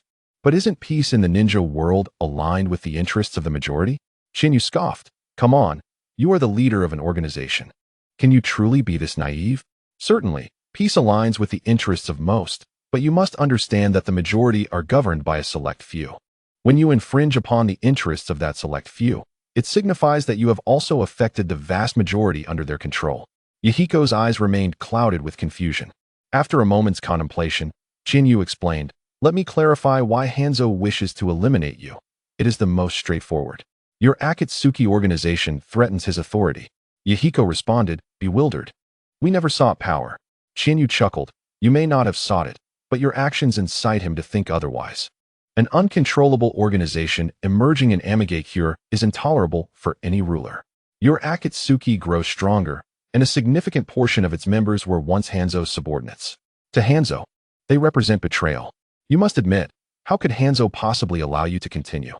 Honestly, his restraint in not attacking you from the outset is a testament to his patience." Yahiko opened his mouth to protest, but ultimately muttered, "We truly did not mean it that way." Ignoring his murmurs, Chiyu continued, "Now, let me explain why Konoha collaborates with Hanzo. The ninja world has been embroiled in war for several years now. Various situations have led to a stalemate in the current state of affairs. However, one thing is certain. All 5 great nations have suffered significant losses. No ninja village has gained anything from this conflict. You should be aware of the reasons behind this war, right? Konoha has become too prosperous, prompting Iwagakure and Kumogakure to conspire to seize its riches. But clearly, the Iwagakure and Kumogakure have failed, and Konoha's situation has improved. After enduring immense pressure and losses, Konoha cannot simply cease fighting now that the situation has turned. They will undoubtedly seek to gain benefits in the next phase of the war to compensate for previous losses. If peace were to be established now, how could those losses ever be recouped? Hence, your uncertain commitment to peace must be eradicated in Konoha's eyes." Chiyu glanced at the now dazed Yahiko, took a sip of water, and summarized, "In truth, even if it were not Konoha, if you were to initiate peace talks, the outcome would ultimately lead to failure. As one of the instigators of this war, Iwagakure would never agree to peace without achieving their objectives, with the 3rd Kazekage missing. If you were to propose peace talks now, those individuals might suspect that your Akatsuki was responsible for his demise in an attempt to initiate negotiations. Thus, regardless of the circumstances, should your Akatsuki pursue peace talks, the inevitable conclusion would be annihilation." Yahiko was left dumbfounded. He had believed that as long as everyone was willing to sit down and discuss their differences, peace could be achieved. In his view, no one could possibly enjoy war. However, after hearing Chinyu's explanation, he felt as though his understanding of the world had shattered.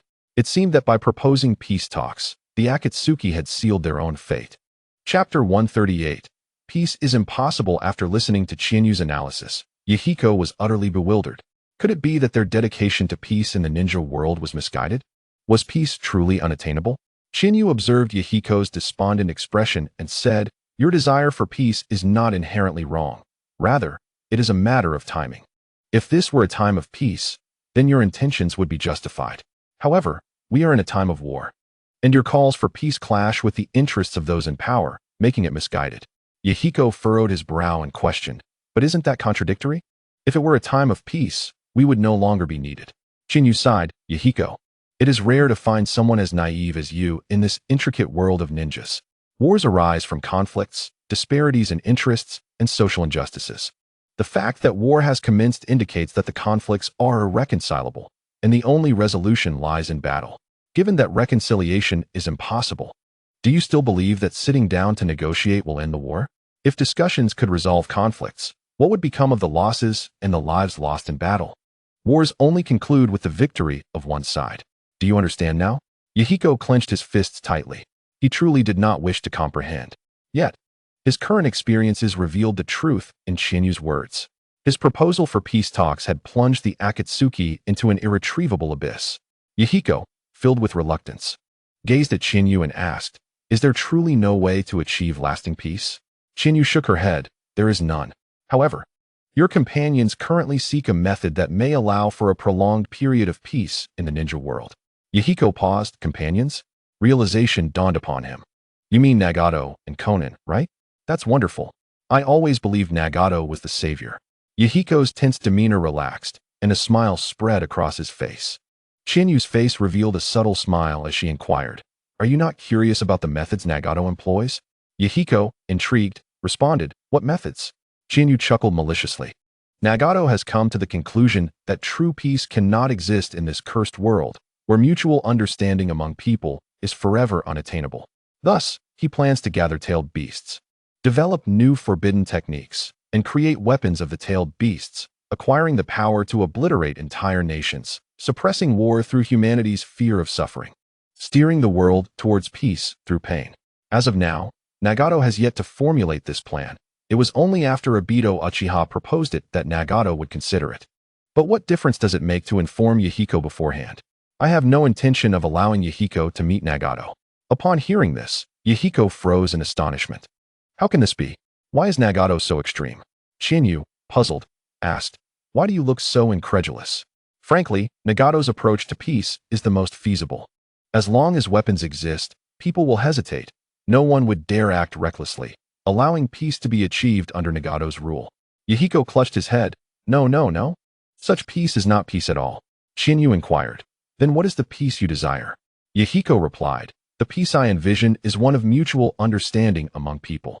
Chinyu scoffed, "You truly have been ensnared by Jiraiya's fanciful dreams. Such a peace is impossible. You claim you desire a world of understanding. Yet why did you resort to violence against me initially? If it is truly about understanding, why could you not comprehend me? You have not accomplished this yourself. By what right do you demand it from others?" Yahiko stammered, struggling to refute her, but found himself at a loss. Chinyu stepped closer to Yahiko, gazing intently into his eyes. "Yahiko, the peace you speak of is utterly unattainable. Let me tell you, had Nagato not been exploited, I would not have saved you. For Nagato's method of achieving peace is the most likely to succeed. Your existence would only disrupt him." Yahiko, anxious, queried, "Exploited? What do you mean by that?" Chinyu retorted, "Do you think Nagato's Rinnegan came to him by mere chance?" Yahiko answered immediately, "Of course it is innate." Chinyu sneered, "Innate? Then Nagato should belong to the Uchiha clan." Yahiko, perplexed, asked, "What do you mean?" Chinyu activated her Sharingan, because the Rinnegan is the ultimate form of the Sharingan. Yahiko was taken aback. The ultimate form of the Sharingan? Could it be that Nagato is truly of the Uchiha clan? Chinyu's lips curled in a smirk. She found Yahiko's gullibility amusing. Chinyu retorted, "Uchiha members all have black hair. There are no other hair colors. Nagato is of the Uzumaki clan." Yahiko's mind was in turmoil. The Uzumaki clan. But then how does Nagato possess the Rinnegan? Chinyu replied, "Why? Because someone bestowed it upon him. Ever since Nagato obtained the Rinnegan, he has become ensnared in a conspiracy. If this continues, his fate is sealed, death." Yahiko's pupils dilated sharply, urgently asking, "Who gave Nagato the Rinnegan? What is this conspiracy?" Chinyu shook her head. "I will not disclose that now. If you approach Nagato at this moment, both of you will perish. For you would obstruct the plans of the one orchestrating from behind the scenes, rendering Nagato's existence valueless. Nagato's worth lies in the Rinnegan, which can be given to him and can also be passed to others to continue the scheme." Yahiko collapsed to the ground, murmuring, How can this be? Suddenly, he sprang to his feet, gripping Chinyu's shoulders tightly. You must have a way, right? You saved me. You must want me to do something for you. I am willing to do anything as long as it saves Nagato. Chinyu looked at Yahiko and smiled slightly. Now you are quite astute. Indeed. I have a task for you, but it comes with a condition. You absolutely cannot meet Nagato or Conan until my matters are settled. This period may extend to 5 years, 10 years, or perhaps even forever. Can you manage that? Yahiko's trembling hands gripped Chinyu's shoulders as he fell silent for a long time, as if making a resolute decision, gazing into Chinyu's eyes. Can you guarantee that Nagato and Conan will be safe? Chinyu nodded. As long as you can adhere to this, I can ensure their safety. Yahiko took a deep breath, resolutely stating, very well, I agree. Chapter 139. The Owl and the Divine. Yahiko acquiesced to Chinyu's demands. What do you need me to do? He inquired. Chinyu replied. What I require of you can also be seen as indirectly aiding Nagato and Conan. Hearing this, Yahiko felt a slight relief. Though he had agreed to Chinyu's terms, he still felt uneasy, as it felt somewhat coercive. Chinyu continued, since we are now in a cooperative relationship, I can share with you a piece of information. The one manipulating Nagato from behind the scenes is someone we cannot afford to provoke. A person who can face the entire shinobi world alone.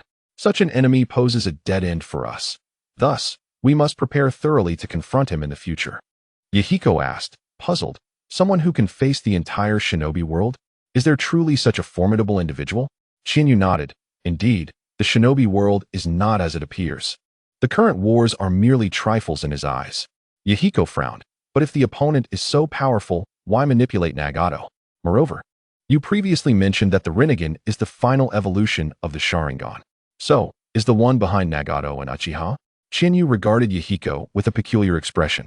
Yahiko, feeling uneasy under her gaze, asked, why are you looking at me like that? Chinyu, furrowing her brow slightly, remarked, you seemed so foolish before, and now you appear astute.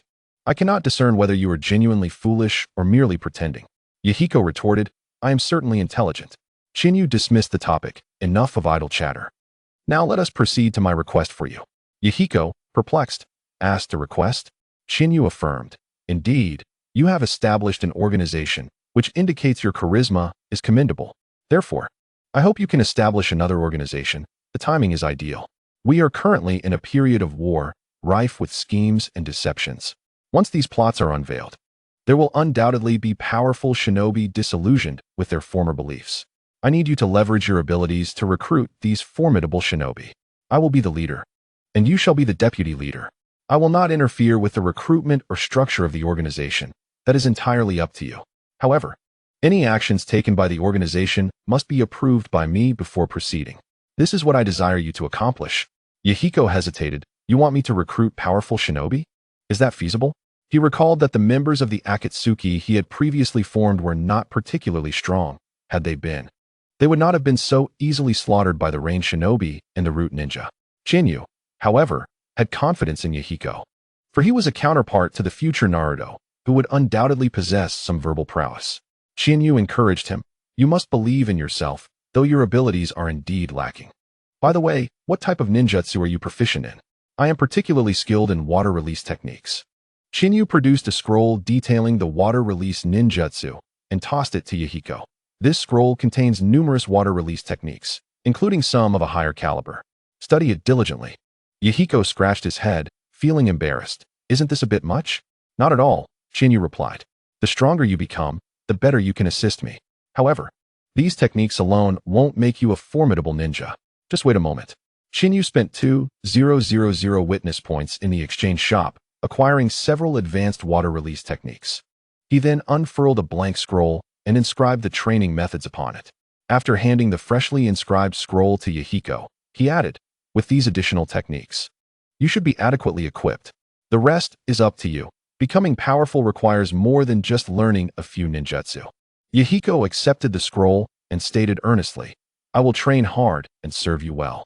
But I hope you will keep your promise and ensure that Nagato and Conan remain safe. Chinyu assured him, that is only natural, I am a man of my word. However, before we proceed, there are a few things I need you to be mindful of. First, the name Yahiko will no longer exist. You must adopt a new identity and conceal your face. Chiyu then spent 500 witness points to acquire a mask from the exchange shop. Nagato, being a member of the Uzumaki clan, possesses remarkable sensory abilities and is well aware of your chakra. This mask will alter your chakra's state, making it impossible for him to recognize you, even if you stand right before him. Henceforth, you must wear this mask at all times. Yahiko gazed at the mask adorned with strange patterns, feeling a mix of emotions. With this mask, he would cease to be Yahiko. Moreover, Chiyu continued, "This is not a command, but a suggestion. Take this opportunity to observe the ninja world. Jiraiya's tales of mutual understanding among people are mere nonsense. Such ideals are unattainable, and pursuing them is a futile endeavor. You must witness the reality of the ninja world for yourself. It may lead you to share Nagato's sentiments." Yahiko nodded solemnly, harboring a determination to explore the ninja world and seek a path to peace that would bring happiness to all. "All right," Chiyu said. "This is the Konoha outpost in the Land of Waves. You cannot linger here. Follow me." Chiyu discreetly led Yahiko away from the Konoha outpost. In the ruins of the Land of Waves, Chiyu remarked, "This is where I shall leave you." Suddenly, Yahiko asked, "By the way, I still don't know your name." Chiyu chuckled, "I assumed you knew. I am Chiyu." Yahiko gasped, "Chiyu, you are the infamous Blood Red Shura." "Indeed, that is I? Oh, I almost forgot. Here, take this." Chiyu handed Yahiko 7 rings. "These rings allow for communication through chakra. Use them to contact me when necessary. They are akin to those used by the Akatsuki, each worth 100 witness points. However, unlike the Akatsuki's rings, these only differ in color." Yahiko inquired, "What shall we call our organization?" Chiyu pondered briefly before responding, "Let us name it Owl." Yahiko nodded. "Owl, understood." "Very well, Yahiko. From now on, we are collaborators and companions, and you can reach out to me for anything." Yahiko donned the mask Chiyu provided. "I understand. My new name shall be Kamishiro." Chapter 140. Establishing authority after Yahiko departed. Chiyu returned to the Konoha outpost. He felt a sense of assurance regarding Yahiko and was not overly concerned about him seeking out Nagato. Yahiko valued his comrades deeply. When it came to the safety of Nagato and Konan, he would undoubtedly exercise caution. However, if Yahiko were to pursue Nagato, he would no longer be Chiyu's collaborator or companion. In such a case, Chiyu would be left with no choice but to allow Nagato to endure the pain of losing a dear friend once more. Yet, Chiyu suspected that even without his intervention, the lurking Black Zetsu would not permit Yahiko to survive, for it sought an extreme Nagato rather than a benevolent one. With a deep sigh, Chiyu hoped that Yahiko would adhere to the terms of their collaboration. If Yahiko succeeded, the establishment of the Owl organization would be an immense boon for Chiyu. "I hope you do not disappoint me, Yahiko." "No, Kamishiro." Days passed. Uchiha ninjas began arriving in the Land of Waves in succession. By the 7th day, all the Uchiha reinforcements had arrived, totaling 98 ninjas, 20 jonin, 45 chunin, and 23 genin. This was the foundation of a powerful ninja clan, representing only a fraction of the Uchiha forces. With 20 jonin present, Chiyu promptly summoned all the ninjas for assembly. In the gathering, the Uchiha ninjas stood together, clearly displaying a sense of disdain towards the other ninjas. Chiyu and Narawada stood at the forefront, with Chiyu's cold gaze sweeping over the Uchiha ninjas. Among them, he recognized several familiar faces: Uchiha Fugaku, along with his former companions Uchiha Kyuji, Uchiha Keiichi, Uchiha Ryohei, and Uchiha Kazuo, who had clashed with Chiyu in the past. Uchiha Kyuji, Keiichi, and Ryohei kept their heads bowed, afraid to meet Chiyu's gaze. Despite the passage of time, they still harbored deep-seated fear towards him. Meanwhile, Uchiha Kazuo glared at Chiyu with resentment. Having been ensnared by Chiyu and manipulated by Orochimaru, he had faced numerous near-fatal battles, yet he survived, and his bitterness only intensified over time. Uchiha Fugaku regarded Chiyu with a complex expression. The current Chiyu was a figure he had to look up to. However, the other Uchiha ninjas held Chiyu in low regard. Though his reputation was at its peak and he had awakened the Mangekyo Sharingan, they still viewed him as the outcast of the Uchiha clan. Chiyu addressed them. "From now on, I will be in charge of coordinating the Uchiha ninjas. Jonin, step forward." Uchiha Kyuji, Keiichi, and Ryohei promptly stepped out of the ranks and stood before him. Uchiha Fugaku followed closely behind, aligning himself with them, while the other Uchiha Jonin lazily strolled forward after some hesitation. Narawada, standing beside Chiyu, kept his gaze fixed on the ground, appearing disinterested. If his assumptions were correct, Chiyu was about to assert his authority, a matter he felt he should not interfere with. Though he harbored a dislike for the Uchiha, as a member of the Nara clan, he could not afford to offend them. Chiyu surveyed the lackadaisical Uchiha Jonin and let out a cold laugh. From now on, each of you 20 Jonin will take 2 Chunin with you, while the remaining Genin will be assigned tasks as necessary. Starting tomorrow, you will engage in combat, pursuing and eliminating all mist ninjas within the borders of the Land of Waves. The rest of the ninjas shall remain on standby, in the defensive position. No one is permitted to leave the encampment without my orders. All eyes widened, save for Narawada, who had anticipated Chihane's actions. Uchiha Fugaku, filled with urgency, implored, "Chihane, can you not reconsider? I am somewhat aware of the situation in the Land of Waves. If we face the Mist Ninja with only our numbers, we may not stand a chance." Chihane coldly replied, "I am your commander, and thus all must adhere to my directives. This is my decision, and my decision is law. You need only obey my commands, and none have questioned my authority." Fugaku furrowed his brow, casting a wary glance at Chihane. Upon learning that Chihane was the leader of the Land of Waves, an unsettling feeling began to gnaw at him. As expected, Chihane sought vengeance against the Uchiha clan. Fugaku's eyelids twitched, a foreboding sensation enveloping him. Uchiha Kazuhiko glared at Chihane, exclaiming, "This is blatant revenge. You are retaliating against us because the Uchiha clan disavowed you and cast you out." Fugaku's sense of dread intensified. "Kazuhiko, be silent," he admonished. Chihane, wearing a sardonic smile, retorted, "The Uchiha clan disavowed me? Cast me out?" Ask Fugaku, "Inquire with your clan leader, Uchiha Seiju, whether it was the Uchiha who rejected me, or I who rejected the Uchiha. Cast out. I was never truly one of the Uchiha. How could I be cast out? I pose a question to all of you. Will you heed my command or not?" Kazuhiko, consumed by defiance, retorted, "Everyone knows you are the Uchiha's discarded child. Why should we heed a command that leads us to our demise?" Kazuhiko, enough. Fugaku's anxiety heightened. He sensed that if Kazuhiko continued, disaster would surely follow. Chihane lowered his gaze, fixating on the kunai at his waist. "I shall grant you one last opportunity. Will you heed my command? If so, kneel and repent before me." Narawada's eyelids fluttered as he contemplated the ground. Chihane seemed determined to offer no opportunity for negotiation. Compelling the Uchiha to kneel was inconceivable. Kazuhiko, deaf to Fugaku's warnings, was fixated on the humiliation of kneeling before Chihane.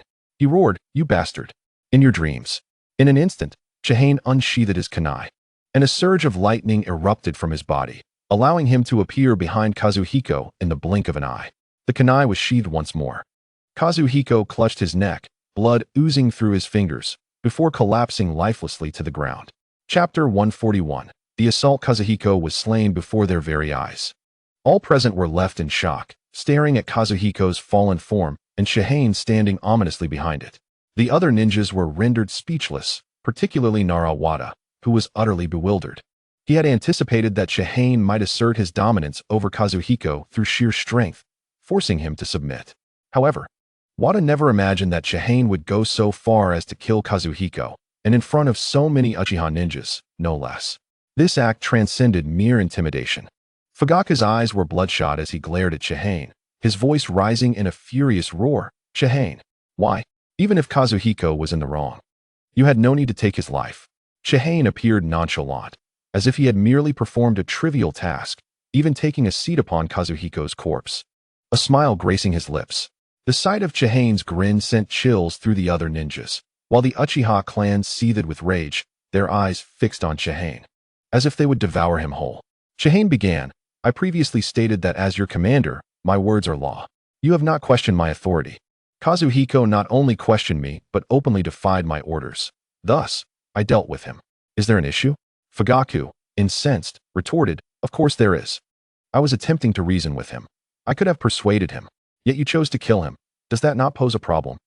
Chihane shook his head, his gaze indifferent as he addressed Fugaku. "I inquired twice whether he would obey my orders, yet he remained obstinate. Moreover, it seems he did not heed your counsel either. My time is precious. I deemed my 2 inquiries generous, and if he failed to seize the opportunity, whose fault is that? In wartime, my commands are paramount, and I possess the authority to discipline those who err. Hence, Fugaku, Do you wish to speak further? Before Fugaku could respond, a voice among the Uchiha erupted with indignation. You merely seek to vent your frustrations on us. Once the first was slain, a second followed. You not only intend to send us to our deaths, but also killed Kazuhiko to relieve your own rage. What kind of commander are you? Indeed, we do not recognize you as our commander. We will never heed your orders. The Uchiha ninjas were consumed by fury, directing their vitriol at Chihane. Nara Wada's expression darkened. He had foreseen the uprising among the Uchiha. Their pride was too great for them to submit without resistance. If this continued, they would face internal strife before the mist ninjas were dealt with. Yet, Chihane remained unperturbed, as if the Uchiha's outcry scarcely affected him. His gaze met Fugaku's, and Fugaku returned the stare, his eyes icy. With so many Uchiha opposing Chihane, Fugaku doubted that Chihane would dare to act recklessly. Suddenly, Chihane smiled at Fugaku, causing his heart to skip a beat. Rising from Kazuhiko's corpse, Chihane activated his Sharingan, his cold eyes scanning the Uchiha ninjas who had been cursing him. The oppressive aura of his Mangekyo Sharingan gradually silenced their outbursts. Chihane's voice rang out. I shall give you one final chance. Will you heed my command or not? The Uchiha ninjas fell silent. Chihane once more placed his hand upon his kunai, declaring, I do not require ninjas who disobey orders. Those who refuse to comply are mere liabilities. Fugaku, in disbelief, gazed at Chihane, a horrifying realization dawning upon him. No, he bellowed, but it was too late. Chihane moved, his kunai piercing the throat of an Uchiha ninja who had been the first to question him. You were the first to challenge me, so you shall be the first to die. Fugaku charged forward, desperate to prevent the onslaught, but Chihane's speed was unparalleled. He had already dispatched 4 Uchiha ninjas. The remaining ninjas trembled in terror at the sight, paralyzed by Chihane's ruthless slaughter. Nara Wada's mind reeled. Chihane truly dared to unleash such carnage. Fugaku sought to halt Chihane, yet was powerless to intervene. The Uchiha ninjas, in a panic, attempted to resist Chihane, but his speed eluded their grasp. Just as the situation spiraled beyond control, 3 resounding cries echoed. Lord Chihane, we are willing to obey your commands. Do not kill anymore. We were wrong. We apologize. Please spare us. The 3 voices belonged to Uchiha Kyosuke, Uchiha Keiichi, and Uchiha Ryohei, who had once followed Chiyu.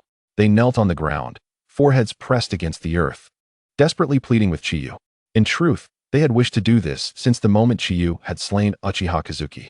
However, they feared the scorn of their clan for appearing weak, having previously faced such derision upon their return to Konoha from the land of hot water. They had been criticized for submitting to Chiyu. Yet now, witnessing their kin being slaughtered, they could no longer contain themselves. After spending years with Chiyu, they believed he was indeed capable of eliminating anyone who dared to question him.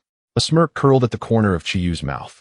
He had been waiting for this moment, anticipating a step down, whether from Uchiha Fugaku or from the trio he had previously led. Without such a step, Chiyu would never have been able to annihilate these Uchiha shinobi. He would have ceased on his own accord. Thus far, he had only dispatched 1 Chunin, while the others were mere genin. If he killed too many, it would create complications, for the Uchiha clan remained Konoha's main force in external conflicts.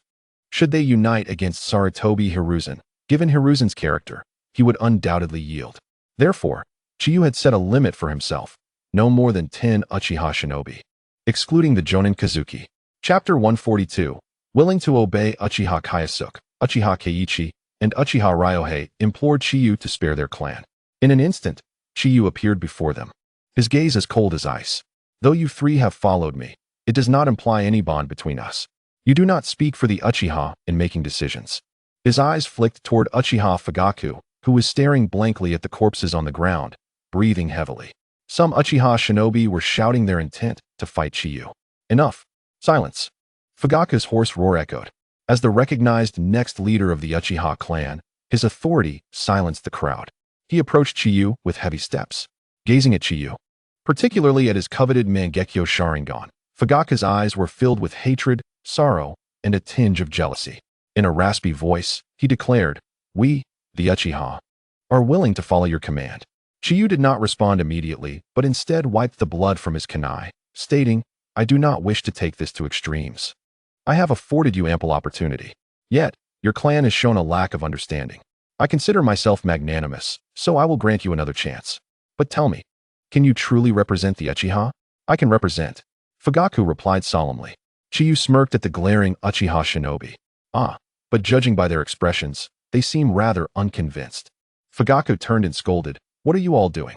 Do you not heed my commands? Are you not satisfied until more of us perish?"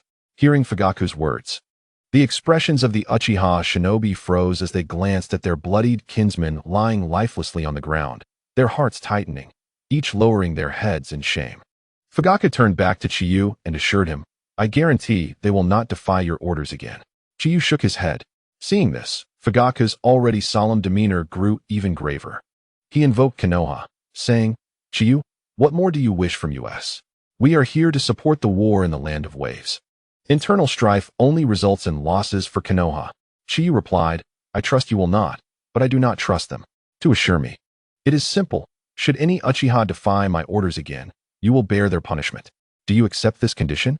Fugaku's expression shifted. It was not that he did not wish to believe in his clan, but he knew them well enough to realize they might indeed undermine Chiyu. Chiyu smiled, asking, "What is it? Is that unacceptable?" Fugaku furrowed his brow. "Then can you promise not to target my clan?" Chiyu replied with righteous conviction. "This is not an attack on the Uchiha.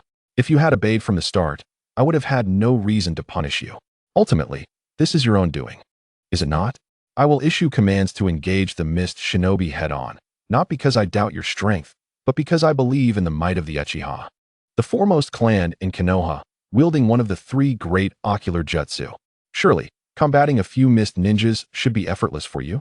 Konoha sent you here for your formidable prowess to turn the tide in the war in the land of waves. What else would you be here for? To retire? You believe I am targeting you, but it is merely your narrow-mindedness at play. Do you think I send you to the front lines while I remain in the camp watching? No, I will also join the battle, charging at the forefront. So, Uchiha Fugaku, do you have anything else to say?"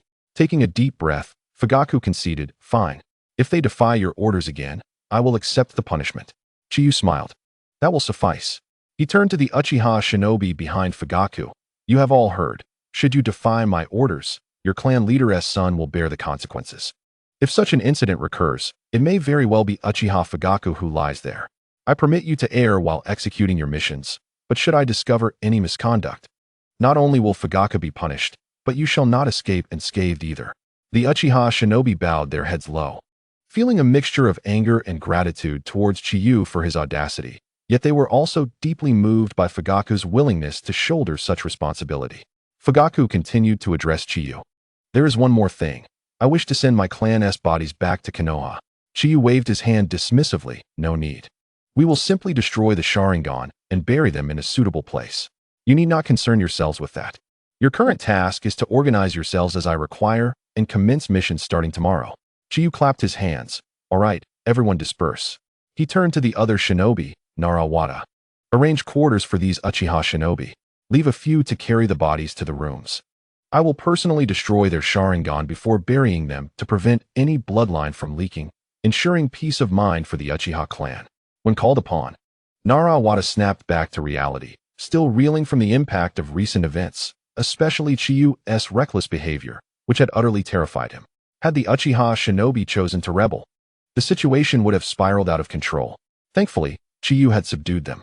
Narawata glanced at the group of Uchiha shinobi, feeling an unexpected sense of pity. However, it is quite a skill for Chiyu to subdue these Uchiha ninjas. The Uchiha ninjas are in for a tough time ahead. Fortunately, he does not have to confront these Uchiha ninjas, otherwise he would surely earn their resentment. Narawata escorted the Uchiha ninjas to the quarters. After the ninjas brought several Uchiha corpses into the room, Chiyu entered and instructed the others not to come in. He retrieved a scroll and summoned several glass vials. These vials contained a preservative liquid, and with 7 corpses at hand, Chiyu carefully placed the Sharingan eyes he had removed into each of the 7 vials, subsequently sealing them back into the scroll. Then, he filled the eye sockets of the 7 corpses with materials to make them appear less hollow, and used ninjutsu to create signs of destruction. Once all this was accomplished, Chiyu departed from the room. Chapter 143. Support after acquiring the 7 Uchiha Sharingan. Chiyu handed the scroll to Hebe, instructing it to deliver it to Danzo. Days later, Danzo's desk was adorned with the 7 glass vials, each containing a pair of Sharingan eyes, and a smile never left his face. Indeed, he is quite decisive. I prefer this to the obedience of Orochimaru. The news of Chinyu's slaying of 7 Uchiha in the Land of Waves reached Sarutobi Hiruzen's ears. Upon hearing this, his initial reaction was one of bewilderment. His second reaction was to ponder whether Chinyu had lost his mind. It was not meant for him to provoke the Uchiha's wrath. As expected, Uchiha Masaki hurriedly sought out Hiruzen. Masaki began lamenting to Hiruzen, recounting how the Uchiha ninjas had fought valiantly against their enemies since the onset of war. Yet now Chinyu had brutally slain their kin, which was utterly outrageous, and he hoped for severe punishment to be meted out. Hiruzen could only comfort Masaki, feigning ignorance, without mentioning any punishment for Chinyu. After all, while Chinyu's actions were excessive, he was undeniably an excellent executor. It would be exceedingly difficult to find another as suitable as Chinyu in the future. Masaki naturally sensed that Hiruzen intended to gloss over the situation, but he was resolute in his demand for Hiruzen to remove Chinyu from command and punish him. After all, his son, Uchiha Fugaku, was also in the Land of Waves. What would happen if Chinyu were to kill Fugaku? Just as Hiruzen was grappling with the situation, Danzo made a forceful entrance. Without uttering a word, he slammed a stack of documents onto Masaki's desk. Furrowing his brow, Masaki inquired, "What is this?" Danzo coldly replied, "What does it look like? You can find out for yourself." As Masaki perused the documents, his expression soured further. These were records of the various troubles caused by Uchiha ninjas across different battlefields. Acts of violence against comrades, disobedience, such heinous misconduct. Just as Masaki was about to speak, Danzo interrupted him forcefully. "Are you questioning the authenticity of these documents? They were compiled by my men. If you doubt their veracity, I can send root ninjas to retrieve these Uchiha, so you can interrogate them about the truth." Masaki opened his mouth, but Danzo's words left him speechless. He could only awkwardly assert, "Of course, I do not doubt Lord Danzo's documents. I will ensure they are strictly disciplined. The current issue lies with Chinyu in the Land of Waves." Danzo interrupted again, "Strict discipline? If you wish to discipline them, do so behind closed doors within your Uchiha clan. The battlefield is not a place for discipline. Do you have any idea how much trouble your Uchiha ninjas have caused on the battlefield? There have been numerous occasions when we could have pressed our advantage. But because of the chaos caused by your Uchiha, we missed golden opportunities. Do you have any idea of the losses incurred?" Danzo slammed his hand on the table. The resounding noise made Masaki's heart skip a beat. Hiruzen struggled to contain his laughter. Danzo had arrived just in time, diverting the conflict elsewhere with just a few words. Danzo settled into the seat next to Hiruzen, his arms crossed, exuding an imposing aura as he gazed at Masaki, asking, "What were you saying about Chinyu in the Land of Waves?" Masaki now understood that Danzo was here to support Chinyu. If Danzo did not possess these documents, Masaki could have argued more confidently. However, now he felt somewhat at a disadvantage. Nevertheless, he had come this far, and Masaki reluctantly stated, "Chinyu killed 7 of our Uchiha ninjas in the Land of Waves, one of whom was even a jonin. This is an exceedingly grievous offense, and I hope the Hokage will impose strict punishment upon Chinyu." Danzo pointed at the documents in front of Masaki, saying, "You haven't yet examined the last document. Have you, clan leader Masaki? You should take a look." The corners of Masaki's eyes twitched as he opened the last document. It indeed pertained to the events in the Land of Waves. After reading it, Masaki inhaled sharply and said, "While they were at fault, they should not be punished by death. Moreover, Chinyu's orders were exceedingly unreasonable. Did he expect our Uchiha ninjas to walk to their deaths? And regarding you, he merely raised a reasonable doubt, yet Chinyu executed him without hesitation. A jonin, no less. He acted without consideration, and naturally, the Hokage would impose punishment for any wrongdoing. Chinyu's actions are utterly disrespectful to the Hokage." Danzo produced another document and tossed it onto Masaki's desk, mocking, "Take a look at this document." Masaki was nearly exasperated. Could he not simply speak directly? What was with all the documents? He opened the document, and, upon reading it, his expression darkened further. This document chronicled Chinyu's achievements. From the moment Chinyu entered the battlefield, collaborating with Orochimaru in the Land of Soup to devise strategies, he successfully advanced the front lines, achieving numerous victories since then. Danzo spoke, "Clan leader Masaki, I trust you have nearly finished reviewing? In these past years, wherever Chinyu has been present, nearly all operations have succeeded without failure, maximizing the benefits for Konoha. Chinyu's command was undoubtedly well considered, and Uchiha Yu, lacking understanding, directly questioned Chinyu's orders, inciting other Uchiha ninjas to do the same. If Chinyu, as the commander, were to concede, how could he command respect and lead? This is a battlefield. If no one heeds Chinyu's orders, how can we possibly fight the enemy? Clan leader Masaki, tell me, should Uchiha Yu be punished? Should those Uchiha ninjas who stirred dissent against Chinyu be punished? Cold sweat trickled down Masaki's forehead. His intention of persuading Hiruzen to punish Chinyu had utterly backfired. Seeing Masaki fall silent, Danzo pressed on aggressively. Clan leader Masaki, speak. Should he be punished? Was Chinyu right or wrong? Masaki found himself in a predicament. He had come to confront Chinyu. Yet he was expected to acknowledge that Chinyu's actions against his clan were justified. Just then, Hiruzen cheerfully interjected. All right, Danzo, clan leader Masaki merely came to voice his grievances. In truth, I also believe Chinyu's actions were somewhat excessive. A minor reprimand would suffice. There is no need to be so extreme. Rest assured, clan leader Masaki. I will definitely admonish Chinyu and encourage him to exercise greater restraint. Chapter 144. The seven ninja swordsmen, seeing that Hiruzen had provided him an avenue for retreat. Uchiha Masaki let out a sigh of relief. Uchiha Masaki expressed his gratitude, saying, Thank you, Hokage-sama, for your understanding. I shall take my leave now. As Uchiha Masaki rose to depart, Danzo's ominous voice echoed from behind him. Masaki, as the clan leader, I implore you to keep your clan members in check. The battlefield is a place for conflict, not for discipline. If discipline is required, it should be enforced behind closed doors at home. Should your clan members fail to adhere to this, others will take it upon themselves to enforce order. If you cannot manage them, do not complain, for it would be quite unbecoming for a parent to cause a scene. As the foremost clan of Konoha, you must set an example. Masaki clenched his fists tightly, a torrent of anger surging within him, yet he found no outlet for it. He replied sullenly, You speak true, Danzo-sama. With that, Uchiha Masaki left without looking back. After Masaki's departure, Sarutobi Hiruzen chuckled. Danzo, your timing is impeccable. Danzo retorted with a cold snort. I have had Root monitoring the Uchiha. Upon seeing Masaki approach, it was clear what his intentions were. Hiruzen frowned. However, this time, Chiyu has indeed gone too far. Danzo, I believe. Danzo abruptly interrupted. Do not tell me you genuinely intend to punish Chiyu. Consider why we sent him to the Land of Waves, and why nearly 100 Uchiha shinobi accompanied him. Chiyu is executing our plan effectively, albeit somewhat aggressively, but the results are commendable, are they not? Masaki is already seeking to address your desire to punish Chiyu. Is he not? Hiruzen pondered with a stern expression. Danzo held a deep disdain for Hiruzen. Knowing him well, Danzo recognized Hiruzen's indecision, clearly wanting to address Uchiha matters. Hiruzen was now weighing the pros and cons, fearing potential rebellion from the Uchiha shinobi. If he continued to hesitate, why then had he sent Chiyu to lead the Uchiha in the Land of Waves? This vacillation was unbecoming of a Hokage. Teacher Tobarama, you are mistaken. Hiruzen is utterly unfit to be Hokage.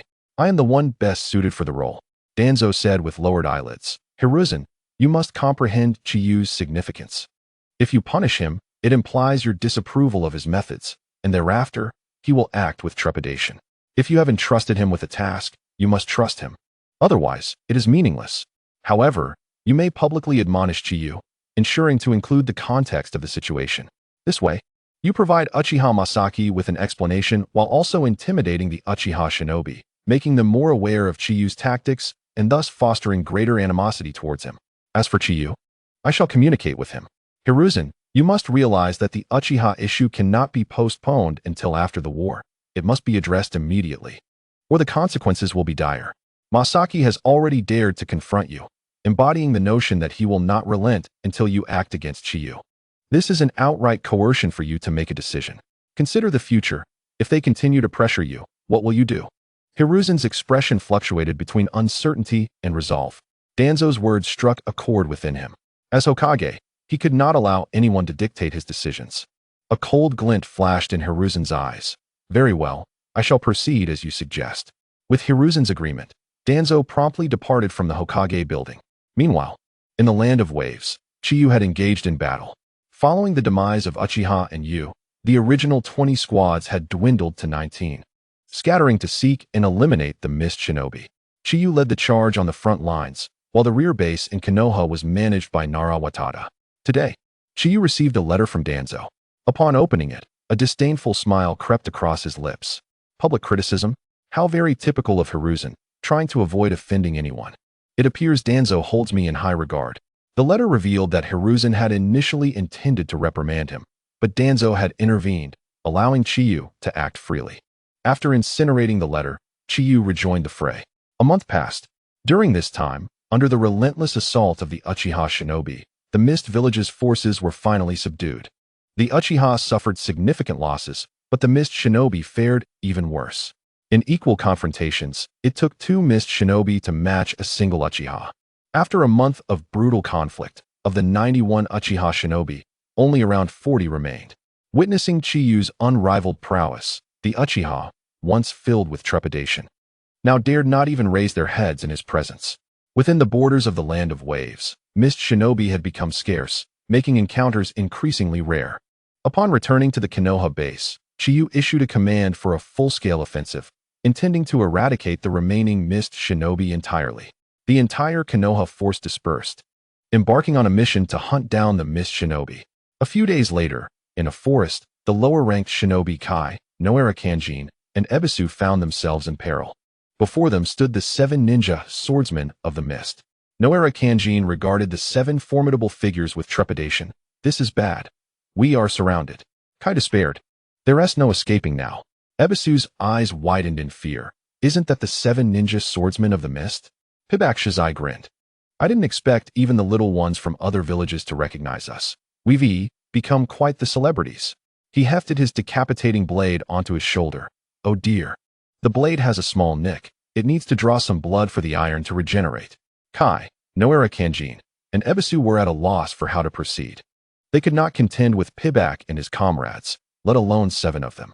Just as they pondered their next move, a green figure descended from the heavens, landing before them. It was Kai's father, Might Guy. Might Guy exhaled in relief. I made it just in time. Dad, Kai exclaimed incredulously. What are you doing here as a low-ranking shinobi? Might Guy sensed the danger posed by the 7 before him and sternly urged, no time for questions. You must flee. I will buy you time. Kai hesitated before urgently insisting, we can't just run, Dad. They are all jounin, and the 7 ninja swordsmen at that. You alone cannot defeat them. Might Guy assured him, I have the 8 gates of the lotus. Kai's pupils dilated, but that technique. Self-restraint. Might Guy extended his thumb towards Kai. Now is the time to vow to protect what matters most. This is my life or death path to survival. Open. 8 gates of the lotus. A surge of red steam erupted from Might Guy, his overwhelming presence startling the 7 ninja swordsmen of the mist. In the distance, Chiyu, engaged in battle, sensed an immense aura and activated his Kenbunchika haki. Uncertain of the situation, Chiyu's expression turned grave. Such overwhelming power. Could the Mist Village have dispatched a formidable shinobi? He hurried toward the source of the energy he sensed. Kai stared blankly at Might Guy's retreating figure, tears streaming down his cheeks involuntarily. Father, he murmured as Might Guy, enduring the excruciating pain of opening the 8th gate, mustered a faint smile to encourage him. Kai, true victory lies not in defeating the strong, but in protecting what is most precious to you. As a beast of Konoha, strive to grow. Before that, allow me to ignite the flames and illuminate your path, so that the new leaves may blossom. Kai bit his lip, his gaze hardening with determination. He wiped away his tears and addressed Might Guy resolutely. Father, you will always be my pride. Kurama, Hibiki, let us depart. However, Kurama and Hibiki exchanged worried glances with Might Guy, uncertain about the implications of the 8 gates technique and realizing they were no match for the 7 ninja swordsmen. Kai, fully aware of the consequences of opening the 8th gate, spoke solemnly. My father has made his resolution. We cannot let him down. With that, Kai, Kurama, and Hibiki turned away from the battlefield. Might Guy felt a slight moisture in his eyes as he whispered, you are also my everlasting pride. The 7 ninja swordsmen. Witnessing Might Guy, felt a surge of fear. Although no battle had commenced, an overwhelming sense of doom loomed over them. Might Guy made his move, swiftly appearing before one of the swordsmen, Mifune. Caught off guard, Mifune hastily attempted to unleash his dual blades, but it was too late. Evening Elephant. Might Guy unleashed a powerful punch that, while not directly striking Mifune, generated a formidable air cannon that slammed into Mifune's abdomen. He coughed up a mouthful of blood and staggered backward, crashing through trees before collapsing into a massive crater in the ground. Mifune, the dual-blade wielder, was instantly killed. The remaining 6 swordsmen were struck with horror. Mifune had been slain in a single blow. Long-blade ninja art, spider stitch. Karasuma concealed multiple steel wires beneath Might Guy's feet. Exploding blade technique. Anari swung his exploding blade, tossing the explosive scrolls around Might Guy. Stitch. Explode. Both Karasuma and Anari shouted in unison. The wires beneath Might Guy began to constrict, threatening to sever his legs, while the explosive tags ignited around him, ready to detonate. Might Guy stomped the ground, causing the earth to shatter, snapping Karasuma's wires. The resulting gust of wind blew away the explosive tags. At this moment, Might Guy was enduring immense pain. The previous Evening Elephant had already fractured his arm. Gritting his teeth, he unleashed Evening Elephant once more against Karasuma and Anari. The speed of the air cannon was so rapid that they had no time to evade, and they were struck squarely. Both Karasuma and Anari felt their bones shatter instantly, leaving 2 deep, bottomless craters where they fell. In a matter of moments, 3 members of the 7 ninja swordsmen had been killed. The remaining 4, Kabana, Suigetsu, Reiga, and Takusa, were filled with dread. They realized they stood no chance against Might Guy. The singular thought racing through their minds was to flee. Immediately, without hesitation, they turned to escape. Might Guy, despite his own deteriorating condition, with both arms completely fractured, smiled at the fleeing Kabana, Suigetsu, Reiga, and Takusa. Kai, the rest is up to you. He assumed a fighting stance, his body enveloped in vibrant red steam. Is this the 8th gate's final form? Chiyu had arrived. Astonished to witness Might Guy surrounded by red steam. It appeared that the 4 fleeing individuals were indeed the 7 ninja swordsmen, of whom 3 had already been slain. Chiyu had not expected to witness such a spectacle. As he observed the 3 deep craters, he marveled at the sheer destructive power displayed. Perched upon a branch, Chiyu watched the culmination of Might Guy's legacy unfold. With both hands pressed to the ground, Might Guy prepared to launch himself forward. Activate. The red steam emanating from Might Guy surged to a new intensity, causing the ground to crack beneath him. The steam coalesced into a dragon-like form. Chiyu's pupils contracted in shock.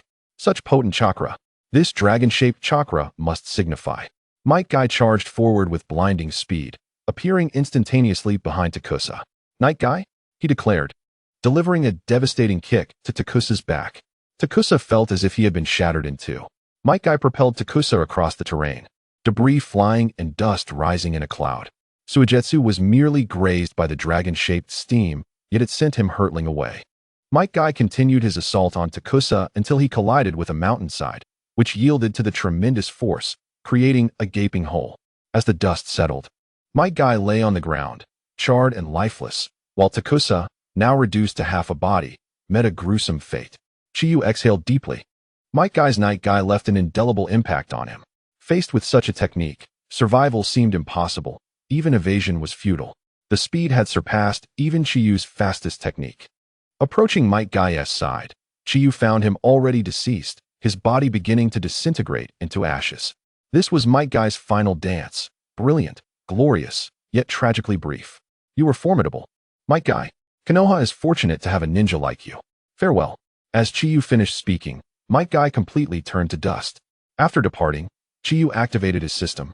Receiving notifications for witnessing Might Guy's demise and the death of Takusa, the user of the first-generation dull blade. The last 2 surviving swordsmen, Suigetsu and Reiga, struggled to rise after the encounter. Suigetsu coughed up blood, reflecting, just a graze, and I'm already injured. Is this truly a mere Konoha shinobi? I must leave quickly. Encountering more Konoha ninjas would be a daunting challenge. You needn't flee. Your struggle ends here. Chiyu's voice echoed ominously from behind Suigetsu. The hefty swordsman trembled. Turning to face Chiyu, Chiyu regarded Suigetsu with an impassive expression, taunting, your companions fled swiftly, but it seems your size hinders your escape. Recognizing Chiyu, Suigetsu stammered, you are. The blood-eyed Azura. Terrified, he unleashed his ninjutsu. 1,000 needles. Transforming his hair into hardened spikes, he launched a barrage at Chiyu, akin to a torrential downpour. Chiyu, having awakened his Mangekyo Sharingan, effortlessly evaded Suigetsu's onslaught. Chinyu's gaze was icy as he looked at the watermelon mountain pufferfish demon, exclaiming, ah, it's me. So prepare to meet your end. The Watermelon Mountain pufferfish demon, with eyes wide in rage, swung his spiked joki. To his astonishment, his attack struck Chiyu. But wait. It was an illusion. The Chiyu that had been hit dissipated like mist. Suddenly, a sharp pain pierced the nape of the Watermelon Mountain pufferfish demon as a kunai thrust through his throat. Chinyu's voice echoed again from behind the demon. Surviving that strike is your misfortune. The demon's hefty body crashed to the ground, clutching his throat while staring at Chinyu. Desperate to speak, but unable to utter a word due to his fatal wound.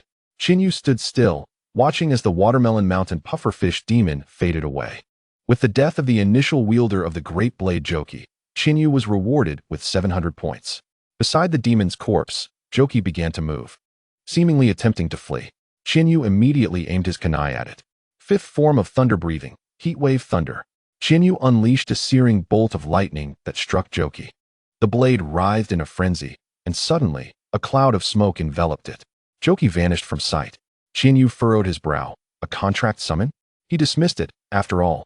No matter how formidable Joki was, it was merely a kunai. The Watermelon Mountain pufferfish demon, even with Joki, was still weak. Chinyu regarded even the future Kisame Hashigaki with disdain. He continued his search for the mist ninjas, and after more than 2 months, nearly all of them in the Land of Waves had been eradicated, with only a handful remaining. The Uchiha clan had dwindled from 98 to just over 30, suffering heavy casualties.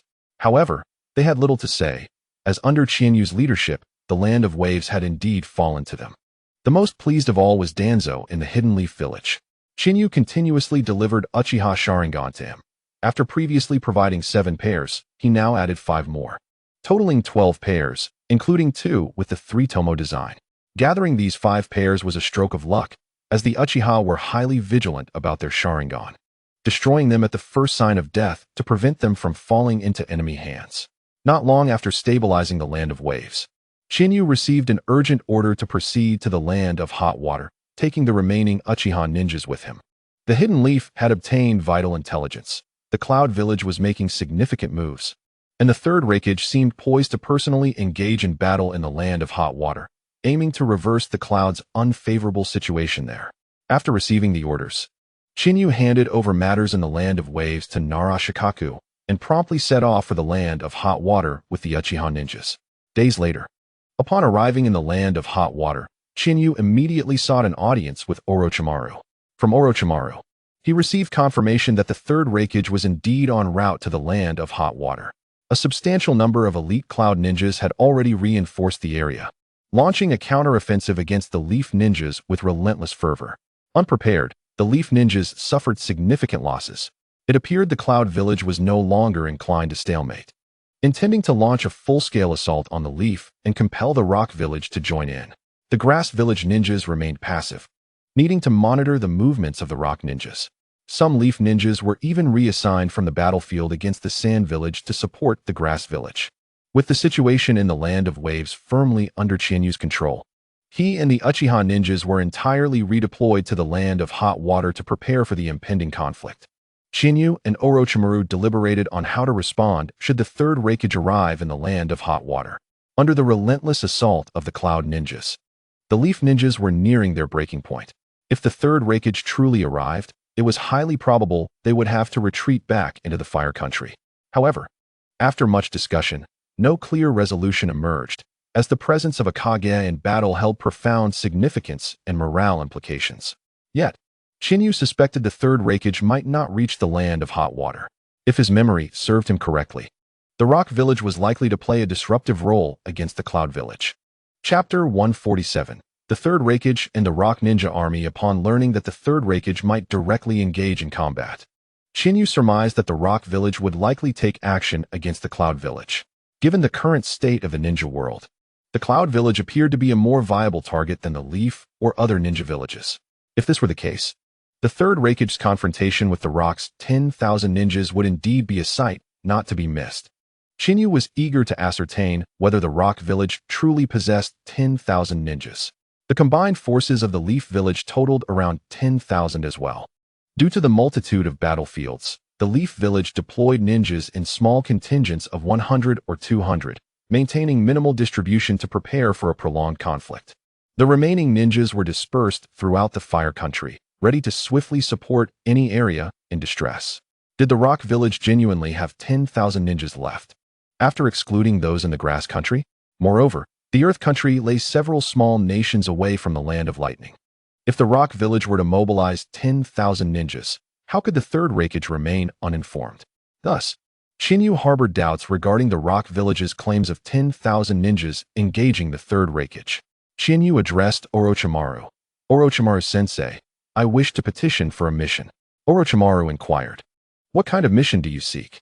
Chiyu replied, I wish to undertake an intelligence-gathering mission to ascertain whether the third Raikage truly intends to join the fight. Orochimaru expressed surprise. It should be a foregone conclusion that the third Raikage will personally join the fray. Is further investigation necessary? Chiyu responded earnestly, Orochimaru-sensei. I believe it is significant, as I suspect the rock village will not remain idle. Orochimaru furrowed his brow. Are you suggesting the rock village will initiate large-scale operations against the leaf? Chiyu shook his head. No. My hypothesis is that the rock village may take action against the cloud village. Orochimaru appeared taken aback. Why would the rock village target its ally, the cloud village? Chiyu elucidated. Inoki, that Tsuchikage of the rock village, is quite the cunning elder. The war has dragged on for years, although they have collaborated with the cloud village.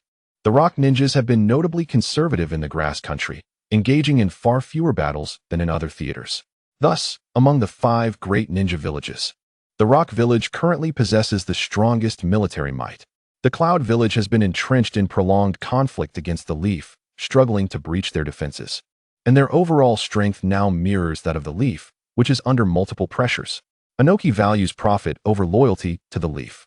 Analyzing the current ninja world dynamics. The sand village is too impoverished to offer any gains. The mist village is too distant. Provoking them is unnecessary. The leaf's morale is high, bolstered by the emergence of many skilled ninjas, while the cloud village has dispatched numerous elite ninjas to the land of hot water. With the third Raikage personally deciding to participate, the cloud village's rear is vulnerable, making this a prime opportunity. Thus, I surmise that Inoki will not let this opportunity slip by. It is highly probable that he will attempt to ambush the third Raikage, inflicting severe damage upon the cloud village for his own gain. Orochimaru pondered for a moment. Chinyu's analysis bore some merit, yet Orochimaru deemed the likelihood to be rather low. However, it remained a possibility. If that were indeed the case, then the counteroffensive from Konoha would commence. Orochimaru nodded in agreement, declaring, very well. I entrust this mission to you. Chiyu inclined his head, stating, Then, Orochimaru-sensei, I shall depart at once. Chiyu believed that if the rock shinobi truly intended to assassinate the third Raikage, they would not do so in the land of lightning or the land of hot water. It was far more likely to occur in the moon country, situated between the two. Hence, Chiyu set forth directly to the moon country. Days later, upon arriving in the moon country, Chiyu sensed the presence of the third Raikage just as he crossed the border from the land of lightning. Thanks to his previous reconnaissance in the cloud village, Chiyu had memorized the Raikage's chakra signature. The third Raikage was accompanied by a retinue of over 20 shinobi, none of whom were weak. Chiyu trailed the Raikage at the limit of his sensory range. 2 days later, while resting on the ground, Chiyu suddenly sprang to his feet. They are here. He detected a considerable number of shinobi, approximately 7,000. While this was shy of 10,000, it was still a sizable force. However, the overwhelming majority of these shinobi possessed rather meager abilities, with only a handful exhibiting notable strength. Chiyu sensed the location of the third Raikage and noted that they remained oblivious to the impending threat from the rock shinobi. They were still on their journey. Chiyu found it perplexing. Was the intelligence network of the cloud village truly so lacking? With so many rock shinobi traversing multiple nations, had they gleaned no information whatsoever? Chiyu hastened onward. Regardless of the circumstances, this battle was destined to erupt. Upon his arrival, the third Raikage and the rock shinobi army had already clashed. Leading the rock forces was Inoki's son, Kori. The third Raikage glared at the advancing rock army, demanding, What is the meaning of this? Inoki informed me that your forces were to flank from the land of rice and join our shinobi in exterminating the Konoha ninjas in the land of hot water. Not to appear here. In that moment, Chiyu realized the deception. Inoki had betrayed the third Raikage under the guise of cooperation, amassing an army to successfully ambush him in the moon country. Kori stepped forward, declaring, Lord Tsuchikige's latest command is to eliminate the third Raikage here and then advance on the land of lightning.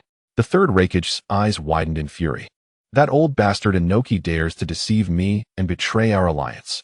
Hearing his father insulted, Kori retorted, Raikage, this is a battlefield. As a village leader, you should not require me to remind you of the deceptions that abound here. The third Raikage activated his lightning release chakra mode and ordered his subordinates. I will hold them off. You must immediately return to the land of hot water and bring all ninjas back to the village. Inform EI that in this war, both the land of lightning and the cloud village are withdrawing. We have failed. His subordinates hesitated, rooted in place. Raikage-sama. The third Raikage scolded, do not dawdle. Hurry. You are the future of the cloud village. You must not fall here. Yes. Raikage-sama. With tearful eyes, his subordinates reluctantly departed. Chapter 148. Chaos on the battlefield. The third Raikage was intercepted by the rock shinobi army. In order to buy time for his subordinates to escape, he chose to confront the rock forces alone. Kori immediately issued the command. We cannot allow these cloud shinobi to escape. Block their path. Hundreds of rock shinobi surged forward, preparing to intercept their fleeing opponents. Raging Thunder Axe. The third Raikage utilized the body flicker technique, instantly appearing among the advancing rock shinobi.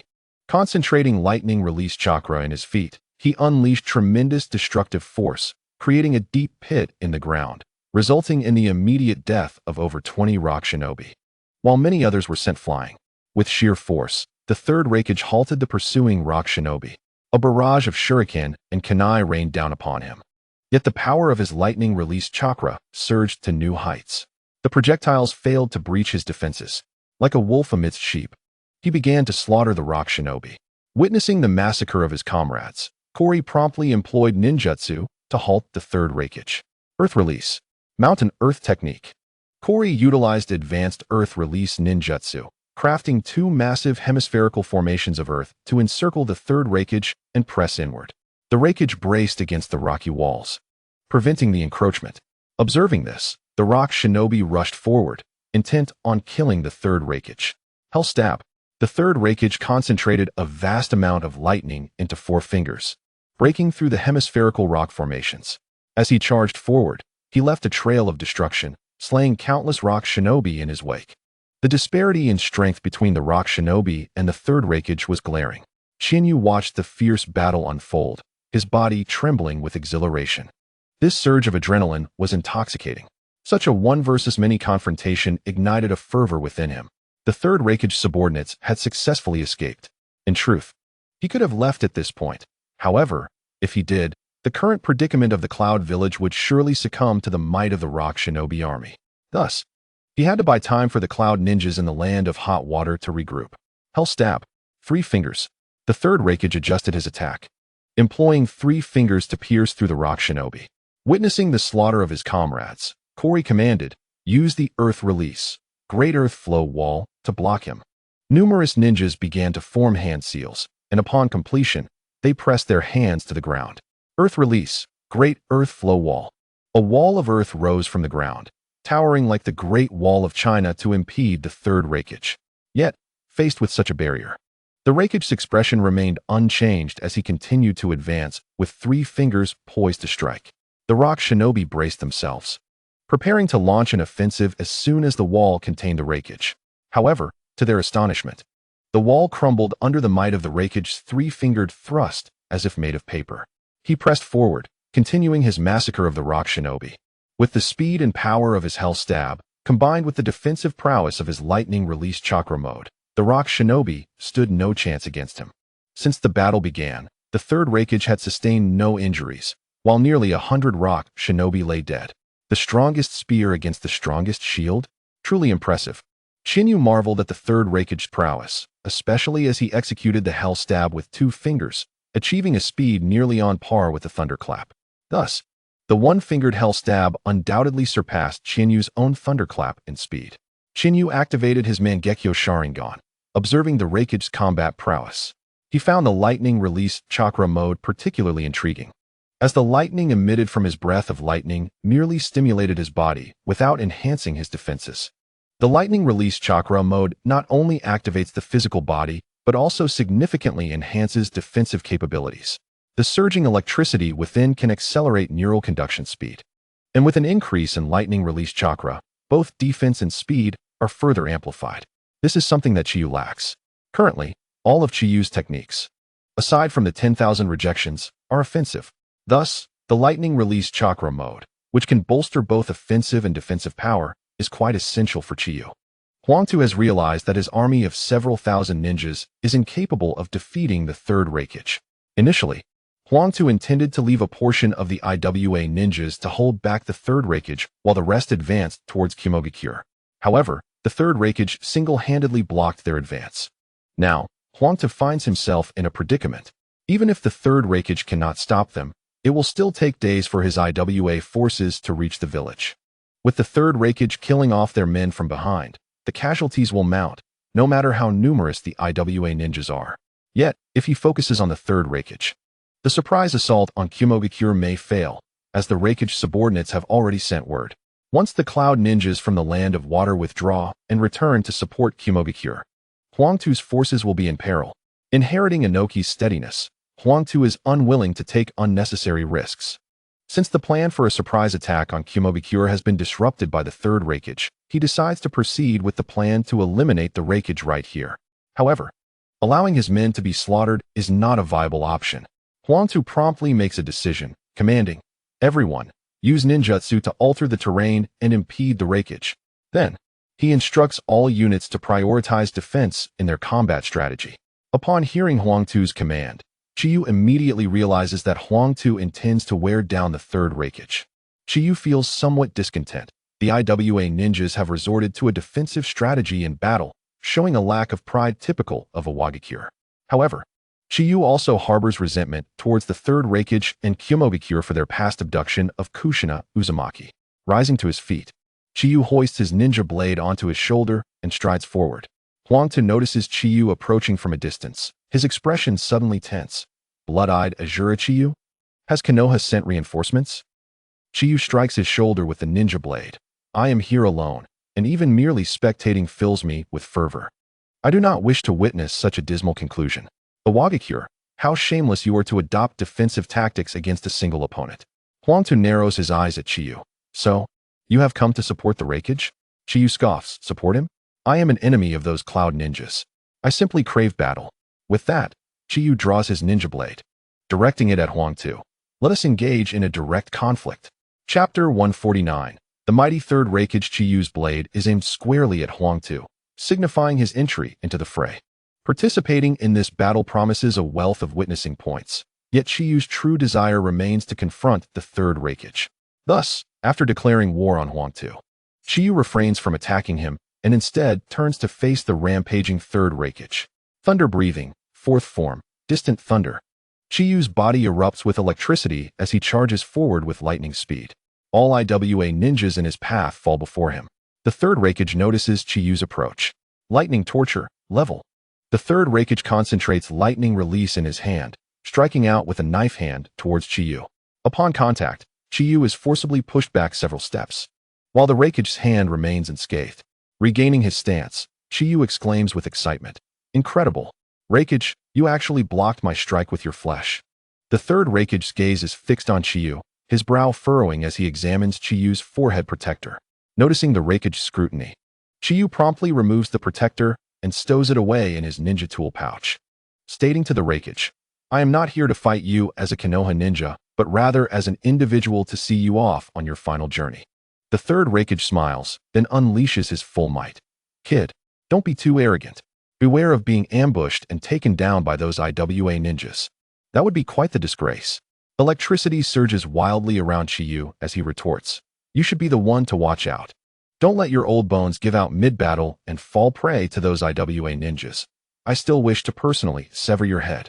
Unseen Mountain. Chiyu activates his Mangekyo Sharingan. Beginning to record ninjutsu, he swiftly forms hand seals, fire release, great fire annihilation, gathering chakra in his throat. He unleashes a vast torrent of flames that engulfs the area ahead. The dense clustering of IWA ninjas causes the flames to consume many of them. The widespread inferno clears a large portion of the battlefield. As the ground trembles beneath their feet, the IWA ninjas initiate earth release techniques. Just before the Earth release can take effect, both Chiyu and the third Reikage spring into action simultaneously. Whether by design or coincidence, both aim at each other, navigating through the IWA forces and taking down a number of them. Chiyu and the third Reikage are now mere paces apart. Heavy flow burst. The third Reikage channels lightning release chakra into his elbow and strikes at Chiyu. Thunder breathing, sixth form, electric shock thunder. Chiyu, centered in his stance, instantly releases numerous lightning-infused slashes in all directions. The strikes land upon the third Reikage, yet he remains unfazed, continuing his assault with an elbow aimed at Chiyu. Chiyu quickly tilts his head back, barely avoiding the Reikage's elbow as it grazes his chin. He swiftly employs body flicker technique to create distance between them. Rubbing his chin, he notes the lingering sting. Had he been struck, it would have surely shattered. The defensive capabilities of the third Reikage's lightning release chakra mode exceed his expectations. And this is far from the Reikage's limit. He possesses the most powerful lightning release armor. At this moment, the third Reikage exclaims, "Kid, your speed is commendable, but your attacks seem rather feeble. With such a lackluster effort, you will never claim my head." Chiyu points his ninja blade at the Reikage. "The battle has only just begun. Whether I claim it or not will soon be revealed." Thunder breathing, fifth form, heatwave thunder. Chiyu unleashes a heated lightning-infused slash towards the third Reikage. In response, the Reikage quickly forms hand seals, lightning release, black spot. A leopard-shaped bolt of black lightning erupts from the Reikage, colliding with Chiyu's lightning strike. The black and blue lightning clash with a thunderous roar, with the black lightning spreading outward, striking a group of IWA ninjas and inflicting pain upon them, rendering them immobile. This time, the third Reikage takes the initiative. Lightning release, thunder plow heatblade. The Reikage raises his arm and charges at Chiyu with incredible speed. Earth release, earth flow wall. Chiyu erects multiple earthen walls before him. The sound of thunderous impacts rings out as the Reikage obliterates the walls one by one. When the last wall shatters, it explodes with a resounding blast. Behind the final wall, Chiyu has affixed several explosive tags. As the tags detonate, Chiyu completes his hand seals, fire release, dragon flame song. He exhales 4 fire dragons toward the dust cloud, resulting in another explosion and a surge of dust and smoke. Hell-piercing four-handed strike. The third Reikage burst forth from the clouds of dust, for fingers thrusting towards Chinyu's chest. Chinyu remained vigilant. He did not believe that such a meager attack could subdue the formidable third Reikage. Thus, as the Reikage charged forward, Chinyu immediately retaliated with the first form of the breath of lightning, a flash of lightning. Chinyu's speed surpassed that of the third Reikage, and as he rapidly approached, he evaded the Reikage's four-pronged strike by angling his body, then swung his blade toward the Reikage's neck. However, the Reikage showed no intent to dodge. Chinyu's full-force strike landed on the Reikage's neck, but his brow furrowed in dismay. The blade of his kunai failed to pierce the Reikage's skin. This level of defense transcended mere strength. It was monstrous. Truly, he was a being capable of grappling with the eight tails. Suddenly, a sharp pain pierced Chinyu's armpit. The Reikage's hand blade had already sliced through. Chinyu swiftly employed the body flicker technique to escape. He assessed his ribs. Though unbroken, they were certainly cracked. The Reikage's formidable defense, speed, and attack power seemed insurmountable. At that moment, the Reikage extended 3 fingers. Chinyu bit into his finger, beginning to form hand seals. Upon completion, he pressed his palm to the ground. Hell's piercing 3-pronged strike. The third Reikage escalated his speed, charging once more. Summoning technique. Double gate of the afterlife. 2 colossal gates loomed before Chinyu. This jutsu, learned from Orochimaru, was a testament to the legacy of the first Hokage's 5 gates. The gaping maw of the gates, summoned to absorb all attacks, stood resolute. The Azura gate, conjured from the depths of hell, seemed to mock his adversary. Chapter 150. A fierce battle with the Reikage. Chinyu summoned 2 gates that rose before him. Summoning a single gate required an immense amount of chakra. Chinyu, like Orochimaru, could conjure 3 but needed to conserve his chakra. The first gate was nearly instantaneously breached by the third Reikage, but his speed was noticeably diminished. As he broke through the second gate, the Reikage exhibited a moment of hesitation. Seizing this opportunity, Chinyu assumed a stance, veins bulging, electricity crackling around him. 7th form of the breath of lightning, fire thunder god. Chinyu launched himself forward at a speed imperceptible to the naked eye. leaving a trail of a blue lightning dragon in his wake, and swung his kunai toward the Raikage. The Raikage's pupils constricted. This time, he chose to defend rather than remain passive. He raised both arms to block. Chinyu's blade struck against the Raikage's arms, marking a breakthrough in his assault as the kunai embedded itself into the Raikage's skin, albeit only slightly. Both warriors distanced themselves from each other. The third Raikage regarded his bleeding forearm with an inscrutable expression, yet Chinyu could sense a palpable shift in the Raikage's aura. The Raikage fixed his gaze on Chinyu. "What is your name, boy?" Chinyu, slightly perplexed, wondered if the Raikage had not heard his name when Huangtu had announced it. He replied earnestly, "Chinyu." The Raikage nodded slightly. "I see. You are the one who wounded AI and Killer Bee, the Blood-Eyed Azura. To have injured me, I acknowledge your prowess. Inflicting an injury is merely the beginning. I intend to sever your head." Chinyu retorted disdainfully, a faint smile gracing his lips. The Raikage's mouth curled into a slight smirk. "Then let us see if you can." Ultimate Lightning Release Armor.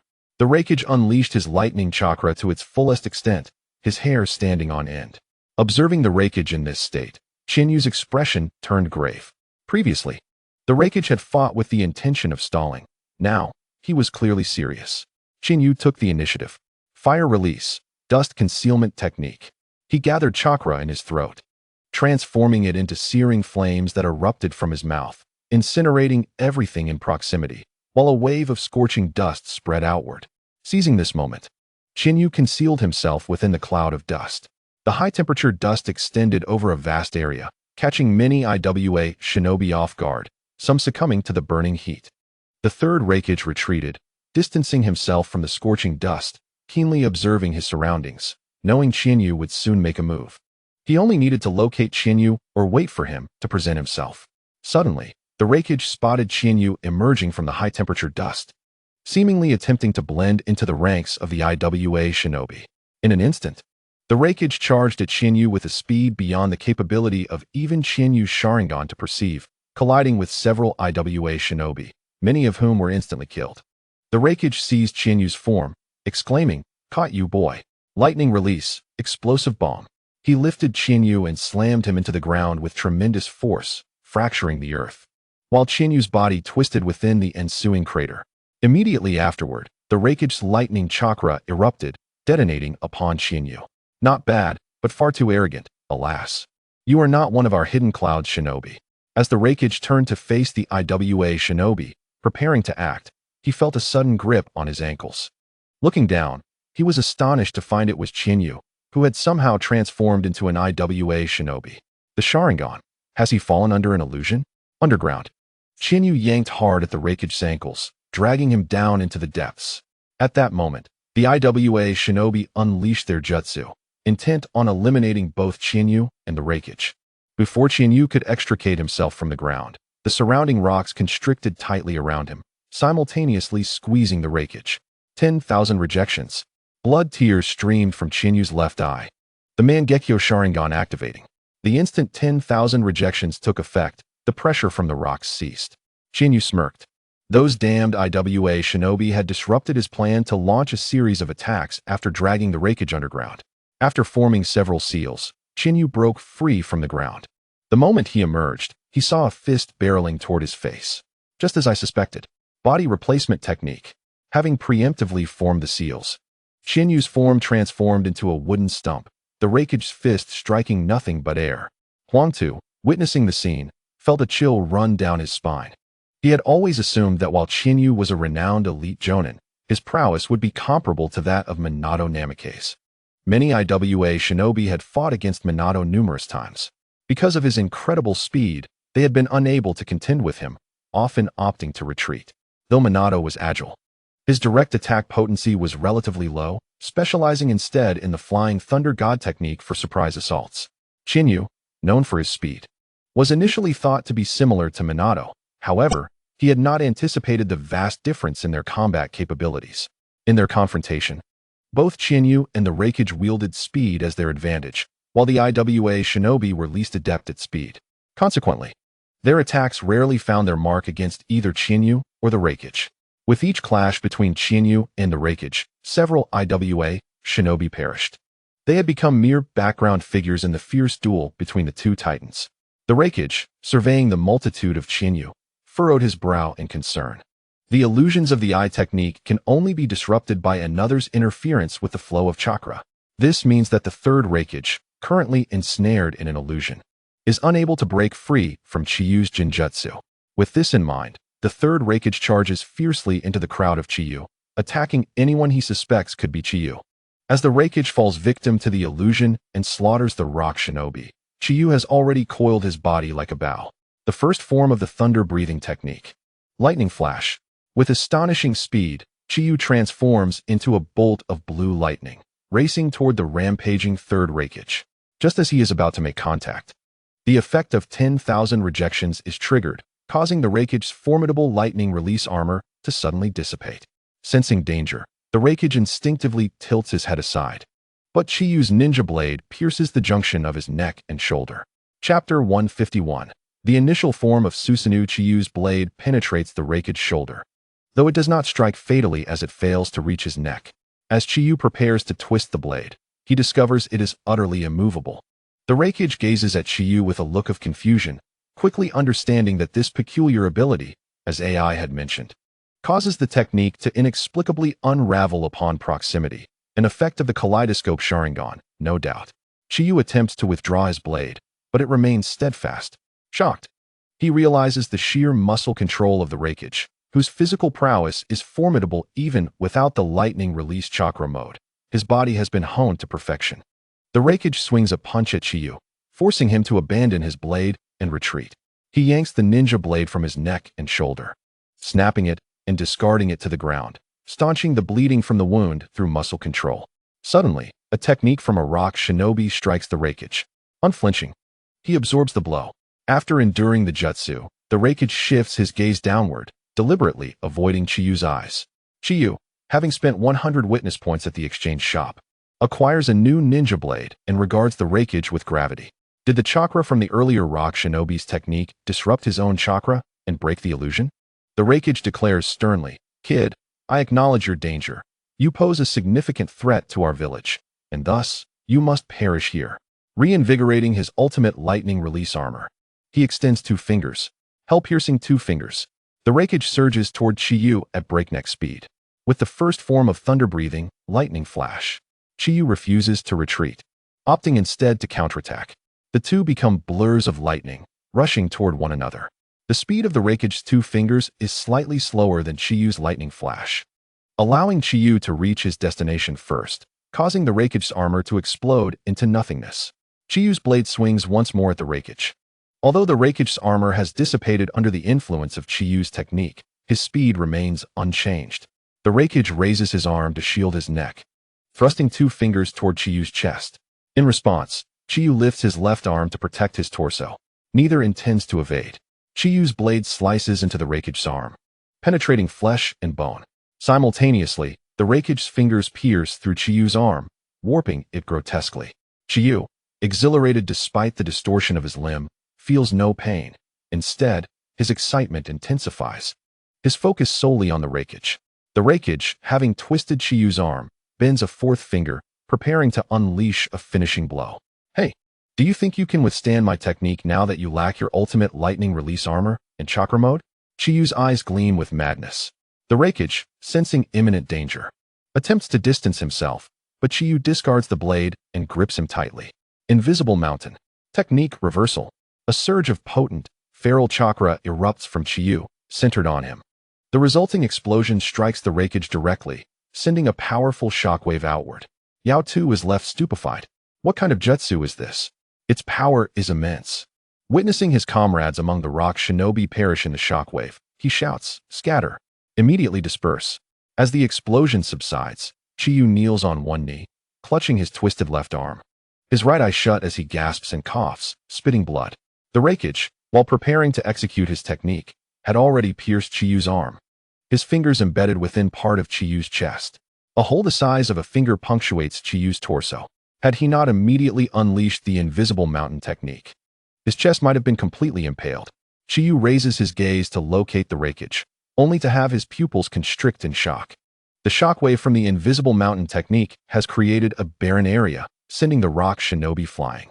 Yet, Within this void stands a figure crackling with lightning, the Reikage.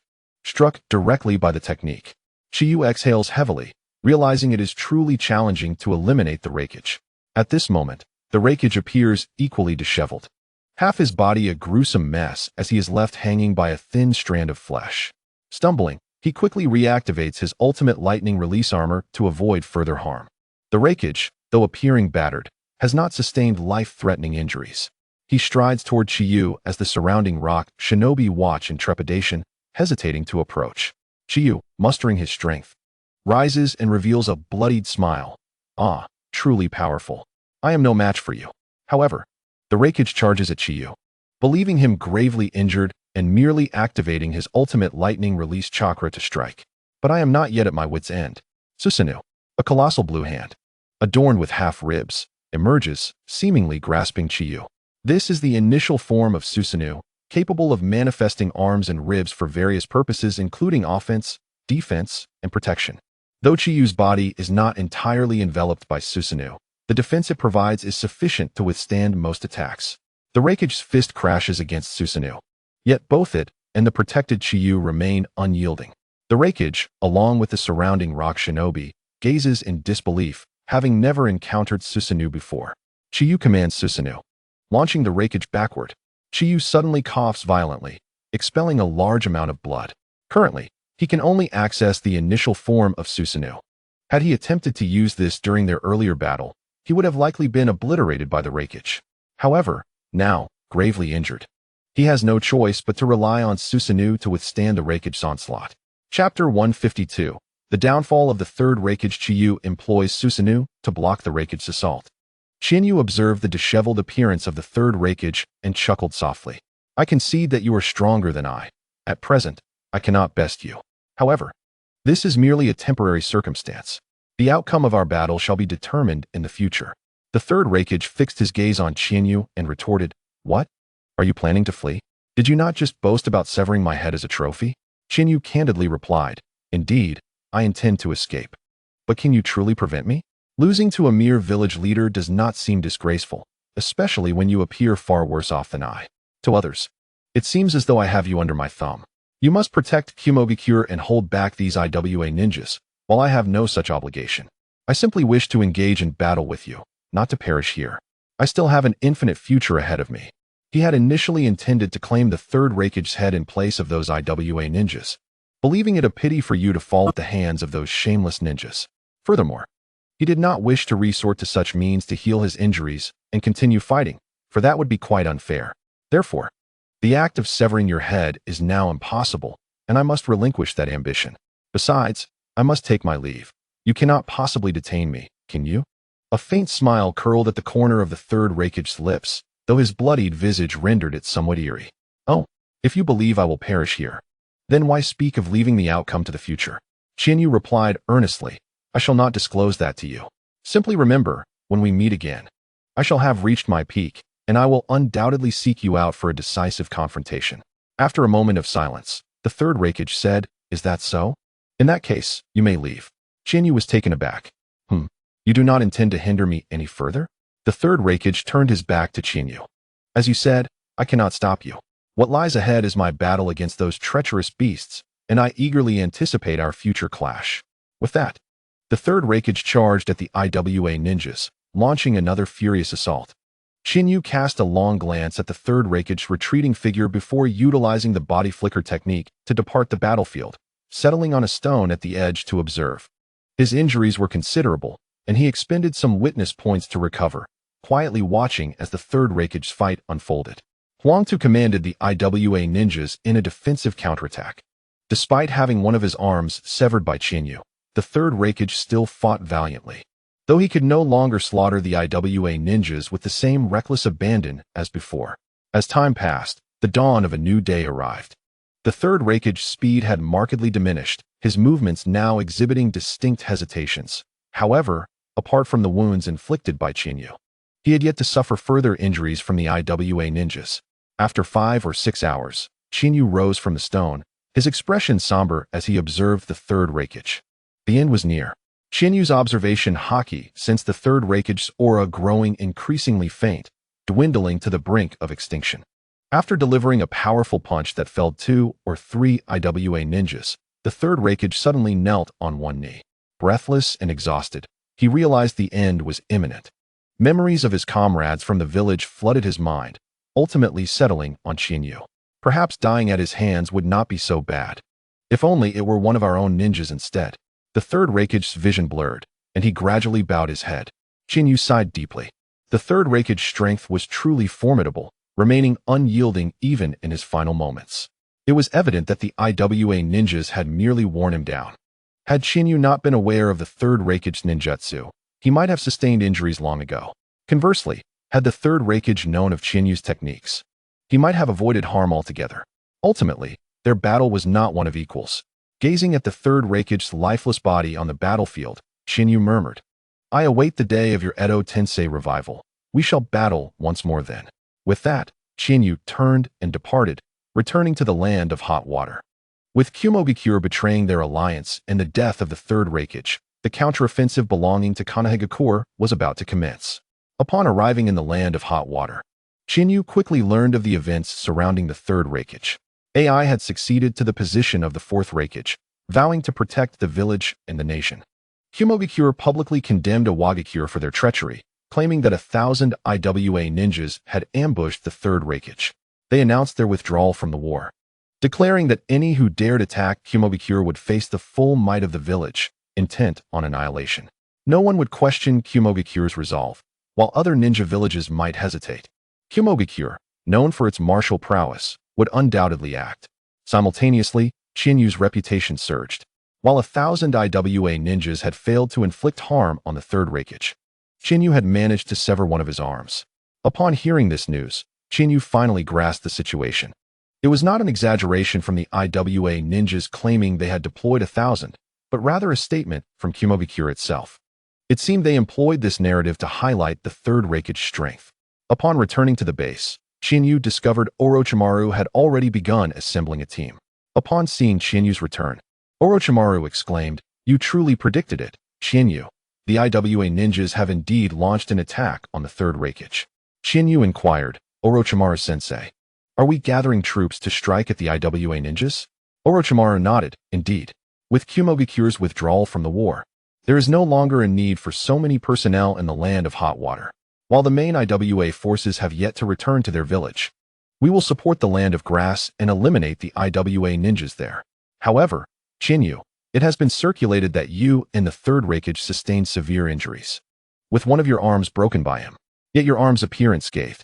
Chinyu replied without flinching, "In truth, I did not engage the third Raikage directly. It was a surprise attack that severed his arm. I believe the IWA ninjas are attempting to shift the blame onto me by claiming I faced him head-on, while also seeking to cover their own incompetence in failing to injure the third Raikage, hence asserting I was wounded as well." Orochimaru did not press further, asking, "Can you still fight?" Chinyu affirmed, "I am ready for battle."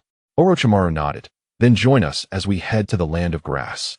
With Kumogakure's withdrawal, this conflict should not last much longer. Chapter 153. Namikaze Minato and Uzumaki Miki. Chinyu initially intended to accompany Orochimaru to the land of grass, but received a message from his summoned beast. Uzumaki Mito was nearing her end. Chinyu immediately sought out Orochimaru.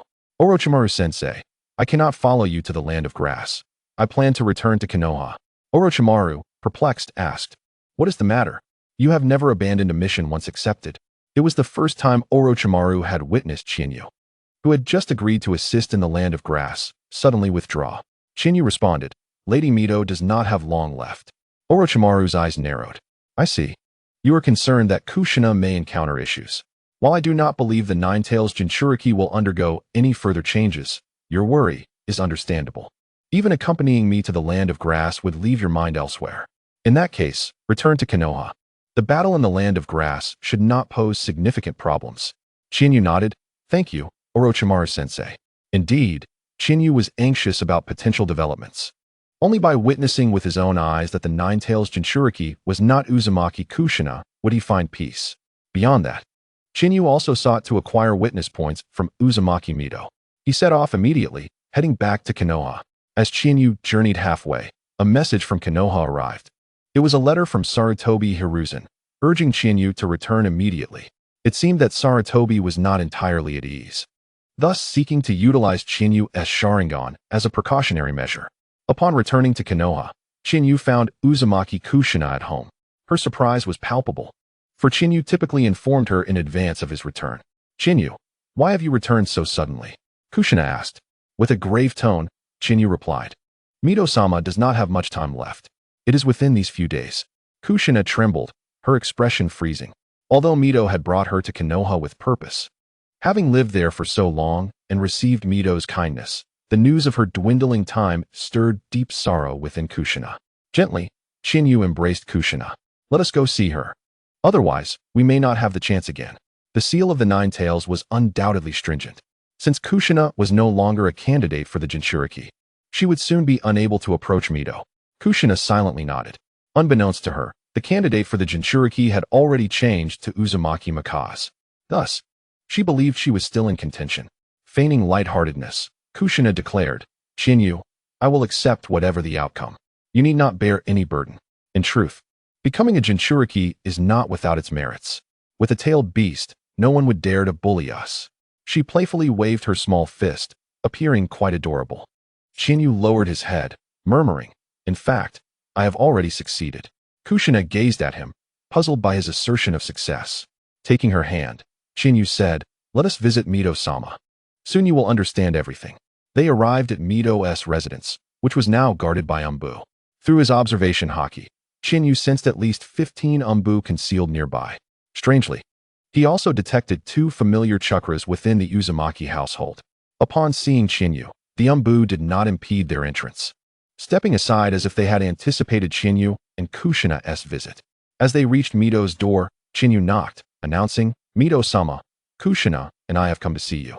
The door swiftly opened, revealing the unexpected figure of Minato Namikaze. Kushina furrowed her brow. "What are you doing here?" Minato, somewhat bashful, scratched his head. "Oh, it's Chinyu and Kushina. I am accompanying Mikaze to visit Mito-sama." Inside the room, Uzumaki Mikaze was also present.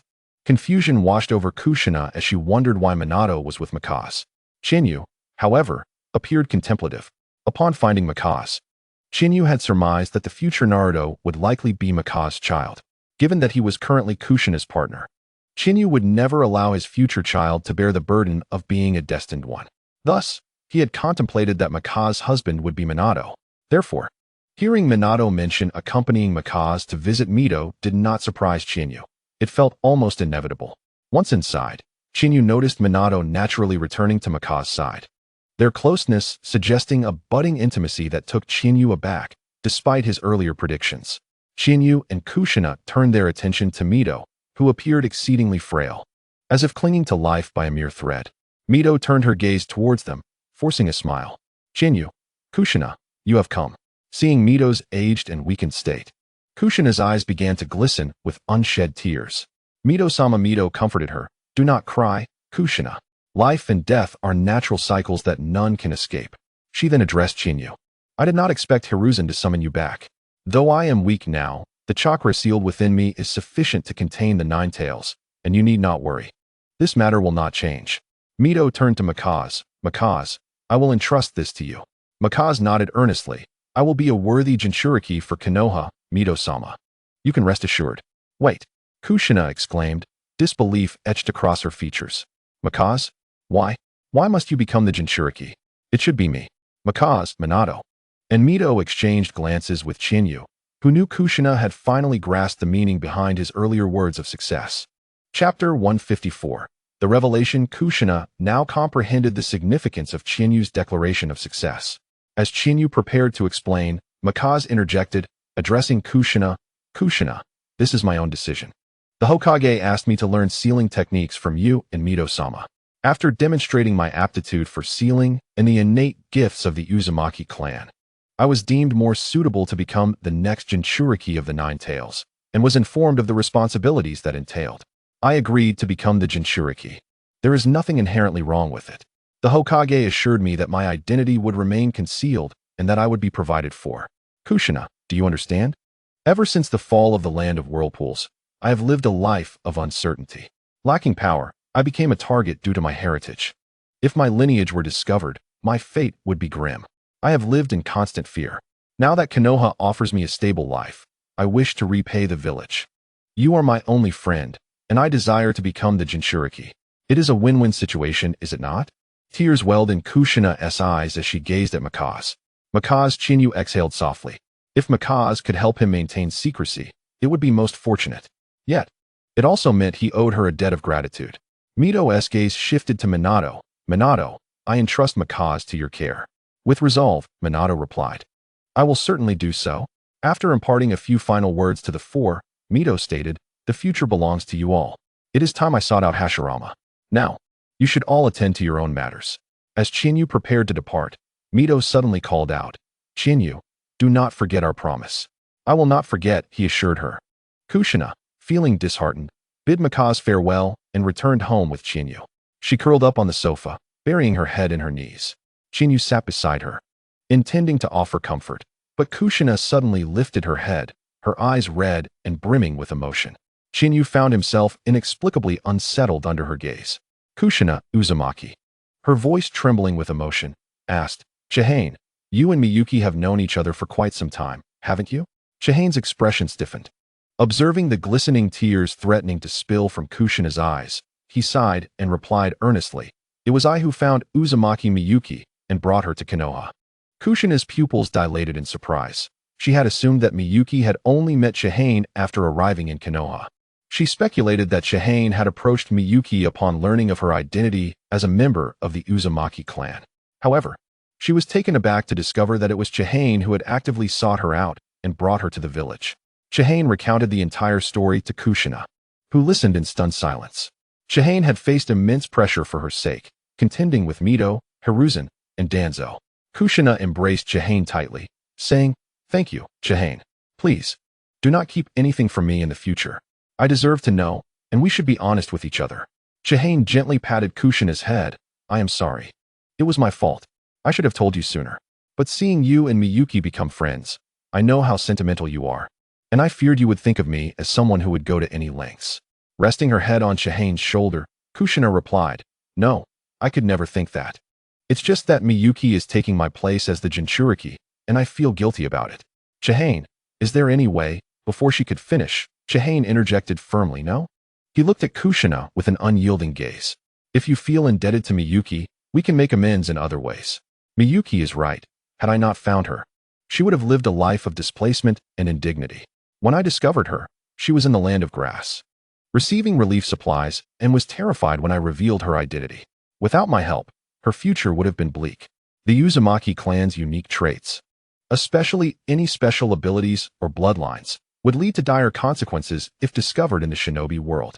Thus, I made a deal with Miyuki, and she agreed to it. Now, with the Hokage's consent for her to become the Jinchuriki, there is no way to reverse it. Miyuki becoming the Jinchuriki is a certainty, and I will not allow any changes. Chihane's tone was resolute. After nearly a decade of planning, he could not afford any setbacks and would not allow Kushina to become the Jinchuriki. Kushina sighed, knowing that once Chihane had made a decision, it was nearly impossible to alter. Rising from the sofa, she asked, Chihane, what do you want for dinner? Seeing Kushina no longer troubled by the matter, Chihane smiled. I will accompany you. Kushina shook her head. No, I will go myself this time. I want to check on Miyuki as well. Chihane replied, All right. I will wait for you at home. Let's have beef curry and miso soup for dinner. Okay, make sure to wait for me patiently at home. Kushina said as she left for Miyuki's house. Upon arriving at Miyuki's residence, Kushina spotted Minato Namikaze exiting Miyuki's room. Miyuki, see you tomorrow. See you tomorrow. Wait, Kushina? Miyuki exclaimed, noticing Kushina standing a short distance behind Minato. Minato nodded to Kushina before departing, aware that both she and Chihane held a strong aversion towards him, thus offering a simple acknowledgement as a greeting. Miyuki hurried to Kushina's side and inquired, Kushina, why aren't you at home with Chihane? Come in quickly. She ushered Kushina inside. After pouring a glass of water for Kushina, Miyuki asked, Kushina, did you come to see me for something specific? Setting down the glass, Kushina looked deeply into Miyuki's eyes and said, Miyuki, I am here to apologize. I am truly sorry. Chapter 155. The past of Uzumaki Miyuki. Kushina found Miyuki and sincerely expressed her apology. Taken aback, Miyuki asked, Why are you apologizing to me? If it's about the Jinchuriki, there's no need. as it was my own choice. Feeling guilt, Kushina replied, Chihane has informed me of everything. I know he found you in the land of grass and brought you to Konoha, and I understand the nature of your agreement. Miyuki's eyes widened in surprise. Chihane told you? How could that be? Given his personality, he would usually keep such things from you to prevent you from feeling guilty. Fidgeting with her fingers, Kushina explained. I realized that you and Chihane must have known each other for a long time, so I asked him, and he revealed everything to me. Miyuki chuckled softly, exhaling deeply. So, you figured it out, Kushina. But even so, there is no need for an apology, as it was merely a transaction. Chihane provided me with the life I desired, and I accepted the role of the Jinchuriki. Kushina shook her head, but Chihane told me that when he brought you to Konoha, he did not explain that it was to make you the Jinchuriki. He mentioned the dangers associated with being a Jinchuriki, that they are often viewed as monsters by the villagers, and should they lose control, they could transform into a tailed beast, putting everyone at risk. Furthermore, the Jinchuriki and tailed beasts are adversaries, risking the erosion of their consciousness. Interrupting, Miyuki said, Kushina, do you know what kind of life I lived before? I have mentioned that I lived in constant fear and uncertainty, but that hardly encapsulates my entire experience. After the fall of the Uzumaki clan, I, along with a few surviving clansmen, sought refuge in the land of waves, the land of tea, and the land of waterfall.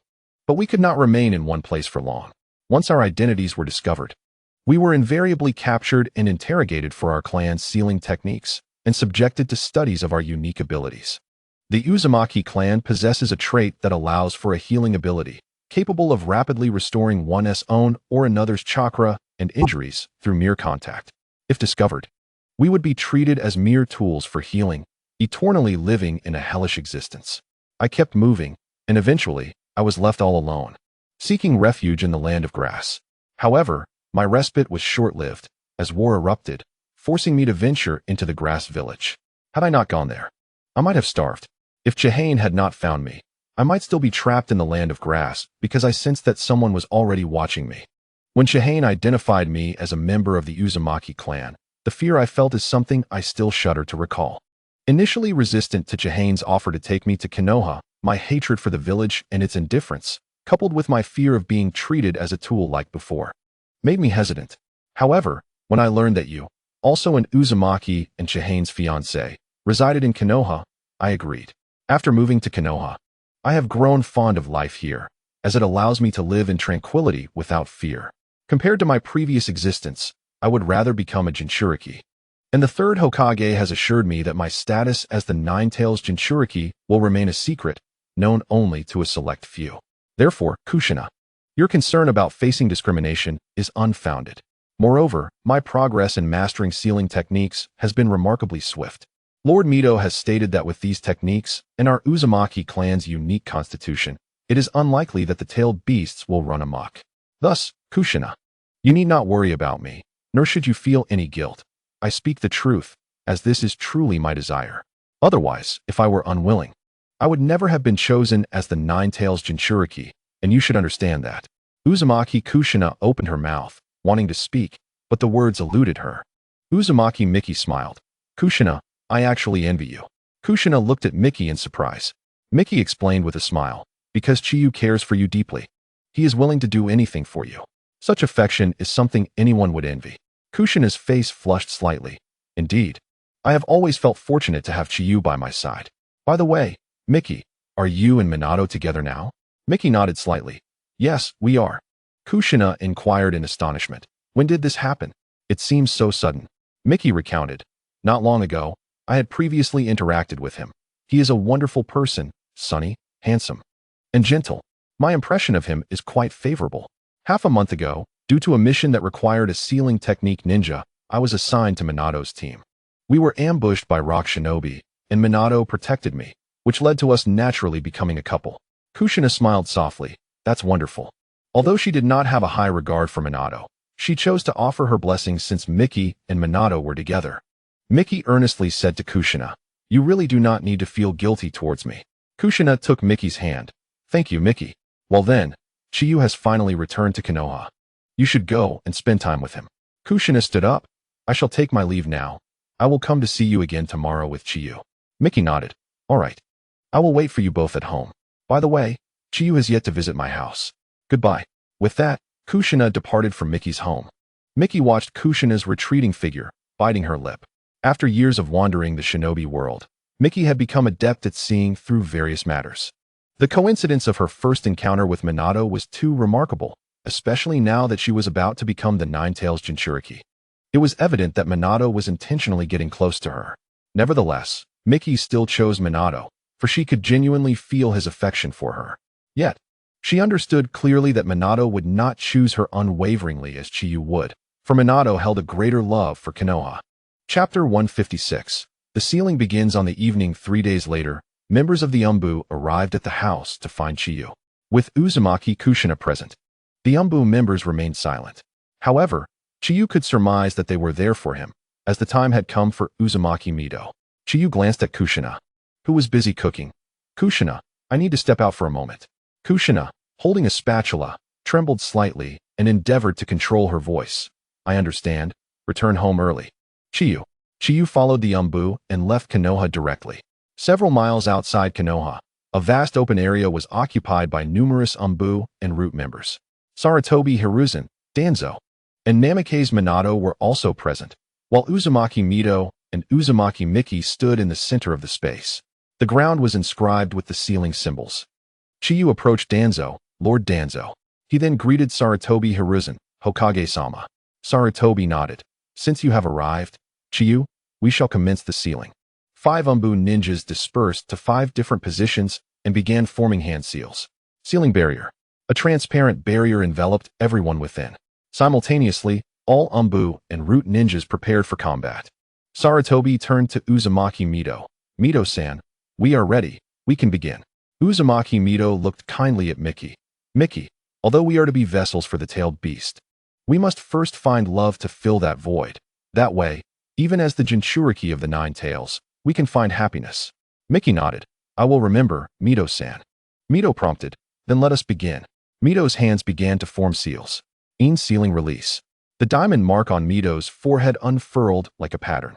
Mido's stooped figure gradually straightened, and her previously aged appearance softened slightly. Then, Mido formed more seals. 8 trigrams sealing.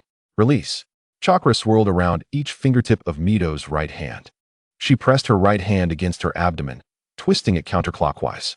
In an instant, red-tailed beast chakra erupted from Mido's abdomen, revealing a dark hole. A vast amount of chakra burst forth from this black void, taking the form of the 9 tails. The 9 tails roared, its overwhelming presence causing all present to stiffen. The power was immense. No wonder it was deemed a weapon of war. However, as soon as the 9 tails roared, 8 chains tightly bound it. With the tailed beast separated, Mido was undoubtedly facing death, but the chakra stored within the sealing allowed her to survive for a time. Still, Mido coughed up blood, her momentarily youthful appearance fading back into frailty. Miki stared blankly at the 9 tails before her. Is this truly a tailed beast? Mido, weakly addressing Miki, said Miki. Time is short. Lift your clothing to expose your abdomen. Miki snapped back to reality and raised her clothing. Mido formed several more seals and summoned a smoke cloud that revealed an altar on the ground. Mido cautioned, next, we will use the 8 trigram sealing to reseal the tailed beast within you. Remember, once it is sealed within, immediately use the adamantine binding to restrain the 9 tails. Upon seeing the altar, the 9 tails seethed. An altar for the ritual?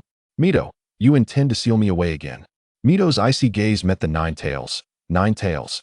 Your power is too formidable. You must be sealed. The 9 tails roared in fury. Uzumaki Mido, release me. Mido disregarded the 9 tails and resumed forming seals. 8 trigram sealing. Mido's right hand pressed against Miki's abdomen. The sealing technique manifested on Miki's abdomen, and soon after, a dark hole appeared, mirroring Mido's. Mido called out, sealing. The 9 tails was drawn by an immense force, its colossal form being forcibly pulled into the black void of Miki's abdomen. No, release me. The 9 tails struggled relentlessly, perhaps due to the dwindling chakra of Uzumaki Naruto, resulting in the severing of 2 of the 8 chains. The surrounding ninjas were engulfed in anxiety, fearing the seal would fail. Fortunately, against all odds, the 9 tails was successfully drawn into the belly of Uzumaki Mikoto. The black hole within her abdomen resembled a lock, closing layer upon layer. Uzumaki Naruto suddenly collapsed to the ground, on the brink of death. In his final moments, he uttered, "Mikoto, use the adamantine ceiling to control it. The rest is up to you." Gradually, he shut his eyes as life slipped away. Though the ceiling had concluded, no ninja dared to approach. For Uzumaki, Mikoto's appearance was exceedingly peculiar. She was enveloped in the red chakra of the tailed beast, her expression twisted as if enduring immense suffering. In her consciousness, Uzumaki Mikoto found herself within the realm of the Nine Tails. Employing the adamantine ceiling, 5 golden chains emerged from her body, binding the Nine Tails.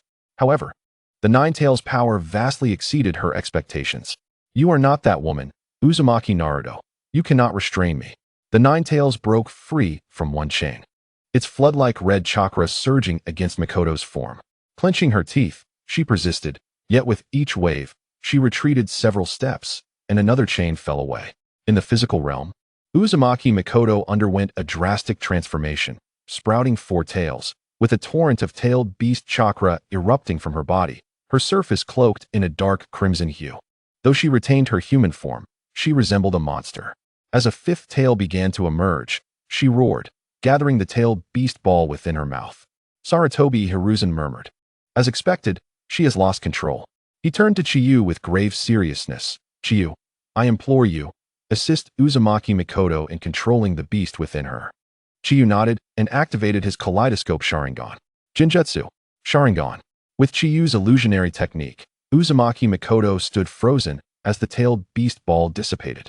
Through the Jinjutsu, Chiyu entered the consciousness space shared by Uzumaki Mikoto and the Nine Tails. Chapter 157. A conversation with the Nine Tails within the illusion cast by his Sharingan. Chiyu found himself in the shared consciousness space of Uzumaki Mikoto and the Nine Tails. The struggling Nine Tails, upon noticing Chiyu's kaleidoscope Sharingan, narrowed its crimson beastly eyes. "It is the power of the cursed clan's kaleidoscope Sharingan. How did you arrive here?" Chiyu retorted, "Is it not normal for me to be here, given my Sharingan? Why the surprise? Do you really think you can help her bind me? Do not delude yourself." The Nine Tails strained with renewed vigor, snapping one of the remaining 3 chains. Jinjutsu, kaleidoscope Sharingan. Chiyu's eyes spun rapidly, ensnaring the Nine Tails in a Jinjutsu, transforming its eyes into reflections of Chiyu's kaleidoscope Sharingan. "Now, bind it and confine it." Regaining her senses, Uzumaki Mikoto reactivated the adamantine ceiling, re-establishing the chains that the Nine Tails had broken free from. The iron door slowly closed, successfully sealing the Nine Tails once more. This sealing, while fraught with tension, ultimately concluded without incident. Chiyu understood that even in his absence, the sealing would have likely succeeded. For once the Nine Tails was drawn into Uzumaki Mikoto's body, the sealing was effectively complete. However, remnants of the tailed beast chakra still lingered within her, a portion that the Nine Tails sought to exploit in conjunction with its own power to escape its confines. Yet, breaking the 8 trigram seal was no simple feat. Once this residual chakra was depleted, Uzumaki Mikoto would naturally return to normal. Nevertheless, this very chakra had already manifested 5 tails, ensuring that casualties were inevitable. As Chiyu dispelled the Jinjutsu, the Nine Tails realized that the tailed beast chakra within Uzumaki Mikoto had vanished, leaving it devoid of any chance to break free. And it roared in fury. "Do not think you can confine me like this. Should I find an opportunity, I will escape and annihilate you all." Chiyu paid no immediate heed to the Nine Tails, turning instead to Uzumaki Mikoto, his kaleidoscope Sharingan shifting into the 3-tomo Sharingan as he cast an illusion upon her. Uzumaki Mikoto collapsed to the ground. Chiyu then turned back to the Nine Tails, smirking coldly. "Nine Tails, your threats may intimidate others, but not me. Once a pet of Uchiha Madara and Senju Hashirama, you spent years confined in a cage. Now you occupy another. What right do you have to speak so boldly?"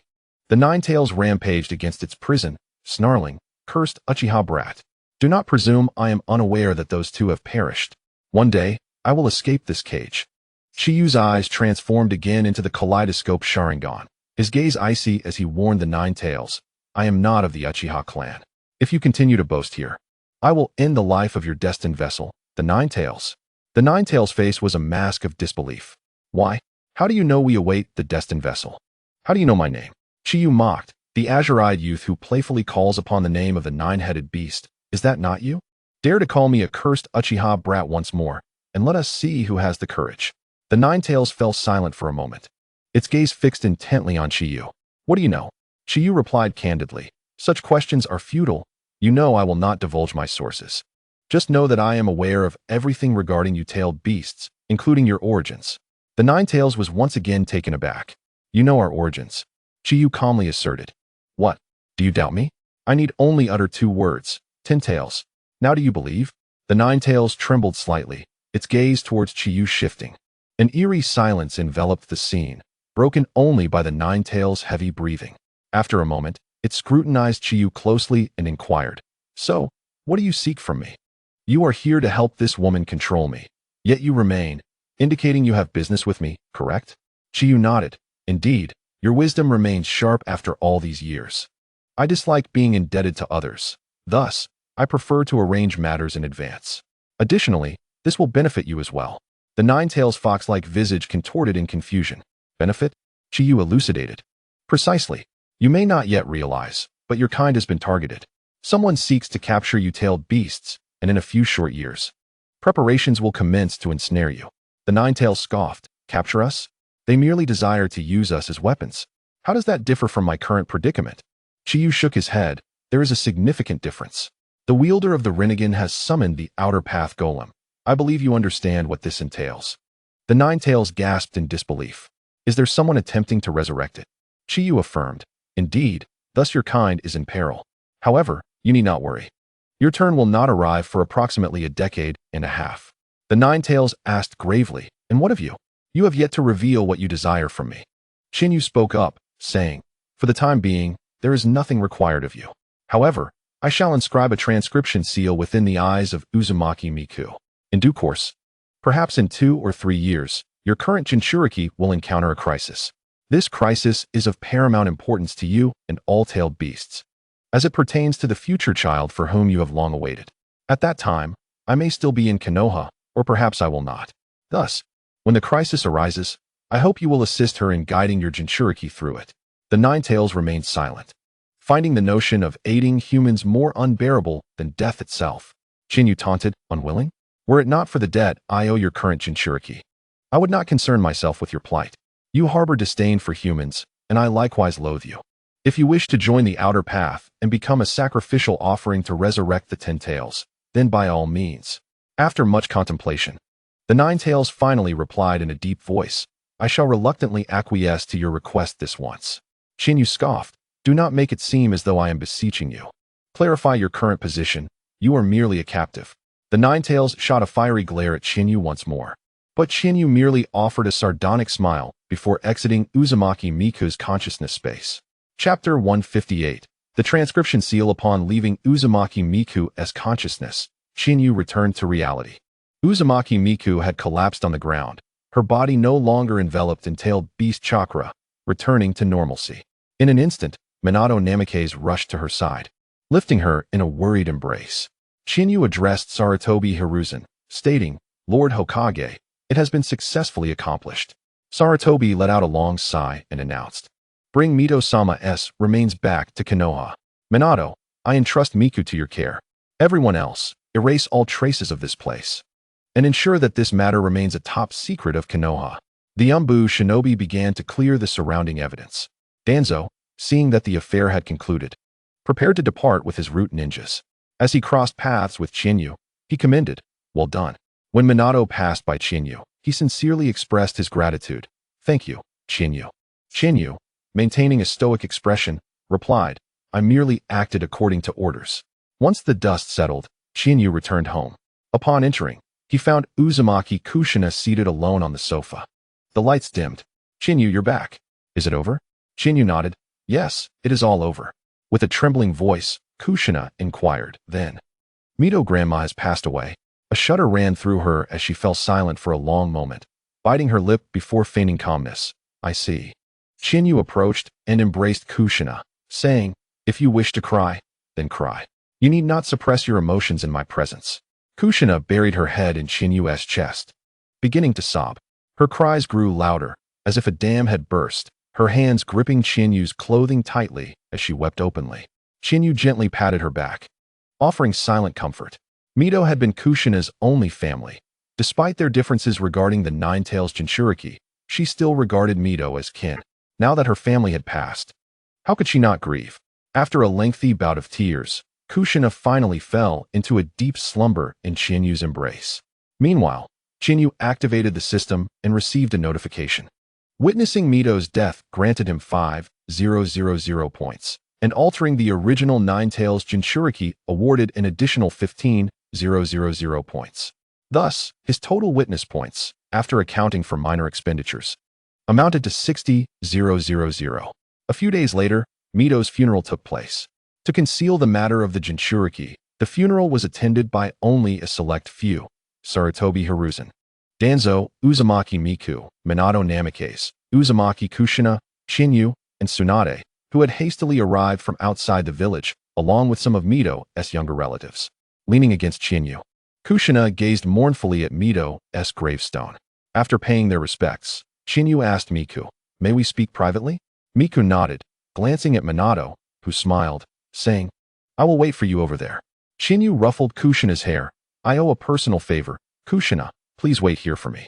Kushina paused for a moment, quickly deducing what Chinyu meant by a personal favor. All right. Chinyu and Uzumaki Miku found a secluded spot devoid of onlookers. Chinyu inquired, "How is your condition?"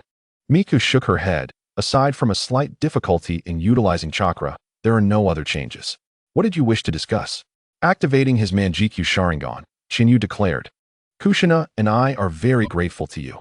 I would like to present you with a gift." Transcription seal, Wanju. Chinyu's Manjikyu Sharingan began to spin, a trail of blood teardrops forming from his left eye.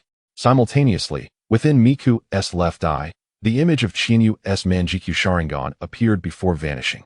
Miku felt a sharp pain in her left eye and covered it, asking in confusion, "What is this?" Chinyu explained, "This is a pupil technique sealing technique. A holder of the Sharingan can seal a technique into either their own eye or the target's by locking eyes. When the conditions are met, the seal will automatically unlock, and the technique will activate against the target.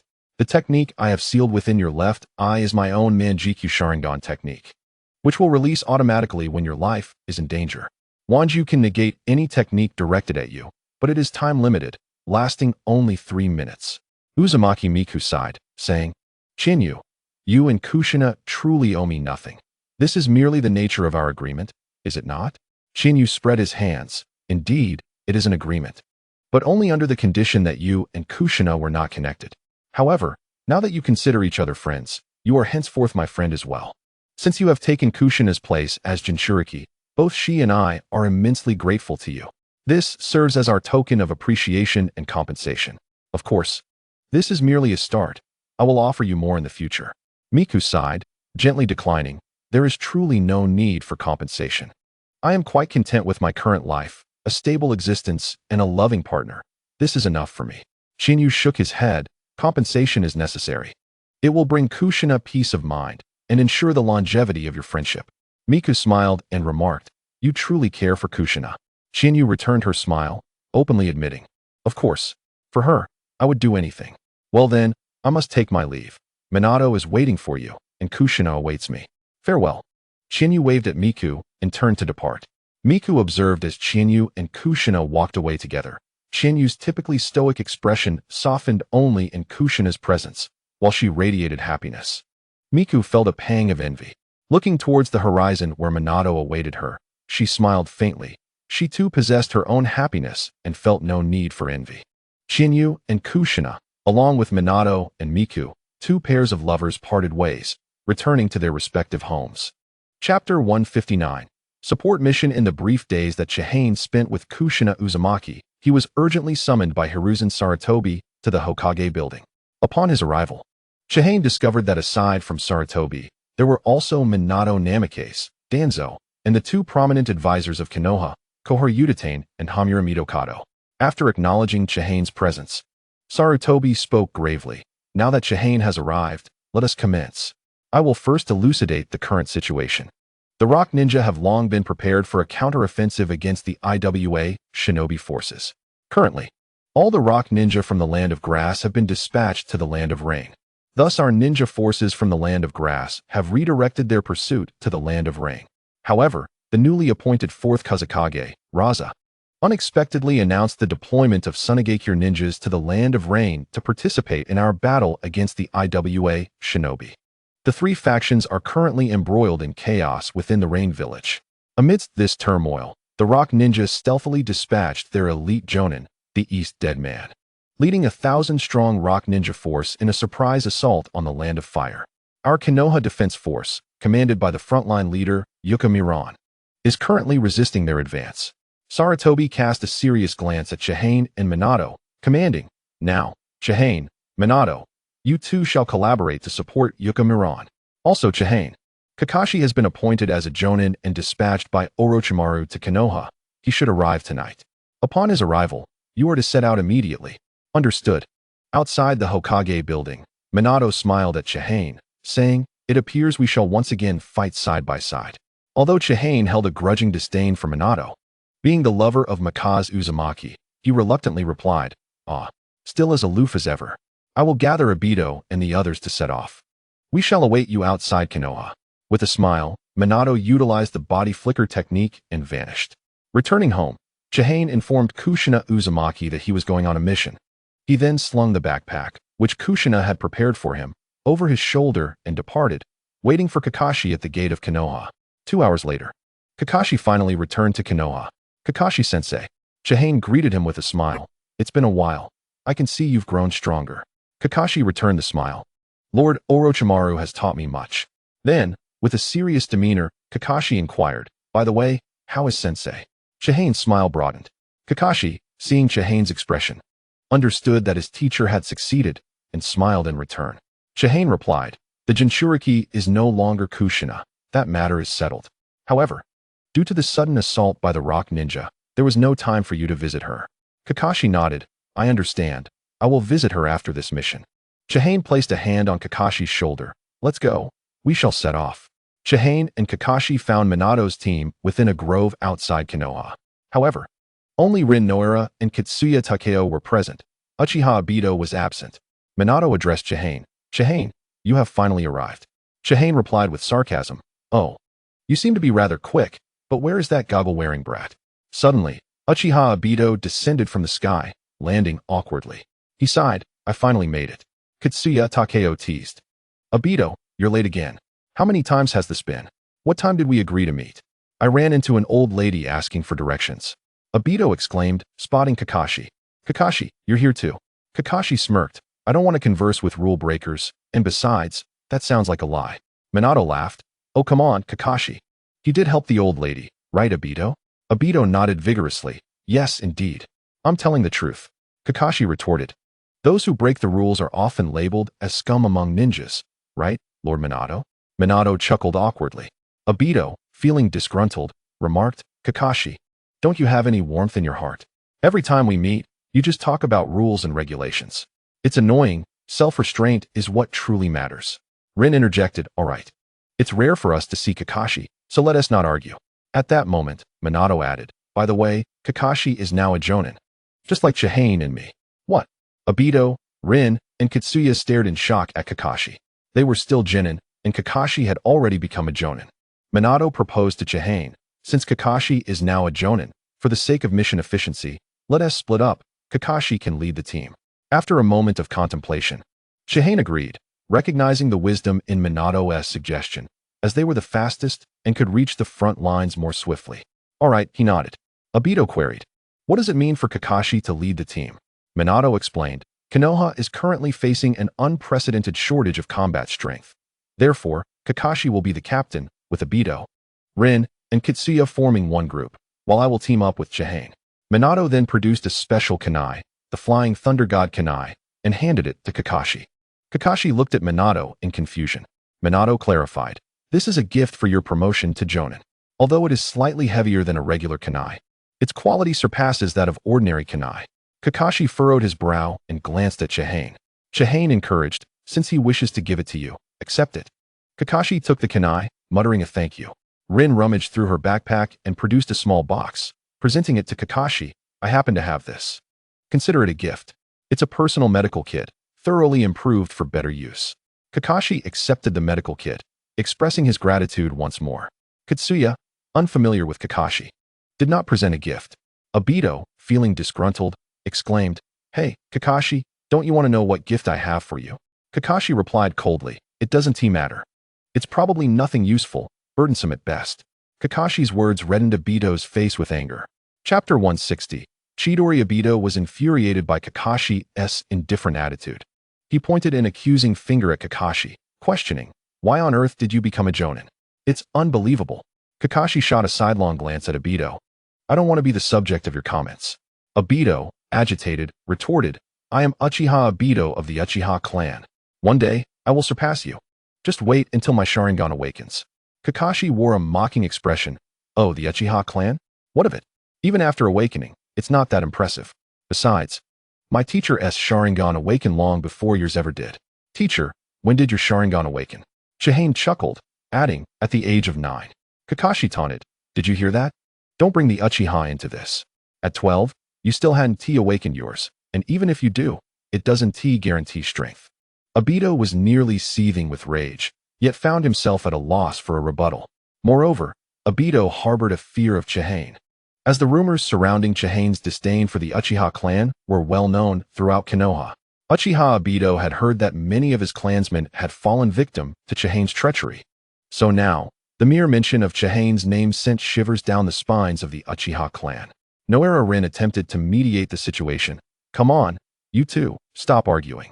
Minato Namikaze interjected, "All right, it's time to discuss the mission." He unfurled the map of the ninja world and explained, "Look here. This line indicates the retreat of the land of earth from the land of grass, now advancing into the land of rain. The enemy consists of the ninjas from Iwagakure. Reports suggest that there are already thousands of them at the front line, aiming to invade the land of fire. However, our Konoha defense forces are engaged in battle with them. The land of fire shares a border with the land of rain. If they cross over, it will be too late." Rin spoke gravely. "The fact that we can observe such an advance indicates that the enemy's reinforcements are quite substantial." Minato nodded. "Thus, our mission is at the Kamikaze Bridge." He pointed to a specific location on the map. Chihane instinctively glanced at Uchiha Obito upon seeing where Minato was indicating. Noticing Chihane's gaze, Obito shivered slightly. Chihane withdrew his gaze, deep in thought. This meant that soon, Obito would encounter Uchiha Madara. As for Kakashi, Chihane had no concerns about him replacing Obito's Sharingan. He now held great confidence in Kakashi's abilities. Minato continued with the mission briefing. "To defeat the enemy at the forefront, we require a multitude of ninjas. Therefore, we will send only a select few elite members to carry out the task." Kakashi frowned. "A bridge infiltration mission, then?" Minato nodded. "Indeed. Kakashi's team. Your task is to infiltrate the enemy's rear, sabotage the bridge used for transporting supplies, and sever their support capabilities before making a swift exit." "Chihane, do you have anything to add?" Minato's plan seemed sound, to which Chihane replied, "No, let us proceed as you've stated." Obito inquired, "What about you, sensei?" Minato responded, "Chihane and I will directly assault the enemy at the front lines, serving as a feint for you. In any case, Kakashi is the team leader. Chihane and I will accompany you to the border, after which we will split up." Thus, the mission commenced. Minato extended his hand, and Obito, Rin, and Takeo placed their hands atop his. The four then turned their gaze to Chihane and Kakashi. Chihane averted his eyes, pretending not to notice. Kakashi, mimicking Chihane, turned his head away, muttering, "How childish." Seeing the uncooperative attitude of Chihane and Kakashi, Minato and the others could only cheer themselves on. As the team leader, Kakashi took the lead. Suddenly, he halted and signaled for the others to stop. Chihane felt immense satisfaction with Kakashi's leadership. Hidden within the nearby forest was Iwagakure's elite Jonin, Majiru. Majiru was a formidable swordsman with exceptional speed, currently executing a reconnaissance mission and adeptly utilizing the shadow clone technique, excelling in stealth and infiltration. Majiru, too, was observing Chihane and the others. Upon spotting Chihane and Minato, fear gripped his heart. "That's impossible," he thought, deciding to observe further. Majiru used the multi-shadow clone technique, creating 20 clones hidden in the forest. Chihane, utilizing his Kinbunshika haki, pinpointed Majiru's location and noticed the 20 clones.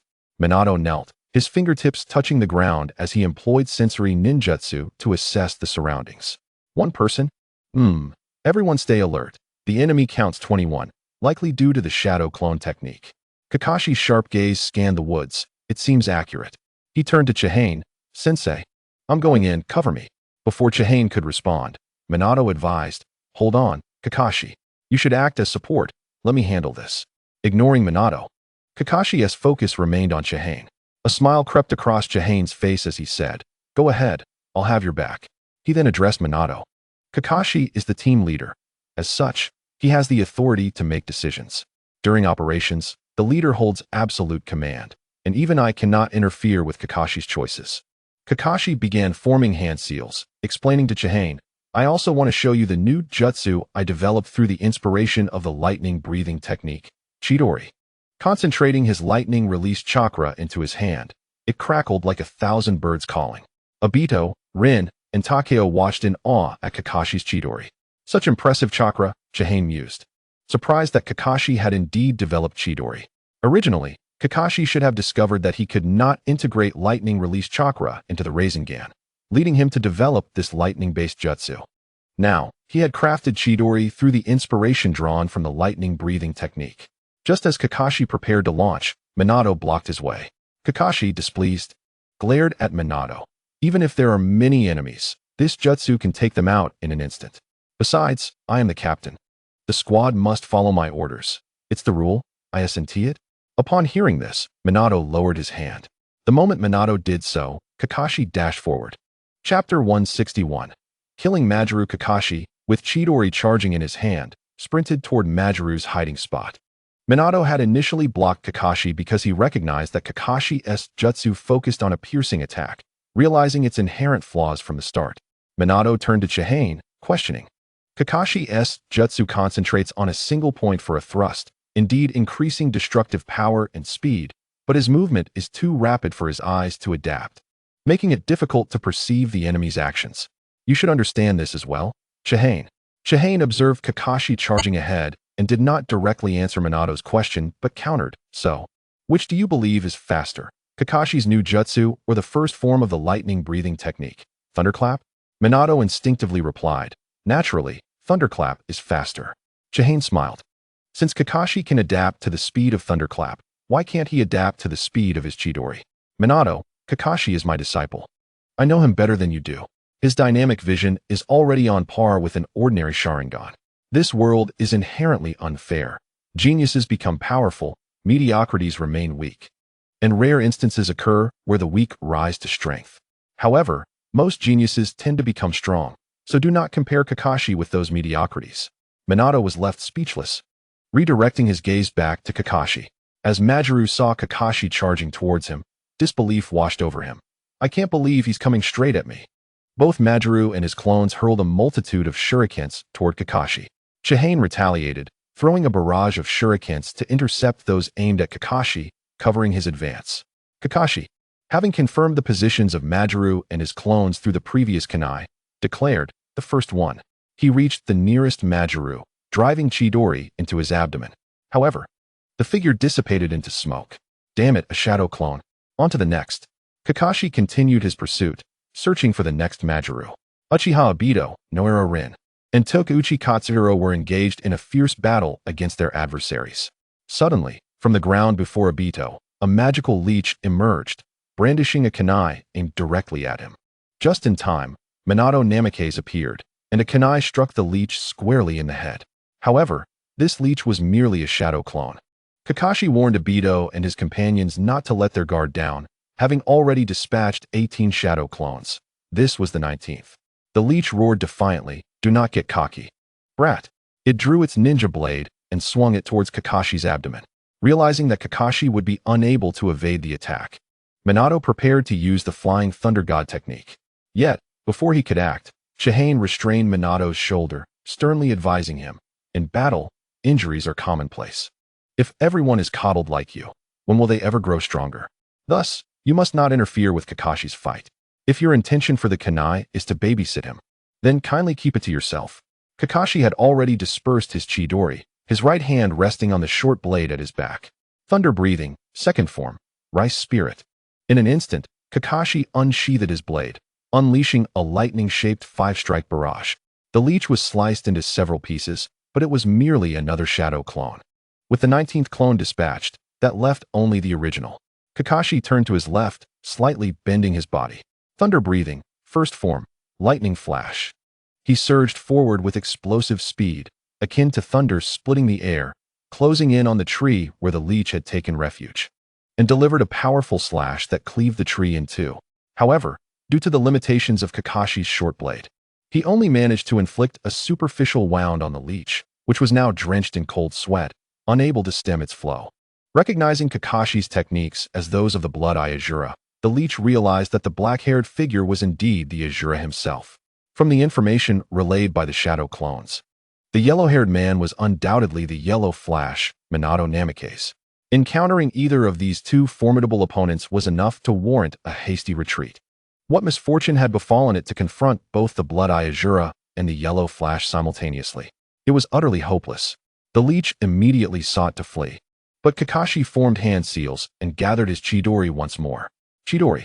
Kakashi lunged forward, but the leech, paralyzed by fear, was so focused on evading Chihane and Minato that it failed to notice Kakashi, who pierced it through the chest with his Chidori. The leech fell lifeless to the ground, signaling the end of the battle. Kakashi exhaled deeply. Chihane approached Kakashi and inquired, "Have you recognized your shortcomings?" Kakashi replied, "Indeed. Although Chidori lacks the linear thrust of Lightning Flash, it poses challenges in terms of maneuverability, and its speed cannot compare to Lightning Flash. As a newly developed technique, it still has numerous deficiencies." Chihane nodded. "As long as you are aware, the thunder-breathing all-sword style is quite mature, yet your Chidori is still in its infancy, with ample room for development. Given that it is a technique you devised yourself, you can continue to innovate and derive new jutsu from its foundation." Kakashi replied earnestly. "I understand, Teacher Chihane." Minato and Obito joined them, and noticing Kakashi's labored breathing, Minato suggested, "Kakashi has worked hard. Let us retreat from here and set up camp to rest." Kakashi declined, stating, "No need, I am not fatigued." Obito grumbled, "You're being reckless." Kakashi retorted, "I do not wish to be reprimanded by you. My legs were weak earlier, and I was nearly in tears. Aren't you supposed to be an elite Uchiha?" To which Obito countered, "That was merely sand getting in my eyes." Kakashi continued, "Are you aware of Ninja Rule 25? It states that a ninja must never allow others to see their tears." Rin, sensing the brewing argument, quickly intervened. "You two, please stop." Minato admonished, "Both of you should know when to draw the line." Chapter 162. The regretful Minato Namikaze seeing Kakashi and Obito on the verge of another quarrel. Minato insisted they cease their bickering. He addressed Kakashi sternly, "I do not know how Chihane has educated you, but rules and regulations are indeed vital. However, they are not everything. Sometimes, one must adapt to the circumstances." Turning to Obito, he added, "And you, despite wearing goggles, how could sand possibly enter your eyes? If you speak of self-control, it must be coupled with mental fortitude." Observing Minato's reprimand, Chihane remained silent, a hint of mockery gracing his features. Obito kept his head down, silent. Kakashi dusted off his clothes, looking expressionlessly at Minato. "Lord Minato, as a ninja, rules and regulations are paramount. There is no such thing as improvisation. I was the squad leader. I ordered Obito to charge at the rock ninja as bait, and he had to comply. Otherwise, it would have been a breach of protocol. Your assertion that one must adapt to circumstances should be directed at those who create the rules, not at me. If a mission fails, the blame falls on those who improvised, and they are condemned by all, would they not?" Minato gazed intently at Kakashi, his voice grave. "The essence of being a ninja lies in teamwork." Kakashi looked to Chihane for confirmation. "Is that so, Teacher Chihane?" Chihane nodded. "Indeed, it is crucial. However, teammates are not friends or brothers.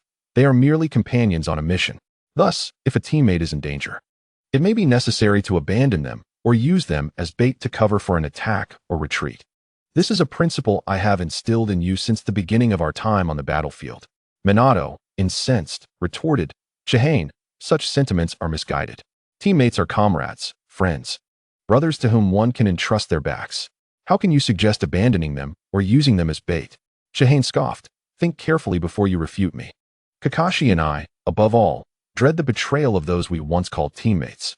Minato wished to counter Chihane, but he understood that persuading him was an impossible endeavor. Regret washed over Minato. Perhaps he should have been the one to train Kakashi. At least he would not have allowed Kakashi to become such a cold individual. After Chihane and his group retreated, They found a suitable location to set up camp for the night. In the deep of night, Obito found Minato sitting on a rock, gazing at the moon, and joined him. Minato turned to Obito, who, in a low voice, expressed his discontent. I understand the importance of teamwork. Yet Kakashi has treated me like a fool since our days in the Ninja Academy. I cannot help but feel disheartened. Born into the elite Uchiha clan, I find myself lagging behind. I acknowledge that Kakashi is undeniably formidable. Minato replied, Kakashi is the son of the renowned Konoha White Fang, Hatake Tsukumo, a genius ninja whose prowess eclipsed even that of the legendary Sannin in his father's presence. Growing up alongside such talent, it is only natural that he would seem superior. Uchiha Obito inquired, I've heard from my teacher about White Fang. Kakashi's father died in the line of duty. Our teacher urged us to help Kakashi overcome his shadows. Yet that fellow has never mentioned it. Whenever I bring up his father, Kakashi glares at me with evident anger. After a sigh, Minato Namikaze responded, at that time, I was leading you on various missions, so it's understandable that you hadn't heard. Indeed, he was a person whom Kakashi greatly respected until that unfortunate incident occurred. Obito's gaze sharpened. That incident? Minato nodded. Perhaps I shouldn't divulge this, but as friends, you should know. Kakashi is quite different with you. Despite his constant disdainful remarks, he is typically indifferent towards others. He enjoys bantering with you, and though he may not express it verbally, he undoubtedly considers you a friend. Kakashi's father, Tsukumo Hatake, was wronged and ultimately took his own life. Obito's pupils dilated in shock. What? Minato recounted. 5 years ago, there was a covert mission where Tsukumo, as the captain, infiltrated enemy territory. He faced two choices, to continue the mission or to save his comrades. Naturally, according to village regulations, abandoning a mission was not an option. However, in a bid to save a comrade's life, he chose to abandon the mission. This decision led to significant losses, and he was blamed by his peers in the village. Ultimately, even the comrade he saved turned against him. As a result, Tsukumo's mental and physical state deteriorated, leading him to commit seppuku at home. Since then, Kakashi has been extremely averse to anyone mentioning his father, fixated on rules and regulations, largely due to this incident. Obito, even a little understanding goes a long way. Kakashi harbors no malice. What genuinely concerns me is Kakashi's teacher, Chiyu, Minato stated seriously. Obito responded, puzzled, Chiyu? Why are you worried about him? Minato replied, as a member of the Uchiha clan, you must have heard some tales about Chiyu, right? Obito nodded, I have heard a few, but I cannot ascertain their truth, as most are derogatory remarks. What kind of person is Chiyu? I sensed a profound conflict between him and you. Minato sighed, it's better now. But the discord between us was far deeper. Chiyu's childhood could be described as extremely wretched. I've heard that he arrived in Konoha at the age of 5. Yet he was not recognized by the Uchiha clan despite possessing their bloodline. You must understand the reputation of the Uchiha within the village, Obito, with a bitter smile. Obito acknowledged, the Uchiha clan's reputation in Konoha is indeed abysmal. I am well aware of that. My inclination to help others makes me appear as an oddity within the Uchiha clan. Chapter 163, Chiyu and Uchiha Obito. In light of Minato's commentary on the Uchiha clan's reputation, Obito could only bow his head in shame. Minato continued to share about Chiyu. Although he was not acknowledged by the Uchiha clan, the fact that he possessed their bloodline was undeniable. This led the villagers to unleash their resentment towards the Uchiha onto Chiyu. Consequently, Chiyu's life was far from pleasant. Obito envisioned a scene of a 5-year-old child, isolated and without family, living alone while being bullied by the villagers. Merely imagining it filled him with distress. Minato elaborated, such experiences rendered Chiyu extremely extreme in his beliefs, mistrustful of comrades, and cold towards everyone, especially towards me, as I committed a grave error years ago, leading him to harbor resentment towards me for over a decade. Obito inquired curiously, what could make Chiyu resent you for so long? Minato's expression turned weary. This brings us to a person of great significance to Chiyu, Kushina Uzumaki. Were it not for Kushina, I might have believed Chiyu was devoid of emotions. He was indifferent to all, except for Kushina. Back then, a student from the Ninja Academy, accompanied by his brother, caused trouble for Kushina. I chose to assist that student rather than help Kushina, which led to Chiyu's enduring animosity towards me.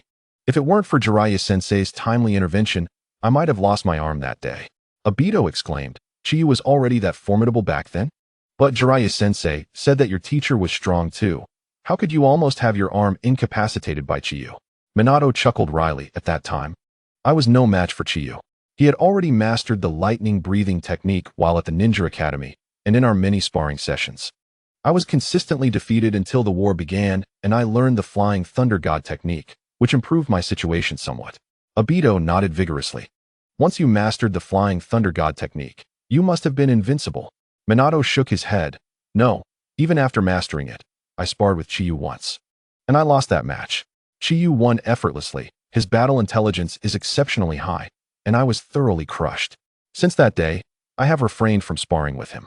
Obito, somewhat awestruck, remarked, I haven't seen Chiyu in battle, but with the Uchiha clan's strongest Mangekyo Sharingan, he must be incredibly powerful. Minato sternly cautioned, Obito, remember this. Never conflate Chiyu with the Uchiha clan. Otherwise, you may find yourself facing his wrath. Chiyu is exceptionally ruthless towards the Uchiha, and if he discovers any weakness in you, he will not hesitate to act. Obito gulped nervously and replied, I understand.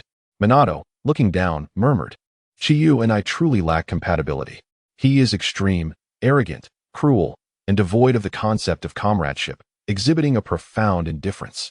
When Daigo was gravely injured and pleaded for Chiyu's help, Chiyu merely handed him an explosive tag, urging him to perish alongside the enemy. The despair on Daigo's face is etched in my memory. Obito's mouth fell open in disbelief. He gave an explosive tag to an injured person, urging them to perish with the enemy? That's akin to being a living hell. Minato sighed. My concern for Chiyu stems from the fear that Kakashi may become increasingly extreme under his influence. Kakashi is already resembling Chiyu in many ways, and I genuinely worry that he may become another Chiyu. However, as Kakashi is Chiyu's disciple, I cannot intervene, alas. Obito's expression grew complex as he remained silent for a long time. Minato then said to Obito, Obito, it is getting late. You should rest soon. Obito nodded. All right, teacher. You should also get some rest. As Uchiha Obito made his way back to the camp, visions of Namikaze Minato and their conversation regarding Kakashi and Shihane swirled in his mind. Suddenly, a voice pierced the silence. Did you speak ill of me to that guy, Minato? Startled, Obito shivered at the unexpected sound. Upon realizing it was Shihane, his heart raced. And Master Shihane, what brings you here? Obito stammered, struggling to articulate his words. Shihane observed Obito's foolish demeanor, unable to fathom that this would be one of the individuals who would ignite a great war in the future. Shihane's gaze bore into Obito, who felt an overwhelming pressure. Just as the cold sweat began to drench him, Shihane finally spoke. Do you truly believe I am as extremist, reckless, and cruel as Minato claims? Obito forced a painful smile. No, not at all. I don't think that in the slightest. Shihane smirked and replied, Obito, you Haven T lived through my past, so you cannot comprehend why I have become this way. Despite having done nothing wrong, I face scorn and even violence from everyone. With no support, relying solely on my own frail self, I was compelled to grow stronger. To survive, I had to tread carefully each day. Yet, now that I possess strength and the ability to stand on my own, I am tasked with protecting those who once tormented me. Do you have any idea how revolting that feels? Shihane's expression morphed into one of intense disgust as Obito stared at him, bewildered. Obito, do you think Kakashi's current state is my doing? Obito mutely shook his head. I don't know. Shihane articulated each word deliberately. It is not I who has shaped Kakashi into this, but Konoha. Chapter 164. I have high hopes for you. Shihane conveyed to Obito that the reason for Kakashi's state lay within Konoha. Obito looked at Shihane with confusion. Kakashi back then was a person who cherished his comrades and loved Konoha. As his classmate and friend, you should understand this. Minato's words are not unfounded. The catalyst for Kakashi's transformation was the death of Lord Shomo. Lord Shomo, who embraced the will of fire, chose to abandon rules to save his comrades. While he was indeed at fault, it was merely a transgression of protocol, and thus should have been punished accordingly. Yet everyone in Konoha chastised Lord Shomo. Does that not imply that they are denouncing the very spirit of the will of fire as flawed? The reason for Lord Shomo's suicide was not due to the criticism he faced. He was not that weak. The true cause lay in the collapse of his faith, leading him to choose death. Even if we were to concede that Lord Shomo erred, it should not implicate Kakashi. Yet at that time, even Kakashi was blamed by those very individuals. Lord Shomo contributed so much to Konoha, yet for one mistake, he faced universal condemnation, dragging even the innocent Kakashi into the fray. Obito, I ask you, what wrong did Kakashi commit? Faced with Chihane's inquiry, Obito shook his head. How could this possibly be Kakashi's fault? Chihane pressed on. If Kakashi has done nothing wrong, then why are they blaming him? Obito opened his mouth, but finally managed to utter 3 words, I don't know. Chihane scoffed. You know the answer in your heart, but are too afraid to voice it. Allow me to answer. It is those people in Konoha who are at fault. Now let me ask you, after experiencing all this, why should Kakashi show them any goodwill? Should he greet them with a smile as if that is the norm? You all claim that Kakashi has changed, even attributing it to me. Undeniably, I hold some responsibility, but is the greatest cause not Konoha itself? Konoha has transformed Kakashi into what he is today. You say I am cold, and now Kakashi has also grown cold since following me. But I ask you, is Konoha not cold as well? What wrong did Kakashi and I commit to endure such treatment? The will of fire is Konoha's spirit. Did Lord Shomo err in pursuing it? Kakashi now speaks of rules and regulations.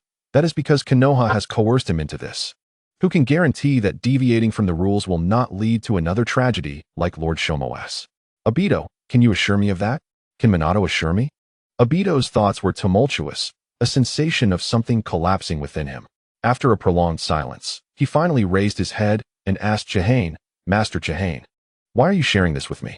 Chihane smiled at Obito. It is widely known that I harbor disdain for the Uchiha clan, yet you are an exception. I have high hopes for you, Obito, and I do not wish for you to misunderstand me or Kakashi. Taken aback by Chihane's words, Obito felt a rush of surprise. Chihane continued, Obito, it is all right if you do not understand now. In the future, you will come to realize whether what I have said today holds truth. Perhaps we may even have the opportunity to collaborate. Obito, feeling bashful, scratched his head. But, Master Chihane is so powerful, why would you need to collaborate with me? Chihane replied earnestly, Obito, I am not jesting. I am serious. I have great faith in your future, believing you will stand at the pinnacle of the ninja world. It is fine if you do not believe me now. Simply remember my words today. In the future, should you need assistance, feel free to seek my collaboration. Regardless of the matter, of course, cooperation must be equitable, and you must offer an equal return. Naturally, should I require your help in the future, I will also bring equivalent compensation. So, do not think to ignore me then. Obito could sense Chihane's sincerity and nodded in agreement. How could I not recognize you? Master Chihane, I will remember. Chihane patted Obito on the shoulder. All right, go rest now. I shall not disturb you. Yes, good night, Master Chihane. Obito exclaimed as he jogged away. Chihane gazed at Obito's retreating figure, his expression profound. The following day, Chihane and the 6 gathered together. Minato instructed, it is nearly time to take action. We shall proceed as previously arranged, splitting into 2 teams. Stay vigilant. Yesterday's adversary was merely a chance encounter. The upcoming engagements will be team battles, so exercise caution.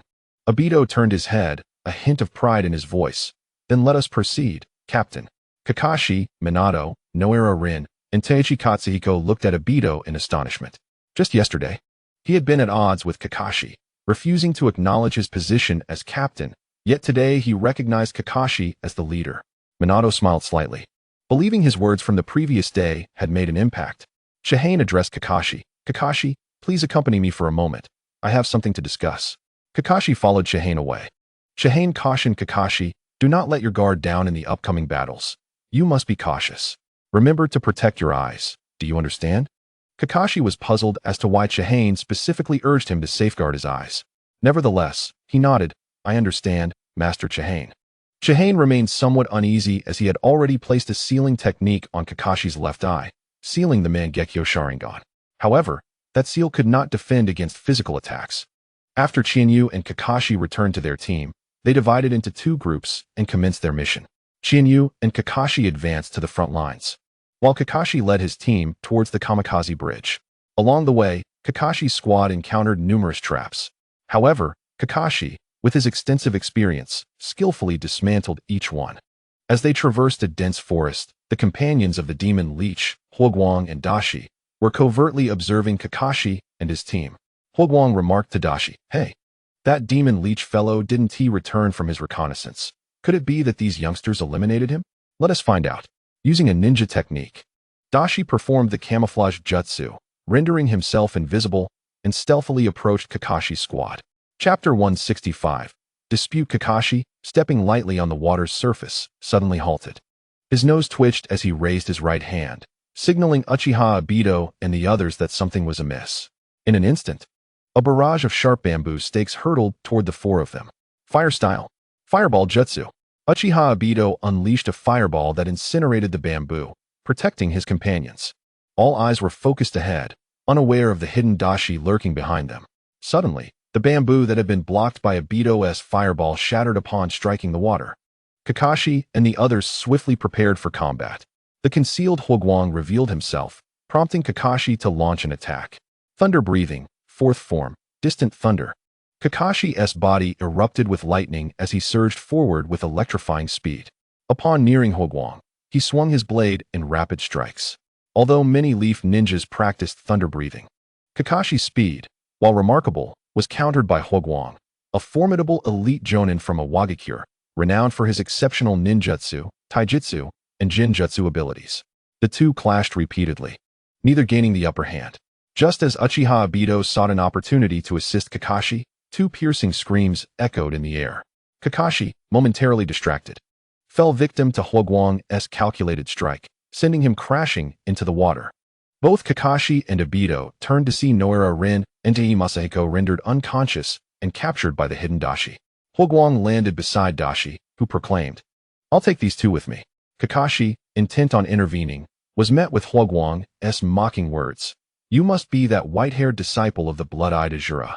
If the blood-eyed Azura were here, I might feel some pressure, but you're still far from it." With that, Hwokwang tossed a smoke bomb, and both he and Dashi vanished from sight. "Damn it!" Obito exclaimed, attempting to pursue them, but Kakashi restrained him, saying, "Obito, do not chase them. We must continue the mission." Obito stared at Kakashi in disbelief. "What did you just say? Do you realize the gravity of your words?" Kakashi reiterated, "Yes. We will continue the mission as we are." Obito pressed on, "What about Rin and Masahiko? What will happen to them?" Kakashi replied calmly, "We will rescue Rin and your other companion later. The enemy seeks to uncover our plans. They want to kill them immediately. Fortunately, Rin is a medical ninja. Even as a captive, she will be treated with respect, using her skills to heal the enemy's injured. The real issue is that if the enemy learns of our strategy, they will heighten their vigilance over the bridge, complicating our mission." Obito, agitated, retorted, "But Masahiko isn't a medical ninja, and your belief that Rin will be fine is mere conjecture. If they are mindless lackeys bent on killing them, what then? Right now, saving Rin takes precedence over the mission." Kakashi stated with conviction, "A ninja must prioritize the mission, even at the cost of a comrade's life. That is the rule. If this mission fails, the war will drag on, leading to even more sacrifices." Obito challenged, "Isn't that just speculation? You would so easily forsake your comrades for such a thing?" Kakashi responded coldly, "That is Rin's mission." In a moment of rage, Obito swung a fist at Kakashi, but Kakashi effortlessly caught his fist. Obito seethed, "I truly loathe you." Kakashi remained composed. "You may feel as you wish, but I am the captain. You must adhere to my orders. Regardless of the circumstances, to prevent the team from descending into chaos, one must make decisions. Therefore, team members are to obey the captain's directives. This is the rule. Obito, your lack of capability is why I am the leader." Obito bellowed, "Then why don't you save Rin? You have the ability to rescue your comrades." Kakashi replied unhurriedly, "Being controlled by emotions can lead to mission failure, and one may regret such choices. This is why ninjas are bound by the rule of suppressing their emotions. You should understand this as well." Obito trembled. "Rinchi gave you that medical pack as a gift because she worries for your safety. She even included a charm." Kakashi's expression remained unchanged. "The medical pack and healing techniques are meant to improve our success rate. The Leaf S system is superb, but as I mentioned yesterday, unnecessary items are merely burdens." Obito gazed at Kakashi in disbelief. "Unnecessary items?" Kakashi nodded. "Ninjas need tools that are effective during missions. Emotions are superfluous." Obito stared at Kakashi, bewildered. "Are you serious? Do you genuinely believe that?" Kakashi turned his head, the image of Hatake Sakomo surfacing in his mind, then looked at Obito and affirmed, "Indeed." Obito clenched his fists. "Fine. You and I are irreconcilable. I will go save Rin." Kakashi paused before stating, "You know nothing of the consequences for breaking the rules." Obito, turning his back to Kakashi, replied, I have learned about Lord Tsukumo from both Kakashi-sensei and Shinyu-sensei. I truly believe White Fang is a hero. Indeed, in the world of ninjas, those who break rules are deemed scum, but those who do not cherish their comrades are even more so. Since we are both scum, I will break the rules. If this is not the way of a true ninja, then I shall shatter the very notion of what it means to be a ninja. Kakashi observed Obito's retreating figure and spoke solemnly. Obito, I understand your words, but do you truly believe that if you go to save them, they will be grateful? If the mission fails, and they blame you, will you not regret your current decision? My father once considered those individuals his comrades, yet in the end, he faced scorn from everyone in Konoha. My father was condemned for breaking the rules for his comrades, while I am criticized for choosing the rules and regulations. So tell me, what must one do to avoid reproach? After a prolonged silence, Obito finally spoke, I don't know. But I do know that if I do not save Rin, I will definitely regret it. Obito's eyes were clouded with confusion. I truly do not comprehend why what is right becomes wrong, and what is wrong becomes right. I do not want to live with regret, even if it means being judged as wrong. Kakashi took a deep breath and said, You are truly a handful. Let us go. Chapter 166. I injury Obito. Overjoyed by Kakashi's words, exclaimed, Kakashi, are you really coming with me to save Rin and Masahiko? Kakashi replied, Since you are unafraid of regret, what do I have to fear? I have already experienced it. I only hope you do not regret it. Furthermore, I must clarify something to you. Obito nodded eagerly. All right. I will agree to whatever you say. Kakashi sighed in resignation, stating, Let's decide after we hear more. You and Rin are somewhat partners, which is why I will choose to rescue her. Therefore, you are not permitted to act on your own. You must follow my commands. Obito Uchiha, without hesitation, agreed. All right. I will listen to you. Kakashi took a deep breath. He had never been a cold-hearted individual, and his mentor, Chiyu, had always taught him well. Compared to his family and friends, all rules seemed trivial. Nothing held greater significance than the safety of loved ones. Yet, with the painful memories of his father haunting him, Kakashi felt compelled to adopt a detached demeanor in the harsh environment of Konoha, thinking rationally in the face of adversity. After all, that incident was a wound that would remain etched in his life forever. At this moment, Chiyu and Minato Namikaze had located the frontline commander, Mei Murakami. Upon seeing them, Mei let out a heavy sigh of relief. You have finally arrived. Minato inquired, What is the current situation? Mei reported solemnly, There are approximately 50 enemies. In contrast, we have only the 4 of us as survivors. The battlefield was littered with the bodies of Konoha ninjas, and the IWA ninjas were currently emboldened. A decisive moment was imminent. Minato produced several kunai imbued with the Flying Thunder God technique and addressed Mei and her companions. Everyone, let's throw these kunai towards the enemy. Leave the rest to Chiyu and me. One Konoha ninja protested, Isn't this a bit reckless? But Mei retorted, Silence. Just do as instructed. You will witness the battle of Konoha's Yellow Flash and the Blood-Eyed Azura. Do not miss the moment. Once Mei and the others had hurled all the kunai, Minato flickered between them, each time claiming an enemy. Meanwhile, Chiyu unleashed the thunder-breathing first form, dashing through the ranks of foes. Despite being outnumbered several times over, it was Chiyu and Kakashi who executed a one-sided slaughter. Remarkable. Mei's group watched in awe as Chiyu and Minato fought with unparalleled prowess. Kakashi and Obito found the location where Rin and Kitsuya were held captive, a cave constructed of stacked stones. Kakashi turned to Obito and instructed, I will draw their attention. You take the opportunity to rescue them. Do you understand? Obito lowered his voice, I understand. Kakashi picked up a stone and threw it towards the cave entrance, the noise catching the attention of the foes inside. Daisher, one of the captors, remarked, I'll handle this. You continue to use your genjutsu and extract information quickly. Utilizing the camouflage technique, Daisher rendered himself invisible, slipping away from the cave. Kakashi stealthily approached the cave, while Obito anxiously watched him. What are you looking at? Are you going to let that white-haired kid lure us out while you make the rescue? Don't be naive. Daisher dispelled his invisibility, launching a kunai at Obito. However, Kakashi suddenly descended from above, striking Daisher in the chest with his sword. Daisher looked at Kakashi in disbelief. Hadn't Kakashi been approaching the cave?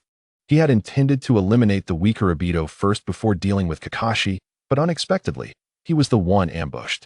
Obito stared blankly at Kakashi. Kakashi, weren't you? Kakashi replied. That was merely a shadow clone. Knowing an enemy could vanish. How could I trust a crybaby like you to act alone? I anticipated they would aim to eliminate you first, so I preemptively used a shadow clone, while my true self hid in the trees. Obito pouted, dissatisfied. You really don't trust me, do you? Kakashi bluntly remarked. Do you not know your own abilities? Daisher gazed at Kakashi and suddenly laughed. I once said that I still respected your master, the blood-eyed Azura, but you? You are nothing to me. He activated the camouflage technique once more, disappearing from sight. Kakashi twitched his nose. As expected, the scent had completely dissipated. He could only rely on the movement of air and the sounds of objects to ascertain the enemy's position. Kakashi carefully sensed his surroundings until he heard a voice, Obito, behind you. Obito was caught off guard, and Kakashi had to pull him back, which left him unable to counterattack in time. Daisher's kunai struck Kakashi's left eye. My eye! Kakashi cried out, clutching his left eye in agony. Daisher discarded the bloodied kunai and continued to conceal himself. Despite his dismissive words towards Kakashi, Daisher remained vigilant, aware of Kakashi's formidable reputation alongside Chiyu. He intended to take his time. Obito helped Kakashi up. Hey, Kakashi, are you alright? Kakashi grimaced, clutching his left eye. It seems my eye is truly injured. My teacher was right. That guy is skilled. The kunai that touched my blood has been thrown. Obito looked at Kakashi with tear-filled eyes. Kakashi released his grip on his eye, revealing a deep gash, and with his right eye, he gazed at Obito. What's wrong? Did sand get in your eye again? As ninjas, we shouldn't cry.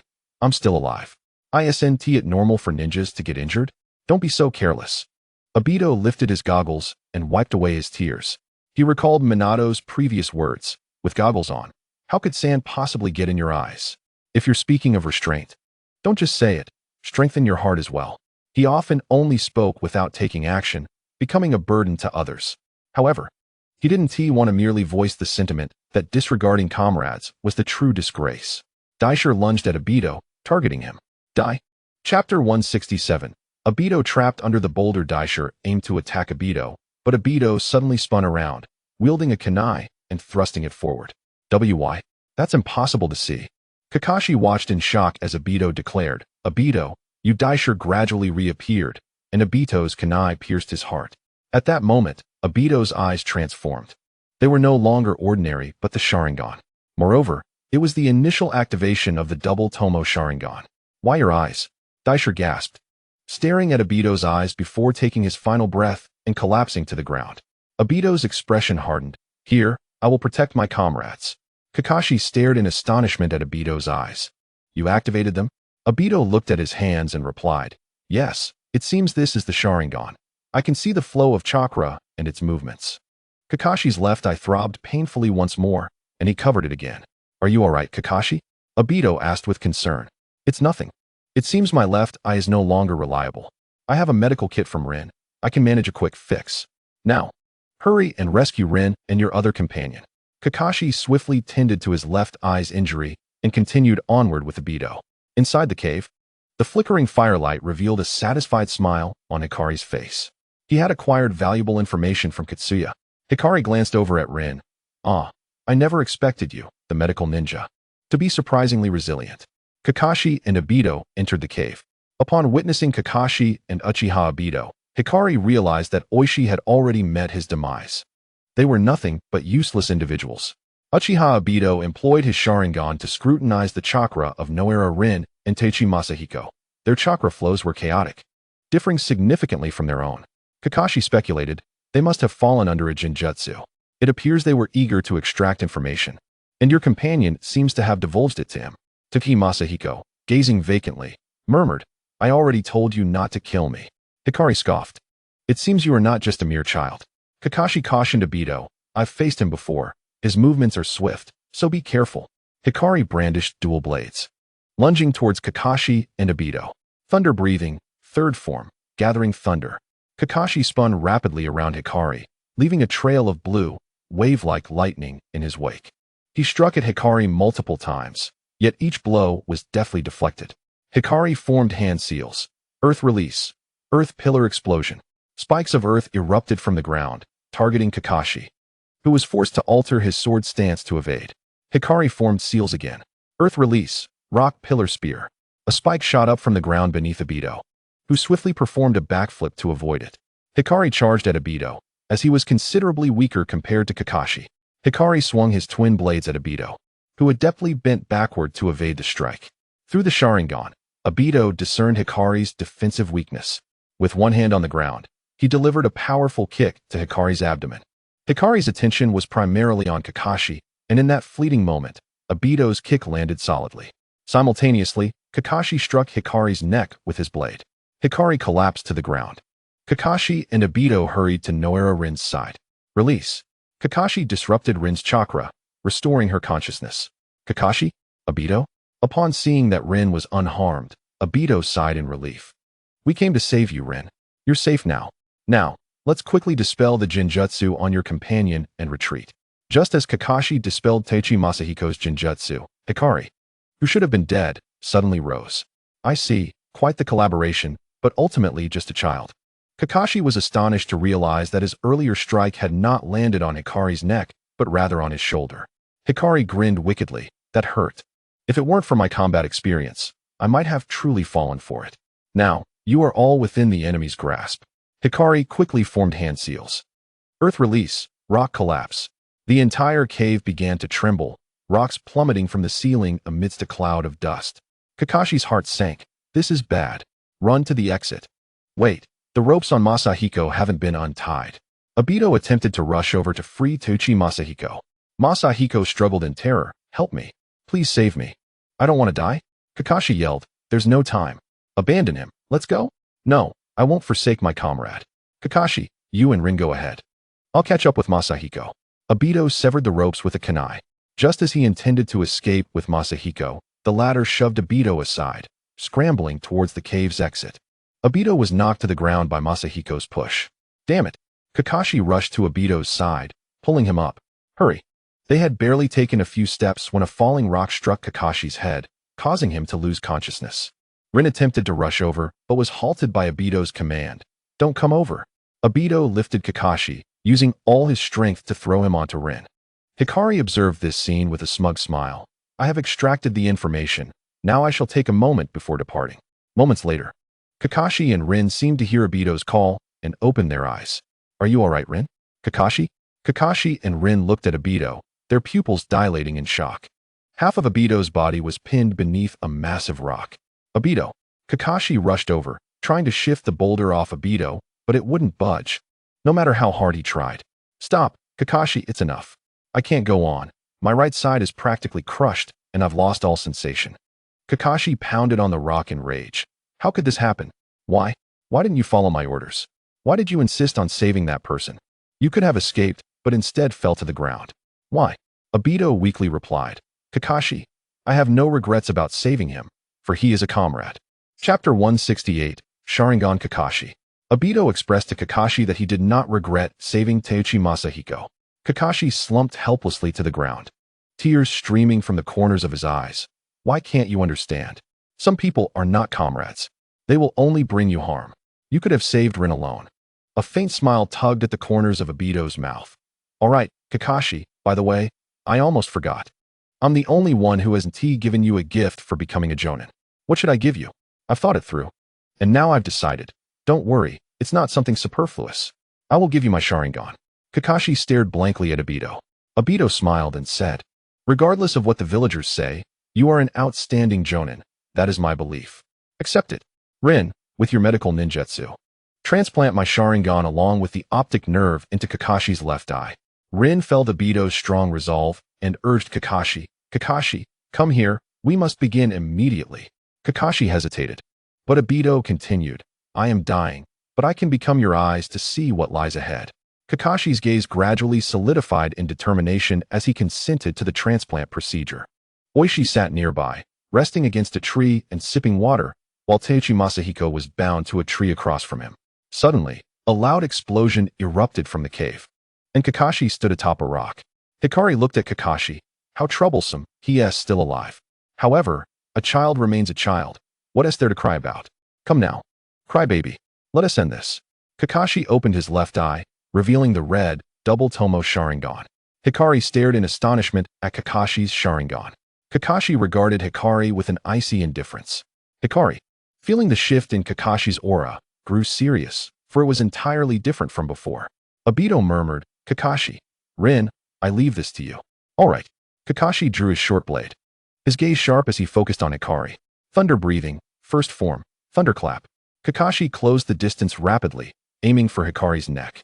Hikari crossed his blades, directly severing Kakashi's short blade. Yet, Kakashi remained unfazed, his gaze still cold as he focused on Hikari. He gathered Chidori in his hand and charged at Hikari. As Hikari swung his dual swords towards Kakashi, in that fleeting moment before impact, Kakashi, utilizing his Sharingan, foresaw Hikari's movements, crouching low to evade the strike. And Chidori pierced through Hikari's chest. Kakashi gazed upon the lifeless body engulfed in flames, his demeanor remarkably calm. Yet, when he turned his attention to the bound Wuju Shohiko, a fierce hatred ignited in his eyes. Utilizing the body flicker technique, Kakashi swiftly appeared before Wuju. Seizing the fabric of his shirt at the chest, his voice laced with fury as he demanded, Why? Obito risked his life to save you.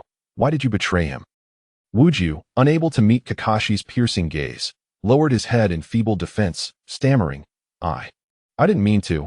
I was just so terrified. Kakashi severed the ropes binding Wuju with his broken blade and dragged him toward Obito's location, growling, You scoundrel! You will repent before Obito. Presenting Wuju before Uchiha Obito. Kakashi declared, Obito, I have brought this scoundrel to you. Apologize to Obito. Wuju, witnessing Obito half buried under rubble, blood seeping from the crevices, was overtaken by sheer terror. No, this is not my fault. He chose to save me. I didn't force him to do it. It's not my fault. Desperate, Wuju began to crawl backward. Kakashi, incensed by Wuju's words, unleashed a powerful punch to his face, exclaiming, You wretch, were you not the one who cried for help? Beast, I will end you. Kakashi's right hand crackled with Chidori, poised to strike down Wuju. Stop, Kakashi. Obito's voice broke through, restoring Kakashi's reason. Don't waste your energy on such a person, Kakashi. Take Rin and flee. Upon releasing Wuju's collar, he attempted to escape once more. Reinforcements from the enemy arrived. Obito shook off Rin's grasp, urging, We must go now. Kakashi extended his hand toward Rin, calling Rin. Reluctantly, she glanced back at Obito. Just then, the IWNE reinforcements arrived. Earth release. Crumbling earth palm. Multiple IWNE gathered their chakra in their palms and struck the ground, causing the earth to fracture. Kakashi grabbed my hand. Rin urged, as Obito shouted, Rin. Wiping her tears. Rin grasped Kakashi's hand. Together, they escaped the line of attack. Watching Obito buried beneath the stones, Rin cried out in anguish, Obito. Feeling their departure. Obito was consumed by regret. Their relationship had finally improved, yet he had failed to confess to Rin. He lamented, If only I hadn't saved Wuju. I could have been with them. Kakashi's words echoed in his mind. Not all teammates are companions. Kakashi and Rin fled, yet they found themselves surrounded by IWNE. Breathless, Kakashi struggled, his Sharingan unable to close, relentlessly draining his chakra, now nearly depleted. Taking a deep breath, he resolutely declared, Rin, I will hold them off. You must escape. Rin protested, but Kakashi interrupted, Obito entrusted you to me, so I will protect you even at the cost of my life. Rin, Obito cares for you deeply. Wishes to safeguard your life. Rin replied with unwavering resolve. Then Kakashi, so do I. Kakashi interjected once more, Rin, while I do not regret saving you, I regret saving Wuju. You are someone Obito would willingly sacrifice for. Therefore, he gathered his Chidori anew, commanding, You must survive. Go now, Rin. The IWNE leader, Suma, jeered. Oh, how touching. Even in such dire circumstances, you still have the will to fight. Quite commendable for one who dares infiltrate the enemy's rear. With that, Chiyu appeared behind Suma, while Minato surfaced behind Kakashi and Rin. Chapter 169. Resolution. As Kakashi readied himself for a life-or-death struggle, Chiyu and Minato arrived on the battlefield. Noticing Kakashi's Sharingan, Chiyu sighed inwardly. Despite Kakashi's current prowess being significantly superior to his original trajectory, he knew that without intervention, events would unfold, with Kakashi sustaining injury to his left eye, ultimately replacing it with Obito's Sharingan. Initially, Chiyu had assumed that if changes occurred, Obito's Sharingan would be granted to Wuju. However, it was clear that without his involvement, the future would remain unchanged. Shaking with fear, Suma, under Chiyu's grip, began to tremble. Blood blood-red eyes of the Azura. Aren't you supposed to be at the front lines? Indeed, we are, but the 50 IWNine at the front are woefully inadequate. It seems it's your turn now. With a swift motion, Chiyu snapped Suma's neck. In a matter of moments, Chiyu dispatched the remaining IWNine with ruthless efficiency. He then approached Kakashi. Kakashi, head bowed, murmured, "I'm sorry, Chiyu-sensei." "Why apologize to me?" Chiyu inquired. Kakashi, covering his left eye, replied in a low voice. "I am too weak." Chiyu admonished him. "Recognizing your weakness is the first step. Strive to strengthen yourself, Kakashi. Remember, your actions do not betray others. Only ask yourself if you are true to yourself." Drawing a deep breath, Kakashi responded, "Chiyu-sensei, I will go retrieve Wuju." Chiyu furrowed his brow. "Wuju? Who is that?" "Oh, the subordinate of Minato, right?" Chiyu often forgot the names of those he deemed unimportant, momentarily failing to recall Wuju. Clenching his fists tightly, Kakashi answered with venom, "Yes. He caused Obito to be trapped under the stones. I demanded he apologize to Obito, yet he insisted he did not coerce Obito into saving him. He was the one who pleaded for assistance." Kakashi trembled at the memory of his father, Hatake Tsukumo. His father's subordinate had also begged for rescue, only to later blame Tsukumo for his predicament. Placing a hand atop Kakashi's head, Chiyu stated, "Your chakra has nearly run dry. Focus on regaining some chakra. Since you have transplanted the Sharingan, you cannot close it normally. Thus it continuously depletes your chakra, increasing your burden. I will bring Wuju to you, fear not." As soon as he finished speaking, Chiyu vanished from sight. Kakashi slumped to the ground, haunted by the image of Obito in his final moments. Meanwhile, Minato learned of the situation from Rin.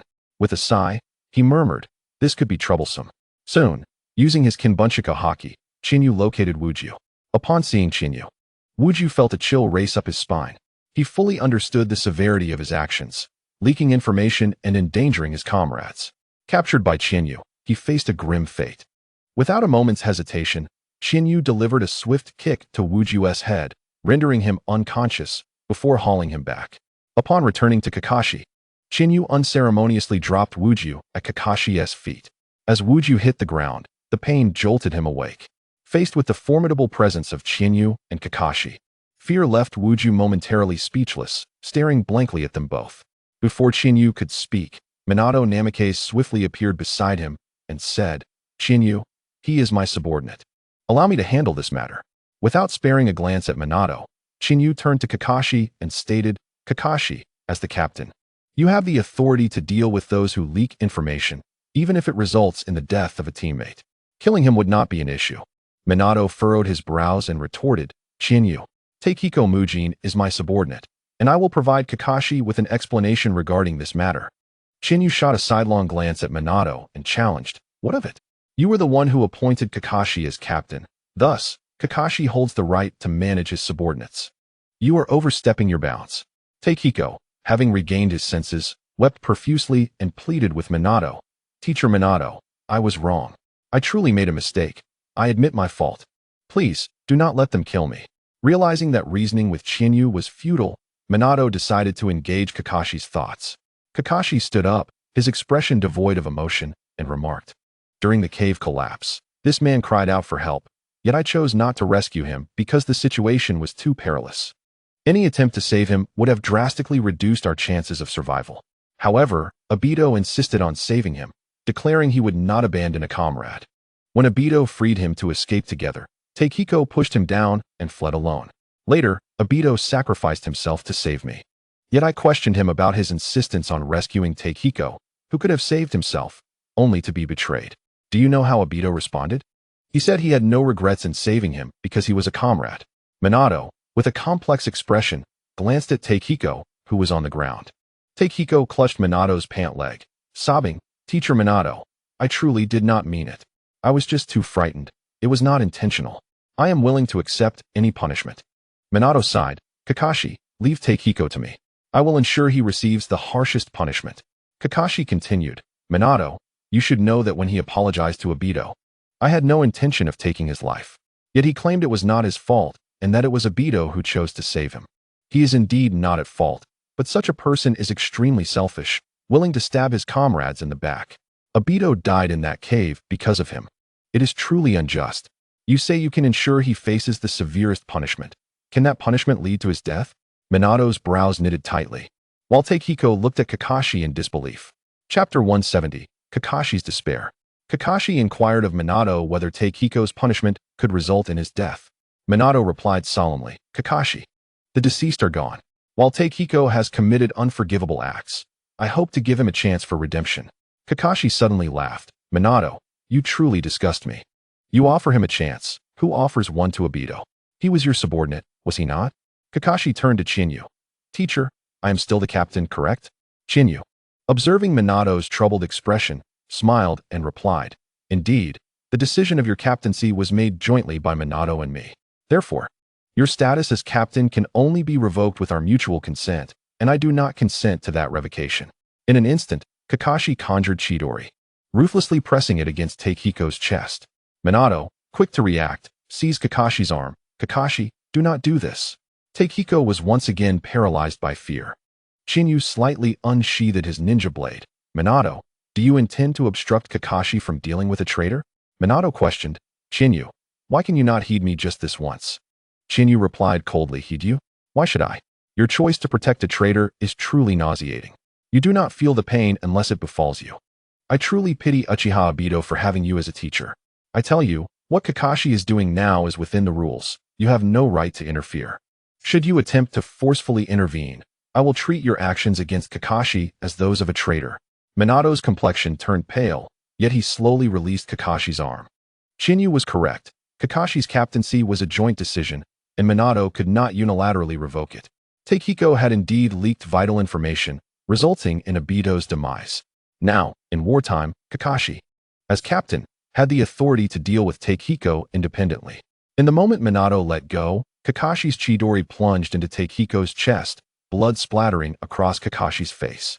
His expression remained as cold as ice, devoid of emotion. Minato turned his head away, unwilling to witness the scene. Lin Yahara wept, the sudden upheaval of events over a single day overwhelming her heart with pain.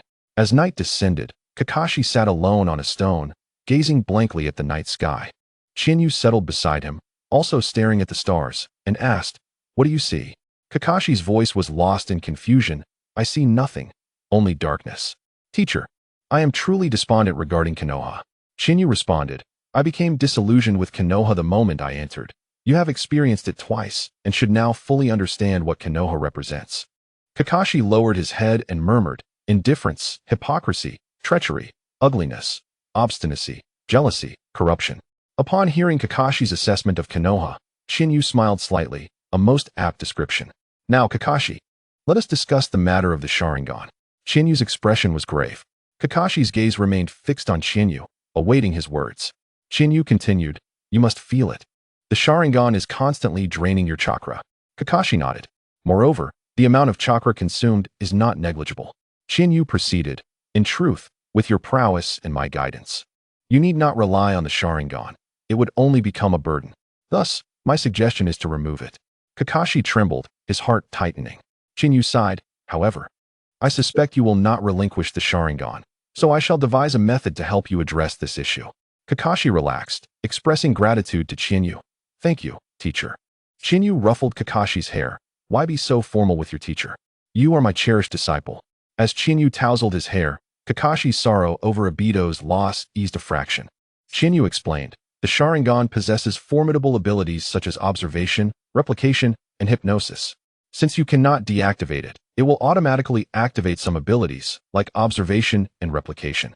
When you perceive things, utilizing these abilities accelerates chakra consumption, so when you are not using the Sharingan, shield your eyes to prevent rapid chakra depletion. Do you understand? Kakashi nodded, lowering his forehead protector slightly to shield his Sharingan. Subsequently, Chinyu's expression grew solemn. However, the true trouble does not stem from the Sharingan itself, but rather from the Uchiha clan. You are surely aware of what kind of individuals they are. They would never allow the Sharingan to fall into the hands of anyone outside their clan, even if it was a gift from Obito. They would undoubtedly devise ways to reclaim it, possibly even pressuring the third Hokage in the process. Thus, the pressure you are about to face will be immense. So prepare yourself. Kakashi covered his left eye with his hand and resolutely declared, I shall never part with this Sharingan. It was given to me by Obito. and I will not surrender it to anyone. Chinyu's eyes glinted coldly. Rest assured, I will shield you from this matter. If those Uchiha dare to lay a hand on you, I shall relish the opportunity to test their mettle. I wouldn't hesitate to shatter their very spines. After conversing with Kakashi, Chinyu ventured alone to the site where Obito was buried. Narrowing his eyes, he gazed ahead. The tunnel of Uchiha Madara lay near the boulder that had trapped Obito. Madara must have already rescued Obito, using Hashirama's cells to mend the crushed right side of his body, and would soon begin to instill in him the ideology of the Eye of the Moon. Preparing to plunge him into despair, Chinyu felt a twinge of regret for missing this significant moment, losing out on a potential source of witness points. However, it seemed not all was lost. Madara was likely quite weakened at present. Chapter 171. Elder Madara. Chinyu observed the cave where Obito was trapped and summoned a multitude of snakes through a summoning technique. The summoned serpents were ordinary snakes devoid of chakra. Chinyu guided these snakes to slither into the crevices of the cave. He formed another set of hand seals. Visual sharing. Chinyu's eyes transformed into those of a serpent, granting him the perspective of the snakes. As they navigated through the fissures, the snakes successfully discovered a tunnel. Chinyu commanded them to stealthily advance into the passage. Half an hour later, the snakes reached the tunnel's end, revealing a spacious area. There, Chinyu beheld the aged Uchiha Madara and the half-crushed Obito. It appeared that Madara was in the process of tending to Obito's injuries. A smile crept onto Chinyu's lips as he observed Madara's efforts through the snake's perspective. Utilizing the half-body of White Zetsu, which possessed Hashirama's cells, Madara carefully reconstructed the mangled side of Obito's body. The procedure was slow yet steady. 3 hours later, Obito's body had been sufficiently repaired.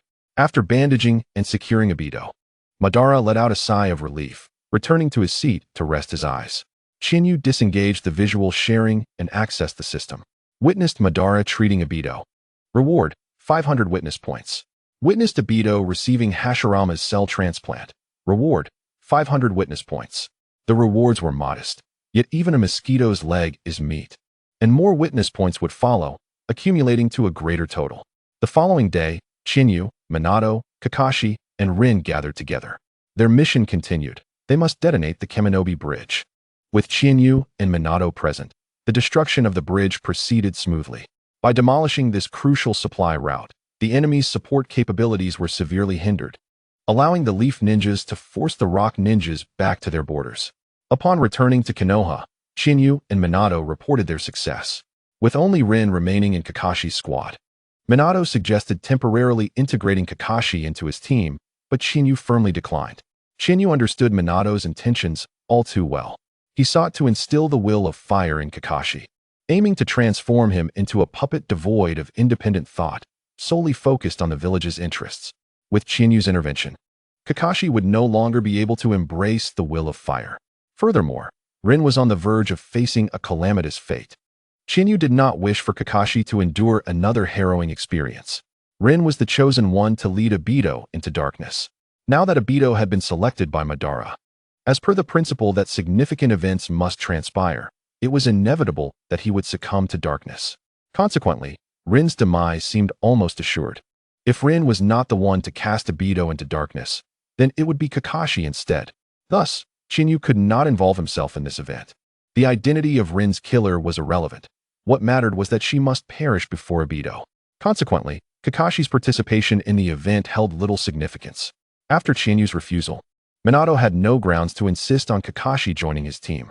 Sarutobi Hiruzen dispatched 2 Chunin to bolster Minato's squad. With the threat from the Rock Ninjas neutralized, Chinyu and Kakashi were granted a rare 3-day leave, after which they would head to the Rain Village to engage in battle with the Rock and Sand Ninjas. Kakashi accompanied Chinyu home. Kushina was no longer the Jinchuriki, thus requiring her to partake in high-intensity missions and was not present at home. After preparing dinner, Chinyu shared a meal with Kakashi, then lay in bed, continuously monitoring Madara and Obito through visual sharing.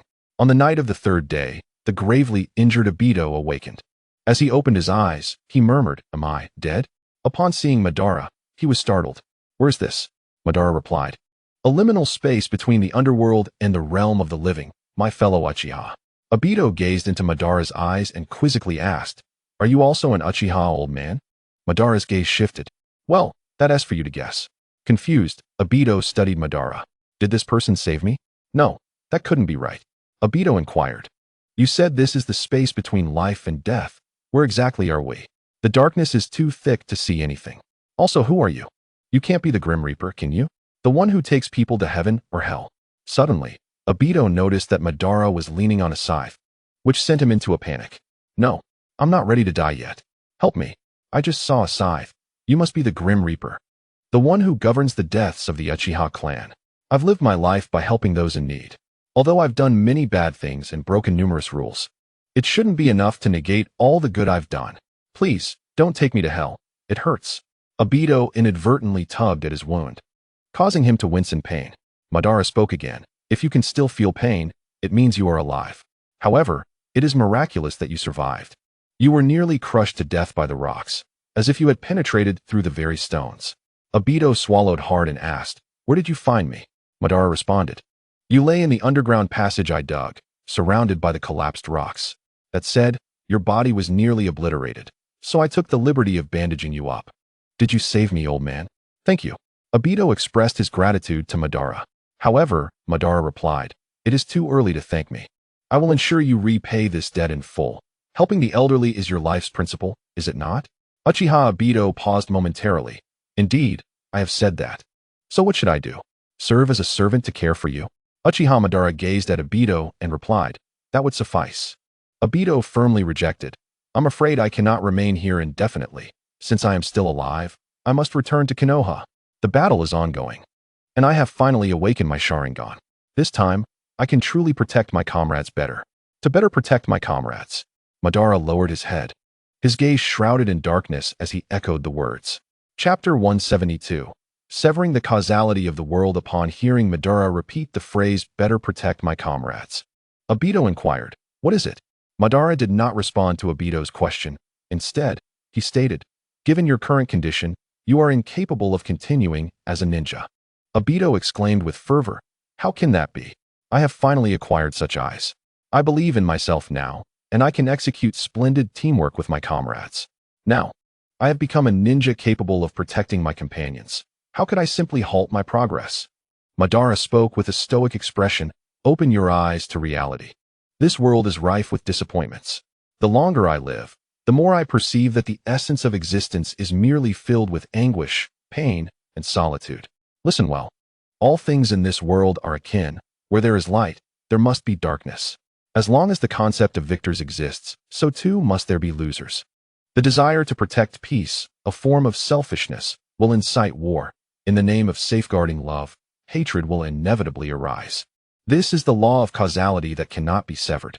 Obito, however, could not comprehend Madara's reasoning and found it exceedingly troublesome, thus interrupting with a question, By the way, where exactly is this place? Madara looked into Obito's eyes and solemnly remarked, Some individuals are saved precisely because you have been injured. Am I mistaken? Obito recalled the moment he was trapped beneath a rock while pushing Kakashi to safety. His desire to see Kakashi and Rin grew increasingly urgent. You are unbearably verbose. I do not wish to linger here any longer. Hurry. In his agitation, Obito inadvertently aggravated his wound, a wave of excruciating pain contorting his face. You may leave whenever you wish, as long as you can move, Madara said, turning slowly toward his seat. Obito sensed something amiss. Why does this old man reside in such a place alone? Upon reflection, he realized he was acquainted with all the elders in Konoha, yet he had never met this man, indicating that he was no longer a ninja of the village. This meant, Obito inquired, Old man, you are a rogue ninja, aren't you? Who are you? Madara settled into his seat and replied, I am the specter of the Uchiha clan, Uchiha Madara. Obito stared at Madara in disbelief. Madara? Madara is my ancestor, Uchiha Madara? He refuted. How could Madara possibly be alive now? That was an era long past. Madara calmly asked, Would you rather believe I am the Grim Reaper? He suddenly chuckled. Indeed, in a certain sense, I might be considered a harbinger of death. This world is but a hell. Yes, if it weren't for the monstrous statue behind me continuously supplying me with chakra, I would perish immediately. Obito gazed at the grotesque outer path statue, an unexplainable fear creeping into his heart. I want to go back. Obito struggled to move his body, collapsing to the ground. Enough, there is no exit here. To put it plainly, neither you nor I can leave this place in our current states. However, Obito paid no heed, continuing to wriggle his body. Madara cautioned, "If you keep moving recklessly, the Hashirama-made body you painstakingly acquired will fall apart. Do you wish to die? I will need you to accomplish many things for me, to stay with me for a lifetime. After all, you have barely reclaimed your life. Do not hasten toward death." Obito challenged, "What do you intend to do? You, an old man, have captured a mere child. What is your aim? To sever the causality of this world." Madara declared with intensity, "To create a world where only victors exist, where peace and love prevail, where all that is good resides." Obito retorted sharply, "Who cares for your nonsensical rhetoric? I only wish to return to my friends. I have said it before. The affairs of this world do not comply with human desires. One day, you too will understand this truth." Obito remained unyielding, continuing to move his body. Madara ceased his attempts to dissuade him. "If you desire death, so be it. However, I will claim your Sharingan." Obito exclaimed vehemently, "Why do you need my eyes? Do you not already possess a Sharingan?" "No, I gave my original eyes to someone else. This is merely an extra that was later transplanted. Having a surplus is not a bad thing, and my right eye remains vacant." Madara lifted his right fringe, revealing a hollow eye socket. He continued, "The Sharingan can only unleash its true power when both sides are complete." Obito thought of Kakashi. Kakashi now possesses his left eye, meaning that by being with Kakashi, he could grow stronger. With this, they could better protect Rin. Thus, he could not afford to linger any longer. Yet, Obito's injuries were still too severe, and he succumbed to unconsciousness. Thousand Feathers severed the visual link, lying in bed deep in thought about the path that lay ahead. The plan for the moon eye would undoubtedly succeed. Once Infinite Tsukuyomi is successfully cast, everyone will be drawn into it, and there will be no escape. The light of Infinite Tsukuyomi cannot penetrate the Susanoo of a 6-Tomo Rinnegan user, and possessing the power of the Sage of Six Paths also grants immunity to this technique. This implies that Thousand Feathers must either acquire the 6-Tomo Rinnegan or possess the power of the Sage of Six Paths. However, it is impossible for Thousand Feathers to obtain either through normal means. Thus, reliance on the system remains necessary. Yet, the required witness points are an astronomical figure that Thousand Feathers does not even dare to contemplate at present. Moreover, the conditions to dispel Infinite Tsukuyomi are exceedingly harsh. It requires the cooperation of a Rinnegan wielder and one who possesses all-tailed beast chakra. Furthermore, there are the Otsutsuki Kagaya and the Otsutsuki clan from beyond. Therefore, to survive in the chaotic future, one must grow stronger. Recalling the Otsutsuki Kagaya, Thousand Feathers remembered that there seems to be an Otsutsuki present in the ninja world. Furthermore, in the future, another Otsutsuki is expected to traverse here, apparently destined to perish at the hands of Naruto Uzumaki and his future son. Moreover, with the death of the Otsutsuki, a unique power system will emerge. The Rinnegan of the Otsutsuki clan and their distinct power system seem to hold great potential. Thousand Feathers is unaware of the subsequent events concerning Naruto's son. Additionally, the arrival of that day is still far off, so careful planning is essential.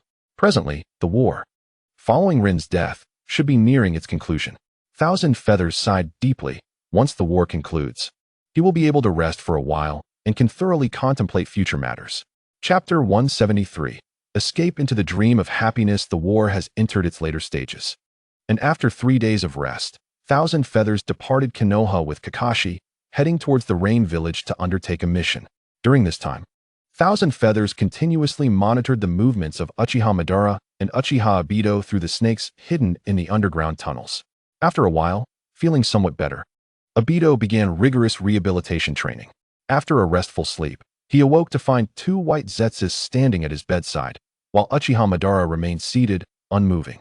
Upon awakening, Uchiha Obito was greeted by 2 white Zetsus, who cheerfully inquired about his mood. Struggling to sit up from the bed, Obito replied, "Of course, it's dreadful. How long have I been here? It feels like an eternity." "Rest assured, you don't have to worry about rent," one of the white Zetsus reassured him. "Being born from the golem, we do not require food or have restroom needs." Though the humor in the white Zetsu's remark was apparent, Obito found no amusement in it. "But that doesn't mean I can be compared to you. I have this absurdity attached to my right side." He grimaced, touching the bizarre appendage, his tone drenched in annoyance. "Thanks to it, you can survive without sustenance. You should consider yourself fortunate," the white Zetsu retorted. "Indeed, I do not wish to be compared with you. Yours is a soulless artificial body, while we are emotional constructs, possessing a deeper understanding of humor, a richer vocabulary, and superior intellect. Though we may not excrete, Obito snapped back, "Be quiet. Pray tell, how are you superior to me?" In unison, both white Zetsus raised their thumbs, proclaiming, "We are monitoring you." Obito, exasperated, muttered, "You even speak in harmony. How infuriating." The white Zetsus continued, "The reason we are here to assist in your rehabilitation is that Madara commanded us to restore you to a state where he can utilize you before he awakens." Obito scoffed, "To have mere puppets like you keeping an eye on me while he sleeps? I must escape this place to find Rin and Kakashi." He inquired, "Is there a way out?" "There is none. There is no exit," came the reply. "After Madara ordered us to move you here, he blocked the entrance with a massive rock." Obito's eyes widened in disbelief. "What? You mean it's completely sealed? By the way, you kept calling out for Rin in your sleep. Were you hoping to find some bells outside?" One white Zetsu teased. Obito's face flushed with embarrassment. The other white Zetsu added, "Occasionally, you also shouted idiot, idiot, idiot, and let us not forget idiot Kakashi." "Right, I may have shouted that," Obito admitted reluctantly. "What does idiot Kakashi mean?" "I have no idea. You can ask him directly," replied the white Zetsu. Obito felt his embarrassment deepen. Had he truly said such things? One white Zetsu raised a hand. May I ask a question?" Impatiently, Obito responded, "What? I mean, what does the urge to defecate feel like? Can you give an analogy?" Obito snapped. "Isn't that a question about idiot Kakashi? Why are you so obsessed with this topic? Is it really that serious?" "Well, let me ask you about Rin and idiot Kakashi then," the white Zetsu shot back. Pointing at the white Zetsu with half a face, Obito grumbled, "Especially that one with the circle head, who looks like excrement yet doesn't defecate. I despise you." Obito then asked the other white Zetsu, "By the way, where did the other white Zetsus go?" They're outside gathering intelligence." Obito was taken aback. "Huh, you can go outside?" "Yes, we can move through the earth," came the reply. Obito felt deflated. "What kind of nonsense has imprisoned me here, only to listen to your nonsensical chatter?" The circle-headed white Zetsu straightened up and apologized. "I'm sorry, I shouldn't have mentioned defecation." Obito roared, "That is not what I meant. I'm talking about the things Madara said, about severing the causal relationship." The white Zetsu with half a face replied, Madara is too rigid, lacking the understanding of how to communicate with children. To put it simply, it's about abandoning the troubles of the real world and escaping into a blissful dream." Obito queried, "A dream?" "Because it's a dream, everything can become malleable. Even resurrecting the dead is possible. In other words, creating a vast dream world through illusion, then forcing everyone to enter that world. Or perhaps it's more accurate to say coercing them to do so for eternity." Obito felt as though he were listening to a tale, using illusions? Utterly foolish. "I cannot comprehend. With Madara's formidable power, anything is achievable, but he is currently too weak to act, hence the need for preparation." "Is that so? I'm not interested. I have no desire to deal with this nonsense. I must escape. To be with Rin and Kakashi, I need to restore mobility to this body." Obito rose from the bed, commencing his rehabilitation exercises. Chihei closed the visual sharing, releasing a sigh of relief. The white Zetsus had already begun instilling the Moon Eye plan into Obito, though he currently dismissed it, once Rin perished. Obito would become the most devoted defender of the Moon Eye plan. The conclusion of the Third Great Ninja War was marked by the Battle of Kikyo Mountain. The current war situation had stabilized, and continuing hostilities would yield no results. The Battle of Kikyo Mountain was an invasion of the Fire Country's Konoha village by the Cloud Village and the Sand Village. Although the Cloud Village declared its withdrawal from the war, such declarations are often met with skepticism. Presently, the Cloud Village has suffered the most significant losses. As a martial faction, it would be quite unusual for the newly appointed Fourth Raikage to swallow this bitter pill.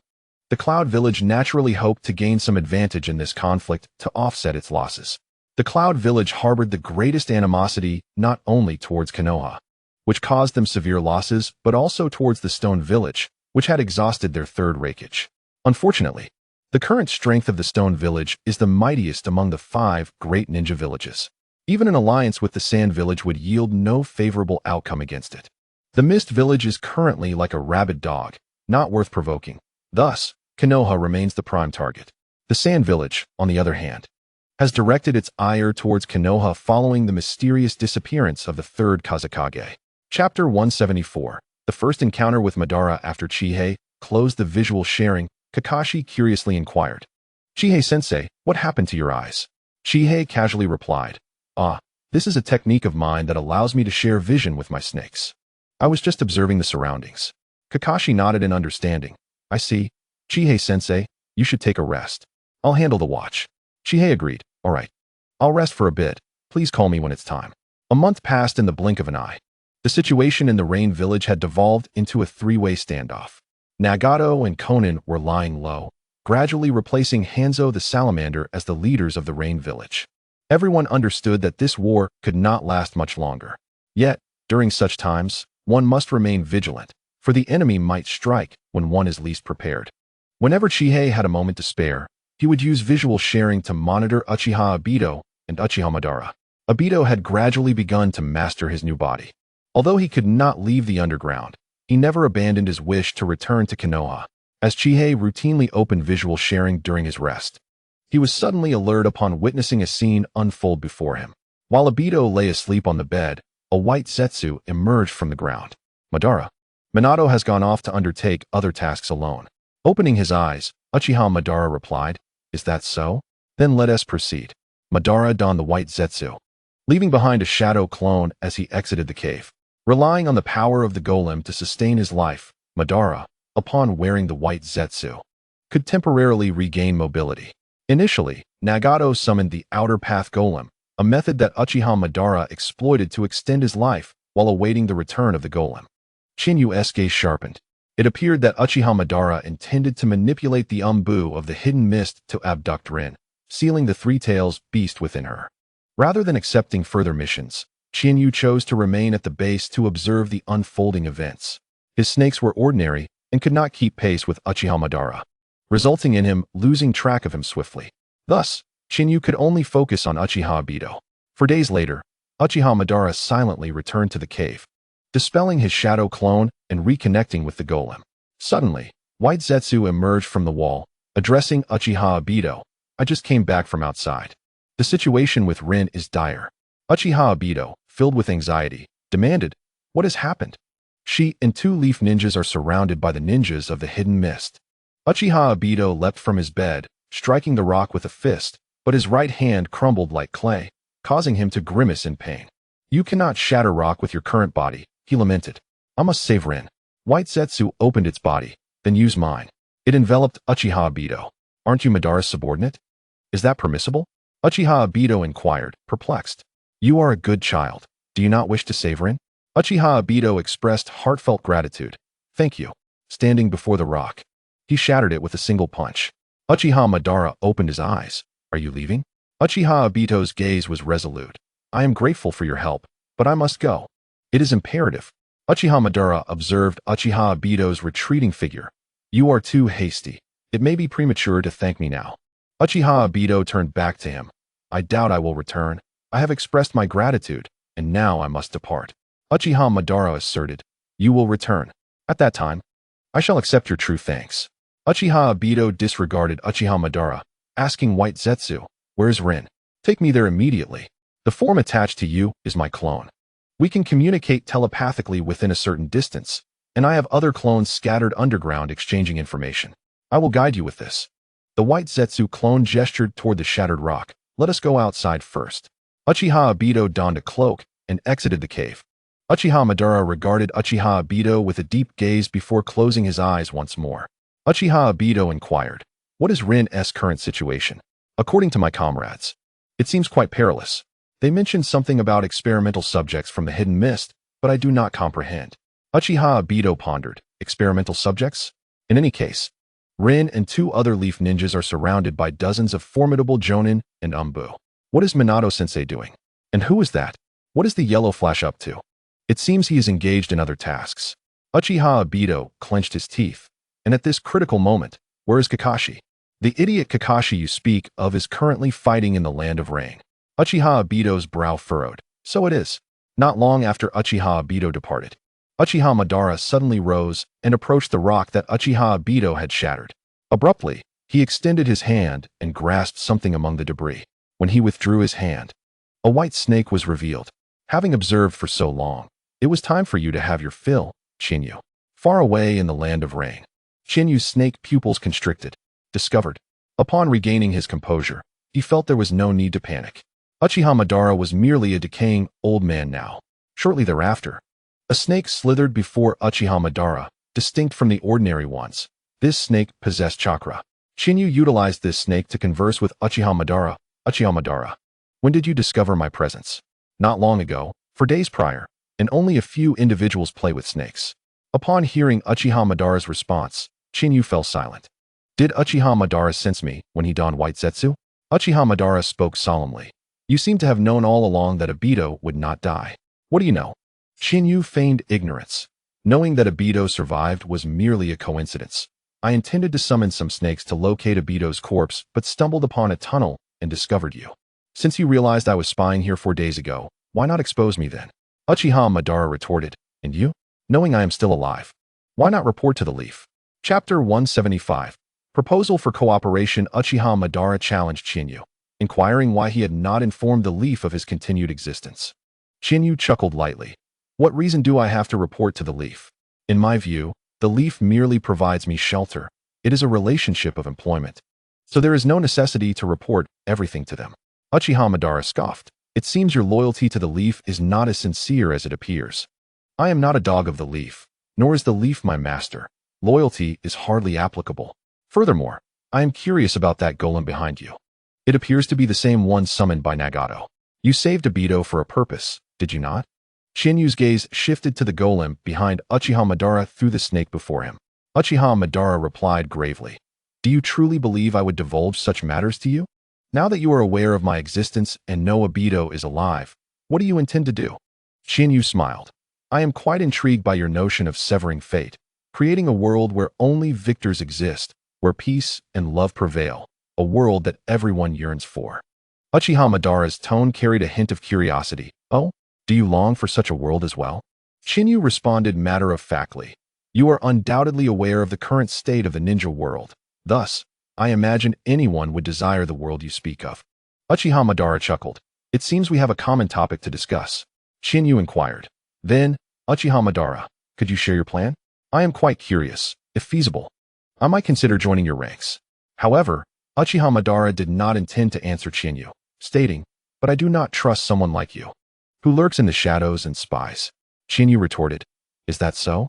Yet you are doing the same now, are you not? The once dominant Uchiha Madara is now confined to this dark cave. Until now, I remained unaware, but now that I know, I surmise you intend to use Uchiha Obito as a pawn to serve you. Uchiha Madara replied nonchalantly. What do you wish to do about that? Chinyu proposed. We could collaborate. I can help you conceal Uchiha Obito's circumstances and even assist him. Uchiha Madara's eyes narrowed. And what would be the cost? Chinyu stated his demand. I wish to kill you with my own hands. A glint of coldness flashed in Uchiha Madara's gaze. Chinyu smiled lightly. Do not display such a terrifying expression. I believe once Uchiha Obito is willing to serve you, your demise will be inevitable. Am I not correct? Since you are destined to die, it matters little whether you take your own life or perish at my hands, does it not? Uchiha Madara questioned. If there is no difference, then why would you wish to do so? Chinyu casually remarked. Consider it my wicked pleasure. A formidable warrior who once stood atop the shinobi world has met his demise at my hands.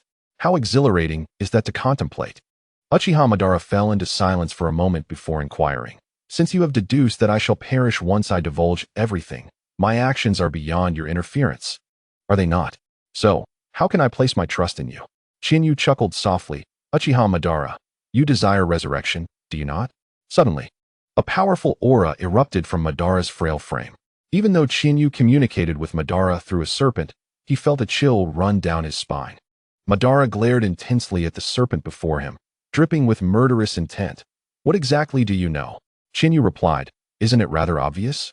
You have relied on this golem to survive until now, and you wish for Uchiha Obito to assist you. However, with your disposition, you are not the type to entrust the future to your juniors. Your desire for control will ensure that the future remains firmly in your grasp.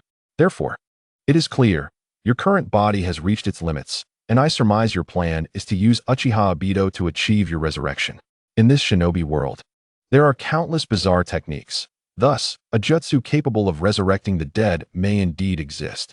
After all, the second Hokage developed the forbidden technique of impure world reincarnation, which can summon the souls of the deceased from the afterlife. Moreover, Uchiha Madara, I genuinely hope for your resurrection. Madara gazed at the serpent, astonished. Chiyu laughed boldly. I hope you come back to life. That way, I can face you in a fair fight and determine whether the strength of the bygone era surpasses that of the present. Madara paused for a moment, then burst into laughter. Chiyu, I suddenly feel you align perfectly with my tastes. It appears you and I are kindred spirits, both harboring an intense desire for battle, eager to clash with formidable opponents. Among all the Uchiha, you seem most akin to me. Chiyu scoffed. I am not one of the Uchiha. Your clan does not acknowledge me, nor do I feel inclined to acknowledge you. Madara proclaimed with pride, after my departure from the Uchiha. The Uchiha of Konoha ceased to be true Uchiha. Wherever I am is where the essence of the Uchiha clan resides. Chiyu, I find you quite appealing. But that is insufficient for my trust. Chiyu inquired, what more do you desire? Madara shook his head, precisely because you and I are alike. I can never fully trust you. However, I believe you will not obstruct Obito. You are not one to remain docile, so I can consider your proposed collaboration. Once Obito returns, after I have arranged matters for him, you may visit me at the Yama and graveyard. Chiyu agreed. Very well, I look forward to our meeting. The serpent before Madara transformed into a cloud of smoke and vanished. In the land of rain, within the Konoha base, Chiyu wore a grave expression. Being discovered by Uchiha Madara was entirely unforeseen. Now that he had prematurely entered Madara's line of sight, Chiyu needed to devise a way to turn this unexpected occurrence into a fortuitous opportunity. His impromptu solution was to integrate himself into Madara's scheme. The advantage of this course of action was that all of Uchiha Obito's and Kurizetsu's machinations would be laid bare before him. However, the downside was equally significant. He too would be exposed to the scrutiny of Uchiha Obito and Kurizetsu. Yet, upon careful consideration, Chiyu realized the benefits outweighed the drawbacks. For he possessed memories of the future, maintaining the initiative in his hands. Thus, Chiyu resolved that collaborating with Uchiha Madara was indeed a viable option. Chapter 176. Hell Uchiha Obito raced toward the location of Rin, guided by White Zetsu. Obito, I suspect you will soon engage in battle. Before that, there are some words I wish to share with you. What is it? Your combat prowess pales in comparison to mine. Furthermore, my vast form currently envelopes your battered frame, providing you protection. Uchiha Obito, solely focused on rescuing Rin, impatiently retorted, what do you want to say? White Zetsu responded, I believe it would be better if I took action for you during the battle. Obito rejected the notion, asserting, I possess the Sharingan now. My strength undoubtedly surpasses yours. I can protect Rin myself. Indeed, you currently bear Hashirama's artificial body. The fusion of Senju and Uchiha powers may indeed yield unprecedented strength. Obito suddenly glanced up at the sky, as tiny droplets began to fall. He halted atop a high branch, observing the fierce battle unfolding ahead. The rain was, in fact, the consequence of the conflict. With a grave expression, Obito remarked, I thought it was raining. It seems I was mistaken. White Zetsu cautioned, my companion has sent word. It appears they are right over there. Obito's gaze hardened. Let us go. As he drew closer to the battleground, a foreboding sensation intensified, causing his heart to ache. Just a little further, don't let your mind wander. When Obito emerged from the trees into the clearing, he was met with a scene that filled him with despair. Rin's two teammates had pierced her chest with their ninja blades. In her final moments, Rin uttered two names, Obi, Obito, Kakashi. She collapsed to the ground. Obito stood frozen, staring blankly at Rin's lifeless body. The surrounding mist ninjas seethed with anger. Damn it, the leaf ninjas got the upper hand. We worked so hard to achieve this. Obito's right eye transformed into the Mangekyo Sharingan, while White Zetsu enveloped his head. Obito let out a furious roar. Sharp branches erupted from the right side of Obito's body. He questioned deeply, what is this place? The mist ninjas noticed Obito. Who is that? Reinforcements? Fool, save him alone. One of the mist ninjas hurled a multitude of shuriken at Obito. Yet, these shuriken passed straight through him. Obito muttered, I refuse to accept this. Such a thing. The mist ninjas stared at him in disbelief. What just happened? Did he evade it? Obito bellowed, I do not accept this. He charged forward. But a mist ninja stood in his path. Do not underestimate the village of the bloody mist. The mist ninja drew his sword and slashed at Obito. However, Obito's hand swiftly pressed against the mist ninja's abdomen. Suddenly, sharp branches erupted from the mist ninja's body, piercing him and causing blood to flow profusely. A scene of utter brutality. Obito kicked the ninja aside and snapped a sharp branch in half, thrusting it into the body of another mist ninja. Just then, 4 mist ninjas descended from above, gripping their blades, ready to strike Obito. But their weapons pierced through Obito, embedding themselves into the mist ninja he had pinned down. Obito leapt into the air, effortlessly knocking down the 4 mist ninjas. As they witnessed Obito's ability to withstand their assault, panic set in among the mist ninjas. What is happening? What sort of strange technique is this? We must retrieve that woman at all costs. We cannot allow her corpse to fall into enemy hands. Obito dashed toward Rin's position as the attacks from the mist ninjas continued to pass through him. This guy, he really can be penetrated. As a mist ninja was about to approach Rin Noira, Obito Uchiha hurled a wooden spike towards him.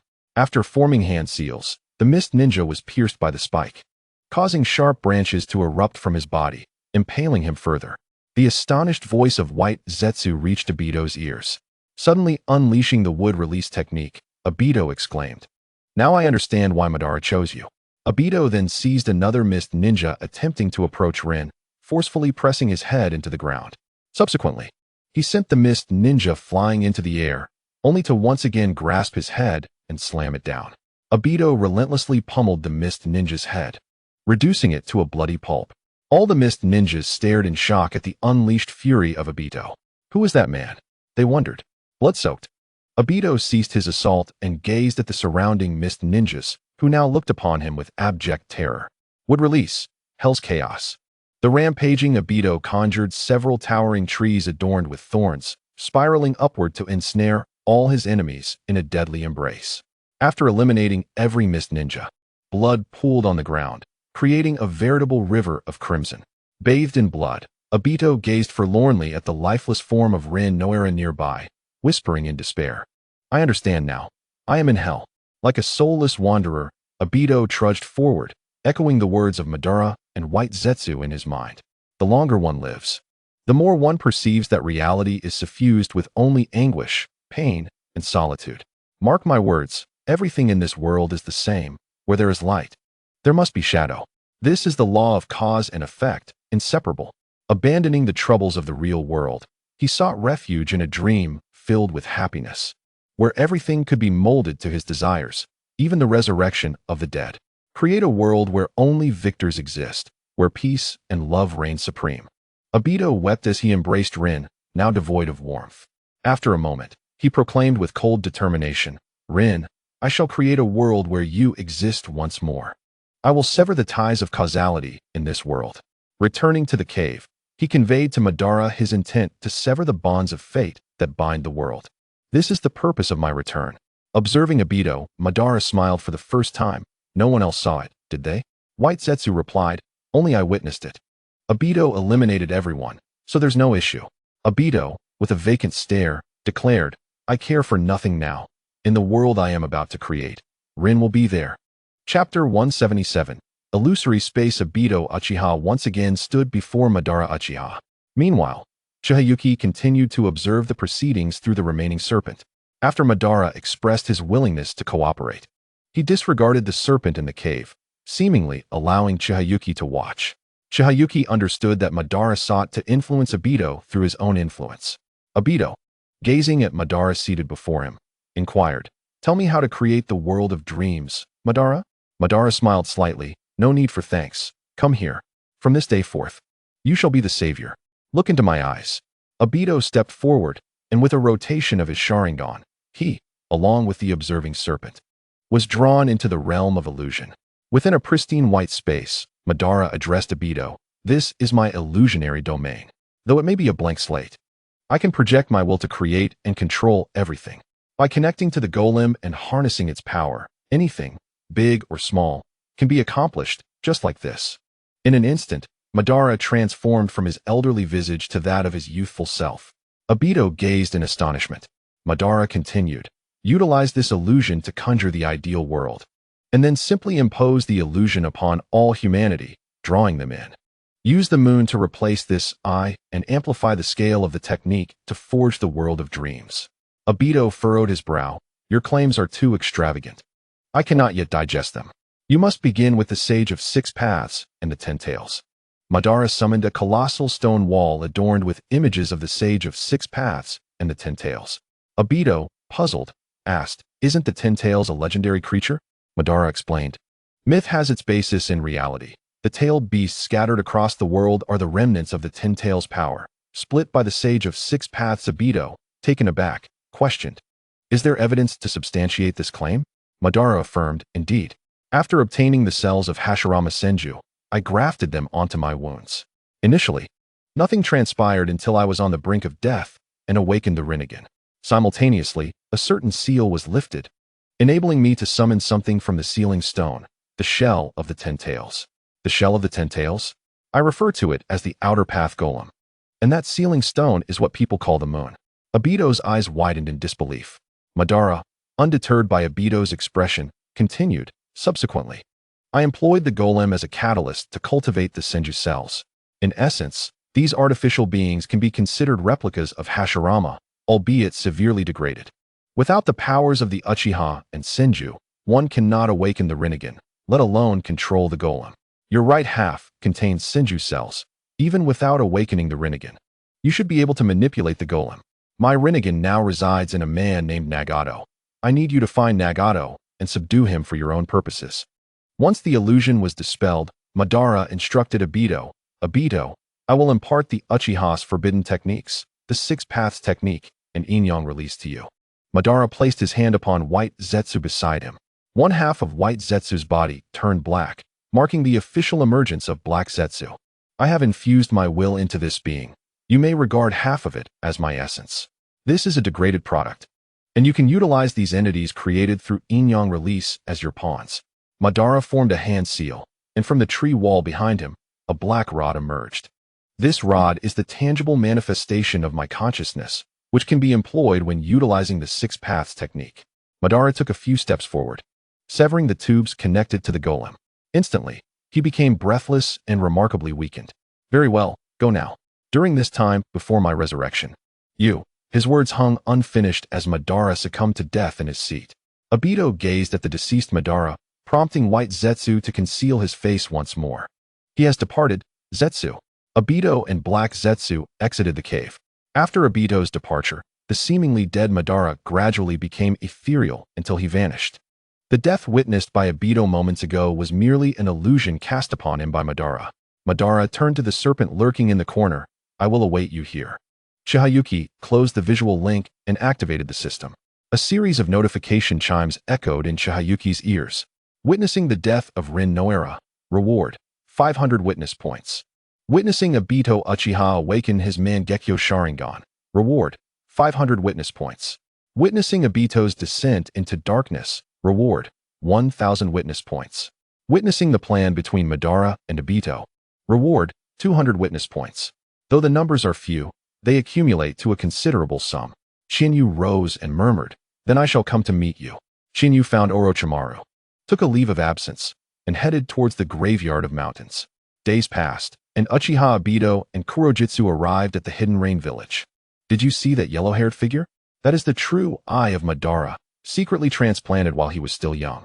Nagato belongs to the Uzumaki clan, which is a distant relative of the Senju clan. Aside from Madara, he is the only one capable of summoning the Outer Path Golem. However, that is merely a puppet, not the true Nagato. Following Madara's words, he intends to subdue Nagato." Uchiha Obito strode forward. Kuro, bewildered, inquired, "Hey, what are you planning to do?" Uchiha Obito replied, "Let us speak frankly.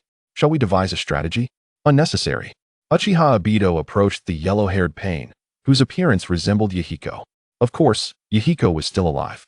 This version of him was merely Nagato altering his form to resemble Yahiko. Pain furrowed his brow and gazed at Uchiha Obito, asking, "Who are you?" Uchiha Obito, adopting Madara's voice, replied, "I am Uchiha Madara." Pain, with a cold glare, asked Uchiha Obito, "Madara, what purpose do you have in approaching me, claiming to be Uchiha Madara?" The Rinnegan grants guidance to its wielder. This has been our organization's mission since time immemorial.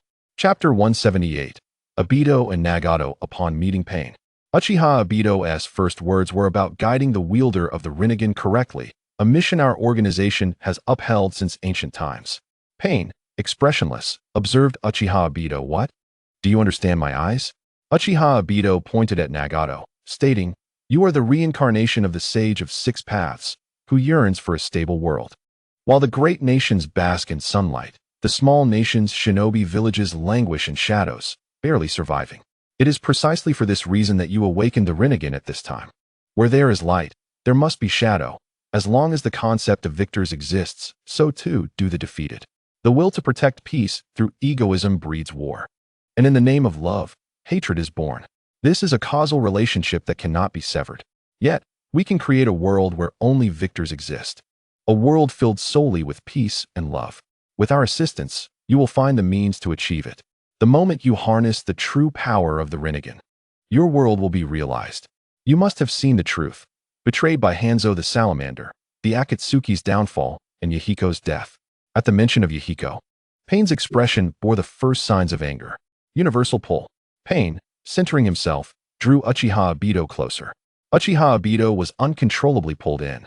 Yet just as Pain was about to grasp his neck, Uchiha Obito pierced through Pain's hand. Pain's gaze sharpened. Uchiha Obito continued to expound his plan. As he concluded, he solemnly declared, "Nagato, Yahiko, Konan, I will ensure your reunion in the dream world. I promise." At the mention of reunion, Pain's body trembled slightly. After a long pause, Pain lifted his head and said to Uchiha Obito, "Follow me." Pain led Uchiha Obito and Kuro to the location of his true form, where they encountered Konan. Konan looked at Uchiha Obito and Kuro in astonishment. Pain addressed her, "Come along, Konan." The four arrived at a secret chamber, where they beheld the gaunt form of Nagato. Nagato gazed at Uchiha Obito, inquiring, "Are you certain you can guarantee that?" Uchiha Obito nodded. "I am certain, for I am here to guide you." Nagato expressed disdain. "I know that the will to maintain peace through egoism breeds war. To protect love, hatred arises. In this cursed world, true peace does not exist." Uchiha Obito concurred, "Precisely." Nagato queried, "Then how do you propose we collaborate?" Uchiha Obito corrected, "No, not collaborate, but guide you. I am your assistant. My current suggestion is to expand your organization and recruit powerful rogue ninjas to strengthen your forces." Nagato, impatient, interrupted, "Is your plan only this? Allow me to finish." Uchiha Obito continued, "You have already summoned the Outer Path Golem. Surely you have experienced its power. Yet, this is not its complete form. Only after it absorbs the nine-tailed beasts will it achieve its final form, possessing world-destroying power. The significance of the tailed beasts is not lost on you. They are the most vital strategic weapons of the various ninja villages. With our current strength, we cannot contend with those great ninja villages. And even against small villages possessing tailed beasts, we may not prevail to obtain their beasts. Thus, we must develop our organization fully, and when the time is ripe, capture these tailed beasts for your Outer Path Golem to absorb. At that moment, everything you desire will be realized." After hearing Uchiha Obito's plan, Nagato lowered his head, contemplating its feasibility. As the summoner of the Outer Path Golem, Nagato could sense that the current form was not complete. Did the Outer Path Golem require the nine-tailed beasts to become complete? Once the Outer Path Golem achieves its complete form, it could develop new forbidden techniques, create tailed beast weaponry, and obtain the power to annihilate a nation, using humanity's fear of pain to suppress war, guiding the world through suffering towards peace, fulfilling Yahiko's dream.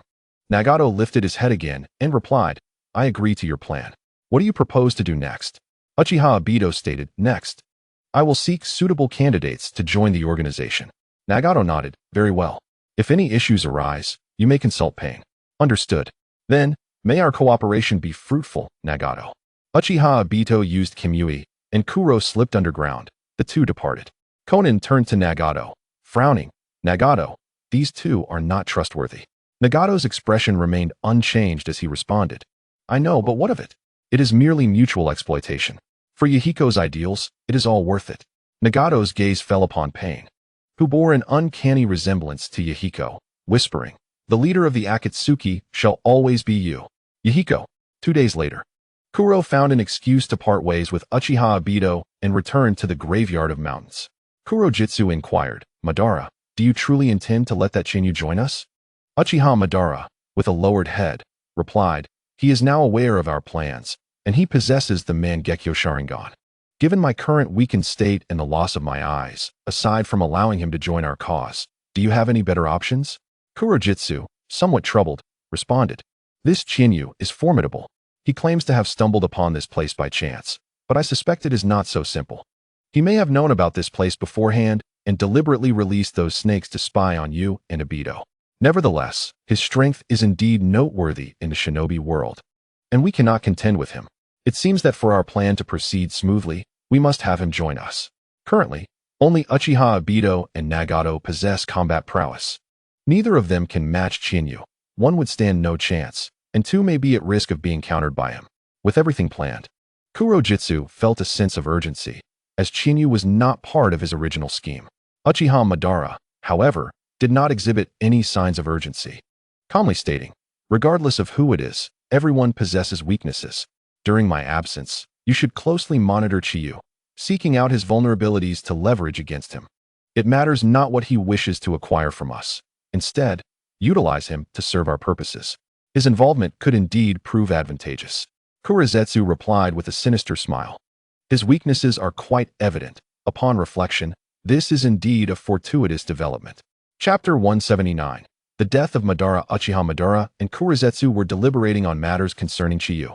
Madara, with a serious demeanor, remarked, Chiyu is ultimately an unpredictable variable, thus we must take precautions and be prepared. Kurozetsu, keep a close watch on Chiyu.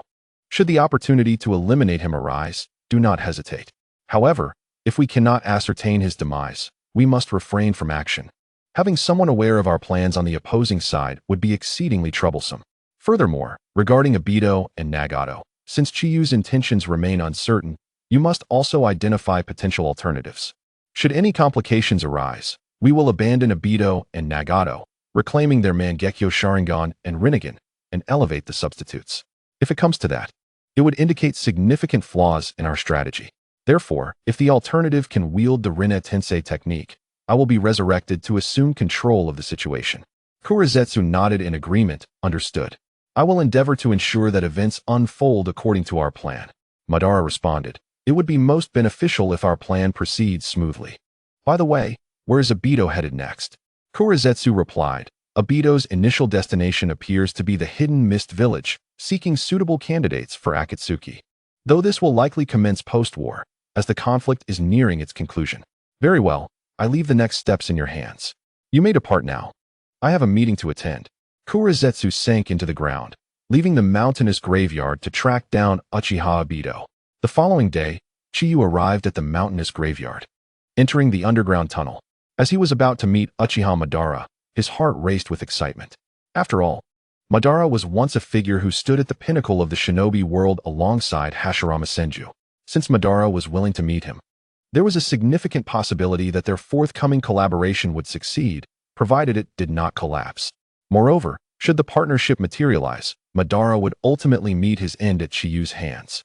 Chiyu was eager to witness the rewards for slaying a former titan of the shinobi world. After traversing a lengthy tunnel, Chiyu finally encountered Uchiha Madara.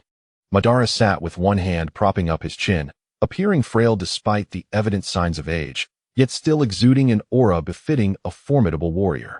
Madara opened his eyes and gazed at Chiyu. You have finally arrived.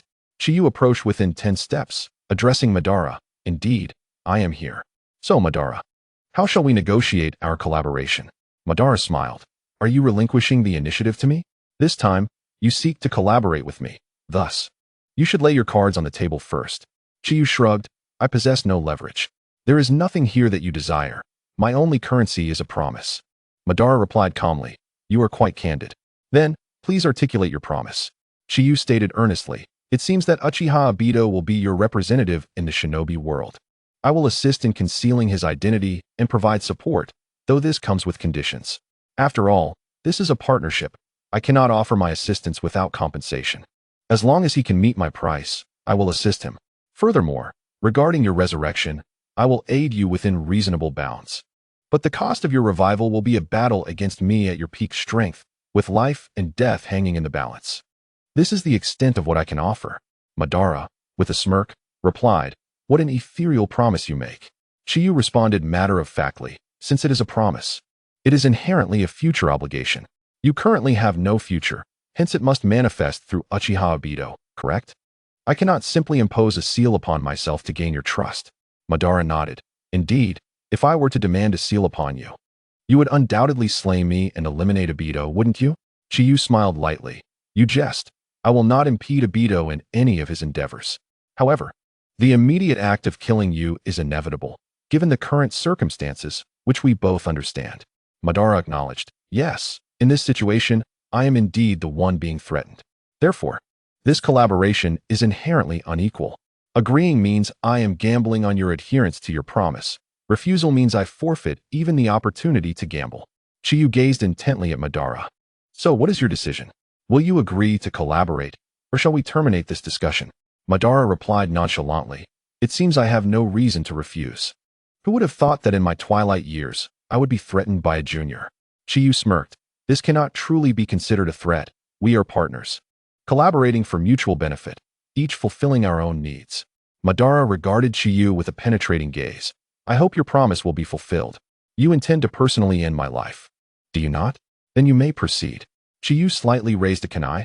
Very well, consider this your deposit. There will be others seeking you. I look forward to our next encounter. Chiyu. With those final words, Madara's head fell. Chiyu immediately activated his system, and a notification chimed in.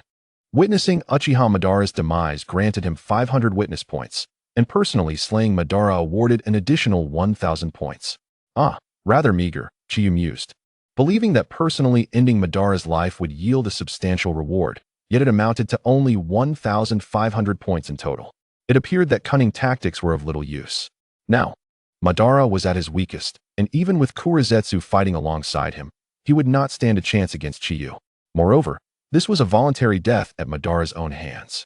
Chiyu felt a twinge of disappointment, but remained unconcerned. One could only say that his attempts at trickery had failed. He approached Madara's lifeless body, extracted the Sharingan, sealed it within a scroll, and departed from the mountainous graveyard. Upon returning to the Leaf Village in the Land of Rain, Chiyu sought out Orochimaru. Orochimaru informed Chiyu, Chiyu, your disciple appears to be in a rather peculiar state. I have given him leave. You should check on him. Surprised, Chiyu wondered how swiftly the news had spread. Had Kakashi already learned of Lin's death? He exited Orochimaru's chamber and made his way to Kakashi's room. Chapter 180. Retribution. Chiyu arrived at Kakashi's room to find him clutching his left eye, which housed his Sharingan. Teacher Chiyu, you have returned, Kakashi exclaimed, attempting to rise, only to be gently urged back into his seat by Chiyu. Chiyu now realized that the news of Lin's death had yet to reach Kakashi. Otherwise, given his understanding of Kakashi, he would be in a state of profound despair. Chiyu seated himself opposite Kakashi and inquired. Orochimaru said you seemed off. What troubles you? Kakashi shook his head, stating, actually, there's nothing much. A few days ago, my Sharingan suddenly ached intensely, leaving a trail of blood tears, and then I fainted. Before that, I glimpsed some troubling fragments. He paused, his brow furrowing, some truly dreadful scenes. Chihane, in silence, lifted a water jug and poured himself a glass. Taking a sip, fully aware of Kakashi's condition, the sudden pain in Kakashi's Sharingan, along with the blood tears, and his subsequent fainting, were due to Obito Uchiha activating his Mangekyo Sharingan, which, in turn, caused Kakashi's own eye, belonging to Obito, to synchronously awaken its Mangekyo form. However, Kakashi's chakra was currently too depleted to sustain this sudden activation, resulting in his collapse. As for the dreadful fragments he had seen, they likely pertained to the death of Rin Noera. Chihane placed the cup back on the table and said to Kakashi, Kakashi, there is something I must tell you regarding your companion, Rin Noera. Kakashi's body trembled suddenly. Disbelief etched across his face as he looked at Chihane. Sensing Kakashi's expression, Chihane understood that he had already surmised some of the truth. Kakashi, Rin Noera is dead. Upon hearing Chihane's revelation, Kakashi's complexion turned ashen, his body swaying uncontrollably, lips trembling, and his breathing hastening. Kakashi remained silent for a long time before hoarsely asking, Teacher, how did Rin die? Chihane replied, Rin was captured by the Mist Ninjas, who sealed the three tails within her body and controlled her to return to Konoha, intending to unleash the beast to devastate the village. Ultimately, she was killed by her own teammates. Kakashi's right eye was bloodshot, his hands clenched into fists, What about Minato? Isn't he the yellow flash? How could Rin be captured by the Mist Ninjas? Chihane explained. He was on another mission and was not present at the scene. Kakashi suddenly seemed to deflate, slumping back against his chair, utterly dejected. Teacher Chihane, I suddenly feel so tired. One by one, my loved ones and friends have perished. Why is this happening? Where did it all go wrong? Chihane fixed his gaze on Kakashi and solemnly declared, Kakashi, it's time to move. Kakashi stared blankly at Chihane, unsure of the destination. Chihane's voice turned cold. Rather than allowing you to wallow in self-doubt here, it is better to take you to the hidden Mist Village for retribution. To vent your anger. The Mist Ninjas have slain your companion. Therefore, you should take vengeance, killing 10 or even 100 to relieve your fury. Let us go? We depart immediately. I will take you to the hidden Mist Village. Without further ado, Chihane led Kakashi to Orochimaru, explaining his intent for a retaliatory strike on the Mist Village. Orochimaru observed the despondent Kakashi and did not refuse. I will grant you 15 days. With a 15-day time frame, the journey to the Mist Village would take 6 days, meaning that Chihane and Kakashi had only 3 days left to exact their revenge. This is sufficient. Chihane promptly set off for the hidden Mist Village with Kakashi. 6 days later, Chihane and Kakashi stood on the soil of the Land of Water, with the hidden Mist Village located 5,000 meters ahead of them. Upon entering the Land of Water, Kakashi's despondency vanished, replaced by a profound hatred.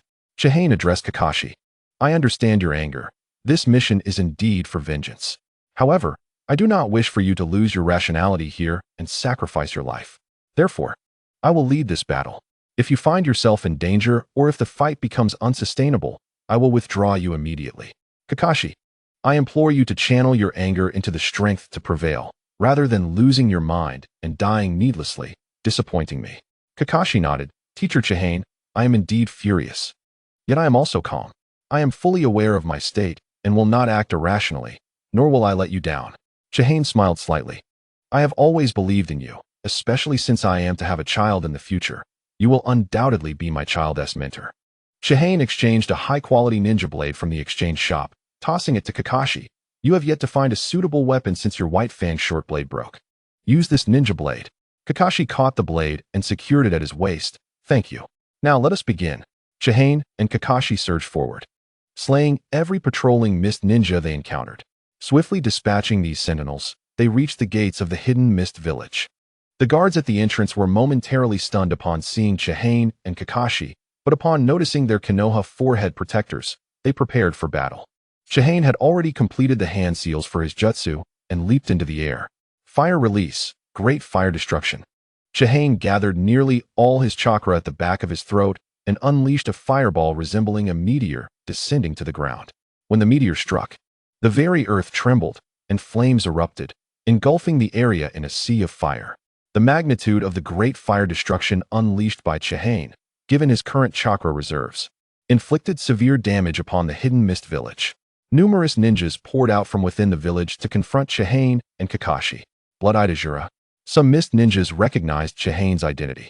Their excitement surged. Whoever killed Chihane would gain great renown in the ninja world.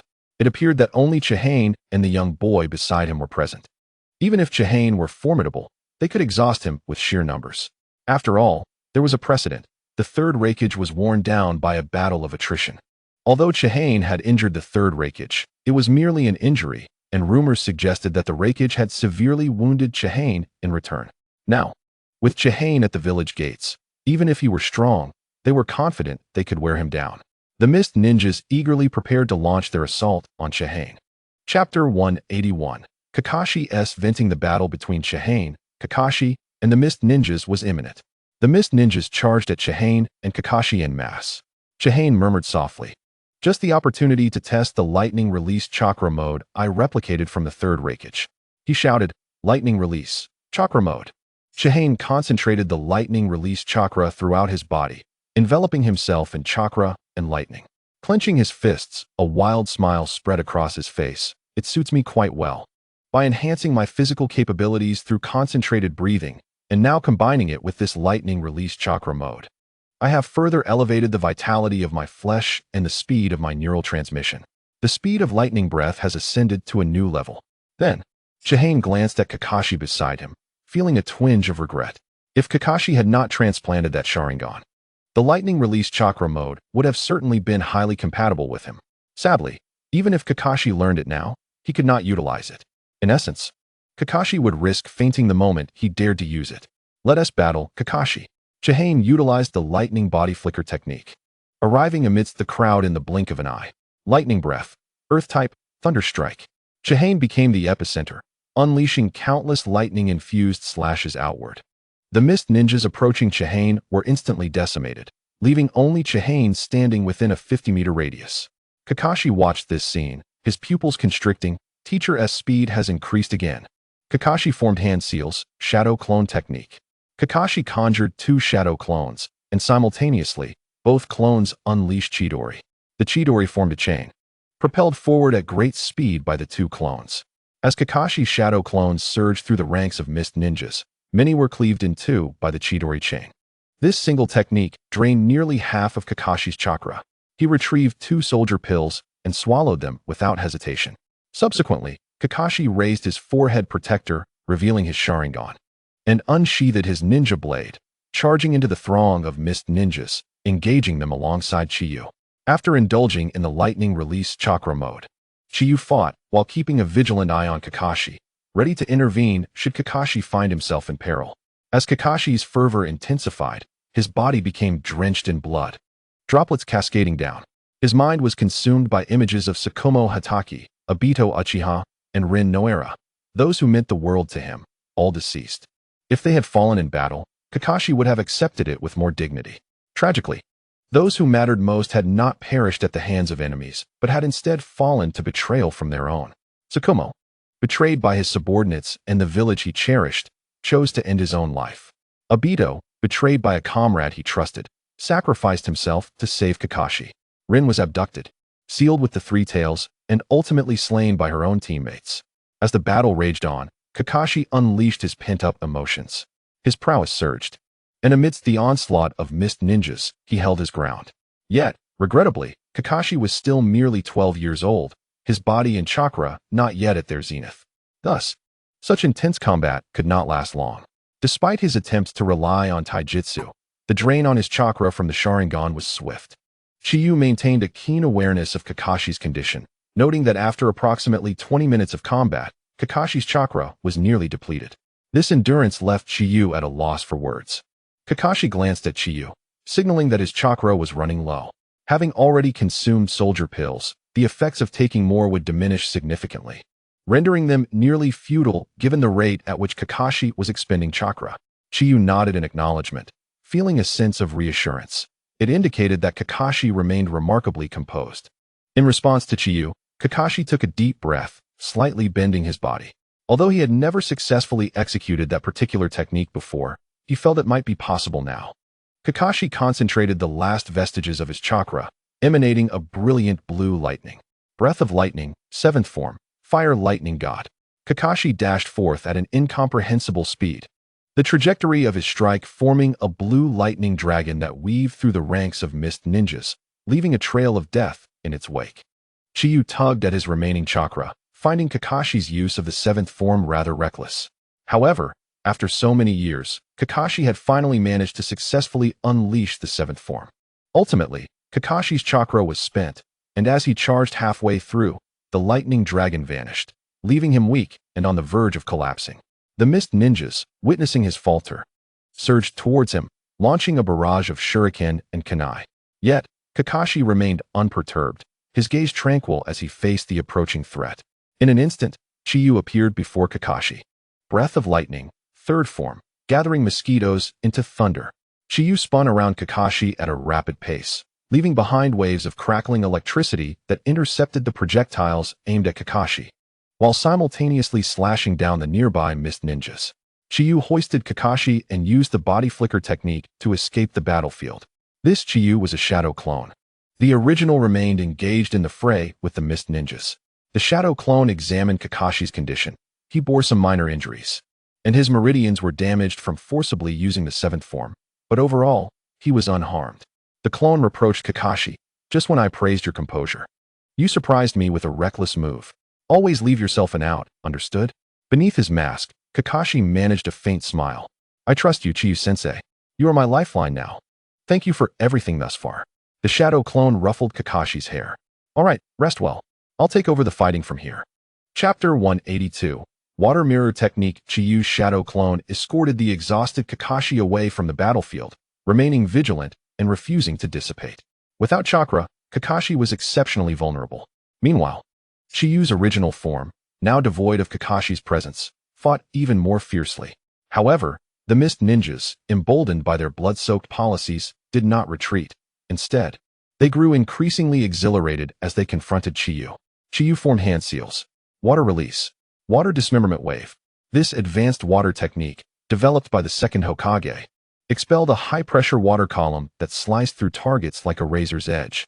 Among the high-level water jutsu Chiyu had exchanged for at the shop was this technique of the second Hokage.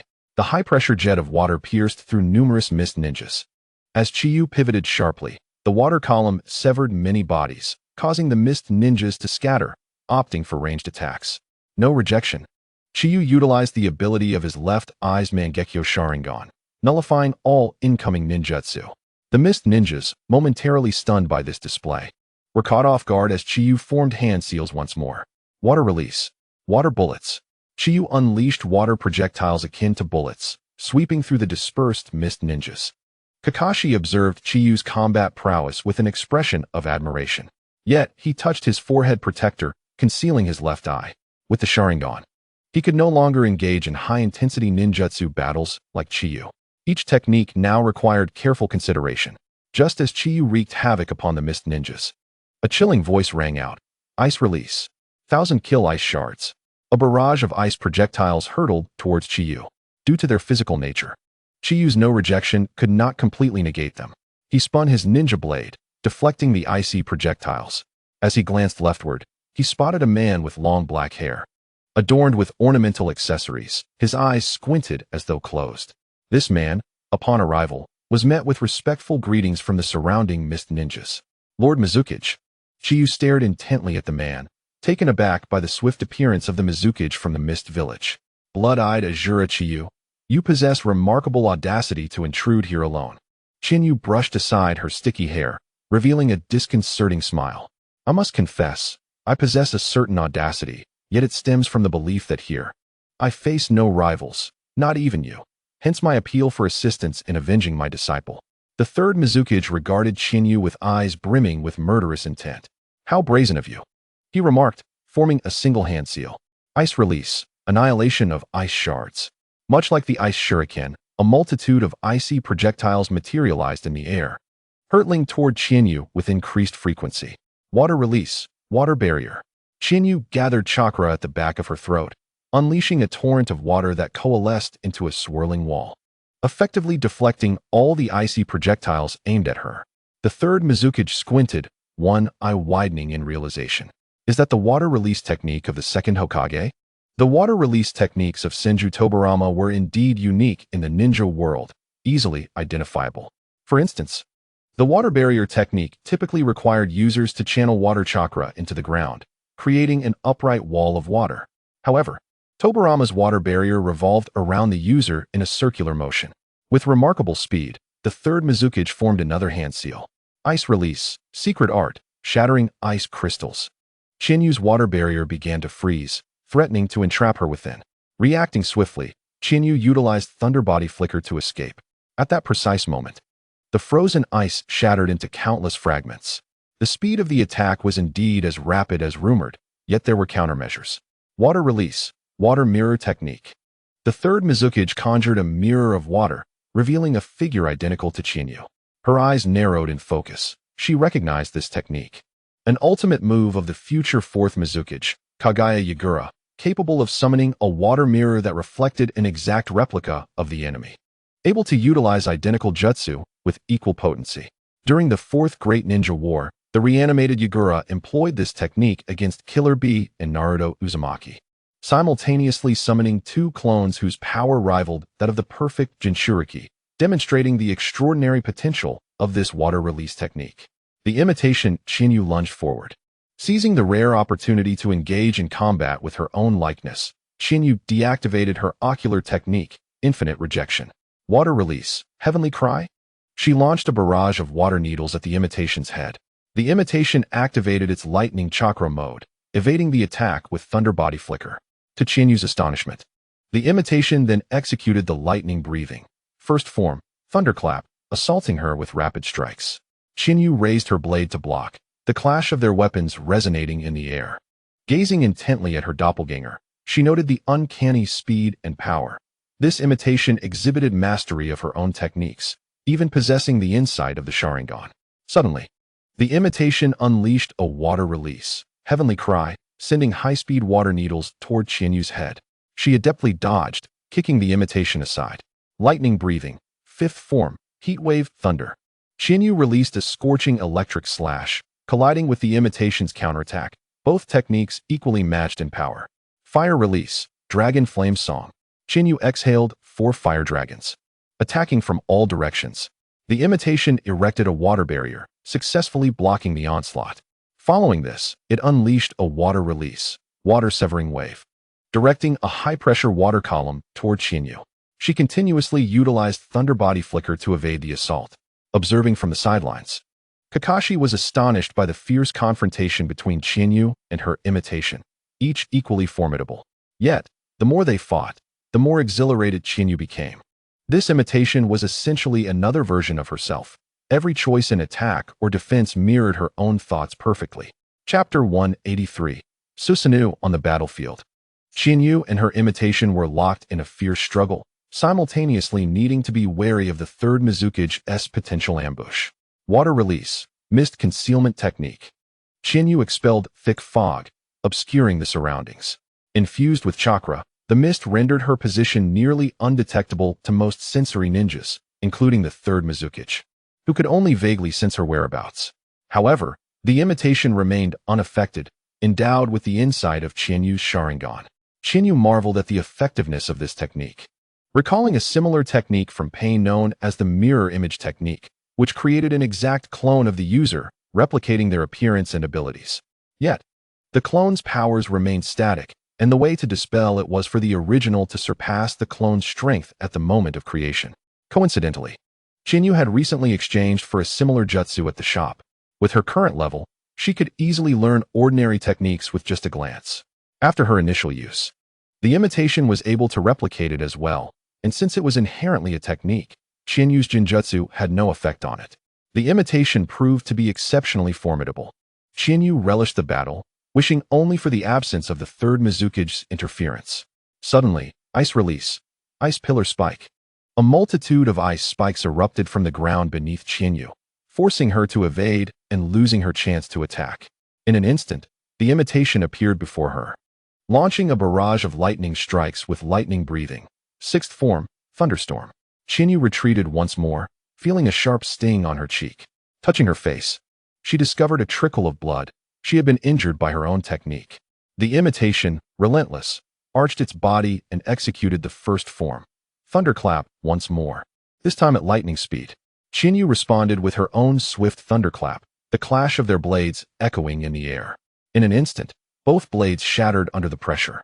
Yet, the imitation's weapon reformed, swinging toward Chinyu. With a wry smile, she decided to end the game. Fixating her left eye, the Mangekyo Sharingan whirled as she activated her ocular technique, infinite rejection. The imitation instantly dissolved into a puddle of water, pooling on the ground. While the imitation was impressive, it bore a significant flaw. It could not replicate bloodline limit techniques. Moreover, being a technique itself, it was still subject to Chinyu's ocular prowess. She dispelled the mist concealment technique. Seeing Chinyu effortlessly eliminate her imitation, the third Mizukage's expression grew grave. Did you dispatch it so swiftly? However, this is not the limit of the water mirror technique. Perhaps you can be fortunate enough to defeat one, but what of two? Water release, water mirror technique. The third Mizukage conjured another water mirror, this time summoning 2 replicas of Chinyu. Kakashi gasped in shock at the emergence of the 2 imitations.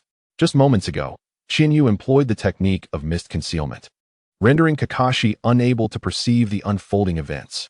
However, if a mere imitation could contend so fiercely with Chinyu, would 2 imitations not pose a grave threat?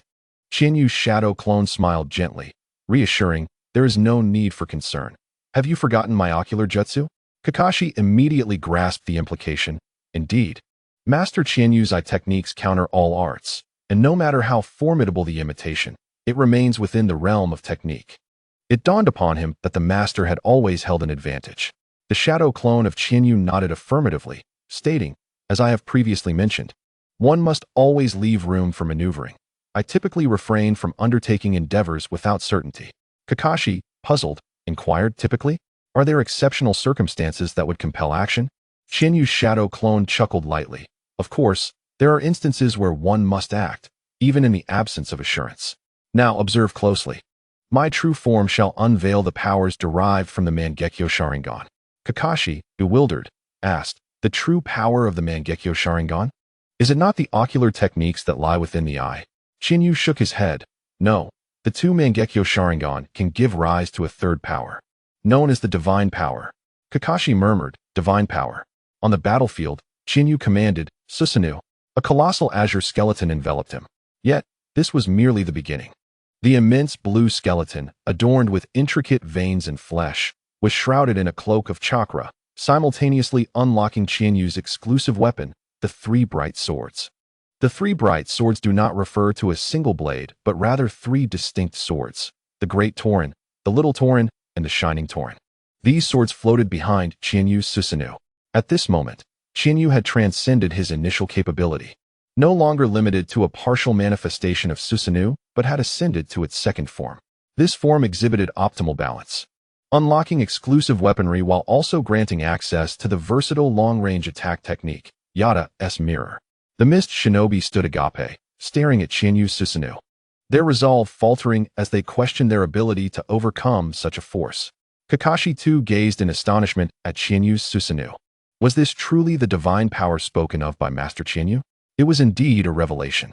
The third Mizuki's expression darkened as he regarded Chinyu's Susanoo, a seasoned veteran. He had witnessed the legendary Susanoo of Uchiha Madara, a force capable of cataclysmic destruction. Even now, the divine silhouette of Madara lingered vividly in his memory, evoking a sense of helplessness in the face of such might. While Chinyu's Susanoo lacked the overwhelming aura of Madara's, it nonetheless instilled a palpable fear. In Chapter 184, the death of the third Mizuki, Chinyu formally summoned Susanoo for the first time on the battlefield. The mere sight of Chinyu's Susanoo instilled a sense of retreat among many mist shinobi. Manipulating Susanoo, Chinyu conjured a series of magatama, launching them in all directions. Each magatama that struck the ground created deep craters, claiming countless mist shinobi lives. The ninjutsu, shurikens, and kunai hurled at Chinyu's Susanoo proved utterly ineffective. The third Mizuki swiftly formed hand seals, invoking the ice release secret technique, extreme ice sealing. The air around Chinyu plummeted in temperature, and in the next instant, Chinyu's Susanoo was encased in ice. Upon witnessing the successful freezing of Chinyu's Susanoo, the third Mizuki did not relent but intensified his output, solidifying the ice further to prevent Chinyu's escape. However, reality often diverges from aspirations. From within the sturdy ice, a hand of Susanoo burst forth, seizing one of the three bright swords, and slashed at the ice encasing its body. The third Mizuki roared in fury, attempting to freeze the hand breaking free from the ice. Although a layer of ice crystals formed around Susanoo's arm, it was ultimately too late. The Great Torrent struck, causing the ice to crack and disintegrate into powder. Free from the ice, Chinyu directed Susanoo to deliver a decisive blow toward the third Mizuki. The latter leaped into the air, narrowly evading Susanoo's strike. The third Mizuki shouted to the surrounding mist shinobi, "Hold him! Do not let him enter the village." All the mist shinobi unleashed their ninjutsu in an attempt to subdue Chinyu. Yet, their assaults failed to shake Chinyu's Susanoo. The third Mizuki aimed to buy time, reasoning that sustaining such a powerful technique must deplete an immense amount of chakra. Thus, he sought to prolong the conflict until Chinyu's chakra could no longer sustain Susanoo. Chinyu, perceiving the third Mizuki's intent, smirked disdainfully. He activated the ocular technique of his right eye, the Mangekyo Sharingan, initiating the technique known as invisibility of the mountain, and began recording the incoming ninjutsu. While fending off the surrounding mist shinobi, he advanced toward the hidden mist village. The third Mizuki continuously unleashed ice release techniques in a futile effort to impede Chinyu's progress. However, the results were minimal. Nonetheless, the third Mizuki's assumption was not unfounded. Maintaining Susanoo required a vast amount of chakra, and in a brief span of time, Chiyu had expended a significant portion of his reserves. At a distance of 500 meters from the hidden mist village, Chinyu's Susanoo regressed to a skeletal frame. Witnessing this transformation, the third Mizukage and the mist shinobi felt a surge of hope, as if victory were within reach. Meanwhile, Kakashi, observing from the battlefield's periphery, remarked coldly, "Master Chiyu, has it been accomplished?" Chinyu's shadow clone smiled. "Indeed, it has been achieved." Once Susanoo had reverted to its skeletal form, it became vulnerable to overwhelming assaults. Under the relentless attacks from the mist shinobi and the third Mizukage, Chinyu's Susanoo was finally breached, dissipating into the ether. Assuming Chiyu had reached his limit, both the mist shinobi and the third Mizukage surged toward him. However, the third Mizukage was seized by a chilling revelation as he beheld Chinyu's eerie smile. This expression sent shivers down his spine, igniting a potent sense of foreboding. Choosing to heed his instincts, the third Mizukage bellowed, "Retreat! Fall back!" The mist shinobi, bewildered by the command, could not comprehend why they should withdraw when Chiyu appeared to be at his wit's end. Yet, the next moment clarified everything. Ocular technique, return of invisibility of the mountain. An explosively violent force erupted from Chiyu, engulfing everything in its vicinity. All objects and beings in the blast radius were obliterated.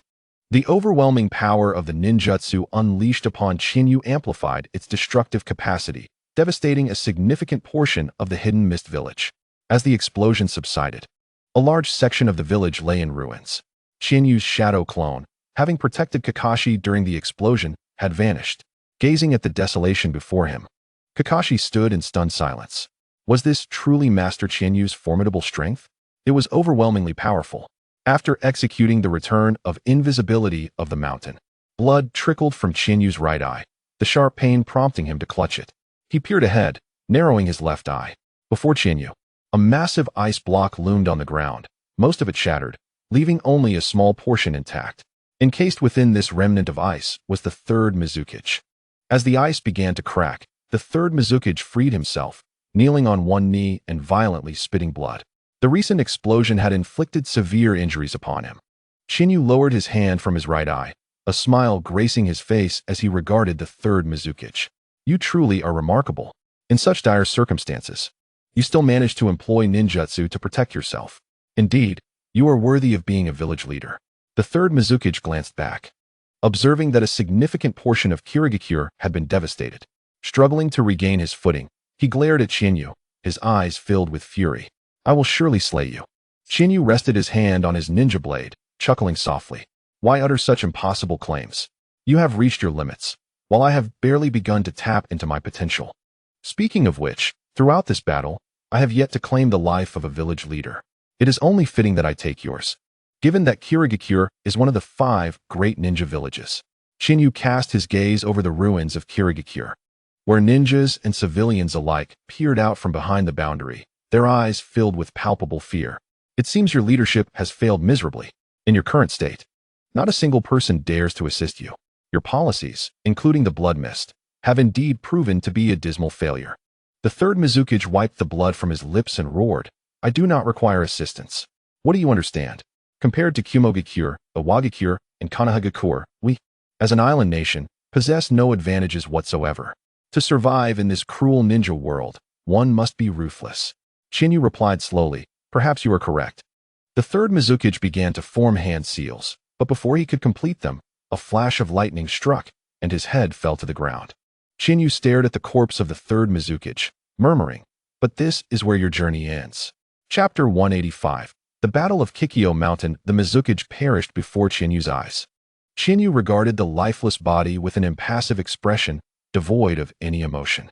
The adversaries he would encounter in the future would undoubtedly surpass the third Mizukage. Thus there was little cause for celebration. If he could not defeat the third Mizukage, then it would be time for reflection. Among the onlookers, Chiyu noticed a young boy with green hair and purple eyes. He recognized him as the future fourth Mizukage, Kagaya Yagura. In a few years, once Yagura ascended to power, he would fall under the control of Uchiha Obito, implementing even more severe blood mist policies than his predecessor.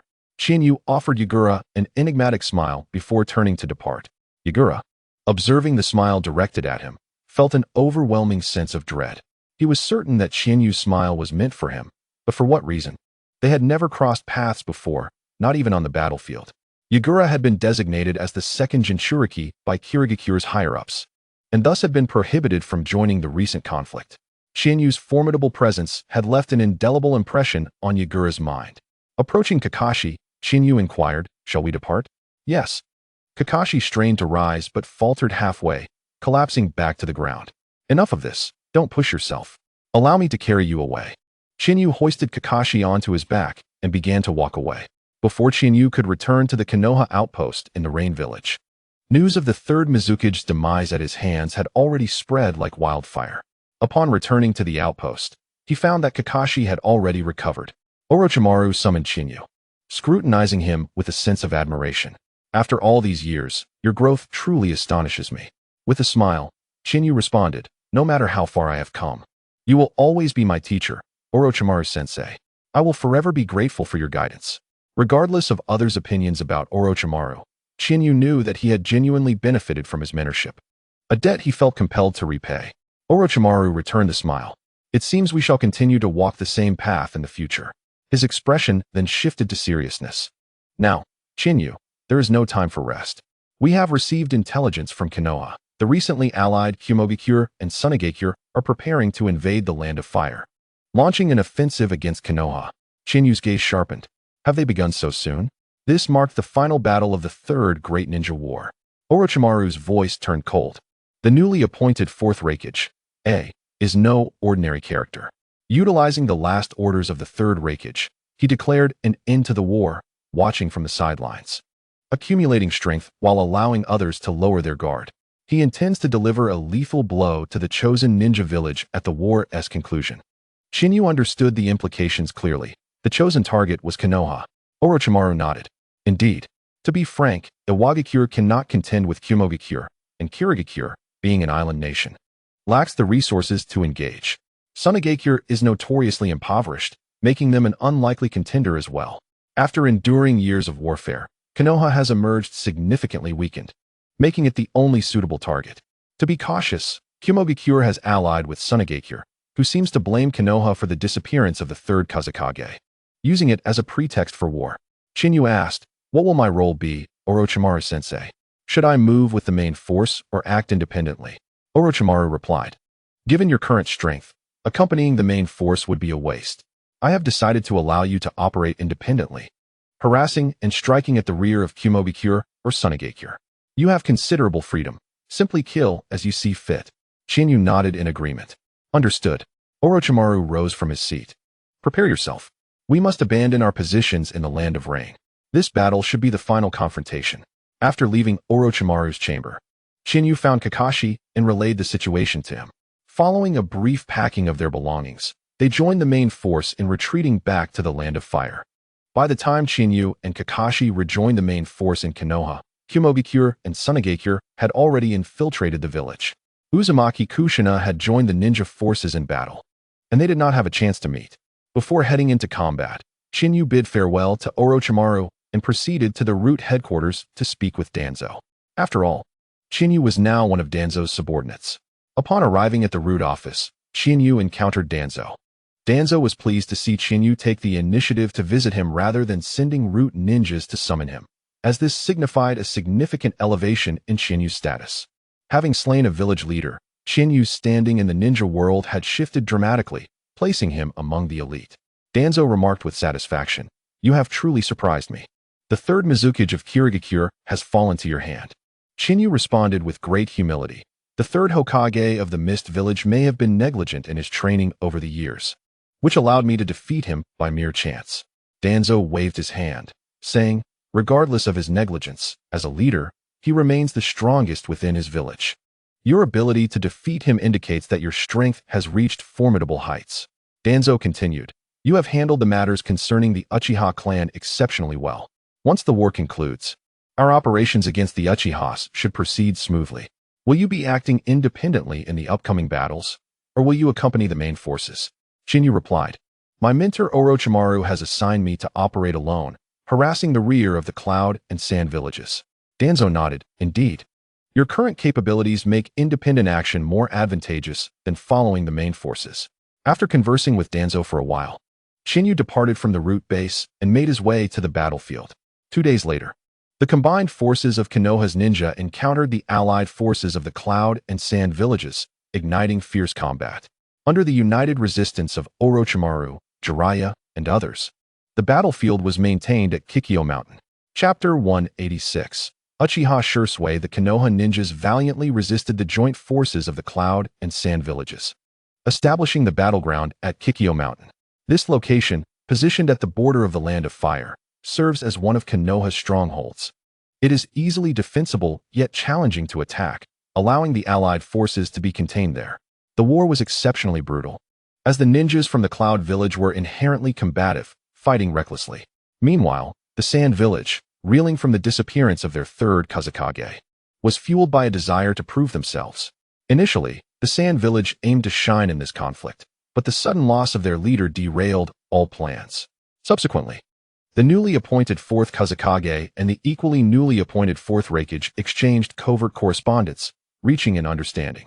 The fourth Raikage sought to recover some of the losses incurred by the Cloud village, while the fourth Kazekage, having ascended to power due to the third Kazekage's disappearance, needed to establish his footing amidst growing skepticism toward his leadership. The Sand village had begun to question the fourth Kazekage's legitimacy since he took on the role to find the third Kazekage, yet time passed with no news of him. Not even a whisper. To quell the rising doubts and to secure his position, he directed his animosity towards Konoha, viewing them as the foes responsible for the death of their beloved leader. The Sand ninjas, driven by their fervor, engaged the Konoha ninjas without fear. With their backs against the wall, the Konoha ninjas had no choice but to fight to the death against the Cloud and Sand villages.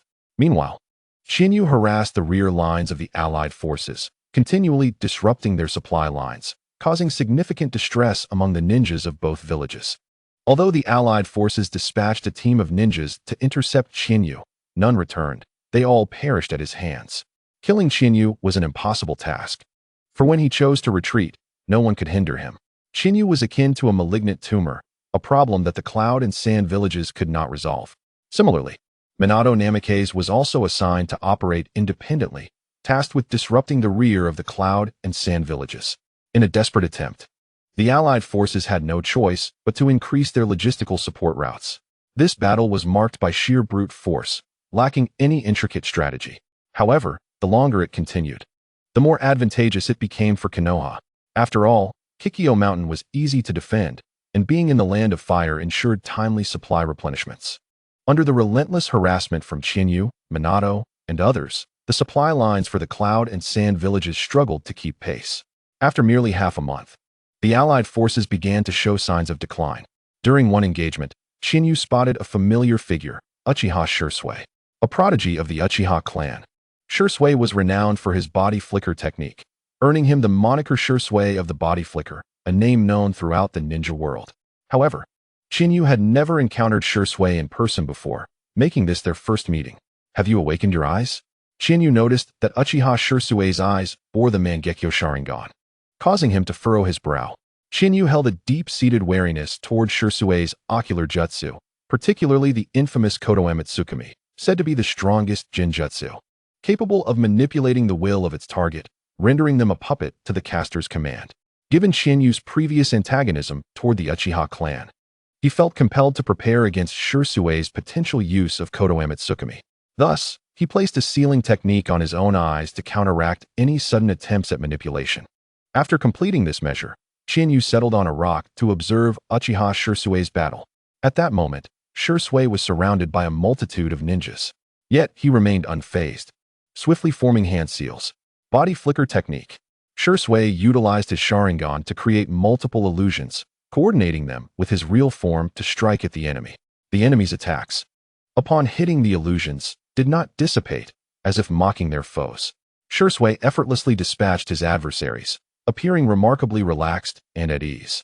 Once Shursui sheathed his kunai, he turned his gaze toward Chinyu's direction. In an instant, he stood before Chiyu. "Lord Chiyu," he addressed respectfully. Chiyu smiled. "Your speed is indeed remarkable. No wonder you are called Shursui of the Body Flicker." Curiously, Shursui inquired, "Are you also here on a mission, Lord Chiyu?" Chiyu raised an eyebrow. "It is strictly prohibited to inquire about another's mission." Shursui bowed his head slightly, apologizing. I apologize, Lord Chiyu. I overstepped my bounds. Rising from the stone, Chiyu remarked. Now that you've dealt with the enemies here, I shall take my leave. Wait. Shui hurriedly called out to stop Chiyu. Turning to face him, Chiyu asked, what is it? Do you have something to say? Shui opened his mouth, seemingly filled with questions, yet ultimately posed a single inquiry. Lord Chiyu, why do you target the Uchiha clan so relentlessly? While the Uchiha clan may have wronged you in the past, we are still comrades from the same village. Are we not? Chiyu regarded Shui with a bemused smile. Do you believe the Uchiha clan should remain unscathed? Shui replied. I merely think that as comrades from the same village, it seems. Chiyu interjected. I am cruel, unyielding, and malicious. Is that right? Shui hastily shook his hands. No, that is not what I meant. Chiyu scoffed. Well, I am aware that is how you all perceive it. I share the same sentiment. If you believe I am a good person, then that would indeed be problematic. Shui, let me pose a question. Should the Uchiha clan not be targeted? Shui stood in stunned silence, contemplating Chiyu's words. Should they not be targeted? The Uchiha clan's actions over the years were not lost on him. Should they not be targeted? Perhaps a response was warranted, though perhaps not in such an extreme manner. Chiyu addressed Shui. Indeed, I harbor resentment toward the Uchiha clan. However, if I were the only one to act against them, could I truly achieve such a response? Shui, you should be more aware than I of the Uchiha clan's character. Perhaps in time, you will come to understand the rationale behind my actions. After Chiyu finished speaking, he swiftly vanished from the spot using the body flicker technique. Chapter 187. The war concludes once Chiyu departed. Uchiha Shui wore a grave expression, repeatedly pondering Chiyu's words. Could it be that I alone can so specifically target the Uchiha clan? Uchiha Shui was no fool, from Chiyu's statement. He surmised that Chiyu was likely acting under some form of authorization. The only ones capable of granting such authority were the higher-ups in Konoha. A bitter smile suddenly crossed Uchiha Shui's lips.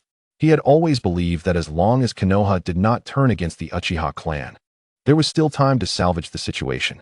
Little did he know that Konoha had already begun to target the Uchiha, and Chiyu was the very instrument Konoha employed against them. He murmured to himself, it's not too late, it has to be.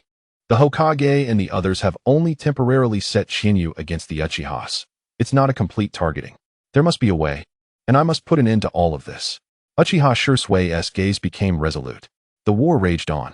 An important report from the front line reached them. The Uchiha clan's leader, Uchiha Masaki, had perished in battle. His son, Uchiha Fugaku, was then appointed as the new clan leader. Upon hearing this news, Chiyu looked at the flickering campfire and smiled. The Uchiha clan's situation in Konoha was about to undergo a significant transformation. As time passed, the scales of the GK mountain battle began to tilt increasingly in favor of Konoha, fighting on the homeland of the Land of Fire.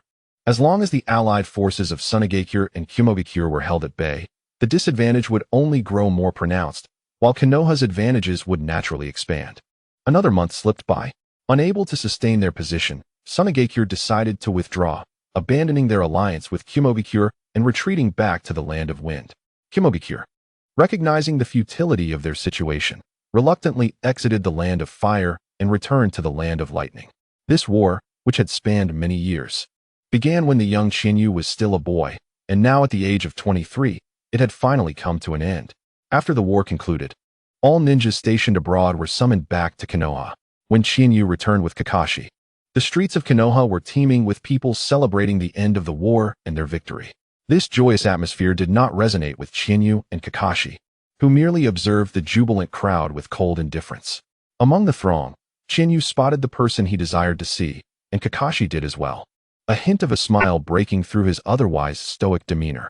Kushina, welcome back, she beamed at them. Chiyu, Kakashi, and Uzumaki Kushina returned home. Kushina excitedly recounted her observations during the conflict. Though she had participated in several small skirmishes, this was her first experience in such a grand-scale battle, leaving her exhilarated. The following day, Sarutobi Hiruzen summoned everyone in Konoha to gather below the Hokage Tower. The streets beneath the tower were packed with people. On the rooftop, Sarutobi Hiruzen, Danzo, Tsunade, Mito Gate, Orochimaru, and Jiraiya stood overlooking the assembly. With a beaming smile, Sarutobi Hiruzen declared, "The nearly decade-long war has come to an end. and we of Konoha have achieved final victory. This triumph is the result of our collective efforts, and on behalf of Konoha, I extend my gratitude to each and every one of you for your contributions." He continued, "Konoha will hold a grand celebration to honor our hard work and to commemorate our ultimate victory. Where the leaves of Konoha flutter, the fire shall forever burn bright, illuminating our village and nurturing the new growth of leaves. I hereby announce the commencement of Konoha's celebration." A thunderous cheer erupted from the crowd, akin to a roaring tide. Yet, amidst the jubilation, a group stood apart. Foremost among them were Chiyu and Kakashi, their faces devoid of expression. Another group comprised the Uchiha clan members, who, despite being deemed the greatest contributors to the war, felt their contributions were overshadowed. Due to the arrogance displayed by the Uchiha on the battlefield and the heavy losses suffered at the hands of Chiyu, many Uchiha ninjas perished, leading to a general sentiment that their contributions were minimal. This left the entire Uchiha clan deeply dissatisfied, harboring resentment toward Chiyu. Kakashi remarked sarcastically, "It seems many people harbor a great deal of hatred towards you, sensei." Chiyu sensed the disdainful glares from the Uchihas and nonchalantly replied, "They are merely the impotent fury of the incapable." Kushina, immersed in the celebratory atmosphere, queried, "Who are you talking about?" With a smile, Chiyu responded, "Just some inconsequential individuals." As the festivities continued, Chiyu overheard discussions nearby. "Orochimaru is truly incredible. Indeed, one could argue that his contributions to this war were unparalleled. Given the Hokage's advanced age, he should be stepping down soon. I believe Orochimaru is the most suitable candidate for the next Hokage. Absolutely, there is no one more fitting than Orochimaru." Kakashi, upon hearing this, sighed. Orochimaru's reputation is truly lofty. He is highly respected in Konoha. It seems the fourth Hokage has already decided on Orochimaru. Chiyu glanced at Orochimaru on the rooftop and stated, "That one T happened. Orochimaru-sensei will not become Hokage." Kakashi, astonished, asked, "How can you be so certain? Do you perhaps favor Jiraiya-sensei more?" Chiyu shifted his gaze to Sarutobi Hiruzen and replied, "Because of factions." Kakashi furrowed his brow. "Factions? But isn't Orochimaru part of the Hokage faction?" Chiyu shook his head. "Orochimaru once served in the Roots, and his current position is documented in the archives of the Roots. Strictly speaking, he is not aligned with the Hokage faction." He chose not to elaborate further. Acutely aware of Orochimaru's peculiarities, which Sarutobi Hiruzen had likely begun to perceive, the celebratory event felt rather dull to Chiyu and Kakashi, prompting them to leave with Uzumaki Kushina shortly after it commenced. Holding a recipe, Kushina hummed happily while contemplating what to prepare for dinner. Her spirits were exceptionally high now that the war had ended, allowing Chiyu to be less preoccupied and more present by her side. Each time Chiyu ventured to the battlefield, Kushina had been consumed with worry. Now, she was relieved to no longer have to live in constant fear for his safety. Chapter 188, Alliance. A month swiftly passed. Chiyu and Uzumaki Kushina remained inseparable, hardly parting from one another. Kakashi, after a couple of days at Chinyu's home, could no longer endure it. After all, consuming dog food daily was quite enough. During this month, the Konoha higher-ups were busier than ever. Despite their previous violent encounters, cooperation and alliances had to be established post-war. Sarutobi Hiruzen had already proposed a treaty of alliance with Tsunagakure. As the defeated party in this war, Sarutobi Hiruzen requested that the fourth Kazekage, Raza, compensate Konoha with a portion of equivalent sand gold and then formalize the alliance, effectively settling reparations with the Land of Wind. This compensation was nearly negligible. Raza had no grounds to refuse and promptly signed the alliance treaty with Konoha. On the border between the Land of Fire and the Land of Wind, Inazuka Kiba, Nara Shikaku, Yamenka Inoichi, and Akimichi Choza appeared at the edge of a cliff. On the opposite side of the cliff stood over 30 rock shinobi, their expressions revealing ill intentions as they gazed at Nara Shikahisa and his companions. Nara Shikahisa produced a scroll, declaring, "This is a letter from Lord Hokage." He then tossed the scroll towards the rock shinobi. One of them caught it, and Nara instructed, "Deliver this to Lord Tsuchikage and request a prompt reply." The shinobi who caught the scroll scoffed, "There's no need to take it to him. I can answer you right now." He raised his hand, prompting the other rock shinobi to brandish their weapons and assume combat stances. Just as tensions escalated, a voice echoed from the nearby cliff, "Hold on, don't act rashly." Both the rock shinobi and Nara turned their attention to another cliff, where a multitude of sand shinobi appeared. The fourth Kazekage stepped forward, causing the rock shinobi to panic. What? It's the fourth Kazekage. Why is he here from Sunagakure?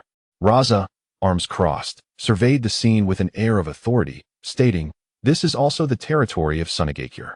We cannot allow you to engage in open conflict here." The atmosphere grew charged, necessitating its dispersal. Raza stepped forward, asserting, "Sunagakure will not stand idly by. I trust you will consider this before resorting to violence." The rock shinobi regarded Raza with grave expressions before ultimately retreating. Within the conference room of the Tsuchikige's building in the Land of Earth, Inoki occupied the main seat, a letter from Sarutobi Hiruzen resting on the table. "How do you intend to handle this request for a peace treaty?" he inquired. "Surely you plan to reject it?" One high-ranking official retorted. "Even with the alliance between Konoha and Sunagakure, our unity cannot be surpassed." A heated discussion ensued among several officials regarding the alliance proposal. Inoki silenced them, stating, "While I take pride in the unity of the Rock Village, we once committed ourselves with over 1,000 shinobi to an invasion. I have heard that this plan faltered due to the blood-eyed Azura and the Yellow Flash." He continued, "Moreover, have you forgotten? The blood-eyed Azura single-handedly struck down the Mist Village and killed the third Mizukage." At Inoki's words, the officials fell silent. Eventually, he acquiesced to Konoha's request for alliance. In a dumpling shop in Konoha, Gantetsu, Kamizuki Izumo, Guy, Yugao, and Asuma Sarutobi were enjoying dumplings. Gantetsu remarked, "I heard we are to establish a peace treaty with the Rock Village." Kamizuki Izumo, biting into a skewer, replied, "How much power can a mere piece of paper hold?" Guy enthusiastically echoed, "Well said." Gantetsu, dissatisfied, countered, "Consider the hardships of the third Hokage." Asuma chuckled, "In any case, the long war has finally come to an end." Holding up a dumpling, Yugao proposed, "Let us toast with dumplings." Guy noticed Kakashi approaching from a distance and called out, "Hey, Kakashi, care to join us for dumplings?" Kakashi merely raised an eyebrow at Guy before continuing on his way, ignoring him. Guy observed Kakashi's retreating figure, muttering, "That guy is incredibly cold." Kamizuki Izumo glanced at Kakashi. "Isn't that his usual demeanor? He's always been rather aloof." Gantetsu sighed. "His coldness is understandable. He has no mood for frivolity." Yugao's expression turned somber. "It must be due to Obito and Rin. I hear they were the only two he could truly call friends." Asuma nodded, "Indeed. It has likely left a significant psychological scar." As Kakashi walked alone through the streets, his mind was haunted by the image of Obito pinned beneath a boulder and the sudden appearance of Rin's death. Observing the smiling faces around him, Kakashi felt a deep-seated loathing. For these people, his father, his friends, had died in vain. In the Hokage's conference room, Sarutobi Hiruzen, Danzo, Nara Shikaku, and Mito came and convened. A scroll containing Inoki's response lay before Hiruzen. Mito addressed him, "You've worked hard." Nara added, "At least we can breathe a sigh of relief." Danzo, however, expressed dissatisfaction. "Are you truly satisfied with such a treaty? Acknowledging the actions of the Rock Village and relinquishing our right to compensation is tantamount to admitting defeat." Mito inquired, "What is your opinion, Hiruzen?" Sarutobi explained, "Continuing the war would be fatal for an already exhausted Konoha. This concession was made for the sake of unity." Danzo slammed his fist on the table. "Many comrades sacrificed their lives in this war. This decision renders their deaths meaningless." Sarutobi sighed. "The responsibility lies with me as Hokage." Danzo pressed, "How do you intend to take responsibility?" Sarutobi resolved, "I will resign as the third Hokage and pass the mantle to the fourth." Upon hearing this, a flicker of pleasure crossed Danzo's face. In his eyes, only Orochimaru was worthy of the title of Hokage. Should Orochimaru ascend, he would greatly enhance Danzo's power as a supporting figure. Danzo approached Orochimaru at his base, stating directly, "Orochimaru, Hiruzen intends to step down. I want you to become the fourth Hokage." Orochimaru paused, holding a beaker, then regained his composure. "I have little interest in the position of Hokage." Danzo's brow furrowed slightly as he insisted, "Your reputation in Konoha is at its peak. Everyone believes you are the rightful fourth Hokage. Once you assume the role, you can pursue your ambitions without secrecy. Think it over." Orochimaru set down the beaker and turned to Danzo, "Becoming Hokage doesn't matter to me. If it aids my research, then so be it." Chapter 189. Analysis. Danzo visited Orochimaru's base, candidly expressing his desire for Orochimaru to become the fourth Hokage. However, Orochimaru was indifferent, stating that he only cared about his research at present. Had he not yet grasped what he truly desired, he might have considered the Hokage position more seriously. Yet now, it seemed inconsequential. Hearing Orochimaru's response, a smirk crept onto Danzo's lips, his eyes brimming with avarice. He relished Orochimaru's current state, knowing that once Orochimaru became Hokage, he would be unconcerned with governance. Thus, the responsibilities would naturally fall to him as the Hokage's aide. His power would ascend to its zenith, allowing him to replace all high-ranking officials in Konoha with his own. At that point, he would merely need to find an opportunity to prompt Orochimaru's resignation, seamlessly becoming the next Hokage. Danzo assured Orochimaru, "Let it be settled. You need not worry about anything. I will arrange everything. All you need to do is make an appearance on the day of your succession and stay in the Hokage building for a few days. Afterward, you can do as you please. I will procure all the experimental materials you require, and you may resume any previously forbidden experiments." Danzo was already certain that the next Hokage would be Orochimaru, beginning to plan for the future. Orochimaru glanced at Danzo, simply responding, "Fine." Danzo departed from Orochimaru's base. Shortly after, Chiyu arrived at the base. Orochimaru, resting, looked at Chiyu and asked, "What brings you here today?" Chiyu smiled sheepishly, having spent so much time with Uzumaki Kushina lately that she hadn't visited Orochimaru in a while. She sat across from him and inquired, "How are your experiments, Orochimaru-sensei? Are your materials sufficient?" Orochimaru responded calmly, stating that the materials were sufficient, yet he found himself at an impasse in his experiments, with no notable progress on either the reanimation technique or the secret of immortality. As he spoke, his demeanor was remarkably tranquil, almost as if he were discussing matters unrelated to himself. Chihane poured a cup of tea and took a sip, recalling that Orochimaru's reanimation technique would not succeed until several years after the birth of Naruto Uzumaki. At that time, a little spirit capable of manipulating the weather would be resurrected by Orochimaru through the reanimation technique and used as a test subject in the Hidden Leaf Village. As for the secret of immortality, it seemed that Orochimaru had successfully unraveled this forbidden technique of immortality before his invasion of the Hidden Leaf. Chihane remarked, "There is still ample time. I have faith that you, Master Orochimaru, will eventually succeed in your research. Should you require test subjects, please do not hesitate to inform me. I shall assist in resolving the matter of procuring them." Orochimaru nodded in acknowledgement. "Indeed, I shall rely on you when the time comes. Currently, I am under scrutiny from many, and should my supply of test subjects run out, I would find it exceedingly difficult to replenish them quickly, which could lead to complications." Chihane sighed. After all, Master Orochimaru's reputation in the Hidden Leaf is at its zenith. Many believe that you are the next candidate for Hokage. By the way, what are your thoughts on the succession of the Hokage? Chihane was eager to discern Orochimaru's current sentiments. Without his intervention, it was likely that Orochimaru would be quite interested in the position of Hokage. During the selection of the next Hokage, Danzo had intended to elevate Orochimaru to strengthen his own power. But the third Hokage perceived the darkness and ambition lurking within Orochimaru's eyes and was unwilling to entrust the mantle of Hokage to him. Consequently, the higher echelons of the Hidden Leaf collectively endorsed Jiraiya's disciple, Minato Namikaze. This deepened Orochimaru's animosity towards the third Hokage. However, with his intervention, Orochimaru was now wholly focused on his experiments and seemingly indifferent to the Hokage position. Yet, after years of following Orochimaru, Chihane found it difficult to fathom his true thoughts. Orochimaru continued, "Danzo sought me out before you arrived." Chihane raised an eyebrow, surprised by Danzo's eagerness to consult Orochimaru.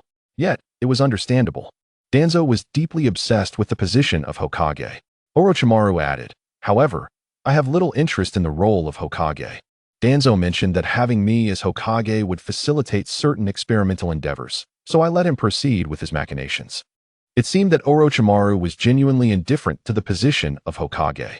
Chihane candidly remarked, "Master Orochimaru, I hope you do not take offense, but it is unlikely that the Hokage position will fall to you." Orochimaru appeared intrigued by Chihane's assessment. "Pray tell, why do you believe so?" Chihane elaborated, "It seems that your dossier is affiliated with the Root, and frankly speaking, the third Hokage likely does not fully trust you. After all, your methods are rather enigmatic. And he is aware of your clandestine collaboration with Danzo, though the specifics of your partnership remain unclear to him. At this juncture, the third Hokage intended to abdicate, despite the Hidden Leaf's recent victory, without demanding significant reparations from other shinobi villages, aiming to provide a rationale for his resignation. However, he was unlikely to relinquish power entirely. Thus, he sought a fourth Hokage who belonged to a faction aligned with him, one with minimal ties to other factions, and whose mindset was not vastly different from his own. Master Orochimaru, you are excessively enigmatic, and the third Hokage must have sensed something about your experiments. Considering that the direct forces of the Hokage's Anbu are no mere pushovers. Therefore, when the time comes, I believe Danzo's bid for the Hokage position will be thwarted by the third Hokage. Orochimaru tilted his head thoughtfully, acknowledging, you make a valid point. My values are indeed diametrically opposed to those of the third Hokage, and they view me as quite the radical. Should I become Hokage, he would not feel at ease. He requires someone who embodies a more moderate approach, both externally and internally.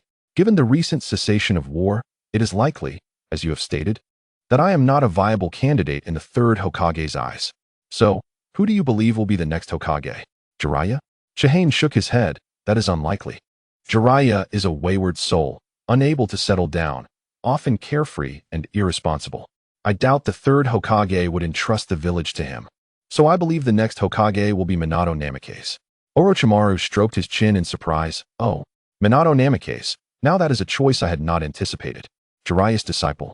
The third Hokage's grand student. What leads you to believe the third Hokage would wish to pass the Hokage mantle to Minato? Chihane proposed that the next Hokage would likely be Minato Namikaze. Orochimaru expressed surprise at this conjecture and inquired further about Chihane's reasoning. Chihane explained, firstly, Minato is Jiraiya's disciple, a direct descendant of the Hokage lineage, with no entanglements with other factions. During the Third Great Ninja War, Minato's achievements were remarkable, and he is well regarded in the Hidden Leaf. Furthermore, Minato hails from a humble background, which would facilitate reforms. The forthcoming actions of the Hidden Leaf will likely center around the Uchiha clan, and the third Hokage's abdication appears to be a strategic retreat to focus on addressing the Uchiha issue. Additionally, Minato's beloved, Kushina Uzumaki, is the host of the Nine Tails, and it is said that Minato has also learned the sealing techniques of the Uzumaki clan, successfully assisting Kushina in averting crises on multiple occasions. Should he become Hokage, Minato would remain in the Hidden Leaf, thus being readily available whenever Kushina encounters difficulties. Orochimaru found merit in Chihane's analysis. However, he raised another concern. There are still several candidates for the position of Hokage, some of whom possess greater credentials and have made significant contributions on the battlefield. Minato is still quite young. He may struggle to command respect, and he might not even pass Danzo's scrutiny. Chihane clarified, currently, the Hokage is still the third. Is it not? Moreover, appointing a Hokage requires the authorization of the Fire Country's daimyo, which means that as long as the third Hokage and the daimyo are in agreement, any opposition would be rendered futile. Orochimaru nodded thoughtfully, then sighed. What a pity. If you, Chihane, were not so opposed to the Uchiha clan, you might have been a candidate for Hokage yourself. Chihane shrugged. Even if I were not targeting the Uchiha clan, I could never become Hokage. Just the presence of my Sharingan would disqualify me, and the people of the Hidden Leaf would never accept me. Currently, they respect me out of fear due to my strength, but if I were to assume the role of Hokage, they would undoubtedly reject me, as they do not wish to live perpetually under the shadow of fear. Furthermore, even if I were to become Hokage, I would decline the position, for my stay in the Hidden Leaf is merely temporary. Once the village can no longer provide what I desire, I will leave with Kushina and Kakashi. Orochimaru shrugged indifferently. It seems that neither of us, master and disciple, have much desire to become Hokage. However, Danzo may not be so easily satisfied. If I cannot become Hokage, he may well set his sights on you. Chihane scoffed. Even if he did, it would be futile. He does not hold the authority to make such decisions. Orochimaru then inquired, by the way, how goes your tongue curse seal? You joined the route, and to gain Danzo's trust, I imagine you were subjected to that seal? Chihane extended his tongue. The seal remains, though it has dwindled to but a mere husk. Shortly after receiving the tongue curse seal, Chihane had exchanged for its removal at the Witness Points exchange store. The seal had no substantial impact, yet its lingering presence within him was quite bothersome. After a brief exchange of pleasantries, Chiyu approached Orochimaru and requested, Teacher Orochimaru, I plan to propose to Kushina soon, and I would be honored to have you as our witness at the wedding. A radiant smile adorned Chinyu's face. At 23 years of age, both he and Uzumaki Kushina had spent many years together, and in Chinyu's eyes, it was indeed time to embark on the journey of marriage. Orochimaru, rarely displaying a smile that was not laced with coldness, replied, "Very well, just inform me when the time comes. If there is anything I can assist with, do not hesitate to ask." Chinyu nodded, saying, "Kushina and I do not have many friends, so the wedding will be quite simple and should not pose much trouble. I shall take my leave now, Teacher Orochimaru." After departing from Orochimaru's base and purchasing some groceries, Chinyu returned home. A few days later, within the residence of the Fire Country's daimyo, the higher-ups of Konoha gathered alongside the daimyo's close advisors.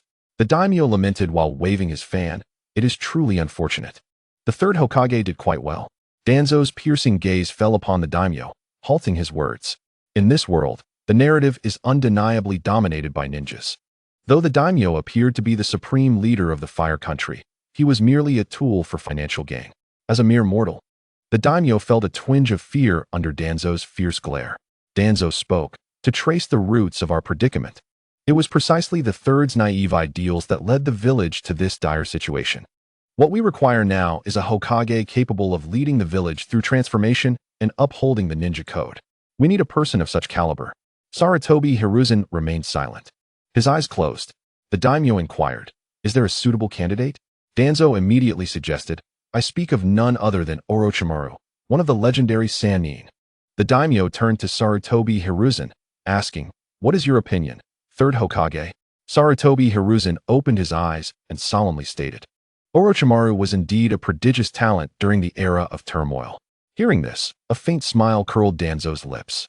However, the smile quickly faded as Sarutobi Hiruzen continued, "Yet, he harbors malicious intent and ambition. Such a person cannot be entrusted with the responsibilities of Hokage." Danzo stared at Sarutobi Hiruzen in disbelief.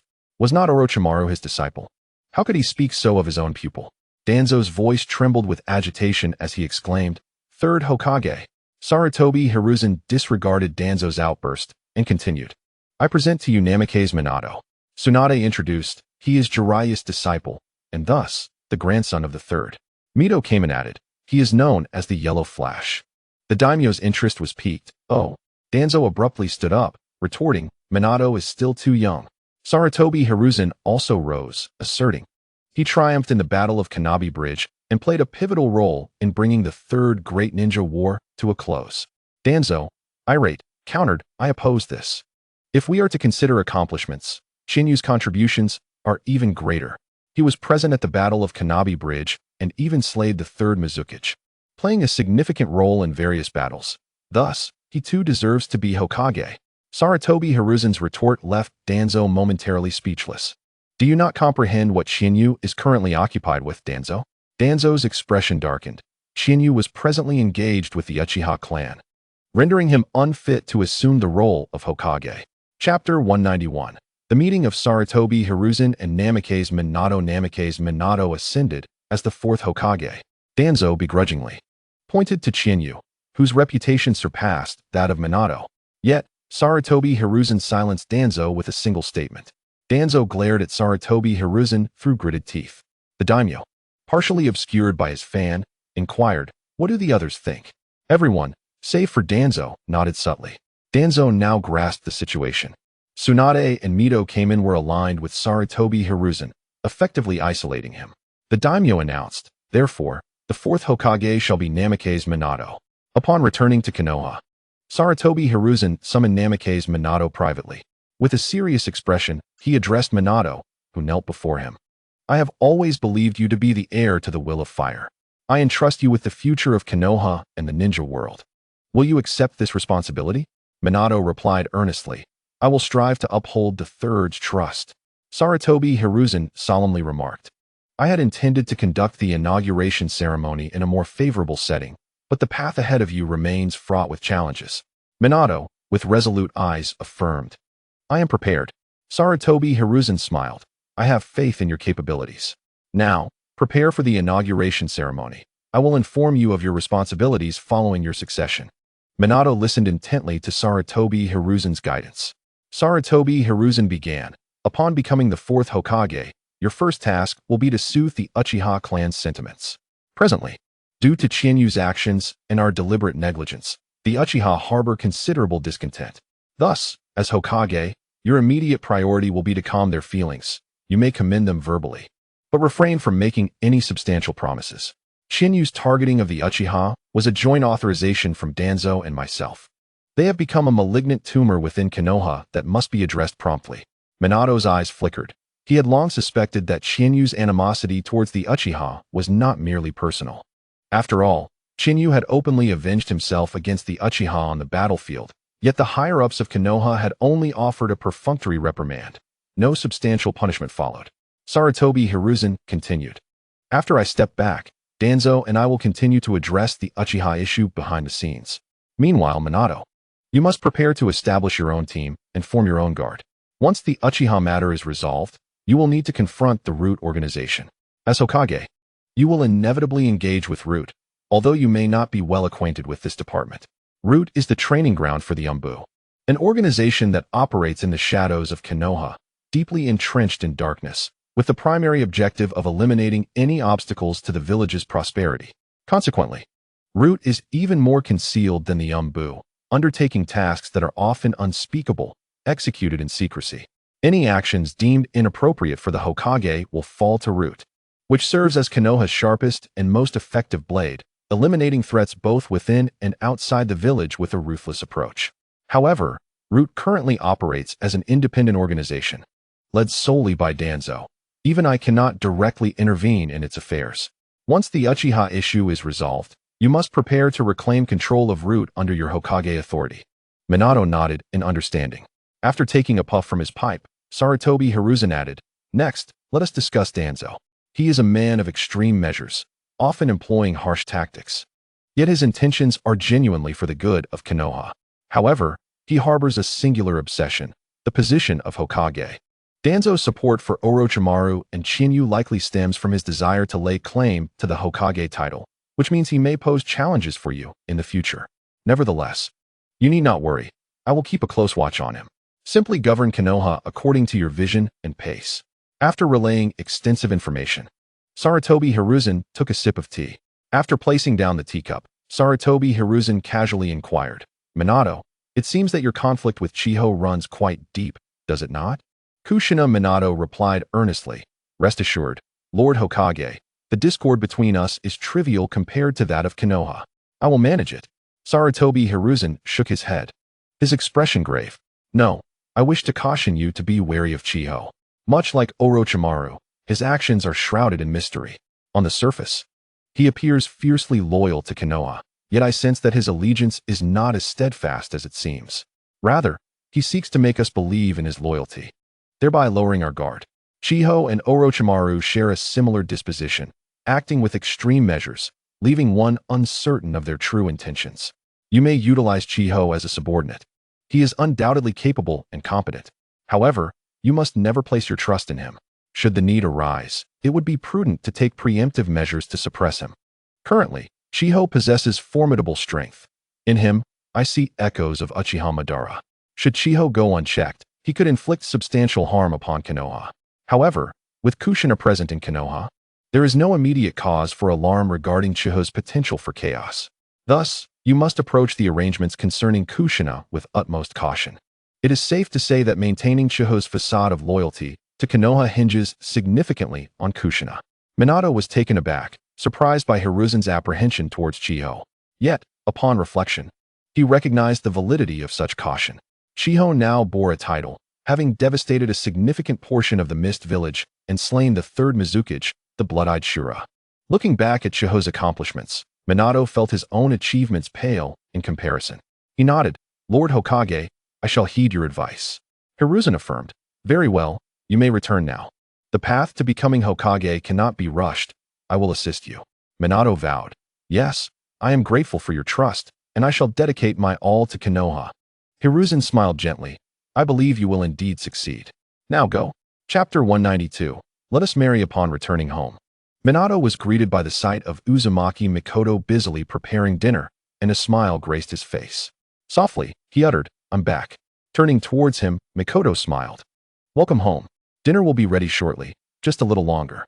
Did the third call you for a mission?" Minato shook his head. "Not a mission.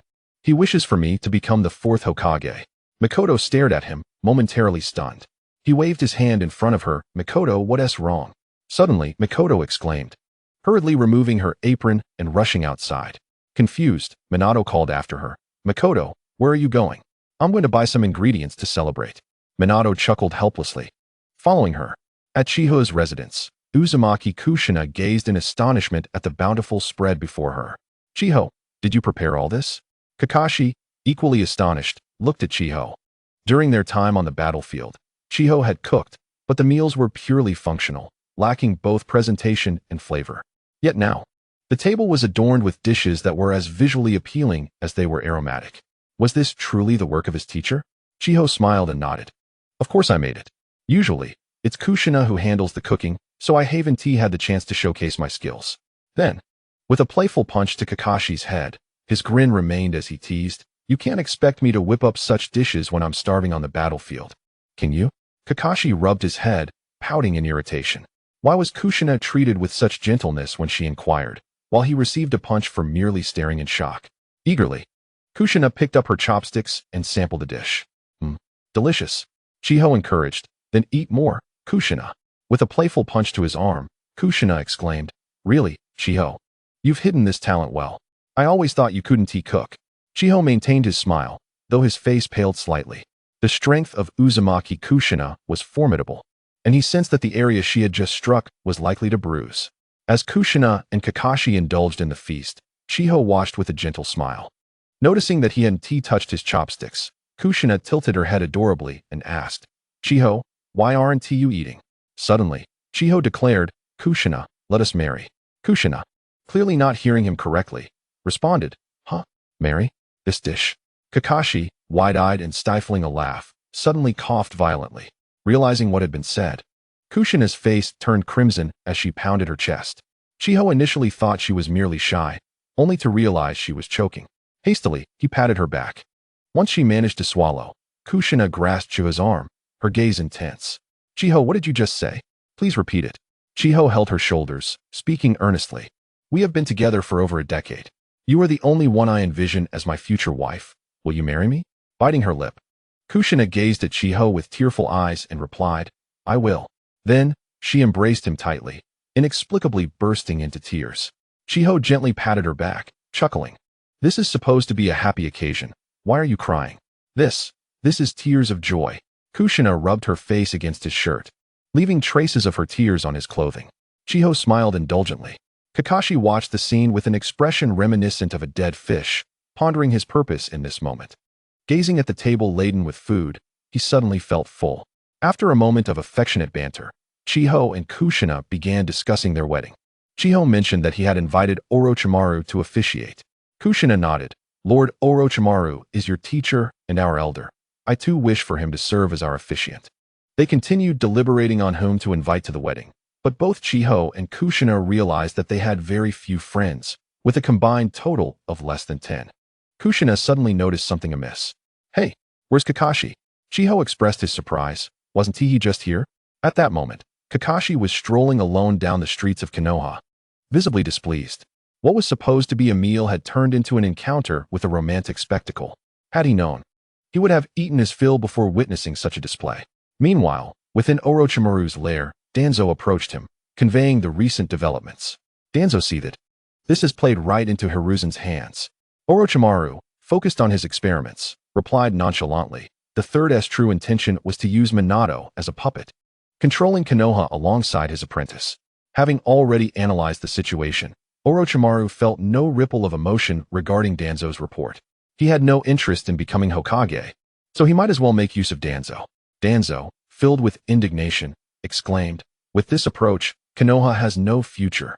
Orochimaru turned around, a smirk playing at the corners of his mouth, and replied, "It is far too early to abandon hope. If this research proves successful, seizing control of Konoha will be a trivial matter.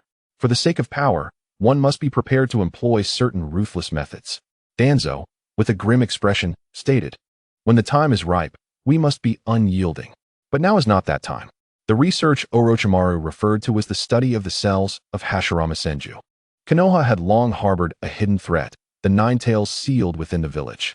After the death of the first Hokage, the wood release technique used to seal tailed beasts was lost.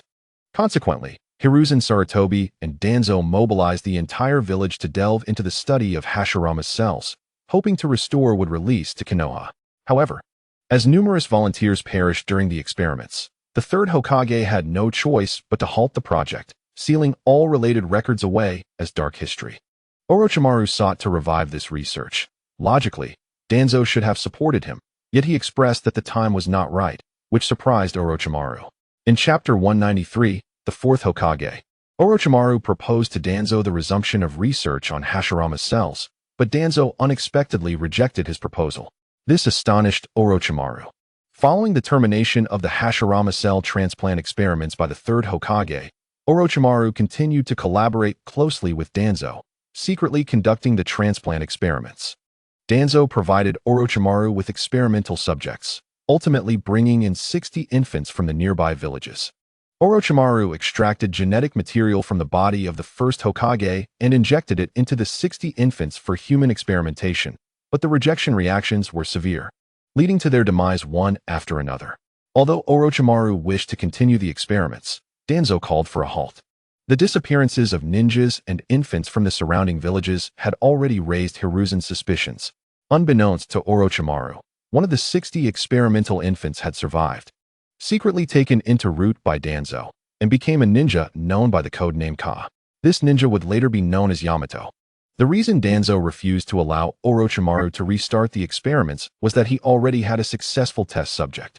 Given the current circumstances, with Orochimaru not having become Hokage, restarting the research could lead to further unexplained disappearances, which would be problematic, especially since Hiruzen would soon no longer be Hokage. Danzo's power in Konoha stemmed from Hiruzen's indulgence, but the newly appointed fourth Hokage would not be so lenient. 3 days later, many gathered before the notice board at the Hokage building. Chiyu and Kushina Uzumaki arrived at the scene. Chiyu, it looks lively over there. It must be the notice board. Is there something significant being announced? Chiyu nodded. Yes, let us go take a look. Chiyu had already guessed the content of the announcement. Chiyu was quite renowned, and upon seeing him, the crowd parted out of respect, though perhaps it was more out of fear. As Chiyu and Kushina reached the notice board, they read the announcement.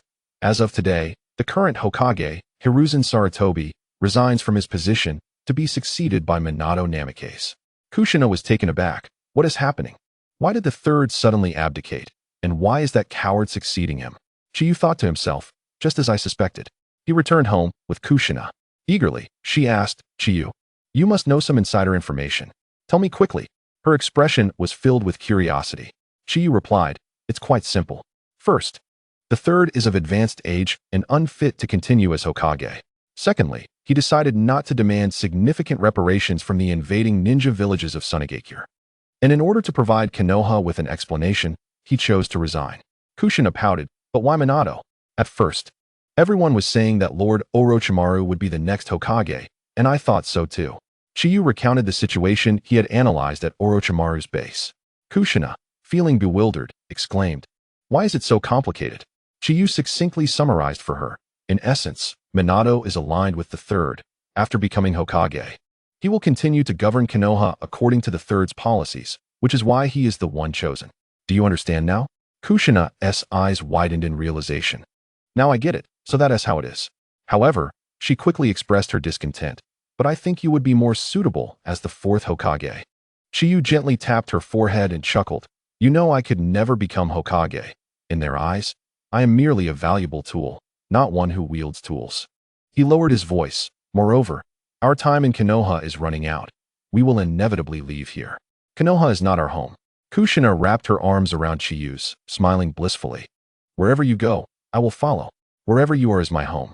The Hokage succession ceremony was notably hurried. In the morning, the announcement of Minato's succession was made. And by afternoon, the ceremony took place. As an important member of Konoha, Chiyu was invited to attend Minato's inauguration. He inquired, Kushina, do you want to go see? Kushina shook her head, not really interested. I'll stay home and think about what we'll have for dinner. By the way, Make sure to invite Kakashi over. Hasn't he been coming to eat at our place lately? Chiyu nodded. All right, I'll bring Kakashi back after the ceremony. Chiyu left home and arrived at the Hokage building, where the streets were already packed with people eager to witness Minato's inauguration. He made his way to the rooftop of the Hokage building.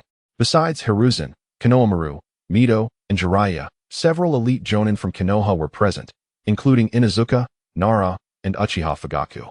Danzo was certainly absent, perhaps still sulking en route. Orochimaru was also not in attendance, as such matters did not pique his interest. Chiyu was unfamiliar with everyone present, so he stood in the corner, quietly observing the inauguration ceremony of Minato Namikaze. The ceremony commenced. Hiruzen removed his Hokage hat and stepped forward to hand it to Minato. Minato received the hat with both hands and placed it upon his head.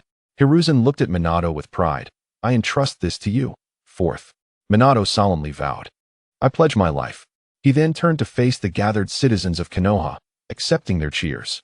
After the ceremony concluded, Chiyu intended to leave, but Minato approached him. With sincerity, Minato said, Chiyu, I look forward to your guidance moving forward. Together, let us strive to contribute to Konoha. Chiyu replied nonchalantly, there is nothing to guide.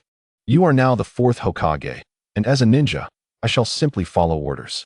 I have matters to attend to, so I shall take my leave. Fourth. Chiyu utilized the body flicker technique to vanish from his original location. Chapter 194, Sending Invitations. After becoming Hokage, Minato Namikaze became increasingly busy. However, the transition of Hokage did not bring about significant changes in Konoha. Life continued as usual. At this moment, Chiyu was at home discussing the guest list for the wedding with Kushina Uzumaki. Kushina invited 3 former teammates with whom she shared a good rapport, as well as Mikoto Uzumaki to attend their wedding. Chiyu deemed it essential to invite Hiruzen Sarutobi and Danzo Shimura. After contemplating, Chiyu struggled to think of additional invitees. Kushina inquired, Chiyu, should we invite Minato? Chiyu furrowed his brow slightly, pondering before responding, let us extend an invitation. After all, he is in a romantic relationship with Mikoto, and as the 4th Hokage, I am now considered an important figure in Konoha. It is prudent to make the gesture. Ultimately, with the inclusion of Orochimaru and Kakashi, the wedding invitations totaled around 10 individuals. Of course, if Chiyu desired a larger gathering, it would be simple. During the war, he had collaborated with many, such as Nara Shikaku. Should he invite them, they would undoubtedly attend out of respect. Chiyu was confident that even if he invited Fugaku Uchiha, he would attend the wedding. However, it seemed unnecessary. Their relationship was distant, and they had only worked together as superior and subordinate, lacking personal connections. Once the wedding list was finalized, it was time to select a date. After some discussion, Chiyu and Kushina settled on a date 7 days hence. I'll go deliver the invitations now, Kushina announced, departing with the invitation in hand. All right, I shall accompany you, Chiyu replied, also exiting with an invitation.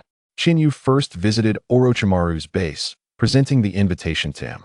Orochimaru smiled as he looked at the invitation, saying, 7 days from now? Understood. I shall be there on time to officiate your wedding with Kushina. Chiyu bowed earnestly, expressing, thank you, Orochimaru-sensei, and I am grateful for all your guidance and support over the years. Orochimaru, with a rare hint of nostalgia in his voice, reflected, I once expressed great expectations for you, wishing to see how far this wind would carry you as my disciple. It appears that the wind has already blown ahead of me. Looking back, the wisest decision I made was to take you on as my student. We have both traversed similar yet distinct paths. You have now become a wind that can freely roam the skies, Chiyu. I hope you continue to soar, and may our ideals come to fruition. Chiyu nodded affirmatively, I will.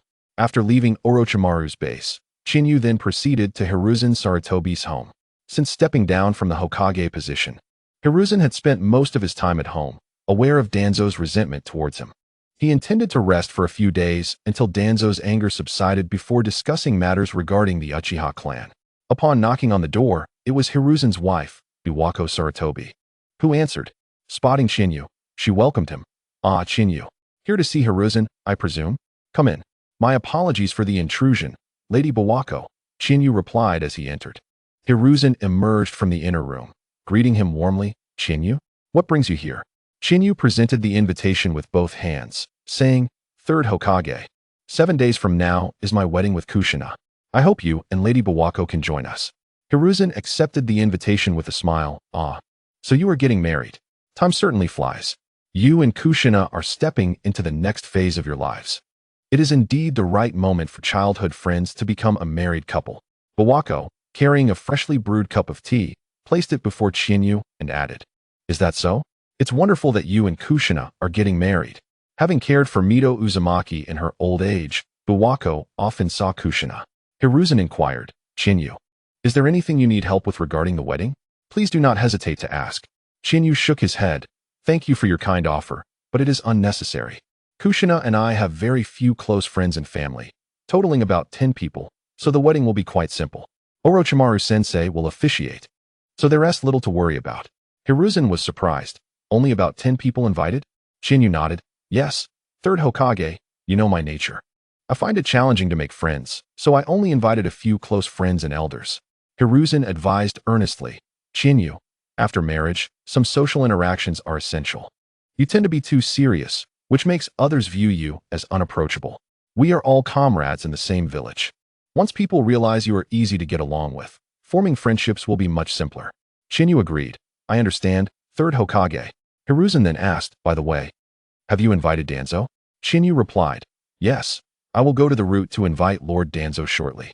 And then I will head to the Hokage building to invite the fourth Hokage." Hiruzen was taken aback, having asked about Danzo to gauge whether his anger had subsided. Initially, he assumed that due to the strained relationship between Chiyu and Minato, Chiyu would not extend an invitation, but he was pleasantly surprised that Chiyu did. Chinyu's initiative to invite Minato suggested that perhaps their relationship had not yet reached an irreconcilable point. Currently, Chiyu was clearly aligned with Danzo. If Minato were to take action against Root in the future, Chinyu's neutrality would significantly reduce resistance. Although Hiruzen was wary of Chiyu, he was pleased to see a potential improvement in the relationship between Chiyu and Minato. Hiruzen concluded, "Yes, it is indeed appropriate to invite them to your wedding. Now, Chiyu, you may attend to your tasks. Bawako and I will be sure to attend on the day." After leaving Hiruzen's home, Chinyu's next destination was the Root base, where he found Danzo. "Lord Danzo, in 7 days, I am marrying Kushina, and I hope you can attend our wedding." Danzo had been feeling quite troubled lately, but he managed to muster a faint smile, saying, "I understand. I will be there, and I wish you happiness in advance." Chiyu expressed his gratitude. "Thank you, Lord Danzo." Exiting the Root base, Chiyu was left with 2 invitations, and he made his way towards the Hokage building. Chapter 195, A Solution. Chiyu arrived at the Hokage building, intending to invite Minato Namikaze to his wedding with Kushina Uzumaki. Kushina was initially inclined to extend the invitation herself, aware of the tension between her and Minato. However, after careful consideration, Chiyu felt it would be better for him to deliver it, as Kushina was not well acquainted with Minato and had developed a distaste for him due to their past interactions. Nevertheless, Minato was now in a romantic relationship with Mikoto, and since Kushina and Mikoto were friends, not inviting Mikoto would put her in an awkward position. Had it not been for Kushina's insistence to invite Mikoto, Chiyu would not have contemplated inviting Minato at all. Although Minato Namikaze is the 4th Hokage, in matters of a personal nature, his identity need not be considered, for the discord between the 2 individuals is well known among nearly all of Konoha. However, since Kushina Uzumaki was invited, it was imperative to extend an invitation to Minato as well. Otherwise, rumors might circulate suggesting that the Hokage's beloved was invited while the Hokage himself was not, leading to an undesirable interpretation. Furthermore, inviting Minato could send an erroneous signal to Sarutobi, Hiruzen, and Minato, misleading them into believing that reconciliation was necessary. With the war concluded, Sarutobi, Hiruzen, and the likes of Danzo now had ample time to address internal matters. Therefore, the more misleading signals that were sent, the more advantageous it would be for Chiyu. Chiyu knocked on the door of the Hokage's office, and shortly after, Minato's voice beckoned him to enter. Upon entering, Minato appeared quite astonished to see Chiyu, for he would never seek him out without a mission. The moment Minato laid eyes on Chiyu, he initially thought he must be mistaken. Minato inquired, "Chiyu, what brings you here?" Chiyu presented an invitation to Minato, stating, "4th Hokage, in 7 days. Kushina and I shall hold our wedding, and we would be honored to have you attend." Minato seemed incredulous, exclaiming, "Your wedding, Chiyu? You wish to invite me?" Chiyu nodded, replying, "Yes, I have brought the invitation. If it is inconvenient for you to attend, Please feel free to decline. He placed the invitation on the desk. Realizing he had not misheard, Minato promptly declared, I shall undoubtedly attend your wedding on that day. At this moment, Minato was somewhat bewildered. It was indeed a surprising occurrence that Chiyu, whom he found rather unappealing, would invite him to such a joyous occasion. Simultaneously, Minato felt a flicker of joy, as this could signify an opportunity to mend their relationship. Given Chiyu's formidable strength, improving their rapport could greatly benefit Minato's tenure as Hokage. After delivering the invitation, Chiyu stated, I look forward to your attendance, 4th Hokage. I shall take my leave now, so as not to disrupt your work. With that, Chiyu exited the Hokage's office. Minato, gazing at the invitation in his hand, murmured, perhaps it is indeed time. Upon leaving the Hokage building, Chiyu found Kakashi lost in thought on a nearby bench. He took a seat beside Kakashi and asked, what occupies your mind? Startled by Chiyu's voice, Kakashi returned to reality, his gaze flickering as he replied, It's you, Teacher Chiyu. I was lost in thought. Leaning back against the bench, Chiyu sighed, You are thinking of Obito and Rin, aren't you? Though I have not experienced it myself. I cannot empathize, yet some things are beyond your control and cannot be changed. What you can alter is the future. I have always hoped you would grow stronger, so that you can shape your destiny and avoid situations where you feel powerless. I will not offer empty words of consolation, such as Obito and Rin would not want to see you in sorrow. The death of a friend inevitably brings grief. However, you must not let this emotion hinder you. Rather, harness your feelings to become stronger. Kakashi responded softly, I understand, Teacher Chiyu. Chiyu then handed Kakashi his final invitation, saying, Next is my wedding with Kushina. As my disciple, you will have much to do on that day. Kakashi smiled and nodded. Ah, you can count on me, teacher. Chiyu inquired. How is your Sharingan faring now? Kakashi lifted his forehead protector and replied, Ever since the last time my Sharingan caused me to faint, it has inexplicably transformed from a double tomo to a triple tomo, consuming more chakra than before. Although it now consumes more chakra, I can easily see through Genjutsu and replicate techniques. Chiyu nodded, contemplating how to resolve Kakashi's predicament. Chiyu devised 3 potential solutions. The first was the Yin sealing technique, a unique sealing method from the land of whirlpools, distinct from the Baika technique, which Tsunade developed as a derivative of the Yin sealing technique for medical purposes, enabling instant healing and augmented physical capabilities. The Yin sealing technique merely serves as a tool for chakra storage, allowing for prolonged combat if mastered. The second solution involved a curse seal developed by Orochimaru, which could absorb natural energy, but the survival rate for those undergoing the curse seal transformation is low, as it cannot be controlled by will alone. Moreover, the process is complex, requiring a substance called the awakening pill, which forces the cursed seal's power to its second state, leading to significant physical changes.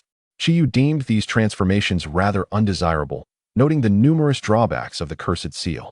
The third solution was Sage Mode. Kakashi had already contracted with the Ryuga and was thus qualified to train in its Sage techniques. However, mastering these techniques would be more challenging than the cursed seal. Yet, should he succeed, the enhancement would be monumental. Chiyu resolved to eliminate the cursed seal option, opting for Kakashi to learn the Yin sealing technique and Sage Mode in that order. Initially, Kakashi would learn the Yin sealing technique to store chakra for prolonged battles, thus freeing him from the limitations of his current abilities. Only after this could Kakashi be deemed worthy to study Sage Mode, lest he exhaust his chakra and fall victim to the White Snake Sage's minions. Chiyu addressed Kakashi, Kakashi, regarding your excessive chakra consumption, I have formulated 2 solutions. The first is to learn the Yin sealing technique, which allows for chakra accumulation in a seal to be released when needed. Kushina is proficient in this technique, so you shall learn it from her. The second solution will be revealed only after you have mastered the Yin sealing technique, as it requires certain qualifications. Kakashi nodded. I understand, Teacher Chiyu. Chiyu rose and said, Very well, let us return home. Kushina has been lamenting how infrequently you visit for meals. Kakashi's expression shifted to one of dismay. Why had his visits decreased? It was simply because he wished to consume less dog food. On the journey back, Chiyu pondered the events following the wedding, intending to summon Yahiko to assess the progress of the Owl organization, and then to visit the Dragon Cave to attempt to master the Sage Mode. Should he fail, he would simply exchange his witness points for it. Chiyu felt no regret about using his witness points. After all, Sage techniques were undeniably powerful. This way, When Kakashi decided to cultivate Sage Mode, Chiyu would be able to offer valuable insights. Days passed. Chiyu and Uzumaki Kushina chose a Shinto wedding ceremony, held at the Inari Shrine within the Land of Fire. Chiyu made several trips to the shrine to inquire with the priest about the wedding procedures and necessary preparations. Once everything was ready, they awaited the ceremony's commencement. 7 days later, Chiyu and Uzumaki Kushina's wedding was set to take place at the Inari Shrine. Orochimaru, as Chiyu's elder, along with Kakashi, greeted the guests at the shrine's entrance. The invited guests began to arrive, bringing gifts for the couple. In the changing room of the shrine, Chiyu and Uzumaki Kushina donned their wedding attire. Chiyu wore a traditional hakama, while Kushina adorned a classic kimono, complete with a white cotton cap symbolizing the warding off of evil spirits. Kushina appeared quite anxious, her fingers fidgeting incessantly. Chiyu placed a reassuring hand on her shoulder. Smiling gently, "Relax, there's no need to be nervous. Just follow the ceremony's flow. Haven't we practiced several times at home?" Despite taking deep breaths, Kushina's expression fell. "I can't help it, Chiyu. I'm still so nervous." Taking her hand, Chiyu reassured her, "Don't worry, I'll be right by your side." Instantly, Kushina felt a wave of relief wash over her, a smile breaking through her initial anxiety as she nodded affirmatively. At that moment, the changing room door swung open, and Kakashi stood at the entrance, announcing, "Teacher, madam, it's time. The wedding is about to begin." Chiyu and Kushina exchanged a knowing smile, rising from their seats hand in hand as they left the changing room. Standing in front of the main hall, Kakashi entered first, calling out loudly, "Now, the bride and groom will make their entrance." Chiyu gently squeezed Kushina's hand, whispering, "Let us go." Together, they walked into the shrine's main hall, greeted by the resounding applause of the guests. They stood before the altar, waiting for the ceremony to unfold. Orochimaru approached them, declaring, "Let us commence the purification ceremony." The purification, aimed at cleansing body and spirit, involved the priest chanting sacred verses while sprinkling water upon Chiyu and Kushina to ward off misfortunes. Once the purification ritual concluded, Orochimaru continued, "Next, we shall present the blessings." The priest held forth a prayer document dedicated to the deities, reading aloud to inform the gods of Chiyu and Kushina's union, imploring divine blessings upon them. After the prayer was recited, Orochimaru announced, "The Sansen ritual begins." A shrine maiden offered a sake vessel and 2 cups, presenting them to Chiyu and Kushina. The sake used in the ceremony, referred to as Sansenkudo, symbolizes eternal love through the sharing of 9 cups. Chiyu and Kushina exchanged the sake 3 times, downing a total of 9 cups. Although the cups were small, the continuous drinking caused Kushina's cheeks to flush. Chiyu quietly inquired, "Are you all right?" Kushina returned the cup to the shrine maiden with a smile, responding, "Of course." The guests watched the couple with joyful smiles. Minato tightly grasped the hand of Kushina's mother, Mabuki, offering her a tender smile. Mabuki, sensing something in Minato's eyes, blushed and lowered her gaze. Meanwhile, Sarutobi Hiruzen and his wife, Buwako, reminisced about their own wedding upon witnessing Chiyu and Kushina, sharing a smile before leading the applause. Once the applause subsided, the ceremony progressed as Orochimaru declared, "The bride and groom shall now recite their vows." He handed 2 vows to Chiyu and Kushina. After bowing to the deities, they began to recite. As they reached the conclusion, gazing into each other's eyes, they spoke in unison, "I, Chiyu, I, Uzumaki Kushina, vow to support and love each other, building a beautiful family together." The priest stood before them, brandishing 2 slender branches adorned with paper streamers. With the priest ready, Orochimaru proclaimed, "We shall now proceed with the Tamaguchi offering." Chiyu and Kushina received the Tamaguchi from the priest, rotating it clockwise before bowing twice, clapping their hands, and bowing again in dedication to the gods. As the wedding ceremony approached its final step, Chiyu and Kushina lifted their cups, with Chiyu expressing gratitude. "Thank you all for attending and witnessing our union. Please drink this sacred sake with us." Together, they, along with the guests, raised their cups and drank. After finishing their drinks, everyone joyfully wished, "Chiyu, Kushina, congratulations on your marriage." Chapter 197. The burden of tomorrow awaits. The wedding ceremony of Chiyu and Uzumaki Kushina had concluded, and they were now officially united as husband and wife, surrounded by witnesses. They began to toast to their guests. Naturally, the first to be honored was the venerable Sarutobi Hiruzen. Chiyu and Kushina approached Hiruzen and Biwako, cups in hand. Chiyu smiled and said, "Third Hokage, Lady Biwako. Thank you both for taking the time to attend our wedding." Hiruzen replied warmly, "Of course, we had to be here for your wedding, Chiyu. You are a great asset to Konoha, and we have watched you both grow." After sharing a smile and raising their cups, Chiyu said, "Then please feel free. Third Hokage and Lady Biwako, Kushina and I must attend to the other guests." Next, they made their way to Danzo. Danzo wore a facade of forced cheerfulness, having expected that Chiyu would not invite Minato to the wedding. Yet, Minato's presence caused Danzo's suspicions to flare. Chiyu was now of significant importance, not only for his strength, but also for his reputation. More crucially, Chiyu played a pivotal role in the Uchiha clan's plans. If Chiyu were to turn against him, Danzo would lose his leverage, as he had intended to gain substantial benefits from the Uchiha's endeavors through Chiyu. Though Chiyu possessed the curse mark of the tongue, it held no real constraints over him. If he truly chose to betray them, Danzo would find himself at a loss.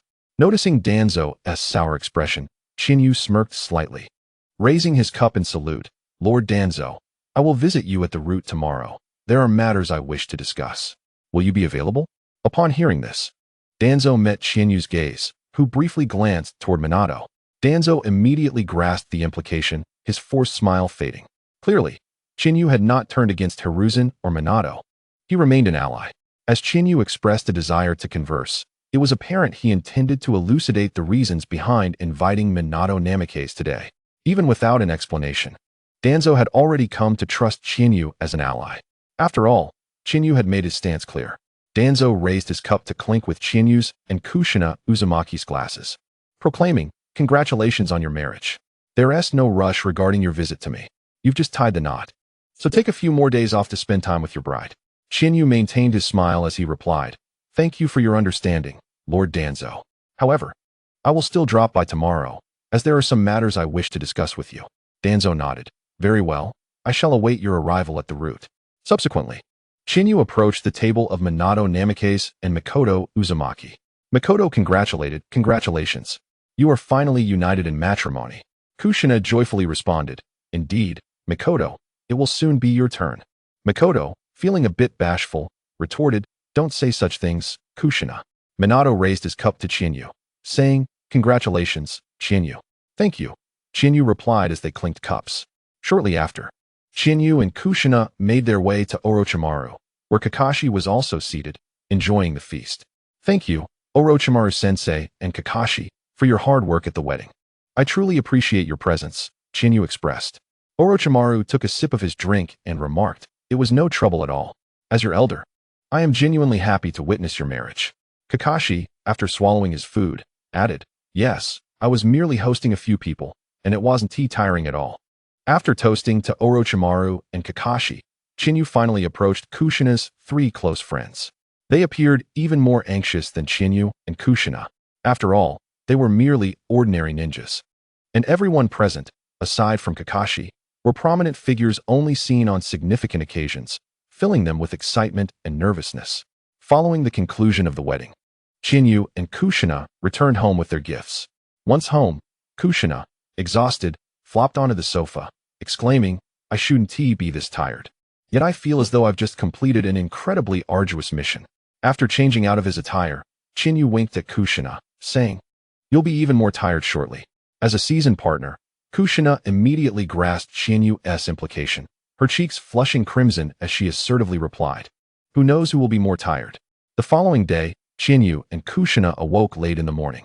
After a night of fatigue, Kushina lay in bed, reluctant to rise. Chiyu gently pinched her soft cheek before getting up, changing his clothes, and asking, "Kushina, what would you like for lunch? I'll prepare it for you." In a slightly hoarse voice, Kushina replied, "I crave sukiyaki." "All right, I'll go buy the ingredients and call you when it's ready." "Okay," Kushina replied. After leaving the house to procure the ingredients, Chinyu's smile had not faded since waking. After years of knowing Kushina, they had finally achieved this milestone together. Moreover, he had accomplished a significant goal by preventing Kushina from becoming a Jinchuriki, with everything progressing favorably. Now, it was time for Chiyu to pursue his ambitions. The future of the ninja world was fraught with peril. His aspiration was unadulterated, to carve out his own place in this treacherous realm. Perhaps it was the combative blood of the Uchiha clan coursing through him that ignited his desire to engage with formidable opponents. After purchasing the ingredients for the sukiyaki, Chiyu took out a ring on his way home, infused it with chakra, and notified Yahiko to lead the newly joined companions to the short book street in the Land of Fire. According to the ring's information, 2 members had already joined the Akatsuki. Upon his return, Chiyu prepared the sukiyaki and shared a delightful lunch with Kushina before heading to the route. Beyond wanting to assure Danzo of his loyalty, he also sought to discern Danzo's forthcoming plans concerning the Uchiha clan. As a radical, Danzo would undoubtedly aim to intensify his opposition towards the Uchiha clan. Conversely, Sarutobi Hiruzen, the conservative, would likely adopt a different perspective. His previous aggression stemmed from wartime. It was essential to thwart the Uchiha clan from accruing glory to prevent them from spiraling out of control once peace was restored. Now that the war had concluded and peace reigned in the ninja world, Hiruzen would not continue to adopt such a hostile stance against the Uchiha clan. Chiyu was evidently ill-suited for a non-radical approach, especially with Uchiha Shursui emerging as a more fitting candidate. Chapter 198. Continuing the targeting. Upon arriving at the route, Chiyu entered Danzo's office. Bowing respectfully, he greeted Lord Danzo. Danzo, upon seeing Chiyu, smiled. "Ah, you have arrived, Chiyu." Chiyu explained, "Lord Danzo, regarding yesterday's wedding. It was actually the 3rd Hokage who insisted on inviting Minato Namikaze. I could not refuse, and I regret that you were displeased, Lord Danzo." Danzo gritted his teeth, exclaiming, "That Hiruzen. It was bad enough that he forcefully bestowed the Hokage position upon his apprentice, but now he seeks to undermine me. He is using your wedding, Chiyu, to foster a relationship between you and Minato. Chiyu, you must remember, it was Minato who usurped your master's position. Had it not been for Hiruzen's obstinacy, your master Orochimaru would have been Hokage, and as his disciple, you might have been the 5th Hokage. Now, due to Hiruzen's refusal to heed my counsel, he has chosen a mere novice, inferior in both merit and experience to Orochimaru, to assume the role of Hokage.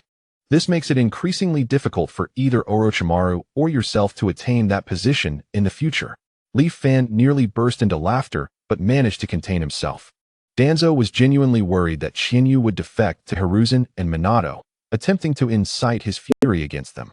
He even painted an enticing picture of Chiyu potentially becoming the 5th Hokage. It was evident what Danzo was trying to achieve. Once Orochimaru became Hokage, Danzo would be counting the days until he could claim the title of 5th Hokage himself. While Danzo sought to stir animosity within Chiyu towards Hiruzen and Minato, the same sentiment resided within Chiyu. Merely mentioning that Hiruzen had prompted him to invite Minato sent Danzo into a rage. Chiyu, with a grave expression, nodded, "Lord Danzo, I understand. I too feel angered. If Jiraiya-sensei had become Hokage, I would have had no objections. However, the 3rd has chosen Minato, which inevitably leads me to draw certain conclusions."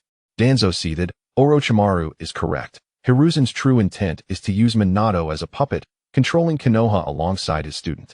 Chiyu paused before saying, "Given the current circumstances, there is no way to alter the outcome. If I may be so bold as to inquire, Lord Danzo, what is the plan concerning the Uchiha clan? How should I proceed? It is no longer wartime, so it is difficult to continue targeting the Uchiha clan.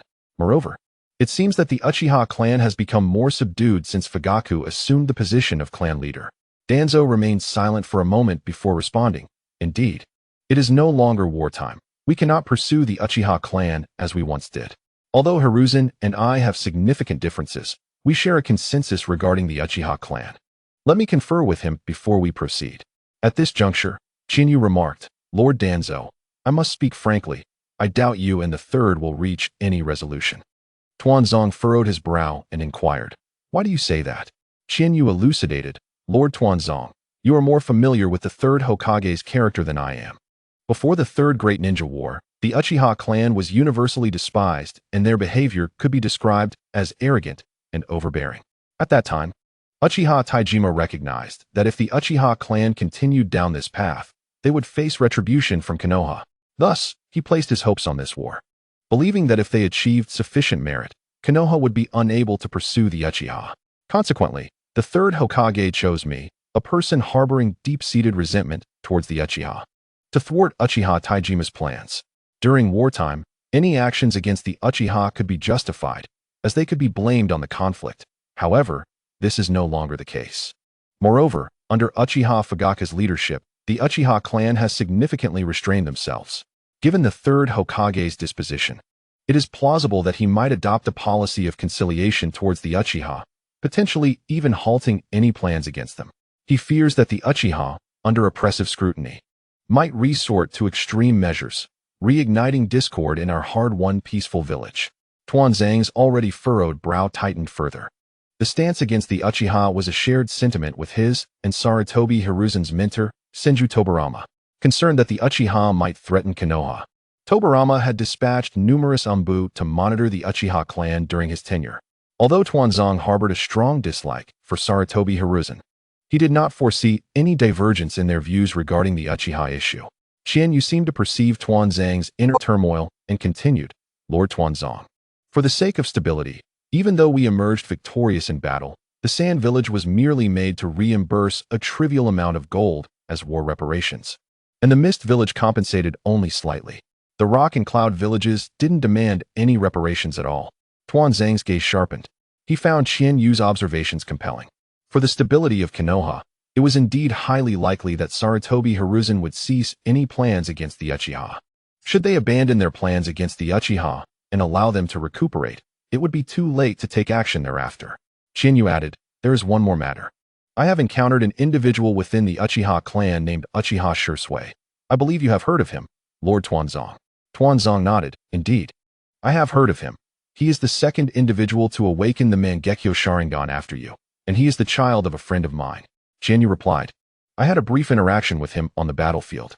He is an anomaly within the Uchiha, as most of his clan prioritize their family over the village. Yet Uchiha Shursui is among the rare few who do not adhere to such narrow tribalism. He embodies the will of fire.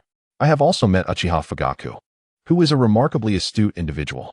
He seeks to alter the Uchiha clan's circumstances and is very likely to facilitate a connection between Uchiha Shursui and the third Hokage, creating a bridge for communication between both parties. Tuanzang's expression oscillated between various emotions, as Qianyu's analysis resonated with him, making such occurrences feel imminent. However, even if such events were to transpire, he felt there was little he could do to prevent them. Tuanzang looked up at Qianyu and asked, if such a scenario unfolds, how do you propose we obstruct it? He believed that since Qianyu had provided such an analysis, there might be a solution. Qianyu shook his head.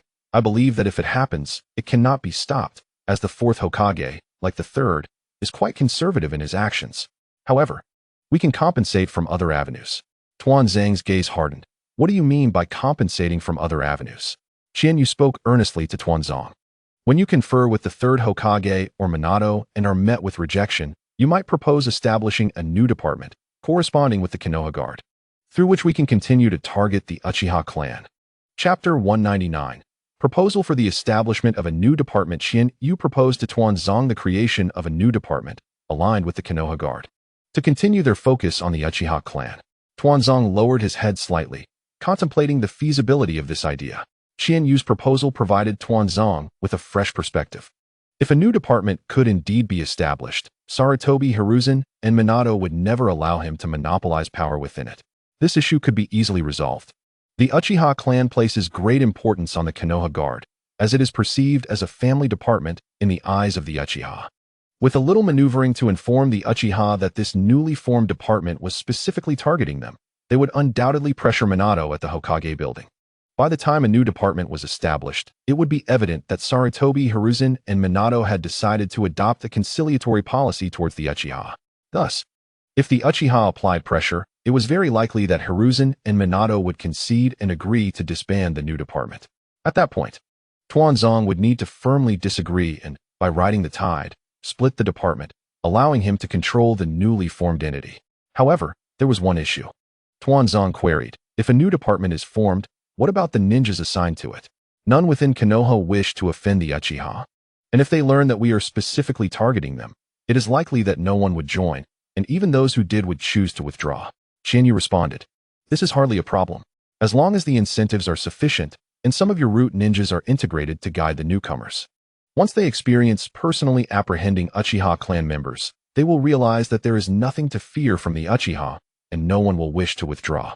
Moreover, those newcomers led by root ninjas can also be absorbed as external members of the root. Of course, they won't be allowed to join the root, as the third Hokage and Minato would never agree to an expansion of the root. Instead, they would be given an honorary title, making them aware that they were once part of the root. This approach effectively strengthens the root, allowing more individuals to recognize your name, Lord Tuanzong. Consequently, in the future, when you wish to pursue any endeavors, you will have supporters rallying behind you. What Lord Tuanzong truly lacks is a sufficient number of supporters.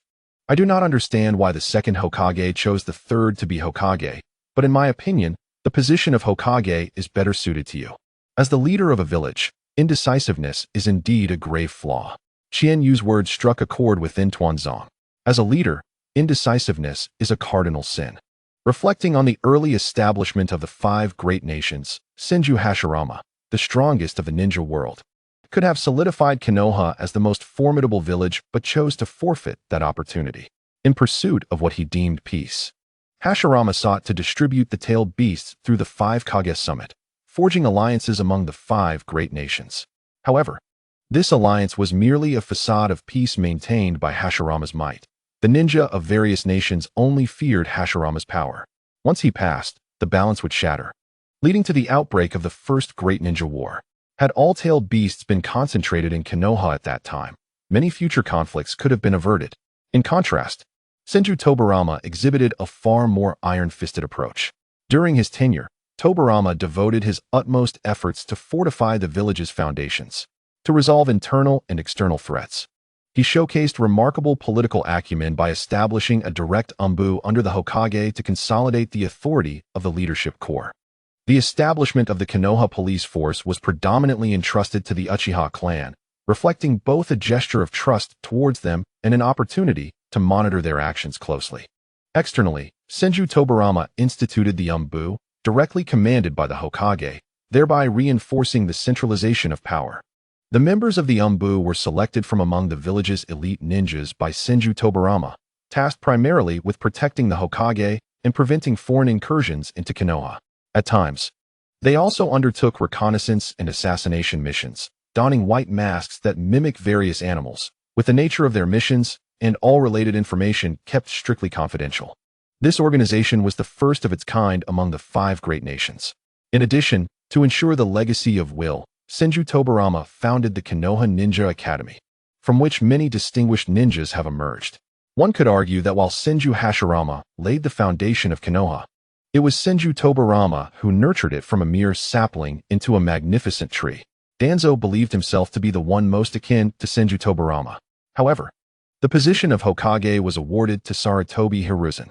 Although he had faltered during the initial trials, he genuinely wished to volunteer as bait at that time.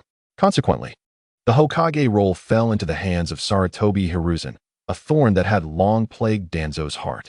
Danzo was supremely confident that had he been Hokage, he would have performed far better than Sarutobi, perhaps even more than double. He asserted that, under his leadership, the third Great Ninja War would never have occurred, thus preventing other ninja villages from seizing the opportunity to invade. Konoha would undoubtedly have flourished even more. Yet, all these aspirations were but dreams, for the Hokage title was never his, withering in the midst of ambition. Upon hearing Chiyu's response, Danzo grasped the implications of his words. It was evident that Chiyu yearned to become Hokage, and it appeared that he hoped for Danzo to assume that role as well. The strategy proposed by Chiyu aimed to gradually bring the roots of their organization into the public eye, garnering the support of the villagers of Konoha. Danzo rhythmically tapped his fingers on the table, deep in contemplation. After a lengthy pause, he addressed Chiyu, stating, "I shall contemplate your words carefully. You may return for now." The matter was too significant for him to reach an immediate decision. Chiyu nodded in acknowledgement, replying, "Yes, Lord Danzo." He then departed from the root base, inhaling deeply as he re-emerged into the sunlight. He was unperturbed by the possibility of Danzo's disapproval, as long as Danzo was inclined to become Hokage. If Danzo had no desire for that position, it would be an impossible endeavor. Regarding the Uchiha clan, Chiyu intended to strike hard against those who had once tormented him. He would never forget the humiliation he suffered at the hands of the Uchiha, nor the fate of his parents. They had done nothing wrong. Yet they were forced to flee Konoha and branded as rogue ninjas, relentlessly pursued. Upon his return to Konoha, he was treated as a pariah, subjected to unrestrained humiliation. These memories remained vivid in Chiyu's mind. Though the Uchiha clan would ultimately face annihilation, before that day arrived, Chiyu intended to collect some interest. Moreover, how could he miss the night of their extinction? Chapter 200. New members of the Akatsuki organization 5 days later, on a deserted street in the Shortbook district. Chiyu stood beneath a street lamp, awaiting the arrival of Yahiko and 2 new members. Before long, he heard the sound of 3 approaching footsteps. 3 individuals adorned with peculiar patterned masks approached him from behind, led by Yahiko, who wore a mask provided by Chiyu to conceal his chakra in the event he encountered Nagato. The other 2 members donned masks that replicated Yahiko's, becoming a distinctive feature of the Akatsuki organization. Yahiko stepped forward, greeting Chiyu. "Leader, I have brought the new members." Even with Chiyu's back turned to them, he could feel the 2 scrutinizing gazes behind Yahiko. Chiyu turned around and nodded at Yahiko, saying, "Thank you for your efforts, Kamizuki." Upon seeing Chiyu's visage, the 2 new members gasped in astonishment, exclaiming, Blood-eyed Azura?" Chiyu smiled, introducing himself. "Greetings, I am Chiyu, the founder of the Akatsuki organization. It is a pleasure to meet you. Please introduce yourselves." The 2 members hesitated, still in disbelief, and turned to Yahiko, asking, "Kamizuki, what is the meaning of this? Why is the blood-eyed Azura from Konoha our leader?" Yahiko shrugged. "I told you before, I'm merely the deputy leader. He just doesn't manage affairs himself. Hurry and introduce yourselves. You should have heard about his temper. It's rather notorious." Recalling the rumors surrounding Chiyu, the 2 members shuddered. Chiyu chuckled. "Oh, Kamizuki, do not say such things. I am quite friendly and patient with my comrades." The first member removed her mask, revealing a woman with hair of a birch hue intermixed with green. "I am Yukura, a former jonin of Sunagakure, now a rogue ninja. I specialize in the bloodline limit of Scorch Release. Kamizuki saved me, which is why I joined the Akatsuki." The second member, a man with green hair and pronounced eyebrows, his upper body wrapped in bandages, spoke next. "I am Kurikiba Kaguya, a rogue ninja from Kirigakure and one of the 7 ninja swordsmen of the Mist. I was saved by Kamizuki and Yukura while being pursued by the Umbu. Hence my joining the Akatsuki." Chiyu was slightly taken aback. Though he had never met these 2 ninjas, he was familiar with their backstories. First, there was Yukura. During the 3rd Great Ninja War, Chiyu had often heard her name. She was renowned as an elite jonin in Sunagakure, having made significant contributions with her formidable Scorch Release, earning her the status of a hero in her village. Regarding Yukura's past, before Sunagakure collaborated with Kumogakure to invade Konoha, there had been prolonged conflicts between Sunagakure and Kirigakure. Following the failed invasion of Konoha, Sunagakure sought reconciliation with Kirigakure. However, the Kazekage and the higher-ups of Sunagakure decided to use Yukura as a bargaining chip, assigning her a covert mission in Kirigakure, where she fell victim to an ambush and was killed. Afterward, under the collective concealment of Sunagakure's higher-ups, her death was falsely reported as occurring during a battle with a Wagakure.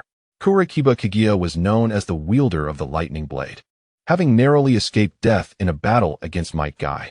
He had been manipulated by Uchiha Obito's Genjutsu during the reign of the 4th Mizukage, leading Kirigakure into chaos, prompting the once loyal 7 ninja swordsmen, including Kurikiba, to flee due to the village's tyranny. It appeared that Kurikiba's defection had occurred sooner than anticipated. After they introduced themselves, Chiyu nodded. "Welcome to the Akatsuki. With your assistance, Kamizuki, I feel reassured." "Wait a moment," Yukura interjected, seemingly unable to accept the situation. She questioned Chiyu. "But why would the hero of Konoha, the blood-eyed Azura, establish the Akatsuki? Is it possible that the Akatsuki is actually affiliated with Konoha? If that is the case, I must withdraw. Though I am now a rogue ninja from Sunagakure, I will not serve Konoha." Kurikiba echoed. "I feel the same. I cannot accept becoming a pawn of Konoha." Chiyu turned to Yahiko. "Did you not explain to them the reason behind my creation of this organization?" Yahiko, perplexed, replied, "When you instructed me to establish this organization, you did not clarify the reason." Chiyu, bewildered, responded, "Did I not mention it?" Yahiko sighed. "Oh, you truly are forgetful." Chiyu felt a tinge of awkwardness as he recalled that he had only used Nagato's life as leverage to persuade Yahiko to establish the Akatsuki organization, without ever explaining the rationale behind its creation. Clearing his throat, he adopted a serious demeanor and inquired, before I elaborate. Allow me to pose a question. Was everything you fought for truly worth it? Yakura and Kurochi Raya were momentarily taken aback. Worth it? Yakura, willing to sacrifice his life for Sunagakure, pondered what he had gained in return, betrayal from the very village he cherished. Kurochi Raya, who held a deep affection for Kirigakure, felt suffocated by the oppressive blood mist policies enforced by the village's higher-ups. After narrowly escaping death in his battle against Might Guy, Raya was left in a state of despair, yet the third Mizukage compelled him to continue fighting, offering no respite. Eventually, he could bear it no longer and defected. Yakura bitterly remarked, "If it were worth it, I wouldn't have left Sunagakure to join this organization." Kurochi Raya, his head bowed, echoed, "Indeed, if it were worth it, I wouldn't have defected."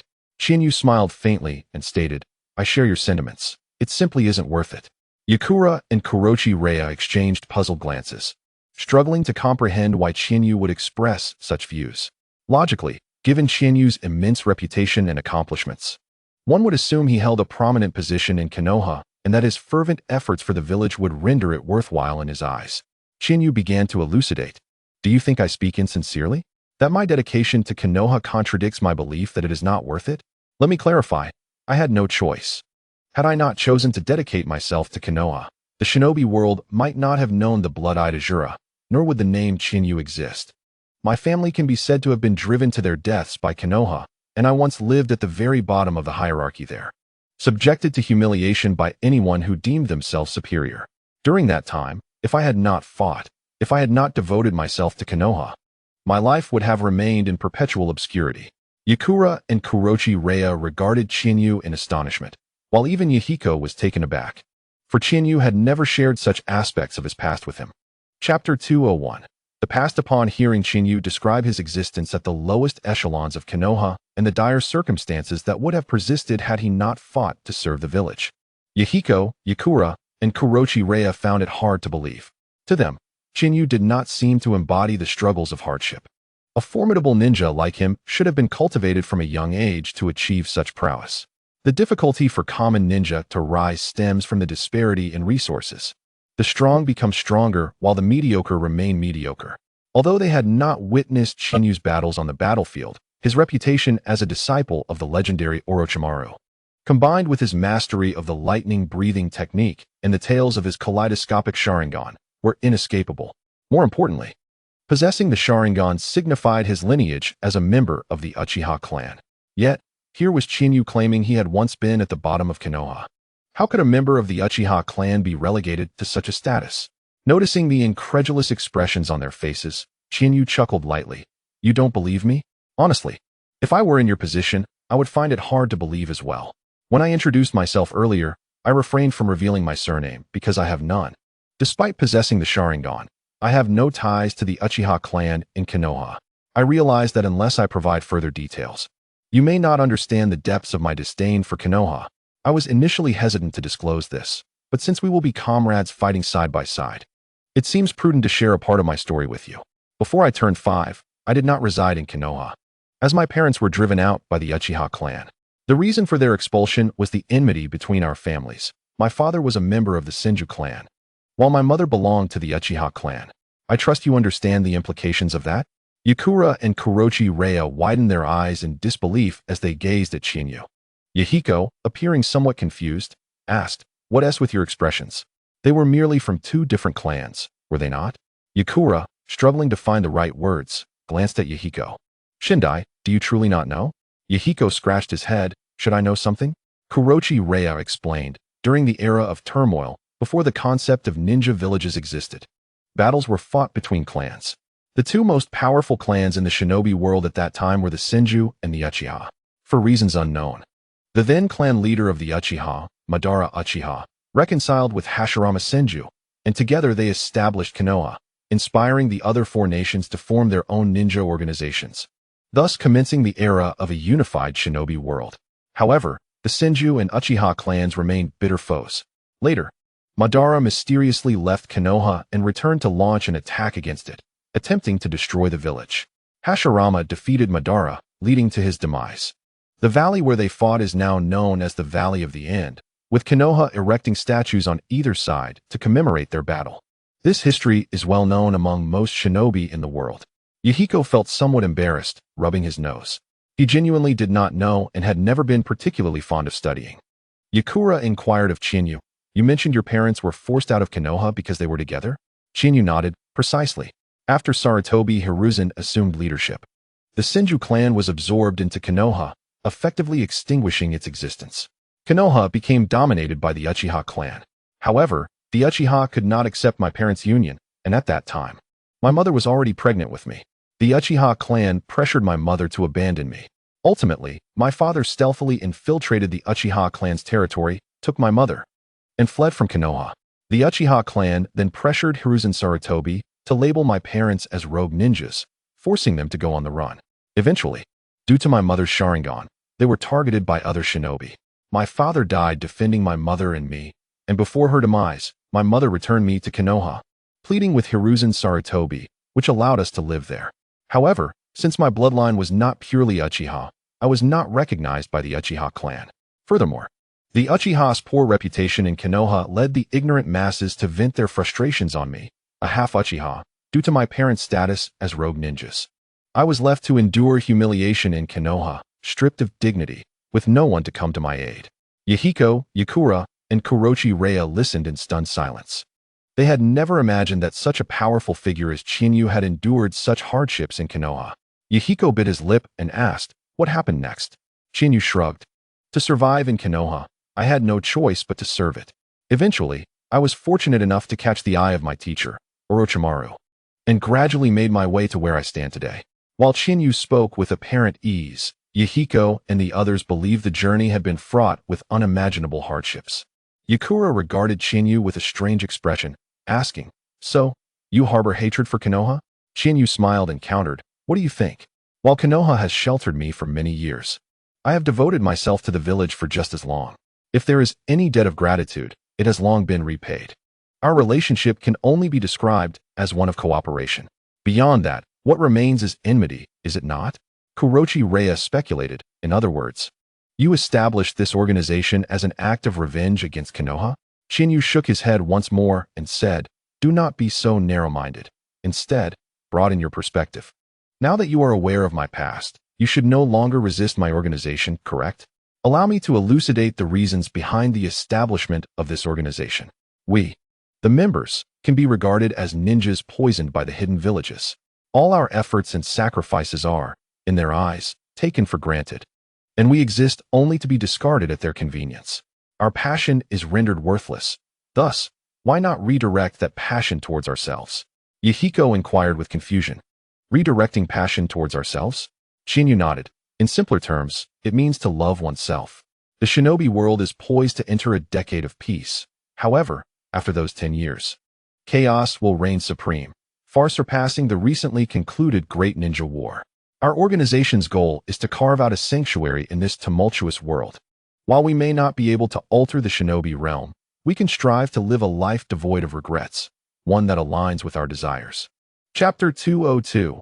Yahiko's despair in the absence of hope for peace. Chiyu articulated the purpose behind the formation of this organization. Yakura furrowed his brow. "Are you suggesting that we aim to live the lives we desire, free of regrets? To establish a hidden village?" Chiyu chuckled softly. "Why did you leap to the thought of founding a hidden village? We are merely 4 individuals, plus my wife, totaling 5. It seems a tad insufficient for such an endeavor. Let us focus our sights on the organization for now. So, are you two willing to remain with the Hawk organization? This is not mandatory. However, I believe joining us would be a splendid choice for you. Neither Shinda nor I will impose any decisions upon you. Most organizational matters will be discussed collaboratively. Of course, when the organization is threatened, every member must stand and fight for it. Otherwise, there would be no need for its existence." Yakura and Black Chopper Leyu exchanged glances. They had initially joined the Hawk organization because of Yahiko, not realizing that its leader was Chiyu. Their primary concern lay in the fear that the Hawk organization was affiliated with Konoha. Since it was not, their worries dissipated. Moreover, the notion of self-love and living a life without regrets resonated deeply with them. Previously, they had been taught that the village came first, the individual second. However, after experiencing betrayal from their own villages, Yakura and Black Chopper Leyu felt a sense of longing at Chinyu's words. In unison, They declared, "We choose to stay." Chiyu was not surprised by their decision. With a smile, he remarked, "Our organization is still in its nascent stage, so I ask that you both assist Shinda diligently. I am currently in Konoha and unable to manage affairs. I will remain here for a few more years before departing. Should you encounter any issues that seem insurmountable, do not act recklessly. Contact me, and I shall come to your aid promptly." Yahiko asked, "Leader, what shall we do next?" Chiyu replied, "First, we need to recruit members to gradually strengthen our organization. We are too few. However, we must not hastily enlist ninjas. Quality over quantity is paramount. Our members should possess at least elite jonin strength. You need not worry about finances. I will handle that. If funds run low, come to me. I will address the organization's financial needs in the early stages. However, once the organization reaches a certain scale or I leave Konoha, we must become self-sufficient." In Chinyu's vision, the new department he proposed to Danzo would surely be established.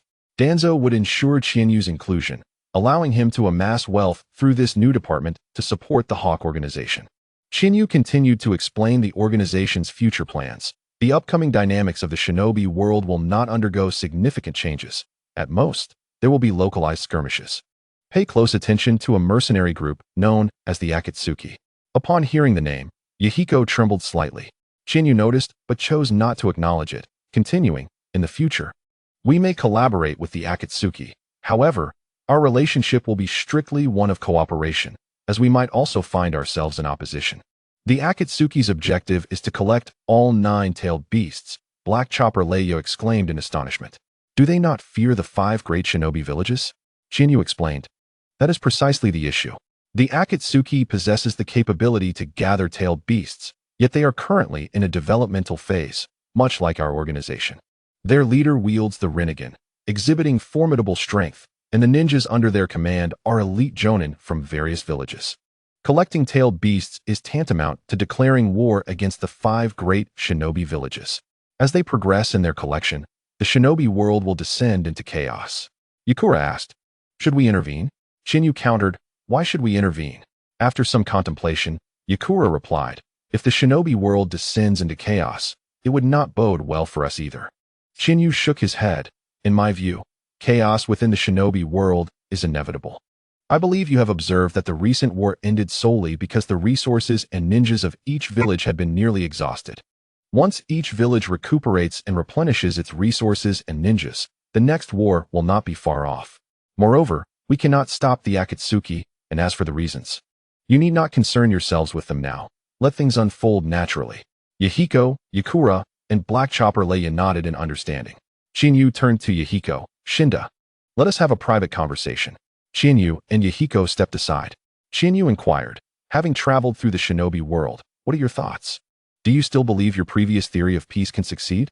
Yahiko fell silent, bowing his head. His journeys over the past few years had filled him with despair. The relentless cycle of violence and betrayal shattered his worldview. Initially, Yahiko had been filled with hope, but the myriad of experiences he encountered gradually extinguished that hope. He once saved a wounded ninja from a Wagakure, only for that ninja's comrades to attack him indiscriminately. Had the very ninja he saved spoken on his behalf, perhaps his comrades would not have turned against him. Yet, no such plea was made. Even more egregiously, the ninja he rescued labeled Yahiko an unknown entity, suggesting he should be killed without hesitation. The ninjas from various villages exhibited a callous disregard for the lives of defenseless civilians. Yahiko saved those innocents. Yet the hatred reflected in their eyes offered him no vision of peace. He realized how naive his earlier ideals had been. The notion of mutual understanding among individuals was an unattainable dream. Each person is an independent entity. Unless thoughts align, true understanding will never be achieved. However, such synchronization of thought is an impossibility, save for the shadow clone technique. Observing Yahiko's demeanor, Chinyu lowered his gaze. "It appears you have found your answer. With your innocence shattered, it is time to grow." Nagato, though extreme, is not without merit. One could argue that his method of achieving peace is the most viable. Regrettably, Nagato is but a pawn, forever unable to realize that peace. Chapter 203. The greedy one. Mayahiko once again heard Chiyu refer to Nagato as a mere pawn and could not help but inquire, "When will I be able to meet Nagato and Konan?" Chiyu chose not to respond. instead gazing intently at Mayahiko in silence. As the seconds ticked by, Mayahiko's head gradually lowered. I shall refrain from asking further. Chiyu admonished gently. Kamishiro, since you have made a promise to me, it is imperative that you uphold it. This is our covenant. Moreover, I had already informed you that if you are too eager to see Nagato, you would be endangering both him and Conan. You must recognize your significance in their hearts. Nagato's extremism stems from your demise. The individual who seeks to manipulate Nagato desires this extremism to better control him. Should your presence cause Nagato to spiral out of control, you will undoubtedly meet your end, and not even I could protect you. Furthermore, both Nagato and Conan would suffer the same fate, having lost their value as tools. I have also stated that Nagato's worth lies in the Rinnegan. It can be bestowed upon him, and similarly, it can be passed on to others for further schemes. Mayahiko sighed with a hint of guilt. I understand. But my longing for them often overwhelms me, prompting me to seek news of their well-being. Chiyu replied with a weary sigh. I know you are sentimental, and it is precisely due to this sentimentality that I chose to save you. However, as the vice leader of our organization, you must always remember that if you act irrationally, while I may be able to rescue you, I cannot guarantee the safety of Nagato and Conan. Furthermore, you are no longer solely concerned with them. Yakura and Black Holia joined the organization because of you, and we are both responsible for them, since Nagato and Conan are under constant surveillance. If we wish to rescue them, we must find moments when they are unmonitored. Moreover, attempting to save Nagato would put us at odds with that individual. Thus we must be thoroughly prepared. Currently, we are far from ready. The time is not yet ripe. Chiyu fixed his gaze upon Mayahiko's eyes and stated, to save Nagato and Conan, you must be prepared to wait a minimum of 15 years. Mayahiko stared at Chiyu in astonishment. 15 years? Is the wait truly that long? Chiyu chuckled softly. Long? If you were aware of an existence that has orchestrated a plan over the course of millennia for a singular goal, would you still find the duration excessive? Mayahiko grimaced. Who could possibly live for such an extended period? Chiyu, do not jest. Yet Chiyu smiled back at him. Mayahiko's expression gradually morphed into one of disbelief. Are you truly serious? Does someone exist who can live that long?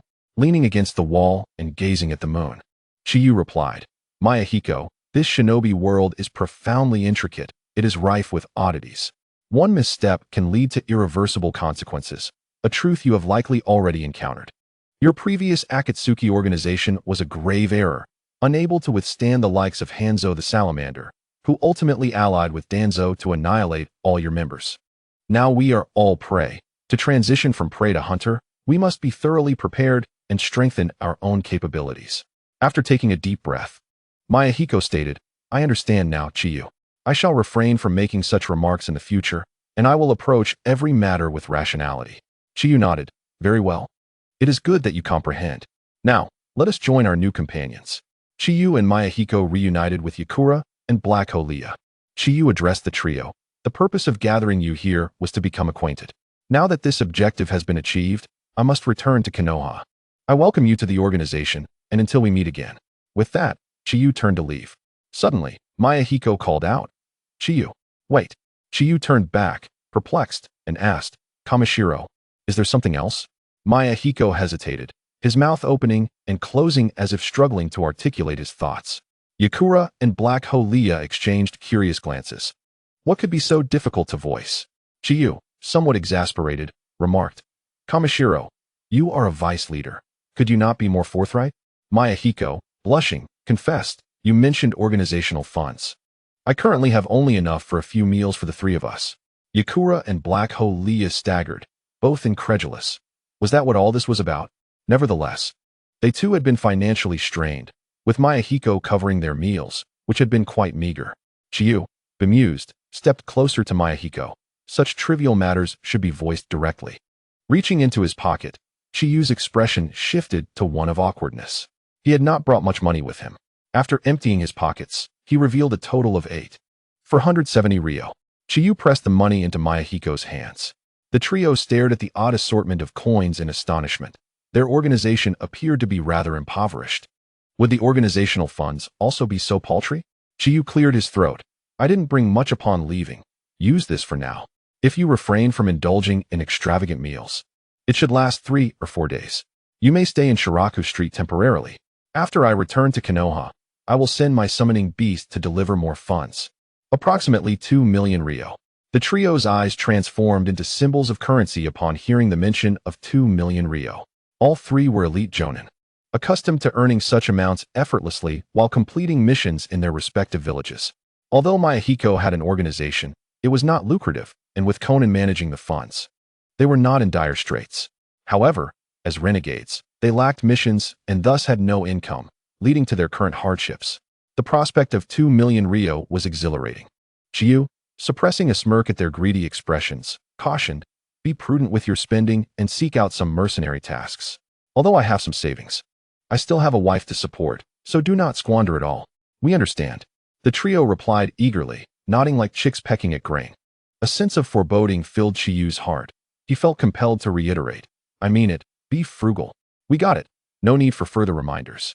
Leader, hurry back to Konoha and send us the funds." The more they insisted, the more anxious Chiyu felt. But what could he do? The money had to be provided. "Very well, I shall take my leave."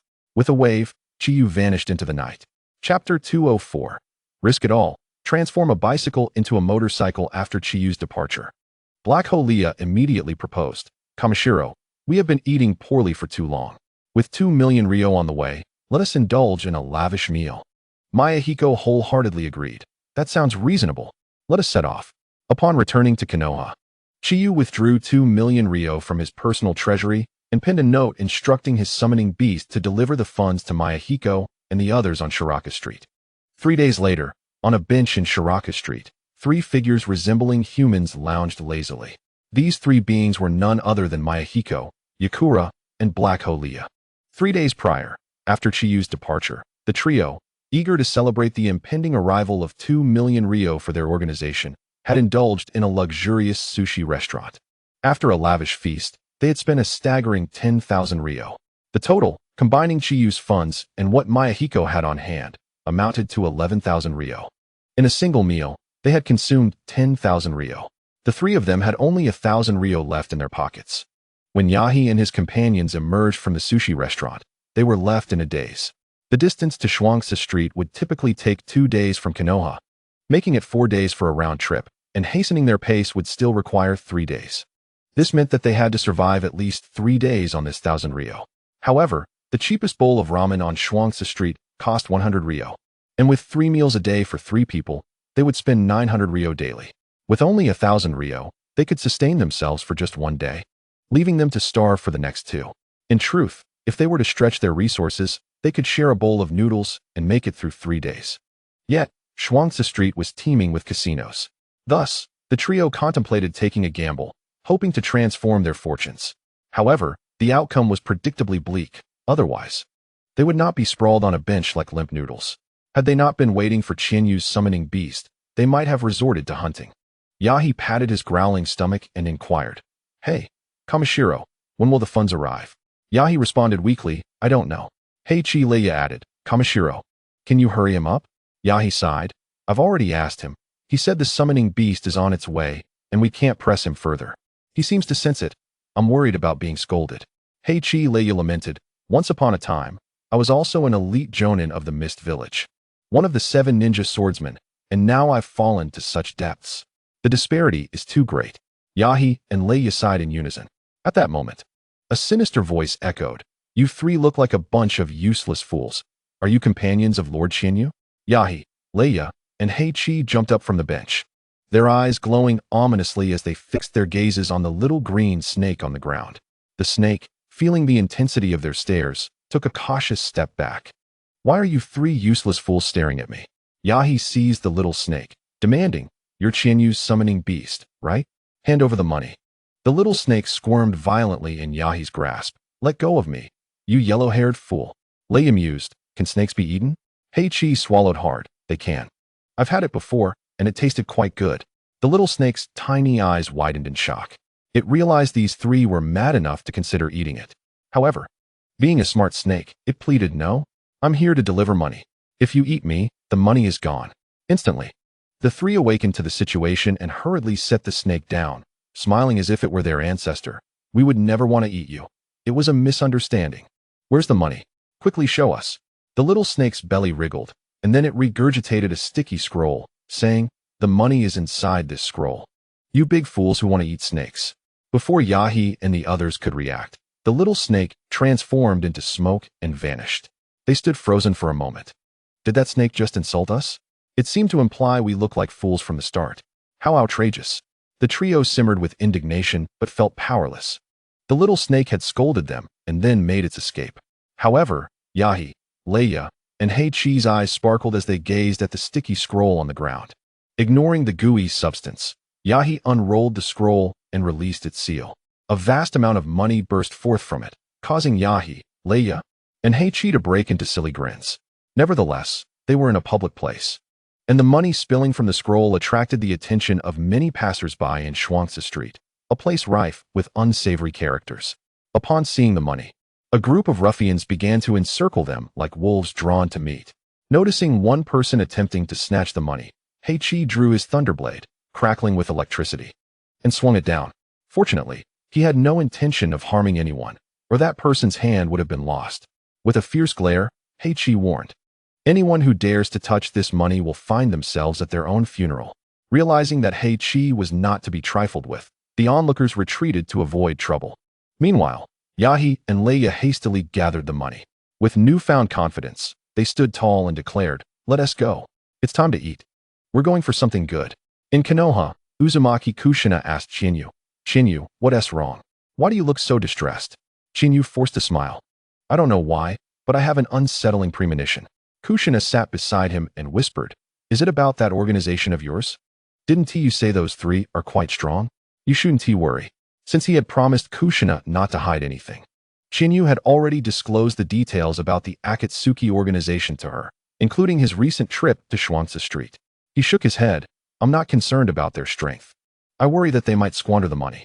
I left Shuangzi Street not long ago, and Yahi contacted me via the ring, asking when the funds would arrive. I just gave them over 8,000 Rio and told them to hold out for 3 or 4 days. He shouldn't be so eager to reach out. Thus, I suspect they might have already blown through the money, which is why they're in such a hurry to ask me." Kushina smiled reassuringly. "It's okay. Maybe you're just being overly anxious." Chiyu nodded. Perhaps, after all, aside from Yahi, Leia and Heichi seem quite reliable. Chapter 205. A clash between Danzo and Saratobi Hiruzen. While Chiyu and Kushina were at home, there was a sudden knock at the door. When Chiyu opened it, he was surprised to see Minato Namikaze and Mikaze Uzumaki. "Mikaze, you've come," Kushina exclaimed joyfully as she swiftly approached the door. Mikaze smiled at Kushina, saying, "Kushina, it's been a few days since we last met." Kushina affectionately linked her arm with Mikaze. "Yes. I wanted to visit you for a shopping trip a few days ago, but you weren't home, so I ended up going alone." At the mention of a few days ago, Minato and Mikaze's smiles faltered. A few days prior, during Chinyu's south journey to Shuangzi Street, a significant incident had occurred in Konoha. Mikaze's Nine Tails had gone out of control.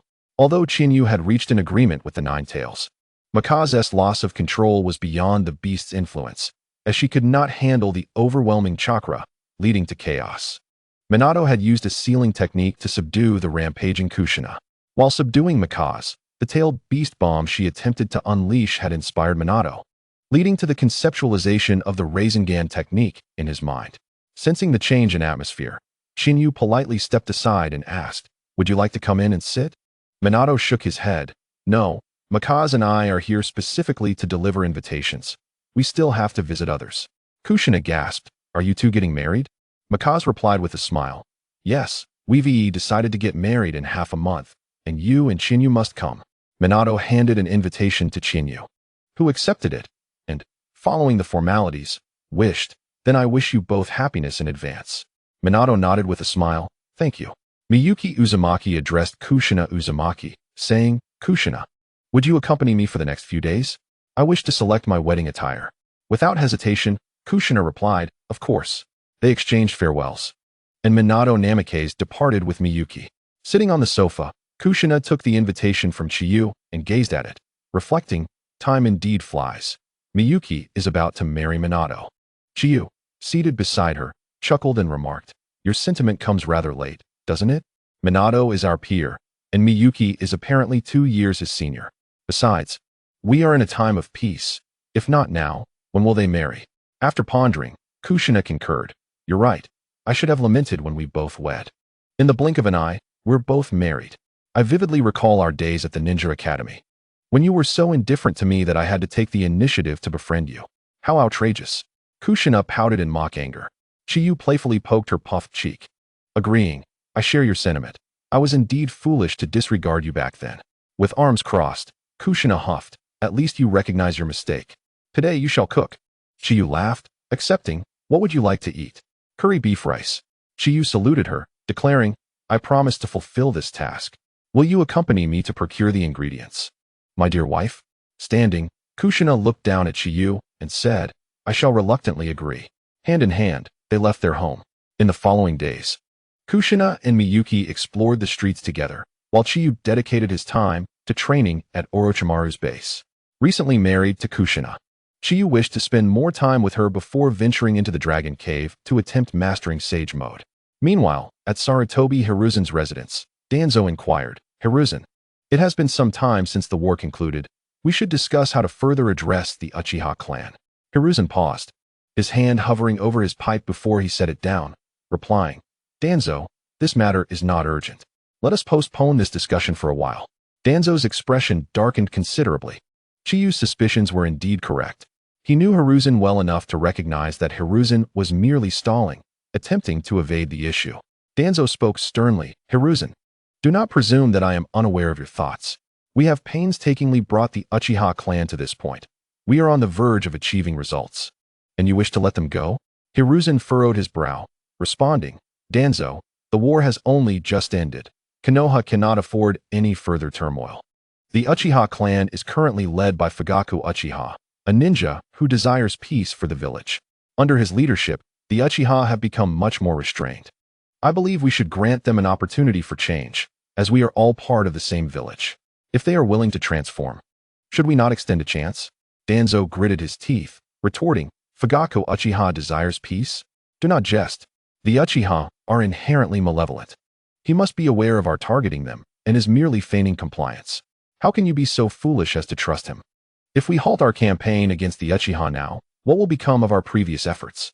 Once they regain their strength, will you have Minato confront them? Even our combined efforts to suppress the Uchiha have been daunting. Do you truly believe Minato can manage them alone? By offering the Uchiha a chance, you are endangering Konoha's future.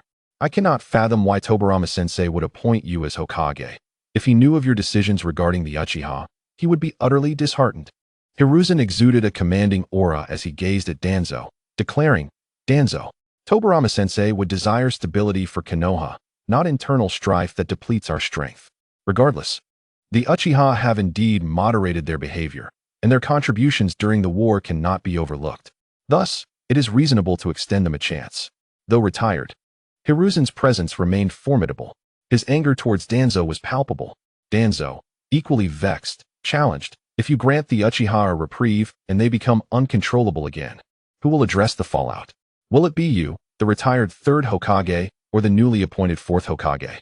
Hiruzen remained silent, contemplating Danzo's concerns. He too feared the implications of Danzo's scenario. Should the Uchiha merely be biding their time, regaining strength to reignite conflict, Minato would find it exceedingly difficult to address them. The Third Great Ninja War had nearly depleted Konoha's resources. Hiruzen worried that a renewed campaign against the Uchiha could provoke fierce resistance, leading to an uncontrollable situation. Hiruzen spoke again. Danzo, I understand your apprehension, yet we cannot solely focus on the potential threat from the Uchiha. We must also consider Konoha's current state, which cannot endure further upheaval.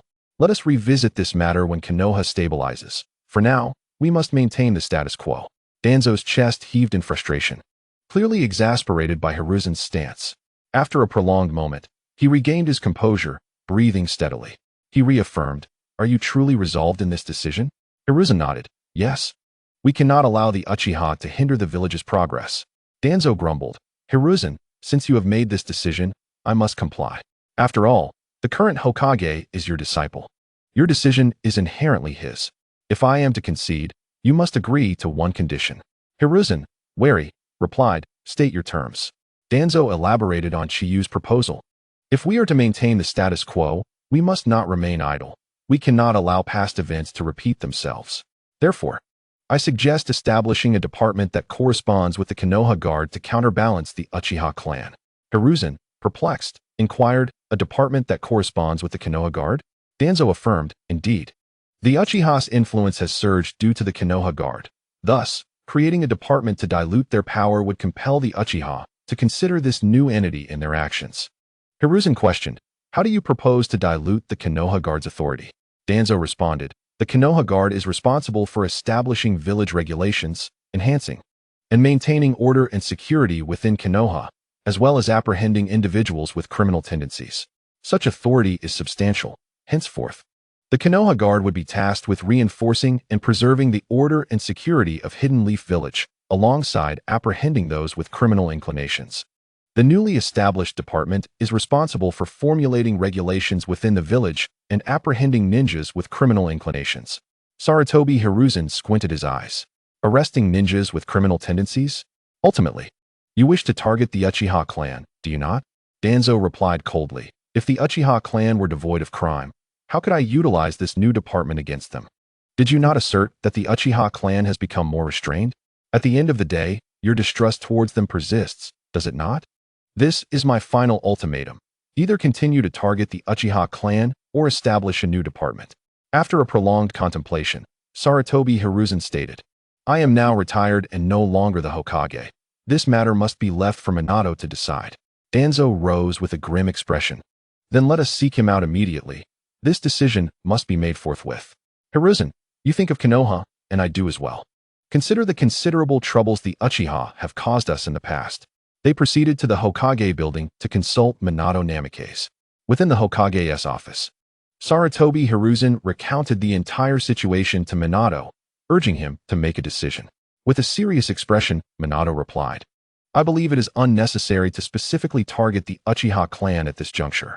Among my current guard, I have a subordinate named Uchiha Shursui. Shursui is exceedingly loyal to Konoha and has conveyed that Uchiha Fugaku, the clan leader, wishes to rebuild the trust between us. Shursui regularly reports on the Uchiha clan's activities, and they have been quite compliant, not engaging in any outrageous conduct. Since the Uchiha have explicitly expressed their desire to restore trust, we must reciprocate with sincerity. Danzo's face darkened as if shadows were gathering. He recalled words previously spoken to him by Chiyu. I have also interacted with Uchiha Fugaku. He is a remarkably astute individual. His desire to alter the Uchiha clan's circumstances may indeed lead Shursui and Minato to engage with the third Hokage, establishing a bridge of communication between both parties. Chiyu's foresight proved accurate. Danzo cast a penetrating glance at Minato and Hiruzen. If this continued, the entirety of Konoha would fall under the control of these two master and apprentice, relegating him to the obscurity of the root. Danzo asserted forcefully, you all claim the Uchiha clan has changed, yet it boils down to merely two individuals, Uchiha Fugaku and Uchiha Shursui. What of the countless other members of the Uchiha clan? Merely two outliers, and you place such unwavering trust in the Uchiha? Have you both forgotten the transgressions of the Uchiha clan? You choose to grant them an opportunity. However, if the Uchiha were to reveal their true colors once more, what then? Will you leave no avenues for retreat, all for the sake of trusting those two Uchiha? Should calamity arise, you, Hiruzen, and you, Minato, shall bear the burden of being Konoha's villains. Hiruzen, did the late Tobirama entrust Konoha to you for such treatment of his faith? I ask you once more, are you truly willing to wager the entirety of Konoha on the ephemeral trust of the malevolent Uchiha clan? Danzo placed a heavy accusation upon Sarutobi Hiruzen and Minato Namikaze. Minato's brow furrowed tightly, while Hiruzen's expression fluctuated between clarity and uncertainty. The weight of Danzo's words compelled them to reconsider the proposal. Chapter 207. Proposal from Chiyu. Danzo's accusation forced Minato and Hiruzen to reassess his suggestion. After all, the Uchiha clan could not be trusted entirely. Their willingness to extend an opportunity to the Uchiha was rooted in the clan's recent changes, as Konoha now sought a gentle progression. Yet, no one could guarantee the Uchiha would genuinely transform. There was merely a possibility. Should that possibility vanish, and the Uchiha revert to their former arrogance, becoming a malignant presence within Konoha, they would indeed bear the stigma of being its culprits. Sarutobi Hiruzen, now retired, would escape such blame, but it was Minato who risked bearing the weight of such a title, as he had not taken measures against the Uchiha, which could lead to dire consequences. Given Danzo's character, He would undoubtedly exploit such a situation to undermine Minato's position as Hokage. Hiruzen observed Minato, noting the burden upon his face, and realized they shared the same thoughts. Opportunities could be granted, but without proper preparations, they would be unwise. In light of this, Danzo's proposal seemed plausible. Hiruzen turned to Minato. Perhaps we should consider the establishment of a new department? After a moment of contemplation, Minato inquired. If we were to establish this new department, what are the ninjas to be recruited? Danzo replied, currently, all departments in Konoha are in dire need of ninjas. Hence, I will assign some root ninjas to initially staff the new department and guide the newly inducted ninjas in law enforcement. Minato regarded Danzo intently before responding. The new department may be established, but it shall not consist solely of root ninjas. A portion of Umbu ninjas must also be included. Danzo anticipated Minato's resistance to a department composed solely of root ninjas, for it would merely serve as an extension of root. Acknowledging the inevitability of this concession, he stated, "You are the Hokage. Such decisions fall within your purview." Upon witnessing the consensus between Danzo and Minato, Hiruzen queried, "Do you have a candidate for the leadership of this new department?" Danzo promptly proposed, "I suggest Chiyu as the head of the new department." Upon hearing Danzo's suggestion, Hiruzen and Minato furrowed their brows. The issue was not Chiyu's qualifications, but rather that this department was intended to counterbalance the Uchiha clan. Appointing Chiyu, who had vehemently opposed the Uchiha during the war, as the leader would quickly reveal the department's true purpose to the Uchiha ninjas. Minato responded gravely, "Chiyu is not a suitable choice. His previous hostility towards the Uchiha would not go unnoticed by them." Danzo crossed his arms, leaning back in his chair, and observed Hiruzen and Minato with a sardonic smile. Reflect honestly on the recent war. Did Orochimaru not contribute significantly? Was Chiyu not instrumental as well? After the war, it was my route that provided rewards to Orochimaru and Chiyu to commend their contributions. What about you? Did you offer them any accolades beyond mere words? Have you provided any tangible rewards? As Chiyu's mentor, Orochimaru was disqualified for reasons beyond his control. Yet you still hesitate to appoint Chiyu as the leader of the new department. Must the leader be someone who obediently follows your commands? Chiyu has proven to be compliant, fulfilling every task assigned to him without complaint. Do you still harbor distrust towards him simply because he is a root ninja? If so, perhaps you should replace me as the Hokage and the head of root. That would suit your preferences perfectly. Minato, feeling the awkwardness, replied, "That was not my intention." He understood that his position as Hokage was not entirely legitimate. In terms of merit and experience, he could not compare to Orochimaru. And he had once believed that Orochimaru would be the next Hokage. After all, Orochimaru's achievements are indeed remarkable. Even when compared to Senju, Minato Namikaze pales in comparison. It was Hiruzen Sarutobi who forcefully disregarded the opposition and elevated him to the position of Hokage. However, it wasn't entirely a matter of ignoring dissent. The only dissenting voice was that of Danzo. Thus, after becoming Hokage, Minato did not dare to be complacent, diligently working in his office. Now that Danzo had spoken so bluntly, Minato could only awkwardly assert that he had no such intentions. Hiruzen reprimanded, "Danzo, do not speak recklessly. Everything Minato does is for the sake of Konoha. Furthermore, it is not that we do not wish to reward Senju. Konoha is currently facing financial constraints and lacks the funds for such rewards. Once Konoha's situation improves, Minato will surely commend Senju." Danzo scoffed, "The financial difficulties of Konoha, were they not caused by you? Third Hokage, you truly are a benevolent soul, choosing to benefit the ninja from other villages that invade Konoha, while the ninjas who fight valiantly for Konoha suffer. How generous of you. Do you truly intend to treat Orochimaru and Senju in this manner? If you have such a lack of trust in them, then let them fully integrate into my root. If you hold them in such low regard, let my root utilize them." Hiruzen and Minato exclaimed in unison, "No." Though Orochimaru and Senju were officially root ninjas, in truth, they were merely nominal members. They were still executing missions assigned by others. Should they fully join root, Orochimaru and Senju would only heed Danzo's commands, not theirs. How could such powerful ninjas be allowed to join root? Hiruzen seemed to grasp Danzo's intentions. The establishment of this new department was Danzo's primary objective. And if it failed, or if the leader was not Senju, Danzo's aim would shift towards Orochimaru and Senju. The prowess of Orochimaru and Senju was evident to all. Should they fully integrate into root, it would be an immense loss for Minato. having already alienated Orochimaru. If Senju were not appointed as the leader of this new department, Senju too might become disillusioned with them. However, using this new department to counterbalance the Uchiha clan and appointing Senju as its leader indeed posed a challenge. Hiruzen and Minato found themselves in a predicament. Chapter 208. Konoha Defense Force. Upon hearing Danzo's suggestion to fully incorporate Orochimaru and Senju into Root, Hiruzen and Minato simultaneously objected. After all, Senju and Orochimaru were among the most esteemed ninjas in Konoha, and their integration into Root would signify a loss for Minato. After some contemplation, Minato proposed. Senju can become the leader of the new department, but I would like to appoint a vice leader to co-manage it. Danzo inquired. And who do you intend to appoint as the vice leader? Without hesitation, Minato declared a name, Uchiha Shursui. Upon hearing this name, not only did Danzo frown, but even Hiruzen raised an eyebrow. The new department was meant to counterbalance the Uchiha clan. How could they allow a member of the Uchiha to join? Minato explained. Third Hokage, please hear me out. If Senju joins the new department, the division of powers will clearly indicate that this department is established to restrain the Uchiha clan. We have just begun to build a channel of trust with them. Suddenly creating a department specifically targeting them would shatter that trust instantaneously.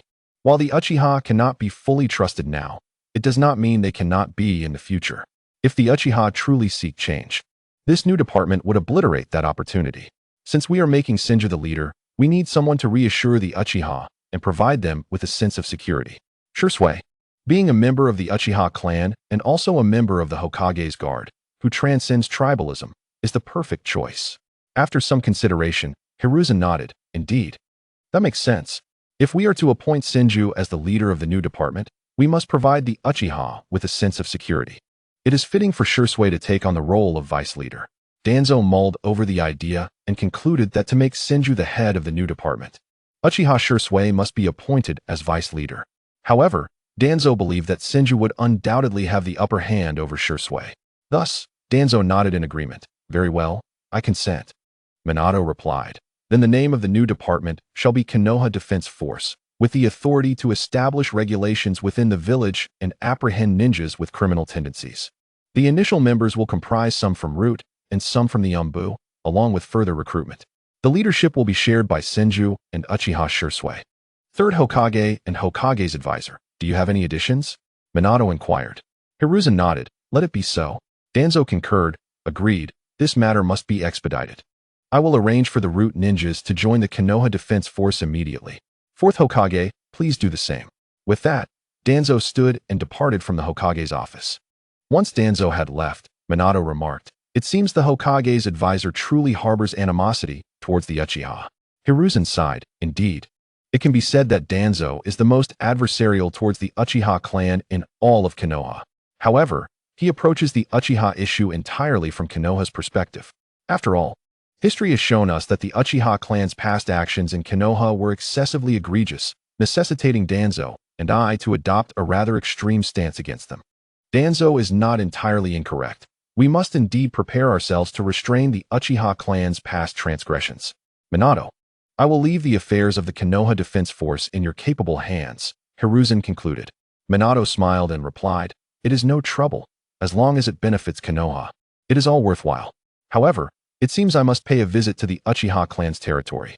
After discussing the details of the Konoha Defense Force, Hiruzen took his leave. Following his departure, Minato summoned Uchiha Shursui. Kneeling before Minato, Shursui addressed him, Hokage-sama.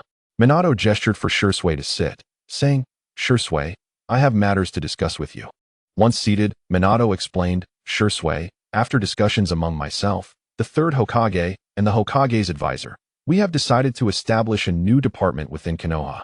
This new department will be named the Konoha Defense Force, tasked with formulating village regulations and apprehending ninjas with criminal inclinations. Shursui expressed surprise. Does this not conflict with some of the responsibilities of the Konoha police force? Minato nodded. Indeed. Therefore, those two responsibilities of the Konoha police force will be abolished. Shursui was somewhat perplexed, not understanding why Minato felt the need to establish this new department or why he was chosen to be informed. Shouldn't this matter be discussed with Uchiha Fugaku? Minato sighed. Shursui, the Konoha police force has been granted too much power. The Uchiha clan previously abused this power. leading the people of Konoha to harbor animosity towards them. Uchiha Shursui pressed his lips together. Acknowledging the truth in what Namikaze Minato had stated, the Uchiha clan had indeed overstepped their authority within the Konoha security force. Many had been deemed criminally inclined simply for whispering disparaging remarks about the Uchiha, resulting in their detention for several days. Uchiha Shursui remarked, "I can understand your perspective, Hokage-sama." Namikaze Minato smiled and replied, "It is good that you understand. The leader of the newly established Konoha Defense Force will be Chihane." Uchiha Shursui's expression shifted to one of disbelief as he gazed at Namikaze Minato, appointing Chihane to head the new Konoha Defense Force, which is tasked with establishing village regulations and apprehending potentially criminal ninjas, certainly seemed to be a direct affront to the Uchiha. If Danzo was the foremost adversary of the Uchiha, Chihane was undoubtedly a close second. Namikaze Minato sighed, "Do you think I am targeting the Uchiha clan?" After regaining his composure, Uchiha Shursui lowered his head and replied, "I did not think that, Hokage-sama." Minato continued, "In truth, it is entirely reasonable for you to think so. The very establishment of this new department is intended to restrain the Uchiha, given the clan's historical transgressions. However, the new department is not aimed at the Uchiha clan. As long as your kin remain law-abiding, there will be no issues. Besides, I will also ensure that Umbu ninjas are integrated into this new department to prevent any chaos stemming from the root and Chihane. Most importantly, Shursui, I have appointed you as the deputy leader of the new department." Uchiha Shursui's head shot up, astonished at Namikaze Minato's words. Chapter 209, You Are Exceptional. When Namikaze Minato informed Uchiha Shursui of his appointment as deputy leader, Shursui was momentarily speechless. After a brief pause, he asked in confusion, "Hokage-sama, why me?" Minato responded, "Because I trust you. Among the entire Uchiha clan, you are the one I trust the most. You are not confined by narrow tribalism. You possess wisdom, rationality, and a calm demeanor. You genuinely care for the village and are an exceptional ninja who takes practical action." Uchiha Shursui felt a tinge of embarrassment at Minato's praise. Could he truly be worthy of such accolades? Minato candidly expressed, "It is precisely these qualities that have led me to appoint you as the deputy leader of the Konoha Defense Force. While clan leader Fugaku is striving to restore our trust in the Uchiha, it is not enough for me to trust him alone. As I previously mentioned, the formation of the Konoha Defense Force is the result of a tripartite discussion among myself, the third Hokage, and the advisors. In fact, the proposal for this new department originated from Danzo. The Uchiha clan is likely aware of Danzo's significant hostility towards you. I wish to believe in the Uchiha, but Danzo does not share that sentiment, which has led to the establishment of this new department, with Danzo strongly recommending Chihane as its leader. I am acutely aware that if Chihane becomes the leader of the Konoha Defense Force, the Uchiha clan will undoubtedly be plunged into panic. If that occurs, the trust painstakingly built between me and clan leader Fugaku will inevitably fracture. Therefore, I propose the creation of a deputy leader position, and that leader is you. The establishment of the Konoha Defense Force is a foregone conclusion, one that cannot be altered. Shursui, I have great faith in your abilities, and you hold considerable esteem within the Uchiha clan. Thus, as the deputy leader of the Konoha Defense Force, you will serve to reassure the Uchiha. Furthermore, should Chihane and the root ninjas deliberately target the Uchiha, you will be able to intervene, and the Umbu within the Konoha Defense Force will support you in your actions." Uchiha Shursui felt a surge of determination, realizing how much Namikaze Minato valued his trust. After taking a deep breath, he replied, "I will not betray your trust, Hokage-sama." Minato smiled gently, "I believe you will succeed. Should you encounter insurmountable challenges, I will assist you." Uchiha Shursui nodded firmly, "Yes, Hokage-sama." Minato then rose and said, "Once the Konoha Defense Force is established, you will immediately take office alongside Chihane. Next, we must meet with clan leader Fugaku, as the two roles of the Konoha Defense Force need to be delineated from the Konoha Security Force. Shursui, since you will be the deputy leader of the Konoha Defense Force, you should accompany me." Namikaze Minato and Uchiha Shursui proceeded to the Uchiha clan's domain. Meanwhile, at the root base, Danzo summoned Chihane. Upon Chihane's arrival, Danzo, with a begrudging expression, stated, "The establishment of the new department, named the Konoha Defense Force, has been successful, and you will be its leader. However, that fool Namikaze Minato has decided to include a deputy leader position." Before Danzo could reveal who the deputy leader would be, Chihane interjected. Danzo-sama, the deputy leader is Uchiha Shursui, isn't it? Danzo looked at Chihane in surprise. How could he have guessed that? Chihane explained. Since Namikaze Minato has decided to establish a deputy leader position, it must be to pacify the Uchiha clan. And the only effective candidate for that role must be from the Uchiha clan itself. Uchiha Shursui is a trusted ally of Namikaze Minato, so in my view, he is the only choice for this deputy position. Danzo nodded. You truly deserve your reputation for leading ninja forces to victory in battle. Your analysis of the situation is remarkably astute. Indeed, the deputy leader position is Uchiha Shursui. I have agreed to Namikaze Minato's proposal because I believe you can keep Uchiha Shursui under control. Chihane merely smiled at Danzo's praise and then inquired, Danzo-sama, I would like to ask you a question. To what extent do you wish to suppress the Uchiha clan? Danzo, puzzled, asked, What do you mean? Chihane replied, If your intention is merely to prevent the Uchiha clan from being as arrogant and reckless as they once were, the establishment of the Konoha Defense Force has already achieved that goal. This new department acts as a blade hanging over their heads. If they wish to revert to their former ways, they must weigh the consequences. This is merely a division of two roles, and in the future, other roles may be delineated as well, until the Konoha Security Force is left as an empty shell. The Konoha Security Force is the key to the Uchiha clan's considerable influence and power within Konoha. As long as they do not relinquish control over this department, they will have to remain compliant. However, if your aim is to suppress the Uchiha clan to the point where they can no longer lift their heads, that is also quite achievable. Even if Uchiha Shursui and Namikaze Minato wish to intervene, they would have no justification to do so, as we hold the upper hand. Therefore, I ask again, to what extent do you intend to target the Uchiha clan? Upon hearing Chihane's response, Danzo's eyes glinted with malice. With a grim expression, he replied, Of course, I wish to suppress the Uchiha clan to the point where they can never rise again. Chihane smirked slightly. Danzo's answer was hardly surprising. After all, he would not be shocked even if Danzo expressed a desire to annihilate the Uchiha clan. Now, he could proceed with his scheme for profit. Danzo queried, Chihane, you just mentioned that it would be easy to suppress the Uchiha clan to the point where they cannot raise their heads. What is your plan? Chihane elaborated. Whether Namikaze Minato allows the Umbu to enter the new department or appoints Uchiha Shursui as deputy leader, it matters little, for to put it bluntly, they are merely here to monitor us. However, within the jurisdiction of the Konoha Defense Forces, we can take measures against the Uchiha clan without them being able to retaliate. Danzo questioned, But those Uchiha are aware that you are the leader of the new department. Surely they will comply. How can we target them through our authority? Chiyu replied with confidence, Lord Danzo, are you not familiar with the temperament of those Uchiha? We merely need to incite discord between the villagers and the Uchiha clan. The arrogant Uchiha will reveal a tendency for violence. Even a mere insult from them will suffice for us to arrest them on the grounds of criminal intent. Danzo's interest piqued. He gestured for Chiyu to elaborate. Chapter 210. Bail Chiyu explained to Danzo that by sowing discord between the villagers and the Uchiha, we could arrest the haughty Uchiha at any sign of aggression. Danzo was immediately intrigued, urging Chiyu to continue. Chiyu elaborated. According to the responsibilities of the Konoha Security Forces, they patrol the village daily. We can, for instance, encourage some villagers who bear grievances against the Uchiha to speak ill of them, ensuring that the Uchiha overhear. Should the Uchiha exhibit any reaction, we could promptly arrest them. After a few instances, the villagers would realize that the Konoha Defense Forces had their backs, alleviating their fear of the Uchiha, allowing them to express themselves freely. At that point, if the Uchiha could not endure the insults and retaliated, we would arrest them for a few days. If they wished to be released early, they would need to pay bail. Danzo inquired, Bail?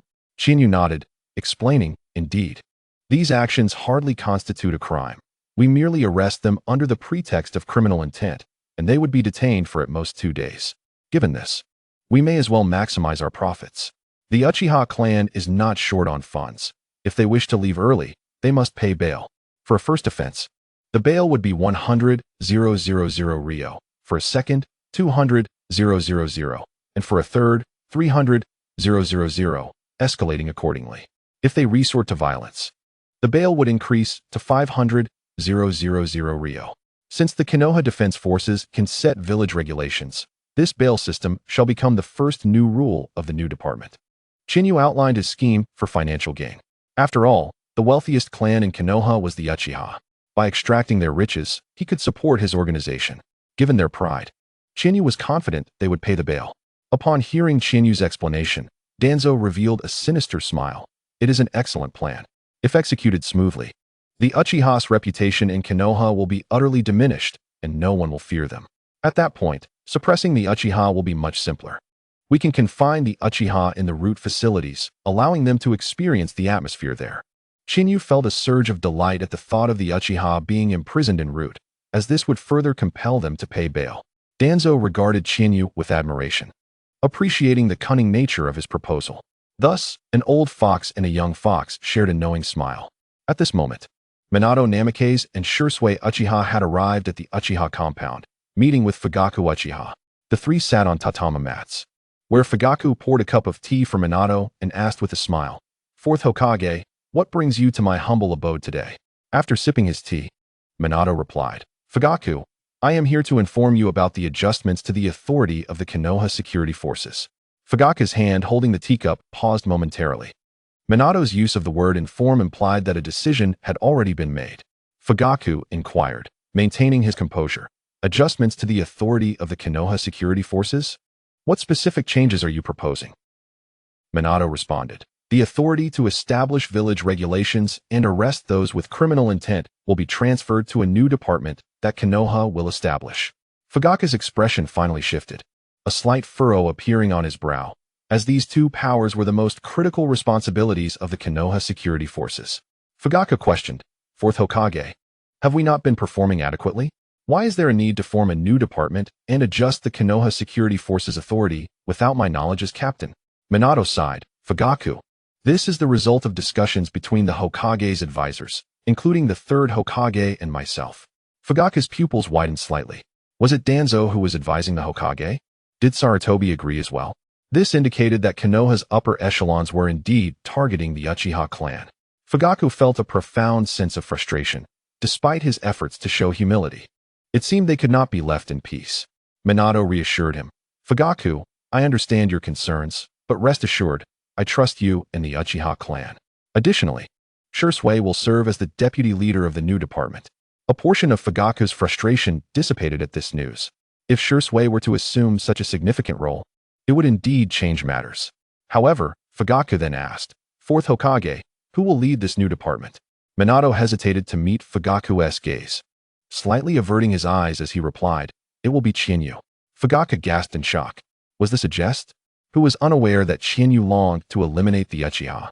Even if Shursui became the deputy leader, could he possibly reign in Chiyu, a veritable harbinger of death? This was a blatant attempt to target the Uchiha clan. Fugaku stated solemnly, "Fourth Hokage, I acknowledge that our Uchiha clan has caused significant trouble for Konoha in the past, but that was a long time ago. I have worked diligently to reform my clan and am currently striving to manage them responsibly. If you or any of the higher-ups have further objections, please voice them, and I will do my utmost to address them." However, the Konoha security forces were established by the second Hokage. Although we Uchiha may have overstepped in the past, we have consistently endeavored to fulfill the duties of the Konoha security forces. Therefore, I implore you to reconsider this decision.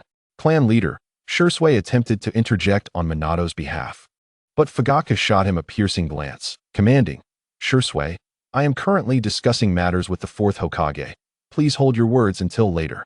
This matter concerned the entirety of the Uchiha clan, and Fugaku felt compelled to assert his position, striving to persuade Minato to retract the decree.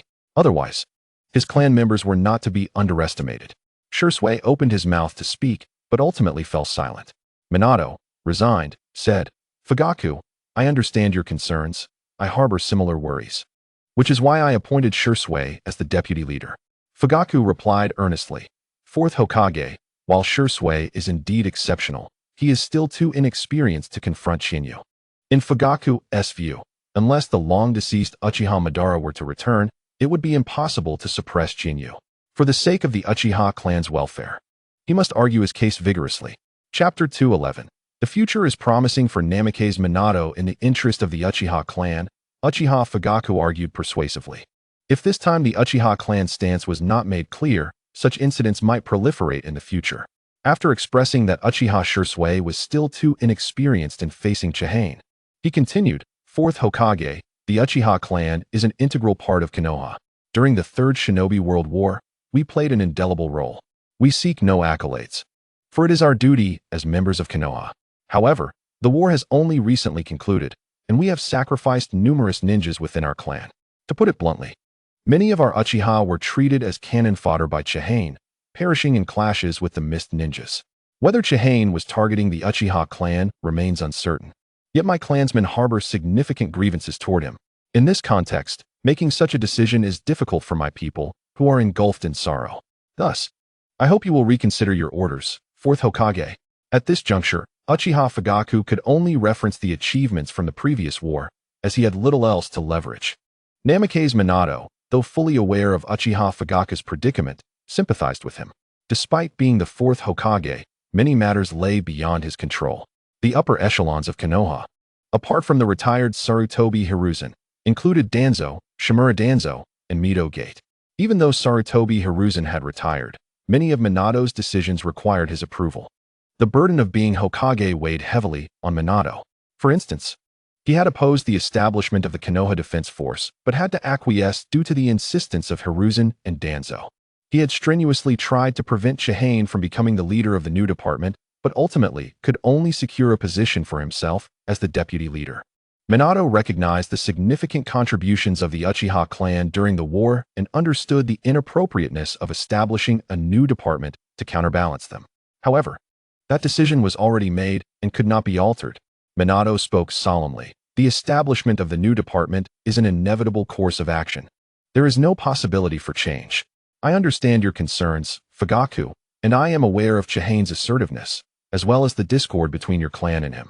Therefore, my Umbu ninjas will also join this new department, and they will follow Shirsue's orders. There are many matters beyond our control, and we cannot act solely according to our desires.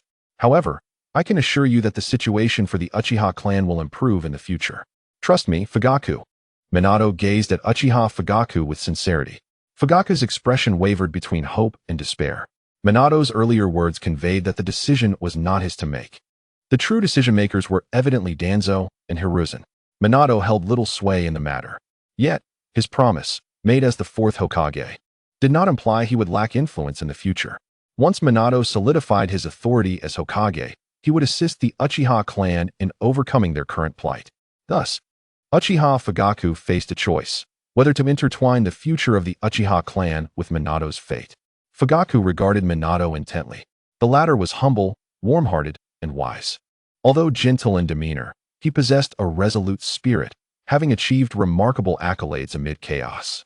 Fugaku held great hope for Minato. Otherwise, he would not have welcomed him so warmly during Minato's initial visit as Hokage, proactively expressing the Uchiha clan's desire to rebuild trust with Konoha. However, the current situation revealed that Minato's tenure as Hokage was fraught with challenges, as he was unable to make decisive choices.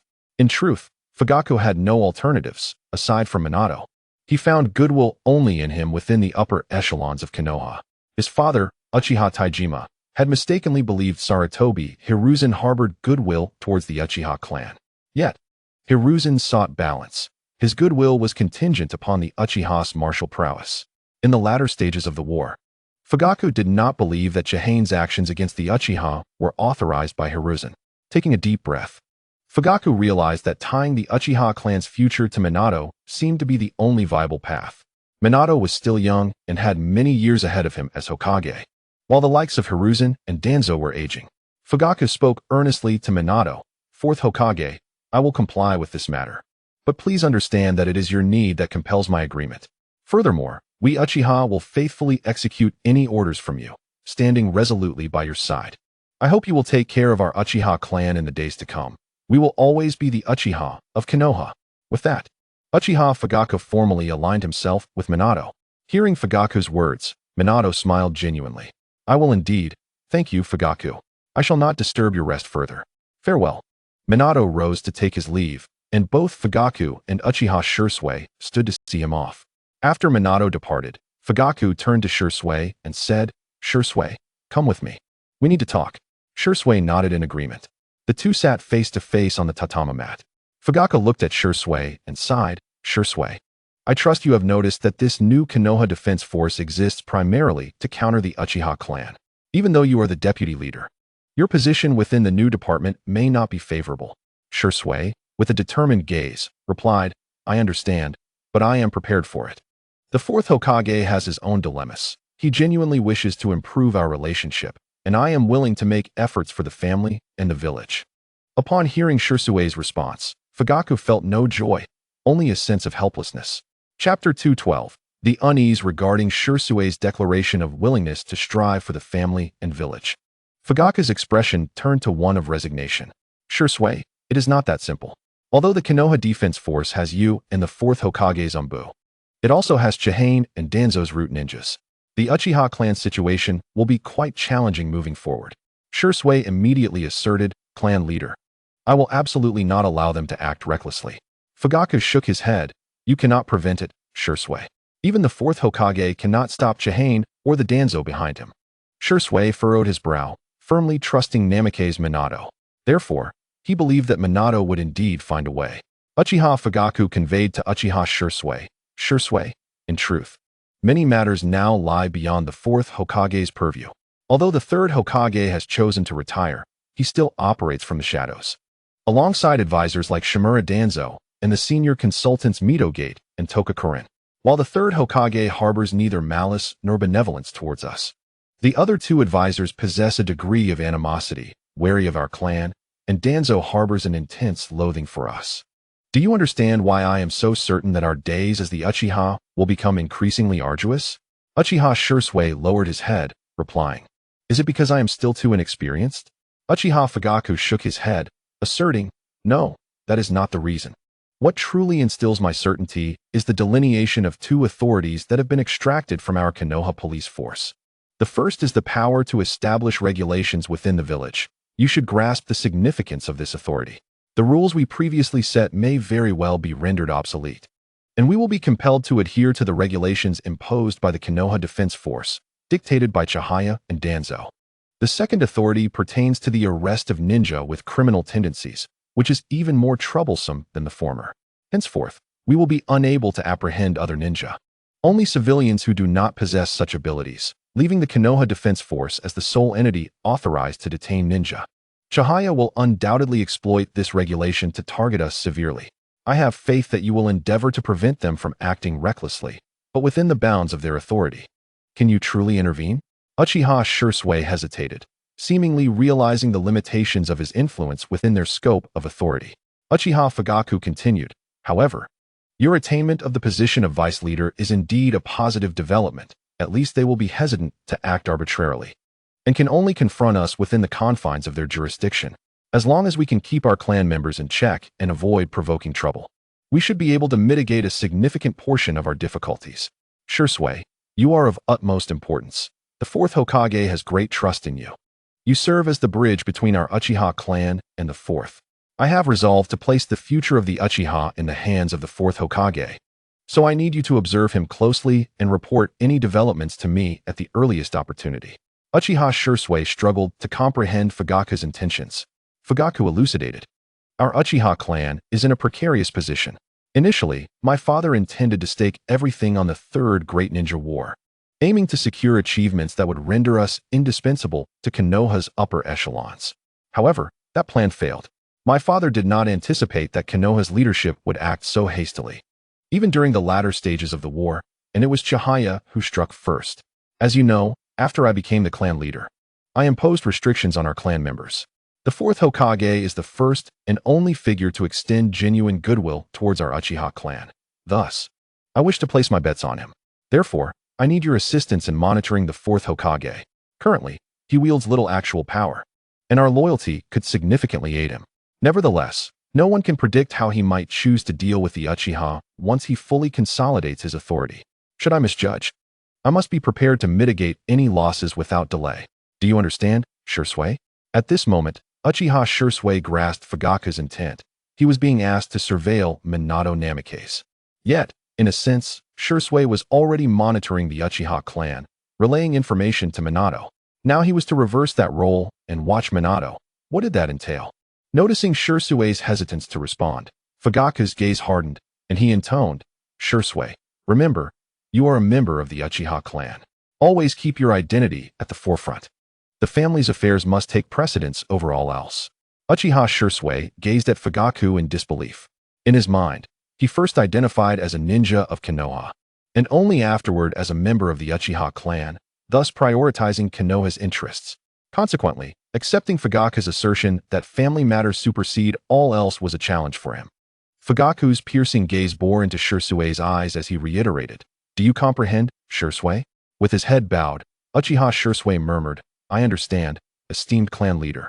As Shursui departed, Fugaku cast a lingering glance at his retreating figure, suddenly feeling an unsettling doubt about Shursui's reliability.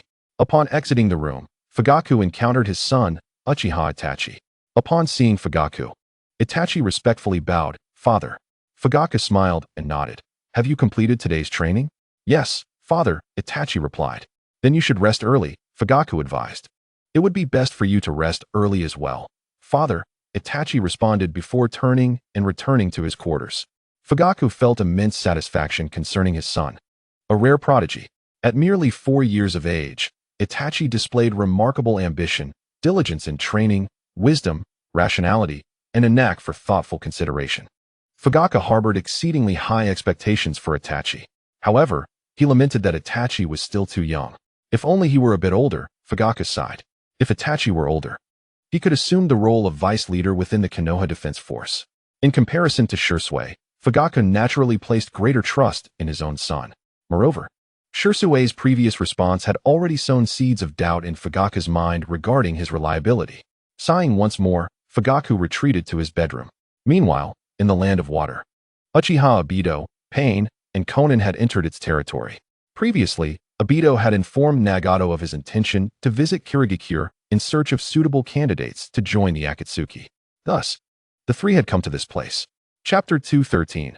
Obito's scheme. Uchiha Obito, Pain, and Konan found themselves in the land of water, making their way to Kirigakure to scout for new members for the Akatsuki. However, upon reaching the outskirts of Kirigakure, they unexpectedly encountered the current 4th Mizukage, Hirigane Yagura. Following the assassination of the 3rd Mizukage by Chihaya, Yagura had ascended to the position of 4th Hokage. Additionally, after the death of Noara Rin, Kirigakure had recaptured the Three Tails.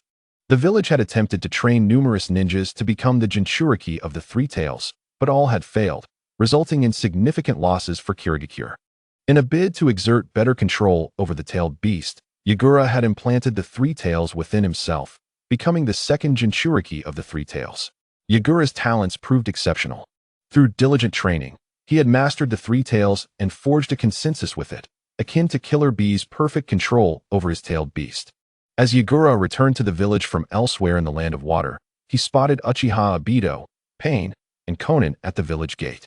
Sensing a palpable danger emanating from the trio, particularly from Pain's headband, marked by a line indicative of a rogue ninja, Yagura swiftly positioned himself before them, raising a staff adorned with green flowers, and pointed at the three. "Who goes there?" Recognizing Yagura as the 4th Mizukage, Obito's mind immediately devised a plan. "Perfect. Then I would like to request your assistance." Without hesitation, Uchiha Obito activated his Sharingan's Jinjutsu, intending to ensnare Yagura in its grasp. Instantaneously, Yagura found himself immobilized, ensnared by the illusion. Pain cast a glance at the illusion-controlled Koki Shikazura, then turned his gaze toward the orange-masked Uchiha Obito, inquiring, "What do you intend to accomplish?" Uchiha Obito responded, "By controlling the 4th Mizukage, I effectively gain dominion over the hidden mist village. I can utilize my Sharingan to maintain control over him, manipulating the village to bolster the Akatsuki organization. Moreover, the Three Tails within him is precisely what we require. Once we capture the other tailed beasts, we can extract his to realize our ambitions." Pain paused, contemplating Obito's scheme. From the outset, he had never trusted Obito or that individual, Setsu. Thus, he always weighed Obito's plans carefully before deciding. After reflecting, he concluded that Obito's proposition was indeed feasible, with the entire hidden mist village backing the Akatsuki. Their growth could be rapid. Pain nodded. "Very well, let it be so." "Ah, I see. Your target is me and the tailed beast within me. As the 4th Mizukage, I shall eliminate you here," Koki Shikazura proclaimed, unleashing a flurry of strikes with his coral staff. Uchiha Obito deftly evaded the assault, utilizing the insight of his Sharingan. He was astounded that Shikazura could break free from his illusion, as such genjutsu could only be dispelled by disrupting the flow of chakra from an external source. The fact that Shikazura managed to escape implied that a second presence was interfering with his chakra, aiding him.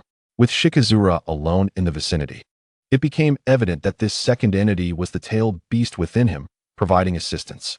Uchiha Madara had once shared insights about Jinchuriki with Obito. A perfect Jinchuriki? One who can harmonize with their tailed beast would be immune to illusions, for the tailed beast within would assist in dispelling any Jinjutsu. Pain glanced towards the hidden mist village in the distance and remarked to Obito, "This is not an ideal location. Conan and I shall await you elsewhere." After speaking, Pain and Conan turned to depart. Obito clicked his tongue. "You certainly know how to delegate." Pain's intention was clear, to lure Shikazura away from the hidden mist village before capturing him. As Pain and Conan prepared to leave, Shikazura swiftly formed a hand sign. Water release, water fong bullet. Koki Shikazura conjured 3 spiraling torrents of water, launching them towards Obito and the departing Pain and Conan. Obito evaded the water streams using his intangibility, while Pain sidestepped and raised his left hand to counter the oncoming water. Shinra Tensei. A formidable repulsive force deflected the 2 streams of water. Shikazura's pupils constricted. This masked individual and the one with blonde hair were formidable. In that fleeting moment of distraction, Obito brandished a scythe, aimed at Shikazura. This scythe was the very one that Uchiha Madara had wielded as a staff, a weapon of destruction that had claimed countless lives in battle. Now, it was in Obito's possession. Shikazura quickly raised his staff to block the scythe and formed a hand sign with one hand. Water release, water blade. Water coalesced into a rotating blade at Shikazura's fingertips, thrusting towards Obito's chest. The water blade struck Obito, yet no sensation of impact was felt, and he remained unharmed. Indeed, you can pass through attacks. Obito promptly retreated. Shikazura furrowed his brow, sensing the grave danger posed by the 3 individuals. They could not be permitted to roam freely in the land of water. Thus, he resolutely pursued them. Shikazura relentlessly chased after Obito, employing water release techniques to attack. Yet, without exception, these assaults were either evaded by Obito or passed harmlessly through his form. What kind of technique is this? Such abilities are unheard of in the ninja world. The peculiarity of Obito's capacity to bypass attacks perplexed Shikazura, who was equally troubled by the repulsive force wielded by Pain. Suddenly, Obito came to a halt, while Pain and Conan perched upon the trunk of a large tree. Obito addressed them, "I've lured him here, let us resolve this together." However, Pain and Conan remained still, observing Obito from their elevated position.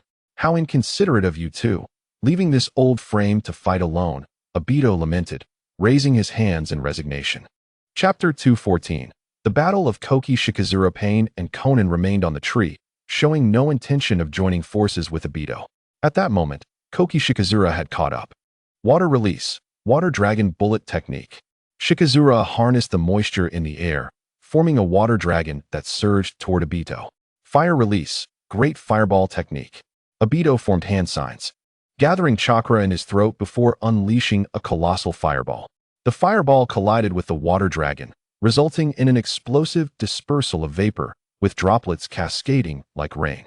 Koki Shikazura executed a body flicker technique, appearing behind Obito, the hook of his staff aiming for him. Obito utilized Kimui to evade. As Shikazura passed through his form, Obito materialized, swinging his scythe towards him. Shikazura reacted immediately, turning to face Obito while forming hand signs. Water release, water shuriken. He unleashed a barrage of water shuriken towards Obito. Once again, Obito was forced to use Kimui to evade, and due to his intangibility, the scythe passed harmlessly through Shikazura. Creating distance between them, Shikazura regarded Obito with gravity. So, when you employ your ability to pass through, your attacks can also be negated. Obito gazed at Shikazura with a mocking expression, his hands beginning to form seals. Fire release, blazing wind dance. Combining Kimui with fire release, Obito distorted the space around him, creating a swirling tempest, then exhaled a spiraling serpent of fire. The resulting conflagration surged toward Shikazura. Water release, water barrier. Shikazura infused chakra into the ground, erecting a vertical wall of water. As the fire met the wall, steam billowed into the air. Suddenly, Shikazura felt a tightening in his chest. His water barrier showed signs of collapse, unable to withstand Obito's fiery assault. Swiftly, he formed hand signs. Water release, water pillar. He conjured a massive sphere of water that, upon impact with the ground, expanded outward, extinguishing Obito's flames.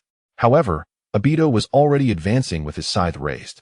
Shikazura too swung his staff, preparing to parry Obito's strike. Yet, Obito's scythe passed through Shikazura, as did Obito himself. Having learned from past encounters, Shikazura anticipated that Obito would attempt a surprise attack from behind after passing through him. As Koki Yagura swiftly turned, he formed hand seals with one hand while the other wielded a staff, its hook directed towards Uchiha Obito. Yagura had accurately anticipated that after penetrating him, Obito would manifest and attempt to ambush from behind. However, it was precisely the back that Yagura had turned to. The scythe wielded by Obito was ensnared with chains, and Yagura, fixated on Obito, had failed to notice the chains trailing behind him. Caught off guard, Yagura found the chains ensnaring his neck. With a powerful tug, Obito sent Yagura crashing to the ground. Following this, Obito pivoted sharply, pressing his right knee heavily into Yagura's back while positioning the scythe threateningly against Yagura's neck. The outcome seemed inevitable. Fourth Mizukage, relinquish yourself and become my puppet, Obito declared. Yagura retorted coldly, is it not a tad premature to declare victory? In the next instant, Obito unexpectedly vanished. Due to his sudden phasing, Yagura successfully broke free from the chains. The reason behind Obito's abrupt intangibility was that Yagura had drawn upon the chakra of the three tails, manifesting a spiked tail that lashed out towards Obito, compelling him to phase out to evade the attack. Yagura continued forming hand seals with one hand. Water release, water mirror technique. He conjured a mirror of water, revealing a reflection identical to Obito. The imitation launched a fireball technique at Obito and charged forward. Obito, evading the fireball through intangibility, employed Kimui, drawing the imitation into the realm of space-time. Witnessing this, Yagura was momentarily stunned, not expecting Obito to dispatch the imitation with such ease.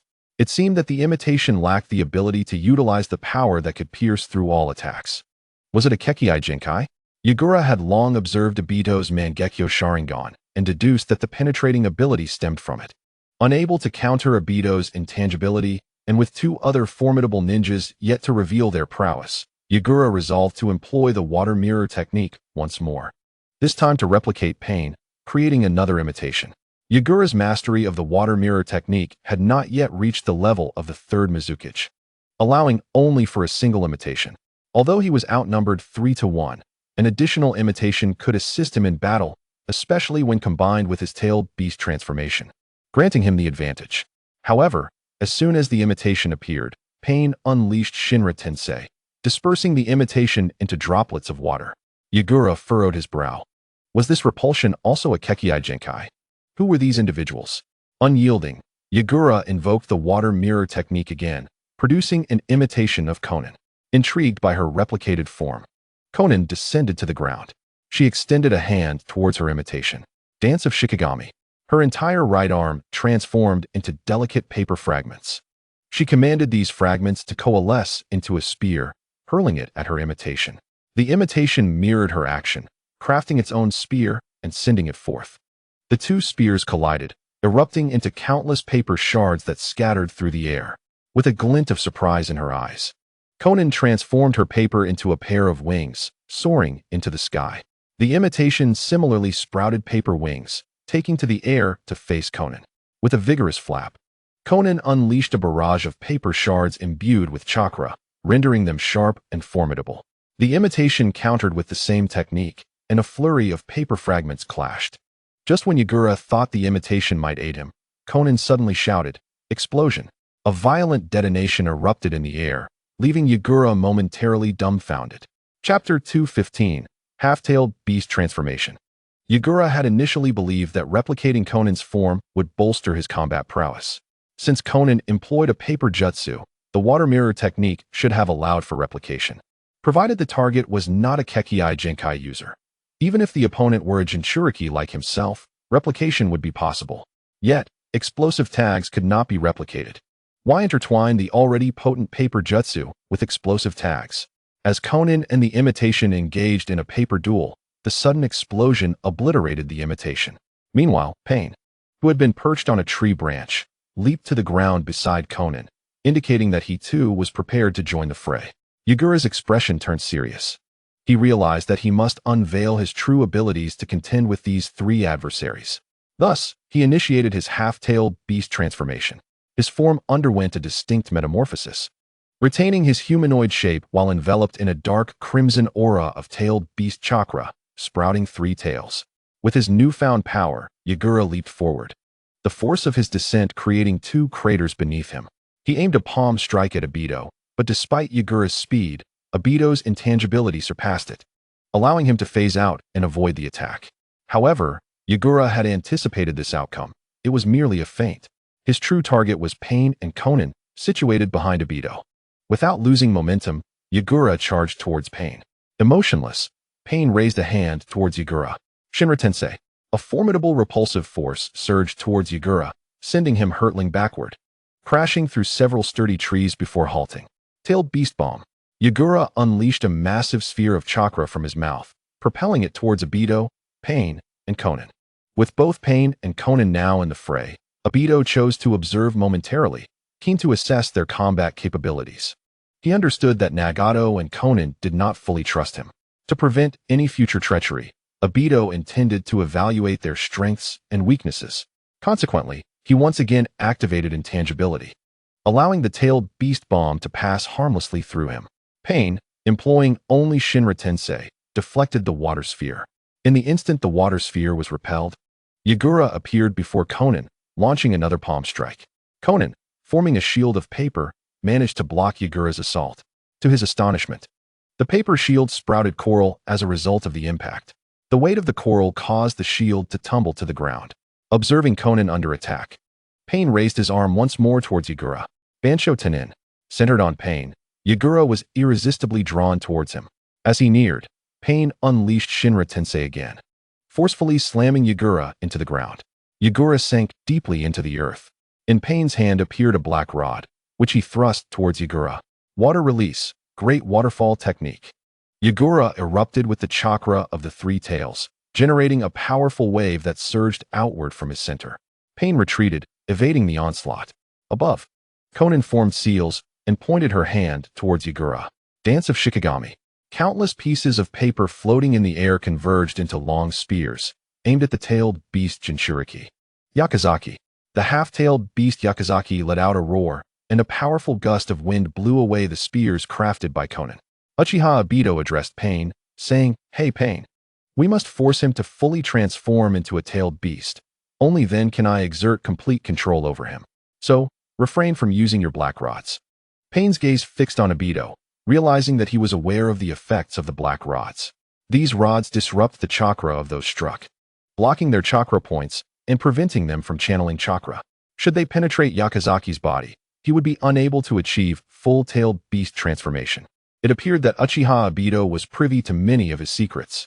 At this moment, Yakizaki began to gather tailed beast bomb, a high-density black energy sphere forming from his mouth. He swallowed the condensed energy orb and then expelled it in a straight line. The formidable tailed beast bomb hurtled toward Obito and his companions. Pain, who previously used one hand to perform Shinra Tensei, now raised both hands, exclaiming, "Shinra Tensei." A much stronger repulsive force emerged, sending the tailed beast bomb spiraling away into the sky, landing far in the distance. The ground trembled violently, followed by the blinding explosion of the tailed beast bomb and the deafening roar of the ensuing winds. Meanwhile, Konan was not idle. She employed the technique of the god of paper, disguising a multitude of explosive tags as the ground. As Pain deflected the tailed beast bomb, the disguised explosive tags revealed themselves, sticking to Yakizaki's body. Upon detonation, a resounding explosion erupted, creating a deep crater in the ground. Witnessing this power, Obito's eyes twitched. Let us hope it doesn't kill him. Nevertheless, Konan's technique caught Obito's attention, although he saw her using explosive tags disguised as the ground. Even his Sharingan could not discern their true nature after the disguise was applied. Yakizaki, despite being struck by Konan's explosive tags, did not perish. At this moment, he underwent another transformation. His body began to exhibit skeletal features and inflated, gradually losing its human shape. Obito, Pain, and Konan refrained from launching further attacks, as it was evident that Yakizaki was on the verge of complete tailed beast transformation. His human form was no longer recognizable. He had grown immensely large, covered in a hard shell, culminating in the appearance of the fully manifested Three Tails. Pain turned to Obito and said, "The Three Tails has emerged. It is now your responsibility." Obito nodded, "Leave it to me. However, once I use Jinjutsu to control the Three Tails, you must pierce its body with your black rods before Yakizaki can assist the beast in breaking free from the illusion." Utilizing Kamui, Obito vanished, reappearing before the Three Tails, staring directly into its eyes. Jinjutsu, Sharingan. The newly emerged Three Tails immediately fell victim to Obito's Jinjutsu, its eyes transforming into the appearance of the Sharingan. Pain then soared in front of the Three Tails, swiftly inserting dozens of black rods into its body. These chakra rods disrupted the chakra of both the Three Tails and Yakizaki, preventing the latter from aiding the beast in dispelling the Jinjutsu. With the assistance of the chakra rods, Obito manipulated the Three Tails, forcing it to revert from its complete tailed beast form. At the moment Yakizaki was freed from the tailed beast transformation, Obito once again employed his Jinjutsu, this time directing it at Yakizaki. The latter's eyes also morphed into those of the Sharingan. This was the strategy Obito had conceived. Since the Jinchuriki and the tailed beast could dispel each other's Jinjutsu, he decided to ensnare both in an illusion simultaneously. Under the influence of the Jinjutsu, Yakizaki stood there dazed, his will subdued. The battle concluded with Obito, Pain, and Konan standing before Yakizaki. Pain inquired, "Since you have used the Sharingan to control Yakizaki, your next intention is to enter the Hidden Mist Village with him, correct?" Obito affirmed, "Indeed. Since we are scouting for new members, we must enter the Hidden Mist Village. Let us proceed." Pain glanced at the Jinjutsu-bound Yakizaki and stated, "There is no need for us to accompany you, with the fourth Mizukage Yakizaki as your guide. You may go alone. Konan and I will remain behind." Obito, surprised, replied, "Oh, aren't you going to watch over me?" Pain cast a deep look at Obito, saying, "I trust you." Obito internally scoffed, thinking, "What a fool." However, Pain and Konan not following him was a fortunate turn of events. Thus, he replied, "Since you trust me, I shall not betray your faith. Leave everything to me." Pain turned to Konan, saying, "Let us depart, Konan." After watching Pain and Konan leave, Obito activated Kamui, entering the space-time dimension while manipulating Yakizaki back to the Hidden Mist Village. After Pain and Konan's departure, Konan expressed her concerns, "Nagato, is it truly wise to let that man venture into the Hidden Mist Village alone? What if?" Pain interrupted with a cold smirk, "Konan, there is no need to worry about that self-proclaimed Uchiha Madara for the time being. Our objectives align for now. His aim is the tailed beasts, just as ours is. Therefore, until we achieve our goals, we are unlikely to clash. His forthcoming actions will undoubtedly benefit both us and the Akatsuki, as the organization must strengthen to better capture the tailed beasts. Thus, while we cannot fully trust him as a person, we can place our faith in his current endeavors. Besides, we have our own matters to attend to and cannot monitor him constantly. However, we should remain cautious regarding any members he recruits into the organization." Konan nodded. "You're right, Nagato. So what shall we do next?" Pain elaborated, "I have heard of a rogue ninja from the Hidden Waterfall Village who, during the era of chaos, assassinated the first Hokage, Hashirama Senju. He later betrayed the Hidden Waterfall Village, taking with him their treasured secret techniques. He has managed to survive by using these techniques to steal the hearts of all the high-ranking officials in the village. Our next step is to recruit trustworthy members for our organization. We cannot allow him to do all the recruiting. Therefore, we shall seek out this rogue ninja from the Hidden Waterfall Village. I already have information on his whereabouts. We can go directly." The rogue ninja Pain referred to was Kakazu. Pain and Konan departed the Land of Water to recruit Kakazu. Before Yakizaki returned to the Hidden Mist Village, a large contingent of mist ninjas had already found him. After all, with such a commotion from the battle, it would have been strange for the mist ninjas not to notice. "Mizukage-sama, what has transpired?" Yakizaki, under Obito's control, replied, "Nothing much. I encountered 3 ninjas attempting to invade the Hidden Mist Village, but I have dealt with them. Let us return to the village." The mist ninjas gazed at the ravaged battlefield in the distance, each expressing awe, as expected of the Mizukage. Surrounded by mist ninjas, Yakizaki made his way back to the Hidden Mist Village. As Koki Yagura returned to the Hidden Mist Village, The village was on the brink of a harrowing era. Upon his return, Uchiha Obito's first act was to manipulate a portion of the village's elite using Jinjutsu, being one of the 5 great ninja villages. Merely controlling a single Mizukage was insufficient for complete dominion over the hidden mist. Thus, it was imperative for Uchiha Obito to transform several of the village's high-ranking officials into his puppets. Yet, this alone was inadequate. Obito needed to significantly diminish the village's power. Given the unique nature of the hidden mist, many ninjas possessed Kekkai Genkai. The village bore a resemblance to Konoha, primarily composed of clans wielding bloodline abilities. These clans held considerable sway within the village. To exert better control over the hidden mist, it was essential to eliminate these clans.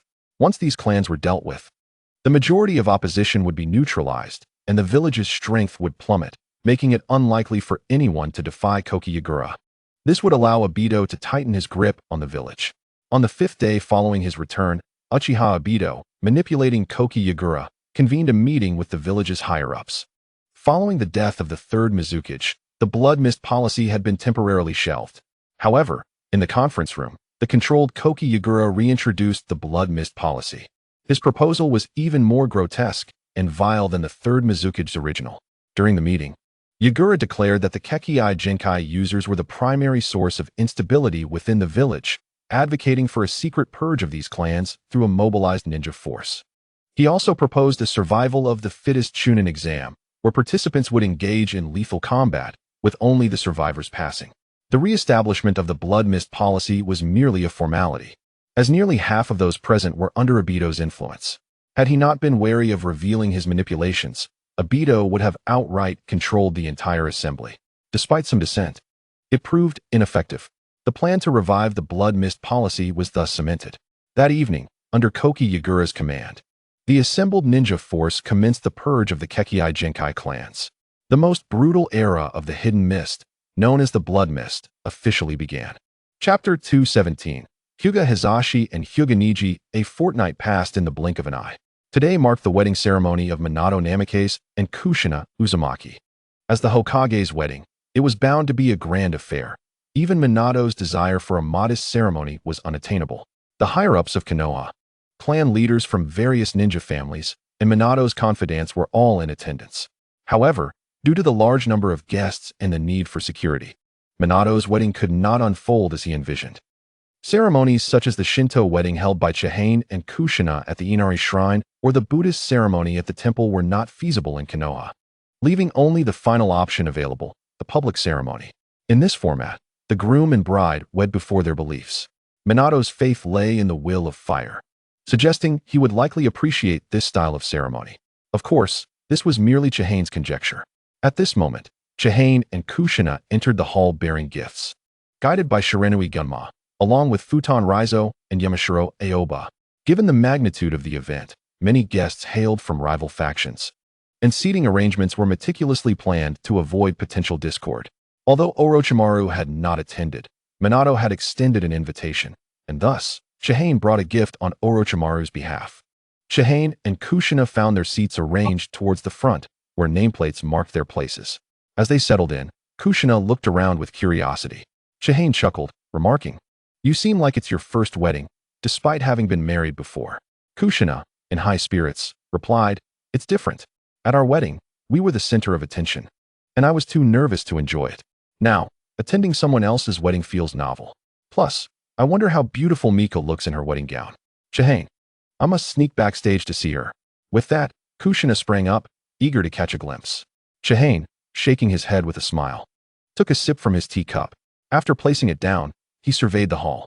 With an hour until the ceremony commenced, most guests had arrived and taken their seats. The front rows were occupied by high-ranking officials, including Sarutobi Hiruzen and the ever-watchful Danzo. Hiruzen and his wife, Buwako, awaited the start of the ceremony. While Toka and Mito had just arrived, Danzo's absence was no surprise. Had it not been for the fear of public scrutiny, he would have likely avoided attending Minato's wedding altogether. To Chihane, it seemed Danzo would remain absent until the last moment. Across from Chihane sat Uchiha Fugaku, Hyuga Hizashi, Nara Shikaku, and other clan leaders. Meanwhile, Chihane was surrounded by renowned ninjas of Konoha, including Nara Wataru, with whom he had previously collaborated. Chihane's gaze fell upon a young boy beside Uchiha Fugaku, Uchiha Itachi. Despite being only 4 years old, he bore an air of maturity that belied his age. Itachi seemed to sense someone observing him. When he looked up, his gaze met Chihane's. Furrowing his brows slightly, he maintained eye contact with Chihane, who responded with an even brighter smile. Itachi was indeed intriguing. Fugaku, noticing Chihane's interest in his son, called out, "Itachi." The young Uchiha broke his gaze from Chihane, turning to his father. "What is it, father?" Fugaku did not elaborate but advised, "Remember the people here well. They are the backbone of Konoha. Some among them are allies we must cultivate, while others are adversaries." His voice trailed off, but the perceptive Itachi grasped his father's implication. Those to be befriended were clear, and Chihane, unfortunately, fell into the latter category. At that moment, a father and son duo took their seats beside Chihane. Turning, he recognized Hyuga Hisashi, cradling his son, the barely 1-year-old Niji. Observing this pair, Chihane felt a swell of emotion. They were both tragic figures. Hisashi, born mere moments apart from his brother Hisashi, was destined to be a branch family member, forever under the control of the main house. Ultimately, he would sacrifice himself to protect Hisashi, dying in a bid to safeguard the main family. Niji, on the other hand, was a prodigious talent, having mastered the gentle fist techniques reserved for the main family through sheer determination. However, despite Hinata Niji's remarkable talent, he has never held a position that befits his abilities. As a member of the branch family of the Hyuga clan, he was destined from birth to serve the main family, living his life as a subordinate to others. Witnessing his father's struggles and suffering for the main family, ultimately leading to his demise, Niji's childhood experiences fostered a cynical worldview, leading him to believe that fate is immutable, a perspective that Chiyu found entirely reasonable. Eventually, Niji was persuaded by Uzumaki Naruto's words, which transformed his outlook on life, empowering him to defy his destined path. Chiyu regarded Naruto's influence as quite commendable. He believed that one who willingly accepts their fate is unlikely to achieve anything significant in the future. Regrettably, during the Fourth Great Ninja War, Niji became the only casualty among the Konoha 12, sacrificing his life to protect Hinata. This act was a manifestation of his own choice, an exercise of free will. Yet, Chiyu felt that this was also the most tragic aspect of Niji's fate, for he ultimately perished for the main family. Bound by the curse mark that would remain until death, it appeared that Niji had rebelled against his fate, yet in the end, it seemed he had achieved little in terms of actual change. Everything appeared preordained. Perhaps Niji felt he had fought against destiny, but from Chiyu's perspective as an observer, it seemed a futile struggle. As Hyuga Hayashi took his seat, he noticed Chiyu gazing at him and turned to greet him. To his surprise, Chiyu initiated the greeting. "Master Hayashi, it has been quite a while." Chapter 218. Taking a disciple, Hyuga Hayashi had intended to greet Chiyu, only to find Chiyu had spoken first. As a member of the branch family, Hayashi was to participate in battle. During wartime, he had led a team of branch family ninjas to support Orochimaru, and he and Chiyu had crossed paths before, though their interaction had been limited as Chiyu had been focused on the Uchiha clan at the time. Hayashi nodded in acknowledgement. "Chiyu, it has indeed been a long time." Hayashi's astonishment stemmed from Chiyu's typically aloof demeanor, which made his warm greeting all the more unexpected. In terms of status, while Hayashi held a significant position as the head of the branch family of the esteemed Hyuga clan, his standing was on par with Chiyu's, if not slightly lower. This was primarily because, as a branch family member, even the head had lesser prestige compared to the main family. If it were Hyuga Hisashi, even without any military accomplishments, his status as the head of the main family would suffice. The accolades earned by the branch family belonged to the Hyuga clan as a whole, effectively elevating the main family's glory. Thus, Chiyu and Hayashi occupied relatively equal standing, while Hisashi, having only fought within the Land of Fire, held a higher status than Chiyu. Nevertheless, Chiyu paid little heed to these hierarchies, apart from needing to maintain appearances before individuals such as Sarutobi Hiruzen and Danzo. Even the Hokage, Namikaze Minato, would not receive special deference from him. Chiyu turned his gaze to the sleeping Niji in Hayashi's arms and inquired with a smile. "Master Hayashi, what is this child's name?" Hayashi looked down at Niji, and a rare smile broke through his stern expression. "His name is Niji." "Niji is it? What a delightful child," Chiyu remarked, extending a finger to gently poke Niji's chubby cheek. Awakened by the touch, Niji opened his eyes and stared intently at Chiyu. Just as Chiyu prepared to withdraw his hand, Niji unexpectedly grasped his finger and giggled. At that moment, Uzumaki Kushina returned from backstage and, upon seeing Niji happily holding Chiyu's finger, felt her heartstrings tugged. She hurried to Chiyu's side to join in the playful interaction with Niji. Such a chubby little one, simply adorable. Hayashi chuckled, addressing Kushina. Would you like to hold him? Kushina's eyes sparkled with delight. Is that possible? Hayashi nodded. Of course. Niji seems to enjoy both you and Chiyu. Wonderful. I shall not be shy then, Kushina said, carefully lifting Niji from Hayashi's arms and gently rocking him. Little Niji, you are truly charming. As Chiyu sipped his tea, an idea formed in his mind. Setting the cup down, he turned to Hayashi and said, Master Hayashi, I have taken a liking to Niji. When he is a bit older, I would like to take him as my disciple. Would you grant your permission? Hayashi froze. The teacup hovering midair, his gaze fixed on Chiyu with a mix of disbelief and joy. Chiyu was among the most formidable warriors in Konoha. Yet he had only taken one disciple, Kakashi. Kakashi's prowess was widely recognized, and while he had not yet reached the level of an elite jonin, he certainly ranked among the upper echelon of jonin. Although Kakashi possessed exceptional talent, his rapid growth was undeniably attributed to Chiyu's guidance. Moreover, Chiyu's renown was well known. Before Namikaze Minato became Hokage, apart from Orochimaru, Chiyu was the most celebrated figure in Konoha. The advantages of such fame were evident in Kakashi's experiences. Having acquired the Sharingan from the deceased Uchiha Obito, Kakashi was at risk of facing hostility from the Uchiha clan, which typically would demand the return of the Sharingan. However, due to Chiyu's reputation, the Uchiha clan dared not make a move. Most of this was attributed to Chiyu's antagonistic stance against the Uchiha clan, a fact that was no secret in Konoha. Yet, the fact that Chiyu could confront the Uchiha clan without facing repercussions was a testament to his stature. Hayashi understood his own precarious position. As a member of the branch family, he faced a future devoid of opportunity, always prepared to sacrifice himself for the main family. This was the duty of the branch family, one he could neither evade nor ignore. As the head of the branch family, he could not afford to shy away, for the main family would undoubtedly retaliate against the branch if he did. However, Hayashi fervently wished that Niji would not share his fate of being powerless to shape his own destiny, living like a slave bound to serve the main family. If Niji were to become Chiyu's disciple, while it might not alter the fact that he had been marked as a caged bird at the age of 3, it would at least ensure his safety. Should the main family ever consider sacrificing Niji, they would have to carefully weigh their capacity to withstand Chiyu's wrath. If Chiyu could render the once feared Uchiha clan to the point of avoidance, he could undoubtedly do the same with the Hyuga clan. Thus, for Niji to become Chiyu's disciple would be an immense stroke of fortune. Hayashi quickly affirmed, Chiyu, it is indeed Niji's fortune that you have taken a liking to him. To refuse would be to do him a disservice, and for that, I must express my gratitude.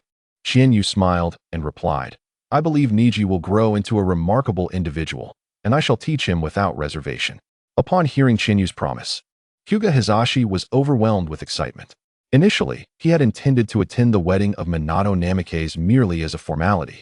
Yet he was unexpectedly fortunate to discover that his son had captured Chiyu's admiration.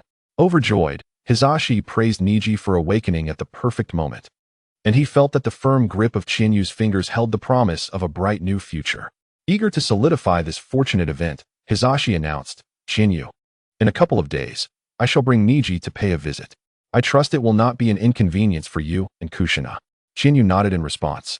How could the esteemed head of the Hyuga clan be a bother? Both Kushina and I eagerly anticipate your visit, Hizashi. Chapter 219. The wedding of Minato Namikaze. At the wedding venue of Minato Namikaze, Chiyu and Hyuga Hizashi verbally agreed to accept Niji as Chiyu's disciple. Kushina Uzumaki playfully pinched Niji's chubby cheek. It seems Niji will soon be calling me sensei just like Kakashi. Meanwhile, Kakashi was patrolling the streets of Konoha. Although Minato had extended an invitation to him, Kakashi chose not to attend.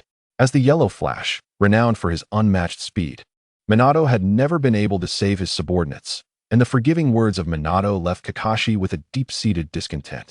Thus, he opted to use his patrol duties as an excuse to forego the wedding. The conversation between Chiyu and Hizashi did not go unheard. Many guests were astonished to learn of Chiyu's intention to take Hizashi's son as his second disciple, Niji, still an infant under 1 year old. had yet to demonstrate any discernible talent, leaving many to wonder about the implications of this decision should Niji's abilities prove inadequate in the future. Numerous gazes fell upon Chiyu and Hisashi, including that of Hisashi's elder brother, Hyuga Hayashi. Hayashi furrowed his brow in dissatisfaction at Hisashi's unilateral decision regarding the master-disciple relationship, feeling slighted that Hisashi had not consulted him before affirming such an arrangement. While he would not have objected to another mentor for Niji, the fact that it was Chiyu compelled Hayashi to be particularly concerned. After all, Chiyu's standing in Konoha was exceedingly sensitive. He was a pawn of Danzo. And as the head of the clan, Hayashi was acutely aware that Chiyu had been positioned by Danzo and Sarutobi Hiruzen to confront the Uchiha clan. A close association between the Hyuga clan and Chiyu could potentially invite unnecessary troubles. Had fewer people been privy to this arrangement, and if Hisashi had not acquiesced to Chiyu, Hayashi could have quietly urged Hisashi to decline Chinyu's offer to take Niji as a disciple. However, with many witnesses to the agreement and Hisashi's acceptance, persuading him to retract could lead to animosity with Chinyu, an outcome Hayashi was keen to avoid. After all, no one desired to provoke Chinyu, for those who incurred his wrath would find themselves relentlessly pursued. With a stoic expression, Hayashi lifted his teacup and took a sip. Although he was Hisashi's elder brother, he also bore the responsibilities as the head of the main house and the leader of the Hyuga clan. As such, he had to consider the clan's interests above all else. After a brief embrace with Niji, Kushina returned him to Hisashi. Just 10 minutes before the wedding ceremony commenced, when Danzo finally arrived at the hall, his expression as grim as if everyone owed him a debt. Chinyu greeted Danzo with a slight nod, which Danzo returned before taking his seat. The wedding of Minato and Mikaze was officiated by Jiraiya, Minato's mentor. When the moment arrived, the couple, clad in wedding attire, stood before the assembly, exchanging vows of love and promises for the future. Jiraiya meticulously guided them through the proceedings until the ceremony reached its conclusion. Kushina observed with a bemused expression, "This wedding ceremony feels rather ordinary compared to ours, lacking any special flair." Chinyu explained, "This is a public wedding ceremony, devoid of elaborate rituals, akin to signing a marriage contract in front of relatives and friends. Once the contract is signed, it concludes. In contrast, our traditional ceremony is a significant milestone in a person's life, steeped in custom and solemnity. Hence the elaborate procedures we follow." As the fourth Hokage, Minato could only opt for a ceremony that could be held in Konoha, leaving him with no choice but this public format. Understanding dawned upon Kushina, who reflected, how unfortunate that one's only wedding cannot be chosen freely. Chinyu smiled at the couple on stage, remarking, "How do you know they might not be pleased with it? Perhaps they find joy in this very simplicity. Now, let us enjoy the feast, and afterward, we shall take our leave." Once the wedding ceremony concluded, the ensuing events were predictable. Given that Minato had recently become Hokage, this occasion served as an excellent opportunity for him to connect with the heads of the various ninja clans in Konoha. For Chinyu, however, this social engagement held little significance. He would have preferred to return home sooner. After Minato and Mikaze exchanged toasts, Danzo was the first to depart, a fact that elicited no surprise from the attendees. After lingering for a short while, Chinyu and Mikaze also decided to take their leave. Before departing, Chinyu bid farewell to Hisashi. "Enjoy your meal, Hisashi. Kushina and I will take our leave now." Hisashi rose, replying, "In 2 days, Niji and I shall come to visit."